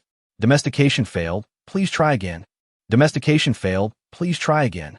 With a chime, you have successfully tamed the elite Snow Shadow Barbie of Sequence 3, earning 2,400 experience points. The ferocious hound released its grip, revealing that the once beautiful Snow Shadow Barbie was now adorned in tattered garments, exposing vast expanses of her delicate form, evoking a sense of vulnerability. This drew the unwavering gaze of the seasoned viewers in the live stream, their eyes fixated without a moment's hesitation. However, Fang Ran paid little mind to this. Her focus was entirely on the attributes of the Snow Shadow Barbie. Title: Elite Snow Shadow Barbie. Race: Zombie. Type: Crimson Barbie Variant. Combat Power: Advanced Sequence 3.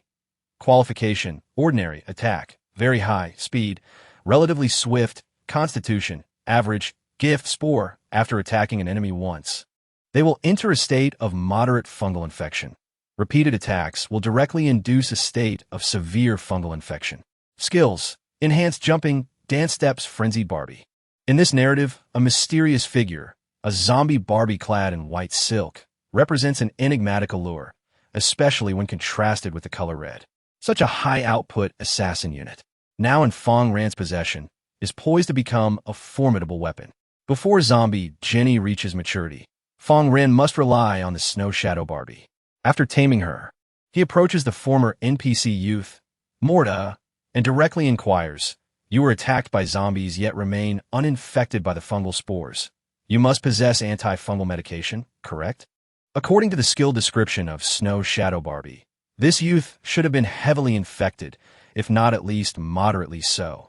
However, his condition reveals an underlying complexity. Morta hesitantly admits, "Indeed, our team discovered a formula to combat the fungus, but it is in the possession of our captain. He has become trapped in the mushroom factory, and his fate is uncertain. I am the sole survivor. If you are willing to rescue my captain from that factory, he would surely share the formula with you." This catastrophic fungus does not appear arbitrarily. It follows discernible patterns. It typically thrives in dark, damp forests or specialized mushroom cultivation facilities. Its epicenter, where spores are most concentrated, is fraught with numerous zombies and other bizarre entities. Most individuals would hesitate to venture there, as it is tantamount to courting death. With so many zombies present, what is your purpose in going there? Fang Ran, seemingly peering into Morta's very soul, responds clearly, "There must be treasures compelling enough for you to risk your life to go there. Reveal to me your motivations for this journey, along with the antifungal formula, or else I shall take your life." He presses the blade of his scythe against Morta's neck, drawing blood. Chapter 109. News of the cataclysmic ancient source. As Morta relaxes, believing he might escape, he is quickly reminded of Fang Ran's formidable nature. Taking a deep breath, he forces a smile and stammers, "I'm merely a peripheral member of the team, lagging behind during battles, hence I know little." He attempts to gloss over the truth, but Fang Ran is not so easily deceived. "It appears you have yet to grasp the seriousness of your predicament." Fang Ran swiftly slices across Morta's neck, more blood spilling forth, jolting Morta into clarity. He dares not utter further falsehoods before Fang Ran, regretting his earlier actions. At that moment, zombie Jenny approaches from behind, her ravenous eyes fixed intently on him, exuding a palpable hunger. "I will speak. Please do not kill me. The design for the antifungal medication is in my possession. Our captain ventured to the mushroom processing factory after discovering traces of the Desolation ancient source. You understand what the Desolation ancient source is, do you not? Securing it would immensely benefit humanity in this apocalypse." Morta finally divulges the truth. Upon hearing the term Desolation ancient source, Fang Ran's heart sinks. Since the onset of this fungal nightmare, he has sensed the presence of treasure within, yet he had not anticipated it to be the Desolation ancient source.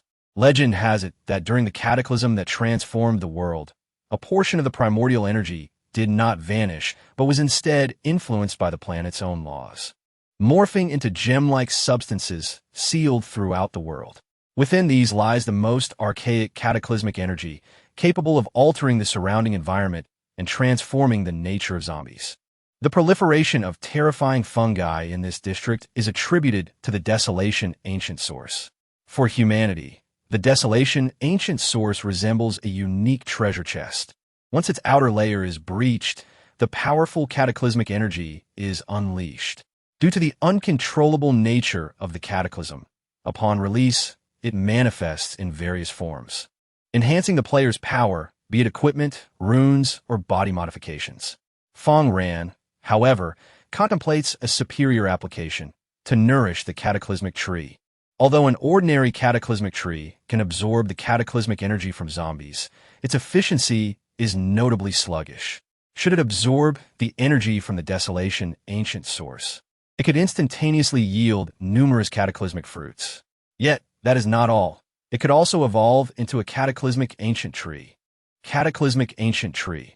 A tree imbued with primordial cataclysmic energy, capable of yielding even more potent cataclysmic fruits, while also bestowing beneficial effects upon enemies in the vicinity of its planting location.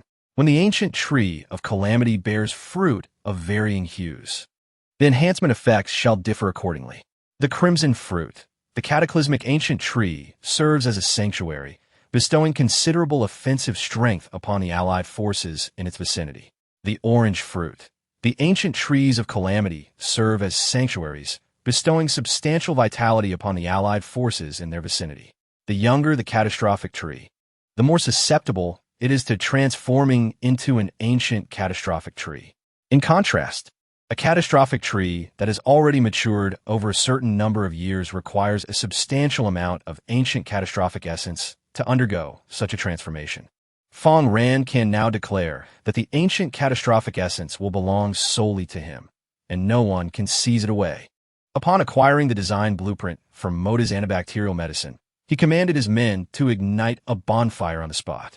The heat emanating from the bonfire was considerable, ensuring that everyone in its vicinity remained safe and unharmed from fungal infections.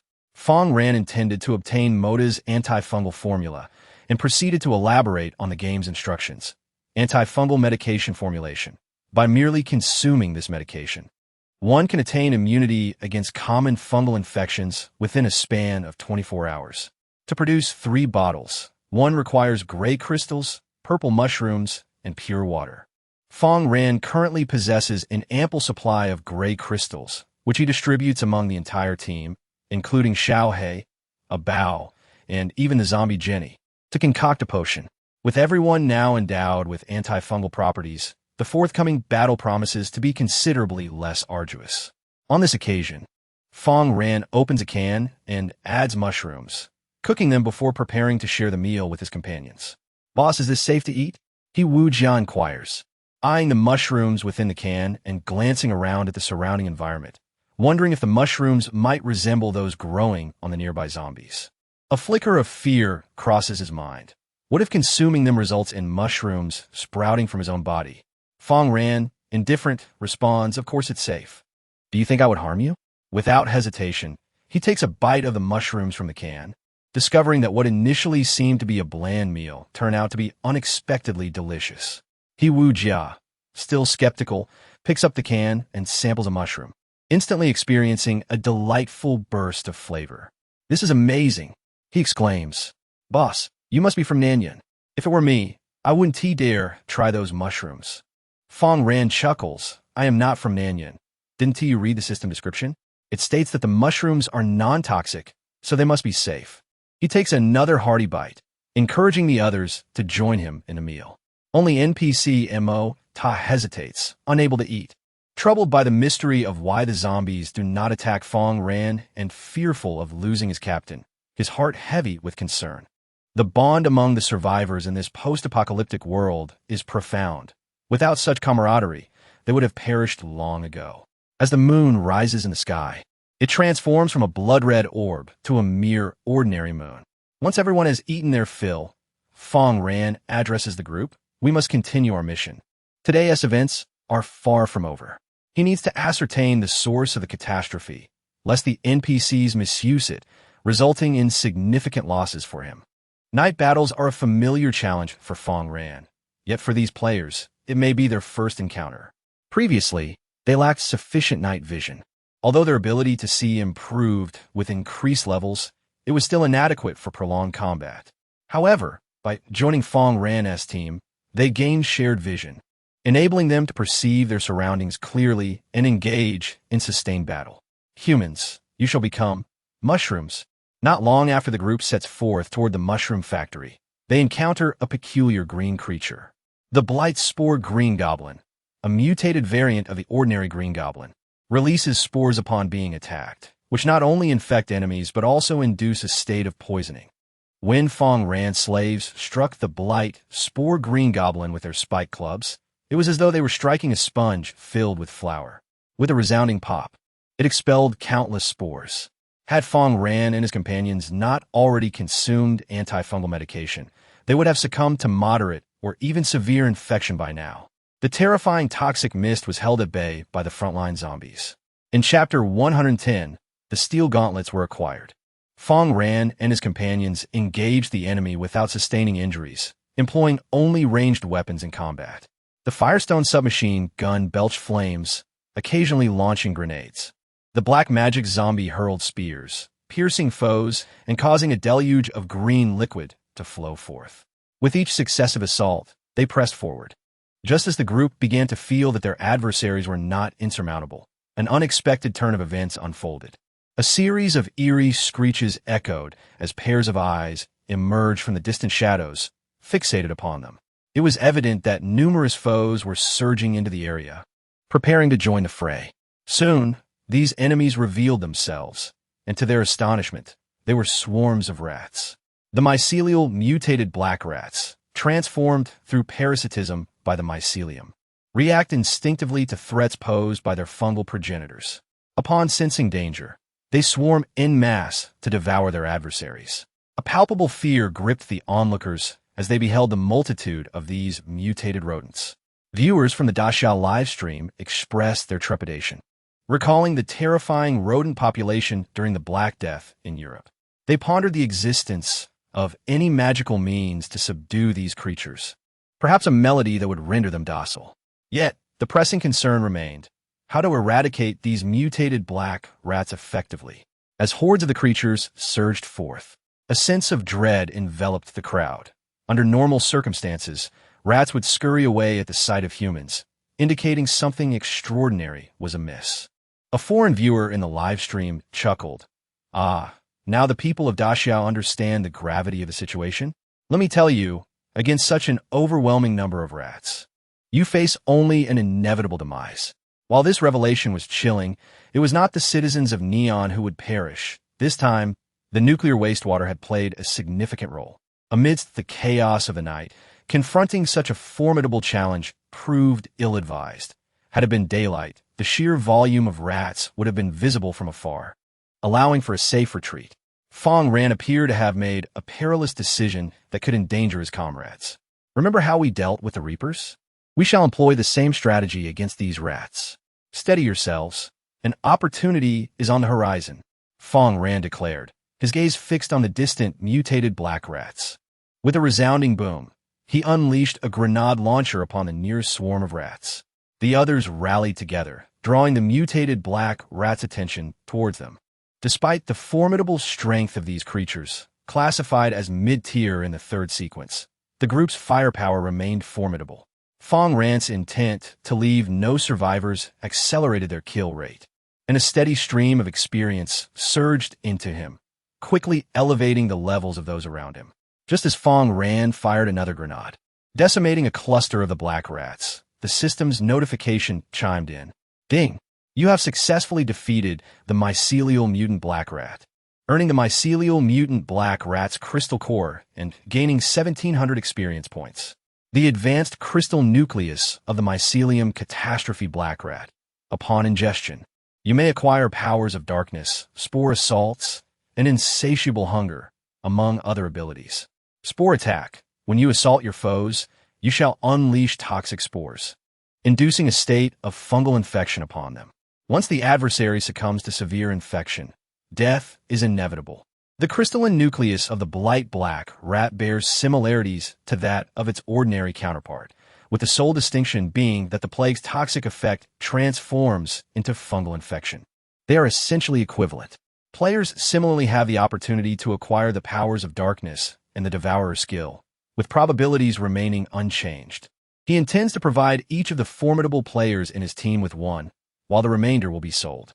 Upon leveling up the Hiwu family, he exclaimed, "I have attained the combat power of Sequence 3.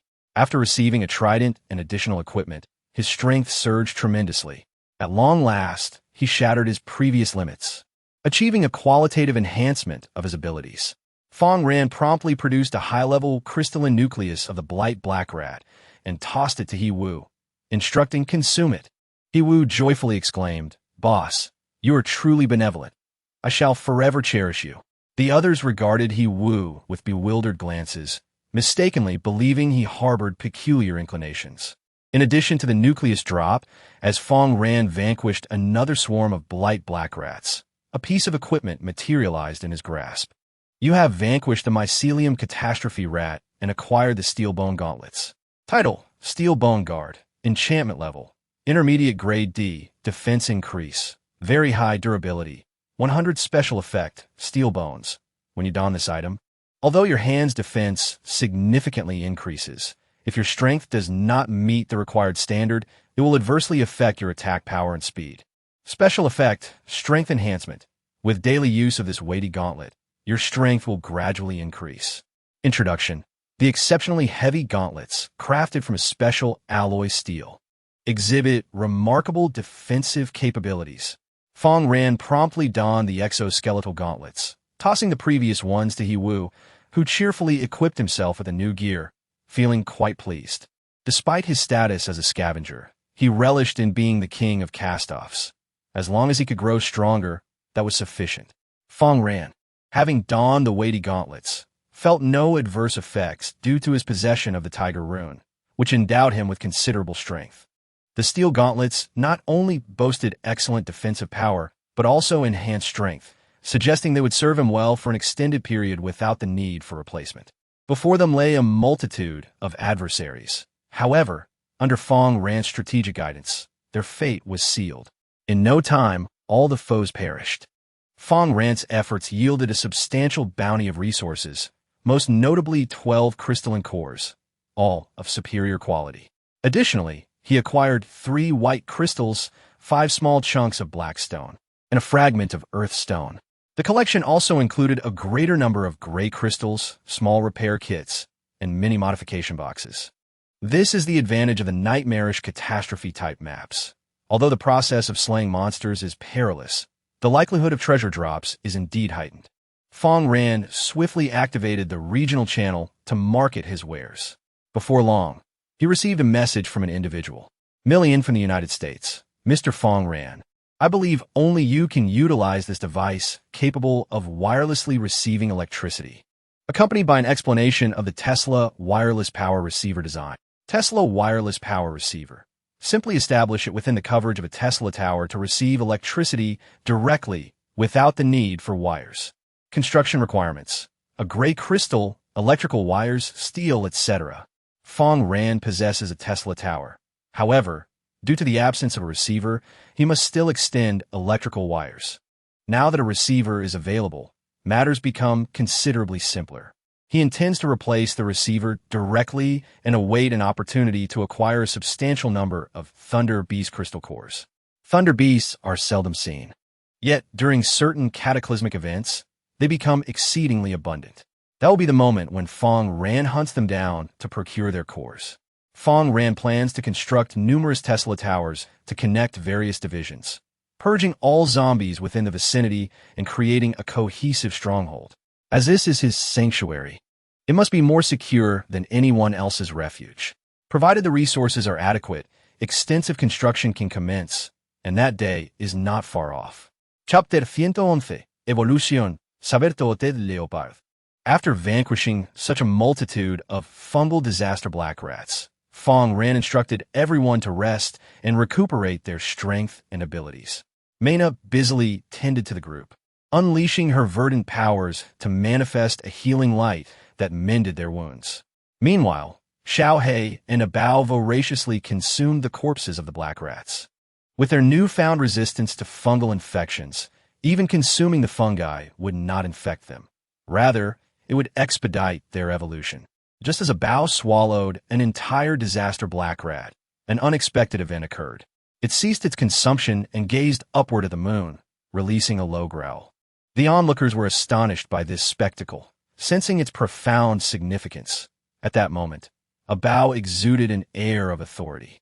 In the next instant, a terrifying aura radiated outward as Abao's fur began to shed, replaced by an even tougher, more resilient steel-like coat. Its physique proportionally enlarged, now resembling a small truck. A single swipe could reduce an adversary to mere pulp. Even more chilling were Abao's sharp, saber-like fangs, bared and impervious.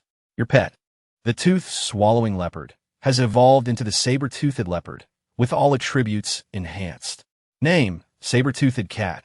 Race, beast folk, loyalty, 95, extremely loyal combat power. Sequence 3. Primary level, qualification, high attack power, very strong speed, remarkably swift. Constitution, ordinary, skills, eruption, stamina recovery, tooth devour, wild bite new. Consumption, new. Fierce bite, a powerful attack targeting the vulnerable points of an adversary, capable of inflicting substantial damage and potentially resulting in an instant kill. Devouring.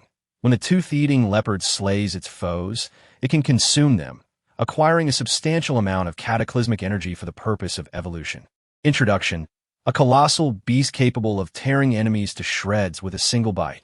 After completing its evolution, Abao's loyalty has increased once more. Although it is a later addition, its loyalty is only slightly lower than that of Xiaohe. Should Abao and Xiaohe achieve a perfect loyalty score, they would receive additional enhancement effects. Do not indulge. You're not a dog, so refrain from acting like a sycophant. Following its evolution, Abao approached to lick his hand, but the barbed tongue of felines would scrape away a layer of flesh during the act. Fang Ran instructed Abao to cease, while Xiaohe appeared visibly disgruntled. Despite Xiaohe's ample consumption, why was Abao always the first to evolve? Subsequently, Xiaohe consumed a corpse of a mutated black rat, seeking to acquire more energy. As the group took a moment to recuperate, Fang Ran began trading crystal cores. Displeased with the items presented by other players, he ultimately opted for the exchange of white crystals, a form of hard currency, ensuring a favorable outcome. He had already secured 4 white crystals. Gradually trading the remaining crystal cores, Fang Ran noted the increasing number of players arriving in Black River City, consistently obtaining the desired items. Meanwhile, in the regional channel, many had begun to report their positions, informing others of their whereabouts. Such behavior could only be classified as valiant. If the attracted individuals were allies, it would be acceptable. But if they were foes, the outcome could only lead to demise. Perhaps those reportings were merely laying traps, waiting for others to fall victim. In any case, Fang Ran had witnessed individuals in the regional channel vocally denouncing someone who reported their position, only to be attacked by those converging. The regional channel had devolved into a place of vitriol, where anyone experiencing misfortune would vent their frustrations. "Wow, these mushrooms are enormous," exclaimed Mena, standing beside Fang Ran. Next to her stood a mushroom taller than herself, resembling a small tree. These fungi constantly emitted spores, aiming to infect everything around them. The altered environment stirred curiosity, but also caution among the group. Just as they found themselves surrounded by these colossal mushrooms, a sudden sound echoed, as if something had signaled. The massive mushrooms erupted, releasing a torrent of spores toward the crowd. Having consumed medication, the group remained unaffected. However, the unknown adversaries were not so easily dealt with. Within the massive mushrooms lurked zombies, their bodies encased by the oversized fungi due to prolonged infection. Typically immobile, they regained vitality under certain conditions, breaking free. The first act of their newfound freedom was to engage the invaders, Fang Ran and his companions. As the towering mushrooms transformed into green-skinned zombies, they charged at Fang Ran. However, he had already made preparations upon entering this extraordinary area. The zombies outside held their ground. Even amidst a surprise attack, they would not endanger the core group. As long as the core members remained, Fang Ran had little to worry about. Boom! The green zombies collided, littering the ground with fungal debris. Other zombies surged forth, engaging in fierce combat. The members of Fang Ran's team believed they could, as before, safely harvest experience while awaiting their upgrades, only to be met with unforeseen peril. They suddenly spotted several mold-covered spears in the sky, hurtling toward them. "Quick, find cover!" Fang Ran shouted. The group swiftly took action, hiding behind zombies' abandoned vehicles, or nearby buildings. Any place that could conceal them, they occupied, ensuring no one remained in the open. Boom!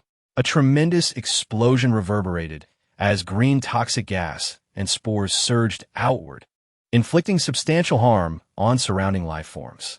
The zombies executing this assault were the toxic black magic zombies. The toxic black magic zombie evolved from the self-exploding black magic zombie.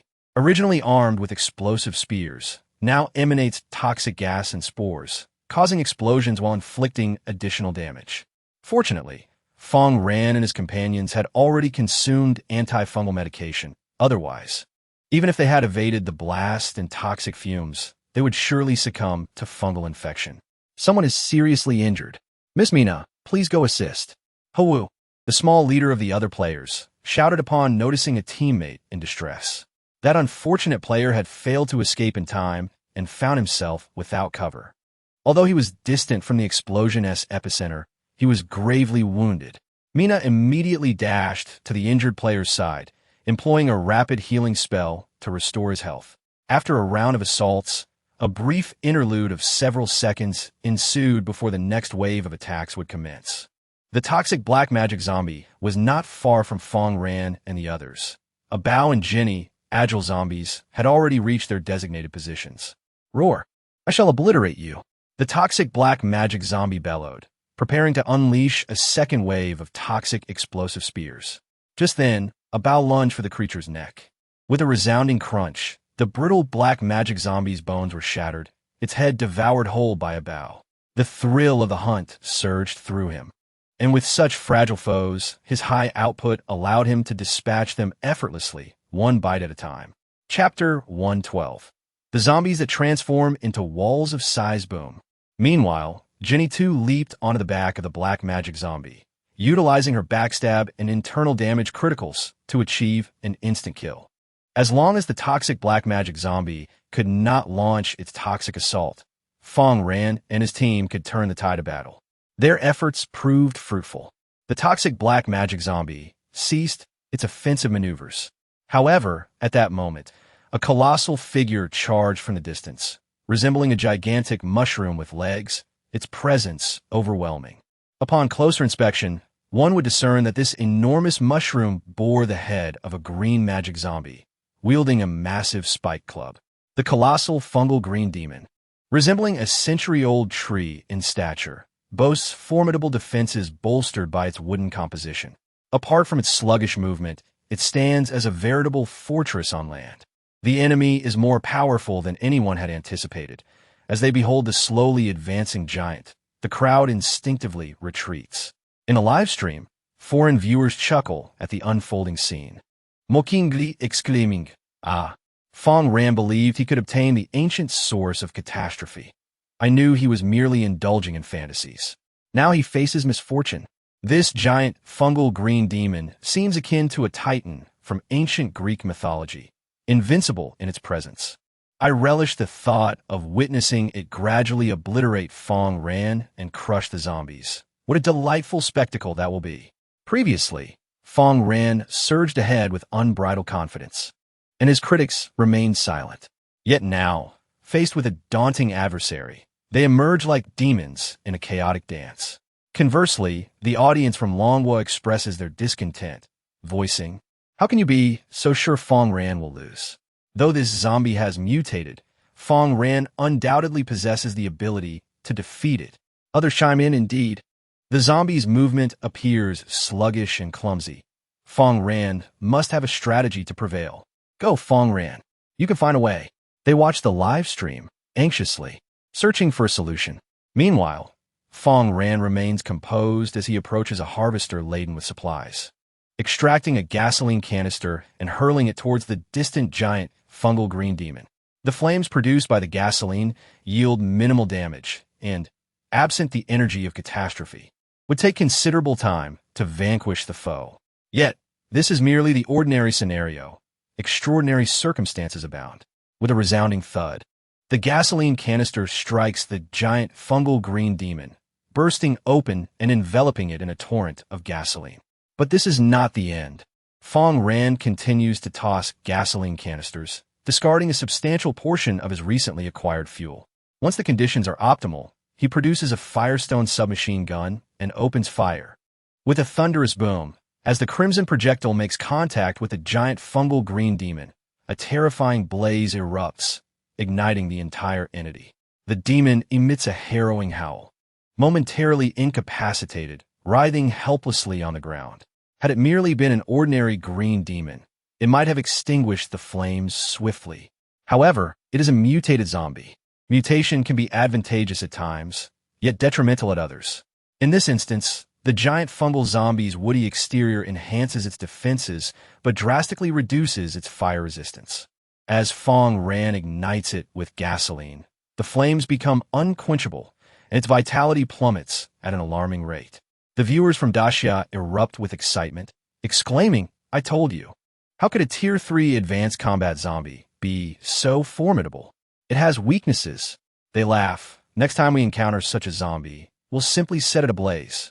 Fire conquers wood, a principle of elemental interplay. Fang Ran's insight is truly commendable. The crowd is exhilarated, astonished at how swiftly Fang Ran resolves the predicament. While most might recognize that flames would inflict greater harm on the giant fungal zombie, few would conceive of employing gasoline as an incendiary tactic. The foreign viewers in the live stream are utterly flabbergasted. They had assumed the giant zombie would spell Fang Ran's doom, only to find it lacking substance. It is akin to a muscle-bound brute, rendered ineffective due to excessive hormone use, leaving it with a mere 3-centimeter appendage. An unfathomable reality. Curse this fungal zombie. How can you be so feeble? I even dubbed you titans, yet you are no more than ants. They lament, incredulous. Why do the people of Longwa so fervently resort to fire? It's utterly blasphemous. Their remarks incite laughter among the audience from Longwa, who find humor in the absurdity of the situation, drawing parallels with religious beliefs. However, upon reflection, it is understandable. Foreigners have adhered to their faith for millennia, and being told their deity does not exist is akin to inflicting mortal wounds upon their beliefs. This encapsulates the agony of lost faith and shattered convictions. In a live stream, upon witnessing the zombie's dwindling health, Fang Ran seizes the opportunity to showcase the prowess of his supernatural abilities. Beep, taming unsuccessful. Please try again. Alert, domestication failed. Please try again. With a triumphant chime, you have successfully tamed the advanced giant fungal green goblin zombie of Sequence 3, earning 2,300 experience points. As the flames enveloping the giant fungal green goblin gradually extinguished, it was completely transformed into Fang Ran's devoted servant. Rising to its feet, it became a wall of lamentation for Fang Ran, advancing into the distance. Name, giant mycelium green demon. Race, zombie. Type, green goblin. Combat power, intermediate level 3. Qualification, ordinary attack. Very high speed, relatively slow. Constitution, very high. Gift, spore toxic gas. When a fungal green zombie slays an enemy, it accumulates spore toxic gas. At the opportune moment, it can unleash a powerful spray, inflicting significant damage upon adversaries. Spore assault. Merely approaching the colossal fungal zombie will result in a severe fungal infection. Introduction.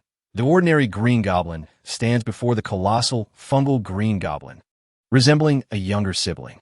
One can entirely trust in his defenses, yet caution is advised against fire. With the taming of the colossal fungal green goblin, Fang Ran found victory in this battle merely a step away. He did not cease his endeavors after mastering the colossal creature. Instead, he continued to tame a greater number of zombies. Given the proximity to the enemy's lair, the zombies produced here are notably powerful and can be harnessed by Fang Ran. It was during this process of taming that a radiant white light surged forth from his being. As Fang Ran's level ascended from 25 to 26, he felt a surge of power coursing through him. Once the battle concluded, he resumed his search across the battlefield, while others took the opportunity to rest.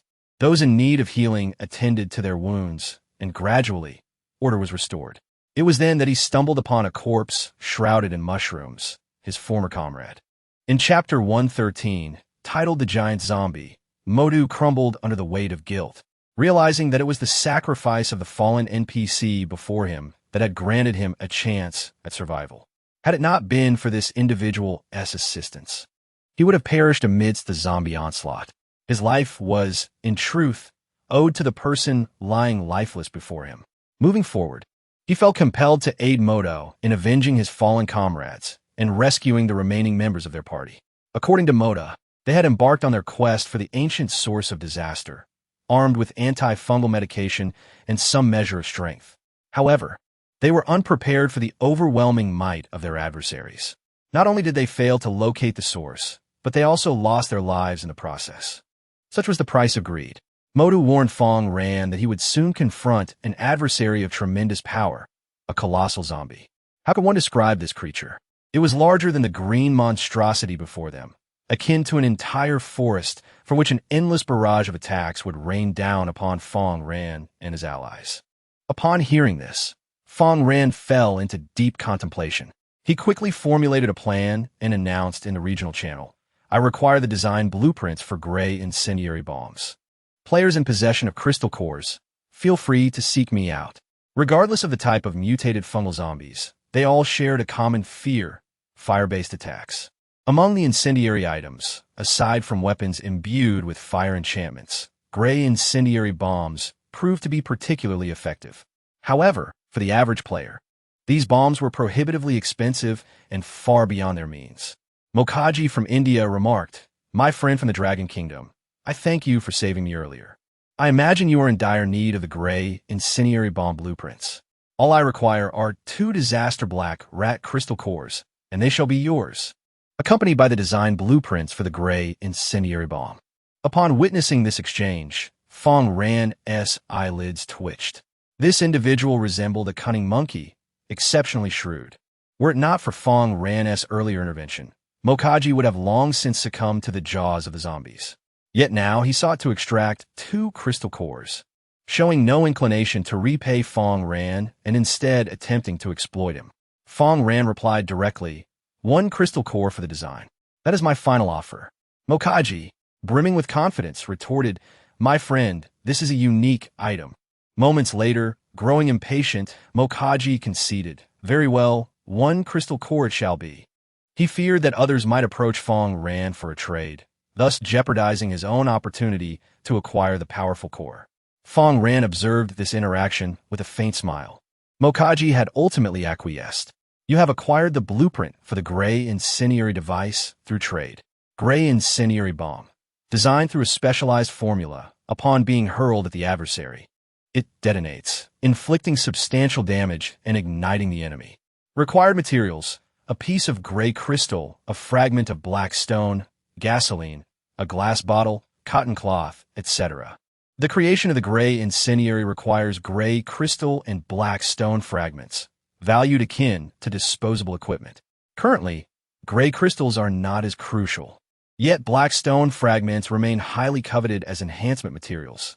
Their combination is indeed costly. Discarding them as mere consumables would be a sheer act of extravagance. However, for the opponent, it is of little consequence.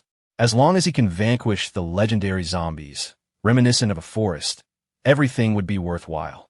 He directly produces 10 gray incendiary bombs, ready to unleash devastating blows on the enemy once the boss battle commences.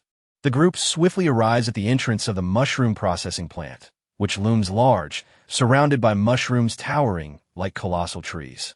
In the shadow of these fungi, the group appears remarkably diminutive. Many spectators witness this scene, adjusting their view to a distance for screenshots, captivated by the spectacle. Yet, as Fang Ran and the others take a step forward, they discover that this mushroom forest, while beautiful, is perilous.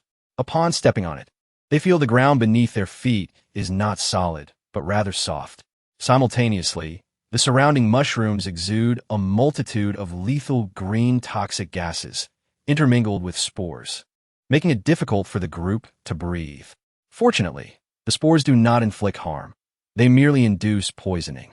Mina possesses a talent for detoxification, ensuring that, with her presence, the group suffers minimal poisoning damage.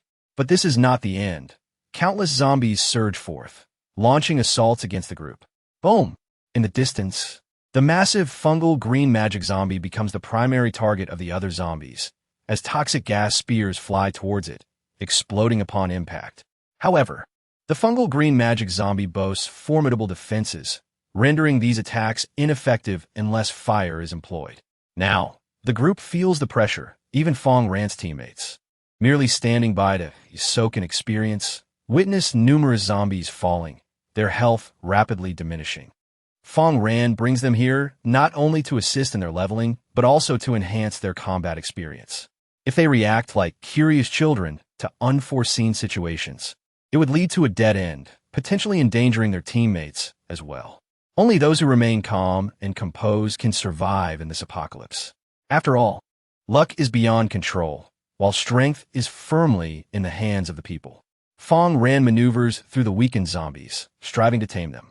As for those that cannot be tamed, he naturally eliminates them without wasting time.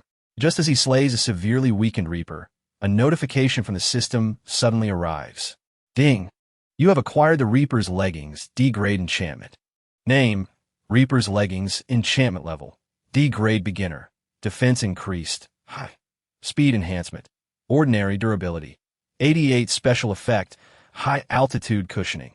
When you descend from a great height, it will significantly mitigate damage. Special Effect. Head Stomp. Consuming a gray crystal. Unleash extraordinary power to leap onto the enemy's head. If successful, it can instantly incapacitate the foe while inflicting substantial damage. Cooldown period, 1 hour. Introduction. Crafted from the colossal skeleton of a Reaper and designed with ergonomic principles. These leg guards bestow upon you the formidable strength akin to that of a Reaper. Fang Ran donned the equipment and, at that moment, his power began to undergo a profound transformation under its influence. A wholly new experience emerged within him. He could sense his capacity to dominate his foes intensifying, and his movements became increasingly nimble. Upon systematic evaluation, your strength has reached level 3 advanced. Please continue striving. Chapter 114. Overcoming the arrogant giant beyond level 3. The grading within the same tier shifts from 4 levels to 5. Not long after donning his greaves, he experienced a surge in power, enabling him to tame zombies that were merely weakened, should their vitality fall below half. Consequently, the rate of enemy attrition escalated dramatically, transforming their initial disadvantage into a formidable advantage. As the group pressed onward, they stumbled upon an immense wall of fungal matter. Behind this barrier lay hordes of zombies ensnared within mushrooms, connected by peculiar mycelium, forming a colossal giant. The fungal green demon paled in comparison to this behemoth. Captain, Moda looked up, startled to discover that among the mushrooms enveloping the zombies, some of his comrades were present. They were alive, albeit unconscious. The strange mushrooms, while assimilating these humans, also provided them with sustenance. You should not have come here. At that moment, the composite zombie, serving as the brain of the giant, coldly declared, "Join me in fusion." The mycelium colossal fusion zombie possesses the formidable strength of a top-tier entity from Sequence 3. Unlike ordinary fusion zombies, those infused with mycelium exhibit heightened intelligence and can control other zombies, merging with them to become a powerful giant. As the attack commenced, a series of toxic gas cannons coalesced around the colossal zombie's body, promptly unleashing their deadly payload. Leading the charge was the mycelium green demon zombie, designated to absorb damage. However, this assault proved to be far from trivial, inflicting significant harm. With a resounding crack, even the green demon's robust wooden armor was shattered, causing its health to plummet rapidly. In the face of overwhelming might, the green demon was rendered inadequate. Yet, its demise was of no concern to Fang Ran. The objective was paramount. Viewers in the live stream, witnessing this spectacle, erupted in laughter. Fang Ran knows full well the strength of his adversary, yet still chooses to engage. What bravery!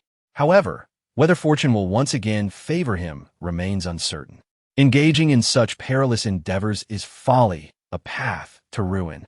They regarded the colossal fusion zombie, exclaiming that this was the titan of legend. The previous mycelium green demon paled in comparison before such an imposing figure. With such strength, it naturally served as a formidable boss in a minor map. Within the broadcast, Fang Ran swiftly maneuvered toward the vicinity of the colossal fusion zombie's cranium. Although it appeared to be a singular entity, it was, in truth, not so. Only the zombie designated as the brain could sustain damage. The others merely diminished the opponent's combat effectiveness without inflicting direct harm. Upon drawing near, Fang Ran's strategy was straightforward. He produced a firebomb and hurled it toward the distant brain of the fusion zombie. With a thunderous explosion, the firebomb detonated, engulfing its entire head in a brilliant blaze and dealing considerable damage. Simultaneously, the giant zombie's body ceased its movements, suffering severe repercussions. Despite the outward appearance of invincibility, The Colossal Fusion Zombie was fundamentally just a top-tier zombie from Sequence 3, its power not transcending the ordinary. In other words, although its combat prowess seemed formidable, it harbored discernible vulnerabilities. Otherwise, it would belong to Sequence 4 or even Sequence 5. Ah, how infuriating! You, human, dare to assault me. I shall see you perish. Roared the brain of the fusion zombie, preparing to retaliate and charging at Fang Ran using its innate abilities. A toxic gas cannon erupted beside Fang Ran, instantly reducing his health by 30%.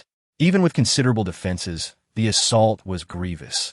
A top-tier foe from Sequence 3 was indeed more potent than anticipated. Without hesitation, Fang Ran continued to launch gray firebombs while simultaneously supplementing the damage with grenades. The relentless barrage of explosive projectiles kept the fusion zombie suppressed, rendering it unable to counterattack. Seizing the opportunity, Fang Ran retrieved a set of bandages to restore his lost health and, leveraging his dexterous skills, summoned agile zombies such as the Frenzied Hound, Snow Shadow Barbie, and Samurai Zombie to divert the enemy's attention. Charge forth, commanded the Samurai Zombie, recklessly advancing and attacking the fusion zombie with its katana, inflicting damage. Consequently, when the fusion zombie attempted to retaliate, a toxic gas cannon struck it, resulting in a catastrophic explosion that corroded the Samurai Zombie into mere bones. Remarkably, the katana it wielded then appeared in Fang Ran's grasp. With a clang, the warrior's zombie fell, and you acquired the warrior's blade, Amaru, Decayed enchantment. Fang Ran had no time to assess the weapon's attributes. The most pressing matter was to eliminate the amalgamated zombie. The formidable strength of this creature stemmed from the ancient source of calamity, ensconced at its core and enveloped by countless fungal threads. If left unchecked, the amalgamated zombie would continue to control the other zombies with these threads, integrating them into its being and growing ever stronger. One day, it could potentially cover the entire city of Heiha with its fungi. Heiha was Fang Ran's territory, and he would not permit such an infestation. Thus, he relentlessly hurled incendiary grenades, significantly diminishing the health of the colossal amalgamated zombie. As he tossed grenades, as if scattering coins, the zombie's health dwindled to 40%. Damn you! You shall become a part of me. Be gone, useless components, turn to dust. Sensing impending doom, the amalgamated zombie initiated its ultimate move. All the insignificant parts of its body began to self-destruct, releasing a noxious, spore-laden green mist. Others kept their distance from the epicenter of the battle. Even if they were poisoned, the effects would not be severe. However, Fang Ran found himself at the heart of the conflict, and his health plummeted swiftly. He retrieved a small medical kit, applying it to restore his vitality. After tossing out his last incendiary grenade, he consumed a gray crystal, leaping into action to deliver a crushing blow to the zombie's head. Boom! The force of this strike was terrifying, accompanied by a thunderous roar. The amalgamated zombie's head, not far off, suffered a direct hit, losing an additional 10% of its health and entering a state of daze. Seizing this opportunity, Fang Ran unleashed the might of his extraordinary abilities, enveloping the amalgamated zombie in a radiant blue energy. Domestication failed, please try again. Domestication failed, please try again. Domestication failed, please try again. However, his strength was insufficient. Even with the zombies at merely 30% health, the task of domestication proved to be quite formidable. Meanwhile, his life force continued to dwindle. Without a moment's hesitation, Fang Ran administered adrenaline, restoring his health to full capacity, and resumed the endeavor of domestication. Domestication unsuccessful. Please attempt once more. Congratulations on successfully taming the top-tier mycelium super giant composite zombie of Sequence 3, earning 500 experience points. Note, this zombie is formed by the fusion of the cataclysmic ancient source. If you remove the cataclysmic ancient source, the zombie will disintegrate. Fang Ran felt a wave of relief wash over him as he witnessed this scene. At this moment, his health was low, and if he failed to tame it, he would have to retreat. Chapter 115. 1 carat of cataclysmic ancient source due to the unique nature of this composite zombie. Controlling the main brain would automatically place the other assembled zombies into a state of obedience. However, Fang Ran had no intention of keeping this cumbersome, immobile burden. Despite its giant-like appearance, this composite zombie could only move upon the mycelium carpet, rendering it incapable of navigating normal terrain. This severely limited its combat potential, and Fang Ran would not establish a sanctuary upon the mycelium. Moreover, his desire to acquire the cataclysmic ancient source and rescue the dormant NPCs meant that this entity could not be spared. Disintegrate, Fang Ran said calmly. Yes, master. Yet, with the severance of the mycelial connection, the individual zombies that constituted the giant's body were released from control and began to attack the surrounding enemies. Fang Ran was unperturbed, methodically taming these zombies one by one to gain experience, while retaining a few. The remaining zombies, though not particularly useful, would serve as practice for his team. Simply standing at a distance to absorb experience was not conducive to their growth. It would lead to complacency. When true danger approached, the first to perish would undoubtedly be them. Therefore, rehearsals were of utmost importance. Furthermore, Moda stepped forward, tearfully pleading with Mina to rescue the unconscious teammates. During the rehearsal, with the presence of the Hiwu family and the support of a Bao and Jenny, there would be no room for error.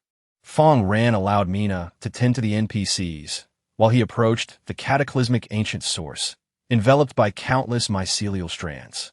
The cataclysmic ancient source emitted a unique silver glow in the night, dazzling like a meteor. As Fang Ran cautiously walked closer, stepping upon the soft mycelium, he realized that the source was much smaller than its radiant light suggested. Ding! You have discovered a 1-carat ancient source of catastrophe. The cataclysmic ancient source of 1 carat. By merely disrupting the unique material encasing the ancient source, one can unleash the primordial energies of catastrophe and thereby reap rewards. Fang Ran cautiously cradled the cataclysmic ancient source and placed it into his backpack. He was not foolish enough to employ it directly. Instead, he chose to unveil its paramount value. Having completed this task, he exhaled in relief and approached his fellow team members, drawing forth a samurai sword. Name: Samurai Sword, enchantment level, D-grade beginner, attack bonus, stronger, speed increase, normal durability, 88 special effect, bleeding when attacking foes. Inflict bleeding damage that can accumulate up to 5 times, lasting for 30 seconds. Special effect, Azure Wind Slash, consumes 1 gray crystal to unleash a blade of azure light, inflicting significant damage upon enemies in its path, with a cooldown period of 5 minutes. Introduction: utilizing modern technology and crafted from a special alloy, enhanced by catastrophic energy, it has transformed into a formidable weapon. Fang Ran held in his hand a compact katana, perfectly suited for close combat. Without it, relying solely on a scythe in a narrow alley would surely lead to misfortune. Captain Rose, you have finally awakened, Moto exclaimed, observing as Mina cast a healing light upon the dangerously weakened Captain Rose, who soon regained her strength. Slowly, she opened her eyes, taking in her surroundings, astonished to find herself alive. Had she not been engulfed by that colossal zombie, merging her very essence with that terrifying entity? Moda, have we descended into hell together? Captain Rose queried with curiosity. Wait, I recall you fleeing to seek reinforcements. Did you not escape and fall victim to the zombie's pursuit? She raised her hand to touch Moda's face, the sensation jolting her spirit. With a determined effort, she sat up and surveyed the scene, her eyes widening in disbelief. Countless zombies, rather than attacking, stood guard as if to protect them. This bizarre tableau was astonishing to behold. Gazing into the distance, she realized she was still within the mushroom factory, not having escaped. The other team members remained unconscious, yet a beautiful girl was utilizing her abilities to heal them. In the distance, a young but composed man stood atop a thick layer of mycelium. Though his outward strength seemed modest, his presence exuded an extraordinary aura, as if he had survived in this post-apocalyptic world for many years. Captain, allow me to introduce our benefactor, Leader Fang Ran, who has come to our rescue. Moda declared excitedly, his eyes filled with admiration for Fang Ran. Not only could Fang Ran command numerous zombies, but he also faced a giant zombie's onslaught with remarkable bravery, unyielding in the face of danger. Even though Fang Ran had previously taken the formula for his antifungal medication, Moda held no resentment. Without Fang Ran obtaining the medication, he would never have been able to save his comrades. This was merely the price of gratitude. "Hello, I am Rose." Struggling to her feet, she extended her hand to Fang Ran. "Mr. Fang Ran, I am immensely grateful for your salvation. You have granted us all a new lease on life. Without you, we would surely have met our doom. Henceforth, should you require anything of us, even our lives, we shall comply." Her words conveyed a willingness to serve Fang Ran with unwavering loyalty. He did not refuse her offer. Recognizing the immense advantage of having such a formidable group of NPCs at his disposal. Unlike others, these NPCs possessed significant strength, with the lowest tier being level 3. Captain Rose herself reached the pinnacle of level 3, her combat prowess exceptional. Incorporating them into a shelter would greatly enhance Fang Ran's capabilities. Zombies, though occasionally useful, lacked the cunning of humans. Allowing these individuals to follow him was tantamount to accepting them as his subordinates. As for the matter of the cataclysmic ancient source, Captain Rose chose to remain silent, for it was beyond her comprehension. Although the zombies had been vanquished, there were still tasks to be completed. The group began to scour the factory for spoils, and soon, the Hiwu family discovered several packets of fungal spores. Can mushrooms that grow on biological corpses be edible? Wouldn't they reek of decay? Someone wondered aloud. Never mind, let's discard them. However, Fang Ran stepped forward, immediately admonishing. What do you know? The delectable mushrooms you previously consumed were cultivated from such spores. He instructed them to place the spores into their backpacks, reprimanding them further. Chapter 116. Discovery of a new treasure chest.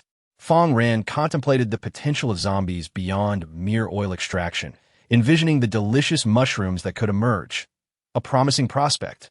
In the barren lands yet to be planted, simply scattering zombie remains would allow for the cultivation of these mushrooms.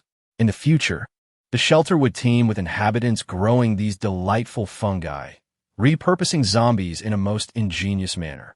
In addition to various mushroom spores, Fang Ran also unearthed numerous repair kits, modification boxes, and medical supplies. Within this intermediate map, these constituted additional rewards for players beyond defeating bosses. Among the treasures were 3 white crystals, 1 small black stone, 1 piece of ground stone, 2 pieces of secondary anomalous iron, and 1 piece of third-tier zombie gel. Master, Jenny, catching the scent of zombie gel, approached Fang Ran, affectionately grasping his hand. Understanding her desires, Fang Ran toyed with the gel in his palm, swaying it side to side to make it less accessible to her.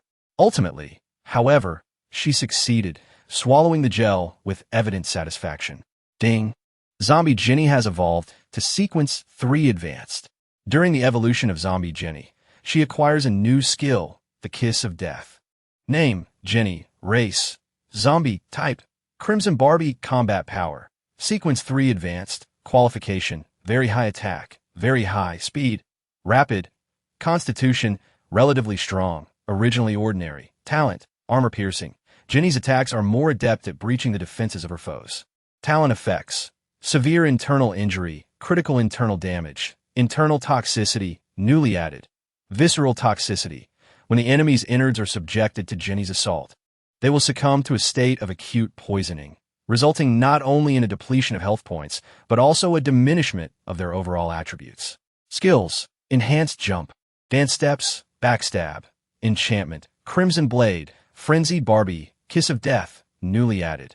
The Kiss of Death. Zombie Jenny marks an enemy, allowing for a concentrated assault within a brief time frame, inflicting substantial damage upon the foe. Introduction. The crimson hue adorning the zombie Barbie is not merely a common dye, but rather the lifeblood of humanity. Zombie Jenny, having indulged in the gel, became utterly infatuated with Fang Ran, her every action imbued with allure.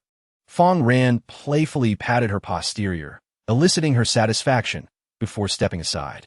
At this juncture, one of the most essential materials required for the construction of the sanctuary was adequately supplied. However, other necessities such as sand, gravel, rebar, and water sources still needed to be procured. Mere cement would prove futile without these elements. Fang Ran also needed to gather blueprints to construct a sand-making machine and a gravel crusher. As for the rebar, it could be salvaged from dismantled structures, but the quantity remained insufficient.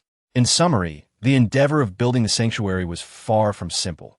Fang Ran exerted every effort with a decade at his disposal, leaving him unhurried. "Boss, come quickly. There's a treasure chest here." Just as Fang Ran believed that the treasures were limited, an unexpected delight emerged once again.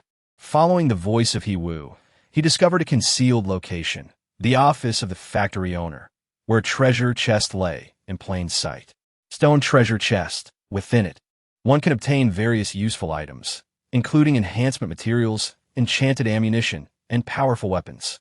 Fang Ran's eyes sparkled with delight, having narrowly escaped a significant loss earlier. He felt fortunate to discover such a treasure chest.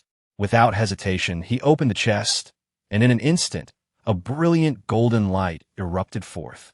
"You have unlocked the stone chest, acquiring a bountiful reward. You have acquired a contaminated wind-split automatic rifle. You have received 20 enchanted 7.62mm bullets. You have received a treasure map. You have acquired 3 white crystals." Upon witnessing this scene, Fang Ran felt a surge of joy. Previously, he had been in dire need of white crystals, but after a night of intense battles, his collection had significantly increased. He could even confidently assert that, within this game, there was likely no one with a greater quantity of white crystals than he. In addition, a new firearm materialized before Fang Ran, its azure and blue hue rendering it extraordinarily striking. Name: Wind-Cutting Automatic Rifle, Original Firearm, AK-74, Enchanting Level, Intermediate Grade D. Increased Aggression, More Significant, Increased Penetration, Relatively High. Durability: 100 Special Effect, Blade in the Wind. Continuously attacks enemies, progressively diminishing their armor, thereby enabling you to inflict greater damage. Special Effect: Wind Blade Condensation. Consumes a gray crystal to unleash a wind blade, slicing through the enemies before you. Introduction: Unleash your bullets and reduce your enemies to mere skeletons. Fang Ran chambered his weapon, relishing the crisp sound of this fine gun, which possessed a unique aesthetic appeal.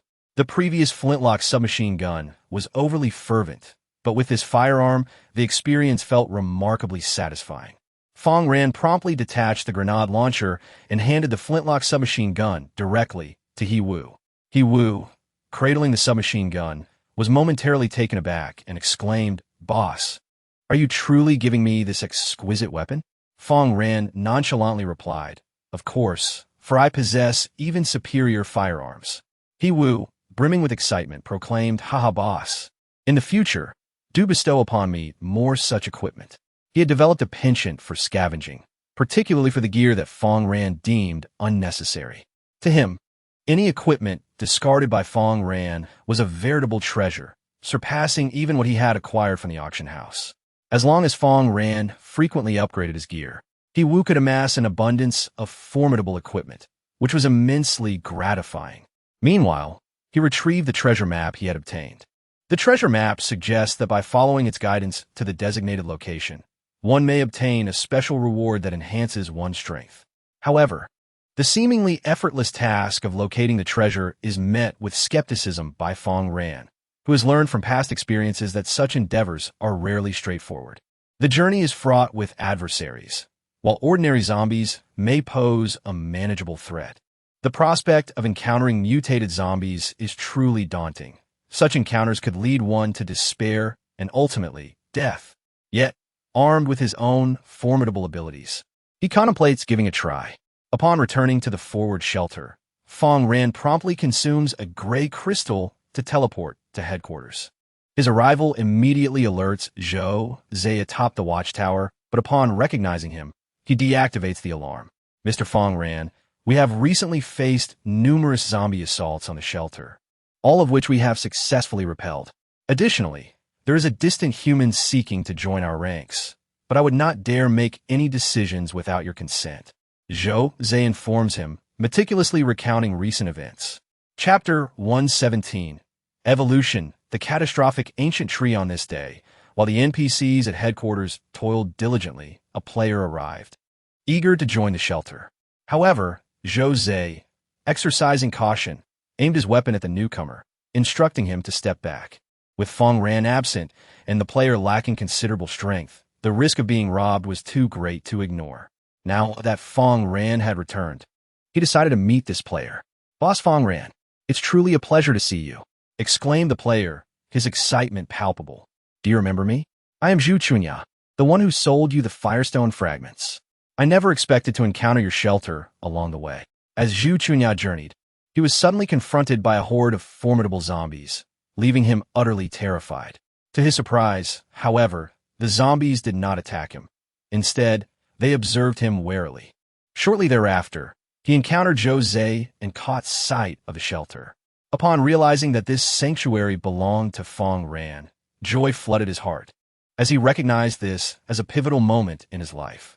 Despite his innate talent, granting him remarkable explosive power, his other abilities remained rather mediocre, compelling him to seek a powerful player as a protector to ensure his survival. Fang Ran, indeed, represented the strongest ally he could envision. "Ding! Chunyang wishes to join your team. You wholeheartedly welcome Zhu Chunyang to join your esteemed team. Name: Zhu Chunyang. Race: human. Nationality: dragon. Country: combat power. Sequence 2: primary level attack. Ordinary. Speed. Normal. Constitution. Average. Gift effect: condensed firestone. Roaring artillery. Master of demolition. Congealed firestone. The flame energy within your body is rich and can be utilized to condense fragments of firestone, small pieces of firestone, and large blocks of firestone. As your level increases, this effect will also be enhanced. The thunderous roar of artillery. When wielding firearms or explosives, the potential for inflicting damage will be significantly amplified. Demolition expert. When you employ your innate talent to inflict damage upon structures, the explosive effect will be magnified. As Fang Ran gazed upon Zhu Chunyang's attributes, he was pleasantly surprised. What a rare talent! While the talents of ordinary individuals typically fall into familiar categories, either strength or marksmanship, here stood a player endowed with the explosive talent, capable of producing firestones. Fang Ran truly felt as if he had stumbled upon a treasure. Zhu Chunyang would prove to be immensely valuable. He first utilized the construction feature of the sanctuary to expand a room for Zhu Chunyang. Subsequently, he assigned tasks to him, intending to level him up to enhance his capabilities before pairing him with Hark for some demolitions. In contrast to the brute force of zombies, explosive methods were undoubtedly more effective.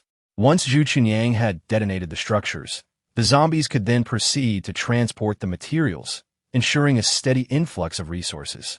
Moreover, Zhu Chunyang could not only demolish buildings, but also blast mountains for mining.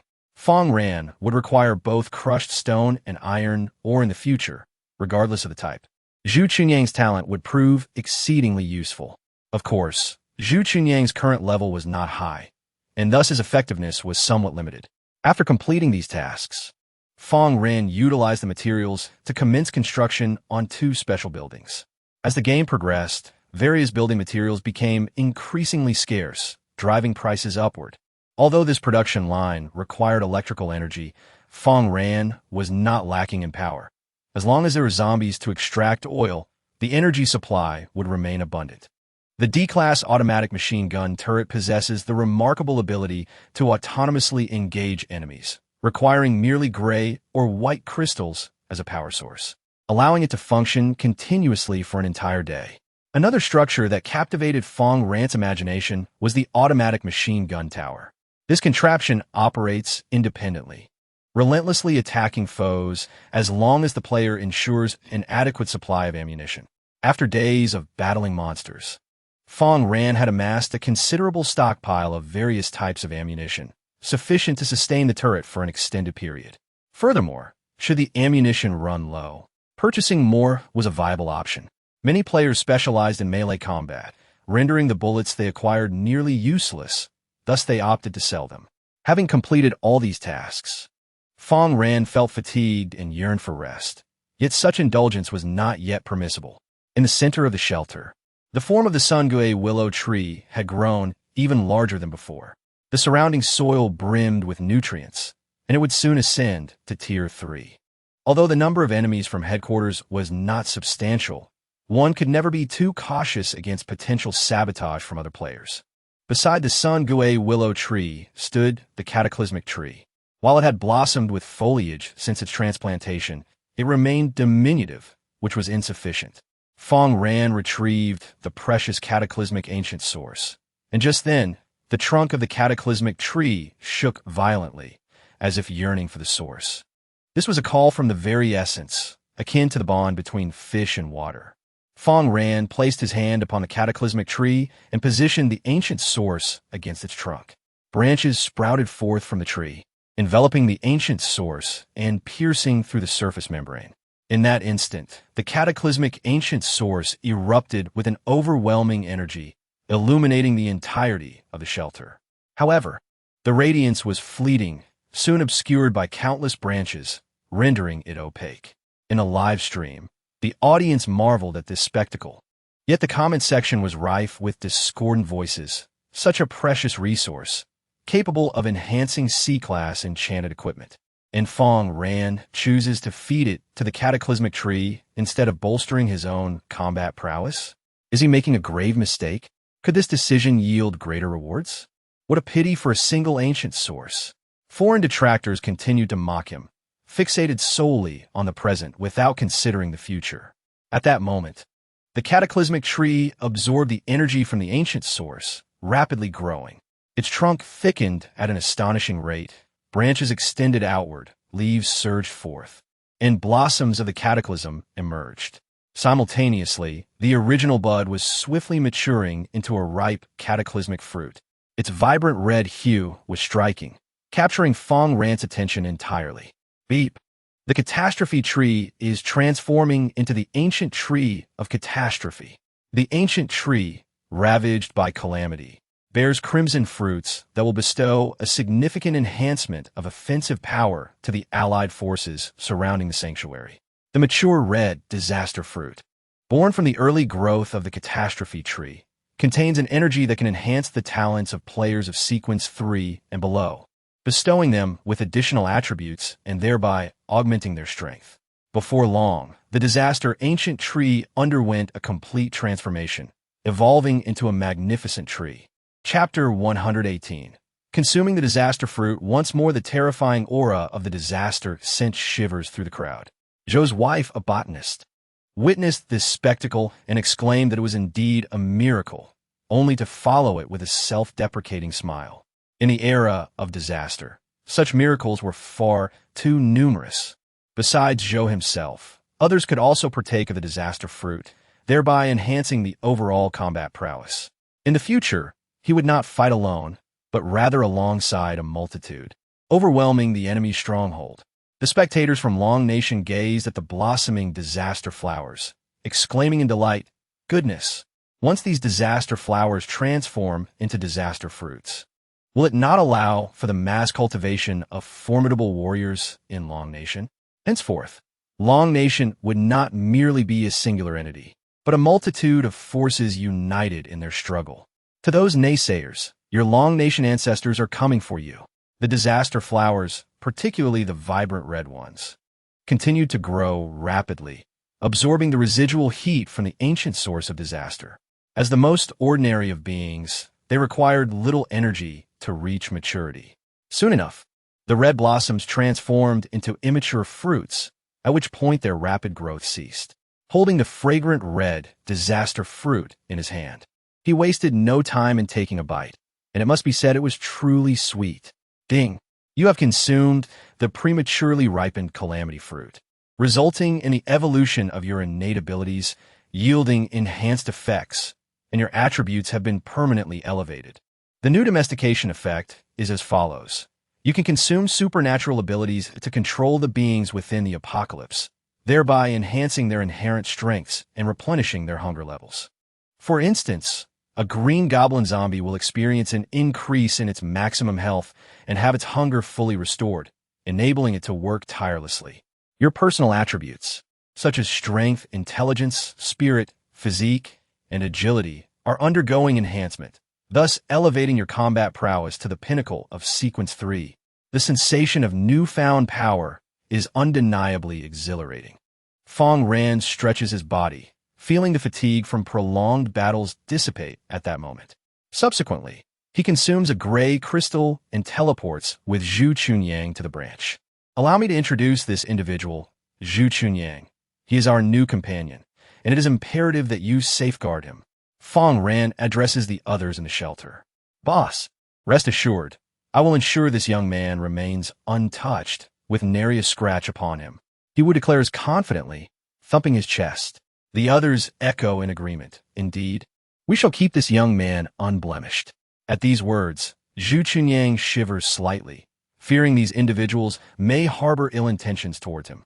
Fang Ran, unfazed, hands Zhu Chunyang 5 gray incendiary grenades, saying, "Hold on to these. Utilize them at a critical moment." He had intended to provide a grenade launcher as well, but Zhu Chunyang's low level would result in the depletion of all his abilities after a single shot, rendering it ineffective. The gray incendiary grenades, which do not require abilities for use, are far more practical. Zhu Chunyang can enhance their damage through his innate talents. Boss Fang, these are perfectly suited for me. The art of explosion is truly magnificent. I'm a demolition expert, Zhu Chunyang exclaims, feeling an overwhelming surge of power as he grasps the gray incendiary grenades. Even amidst the seemingly abnormal behavior of his teammates, his fear diminishes. As dawn breaks, Fang Ran assigns new tasks, instructing the NPCs to remain within the base and not venture outside. Captain Rose possesses sufficient strength. Even if adversaries were to attack Fang Ran's base, she would be able to fend them off. The remaining members accompany him to undertake a significant task, locating the sluice gate of the Black River and opening it. There once existed a channel connecting the Black River to Ganlu Town. Currently, the river's water level is ample, theoretically ensuring Ganlu Town would not suffer from drought. However, in reality, Ganlu Town is parched, devoid of even a single drop of water. The headquarters of Fang Ranch Shelter requires water resources for both cultivation and expansion. In 7 days, the game imposes a weight limit on traded items, which is intelligently enforced. Exchanges of supplies between shelters via player transactions are capped at a maximum of 10 tons per day. Exceeding this limit halts further transactions, and switching players does not circumvent this restriction. Yet, Fang Ran's ambitions for production and construction demand significantly more than 10 tons of water daily. Thus, he resolves to open the sluice gate, directing water toward Ganlu Town before having Harker lead the earthworm beast to dig a channel, diverting water to the shelter's headquarters. Despite the presence of Sequence 4 entities in Ganlu Town, Fang Ran is determined to unlock the waterway. This means that while he clears the channel, he may also seize treasures along the way. As for the dangers that may lurk within the treasures, let the zombies bear the brunt of that threat. Although the fungal green demon perished in the previous battle, Fang Ran gains an additional Sequence 3 fusion zombie. Its toxic gas attacks are notably formidable, and despite the separation from the remnants of the crippled giant's body, the fusion zombie retains considerable agility and strength.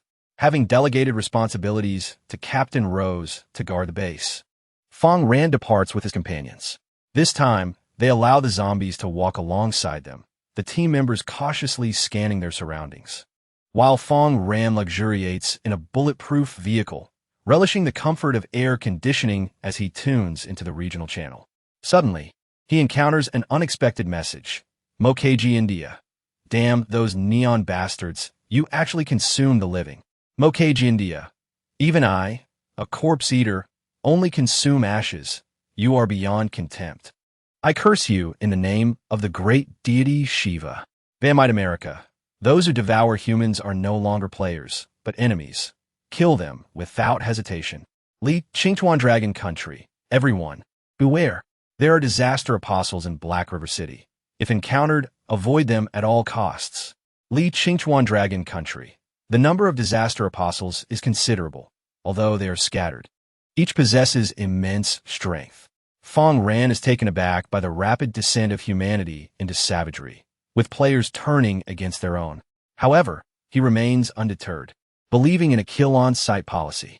Just then, someone approaches him, seeking to exchange for a crystal core. Loca, Germany. Mr. Fang Ran, I possess a design blueprint for equipment. May I trade it for the Disaster Black Rat's crystal core? Accompanied by the design for high steel battle armor. The design blueprint for the high steel battle armor. It can assist you in creating a formidable piece of armor, renowned as the finest breastplate among D-grade enchanted armors. Title: High Steel Battle Armor. Enchantment level: D-grade maximum. Defense increase: very high. Physical fitness: average durability. 100 special effect: slope design, utilizing an armor design akin to that of a tank. The already formidable defense is further enhanced. Unless the enemy strikes the armor from a vertical angle, they cannot disregard the augmented protection offered by this armor. Special effect: shockwave counter. When enemies attack you, they will experience a tremendous recoil, thereby diminishing their attack power. Introduction: this battle armor is reputed to be the most formidable among the D-grade enchantments. Regrettably, its excessive weight restricts its use to only those players with sufficient strength, and it offers little prospect for enhancement. Materials required: 15 pieces of level 2, 3 fragments each of the elemental stones of earth, water, wind, and fire, and 5 white crystals.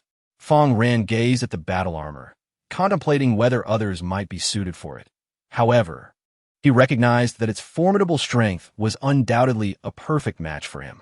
Yet, the materials required for this creation included not only a substantial amount of level 2, but also a considerable quantity of elemental stone fragments. This presented a challenge for Fang Ran, for he currently lacked such valuable resources. Chapter 119. The Attack of the Fishmen. Although the attributes of the high steel battle armor were impressive, Fang Ran could only admire it from afar, unable to indulge in its benefits. However, this predicament would not last for long.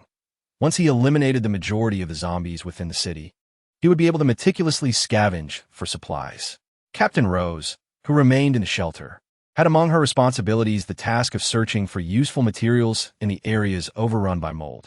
Despite the ancient source of the calamity being removed, the fungi within would not vanish in the immediate future, continuing to pose a threat to others.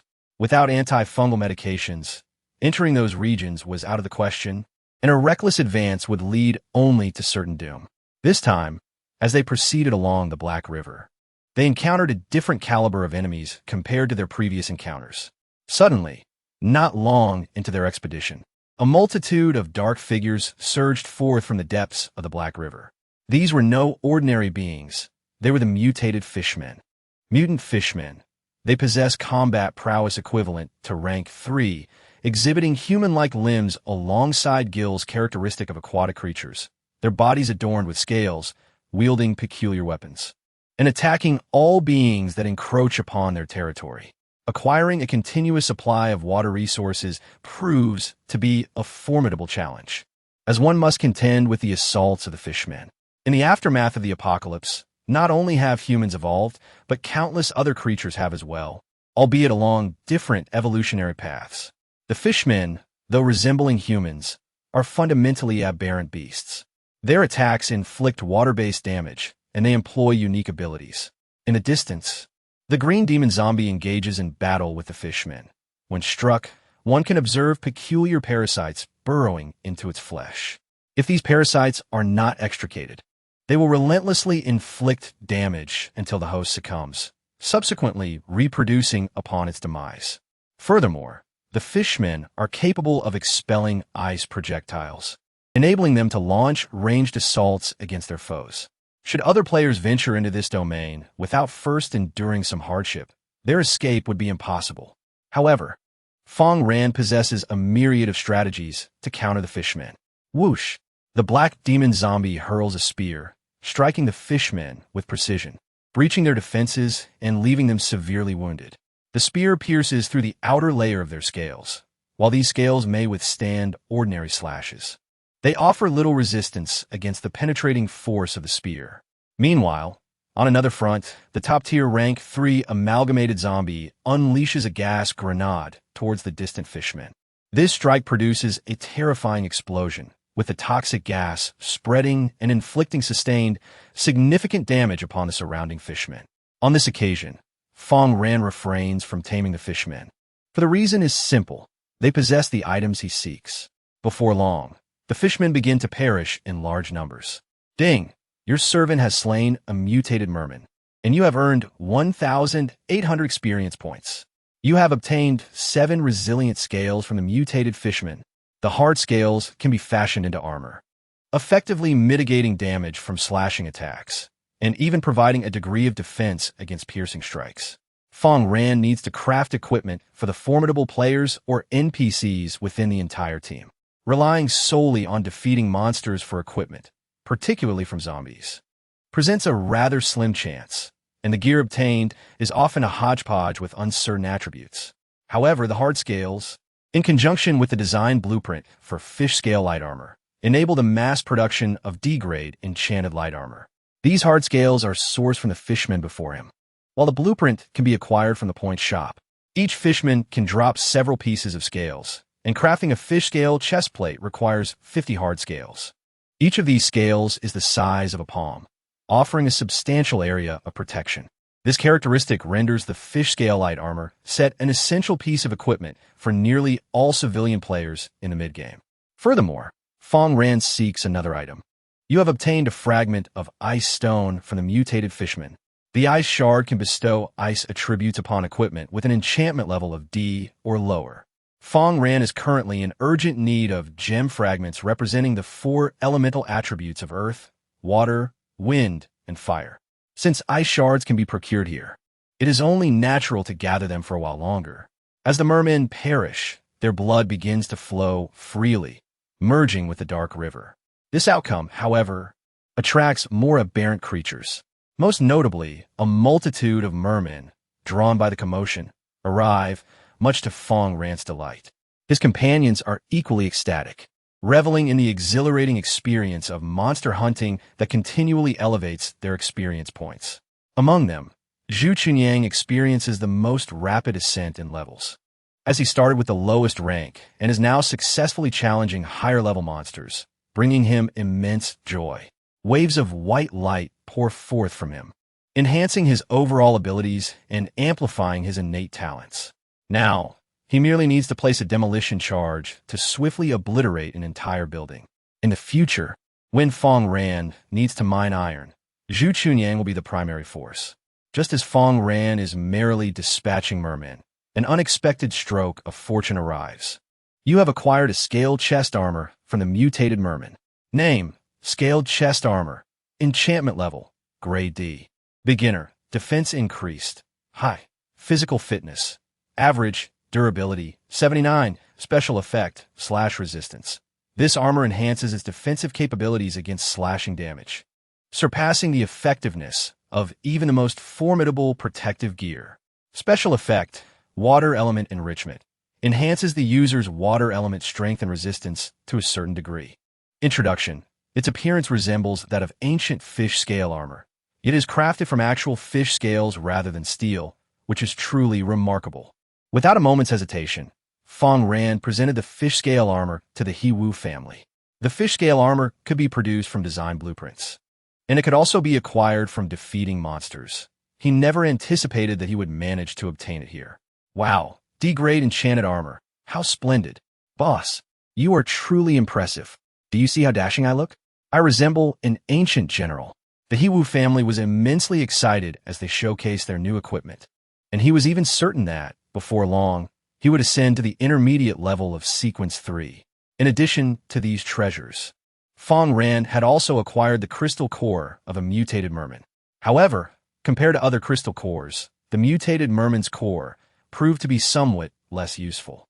The advanced crystal core of the mutant fishman. Upon consumption, you shall have the opportunity to acquire abilities such as Ice Projectile Attack, Parasite Assault, and Scaled Skin. Ice Projectile Attack. Launch an icy projectile from one's mouth to inflict damage upon foes, simultaneously slowing or freezing them. Parasitic Assault. Transform your body into a haven for parasites. Nurture these parasites, and when you strike your adversaries, they will take root within them, continuing to inflict damage until they are expelled by the host. Scaly Skin. At the expense of fire resistance, it enhances ice resistance, causing scales reminiscent of fish to emerge on your body, thereby augmenting your defense. Chapter 120. The Tactics of a Sea of Corpses. These three skills necessitate players to possess an exceptionally high affinity for ice to utilize them, being overly specialized and lacking versatility. Moreover, these skills are rather unpleasant. The ice projectile must be expelled from a mouth, creating an unappealing image. It resembles a parasite, requiring one's own body to serve as a vessel, which is quite repulsive. As for the scaly skin, it necessitates a reduction in fire resistance, which is hardly worth the trade-off. Consequently, Fang Ran refrains from employing these crystal cores, opting instead to place them in the auction house to see if any other players might have a need for them. After all, the diversity within the player community is peculiar, with some individuals enjoying the notion of harboring parasites within themselves. However, as Fang Ran gradually slays monsters, a massive shadow unexpectedly emerges from the distant Black River. The waters begin to churn violently, crashing against the banks as if a monstrous creature is about to break free. In the live stream, viewers from Dachau watch this scene with mounting tension, exclaiming, "What is that in the water? Could it be a water monster?" While the real world lacks such creatures, in this apocalyptic setting, one can never be certain. Fang Ran, you must exercise caution.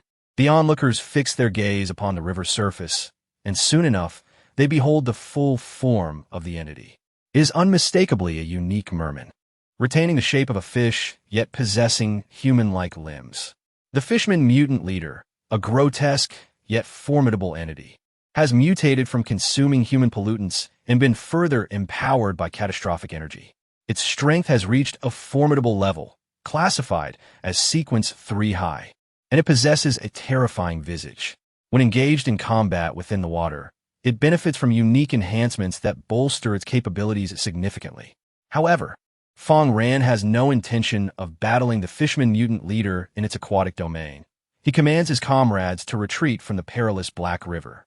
Filled with rage, the Fishman mutant leader is indignant at the slaughter of its kin, which has nearly turned the entire river crimson. Although its intelligence is limited, the overwhelming fury it experiences compels it to annihilate its foes, even when deprived of water. Countless green demon zombies surge forward, abandoning their retreat to charge at the Fishman mutant leader. Despite their lackluster impact due to the creature's greater mass, they manage to restrain it. At this moment, the black demon zombies begin hurling spears, while numerous crawlers ascend its form to attack. In a sudden onslaught, the Fishman mutant leader finds itself besieged. Such relentless assault, regardless of the creature's high armor, proves lethal.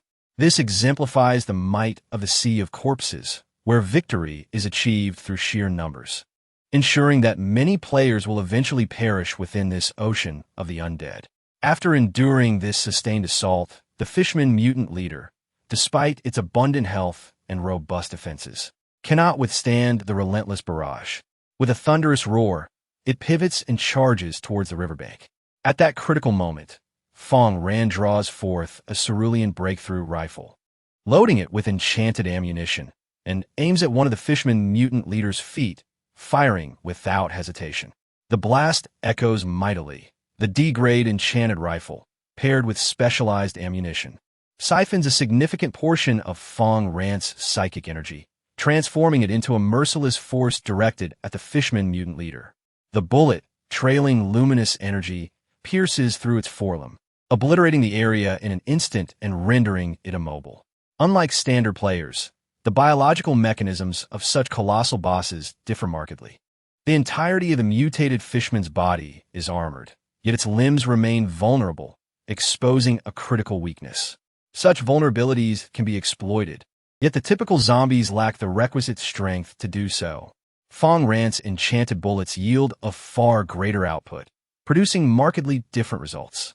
He does not cease his assault. Recognizing that the Fishman mutant leader can still act, he fires 3 additional shots, severing the remaining limbs. Now rendered immobile, the Fishman mutant leader is left to meet its demise at the hands of the encroaching zombies. Although the consumption of his psychic energy leaves Fang Ran pale, the imminent death of the Fishman mutant leader makes every effort worthwhile. Creatures of this caliber abound in the Black River, and should the dam be breached, they would undoubtedly surge toward Ganlu town, posing a grave threat to Fang Ran's headquarters. Such an eventuality is entirely unacceptable to him. Moreover, the Fishman mutant leader is guaranteed to yield a crystal core, distinct from those of ordinary fishmen, offering exceptional skills that Fang Ran desires. Additionally, it holds a substantial chance of dropping a fish scale set, further motivating Fang Ran to eliminate it. Soon enough, the health bar of the Fishman mutant leader depletes under the relentless siege of the zombies, and a system notification chimes in. Ding! Your servant has vanquished the mutated leader of the Fishmen, granting you 500 experience points. You have acquired a high-grade crystal core from your mutated Fishman leader. You have acquired a fish scale chestplate, a pair of fish scale greaves, and a fish scale helmet, each piece in your possession. You have acquired a fishbone freeze launcher. Your hard fish scales, 175 pieces. Fang Ran gazed at the multitude of rewards, feeling a profound sense of satisfaction within. Among them, what delighted him the most, affirming his good fortune that day, was the acquisition of the fishbone freezing launcher. This was indeed a remarkable artifact from the earlier stages, capable of delivering impressive control effects. Name: Fishbone Freeze Launcher. Enchantment level: D intermediate. Freezing damage. Elevated durability. 100 special effect. Freezing. Utilizing this item to launch an RPG projectile requires the expenditure of a gray crystal along with a substantial amount of psychic energy, inflicting either a slowing or freezing effect upon the adversary. Note: when the enemy possesses high resistance to water attributes, a slowing effect is produced. Conversely, if the water attribute resistance is low, a freezing effect ensues. Introduction: this ice bomb will surely make the enemy weep. Fang Ran grasped the ice blue launcher, reminiscent of an RPG rocket launcher. In the early stages, this device could undoubtedly be deemed a formidable weapon, albeit at a significant cost. Given Fang Ran's current total psychic energy, firing a single round would deplete 40% of it, allowing him a maximum of 2 shots. As for other items, he prioritized equipping the He-Wu family. Once adorned with the gear, He-Wu exclaimed in exhilaration, "Wow! My power has reached the intermediate level of Sequence 3. I am truly grateful for the Chief's generous endowment. I will strive diligently to repay his kindness. Encountering the Chief has indeed been the most fortuitous event of my life." He lavished praise upon Fang Ran, who urged him to adopt a more serious demeanor. Ultimately, Fang Ran produced the solitary crystal core, his heart brimming with anticipation. The advanced crystal core of the Fishman mutant leader. Upon consumption, you will have the opportunity to acquire skills such as the Little Ice Age, summoning fishmen, and transforming into solid ice.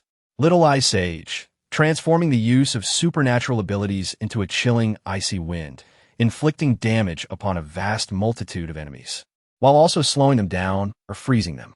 Summon fishmen. Immediately conjure 3 mutated fishmen to fight on your behalf. Transformation into solid ice.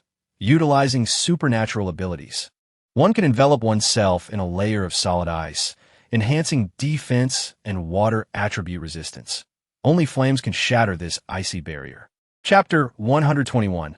Obtaining the artifact of the Slave Master. This crystal core is akin to that of the mutated merman. It requires the player to possess a certain level of water attribute enhancement to utilize it.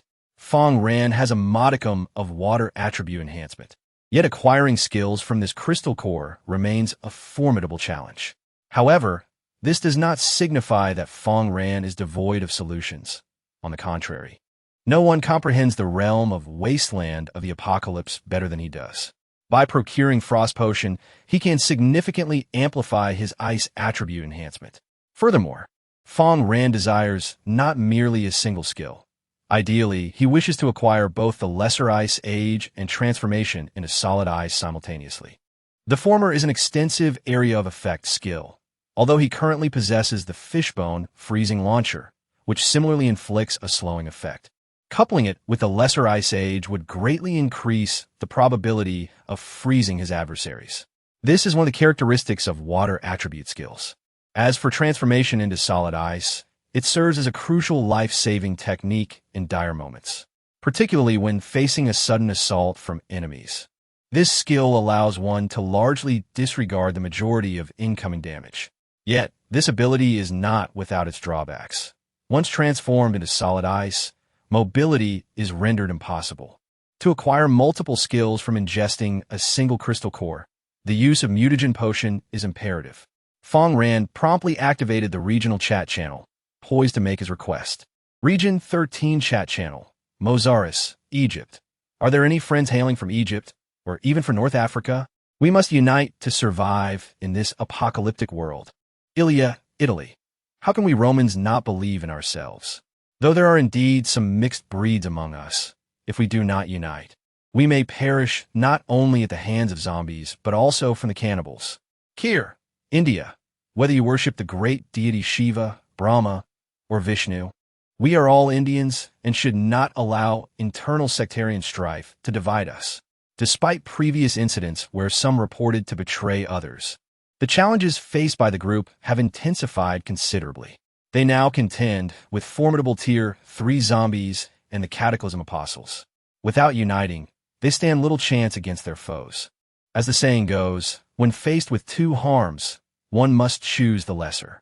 With internal strife and external threats, the only viable option is to form teams and abandon the lone wolf approach.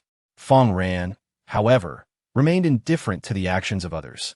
He had 2 crystal cores from the Cataclysm Black Demon that could be exchanged for the items he desired. He declared, "I seek mutagen potion and frost potion. Players in possession of these potions may come to me to trade for the Cataclysm Black Rat and mutated Merman crystal cores," accompanied by the game description for the high-grade crystal core of the mutated Merman. Yet, at this early stage, many may hesitate to take such risks. Who knows whether the skills obtained post-mutation will be beneficial or detrimental? What if the new skills are even weaker than the original versions? Such occurrences are not unheard of. Only ice attribute supernatural beings require frost potion, as it holds no value for others. Shortly thereafter, Fang Ran encountered a vendor for mutagen potion. "For us, England, friend. You seek mutagen potion, correct? I have it, but I require 3 mutated Merman crystal cores and 1 Cataclysm Black Rat crystal core in exchange. You know, if I were to accept just 1 core, I would be at a loss. I refuse to be at a disadvantage, being an ice attribute supernatural being." He finds himself in greater need of the mutated Merman crystal cores than most. Observing this, Fang Ran thought that if the seller was concerned about offloading his mutated Merman cores, asking for 3 was quite advantageous. He responded without hesitation, "No problem. Let us proceed with the trade. You have acquired a mutation potion through trade. Mutation potion. Upon its use, the next time you consume a crystal core, there exists a significant probability of mutation, bestowing upon you skills that are truly exceptional. Note, mutation carries risks. Use with caution." Fang Ran, however, was undeterred by the risks. Shortly thereafter, another individual exchanged frost elixir for the crystal core of the Calamity Black Rat. With these 2 crucial items now in hand, preparations for his scheme could commence. Frost potion. Upon consumption, it enhances your ice attribute at the cost of reducing your fire attribute resistance, and inflicts ice attribute damage upon your attacks for a duration of 30 minutes. Fang Ran first consumed the frost potion, and an intensely frigid liquid surged into his abdomen. He felt his entire body grow cold, as if he were running naked through the snow, an extraordinary discomfort enveloping him. Even Mena, observing Fang Ran from outside, could sense his abnormality. His body was mottled with shades of blue and purple, and his lips had turned a dark hue, resembling someone gravely ill. Yet, Fang Ran paid no heed to this, and proceeded to ingest the mutation potion. This potion was exceedingly bitter, so much so that Fang Ran nearly retched. The formula for the mutation potion was particularly intriguing, crafted from the brains of various mutated creatures, combined with an array of botanical extracts. Fortunately, it possessed only a singular bitter taste, devoid of any other peculiar flavors. Having completed these preparations, Fang Ran then swallowed the crystalline core of the mutated Merman leader. Ding! You have consumed the crystal core of the Fishman mutant leader, and the mutation potion has taken effect. A transformation has occurred within you. You have acquired the mutated skill of Glacial Walk. Glacial Walk. Consume a gray crystal to summon the winds of frost, freezing everything in your vicinity. As you traverse the frozen expanse, you shall gain an enhancement in your movement speed. Upon witnessing the results, Fang Ran felt a sense of satisfaction. The enhancement of his most essential Little Ice Age skill, transforming into Glacial Walk, was indeed a welcome change. The freezing effect had grown considerably stronger, and the added boost in movement speed after incapacitating foes was undeniably powerful. With all this concluded, the mermen by the river had been completely vanquished. Fang Ran chose not to linger, instead continuing his journey in search of treasure while also seeking the sluice gate. Although he would encounter zombies and other monstrous entities along the way, such threats did not provoke any concern within him. He hummed a tune, eagerly anticipating fortuitous events. And at that moment, fortune truly smiled upon him. You have received a private message from Li Qingchuan, a player from Longhua. Li Qingchuan, hello, the illustrious Fang Ran. I possess a remarkable item. Would you be interested? Fang Ran, intrigued by this message, inquired, what extraordinary item do you speak of? If it proves beneficial to me, I shall certainly accept it. Li Qingchuan replied with a smile. It is an item that can augment the strength of your subordinates. Take a look. Accompanied by the game instructions for the torture whip. Title: The Whip of Roasting. Enchantment level: Intermediate grade D. Attack bonus: Normal, speed increase. Normal, durability. 70 special effects: Torture, when attacking your slave or pet. Their attributes will be enhanced, and they will enter a frenzied state. In this state, the slave will exhaust all of their potential until death. The effect lasts for 3 minutes and can be used only once within a 10-minute period. Special effect: The Authority of the Master. By wielding this whip, your subservient pets or slaves shall never falter in their duties. Chapter 122. The emergence of the Green Goblin zombie. Fang Ran gazed at the whip with a smile, remarking to himself that it was indeed well suited for him. No one was more fitting to wield this long whip than he. Although the item possessed rather ordinary attributes, its special effects were remarkable. As a slave master, what could he do without a reliable whip when his slaves might rise in rebellion? Li Qingchuan chuckled in exchange. I require a disaster black rat's crystal core and a piece of white crystal. What do you think? Fang Ran replied with a grin. Of course, that poses no issue. Li Qingchuan respunda. Aplezan cuyaburation. Clang, you have acquired the Whip of Torment through trading. Fang Ran, clutching the newly obtained whip, surveyed the approaching zombies, contemplating which one to strike first. As a slave, dying for a master such as himself was an unparalleled honor. However, while he pondered, 3 players appeared in the distance, leading a horde of zombies toward him.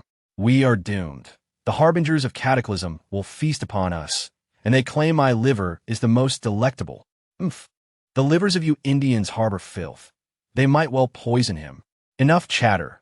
Our survival is paramount, and the enemy is at our heels. This peculiar trio consisted of an Englishman, an Indian, and a German. It was a mystery how these individuals from disparate nations had formed a team, only to be pursued by the undead. As they raced forward in a frenzy, they suddenly realized they were caught between a wolf in front and a tiger behind, making survival seemingly impossible. At that moment, the Indian with keen eyes spotted amidst the zombies a human being. Someone was driving a vehicle. The driver was none other than the illustrious Fang Ran of District 13. My goodness, with so many zombies, we are surely doomed. The Englishman lamented, resigned to his fate. Yet the Indian shouted, the zombies ahead are Fang Ran's slaves. Instantly, the group regained their focus and pressed on. Indeed, Fang Ran had not dispatched zombies to attack them. He merely sent a critically injured green demon forward. Before its departure, he had given the creature a lash from the whip to ignite its potential and activate its self-detonation. The green demon surged forth like a mad beast, its speed increasing dramatically, and its muscles grotesquely expanding as all its attributes skyrocketed. Despite being vastly outnumbered, it exhibited no fear, wielding its spiked club with commendable bravery. Goodness, how is Fang Ran's green demon so much stronger than the others? This is truly extraordinary. I can scarcely believe it. Could this be the hidden technology of the Dragon Kingdom? Indeed, it is rather formidable. The onlookers exchanged bewildered remarks, unable to comprehend the situation. Just as they thought the green demon would maintain its newfound strength, 3 minutes passed. Boom! The once mighty green demon self-destructed in that instant, maximizing the value of its expended potential.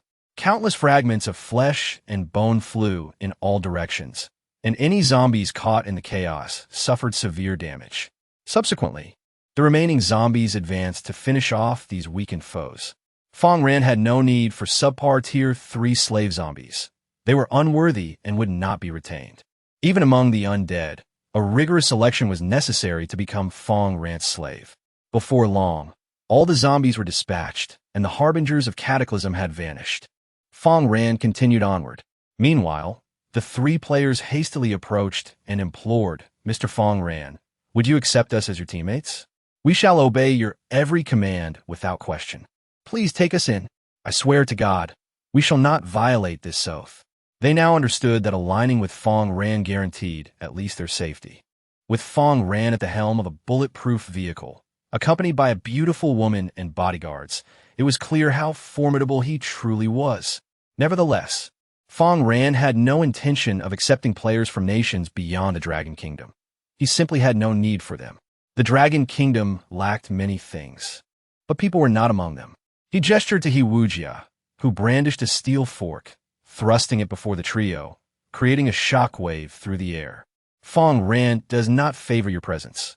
Leave the party at once, or do not blame me for being unkind."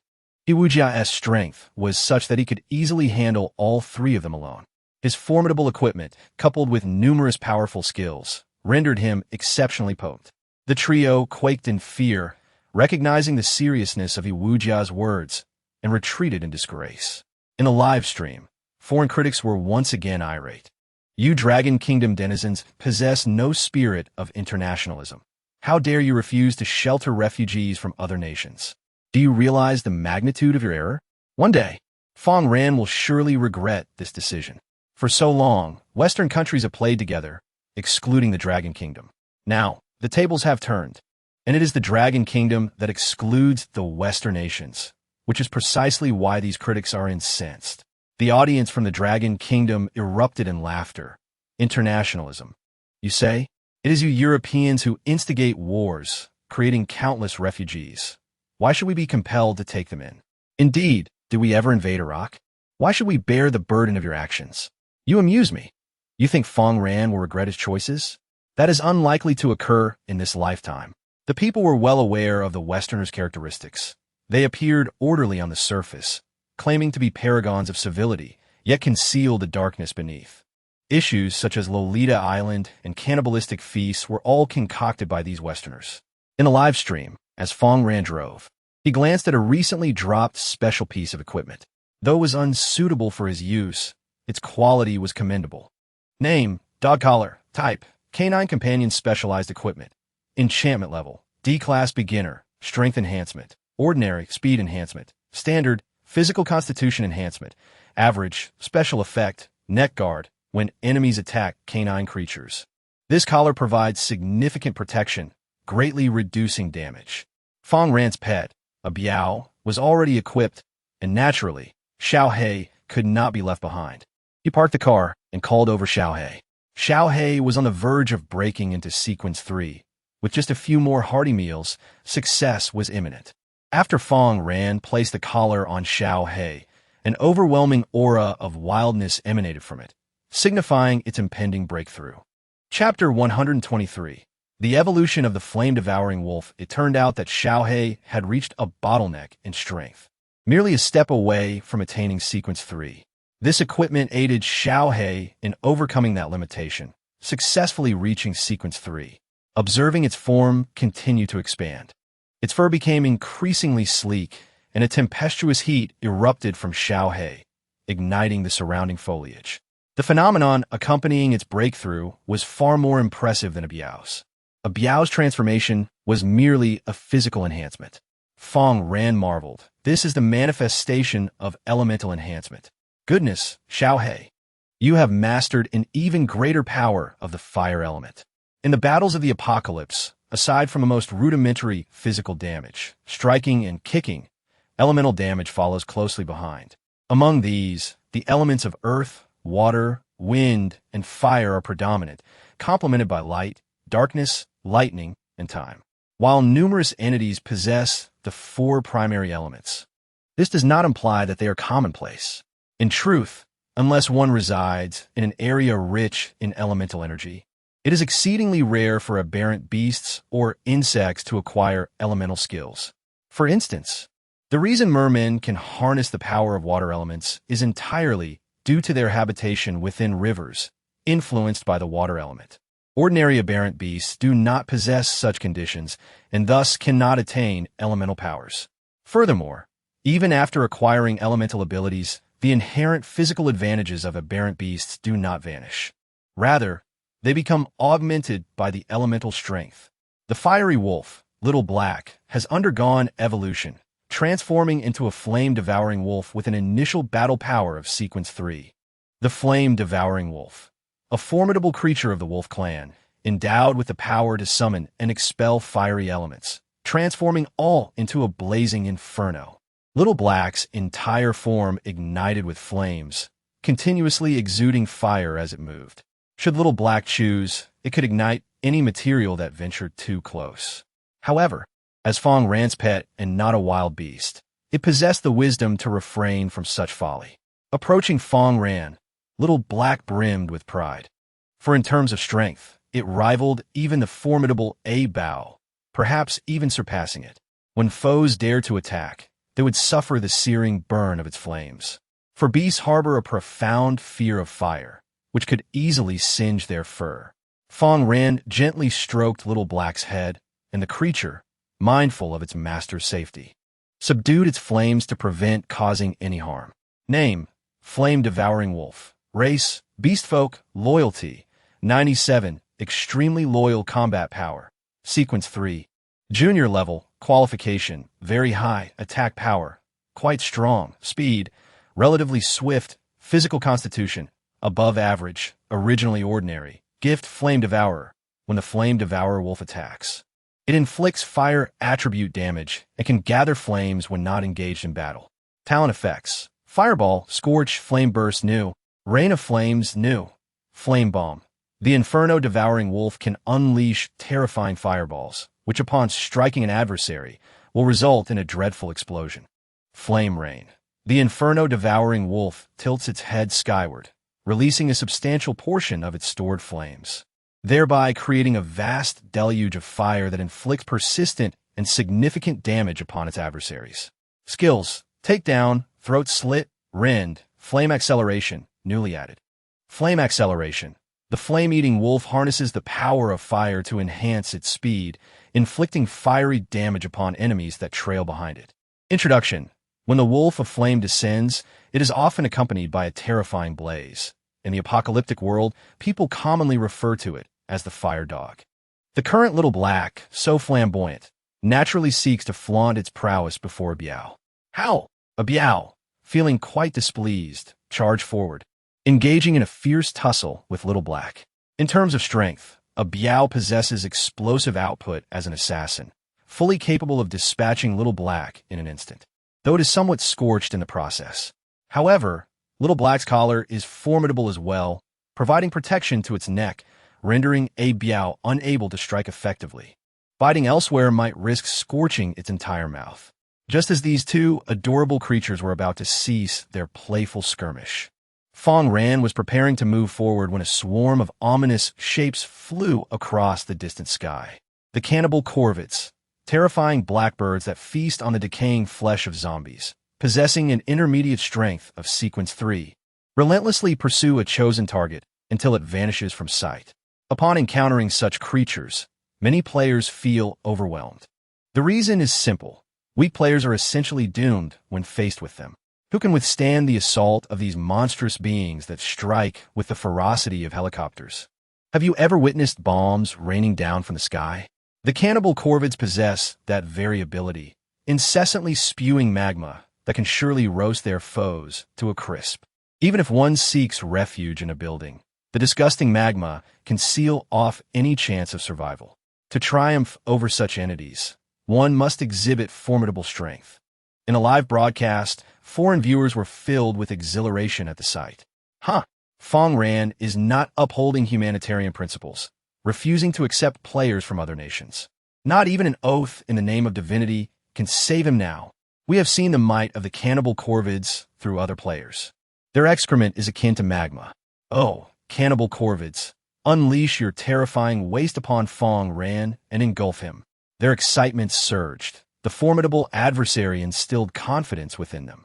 In Heiha City, cannibal corvids have been known to roam, yet players from other nations encounter them infrequently, merely one or two at a time. It is indeed rare for someone like Fang Ran to confront such a multitude of these creatures. Of course, Fang Ran understood the reasons behind this phenomenon. Firstly, he had previously slain numerous fishmen, the bloodshed of which released an intense stench that attracted the cannibal corvids. Additionally, he had glimpsed the presence of a ruin apostle. Although that figure only flashed by, it undoubtedly harbored malicious intent. Manipulating zombies is trifling for a ruin apostle, and the ruin corvids, being zombie beasts, can likewise be controlled. Under the influence of these dual factors, Fang Ran found himself in grave peril. However, unlike others, Fang Ran possessed an indomitable strength that was difficult for others to fathom. "Boss, what do we do?" He Wu's family was at a loss. Information from the regional chat relayed the daunting strength of the cannibal corvids, indicating that encountering them would at least result in severe injury. His own power was merely at the intermediate level of Sequence 3, yet the average strength of the cannibal corvids matched his own.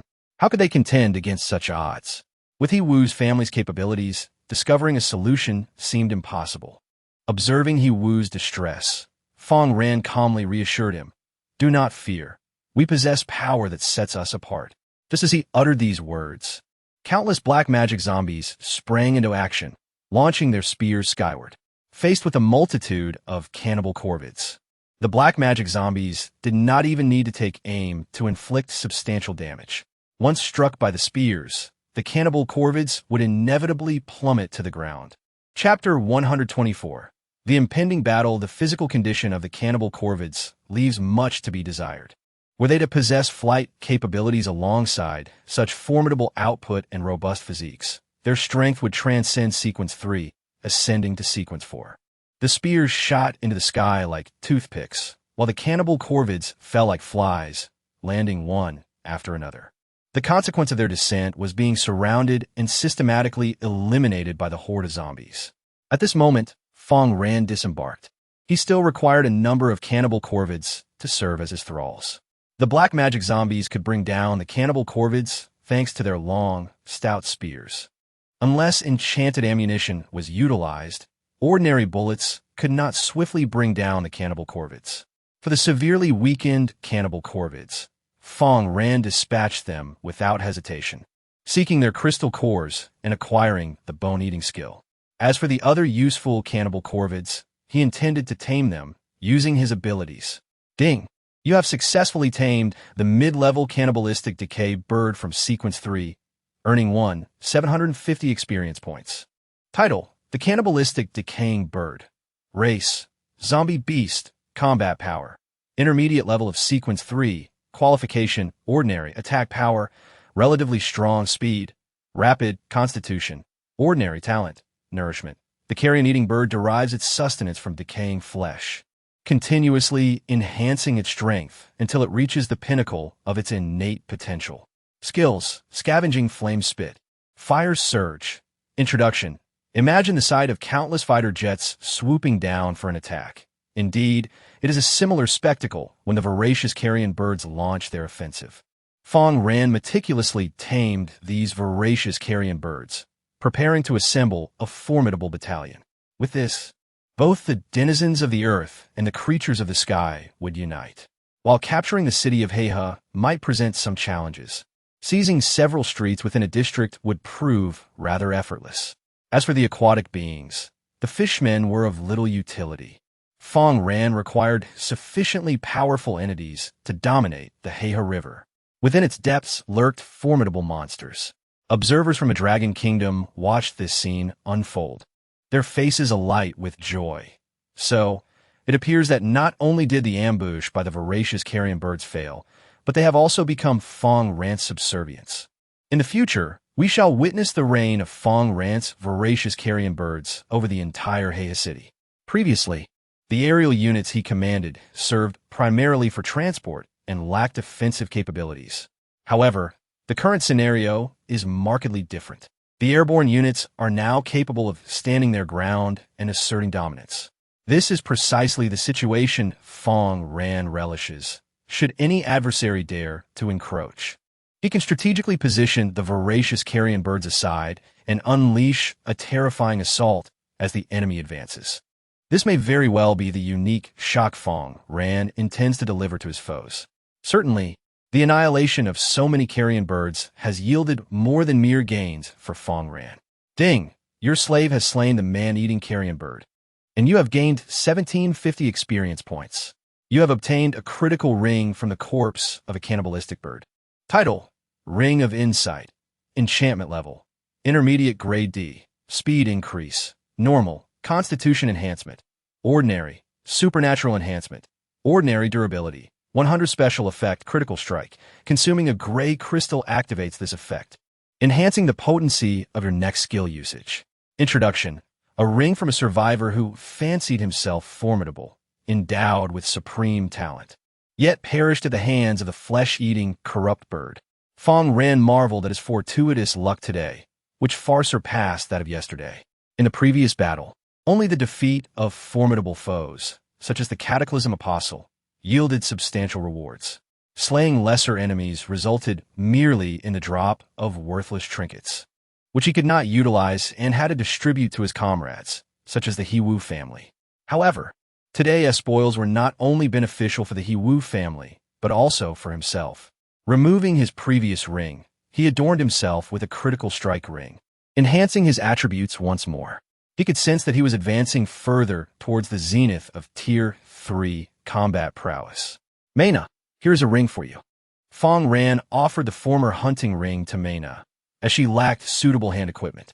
After several days of training, her ability to wield her powers had markedly increased, keeping her perpetually occupied. Fang Ran maneuvered adeptly, requiring no health recovery, unlike his less capable comrades who were prone to injury due to their inferior skills. Though Mena was busy, her overall ability had visibly intensified. She was no longer the frail girl who would faint from slight exertion of her powers. The ring. Mena stood momentarily stunned as she accepted the ring. Her curiosity piqued. This was a personal item, and Fang Ran had surprisingly gifted it to her. In truth, Fang Ran had not pondered much. He merely possessed surplus equipment he deemed wasteful to discard, hence he distributed it among his subordinates, much like he had previously done with the He-Wu family. Nevertheless, Mena blushed, accepting the ring with care. As the flesh-eating corrupt birds were eliminated and tamed, the battle concluded swiftly. Yet, events often unfold contrary to expectations. The Cataclysm Apostle lurked in the distance, silently observing Fang Ran, astonished. He had not anticipated that a mere mortal could command the undead. If that were not alarming enough, Fang Ran also had the capability to control the undead beasts. The scenario before him suggested that this individual harbored grand ambitions, seeking to bring the entire city under his dominion. Within this city, many Cataclysm Apostles were active, and some had even formed organized factions. In the future, Fang Ran would undoubtedly confront numerous Cataclysm Apostles in battle. Even now, traces of the Cataclysm Apostle lingered about him, remnants of those he had vanquished. He is a formidable adversary, one I cannot defeat alone. We, the Cataclysm Apostles, are destined to emerge as leaders in this apocalyptic world. Only through continual evolution, akin to the undead, can we survive until the end. Foolish humanity shall merely serve as our sustenance. The Cataclysm Apostle confidently proclaimed, thereafter indulging in a bottle of wine made from blood before turning to depart. This retreat was but a strategic maneuver. When next he encountered Fang Ran, it would be amidst a grand conflict. You shall not endure for long. The Apostle mused inwardly. He sensed the potential within Fang Ran. A promising enemy must be quashed in its infancy. Meanwhile, Fang Ran arrived at a crossroads. A turn would lead him to the treasure indicated on the map, and it was time to make a choice. Chapter 125. Acquiring the skill of Devour without hesitation. Fang Ran proceeded to retrieve the treasure map. The act of unleashing the floodgates could be accomplished at any moment, and securing the treasure indicated on the map would render the task considerably easier. The reason was simple. The monsters guarding the gate would not grow stronger, while Fang Ran's own strength would undoubtedly surge upon claiming the treasure. Setting aside his own prowess, many of his subordinates were also poised for significant enhancements. He would already reach the mid-tier of Sequence 3 as a combat class talent player. He needed only to consume a substantial amount of crystal cores and acquire a fitting set of equipment to accelerate his power growth more rapidly than Fang Ran, who primarily relied on indirect means of combat through his subordinates. The other members of the team were also experiencing swift advancements, each rapidly leveling up due to accumulated experience. Among them, the strongest had already breached the early stage of Sequence 3, while the others possessed peak capabilities of Sequence 2. Among this group, the weakest was Zhu Chunyang, who had joined the latest and missed the prime opportunities. Previously, when Fang Ran obtained the crystal core of the flesh-eating corrupt bird, he failed to acquire the Devour skill. This time, he was determined to attempt it once more. Although the interval since his last consumption of a crystal core was brief, Fang Ran desired precisely this, as it would enable him to yield greater mutations following the consumption. Though it was possible that he might gain nothing, Fang Ran remained unconcerned, for he possessed an abundance of crystal cores. With a chime, you have consumed the crystal core of the carnivorous corrupt bird, resulting in a mutation that has caused you to lose the skill flame sweep. Consequently, Fang Ran, upon ingesting the first crystal core, unexpectedly found himself deprived of a skill he had previously acquired. It seemed that fortune adhered to the principle of conservation, having experienced a stroke of luck earlier. He now faced misfortune. Nevertheless, he remained undeterred, for he possessed an abundance of crystal cores. He was resolute in his belief that he could still acquire skills. Onward, Fang Ran declared to himself, and without hesitation, he consumed another crystal core of the carnivorous corrupt bird. Ding! Congratulations on consuming the crystal core of the carrion-eating bird. You have acquired the skill of carrion consumption. Corpse consumption. You have acquired the ability to consume decayed flesh without any adverse effects. Upon witnessing this skill, Fang Ran felt a wave of nausea wash over him. If it were a San, he would undoubtedly revel in such a capability. For no matter how much Ganges water he imbibed, it would pose no threat. However, with fresh provisions at his disposal, how could Fang Ran ever find pleasure in putrid meat? He promptly consumed another crystal core, and once more, the system's notification materialized. Ding! Congratulations on consuming the crystal core of the cannibalistic putrefied bird, resulting in a mutation that grants you the skill Wind and Fire Unleashed. The Whirlwind Inferno. Erupting flames that inflict substantial fire damage upon adversaries, necessitating a formidable combination of wind and fire elemental attributes to unleash its utmost potential. Fang Ran found himself bestowed with an utterly ineffectual skill, never having anticipated such ill fortune. Although he had previously consumed the crimson cataclysmic fruit, resulting in an elevation of all attributes, his wind and fire attributes remained relatively modest. Consequently, the damage he could inflict would not be particularly formidable, failing to reach its zenith. As he seldom employed skills that did not achieve their maximum efficacy, he was only inclined to use them if they possessed control effects akin to those during the prior Little Ice Age. Thus, Fang Ran could only persist in his endeavors. You have consumed the crystal core of the man-eating putrid bird, resulting in a mutation. Alas, you have gained nothing. Ding! Congratulations on consuming the crystal core of the cannibalistic corruption bird. A mutation has occurred, bestowing upon you the skill of bone siphoning. Feasting on essence. When you consume the flesh and blood of exotic beasts, you can acquire a substantial amount of experience points. The stronger the beast, the greater the experience gained. This effect can only be triggered once a day. At long last, after numerous attempts, Fang Ran acquired the coveted skill. Henceforth, he could simply indulge in sumptuous feasts to level up, which was an exhilarating prospect for a citizen of the Dragon Kingdom. After all, the culinary delights of the Dragon Kingdom were abundant, and to be unable to savor them would be a most disheartening predicament. Moreover, Fang Ran's eagerness to obtain the feasting on essence skill stemmed from another compelling reason. He had previously perused a treasure map, which indicated that the adversaries surrounding the treasure could interact with the feasting on essence skill, thereby amplifying its effects. Following the route provided by the treasure map, he ventured forth until he reached an expansive area. This site was once the entrance to a zoo. However, with the advent of the apocalypse, the once bustling streets had fallen into desolation. The district near the Black River was shrouded in moisture, leading to the rapid growth of vegetation. Before him lay a street where the concrete lay shattered, and towering trees sprouted in abundance.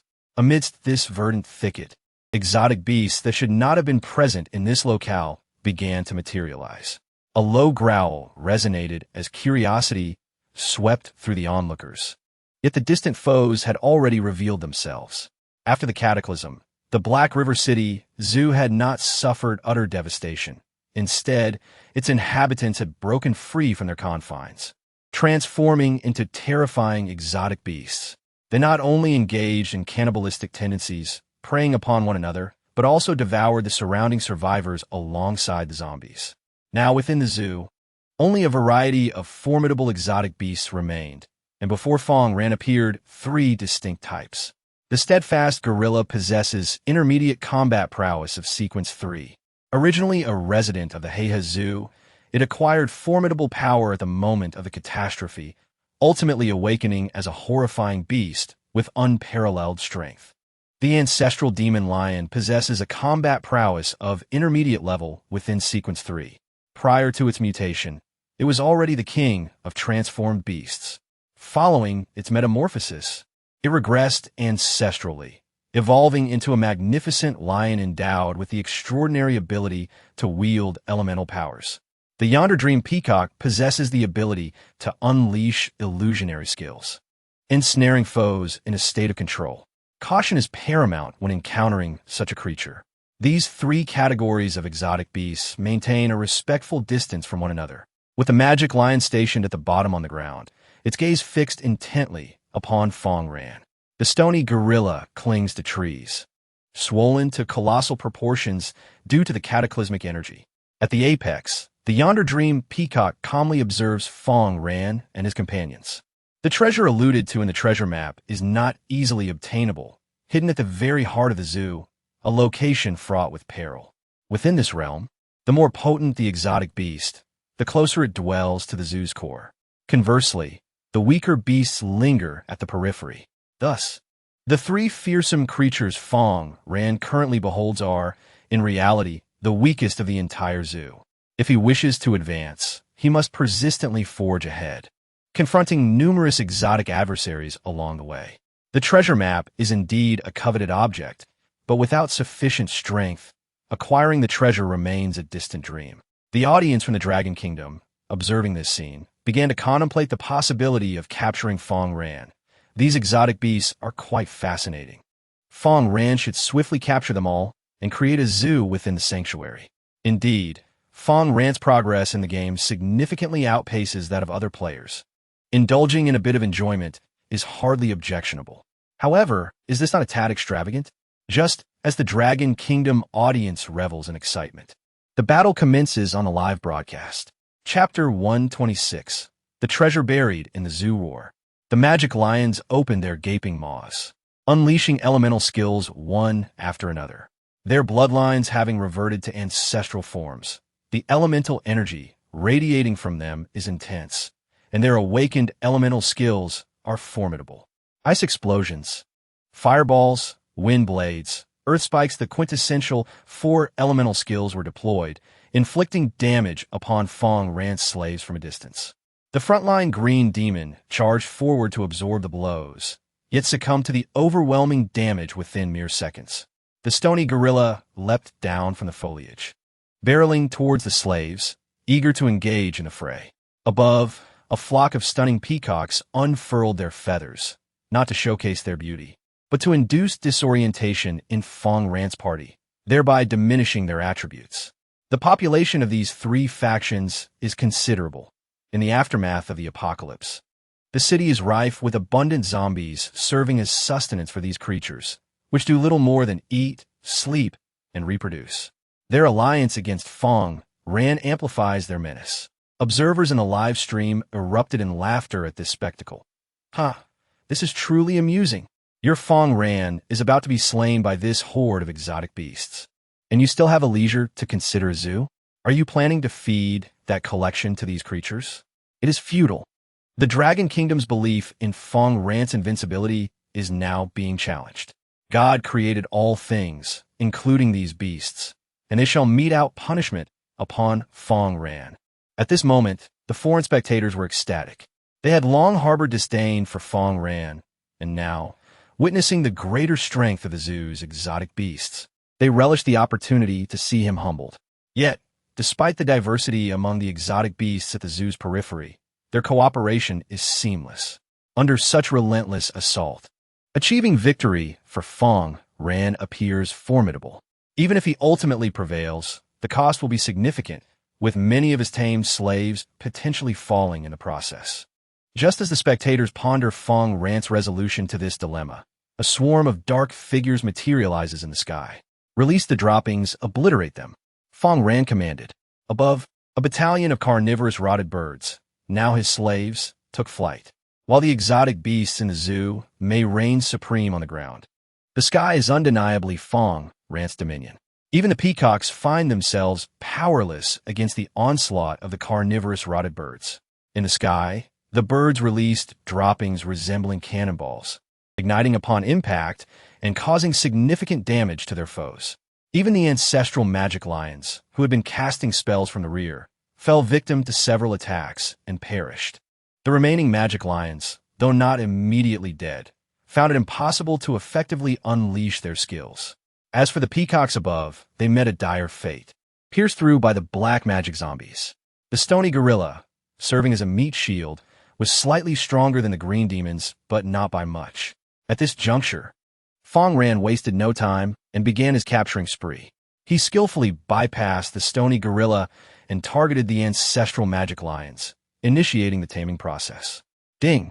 You have successfully tamed the ancestral beast, the magic lion of Sequence 3 Intermediate, and earned 1,900 experience points. Name: Ancestral Demon Lion. Race: Otherworldly Beasts. Combat Power: Intermediate Level 3. Qualification: Ordinary. Attack Power: Relatively Strong. Speed: Relatively Swift. Constitution: Relatively Strong. Talent: Elemental Power. The elemental power of the magic lion awakens, granting it a myriad of elemental skills. Skills: Ice Explosion, Fireball, Wind Blade, Earth Spike, Ice Spear Strike, Flame Burst, Small Tornado, Earth Wall. Introduction: Underestimating these formidable beasts would surely bring misfortune, for they operate in packs. Once one is spotted, a multitude of magical lions will soon unleash their abilities upon you. The magical lion is considered a potent rear-line damage dealer. Unlike the black magic zombie, which inflicts physical damage that can be significantly mitigated by certain enemies' robust defenses, the magical lion deals elemental damage. For instance, when facing the intermediate green demon of Sequence 3, the effectiveness of physical attacks diminishes considerably, as the green demon develops protrusions on its surface, greatly enhancing its defensive capabilities. At this juncture, penetrating the defenses of the intermediate green demon becomes exceedingly challenging, resulting in a reduction of the damage inflicted by the black magic zombie. When the green demon evolves into the advanced level of Sequence 3, these protrusions transform into triangular spikes, further augmenting its defenses. At this stage, conventional physical damage proves futile against such a resilient tank with both substantial defense and health. It is imperative that units capable of elemental damage take action against these high-defense adversaries. The damage inflicted by elemental attacks is solely influenced by the enhancement of elemental attributes and the resistance of the enemy. Provided the enemy's elemental resistance is not formidable, elemental attacks can inflict considerable damage, leaving the adversary reeling. Taming these magical lions lays the groundwork for future battles. Even if the enemy is not the green demon zombie, but rather the formidable stone gorilla, which also boasts exceptional defensive strength. The slaves under Fang Ran, whether reapers or black magic zombies, are incapable of delivering effective damage against the stone gorilla. The stone gorilla possesses a unique talent that significantly amplifies its defensive abilities. Talent: Petrification. Your skin will become exceedingly tough, granting you substantial defensive capabilities, making it exceedingly difficult for enemies to breach your defenses. They are as formidable as the advanced green zombie, each one an extraordinary challenge to vanquish. However, Fang Ran has successfully tamed the magic lion in the rear, making it a rather comfortable endeavor to confront the stone gorilla. Elemental skills burst forth like a dazzling array of fireworks, cascading upon the stone gorilla. Instantly, with an air of unreasonable ferocity, the stone gorilla's health plummets dramatically. Seizing this opportunity, Fang Ran also tames this group of meat shields. Congratulations!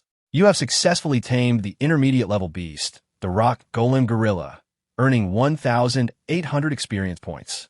The rock golem gorilla possesses not only a petrified skin, but also an exceptional skill known as stone shatter. The stone gorilla commands the forces of the earth, ruthlessly shattering the defenses of its foes to deliver a fatal blow. This strike, however, is not intended for mere aggression. Rather, it serves the purpose of dismantling homes or excavating mountains.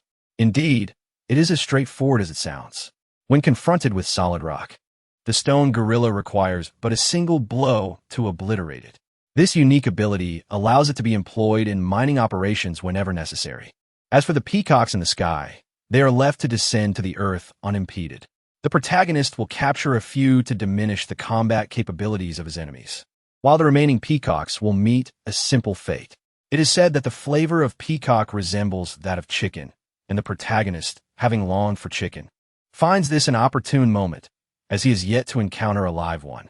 With the arrival of peacocks, the temptation to indulge is irresistible. Chapter 127.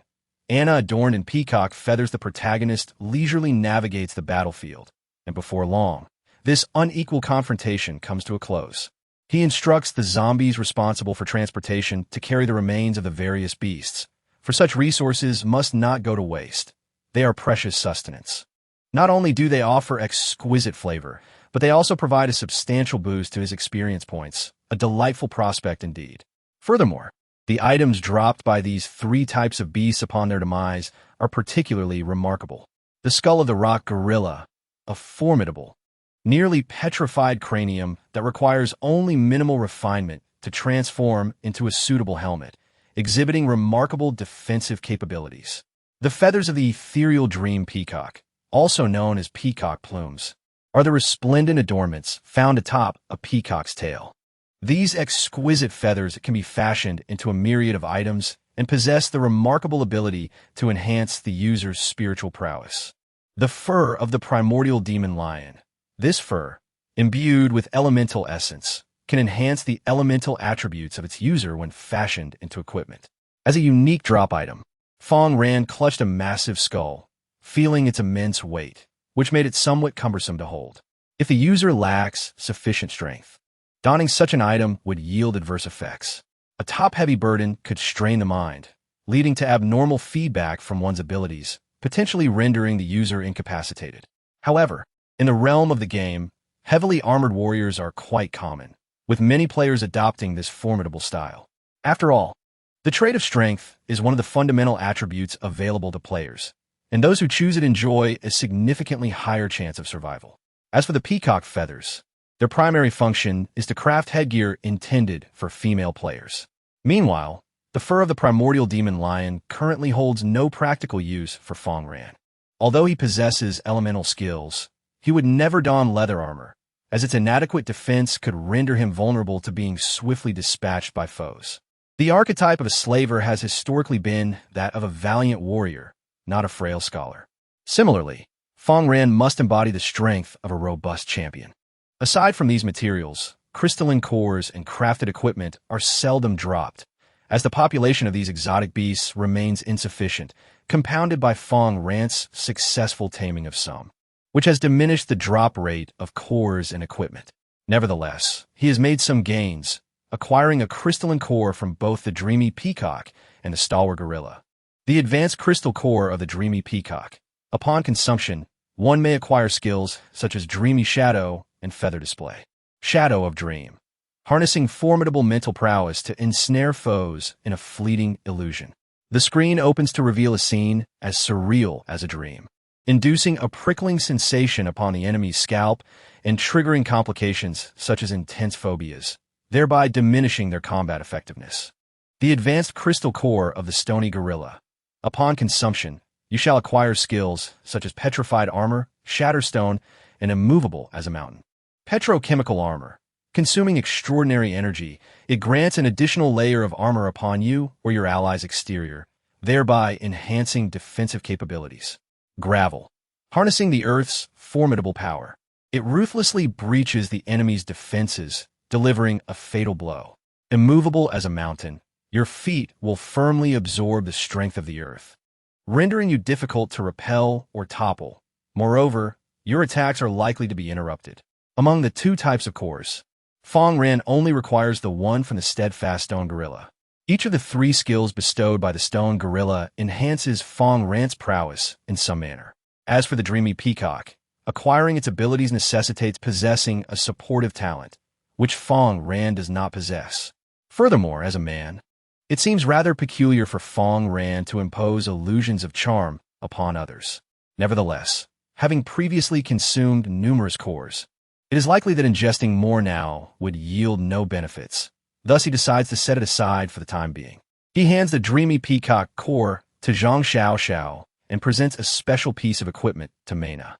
Your servant has slain the Dreaming Peacock, and you have obtained a Peacock Garb, D-rank enchantment.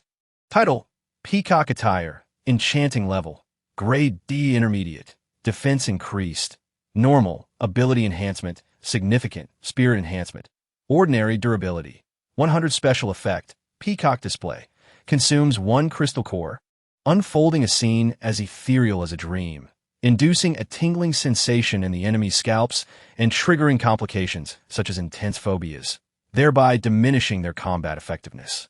Cooldown time, 30 minutes. Introduction: an exquisitely beautiful garment, woven from peacock feathers, worn by a lovely girl, radiates an extraordinary brilliance.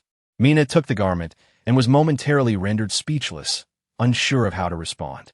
In a post-apocalyptic world, everyone bore a disheveled appearance, their clothing tattered and worn. No one would don flamboyant attire in such dire circumstances. It was neither appreciated nor safe. However, having been born before the calamity, she held a profound appreciation for beauty and desired to present herself attractively when possible. Since joining Fang Ran and acquiring a private room in the shelter, she had started to adorn herself, which merely entailed cleaning her face. Even her armor was an assortment of rustic styles, lacking elegance. The thought of receiving such a stunning outfit today was beyond her imagination. Finding a secluded spot to don it would certainly enhance her combat prowess. Fang Ran nonchalantly remarked, "I am pressed for time. You must hurry. We need to level this place today." Mena nodded and approached a tree, where Ah Bao and Xiao He stood guard, before beginning to change her attire. In a live stream, viewers expressed their frustration. Why can't I switch to Mena's outfit change perspective? Is there a problem with this stream? Why skip the most exciting moment? Laughter erupted. You all are so easily swayed by appearances. Shouldn't you be more concerned about the treasure hidden within the zoo? Where have those foreign viewers gone? Why is everyone suddenly silent? Don't berate the foreign viewers. The shock was too much for them. Seeing Fang Ran triumphantly singing would surely make them faint. Indeed, my greatest joy lies in witnessing their dismay. The crowd felt a wave of confidence, with Fang Ran commanding a legion of man-eating, decaying birds, who could pose a challenge unless they were top-tier enemies of Sequence 3 or formidable Sequence 4 adversaries. Before long, Mena finished changing and revealed a shimmering gown that subtly accentuated her neckline, rendering her exceptionally lovely. Sensing the gazes of the audience, she walked nervously, akin to a timid bird. Viewers began to compare Mena and Jenny, deliberating whether to favor the innocent and adorable Mena or the enchanting and alluring older sister, Jenny. It was indeed a difficult choice. Nearby, the hidden apostle of calamity Chotan observed Fang Ran's movements and was momentarily taken aback, before a cruel smile crept across his face. Chapter 128. The First Level Shooting Club. Why choose to venture into the zoo, of all places? There lurks a particularly formidable foe. Once you enter, you are certain to be devoured by it. Regrettably, that creature is selfish in its consumption and never shares its feast. Otherwise, I too could savor the delicacy. Chotan had already alerted the other apostles of calamity, and soon a multitude would converge upon the zoo to encircle Fang Ran. However, Chotan felt that his prior actions were unnecessary. Once Fang Ran entered the zoo and encountered that fellow apostle of calamity, he would meet his demise. Previously, an apostle had indulged excessively in human flesh and sought a change of taste by entering the zoo, only to never return. Evidently, he had not only failed to find a new flavor, but had been devoured by the enemy. Meanwhile, Fang Ran drew ever closer to the heart of the zoo, yet had yet to encounter any foes. The strange beasts he encountered at the zoo's periphery served as guardians, occupying a vast territory on the outskirts. Progressing inward would soon lead to confrontations with other creatures. Just as Fang Ran moved cautiously, ensuring Mina and Zhang Xiaoxiao were secure, he received a private message. Mila, USA, Mr. Fang Ran, I presume you have carved out your own domain in Heihe City, and I have heard of your penchant for collecting peculiar items. Might you have an interest in this? Design schematics for the First Level Shooting Club. The Shooting Club, once established, NPCs possessing shooting talents may enter to undergo training, thereby enhancing their abilities. The longer the training duration, the greater the improvement in the NPC's strength. Note: upon completion of training, it is essential to equip the NPC for their strength to be officially recognized. Training requirements: several gray crystals and a number of bullets. Construction requirements: white crystals 3, windstone fragments 5, cement, steel, etc. Fang Ran gazed at the design blueprint, pondering when he had developed a penchant for collecting peculiar items. Clearly, the objects he gathered were essential materials for the later stages. Yet, upon reflection, it was as others had remarked. Many items were only appreciated by Fang Ran himself. This significantly facilitated players in enhancing the strength of NPCs while simultaneously increasing their loyalty. Although equipping NPCs still required some effort, possessing a multitude of blueprints in the mid to late game allowed players to mass-produce equipment, making it relatively simple to provide NPCs with a complete set. Malmigwa. In truth, my requests are not excessive. I merely require the core of a carnivorous corrupt bird and a core from a mutated merman. Fang Ran replied nonchalantly. That is not too unreasonable. Miles' unique talent enabled him to simultaneously seek cores of opposing elements. The core of the carnivorous corrupt bird was of the fire element, while that of the mutated merman belonged to the water element. While others typically find water and fire to be incompatible, Miles' case was exceptional. His water and fire could harmoniously coexist, known as the element of air. The air element, born from the fusion of water and fire under certain extraordinary circumstances, inflicts upon adversaries the simultaneous damage of both elemental forces. Possessing the air element naturally allows one to acquire skills associated with these two elements. In the early stages, the talent for the air element is particularly advantageous, enabling the utilization of dual elemental cores, ensuring a plethora of skills at one's disposal. However, as one progresses to the later stages, the quest for suitable equipment becomes increasingly arduous. It is rare to find gear that enhances both water and fire elements. Thus, even with an abundance of skills, if the elemental augmentation remains low, it proves ultimately futile. With a chime, you have obtained the blueprint for a level 1 shooting club through your trade. Fang Ran carefully stored the design, preparing to construct it in the near future.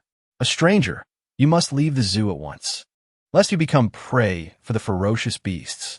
As he continued onward, he suddenly heard an odd sound.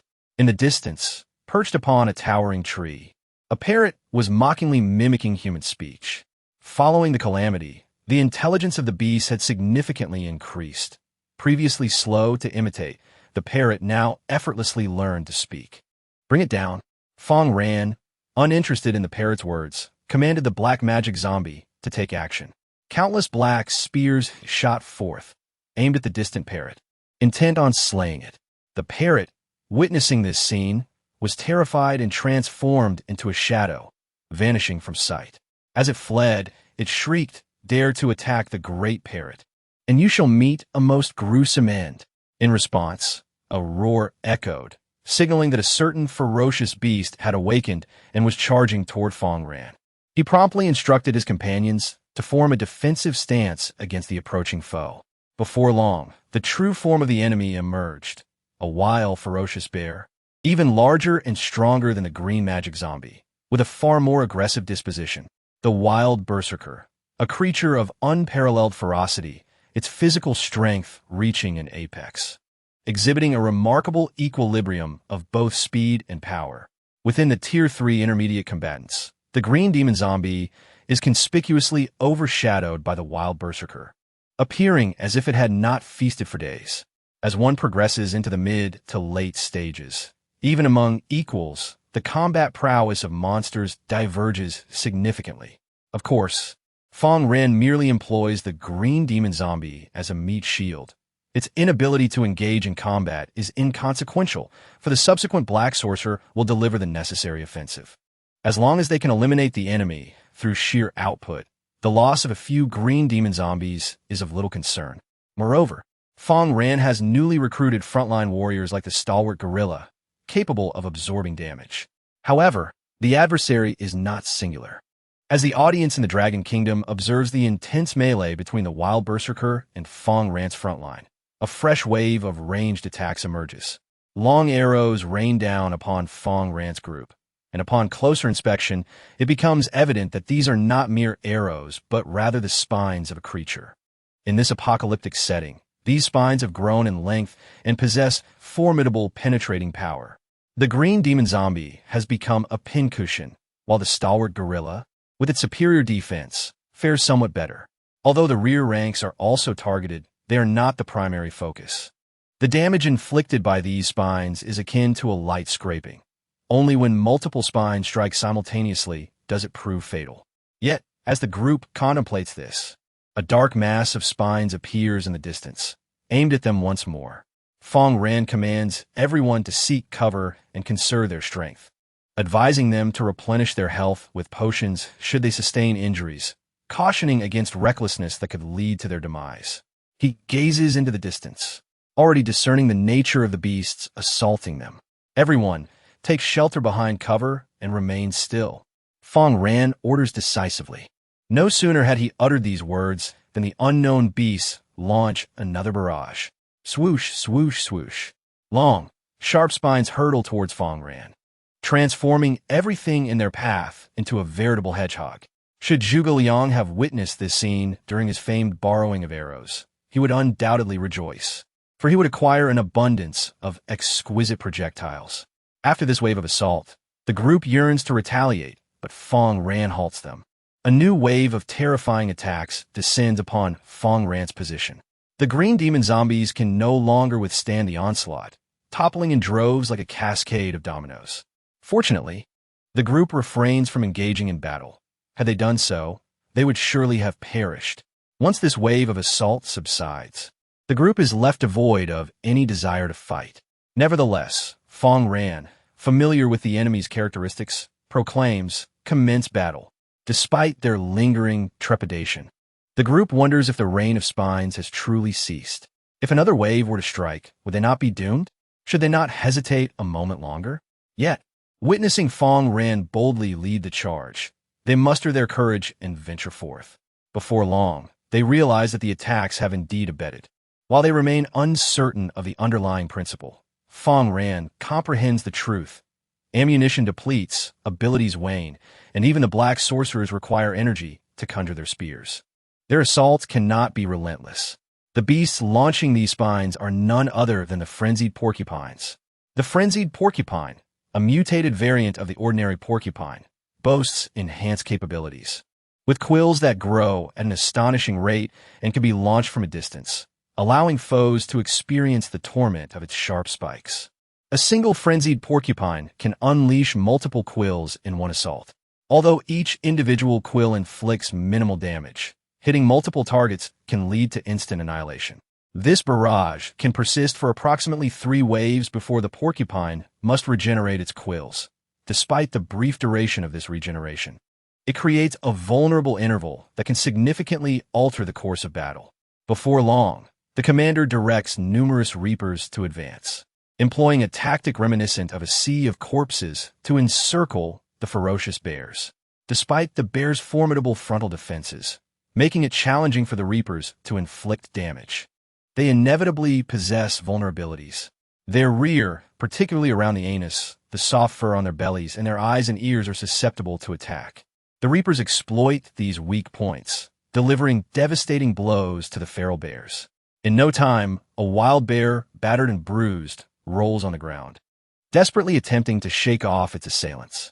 However, the reapers, with their forelimbs embedded in the bear's flesh, are not easily dislodged. This thrashing only exacerbates the bear's injuries.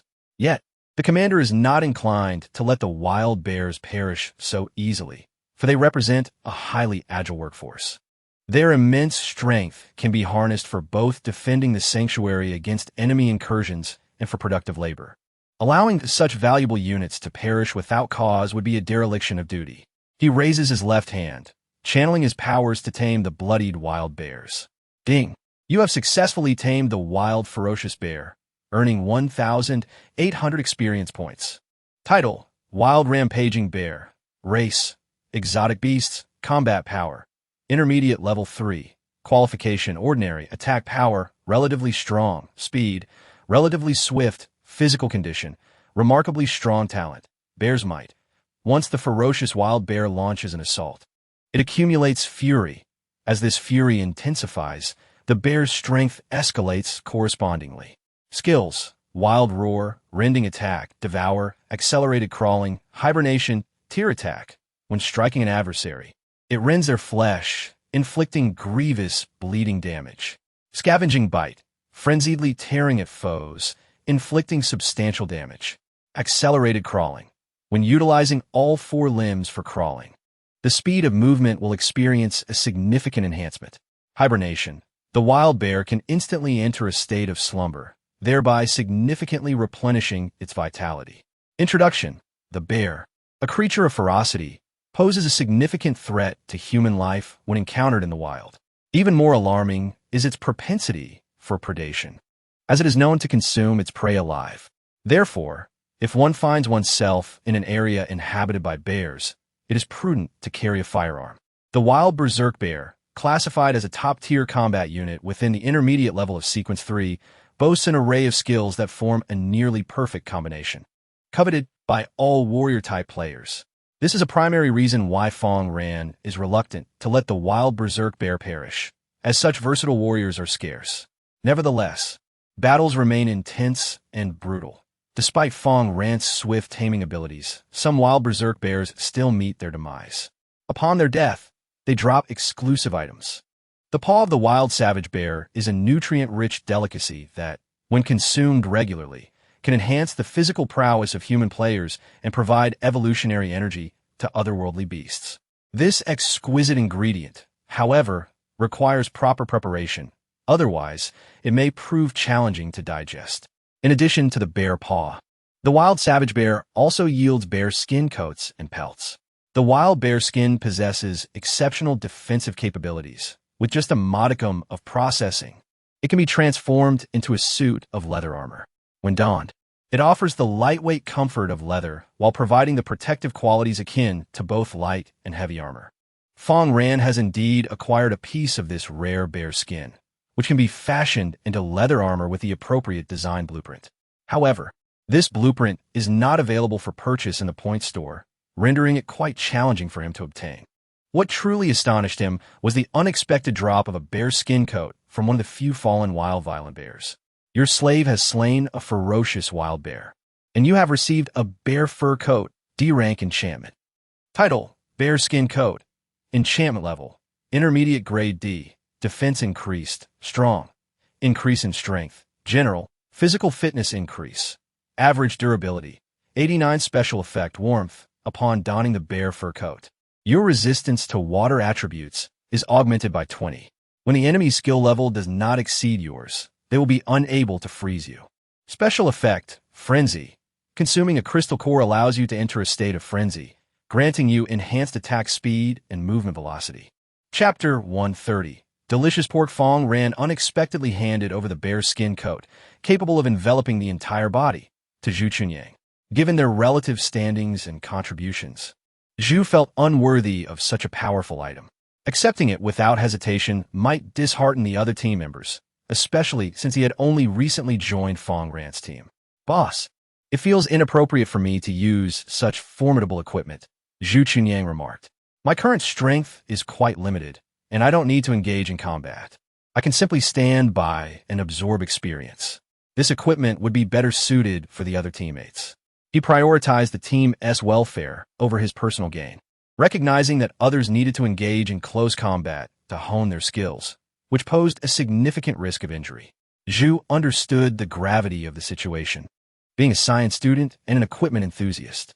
However, Fang Ran insisted, "No, your survival is paramount. The battles ahead will be perilous. Even if you are not on the front lines, the danger remains imminent." Fang envisioned Zhu Chunyang's role as increasingly vital in the later stages of their journey.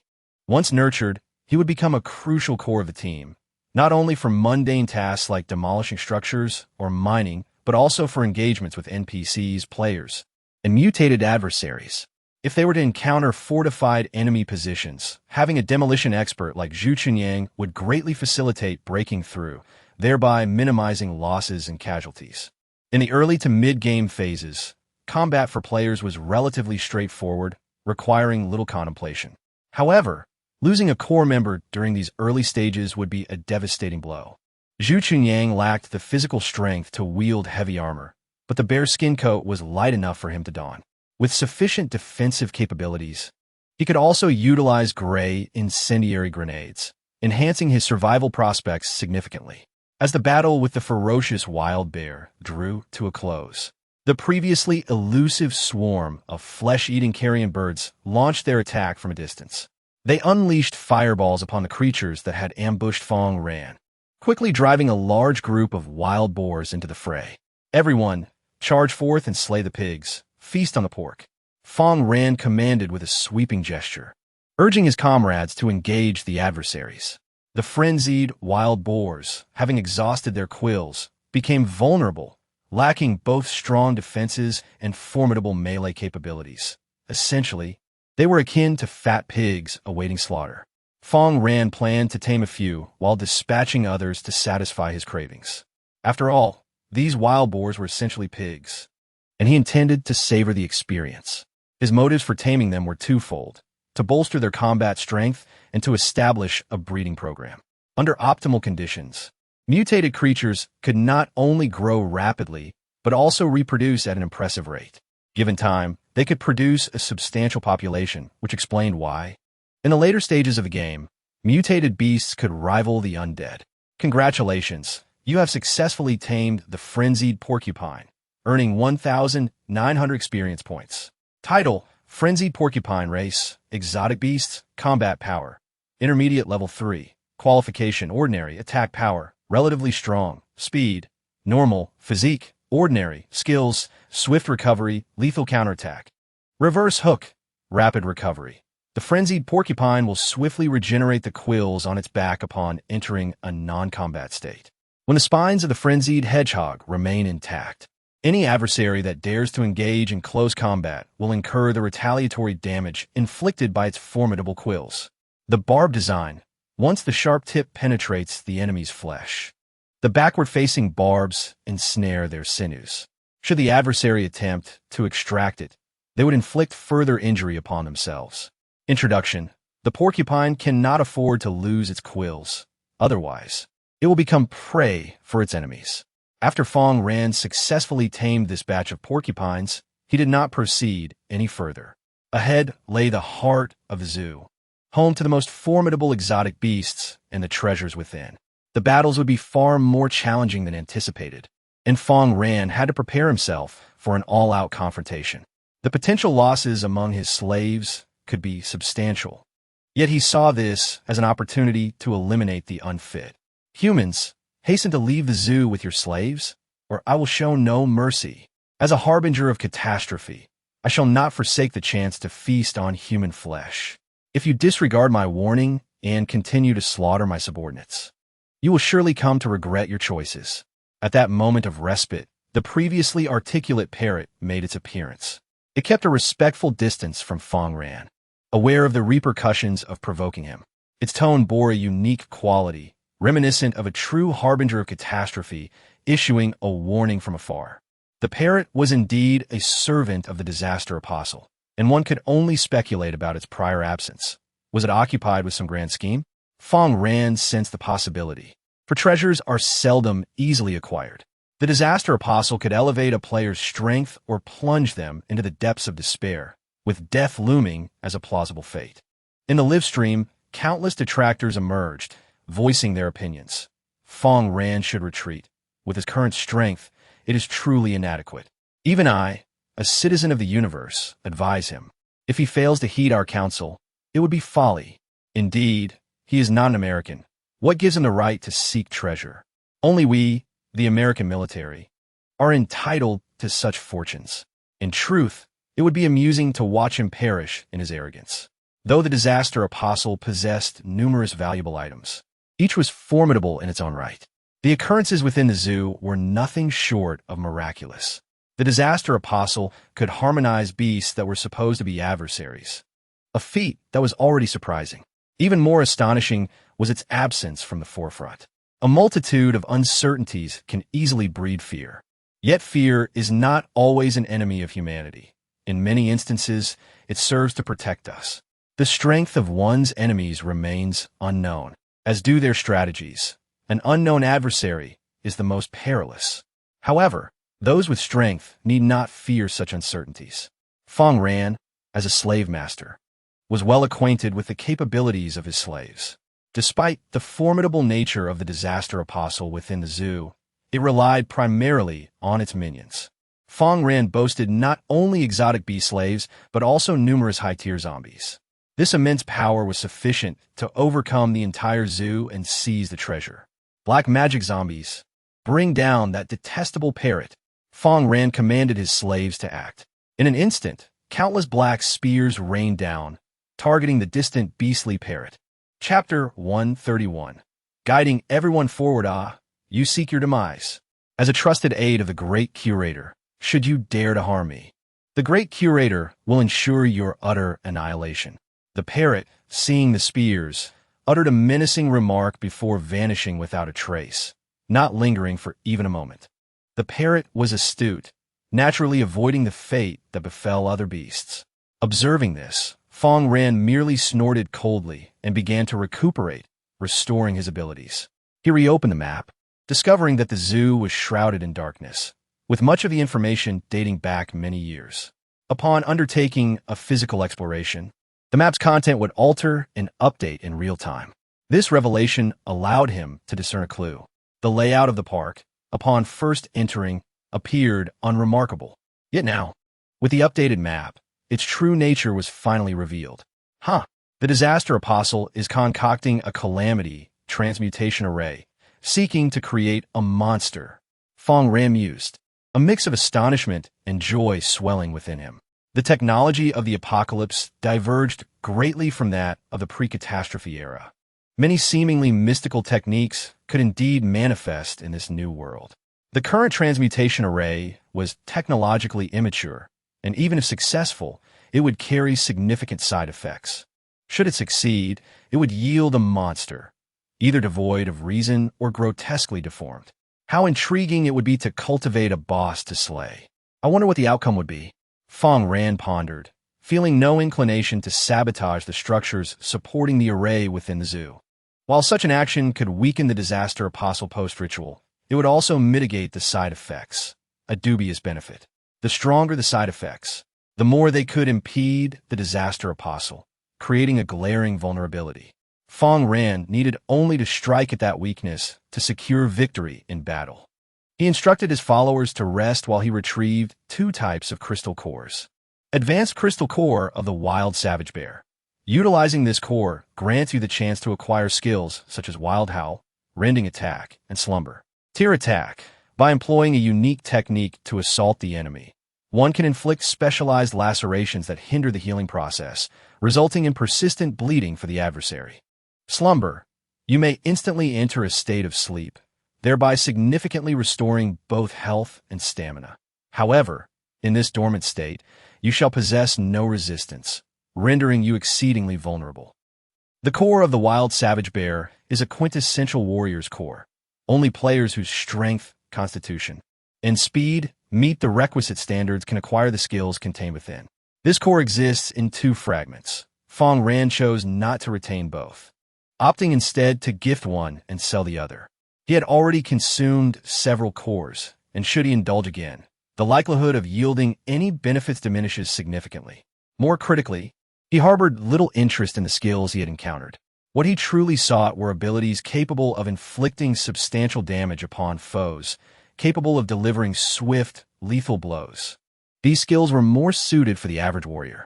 He directly tossed the remaining core to He Wu Jia, who excitedly exclaimed, "Boss, I knew there would be a reward for me after the battle." He Wu Jia received the core and promptly ingested it, subsequently gaining a boost in strength. His innate talent allowed him to mitigate the core's resistance, thereby enabling him to acquire an abundance of skills. With this talent, as long as he could continually elevate the skill levels he obtained, he would perpetually secure cores, thus enhancing his prowess consistently. This was a crucial reason for Fang Ran's investment in his development, though not the most significant one. The paramount factor was He Wu Jia's unwavering loyalty and his proactive allegiance. In this world, opportunity favors the bold. In addition to this core, Fang Ran also acquired the core of the Frenzied Porcupine, the advanced crystal core of the Frenzied Porcupine. By utilizing this core, you possess the chance to acquire skills such as Rapid Recovery, Blade Counterattack, and Upside-Down Golden Hook. Rapid Recovery. Upon disengaging from combat, abilities, stamina, and health will regenerate at an accelerated rate. Counterattack. When the enemy strikes first, your subsequent attack will inflict additional damage. The Inverted Gold Hook. You can contort your body akin to a serpent, thereby launching an attack on your adversaries in an exceedingly difficult-to-defend posture. In comparison to the crystal core of the ferocious bear, that of the Frenzied Porcupine is rather lackluster. Aside from the first skill, which allows for rapid recovery usable by all players, the other two abilities are rather peculiar. The blade counter requires an enemy's assault to activate, and should one be struck first, the repercussions would be quite severe. Countering at such a juncture becomes a laborious endeavor. As for the Inverted Gold Hook, it certainly appears impressive, yet is the kind of skill that does not yield high single-target damage. Those who revel in showcasing their prowess may find themselves in peril, while Fang Ran prefers a more stable approach, allowing others to shine. The Porcupine's crystal core is singular, and Fang Ran has already identified the most suitable player for it. He promptly reached out to Li Qingchuan, sending a message. "Hey, dear sister, do you require a crystal core? I possess one that is exceptionally suited for you, guaranteed to enhance your strength." Fang Ran displayed, "It matters not.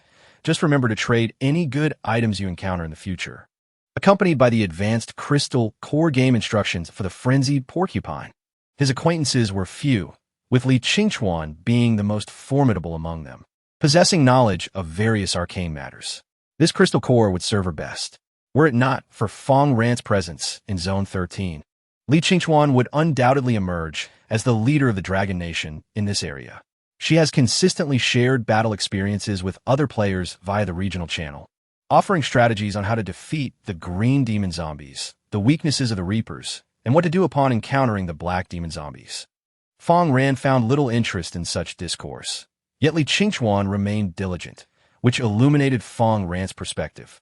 The Dragon Nation, in addition to individuals like him who wield absolute strength to save humanity, should also encompass those who act as guiding lights to illuminate the path for others.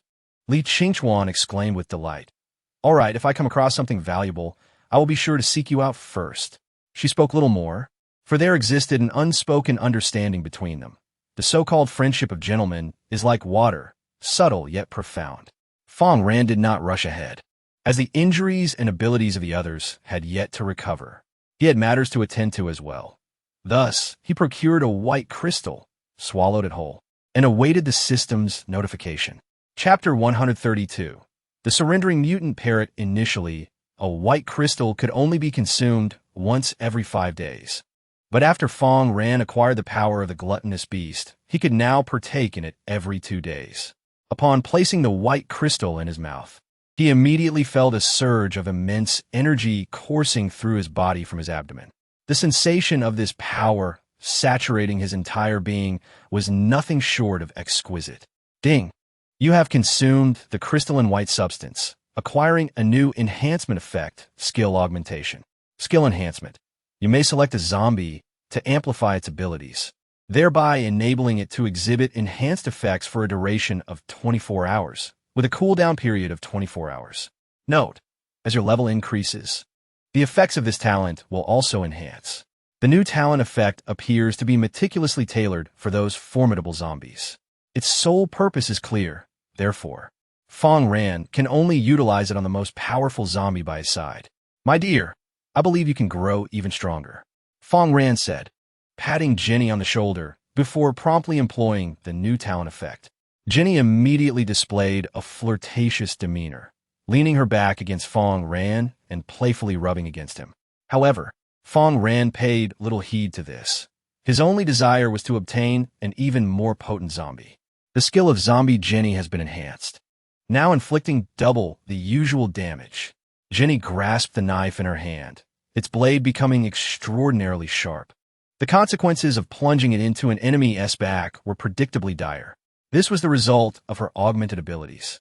Meanwhile, the group had finished their preparations. The sun hung low in the sky, indicating that it was afternoon. Fang Ran needed to hasten their pace. If night fell, combat would become exceedingly arduous. The darkness belonged to the aberrant creatures, not to humanity. Fang Ran led the group onward, the towering trees ahead looming like formidable weapons. Atop these colossal trunks, blue sparks flickered, accompanied by crackling sounds.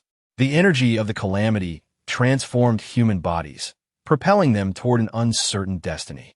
Just as Fang Ran plunged into this territory, the parrot's voice resounded once more, echoing a sound reminiscent of a human roar. I shall reiterate, should you refuse to retreat, only death awaits you. I will descend as a sovereign, and one by one, I shall snap your bodies as one would a mere insect. This time, Fang Ran was disinclined to endure the parrot's tirade. He raised his rifle, retrieving enchanted ammunition, and aimed at the distant creature. With a swift motion, he fired. The enchanted bullet soared with incredible velocity, far surpassing that of ordinary projectiles, and bore immense destructive power. The mutated parrot, large in size, stood no chance against such a bullet. If it failed to react in time, the outcome was inevitable. The bullet struck the parrot squarely in the chest, inflicting horrific damage and causing its body to plummet uncontrollably to the ground. As it fell, it cried out, it's over, I'm going to die here." The parrot, serving as a messenger, had never anticipated such a fate. Its teleportation ability was rendered futile, leading to its untimely downfall. It was a stroke of misfortune beyond its wildest imagination. In the very next moment, as it hit the ground, Fang Ran raised his right hand, unleashing a tremendous psychic force that surged toward the parrot's head. Domestication failed. Please try again. Congratulations. You have successfully tamed a mutated parrot from Sequence 3, earning 950 experience points. Title: Mutated Parrot. Race: Beasts. Combat Power: Intermediate Level 3. Qualification: Very high attack power. Normal: Speed. Relatively swift. Physical condition: Average. Innate talent: Intelligent brain. Although the mutated parrot is a fantastical beast, it possesses intelligence that rivals that of humans, which serves as its vital asset for survival in the apocalypse. Skills: Mimicry, transdimensional flight. Satire, mimicry. Mutant parrots possess the remarkable ability to learn human languages and engage in communication with humans. Through the flight of the mutated parrot, the consumption of extraordinary abilities significantly enhances mobility, allowing it to vanish from the enemy's sight. The mutated parrot emits peculiar sounds to mock its adversaries, thereby drawing the attention of numerous foes. Introduction: In a post-apocalyptic world, encountering a group of talking birds is indeed a most extraordinary event. Master, please do not kill me. I was forced to serve that wretched zookeeper, implored the parrot Jack. I can divulge everything you wish to know, as long as you spare my life. The mutated parrot, influenced by Fang Ran's extraordinary abilities, had healed some of its wounds and could now fly. It resembled a traitorous enemy general, ready to reveal all its secrets. However, Fang Ran had already surmised most of the information beforehand. This revelation startled those nearby. In the upcoming region, there would be snakes. To be honest, I fear nothing more than snakes, exclaimed one team member, his complexion pale with dread for the impending battle. Before the evolution of humanity, our ancestors slept in trees, which are the very paradise of snakes. Thus, the fear of serpents is deeply ingrained in our genes, constantly alerting humanity to their presence. However, Fang Ran did not share this phobia, at least not at that moment. On that island, a plethora of mutated serpents thrived. They lurked in every corner of Snake Island, with colossal serpents stretching thousands of meters in length, including the legendary basilisk. Fang Ran had once been ensnared by snakes. Initially, he struggled, but in his previous life, the post-apocalyptic wasteland was merely a video game, allowing for resurrection. After dying a few times, everything became simpler, and he could even seize snakes with his bare hands. In the live stream, the trolls emerged again. Haha, Fang Ran's teammates know when to concede. Why is he still standing there? He should just run away. I dread the moment a colossal serpent appears and devours Fang Ran, leaving him to regret his actions today. Knowing there are snakes ahead, yet still pressing on. Fang Ran, you truly are foolish. They reveled in their malicious anticipation, hoping for their dark desires to manifest. Yet, Fang Ran would not allow such a scenario to unfold. He had his methods for dealing with serpents, especially with the mutated parrot by his side. Boss, yes you. The snakes have yet to move. They require my signal to emerge, the parrot informed. That twisted zookeeper has wreaked havoc in this zoo for years. But now someone is here to bring him to justice. After being tamed, the parrot flitted around Fang Ran, eagerly demonstrating its worth. Chapter 133. Capturing snakes. Listening to the parrot's words, Fang Ran promptly devised a strategy to facilitate the capture of the snakes. A sturdy stone gorilla led the way, tasked with drawing the serpentine creature's attention and absorbing their attacks. The gorilla's skin was as hard as stone, even if swallowed whole by the monstrous snakes of the apocalypse. It would not perish immediately. Its resilient hide could withstand corrosive acids. Before long, Fang Ran observed large pits emerging across the zoo's landscape. A strange sound echoed from the depths of these holes, as if something were about to burst forth. Suddenly, a massive, oval-shaped snake head erupted from one of the burrows. Its gaping maw aimed directly at the stone gorilla. In an instant, the gorilla vanished without a trace, leaving only a bulge in the serpent's midsection as it slowly retreated. The giant serpent flicked its crimson tongue, emitting an odd sound reminiscent of a satisfied belch. The serpent monster, possessing the formidable strength of a high-level Sequence 3, stretches for dozens of meters, its body robust and formidable, reminiscent of the legendary behemoths of lore. It is a creature of great dread, and one must exercise caution.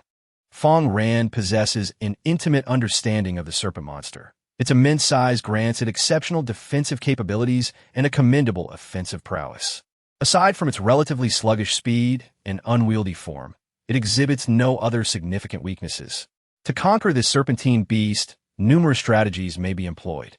One approach is to enlist a powerful warrior who can deftly navigate to the serpent's side and seize hold of its body. The serpent finds it exceedingly challenging to strike foes' position on its back. Thus, if one can maintain their grip and avoid being flung off, they can inflict continuous harm. Alternatively, one might resort to a more audacious tactic, allowing the serpent to swallow them whole, subsequently launching an assault from within. While the exterior of the serpent boasts formidable defenses, its interior is fraught with vulnerabilities. Provided that the player's output is sufficiently high, it is entirely feasible to vanquish the serpent before it can digest them. Fang Ran opted for the latter strategy, witnessing the steadfast stone gorilla being engulfed by the serpent. which immediately began its counterattack. With a thunderous smash, the stone gorilla unleashed a skill that shattered the bones within the serpent, causing it to writhe in agony upon the ground. Yet, this proved futile. The stone gorilla's resilience was remarkable, and it would not succumb easily. Coupled with a respectable offensive output, it could endure within the serpent for a considerable duration. Meanwhile, Fang Ran commanded a legion of dark magic zombies to target the serpent's vulnerable nape, a critical weak point that would yield greater damage. The serpent's health dwindled steadily, revealing that the battle was less arduous than anticipated. However, one must not underestimate these creatures. With a thunderous roar, the serpent unexpectedly emulated the death roll of a crocodile, initiating a violent lateral roll. Trees of towering height were effortlessly uprooted in its wake, and anything unfortunate enough to be caught beneath its path sustained grievous injuries. Losing substantial health, Fang Ran was not one to court disaster. Thus, he strategically positioned the stone gorilla at the forefront, while he himself commanded a multitude of dark magic zombies to attack from the rear. Before long, the serpent's health plummeted to a mere 30%, its stamina depleted, rendering it immobile. Seizing the opportunity, Fang Ran leapt forth, positioning himself beside the serpent and demonstrating the formidable power of his unique abilities. Congratulations on taming the advanced creature. Serpent Beast of Sequence 3, and earning 785 experience points. Name: Serpent Beast. Race: Exotic Beast. Combat Power: Sequence 3 Advanced. Qualification: High Attack Power, Relatively High Speed, Average Constitution, Very High Gift Gluttony. The serpent monster possesses the ability to indulge in an unceasing feast, thereby enhancing its strength and expanding its form continuously. Skills: Devour, Roll, Sweep, Envelop, Devour. When the enemy size is not greater than that of the serpent's maw, the serpent can swallow the foe whole. When a serpent creature perceives a foreign entity clinging to its body or experiences excruciating abdominal pain, it will execute a rolling maneuver. This action renders it difficult for adversaries on its back to maintain their hold and impedes the ability of those within its belly to mount effective attacks, thereby inflicting harm upon any being that comes into contact. The serpent creature unleashes a sweeping attack with its tail, inflicting substantial damage upon its foes. The serpent creature ensnares its adversaries with its tail, suffocating them while gradually depleting their vitality. In the world of the apocalypse, the serpentine beast stands as a formidable entity, capable of defeating foes far beyond its rank. After being tamed, the creature became remarkably docile, approaching Fang Ran and bowing its head in a gesture of submission, acknowledging him as its master. Fang Ran, content with this display, commanded the serpent to regurgitate the stone gorilla before proceeding further. To cultivate serpentine beasts, one requires an abundance of sustenance, primarily in the form of zombies, a resource that Fang Ran possesses in ample supply. The corpses of these zombies serve as nourishment for the serpentine beasts, transforming waste into a valuable asset. This species thrives on consumption, growing larger and stronger with each meal, a process that continues until it reaches the limits of its potential. Fang Ran repeated this cycle, mesmerizing the audience as serpentine beasts transformed into loyal servants at his side. Viewers from Long Kingdom flooded the chat with comments, amused by a parrot that provided humorous commentary, assisting Fang Ran significantly. Though the serpentine beasts were powerful, the parrot's influence prevented them from launching surprise attacks, simplifying what could have been an intense battle. With the serpentine beasts as his allies, Fang Ran felt invincible, confident that any challenge would be easily overcome. The parrot warned him of the impending threat of vile insects, including scorpions and centipedes, expressing its disdain for such creatures. Yet, it recognized that Fang Ran's prowess would surely eradicate these nuisances. As they advanced, the group soon spotted a vast expanse of enormous dead trees. Sensing the disturbance, countless poisonous insects began to awaken within the decaying wood. The unsettling sounds of scuttling filled the air, and the trees crumbled to reveal the hideous insects, including scorpions the size of rooms and centipedes resembling trains, belching forth noxious green gas. This was the final and most formidable line of defense established by the zoo's curator. The sheer volume of these insects incited dread among onlookers. In a live stream, foreign viewers mocked the Long Kingdom, questioning their ability to find humor in the face of such a threat, asserting that these insects were far more formidable than mere cockroaches. At this moment, the audience erupted in excitement. However, the solution to this overwhelming defense was straightforward. Serpentine beasts, charge! Fang Ran commanded, showcasing his strength. Countless massive serpentine beasts surged forward, their formidable scales rendering them resilient to damage. As they lashed their tails, swarms of insects were flung aside, their limbs scattered, suffering significant losses. Though only 10 serpentine beasts faced a multitude of insects, their combined might proved unparalleled. Advance, Fang Ran ordered, instructing the beasts to either roll in place or sweep their tails. With such a simple yet effective strategy, they swiftly cleared the path ahead. Waves of experience surged into Fang Ran, culminating in a radiant white light enveloping him, reminiscent of a long-lost power awakening. Your level has risen from 26 to 27, resulting in an enhancement of your physical attributes. Meanwhile, a multitude of poisonous insects perished, allowing Fang Ran to acquire a wealth of resources. He has amassed an array of low-cost supplies, including small repair kits, small modification boxes, and small medical packs. Furthermore, he possesses 3 white crystals, 3 small black stones, 2 pieces of earthstone fragments, and 5 pieces of second tier. Among these, Fang Ran has also obtained several unique consumables. The venom of the black scorpion. This can enchant weapons with toxic fluid, allowing for a maximum of 10 uses. When striking an adversary, it inflicts substantial damage upon them. The gas bag of the fart bug. When thrown at an adversary, it releases a mist that obscures vision and emits toxic gas, capable of rendering foes unconscious. The centipede's body can be infused into liquor or cooked and consumed. Within 24 hours of ingestion, players will experience an enhancement in their abilities and stamina recovery rate. The effects of these consumables are remarkably beneficial, augmenting the player's combat prowess. The poisonous enchantment of the black scorpion venom significantly boosts output. Even if one is unable to confront the enemy directly, they can resort to cunning tactics, utilizing toxins to bring down their foes. Additionally, the gas sac of the fart bug proves advantageous, which Fang Ran intends to bestow entirely upon Zhu Chunyang. This particular item functions as a balm, and Zhu Chunyang will benefit from a talent enhancement upon its use. As for the centipede's body, its primary purpose is to infuse liquor. Fang Ran plans to steep all the liquor acquired from the villa, distributing a bottle to each team member. Furthermore, beyond these items, Fang Ran has also procured a crystal core and a piece of equipment. Your servant has slain a venomous centipede, and you have been rewarded with a pair of centipede shoes. Title: Centipede Shoes. Enchantment level: D mid-tier. Defense increased. Normal. Increased speed. Enhanced durability. 89 special effect centipede. Donning this pair of shoes grants you the agility of a centipede, with numerous feet, making it difficult for adversaries to easily knock you down or repel you. Special effect: Sky-soaring venom. Consumes a gray crystal to leap forward, releasing toxins in midair that inflict damage upon adversaries.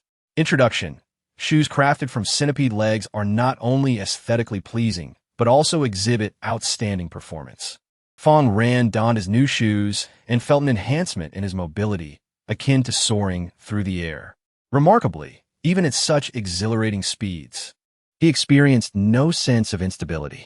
Should an adversary pursue him, a mere leap would result in them encountering a substantial dose of venom. Truly remarkable. Furthermore, there are the 3 types of crystal cores.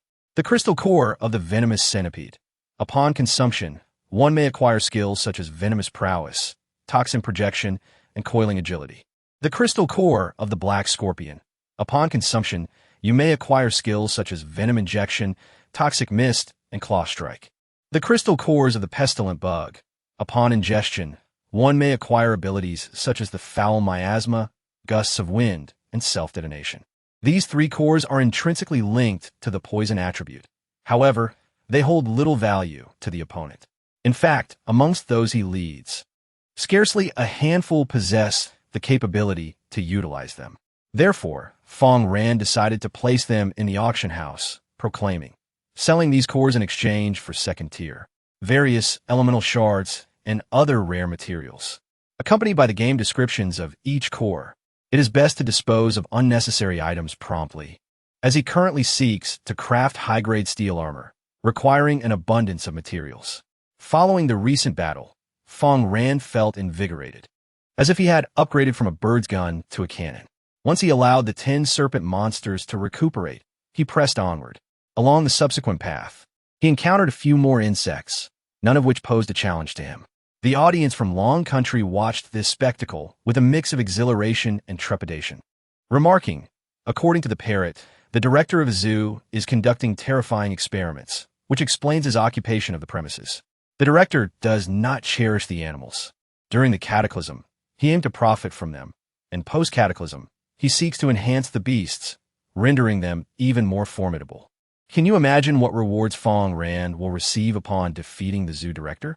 In the live broadcast, countless bolts of lightning converged in the distance among the trees, transforming into a colossal flash stored within a distant stone pillar, further undergoing transformation.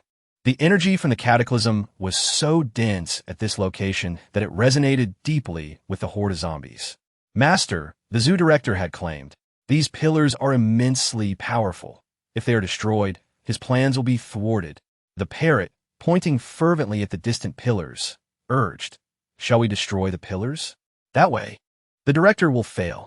Fang Ran glanced at the columns, but merely responded, why should we ensure the director's failure?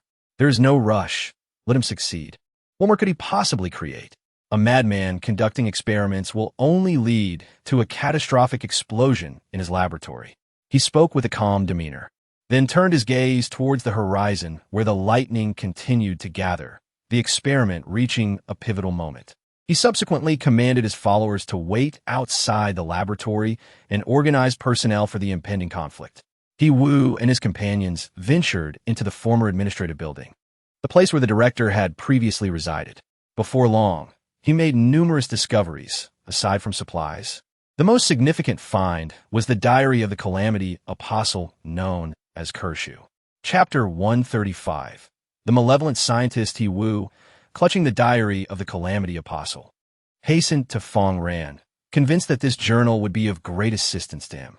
Beep, your Kershaw's diary. The diary of Cortius, the chronicle of the cataclysmic Apostle Cortius. By perusing its pages, you may glean valuable insights and potentially uncover hidden layers within. Interlude. Certain significant items may be nestled within the layers of a book, only to be discovered through meticulous reading. Fang Ran opened the diary, sitting cross-legged on the ground, and gradually unfolded its pages. The diary entries read, today marks a momentous occasion. I am honored to receive the board's delegation to become the director of the Heihe City Zoo. As both a scientist and an ardent lover of animals, I believe I can shoulder this responsibility, facilitating my research while also enhancing the care of the creatures under my stewardship.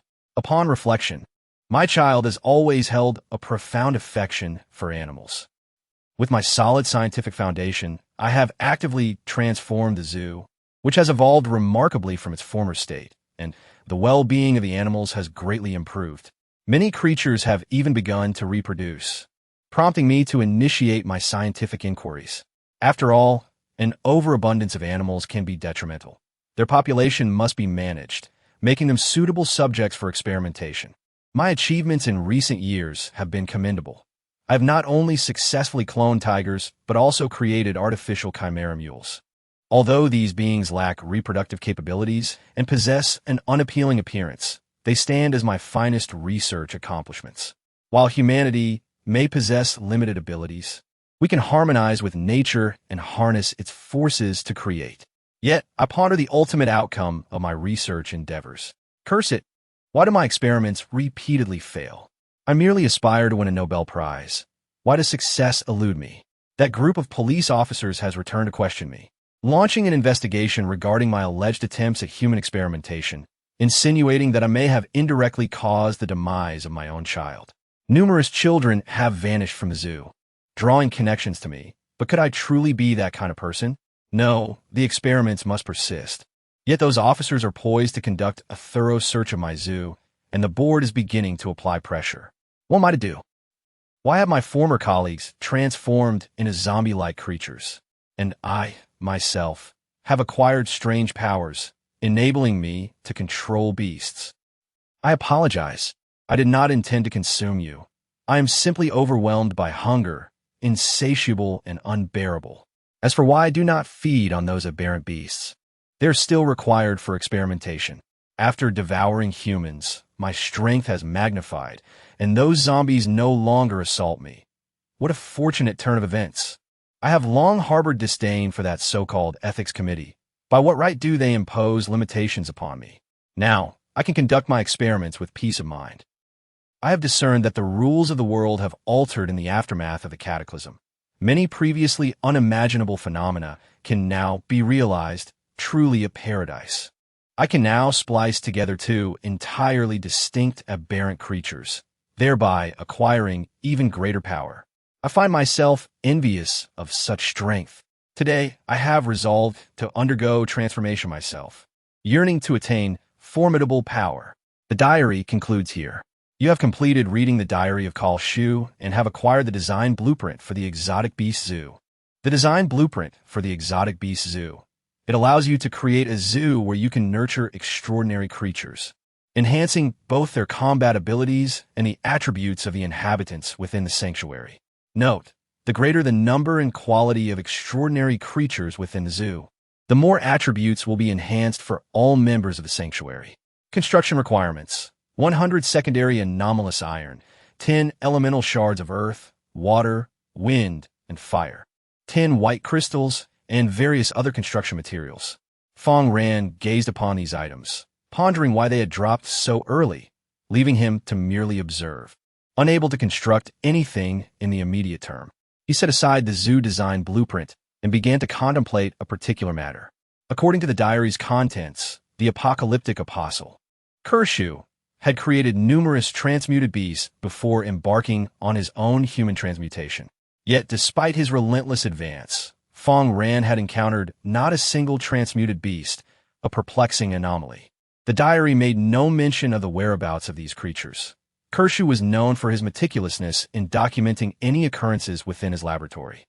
If these beasts were not dead, there could only be one possibility: they were lying in ambush somewhere. The parrot, speaking of the core laboratory's conditions, had no knowledge, as the director Kershu forbade its entry.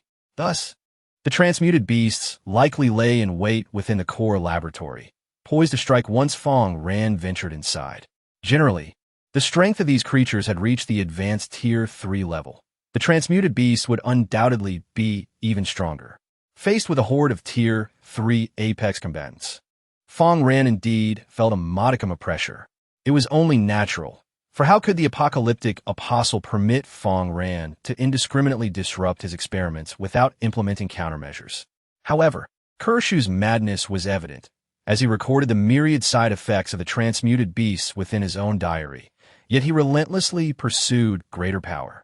This was clearly a side effect of his transformation into an apocalyptic apostle. Consuming the flesh of his own kind would lead to repercussions akin to mad cow disease, gradually warping his mind. Such an outcome would drive the apocalyptic apostle increasingly insane, ultimately rendering him a mindless husk. Even if the transmuted beasts survived, they would exhibit symptoms of confusion and rejection, each side effect potentially fatal. The creation of entirely new life belongs to the realm of the divine. It is utterly absurd for mere mortals, with their insignificant understanding, to dare tread such ground. Fang Ran could patiently await the emergence of a frenzied monstrosity, ready to hunt it down. As night descended, an unexpected crimson hue enveloped the moon, signaling an abnormal night ahead. Within the core experimental area, peculiar and terrifying roars echoed, sounding like the neighing of horses, the cries of pigs at slaughter, and the growls of tigers, instilling an overwhelming sense of dread among the onlookers. Confronted with the impending threat, they felt utterly unprepared. Yet, Fang Ran remained unfazed, inadvertently bolstering the courage of those around him. In a live stream, viewers from Dragon Country anxiously remarked, "My goodness, that zoo director is utterly deranged." not only experimenting on animals, but even using his own flesh and blood for such horrific trials. Is he even human? They speculated whether Fang Ran possessed some profound insight for refraining from action, fearing that allowing the apocalyptic apostles' experiments to reach completion would not bode well. Chapter 136. Transmuted Beast. The crowd observed the director's diary, casting their gaze upon the incessant flickers of electricity, uncertain of what would transpire next. Would the zoo director transform into a horrifying beast, ruthlessly launching an attack? Meanwhile, a viewer known as Little Black displayed a sense of vindication, exclaiming, "Wow, Fang Ran is audacious indeed, knowing that the director is no longer human and yet allowing him to become a beast. I knew that science must be controlled by our lighthouse nation. Otherwise, it devolves into this madness." The people of Dragon Country witnessed the wicked scientist conducting dreadful experiments and do nothing to stop him. How foolish. They continued to issue curses, intent on unsettling the hearts of the Dragon Country audience. As they glanced at the live stream, the monstrous entity within was of an unknown caliber. Could Fang Ran withstand it? Just as the barrage of comments in the live stream reached a fever pitch, a sudden surge of apocalyptic energy erupted in the distance. A terrifying howl reverberated from the core laboratory. Wild boars, lions, wolves, a cacophony of different anomalous beasts roared in unison, causing weaker beings to tremble in fear of the impending battle. Among these beasts, a clear hierarchy of power reigned, emphasizing the law of the jungle. Yet amidst this chaos, an explosive sound shattered the air, erupting from the core laboratory. A colossal surge of apocalyptic energy combined disparate elements, birthing a new life form. The cataclysmic explosion nearly leveled the surrounding area, even impacting Fang Ran and his companions who were outside, causing them to lose health. Despite the terrifying explosion, this was precisely the outcome Fang Ran desired. While he would sustain injuries in the blast, the transmuted beasts guarding the laboratory would also be harmed. The damage inflicted would be greater the closer one was to the epicenter, leading to the demise of many synthetic beasts, leaving the survivors with scant health. Was this not an opportunity for Fang Ran? He shouted, "Everyone, prepare for battle. Follow me." The group began to form a specialized formation, gradually approaching the laboratory. The metallic doors that once obstructed their path had been obliterated by the shockwave, allowing them to enter with ease, revealing a scene of utter devastation. However, upon entering, Fang Ran was confronted by a two-headed terror wolf. The two-headed terror wolf, a creature of formidable size reminiscent of a dinosaur, has been transformed by the zoo director into a more fearsome entity with dual heads. Originally possessing a strength classified as Sequence 3 Advanced, its power has surged to the pinnacle of Sequence 3 thanks to the addition of a second head. Such formidable might allows it to unleash devastating bites upon the stony gorilla, shattering its defenses and sending stone shards flying. However, this newfound strength is only effective against the gorilla. When faced with more agile foes, the creature struggles. In its singular-headed form, the terror wolf exhibited both strength and speed. The addition of a second head has rendered it front-heavy and unwieldy, resulting in a significant decrease in mobility and an inability to make swift turns without risk of topple. At this juncture, should an adversary position themselves behind the terror wolf, they could inflict substantial damage without fear of reprisal. And indeed, such an attacker has emerged. With no hesitation, Zombie Jenny thrusts her blade into the creature's rear, delivering a brutal assault. The blade penetrates deep within, erupting with crimson blood and excrement, inflicting catastrophic damage upon the already wounded two-headed terror wolf. A pained howl escapes its maw as it attempts to pivot and retaliate against Jenny, only to find that she has vanished from its rear, while fresh assaults rain down from behind. Jenny's agility far surpasses the creature's capabilities. Even if it were not Jenny, the likes of Leopard could easily toy with the two-headed terror wolf, leveraging unparalleled speed to dominate the encounter. As the terror wolf's health dwindles to a mere 20%, Fang Ran steps forward at an opportune moment, urging Jenny to cease her playful torment. He extends his hand, channeling a torrent of supernatural energy into the body of the two-headed terror wolf. Ding! You have successfully tamed the top-tier two-headed direwolf of Sequence 3, earning 3,300 experience points. Name: Two-headed terror wolf. Race: specially transformed beasts. Combat power: Tier 3 elite. Qualification: ordinary attack power, exceedingly high speed. Normal constitution, very high. Talent: two-headed. When the two-headed wolf launches an attack simultaneously, the enemy will incur additional damage. Skills: double intimidation, double bite. Rapid charge, dual-headed menace. The fearsome wolf emits a terrifying howl that instills a state of dread in its foes, causing them to lose a small portion of their vitality. Double-headed bite. The fearsome wolf lunges at its adversary, delivering a bite that, if it strikes a vulnerable area, such as the neck, abdomen, or head, inflicts double the damage. The swift dash. The two-headed dire wolf charges rapidly towards its foes, yet it can only move in a straight line. Any deviation will cause the creature to lose control of its body.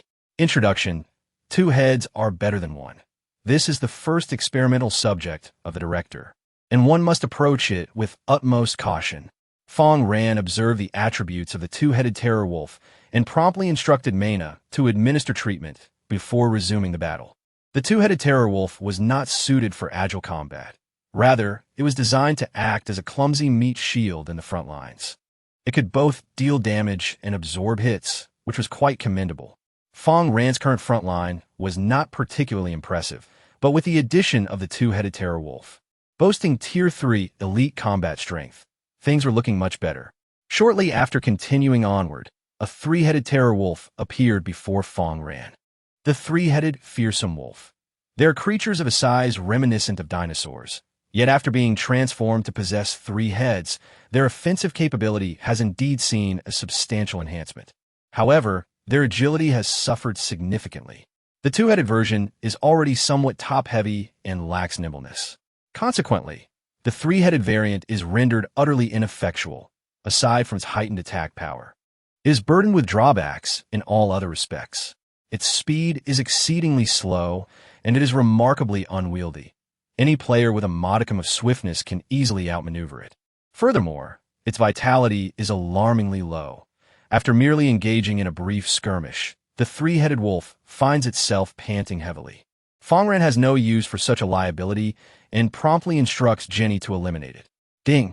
Your enslaved zombie, Jenny, has vanquished the three-headed dire wolf, earning 4,800 experience points. You have obtained 3 advanced crystal cores from the ferocious wolves. In Fang Ran's hands, 3 gleaming crystal cores had materialized. He was rather taken aback, feeling fortunate indeed. Even though he was currently in a special map where the drop rate of items after defeating monsters was significantly elevated, it was still a rare occurrence to receive 3 crystal cores in a single haul. The advanced crystal core of the Fear Wolf. Upon consumption, there exists a probability of acquiring skills such as Intimidation, Fear Bite, and Charge Strike. Intimidation. It enables you to emit a piercing scream, instilling a sense of dread in nearby foes and diminishing their attributes. Vulnerable Strike. When you strike an enemy's weakness, it inflicts greater damage. The Surge Strike. A sudden acceleration followed by a fierce assault on the enemy, inflicting devastating damage. The effects of the advanced crystal core embody the true essence of the ferocious wolf, unlike its clumsy form after modification. In Chapter 137, an abundance of beast-related items is acquired. Fang Ran refrains from parting with these 3 crystal cores. Their capacity to enhance the combat prowess of battle-oriented players is formidable. He directly bestows 2 of them upon He Wu's family and another Sequence 3 player in his team, reserving 1 for his own use. Despite the inherent risks associated with consuming the crystal core, including the possibility of mutation yielding nothing of value or even acquiring some useless mutated abilities, he remains undeterred. Should this particular core prove ineffective, he still has access to those otherwise unremarkable crafting beasts, which possess the potential for powerful crystal cores. Fang Ran senses that with just one more step, he could ascend to the pinnacle of Sequence 3, a monumental transformation compared to his previous state. While taming slaves, he would no longer need to deplete excessive health, thereby preserving their combat effectiveness. As he ingests the magic core, A surge of potent energy courses through Fang Ran's body, and he feels an exhilarating surge of strength. Congratulations, you have consumed the crystal core of the Fear Wolf, acquiring the mutated skill, Terrifying Howl. Terrifying Wail. When foes approach your vicinity, you are capable of unleashing a horrifying wail that instills a state of fear within them. Note, if the enemy is unaware of your presence and you suddenly employ this skill, the duration of fear will be significantly extended. Fang Ran observed the description of the skill and found it quite satisfactory. Although the skill does not inflict damage, its control effect has been remarkably enhanced, making it exceedingly convenient for him to capture slaves. Following a systematic evaluation, your prowess has reached the pinnacle of Sequence 3. Please continue your diligent efforts. His own strength has successfully ascended to the desired realm. Subsequently, the group pressed on, swiftly capturing the beast they sought to refine. Just as they advanced a short distance, they were unexpectedly ambushed. A dual-element projectile of wind and fire struck the front-line two-headed wolf, igniting its fur and causing it to writhe in agony upon the ground. The assailant was none other than the two-headed ancestral demon lion. The two-headed ancestral demon lion boasts a formidable combat prowess, classified at the pinnacle of Sequence 3. One head commands the element of fire, while the other wields the power of wind, synergistically enhancing its might and rendering it a remarkable creation of the Kolshu experiment. While the majority of alchemical beasts are deemed subpar, a select few, such as the aforementioned two-headed ancestral demon lion, stand out, despite its dual heads compromising its agility. It is not designed for close combat. Rather, it serves as a long-range magical artillery for siege engine. Overwhelming firepower is the sole requirement to obliterate foes into mere fragments. Should there be cooperation among the alchemical beasts, with the fearsome wolf absorbing damage up front while the two-headed lion unleashes its devastating bombardment from the rear, it is inevitable that losses will be incurred to subdue them. However, the current scenario does not reflect such a situation, unless Fang Ran had previously acted recklessly by assaulting the laboratory, thereby triggering the security system. Once the security measures are activated, all alchemical beasts are liberated from their constraints and commanded to launch a collective offensive against their adversaries. As the two-headed beast shares a common vulnerability, Jenny effortlessly maneuvered to its rear, delivering her usual devastating assault. Fang Ran hastened to the forefront of the two-headed ancestral demon lion and, upon seeing its health diminish to half, initiated the taming process. With a triumphant chime, you have successfully tamed the apex-level two-headed ancestral demon lion, earning 200 experience points.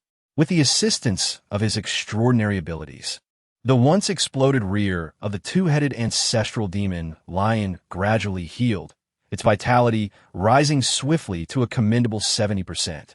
With such a robust health level, there was no cause for concern about it being swiftly eliminated. Such a valuable creature was not something Fang Ran would allow to perish so easily. He positioned it at the heart of the team and pressed onward. Within this central laboratory, in addition to the alchemical beasts, numerous substances existed to aid the growth of extraordinary creatures. Before long, Fang Ran experienced significant gains. You acquire premium veterinary feed. By consuming a specific quantity of this feed daily, extraordinary beasts can amass considerable experience and swiftly enhance their strength. Note, when consumed by humans, is akin to ordinary food. Veterinary growth hormone. Once administered, it accelerates the growth of the creature, enhancing the efficiency of food utilization. Note, while humans can use it, their intellect may suffer, transforming them into mindless giants. The training facility for beasts encompasses a series of specialized apparatuses, including running cages for swift creatures, dummies for aggressive ones, and targets for those adept in ranged attacks. The beasts may enter these constructs for training purposes. Fang Ran observed these implements, then glanced at Xiaohei and Abao, who had already caught the scent of the refreshments, saliva dripping from their mouths as they yearned for Fang Ran to feed them. However, the time was not yet ripe. Once Fang Ran had concluded his tasks here, he would administer hormones to them, allowing them to eat their fill. This was merely the periphery of the core laboratory, which housed 2 additional levels.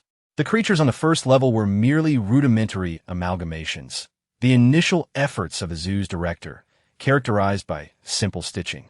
Thus, the adversaries Fang Ran encountered were nothing more than disjointed heads and limbs, lacking any distinctive attributes.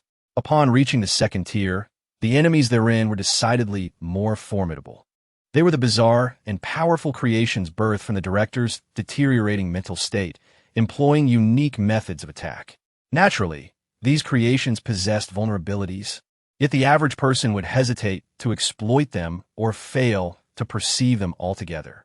As Fang Ran stepped into the second level, the frontline fear wolves were suddenly bombarded by a laser assault, obliterated in an instant. This horrifying spectacle instilled dread among the onlookers. If even the robust fear wolves could be dispatched so swiftly, who could withstand such damage? At that moment, the viewers in the live stream excitedly remarked, "I knew this laboratory was no mere facade. How could it allow Fang Ran to enter so easily? He is destined to perish amidst the encirclement of the second level. What manner of monster can emit lasers? Has Ku-Ershio equipped these beasts with laser emitters? Haha, Fang Ran is in for a rude awakening. As long as the creatures within survive, he shall not advance an inch." The unexpected annihilation left the crowd in stunned silence. Yet Fang Ran boldly declared, "Do not move. I shall advance alone. Push forward and charge in." Though he claimed to act solo, countless slaves surged forth into the second tier. Fang Ran closely followed behind a granite gorilla, gradually approaching the inner sanctum. In that instant, the terrifying beam of light reemerged, incinerating the two foremost granite gorillas. Seizing the opportunity presented by this attack, Fang Ran identified the source of the dreadful radiance in the distance and unleashed a torrent of bullets. With a resounding crack, the bullets struck unerringly at a location shrouded in darkness, delivering merciless blows akin to bursting a watermelon. Through the dim illumination, he discerned a most peculiar land tortoise. Its colossal form resembled a tank, outwardly indistinguishable from its kin. However, its shell concealed a sinister secret. When enemies approached and it required to launch an attack, its carapace would fracture, revealing a cluster reminiscent of grape bunches, yet housing the eyes of a malevolent spider. Only aberrant beasts of the sinister-eyed spider variety could unleash such terrifying beams, but a solitary spider lacked the requisite strength. It required a multitude of them to mount an offensive of this caliber. From prior observation, it was evident that the beams emanated from a singular point rather than multiple sources, confirming that this was the handiwork of a constructed beast. Although this creature had been modified and did not resemble an ordinary sinister-eyed spider, exposing its vulnerable was a risk taken only when it engaged in combat. Such modifications were akin to the advanced creations crafted by players from his past life in Wasteland of the Apocalypse, surpassing even the ingenuity of Ku-Ershio. The tortoise's shell remained opaque, offering some protection, yet its efficacy was limited. It would be far superior to encase it within a transparent crystal, enabling it to defend against attacks while freely retaliating, an invention of unparalleled perfection. The eyes of the sinister-eyed spider were not easily acquired. Even wicked scientists possessed but a single such tortoise. The eyes that Fang Ran shattered would take a considerable time to regenerate. Though the sinister-eyed tortoise lingered at a distance, it posed no immediate threat to Fang Ran, as it could not repair its eyes in the short term. As for the other constructed beasts, while formidable, they lacked the capacity to eliminate him as swiftly as the tortoise, rendering Fang Ran unconcerned.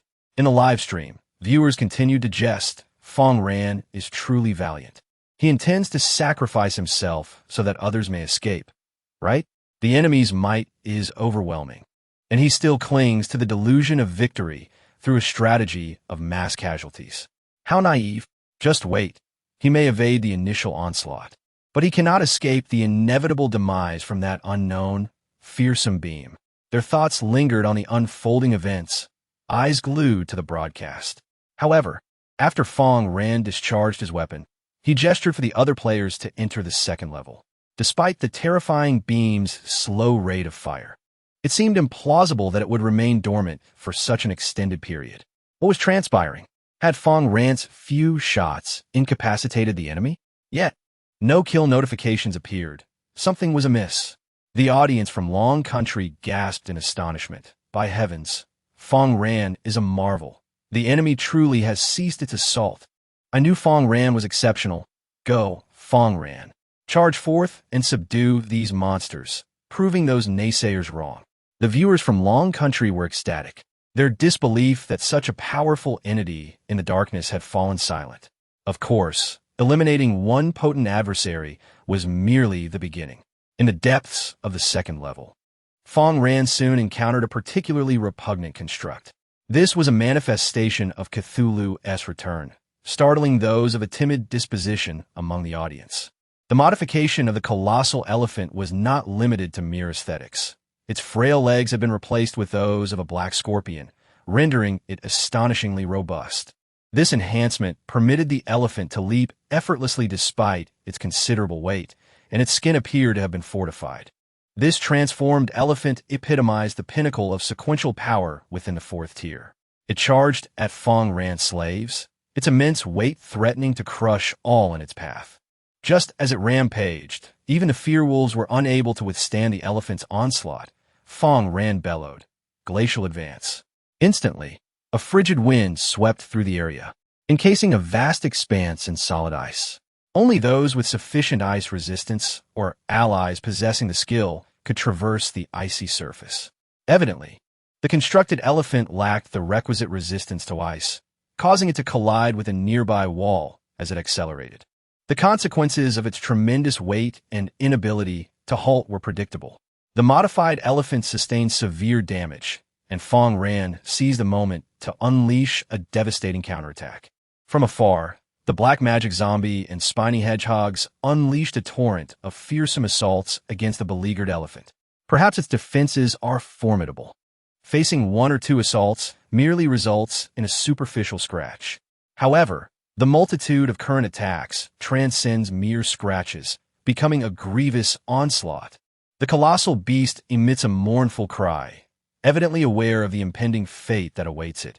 Yet how could it succumb so easily? As the crowning achievement of Kelsey, and among the top-tier combat units of Sequence 3, it is the most versatile tank available. If it must perish, it shall do so while remaining loyal to Fang Ran. Fang Ran accelerates, swiftly crossing the icy surface to reach the colossal beast's side, unleashing his extraordinary abilities to envelop the immense creature. Ding! You have successfully tamed the top-tier alchemical giant elephant of Sequence 3, earning 900 experience points. Title: The Forging of a Colossal Elephant Race. Specially Transformed Beasts, Combat Power. Rank 3 Elite. Qualification: High Attack Power. Extremely High. Speed: Relatively Fast. Constitution: Extremely High. Innate Ability: Colossal Elephant. When the Colossal Elephant moves, it will not be obstructed by enemies unless their size and weight surpass its own, inflicting substantial damage upon them. Skills: Accelerated Impact, Multinasal Fire Breath. Intimidation, Accelerated Assault. The colossal elephant charges swiftly towards its adversaries, inflicting severe damage upon any units that dare to obstruct its path. Multiple Nostriled Fire Breathers.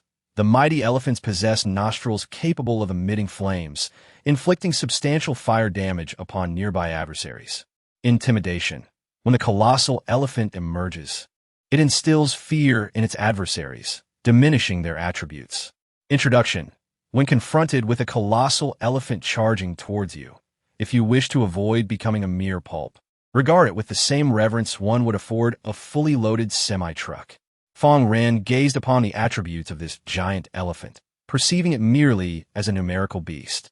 Not only did it possess formidable defenses, but it also exhibited no weaknesses in terms of attack and speed.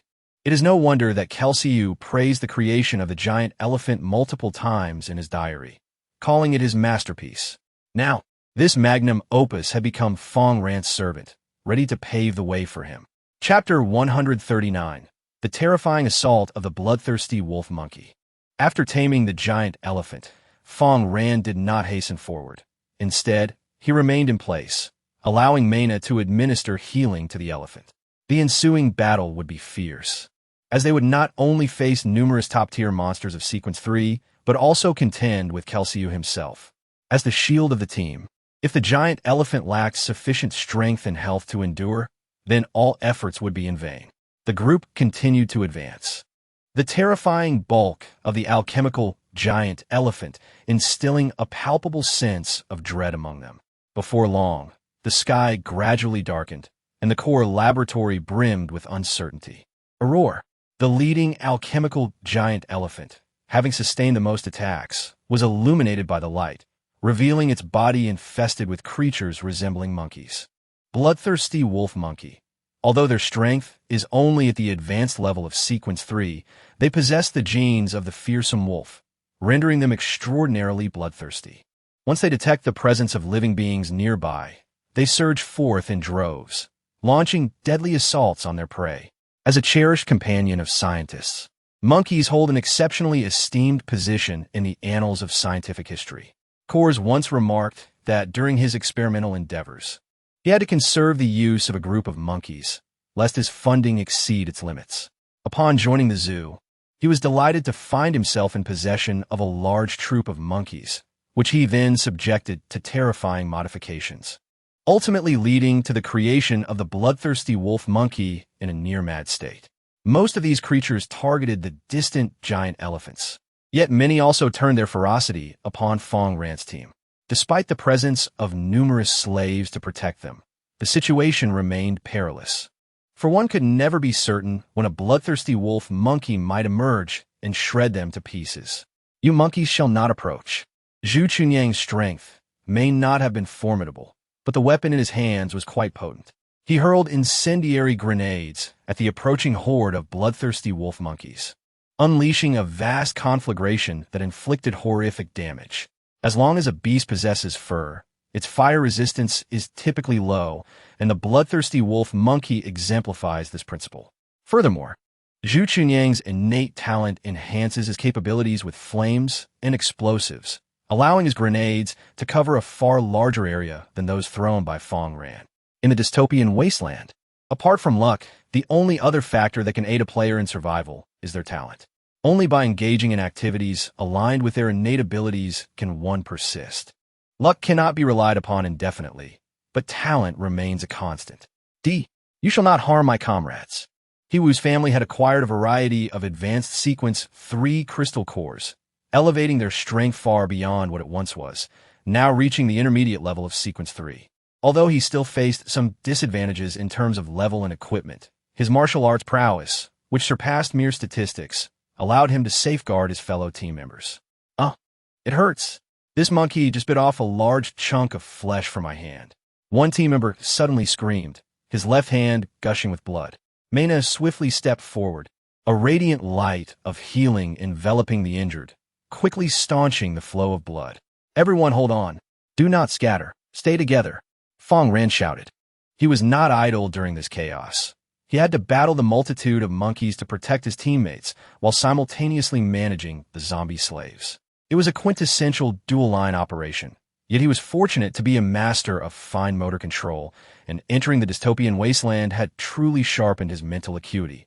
Otherwise, he would have been overwhelmed.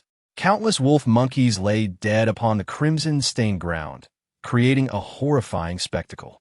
Although Fang Ran had not sustained severe injuries, even his long knife had become dull and required sharpening. The other team members were in agonizing distress, and despite Mena's efforts, they were gravely wounded. Fortunately, Fang Ran had provided them with ample medical supplies, preventing any fatalities. Mena's complexion was pale, her reserves of ability dwindling, yet she persevered. Despite the brutality of this battle, Fang Ran's gains were considerable. He acquired not only crystal cores, but also a substantial amount of equipment. You have slain the bloodthirsty wolf monkey and obtained the wolf monkey hide armor. Name, Wolf Monkey Armor. Enchantment level, Grade D Beginner. Defense increased, Normal. Increased speed, Normal. Life extension, Ordinary durability. 92 Special effect. Monkey Show. Donning this leather armor will enhance both your movement speed and ability recovery rate. Special effect, Bloodthirst. When you strike your adversary, this skill activates, enhancing your health recovery rate. Introduction. while ordinary monkeys are diminutive. The bloodthirsty wolf monkey boasts a formidable size, and its hide possesses unique properties that can be fashioned into armor. Such armor, of which Fang Ran possesses an abundance, can be assembled into a complete set, including chest plates, leg guards, footwear, helmets, and gauntlets. Although the attributes conferred by individual pieces of monkey hide armor are rather modest, their collective strength is undeniable. When united, they not only enhance defense, but also augment speed and vitality. Fang Ran distributed all the monkey hide armor among the group, their faces alight with joy, as many experienced a boost to their combat prowess, ascending to the third tier of initial strength. Previously, Fang Ran had acquired limited equipment, which he prioritized for He-Wu's family or Mena. However, the situation has changed. With such a wealth of gear, everyone could receive a share. Ha! Although I lost a hand to a bite, in hindsight it was worth it. One exclaimed, "You merely lost a hand. I've lost my entire backside." Another lamented, "You all are fortunate. I was left dumbfounded, nearly exposed." The survivors exchanged banter, their spirits undampened, a testament to their adaptation to the apocalypse. In such dire times, despair is not an option, for it leads to inevitable demise. Hope must persist, guiding them forward, regardless of the trials they face. They must employ every means at their disposal to confront challenges. Beyond the equipment, Fang Ran's most significant acquisition was the crystal cores. The advanced crystal core of the bloodthirsty wolf monkey. By utilizing this core, you will have the chance to acquire skills such as Bloodthirsty Strike, Monkey Leap, and Eye of Locking. Bloodthirsty Strike. Your attack speed is doubled, and your next 3 strikes will inflict substantial lifesteal effects, lasting for 1 second. Monkey Leap. Transform your mode of movement, enabling you to traverse heights with the agility of a monkey. Eye of Locking. Upon activating this skill, your vision will become extraordinarily keen, enabling you to precisely target your enemies while shooting, making it exceedingly difficult for them to evade your onslaught. Chapter 140. The monstrous slime. Fang Ran gazed upon these 3 skills and mused that they were rather impressive, especially noting the rarity of a shooting-related skill among them. While shooting talent is quite common among players, skills that complement this talent are few and far between. Players endowed with shooting talent typically possess only a handful of shooting skills, with the majority being melee survival skills. Rarity, in this context, signifies both uniqueness and potency. With the Eye of Locking, a marksman can fire at the same target from a distance, successfully hitting even fast-moving foes, thereby significantly enhancing their damage output. Fang Ran distributed some supplies to his teammates, handing over a small quantity of crystal cores, while retaining the remainder for himself. Area 13 Chat Channel. Li Qingchuan, Dragon Country. Today marks the Crimson Moon. Everyone should rest early and find a secure place to hide, or risk losing their lives. MOKG, India. Miss Li Qingchuan, you are so beautiful. Why not join Hinduism and become a devotee of the great deity Shiva? You would be even more enchanting. Li Qingchuan, Dragon Country. Hinduism, Shiva? Is that the one who loves to dance? Fang Ran, Dragon Country. Selling the crystal cores of the bloodthirsty wolf monkey. Players in need may trade with me directly. This time, I only require medical supplies, accompanied by a description of the advanced crystal cores of the bloodthirsty wolf monkey. Li Qingchuan, Dragon Country. Fang Ran, you've acquired something splendid again. I am envious. I may not have much, but I possess an abundance of healing potions. Shortly after Fang Ran's announcement in the area channel, a multitude of players approached him for trade, with Li Qingchuan, an old acquaintance, being the most generous with her medical supplies. Li Qingchuan is an adept agile warrior who strives to avoid injury. By the time her enemies retaliate, they have often met their demise. Consequently, she has accumulated a plethora of medical supplies, including bandages, medkits, and painkillers. Furthermore, the archers, who also require the locking skill of the bloodthirsty wolf monkey and primarily engage in ranged attacks, either sustain no injuries or suffer grievous ones. Thus, healing potions remain entirely unnecessary for them and are willingly surrendered to Fang Ran. However, just as Fang Ran was beginning to feel bored, believing he had exhausted all available items, he suddenly received a private message. Li Jun, Dragon Country. Mr. Fang Ran, although I do not possess any potions. Might you be interested in this item? Accompanied by a description of the Wind Spirit Potion. Wind Spirit Potion. Upon consumption, it permanently enhances wind attributes and resistance. A single player may utilize it a maximum of 3 times. Exceeding this limit results in only a temporary enhancement of wind attributes, with a brief duration. Fang Ran gazed at the Wind Spirit Potion and was suddenly struck by an idea. It was a mystical substance capable of transforming a player into a wind warrior, allowing for an enhancement of wind attributes that scales with their level. Within his team, the young man from the He-Wu family, while possessing a certain level of combat strength, had yet to reach the status of a primary damage dealer, remaining somewhat lackluster among the many warrior-class players. Should he cultivate him into a wind warrior, he could stand independently, safeguarding vast territories for Fang Ran.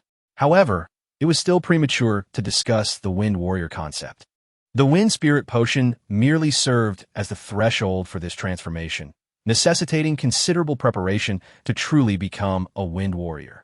After replenishing the team's supplies, and once everyone had fully recovered, Fang Ran reorganized the group and continued their expedition.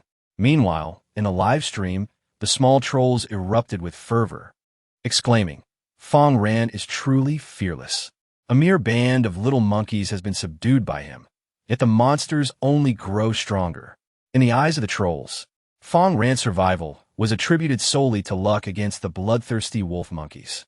Little did they know, Fang Ran possessed an alternative strategy capable of easily overcoming them. However, as they had yet to reach the boss, there was no need for such tactics. The audience from Dragon Country chimed in with laughter. "Do you foreigners lack a deity, rendering you doomed?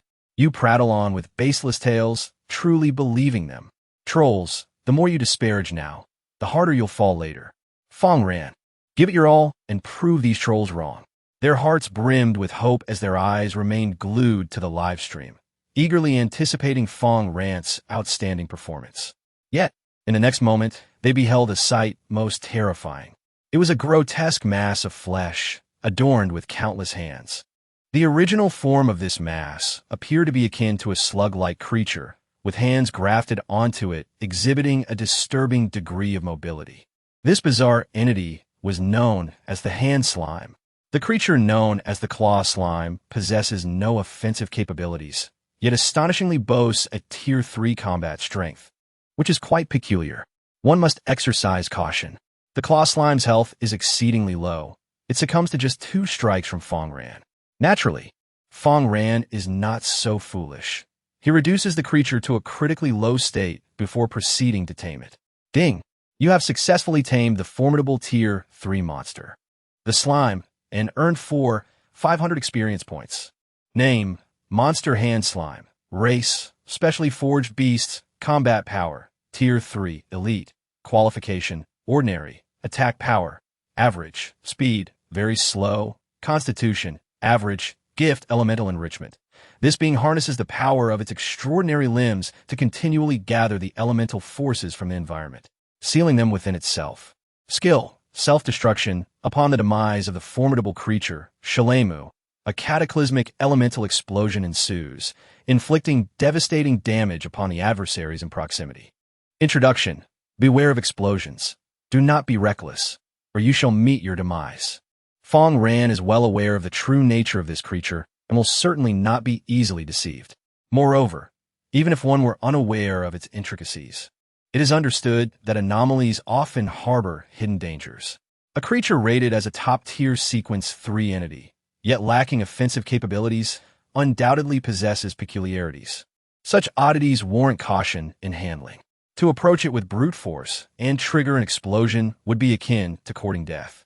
Now that Fang Ran has successfully tamed it and comprehended its attributes, he is inclined to further domesticate it and seek additional specimens. The explosive power of this creature far surpasses the effects of his self-detonation. The zombie's self-explosion pales in comparison. Men are inherently drawn to powerful and explosive phenomena, and the audience in Longwa is eager for Fang Ran to procure a similar creature to witness the true strength of this explosive slime. Chapter 141: Taming the Multi-Legged Slime. Fang Ran fully understands the formidable potential of this slime and would not be foolish enough to permit it to explode at will. Such an event would only be sanctioned upon the emergence of a boss. Although Coerx has undergone modifications, granting it significant strength, it remains within reasonable limits due to the simple fact that the aberrant energy in this region cannot sustain beings exceeding sequence 3. Only with sufficient aberrant energy can entities above sequence 3 feel secure. Otherwise, it would result in a sensation akin to oxygen deprivation, leading to discomfort and diminished power. As Fang Ran continues to tame the slime, he soon finds himself accompanied by 3 additional specimens. One can only speculate how many ability users have lost their hands to yield such a multitude of slime creatures. However, in addition to the slime, the feet of these ability users are also repurposed, contributing to the creation of another type of monster. Multi-legged slime. Originally, it was a type of slime encased in a hard shell, possessing formidable defenses but lacking in speed. However, Kershu equipped it with the legs of an extraordinary being, significantly enhancing its mobility. The hard rock slime, a creature with a tough exterior, boasts formidable defensive capabilities.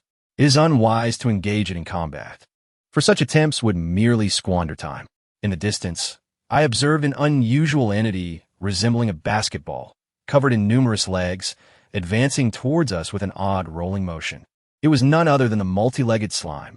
With a thunderous crash, it collided with the alchemical giant elephant, even managing to push it back despite its immense weight.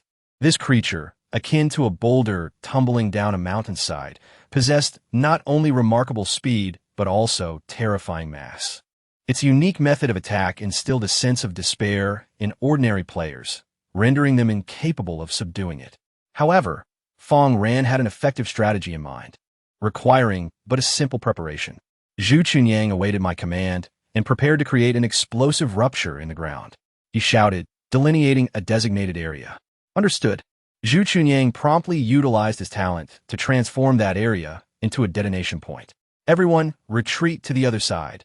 Fang Ran continued, directing the group to fall back to the explosion zone, patiently awaiting further instructions. Fang Ran maintained command, preventing any pursuit of the multi-legged slime, which was entirely unnecessary. Both creatures possessed substantial defenses, rendering them incapable of inflicting significant harm upon one another, merely exchanging superficial blows. The alchemical giant elephant accelerated, striding purposefully towards the predetermined location. Meanwhile, the multi-legged slime, its attention firmly locked onto the alchemical giant elephant, hastened its approach. Yet, as it reached a specific spot, it unwittingly fell into the trap of the planned explosion point. With a series of resounding blasts, dust billowed into the air, and the previously smooth ground erupted into a gaping chasm.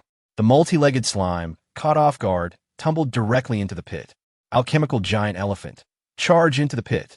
Fang Ran commanded, urging the elephant to dive in and maintain its aggro on the slime, leaving it no opportunity to escape.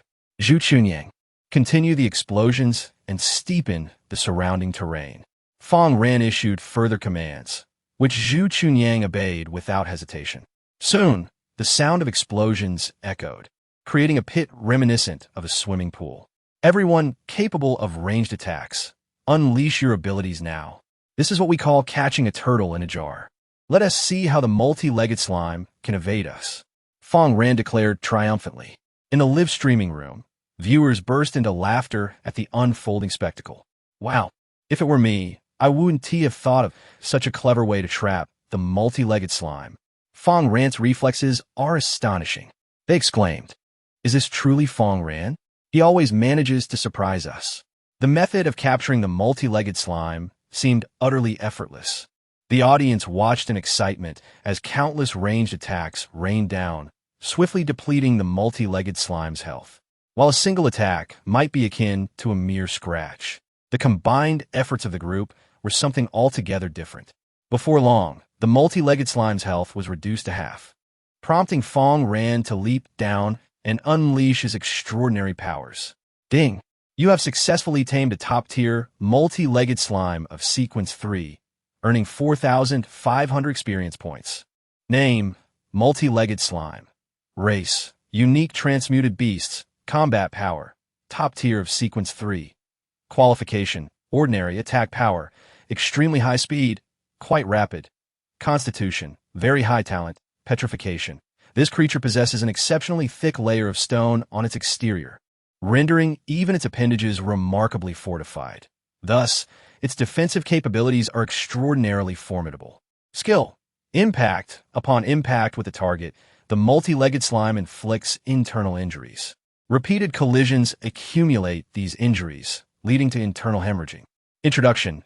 When encountering this creature, one must meticulously plan an escape route, lest one be reduced to mere pulp. At this juncture, the crowd exhaled in relief, and Fang Ran promptly instructed his team to bring it up. Thus, his ensemble gained another frontline bulwark akin to the alchemical giant elephant. Fang Ran was elated, buoyed by a surge of momentum, and continued to tame the alchemical beasts. Before long, he successfully captured 3 multi-legged slimes. Following this, they ventured into a damp area, where a congregation of frogmen was unmistakably present.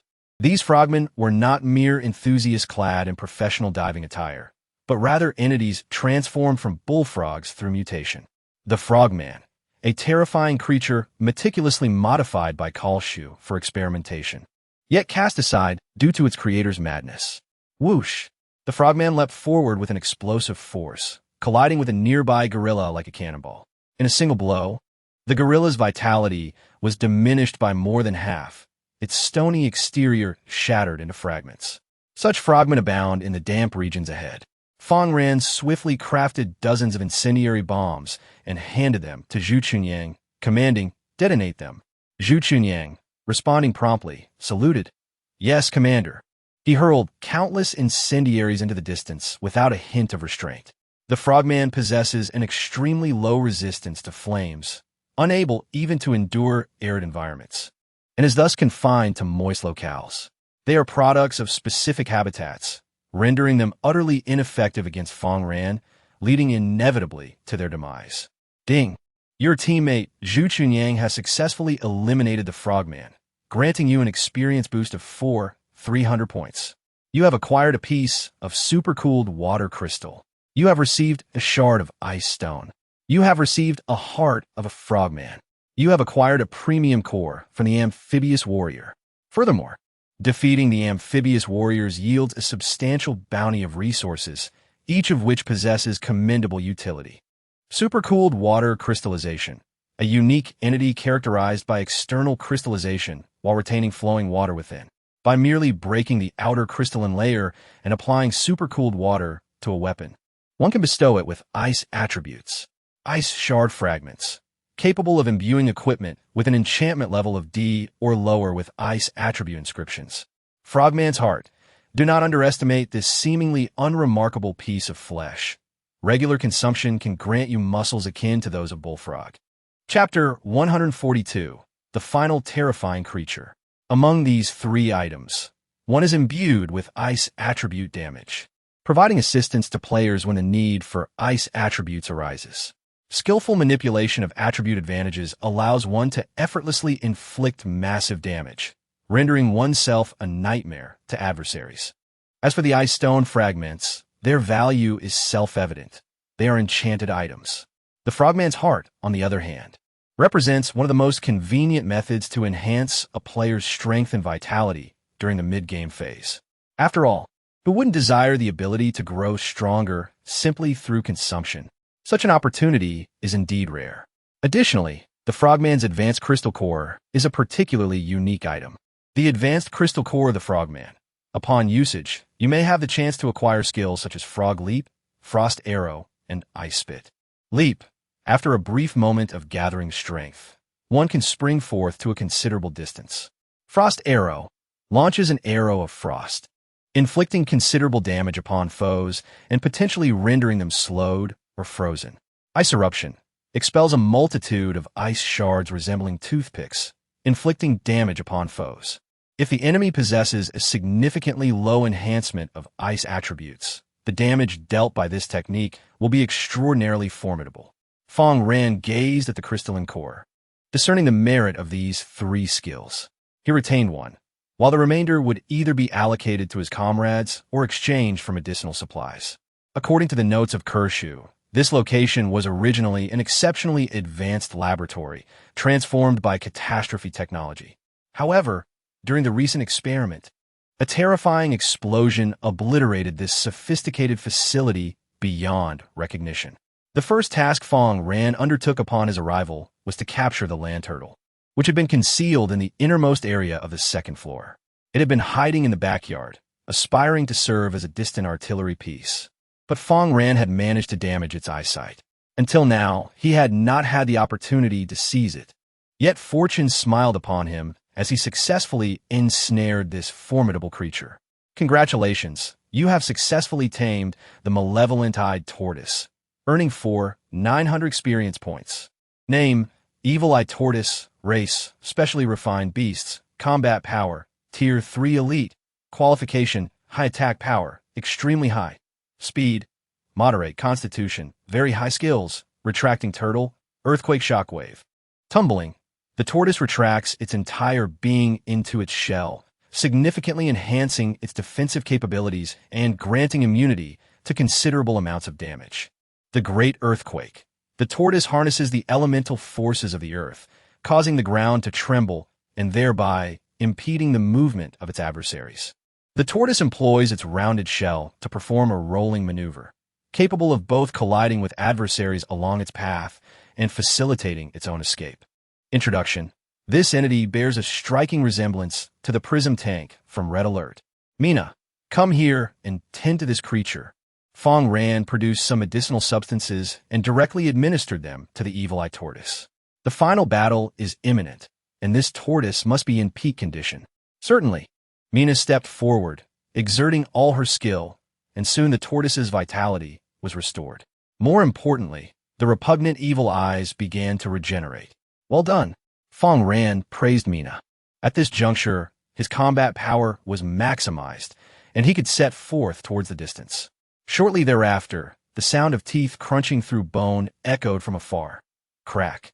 In the midst of the flames, a grotesque creature resembling a tumor with a human figure emerged before the onlookers. Who else could it be but Kuurxiu? Kuurxiu's body swelled, muscles growing in a chaotic manner. Over these muscles, coarse, dark fur, typically found on beasts, sprouted abundantly. Sensing an approach, he immediately turned, his bloodied face fixed on Fang Ran. I am hungry. I want to eat. After conducting the alchemical experiment, his power reached the pinnacle of Sequence 3. Just a step further would elevate him to Sequence 4. He had indeed gained strength, yet the price paid was the loss of intelligence, transforming him into a monstrous being driven solely by gluttony. The peculiar being known as Kershu possesses the formidable strength of a Sequence 3 entity, yet exists in a liminal state between human and demon. Exercise caution. It is akin to a young boy wielding a firearm, exceedingly perilous. Boom! Just as Kershu turned to launch an assault, Fang Ran had already anticipated his move, commanding the multi-legged slime to charge directly into Kershu. The impact rendered Kershu incapacitated. Subsequently, a barrage of ranged attacks rained down, mercilessly targeting Kershu. Fang Ran entered this confrontation devoid of any notions of fairness or one-on-one combat. His singular objective was to obliterate Kershu and drag him into the abyss. Confronting such a fiend, there was no need for finesse. He would employ whatever means were most expedient. Aware of Kershu's formidable nature, Fang Ran ordered all his comrades to maintain a safe distance, forbidding any approach. This battle would be fought solely by him, with the assistance of numerous subordinates. How infuriating! Kershu swiftly regained his footing, his eyes transforming into feral slits, seething with rage as he glared at Fang Ran, poised for slaughter. At that moment, the sinister-eyed land turtle unleashed a multitude of beams, striking Kershu's form and creating a gaping wound. A foul stench permeated the air, repugnant even to those at a distance. Ah, you shall pay for this. Kershu was consumed by madness, leaping with such velocity that even a bio could scarcely keep up. He swiftly approached the land turtle, delivering a devastating punch. Despite the turtle having retreated into its shell, boasting formidable defenses. That strike shattered the shell to pieces. Crack! Countless fragments of the shell scattered, and the land turtle's health plummeted. The irrational fury that fueled Kershu's strength was not to be underestimated. As he assaulted the turtle, 3 multi-legged slimes charged at him, colliding with his form. Once more, he was knocked down, his ire redirected towards the multi-legged slimes, prompting him to retaliate. While other creatures might succumb to grievous injuries from a pierced chest, Kershu merely sustained a 20 reduction in health. Perhaps he possessed multiple hearts, distributed throughout his body like an earthworm. Such a notion was not entirely implausible. You shall perish. Harnessing his overwhelming might, he seized one of the multi-legged slimes and began to dismantle its limbs. Even though the slime's defenses were robust, its health diminished at an alarming rate. Before long, a notification from the system arrived. Your multi-legged slime slave has been slain by Kershu. Fang Ran observed this scene with an unperturbed heart. At that moment, the monstrous hand slime had already approached Kershu's side. You dare to come near me? Such audacity! After Kershu dispatched the multi-legged slime, the enmity shifted perfectly onto the unfortunate hand slimes. With a single strike, he obliterated 3 of them. However, at that instant, the flattened hand slime began to swell rapidly, and then it exploded. The force of a single explosion was astonishing, and when 3 detonated simultaneously, it was nothing short of terrifying. Chapter 143, The Chimera Beast. The earth-shattering explosion transpired in an instant, engulfing everything in its vicinity, creating a towering mushroom cloud, with countless elemental energies transforming into a dreadful shockwave. The onlookers felt a constriction in their chests, soon witnessing an array of elemental attacks propelled forth under the influence of the laws of power, unleashing devastation upon everything around them.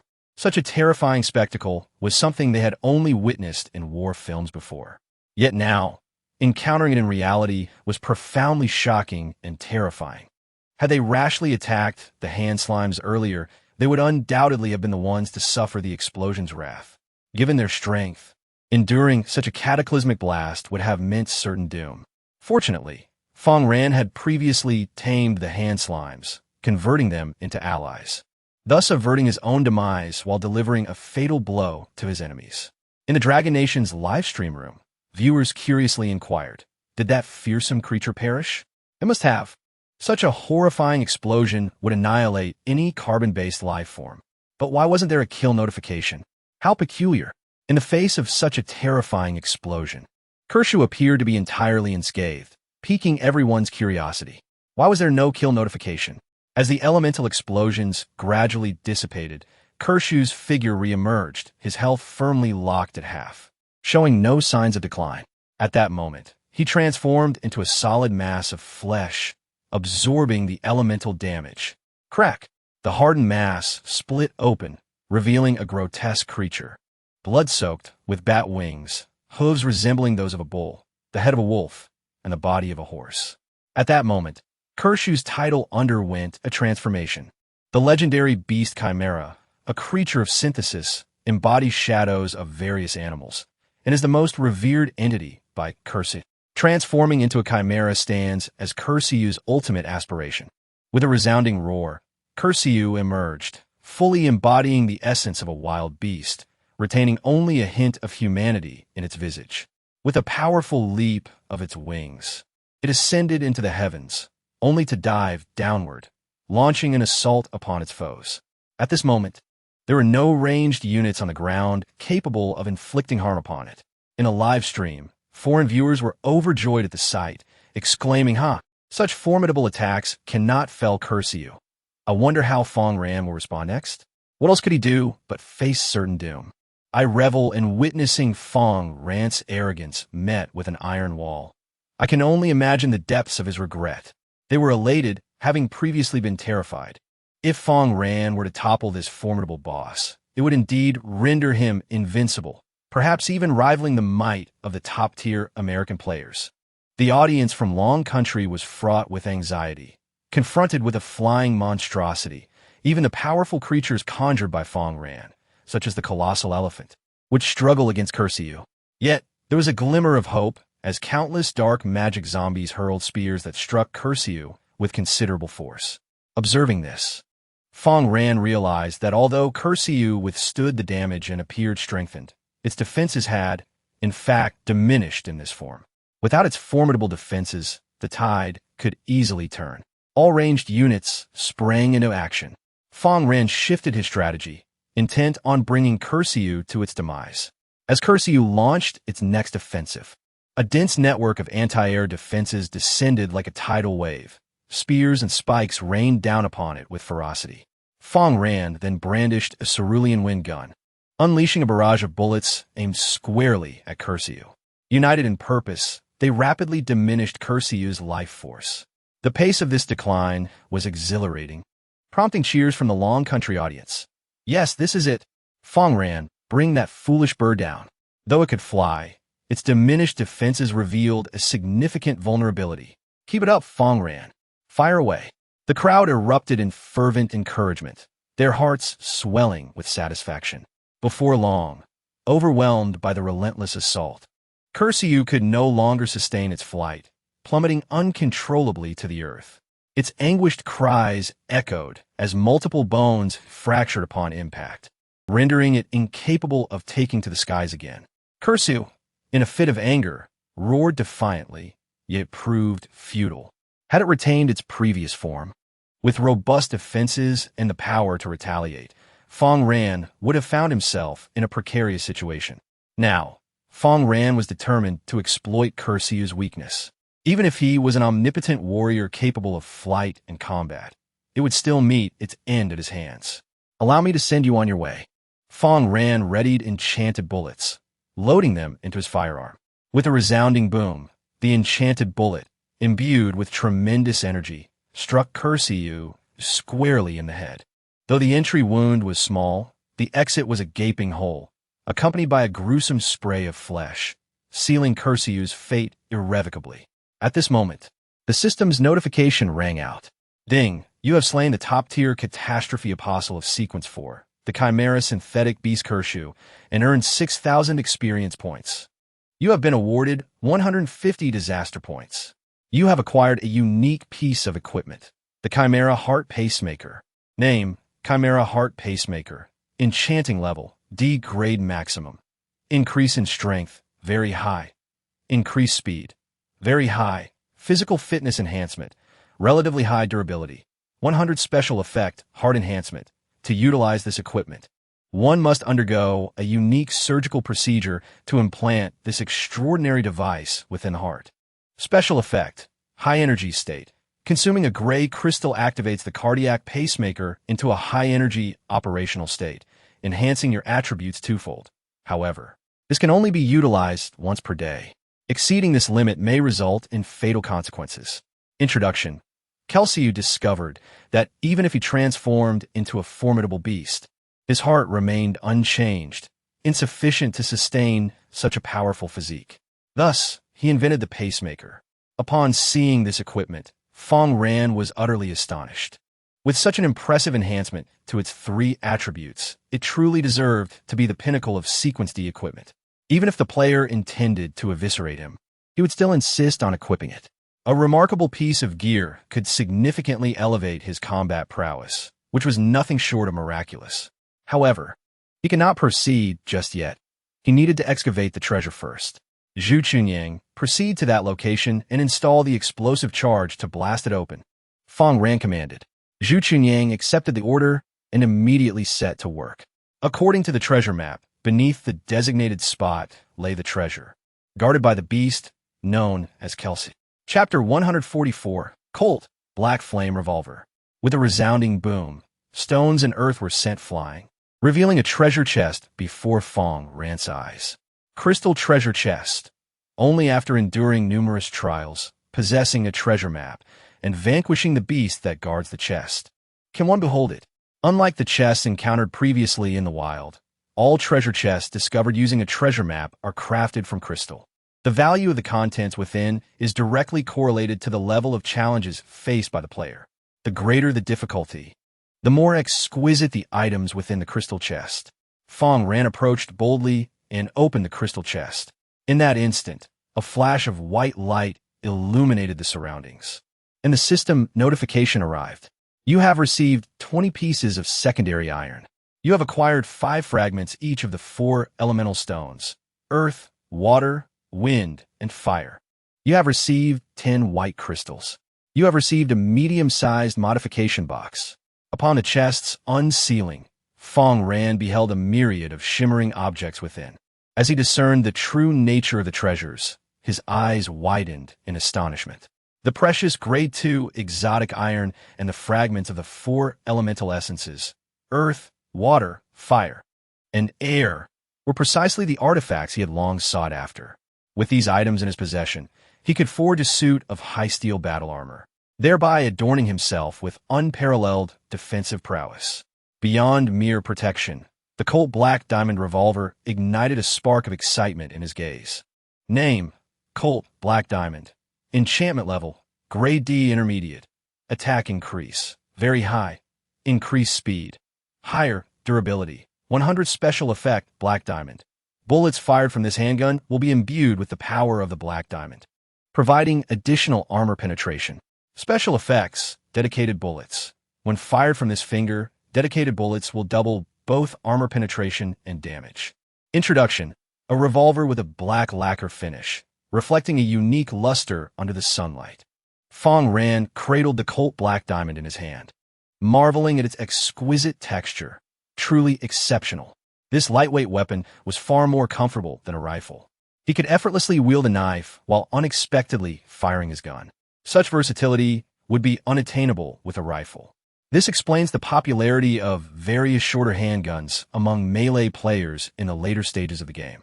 However, this was evidently not Fang Ran's limit. He possessed a medium modification kit and previously acquired a power-enhancing barrel, allowing for further upgrades to this revolver. You are utilizing a medium-sized modified box and a condensed energy barrel to enhance the Colt Black Diamond. Congratulations, you have obtained the Colt Black Flame. Name: Colt Black Flame. Enchantment level: D-Class Advanced. Type: Energy Weapon. Attack increased. Extremely high. Increased speed. Higher. Durability: 100 special effect: Black Flame. Bullets fired from this handgun are imbued with the power of black flames, capable of shattering the enemy's armor and inflicting a permanent reduction in their defensive capabilities. Special effects: specialized bullets. When utilizing this finger to fire specialized bullets, both armor penetration and damage are amplified by 1.5 times. Special effect: energy condensation. When enchanted bullets are fired, the power of this firearm reaches its zenith. Introduction: a black flame revolver specifically designed to fire enchanted bullets, but capable of discharging ordinary ammunition as well. Fang Ran gripped the new firearm, and it was at this moment that the system's notification arrived. After a systematic evaluation, your strength has reached the pinnacle of Sequence 3. Please continue to strive for excellence. With this firearm in hand, his capabilities had transcended the ordinary, shattering the limits of power. This was the formidable might of the energy-infused weaponry, which even the system recognized as extraordinary. Holding the new gun, Fang Ran longed to test it on something. However, with Ku Urxiu deceased, there was no need for such actions, as enchanted bullets were indeed precious.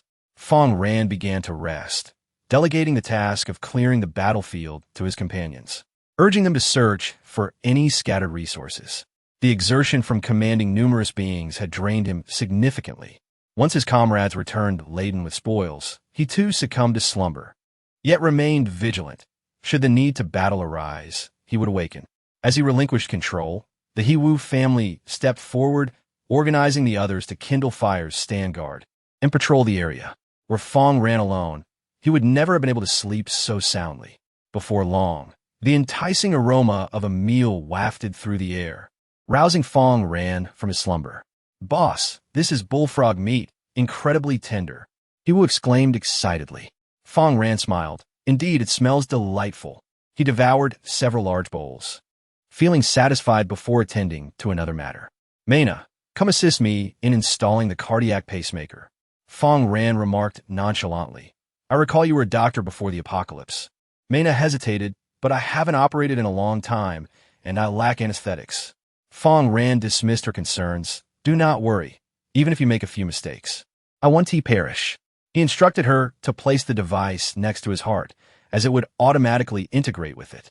After he handed the pacemaker to her, Mena fell silent, yet trepidation lingered in her heart, fearing her potential failure.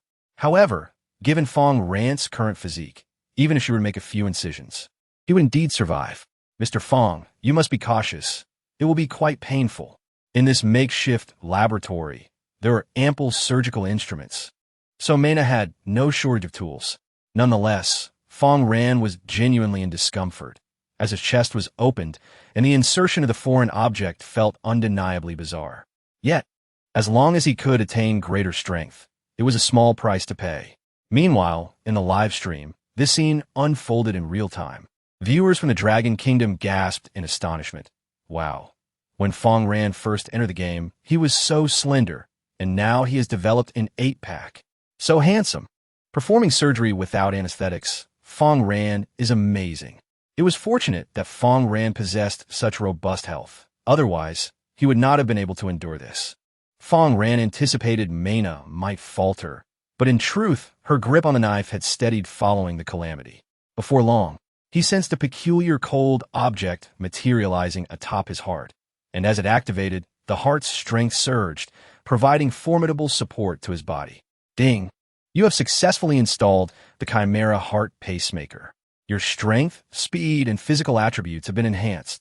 Fang Ran gazed at the notification, while Mena employed her powers to complete the final touches. The healing light enveloped Fang Ran, mending the substantial wounds upon his body. At this moment, Fang Ran felt as though the battle apparatus had become one with him, no longer a foreign entity, devoid of any sense of rejection. What he possessed now was merely an amplified strength, swifter speed, and a robust physique. With just a few more levels to ascend, he would transform into a formidable being of Sequence 4. Within the city of Heiha, he would be able to stride with confidence. He was certain that moment would arrive swiftly, as he was on the verge of crafting the most potent armor among the decayed enchantments, the high steel battle armor. Chapter 145. Successful ascension to Sequence 4 this night was known as the Scarlet Night, a time when the zombies outside grew significantly stronger and exceedingly aggressive. Fang Ran harbored no fear of these creatures. However, his subordinates were still not sufficiently powerful. Even though many among them had reached Sequence 3, it was still inadequate. To the eyes of ordinary players, they may appear formidable, yet in Fang Ran's perspective, they remained akin to floundering fish. For the floundering fish to rise, relentless effort is imperative, and Fang Ran would continue to spur them on. A master cannot perpetually oversee his slaves. He requires others to act as overseers. Just as everyone was methodically resting, Fang Ran unveiled the blueprints for the high steel battle armor. The design blueprint for the high steel battle armor. It can assist you in crafting a formidable piece of armor, renowned as the finest chest plate among decayed enchanted armors. Required materials: 15 pieces of secondary iron, 3 fragments each of the 4 elemental stones, earth, water, wind, and fire, and 5 white crystals. The materials are already sufficient. Shall we proceed with the crafting? Fang Ran, however, did not rush. Instead, he opened the auction house, intending to seek a particular material. By incorporating the anomaly stone into the player's equipment design, one could produce items with enhanced performance. Before long, he made a discovery. By offering a white crystal to a seller, he could acquire the desired material. Fang Ran currently possessed an abundance of white crystals and opted for a direct transaction. You have acquired a fragment of the anomalous stone, fragment of the mutant stone. When you're engaged in the design of equipment, you may incorporate it, as it contains unique mutant energy that enhances the strength of the crafted equipment. Note: only decayed equipment can be enhanced, and only one mutation stone may be used. With everything in place, the order was promptly given. Immediately, the system's forging interface radiated a luminous glow, commencing the crafting process. This would require a brief period. However, as the high steel armor is merely of D-grade, the duration would not be excessive. Should one endeavor to create S-grade or even SSS-grade equipment, the time required would be significantly longer. Before long, a notification from the system arrived. due to the inclusion of mutant stone fragments in your design process. The resulting items deviate from those depicted in the blueprint.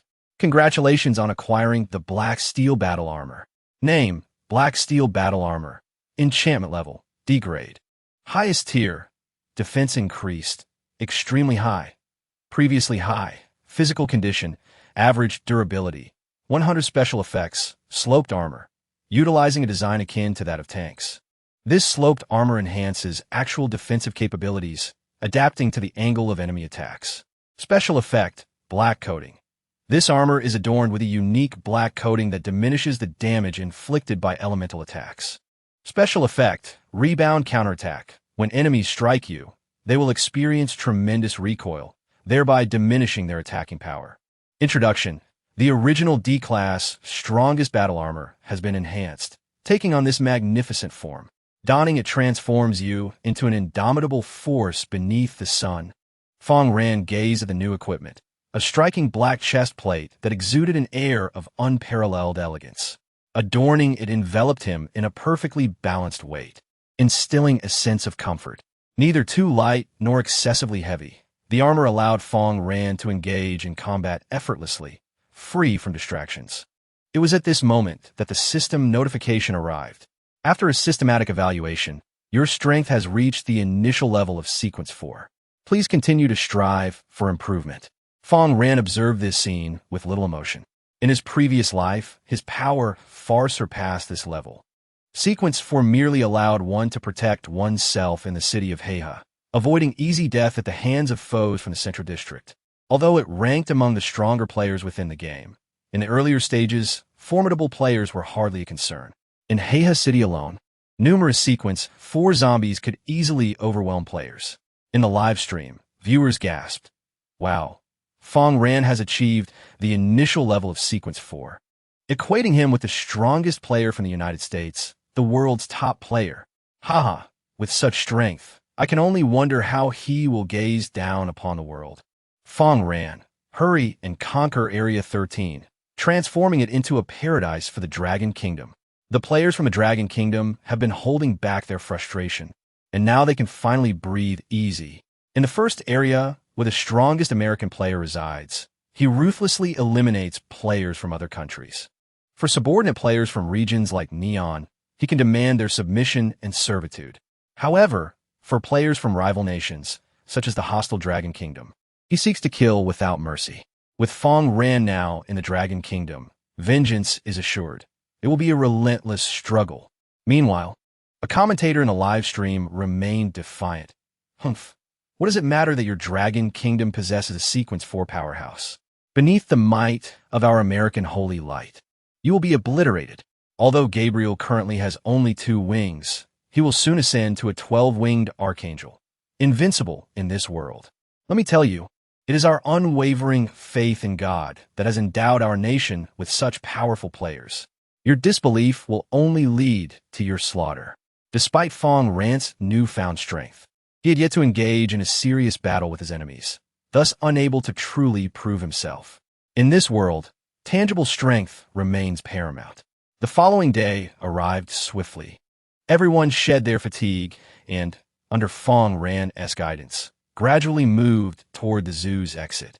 Just as they stepped out of the zoo, they were confronted by 3 apostles of Cataclysm. "Heh, I never expected you to still be alive. I suppose that foolish individual thought he could grow stronger by transforming into a beast, unaware that he has chosen the wrong path. Let us 3 deal with you and savor your flesh and blood." The apostle of Cataclysm, Chiotan, had been lying in wait at the zoo entrance all day, initially believing Fang Ran had been slain. Nevertheless, it mattered little. If Xiu could not kill Fang Ran, he would join forces with the others to eliminate him. Fang Ran, capable of taming zombies and beasts, posed a significant threat to the apostles of Cataclysm in Heiha City. He could not be allowed to live.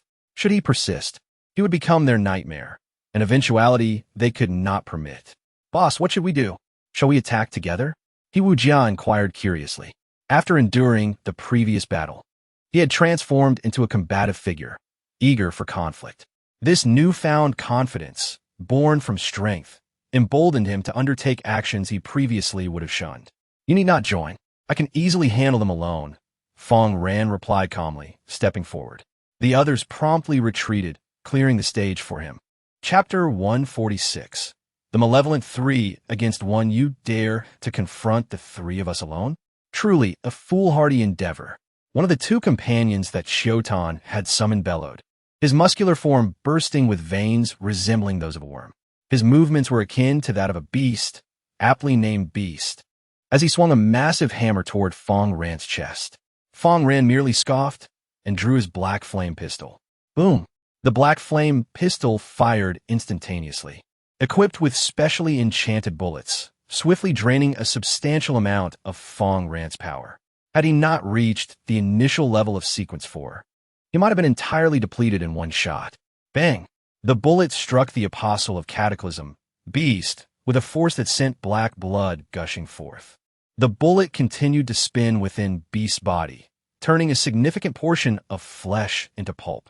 Beast's health plummeted by 40%, and his body was hurled backward. Ah! He screamed in agony, terror-stricken as he looked at Fang Ran and shouted, "His gun is no ordinary weapon. Everyone attack together. We must not allow him to survive." Without hesitation, the three rushed toward Fang Ran from different angles. Seeing this, Fang Ran ceased firing. He could not afford to waste his power. For players, it was prudent to conserve enchanted bullets when possible, as they consumed vast amounts of energy, leaving players defenseless after just a few shots. Palu. Shotan extended his iron claws, attacking Fang Ran from an exceedingly strange angle, akin to a serpent. Meanwhile, tendrils sprouted from beneath Fang Ran's feet, binding him tightly to the ground. The abilities of an Esper need not solely be for combat. They can also offer formidable support. I will extract your heart. Shotan's eyes gleamed with arrogance as he anticipated his killing blow. His iron claws possessed a unique mechanism designed to pierce the heart. Should he strike true, the claws would tighten and extract it in an instant. However, as he lunged toward Fang Ran from behind, a resounding clang echoed, and sparks flew as his weapon merely scratched the surface of Fang Ran's armor. No breach. Shotan stood frozen in shock, momentarily at a loss for words. He had not anticipated this outcome. While the iron claws lacked formidable penetrating power, they should not have failed entirely. Heh, I was waiting for you. Fang Ran, relying on his immense strength, broke free from the tendrils binding him, kicking the mass of vines aside with a wicked grin. The black steel armor was indeed a supremely powerful suit, the finest among decayed enchantments. Not only did it offer substantial defense, but it also featured angled armor for enhanced protection. With just those scraps of iron, Shotan believed he could slay him? What a foolish dream. Run. A shadow of death loomed over Shotan's heart. All he wished for now was to escape. Yet Fang Ran would not grant him that opportunity. A vast expanse of solid ice erupted beneath Shotan's feet, a chilling wind emanating from Fang Ran's mouth, freezing him in place. With the power Fang Ran currently wielded, even his ordinary attacks were formidable. He had no need for basic strikes. With a mighty leap, he swung his blade downward. This immense force shattered the ice, cleaving Shotan's head clean off, blood erupting forth. With a resounding chime, you have vanquished the formidable Apostle of Cataclysm, Shotan, earning yourself 4,500 experience points and 100 Cataclysm credits. How dare you slay our companion? I shall ensure your demise. At that moment, the beast of the Cataclysm launched its assault, seizing the opportunity while Fang Ran remained oblivious. The massive hammer in its grasp descended violently towards Fang Ran's head. Here, the defenses were not as robust as that of the chest plate, and a successful strike could result in grievous injury. The onlookers watched in utter trepidation, fearing for Fang Ran's safety. Yet, Fang Ran remained impassive, even hinting at a smirk directed at the Apostle's beast. The rationale was simple. His agility was remarkable. The beast had mistakenly assumed that Fang Ran's formidable defense rendered him sluggish. In reality, Fang Ran was a versatile warrior, displaying both swiftness and resilience, coupled with impressive offensive capabilities. With a thunderous crash, the beast's hammer struck only the ground, its hopes of inflicting damage dashed. You shall perish, it bellowed furiously. Undeterred, the beast unleashed its abilities, crimson energy surging around it as it launched a ferocious barrage against Fang Ran. Meanwhile, the Apostle of Cataclysm, harnessing nature's powers, relentlessly attempted to ensnare Fang Ran with vines, simultaneously channeling restorative energies to the beast. In this apparent two-on-one scenario, the situation seemed dire, yet Fang Ran remained unfazed. With an elegant grace, he sidestepped the beast's attacks and retaliated. His vampiric skills further simplified the skirmish. Observing the battle, one could see that Fang Ran's health remained intact, while the beast's vitality plummeted dramatically. "Beast, flee!" The distant, nature-based apostle cried out, sensing the peril, and promptly sought escape, abandoning the beast. The beast, too, wished to retreat, but in the next instant, Fang Ran thrust his blade into its chest, depleting its life force entirely. With a clang, you have slain the third sequence of the perfect catastrophe apostle beast, earning 6,600 experience points and 125 catastrophe points. Fang Ran then pursued the distant nature catastrophe apostle. This foe was formidable, renowned for his relentless control. Any ordinary individual would find themselves inescapably doomed upon encountering him. However, Fang Ran possessed immense strength and high resistance, enabling him to swiftly break free from any control. This astonished the apostle. When had his ultimate technique ever failed him? Was this to be the end of his life? Yet, in terms of speed, he could not match Fang Ran. Nevertheless, he had other tactics at his disposal. He immediately unleashed his natural abilities, transforming the surrounding trees into trance that sprang to life, positioning themselves before Fang Ran. Yet, Fang Ran merely swung his sword down, instantly obliterating the diminutive trance. How infuriating! Thorns! Sensing death drawing near, he ceased to hold back and unleashed a massive surge of energy. Turning the path, he traversed into a thicket of thorns. The thorny terrain was laden with sharp spikes, capable of both slowing down adversaries and continuously draining their vitality. Perish! Fang Ran struck down with his blade, unceremoniously targeting the apostle's weakness. The nature catastrophe apostle was indeed fragile. Without the protection of allies, he was truly left with no escape.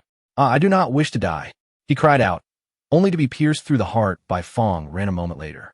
With a chime, you have slain the third-tier cataclysmic apostle, Malik, earning 6,600 experience points and 125 cataclysmic credits. At this juncture, Fang Ran sheathed his blade and commenced the search of the corpse. Before long, he stumbled upon an unexpected treasure. You have obtained a pair of time-space stones. Chapter 147. The conclusion. After departing from the zoo, Fang Ran made his way to the sluice gate, where he, leveraging his formidable strength, triumphed over the formidable sequence, 4 colossal crocodile, and successfully tamed it. Subsequently, he cleared a vast expanse of territory, establishing dominance near the vital waterways of Black River City.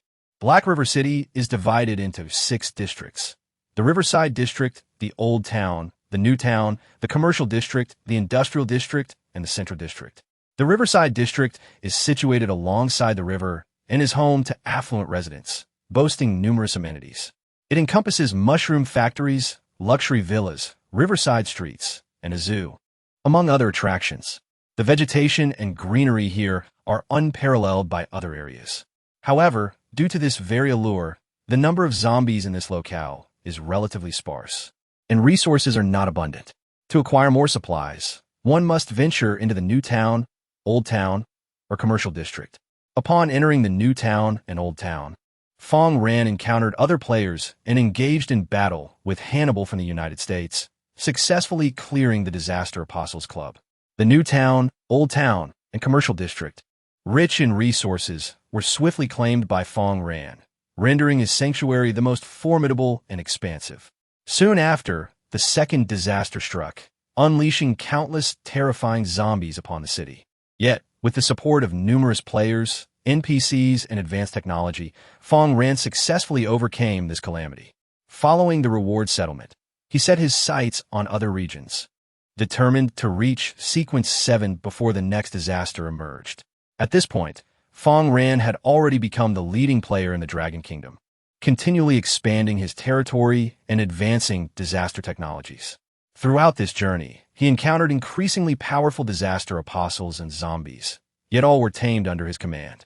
Additionally, he amassed numerous special zombies. His strength swiftly ascended to sequence 7, although he recognized that this was still insufficient. Aware of the terrifying nature of the third disaster, he persisted in his quest for greater power.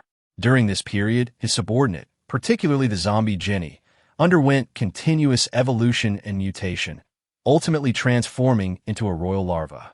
This indicated that Jenny might have the potential to become the disaster queen in the future. Before long, when Fang Ran's strength reached sequence 9, the third disaster arrived. With astonishing power, he vanquished numerous calamities, ultimately safeguarding his sanctuary. What followed was the ultimate disaster, which would occur 10 years after the game's conclusion. Over this decade, Fang Ran's strength ascended to sequence 12, and upon taming the 10 rarest zombies and exotic beasts, he successfully evolved to sequence 13, becoming the sole deity. The catastrophic disaster that loomed at the end of the 10-year period would prove to be a mere triviality for him to resolve with a mere gesture. In the end, his primary equipment consisted of 5 pieces: the Sword of Domination, the Armor of Justice, the Boots of Victory, the Gauntlets of Righteousness, and the Helmet of Valor. Collectively, these 5 pieces formed a set known as the Divine Ensemble. Title: Divine Ensemble. Enchantment level: SSS. Effect: Ascension. Once you gather all the equipment, you shall ascend to sequence 13, allowing your talents to undergo a fundamental evolution. Fundamental evolution, the so-called convergence of different paths, suggests that all talent in the world can ultimately be classified into one category, achieving a grand unification of principles. Introduction: donning this gear allows you to ascend the divine stairway. In addition, Fang Ran possesses the heart of the divine. Although it is not part of the Valor set, it enables players to attain a semi-divine talent. Only with such a talent can one aspire to reach and touch the realm of the divine.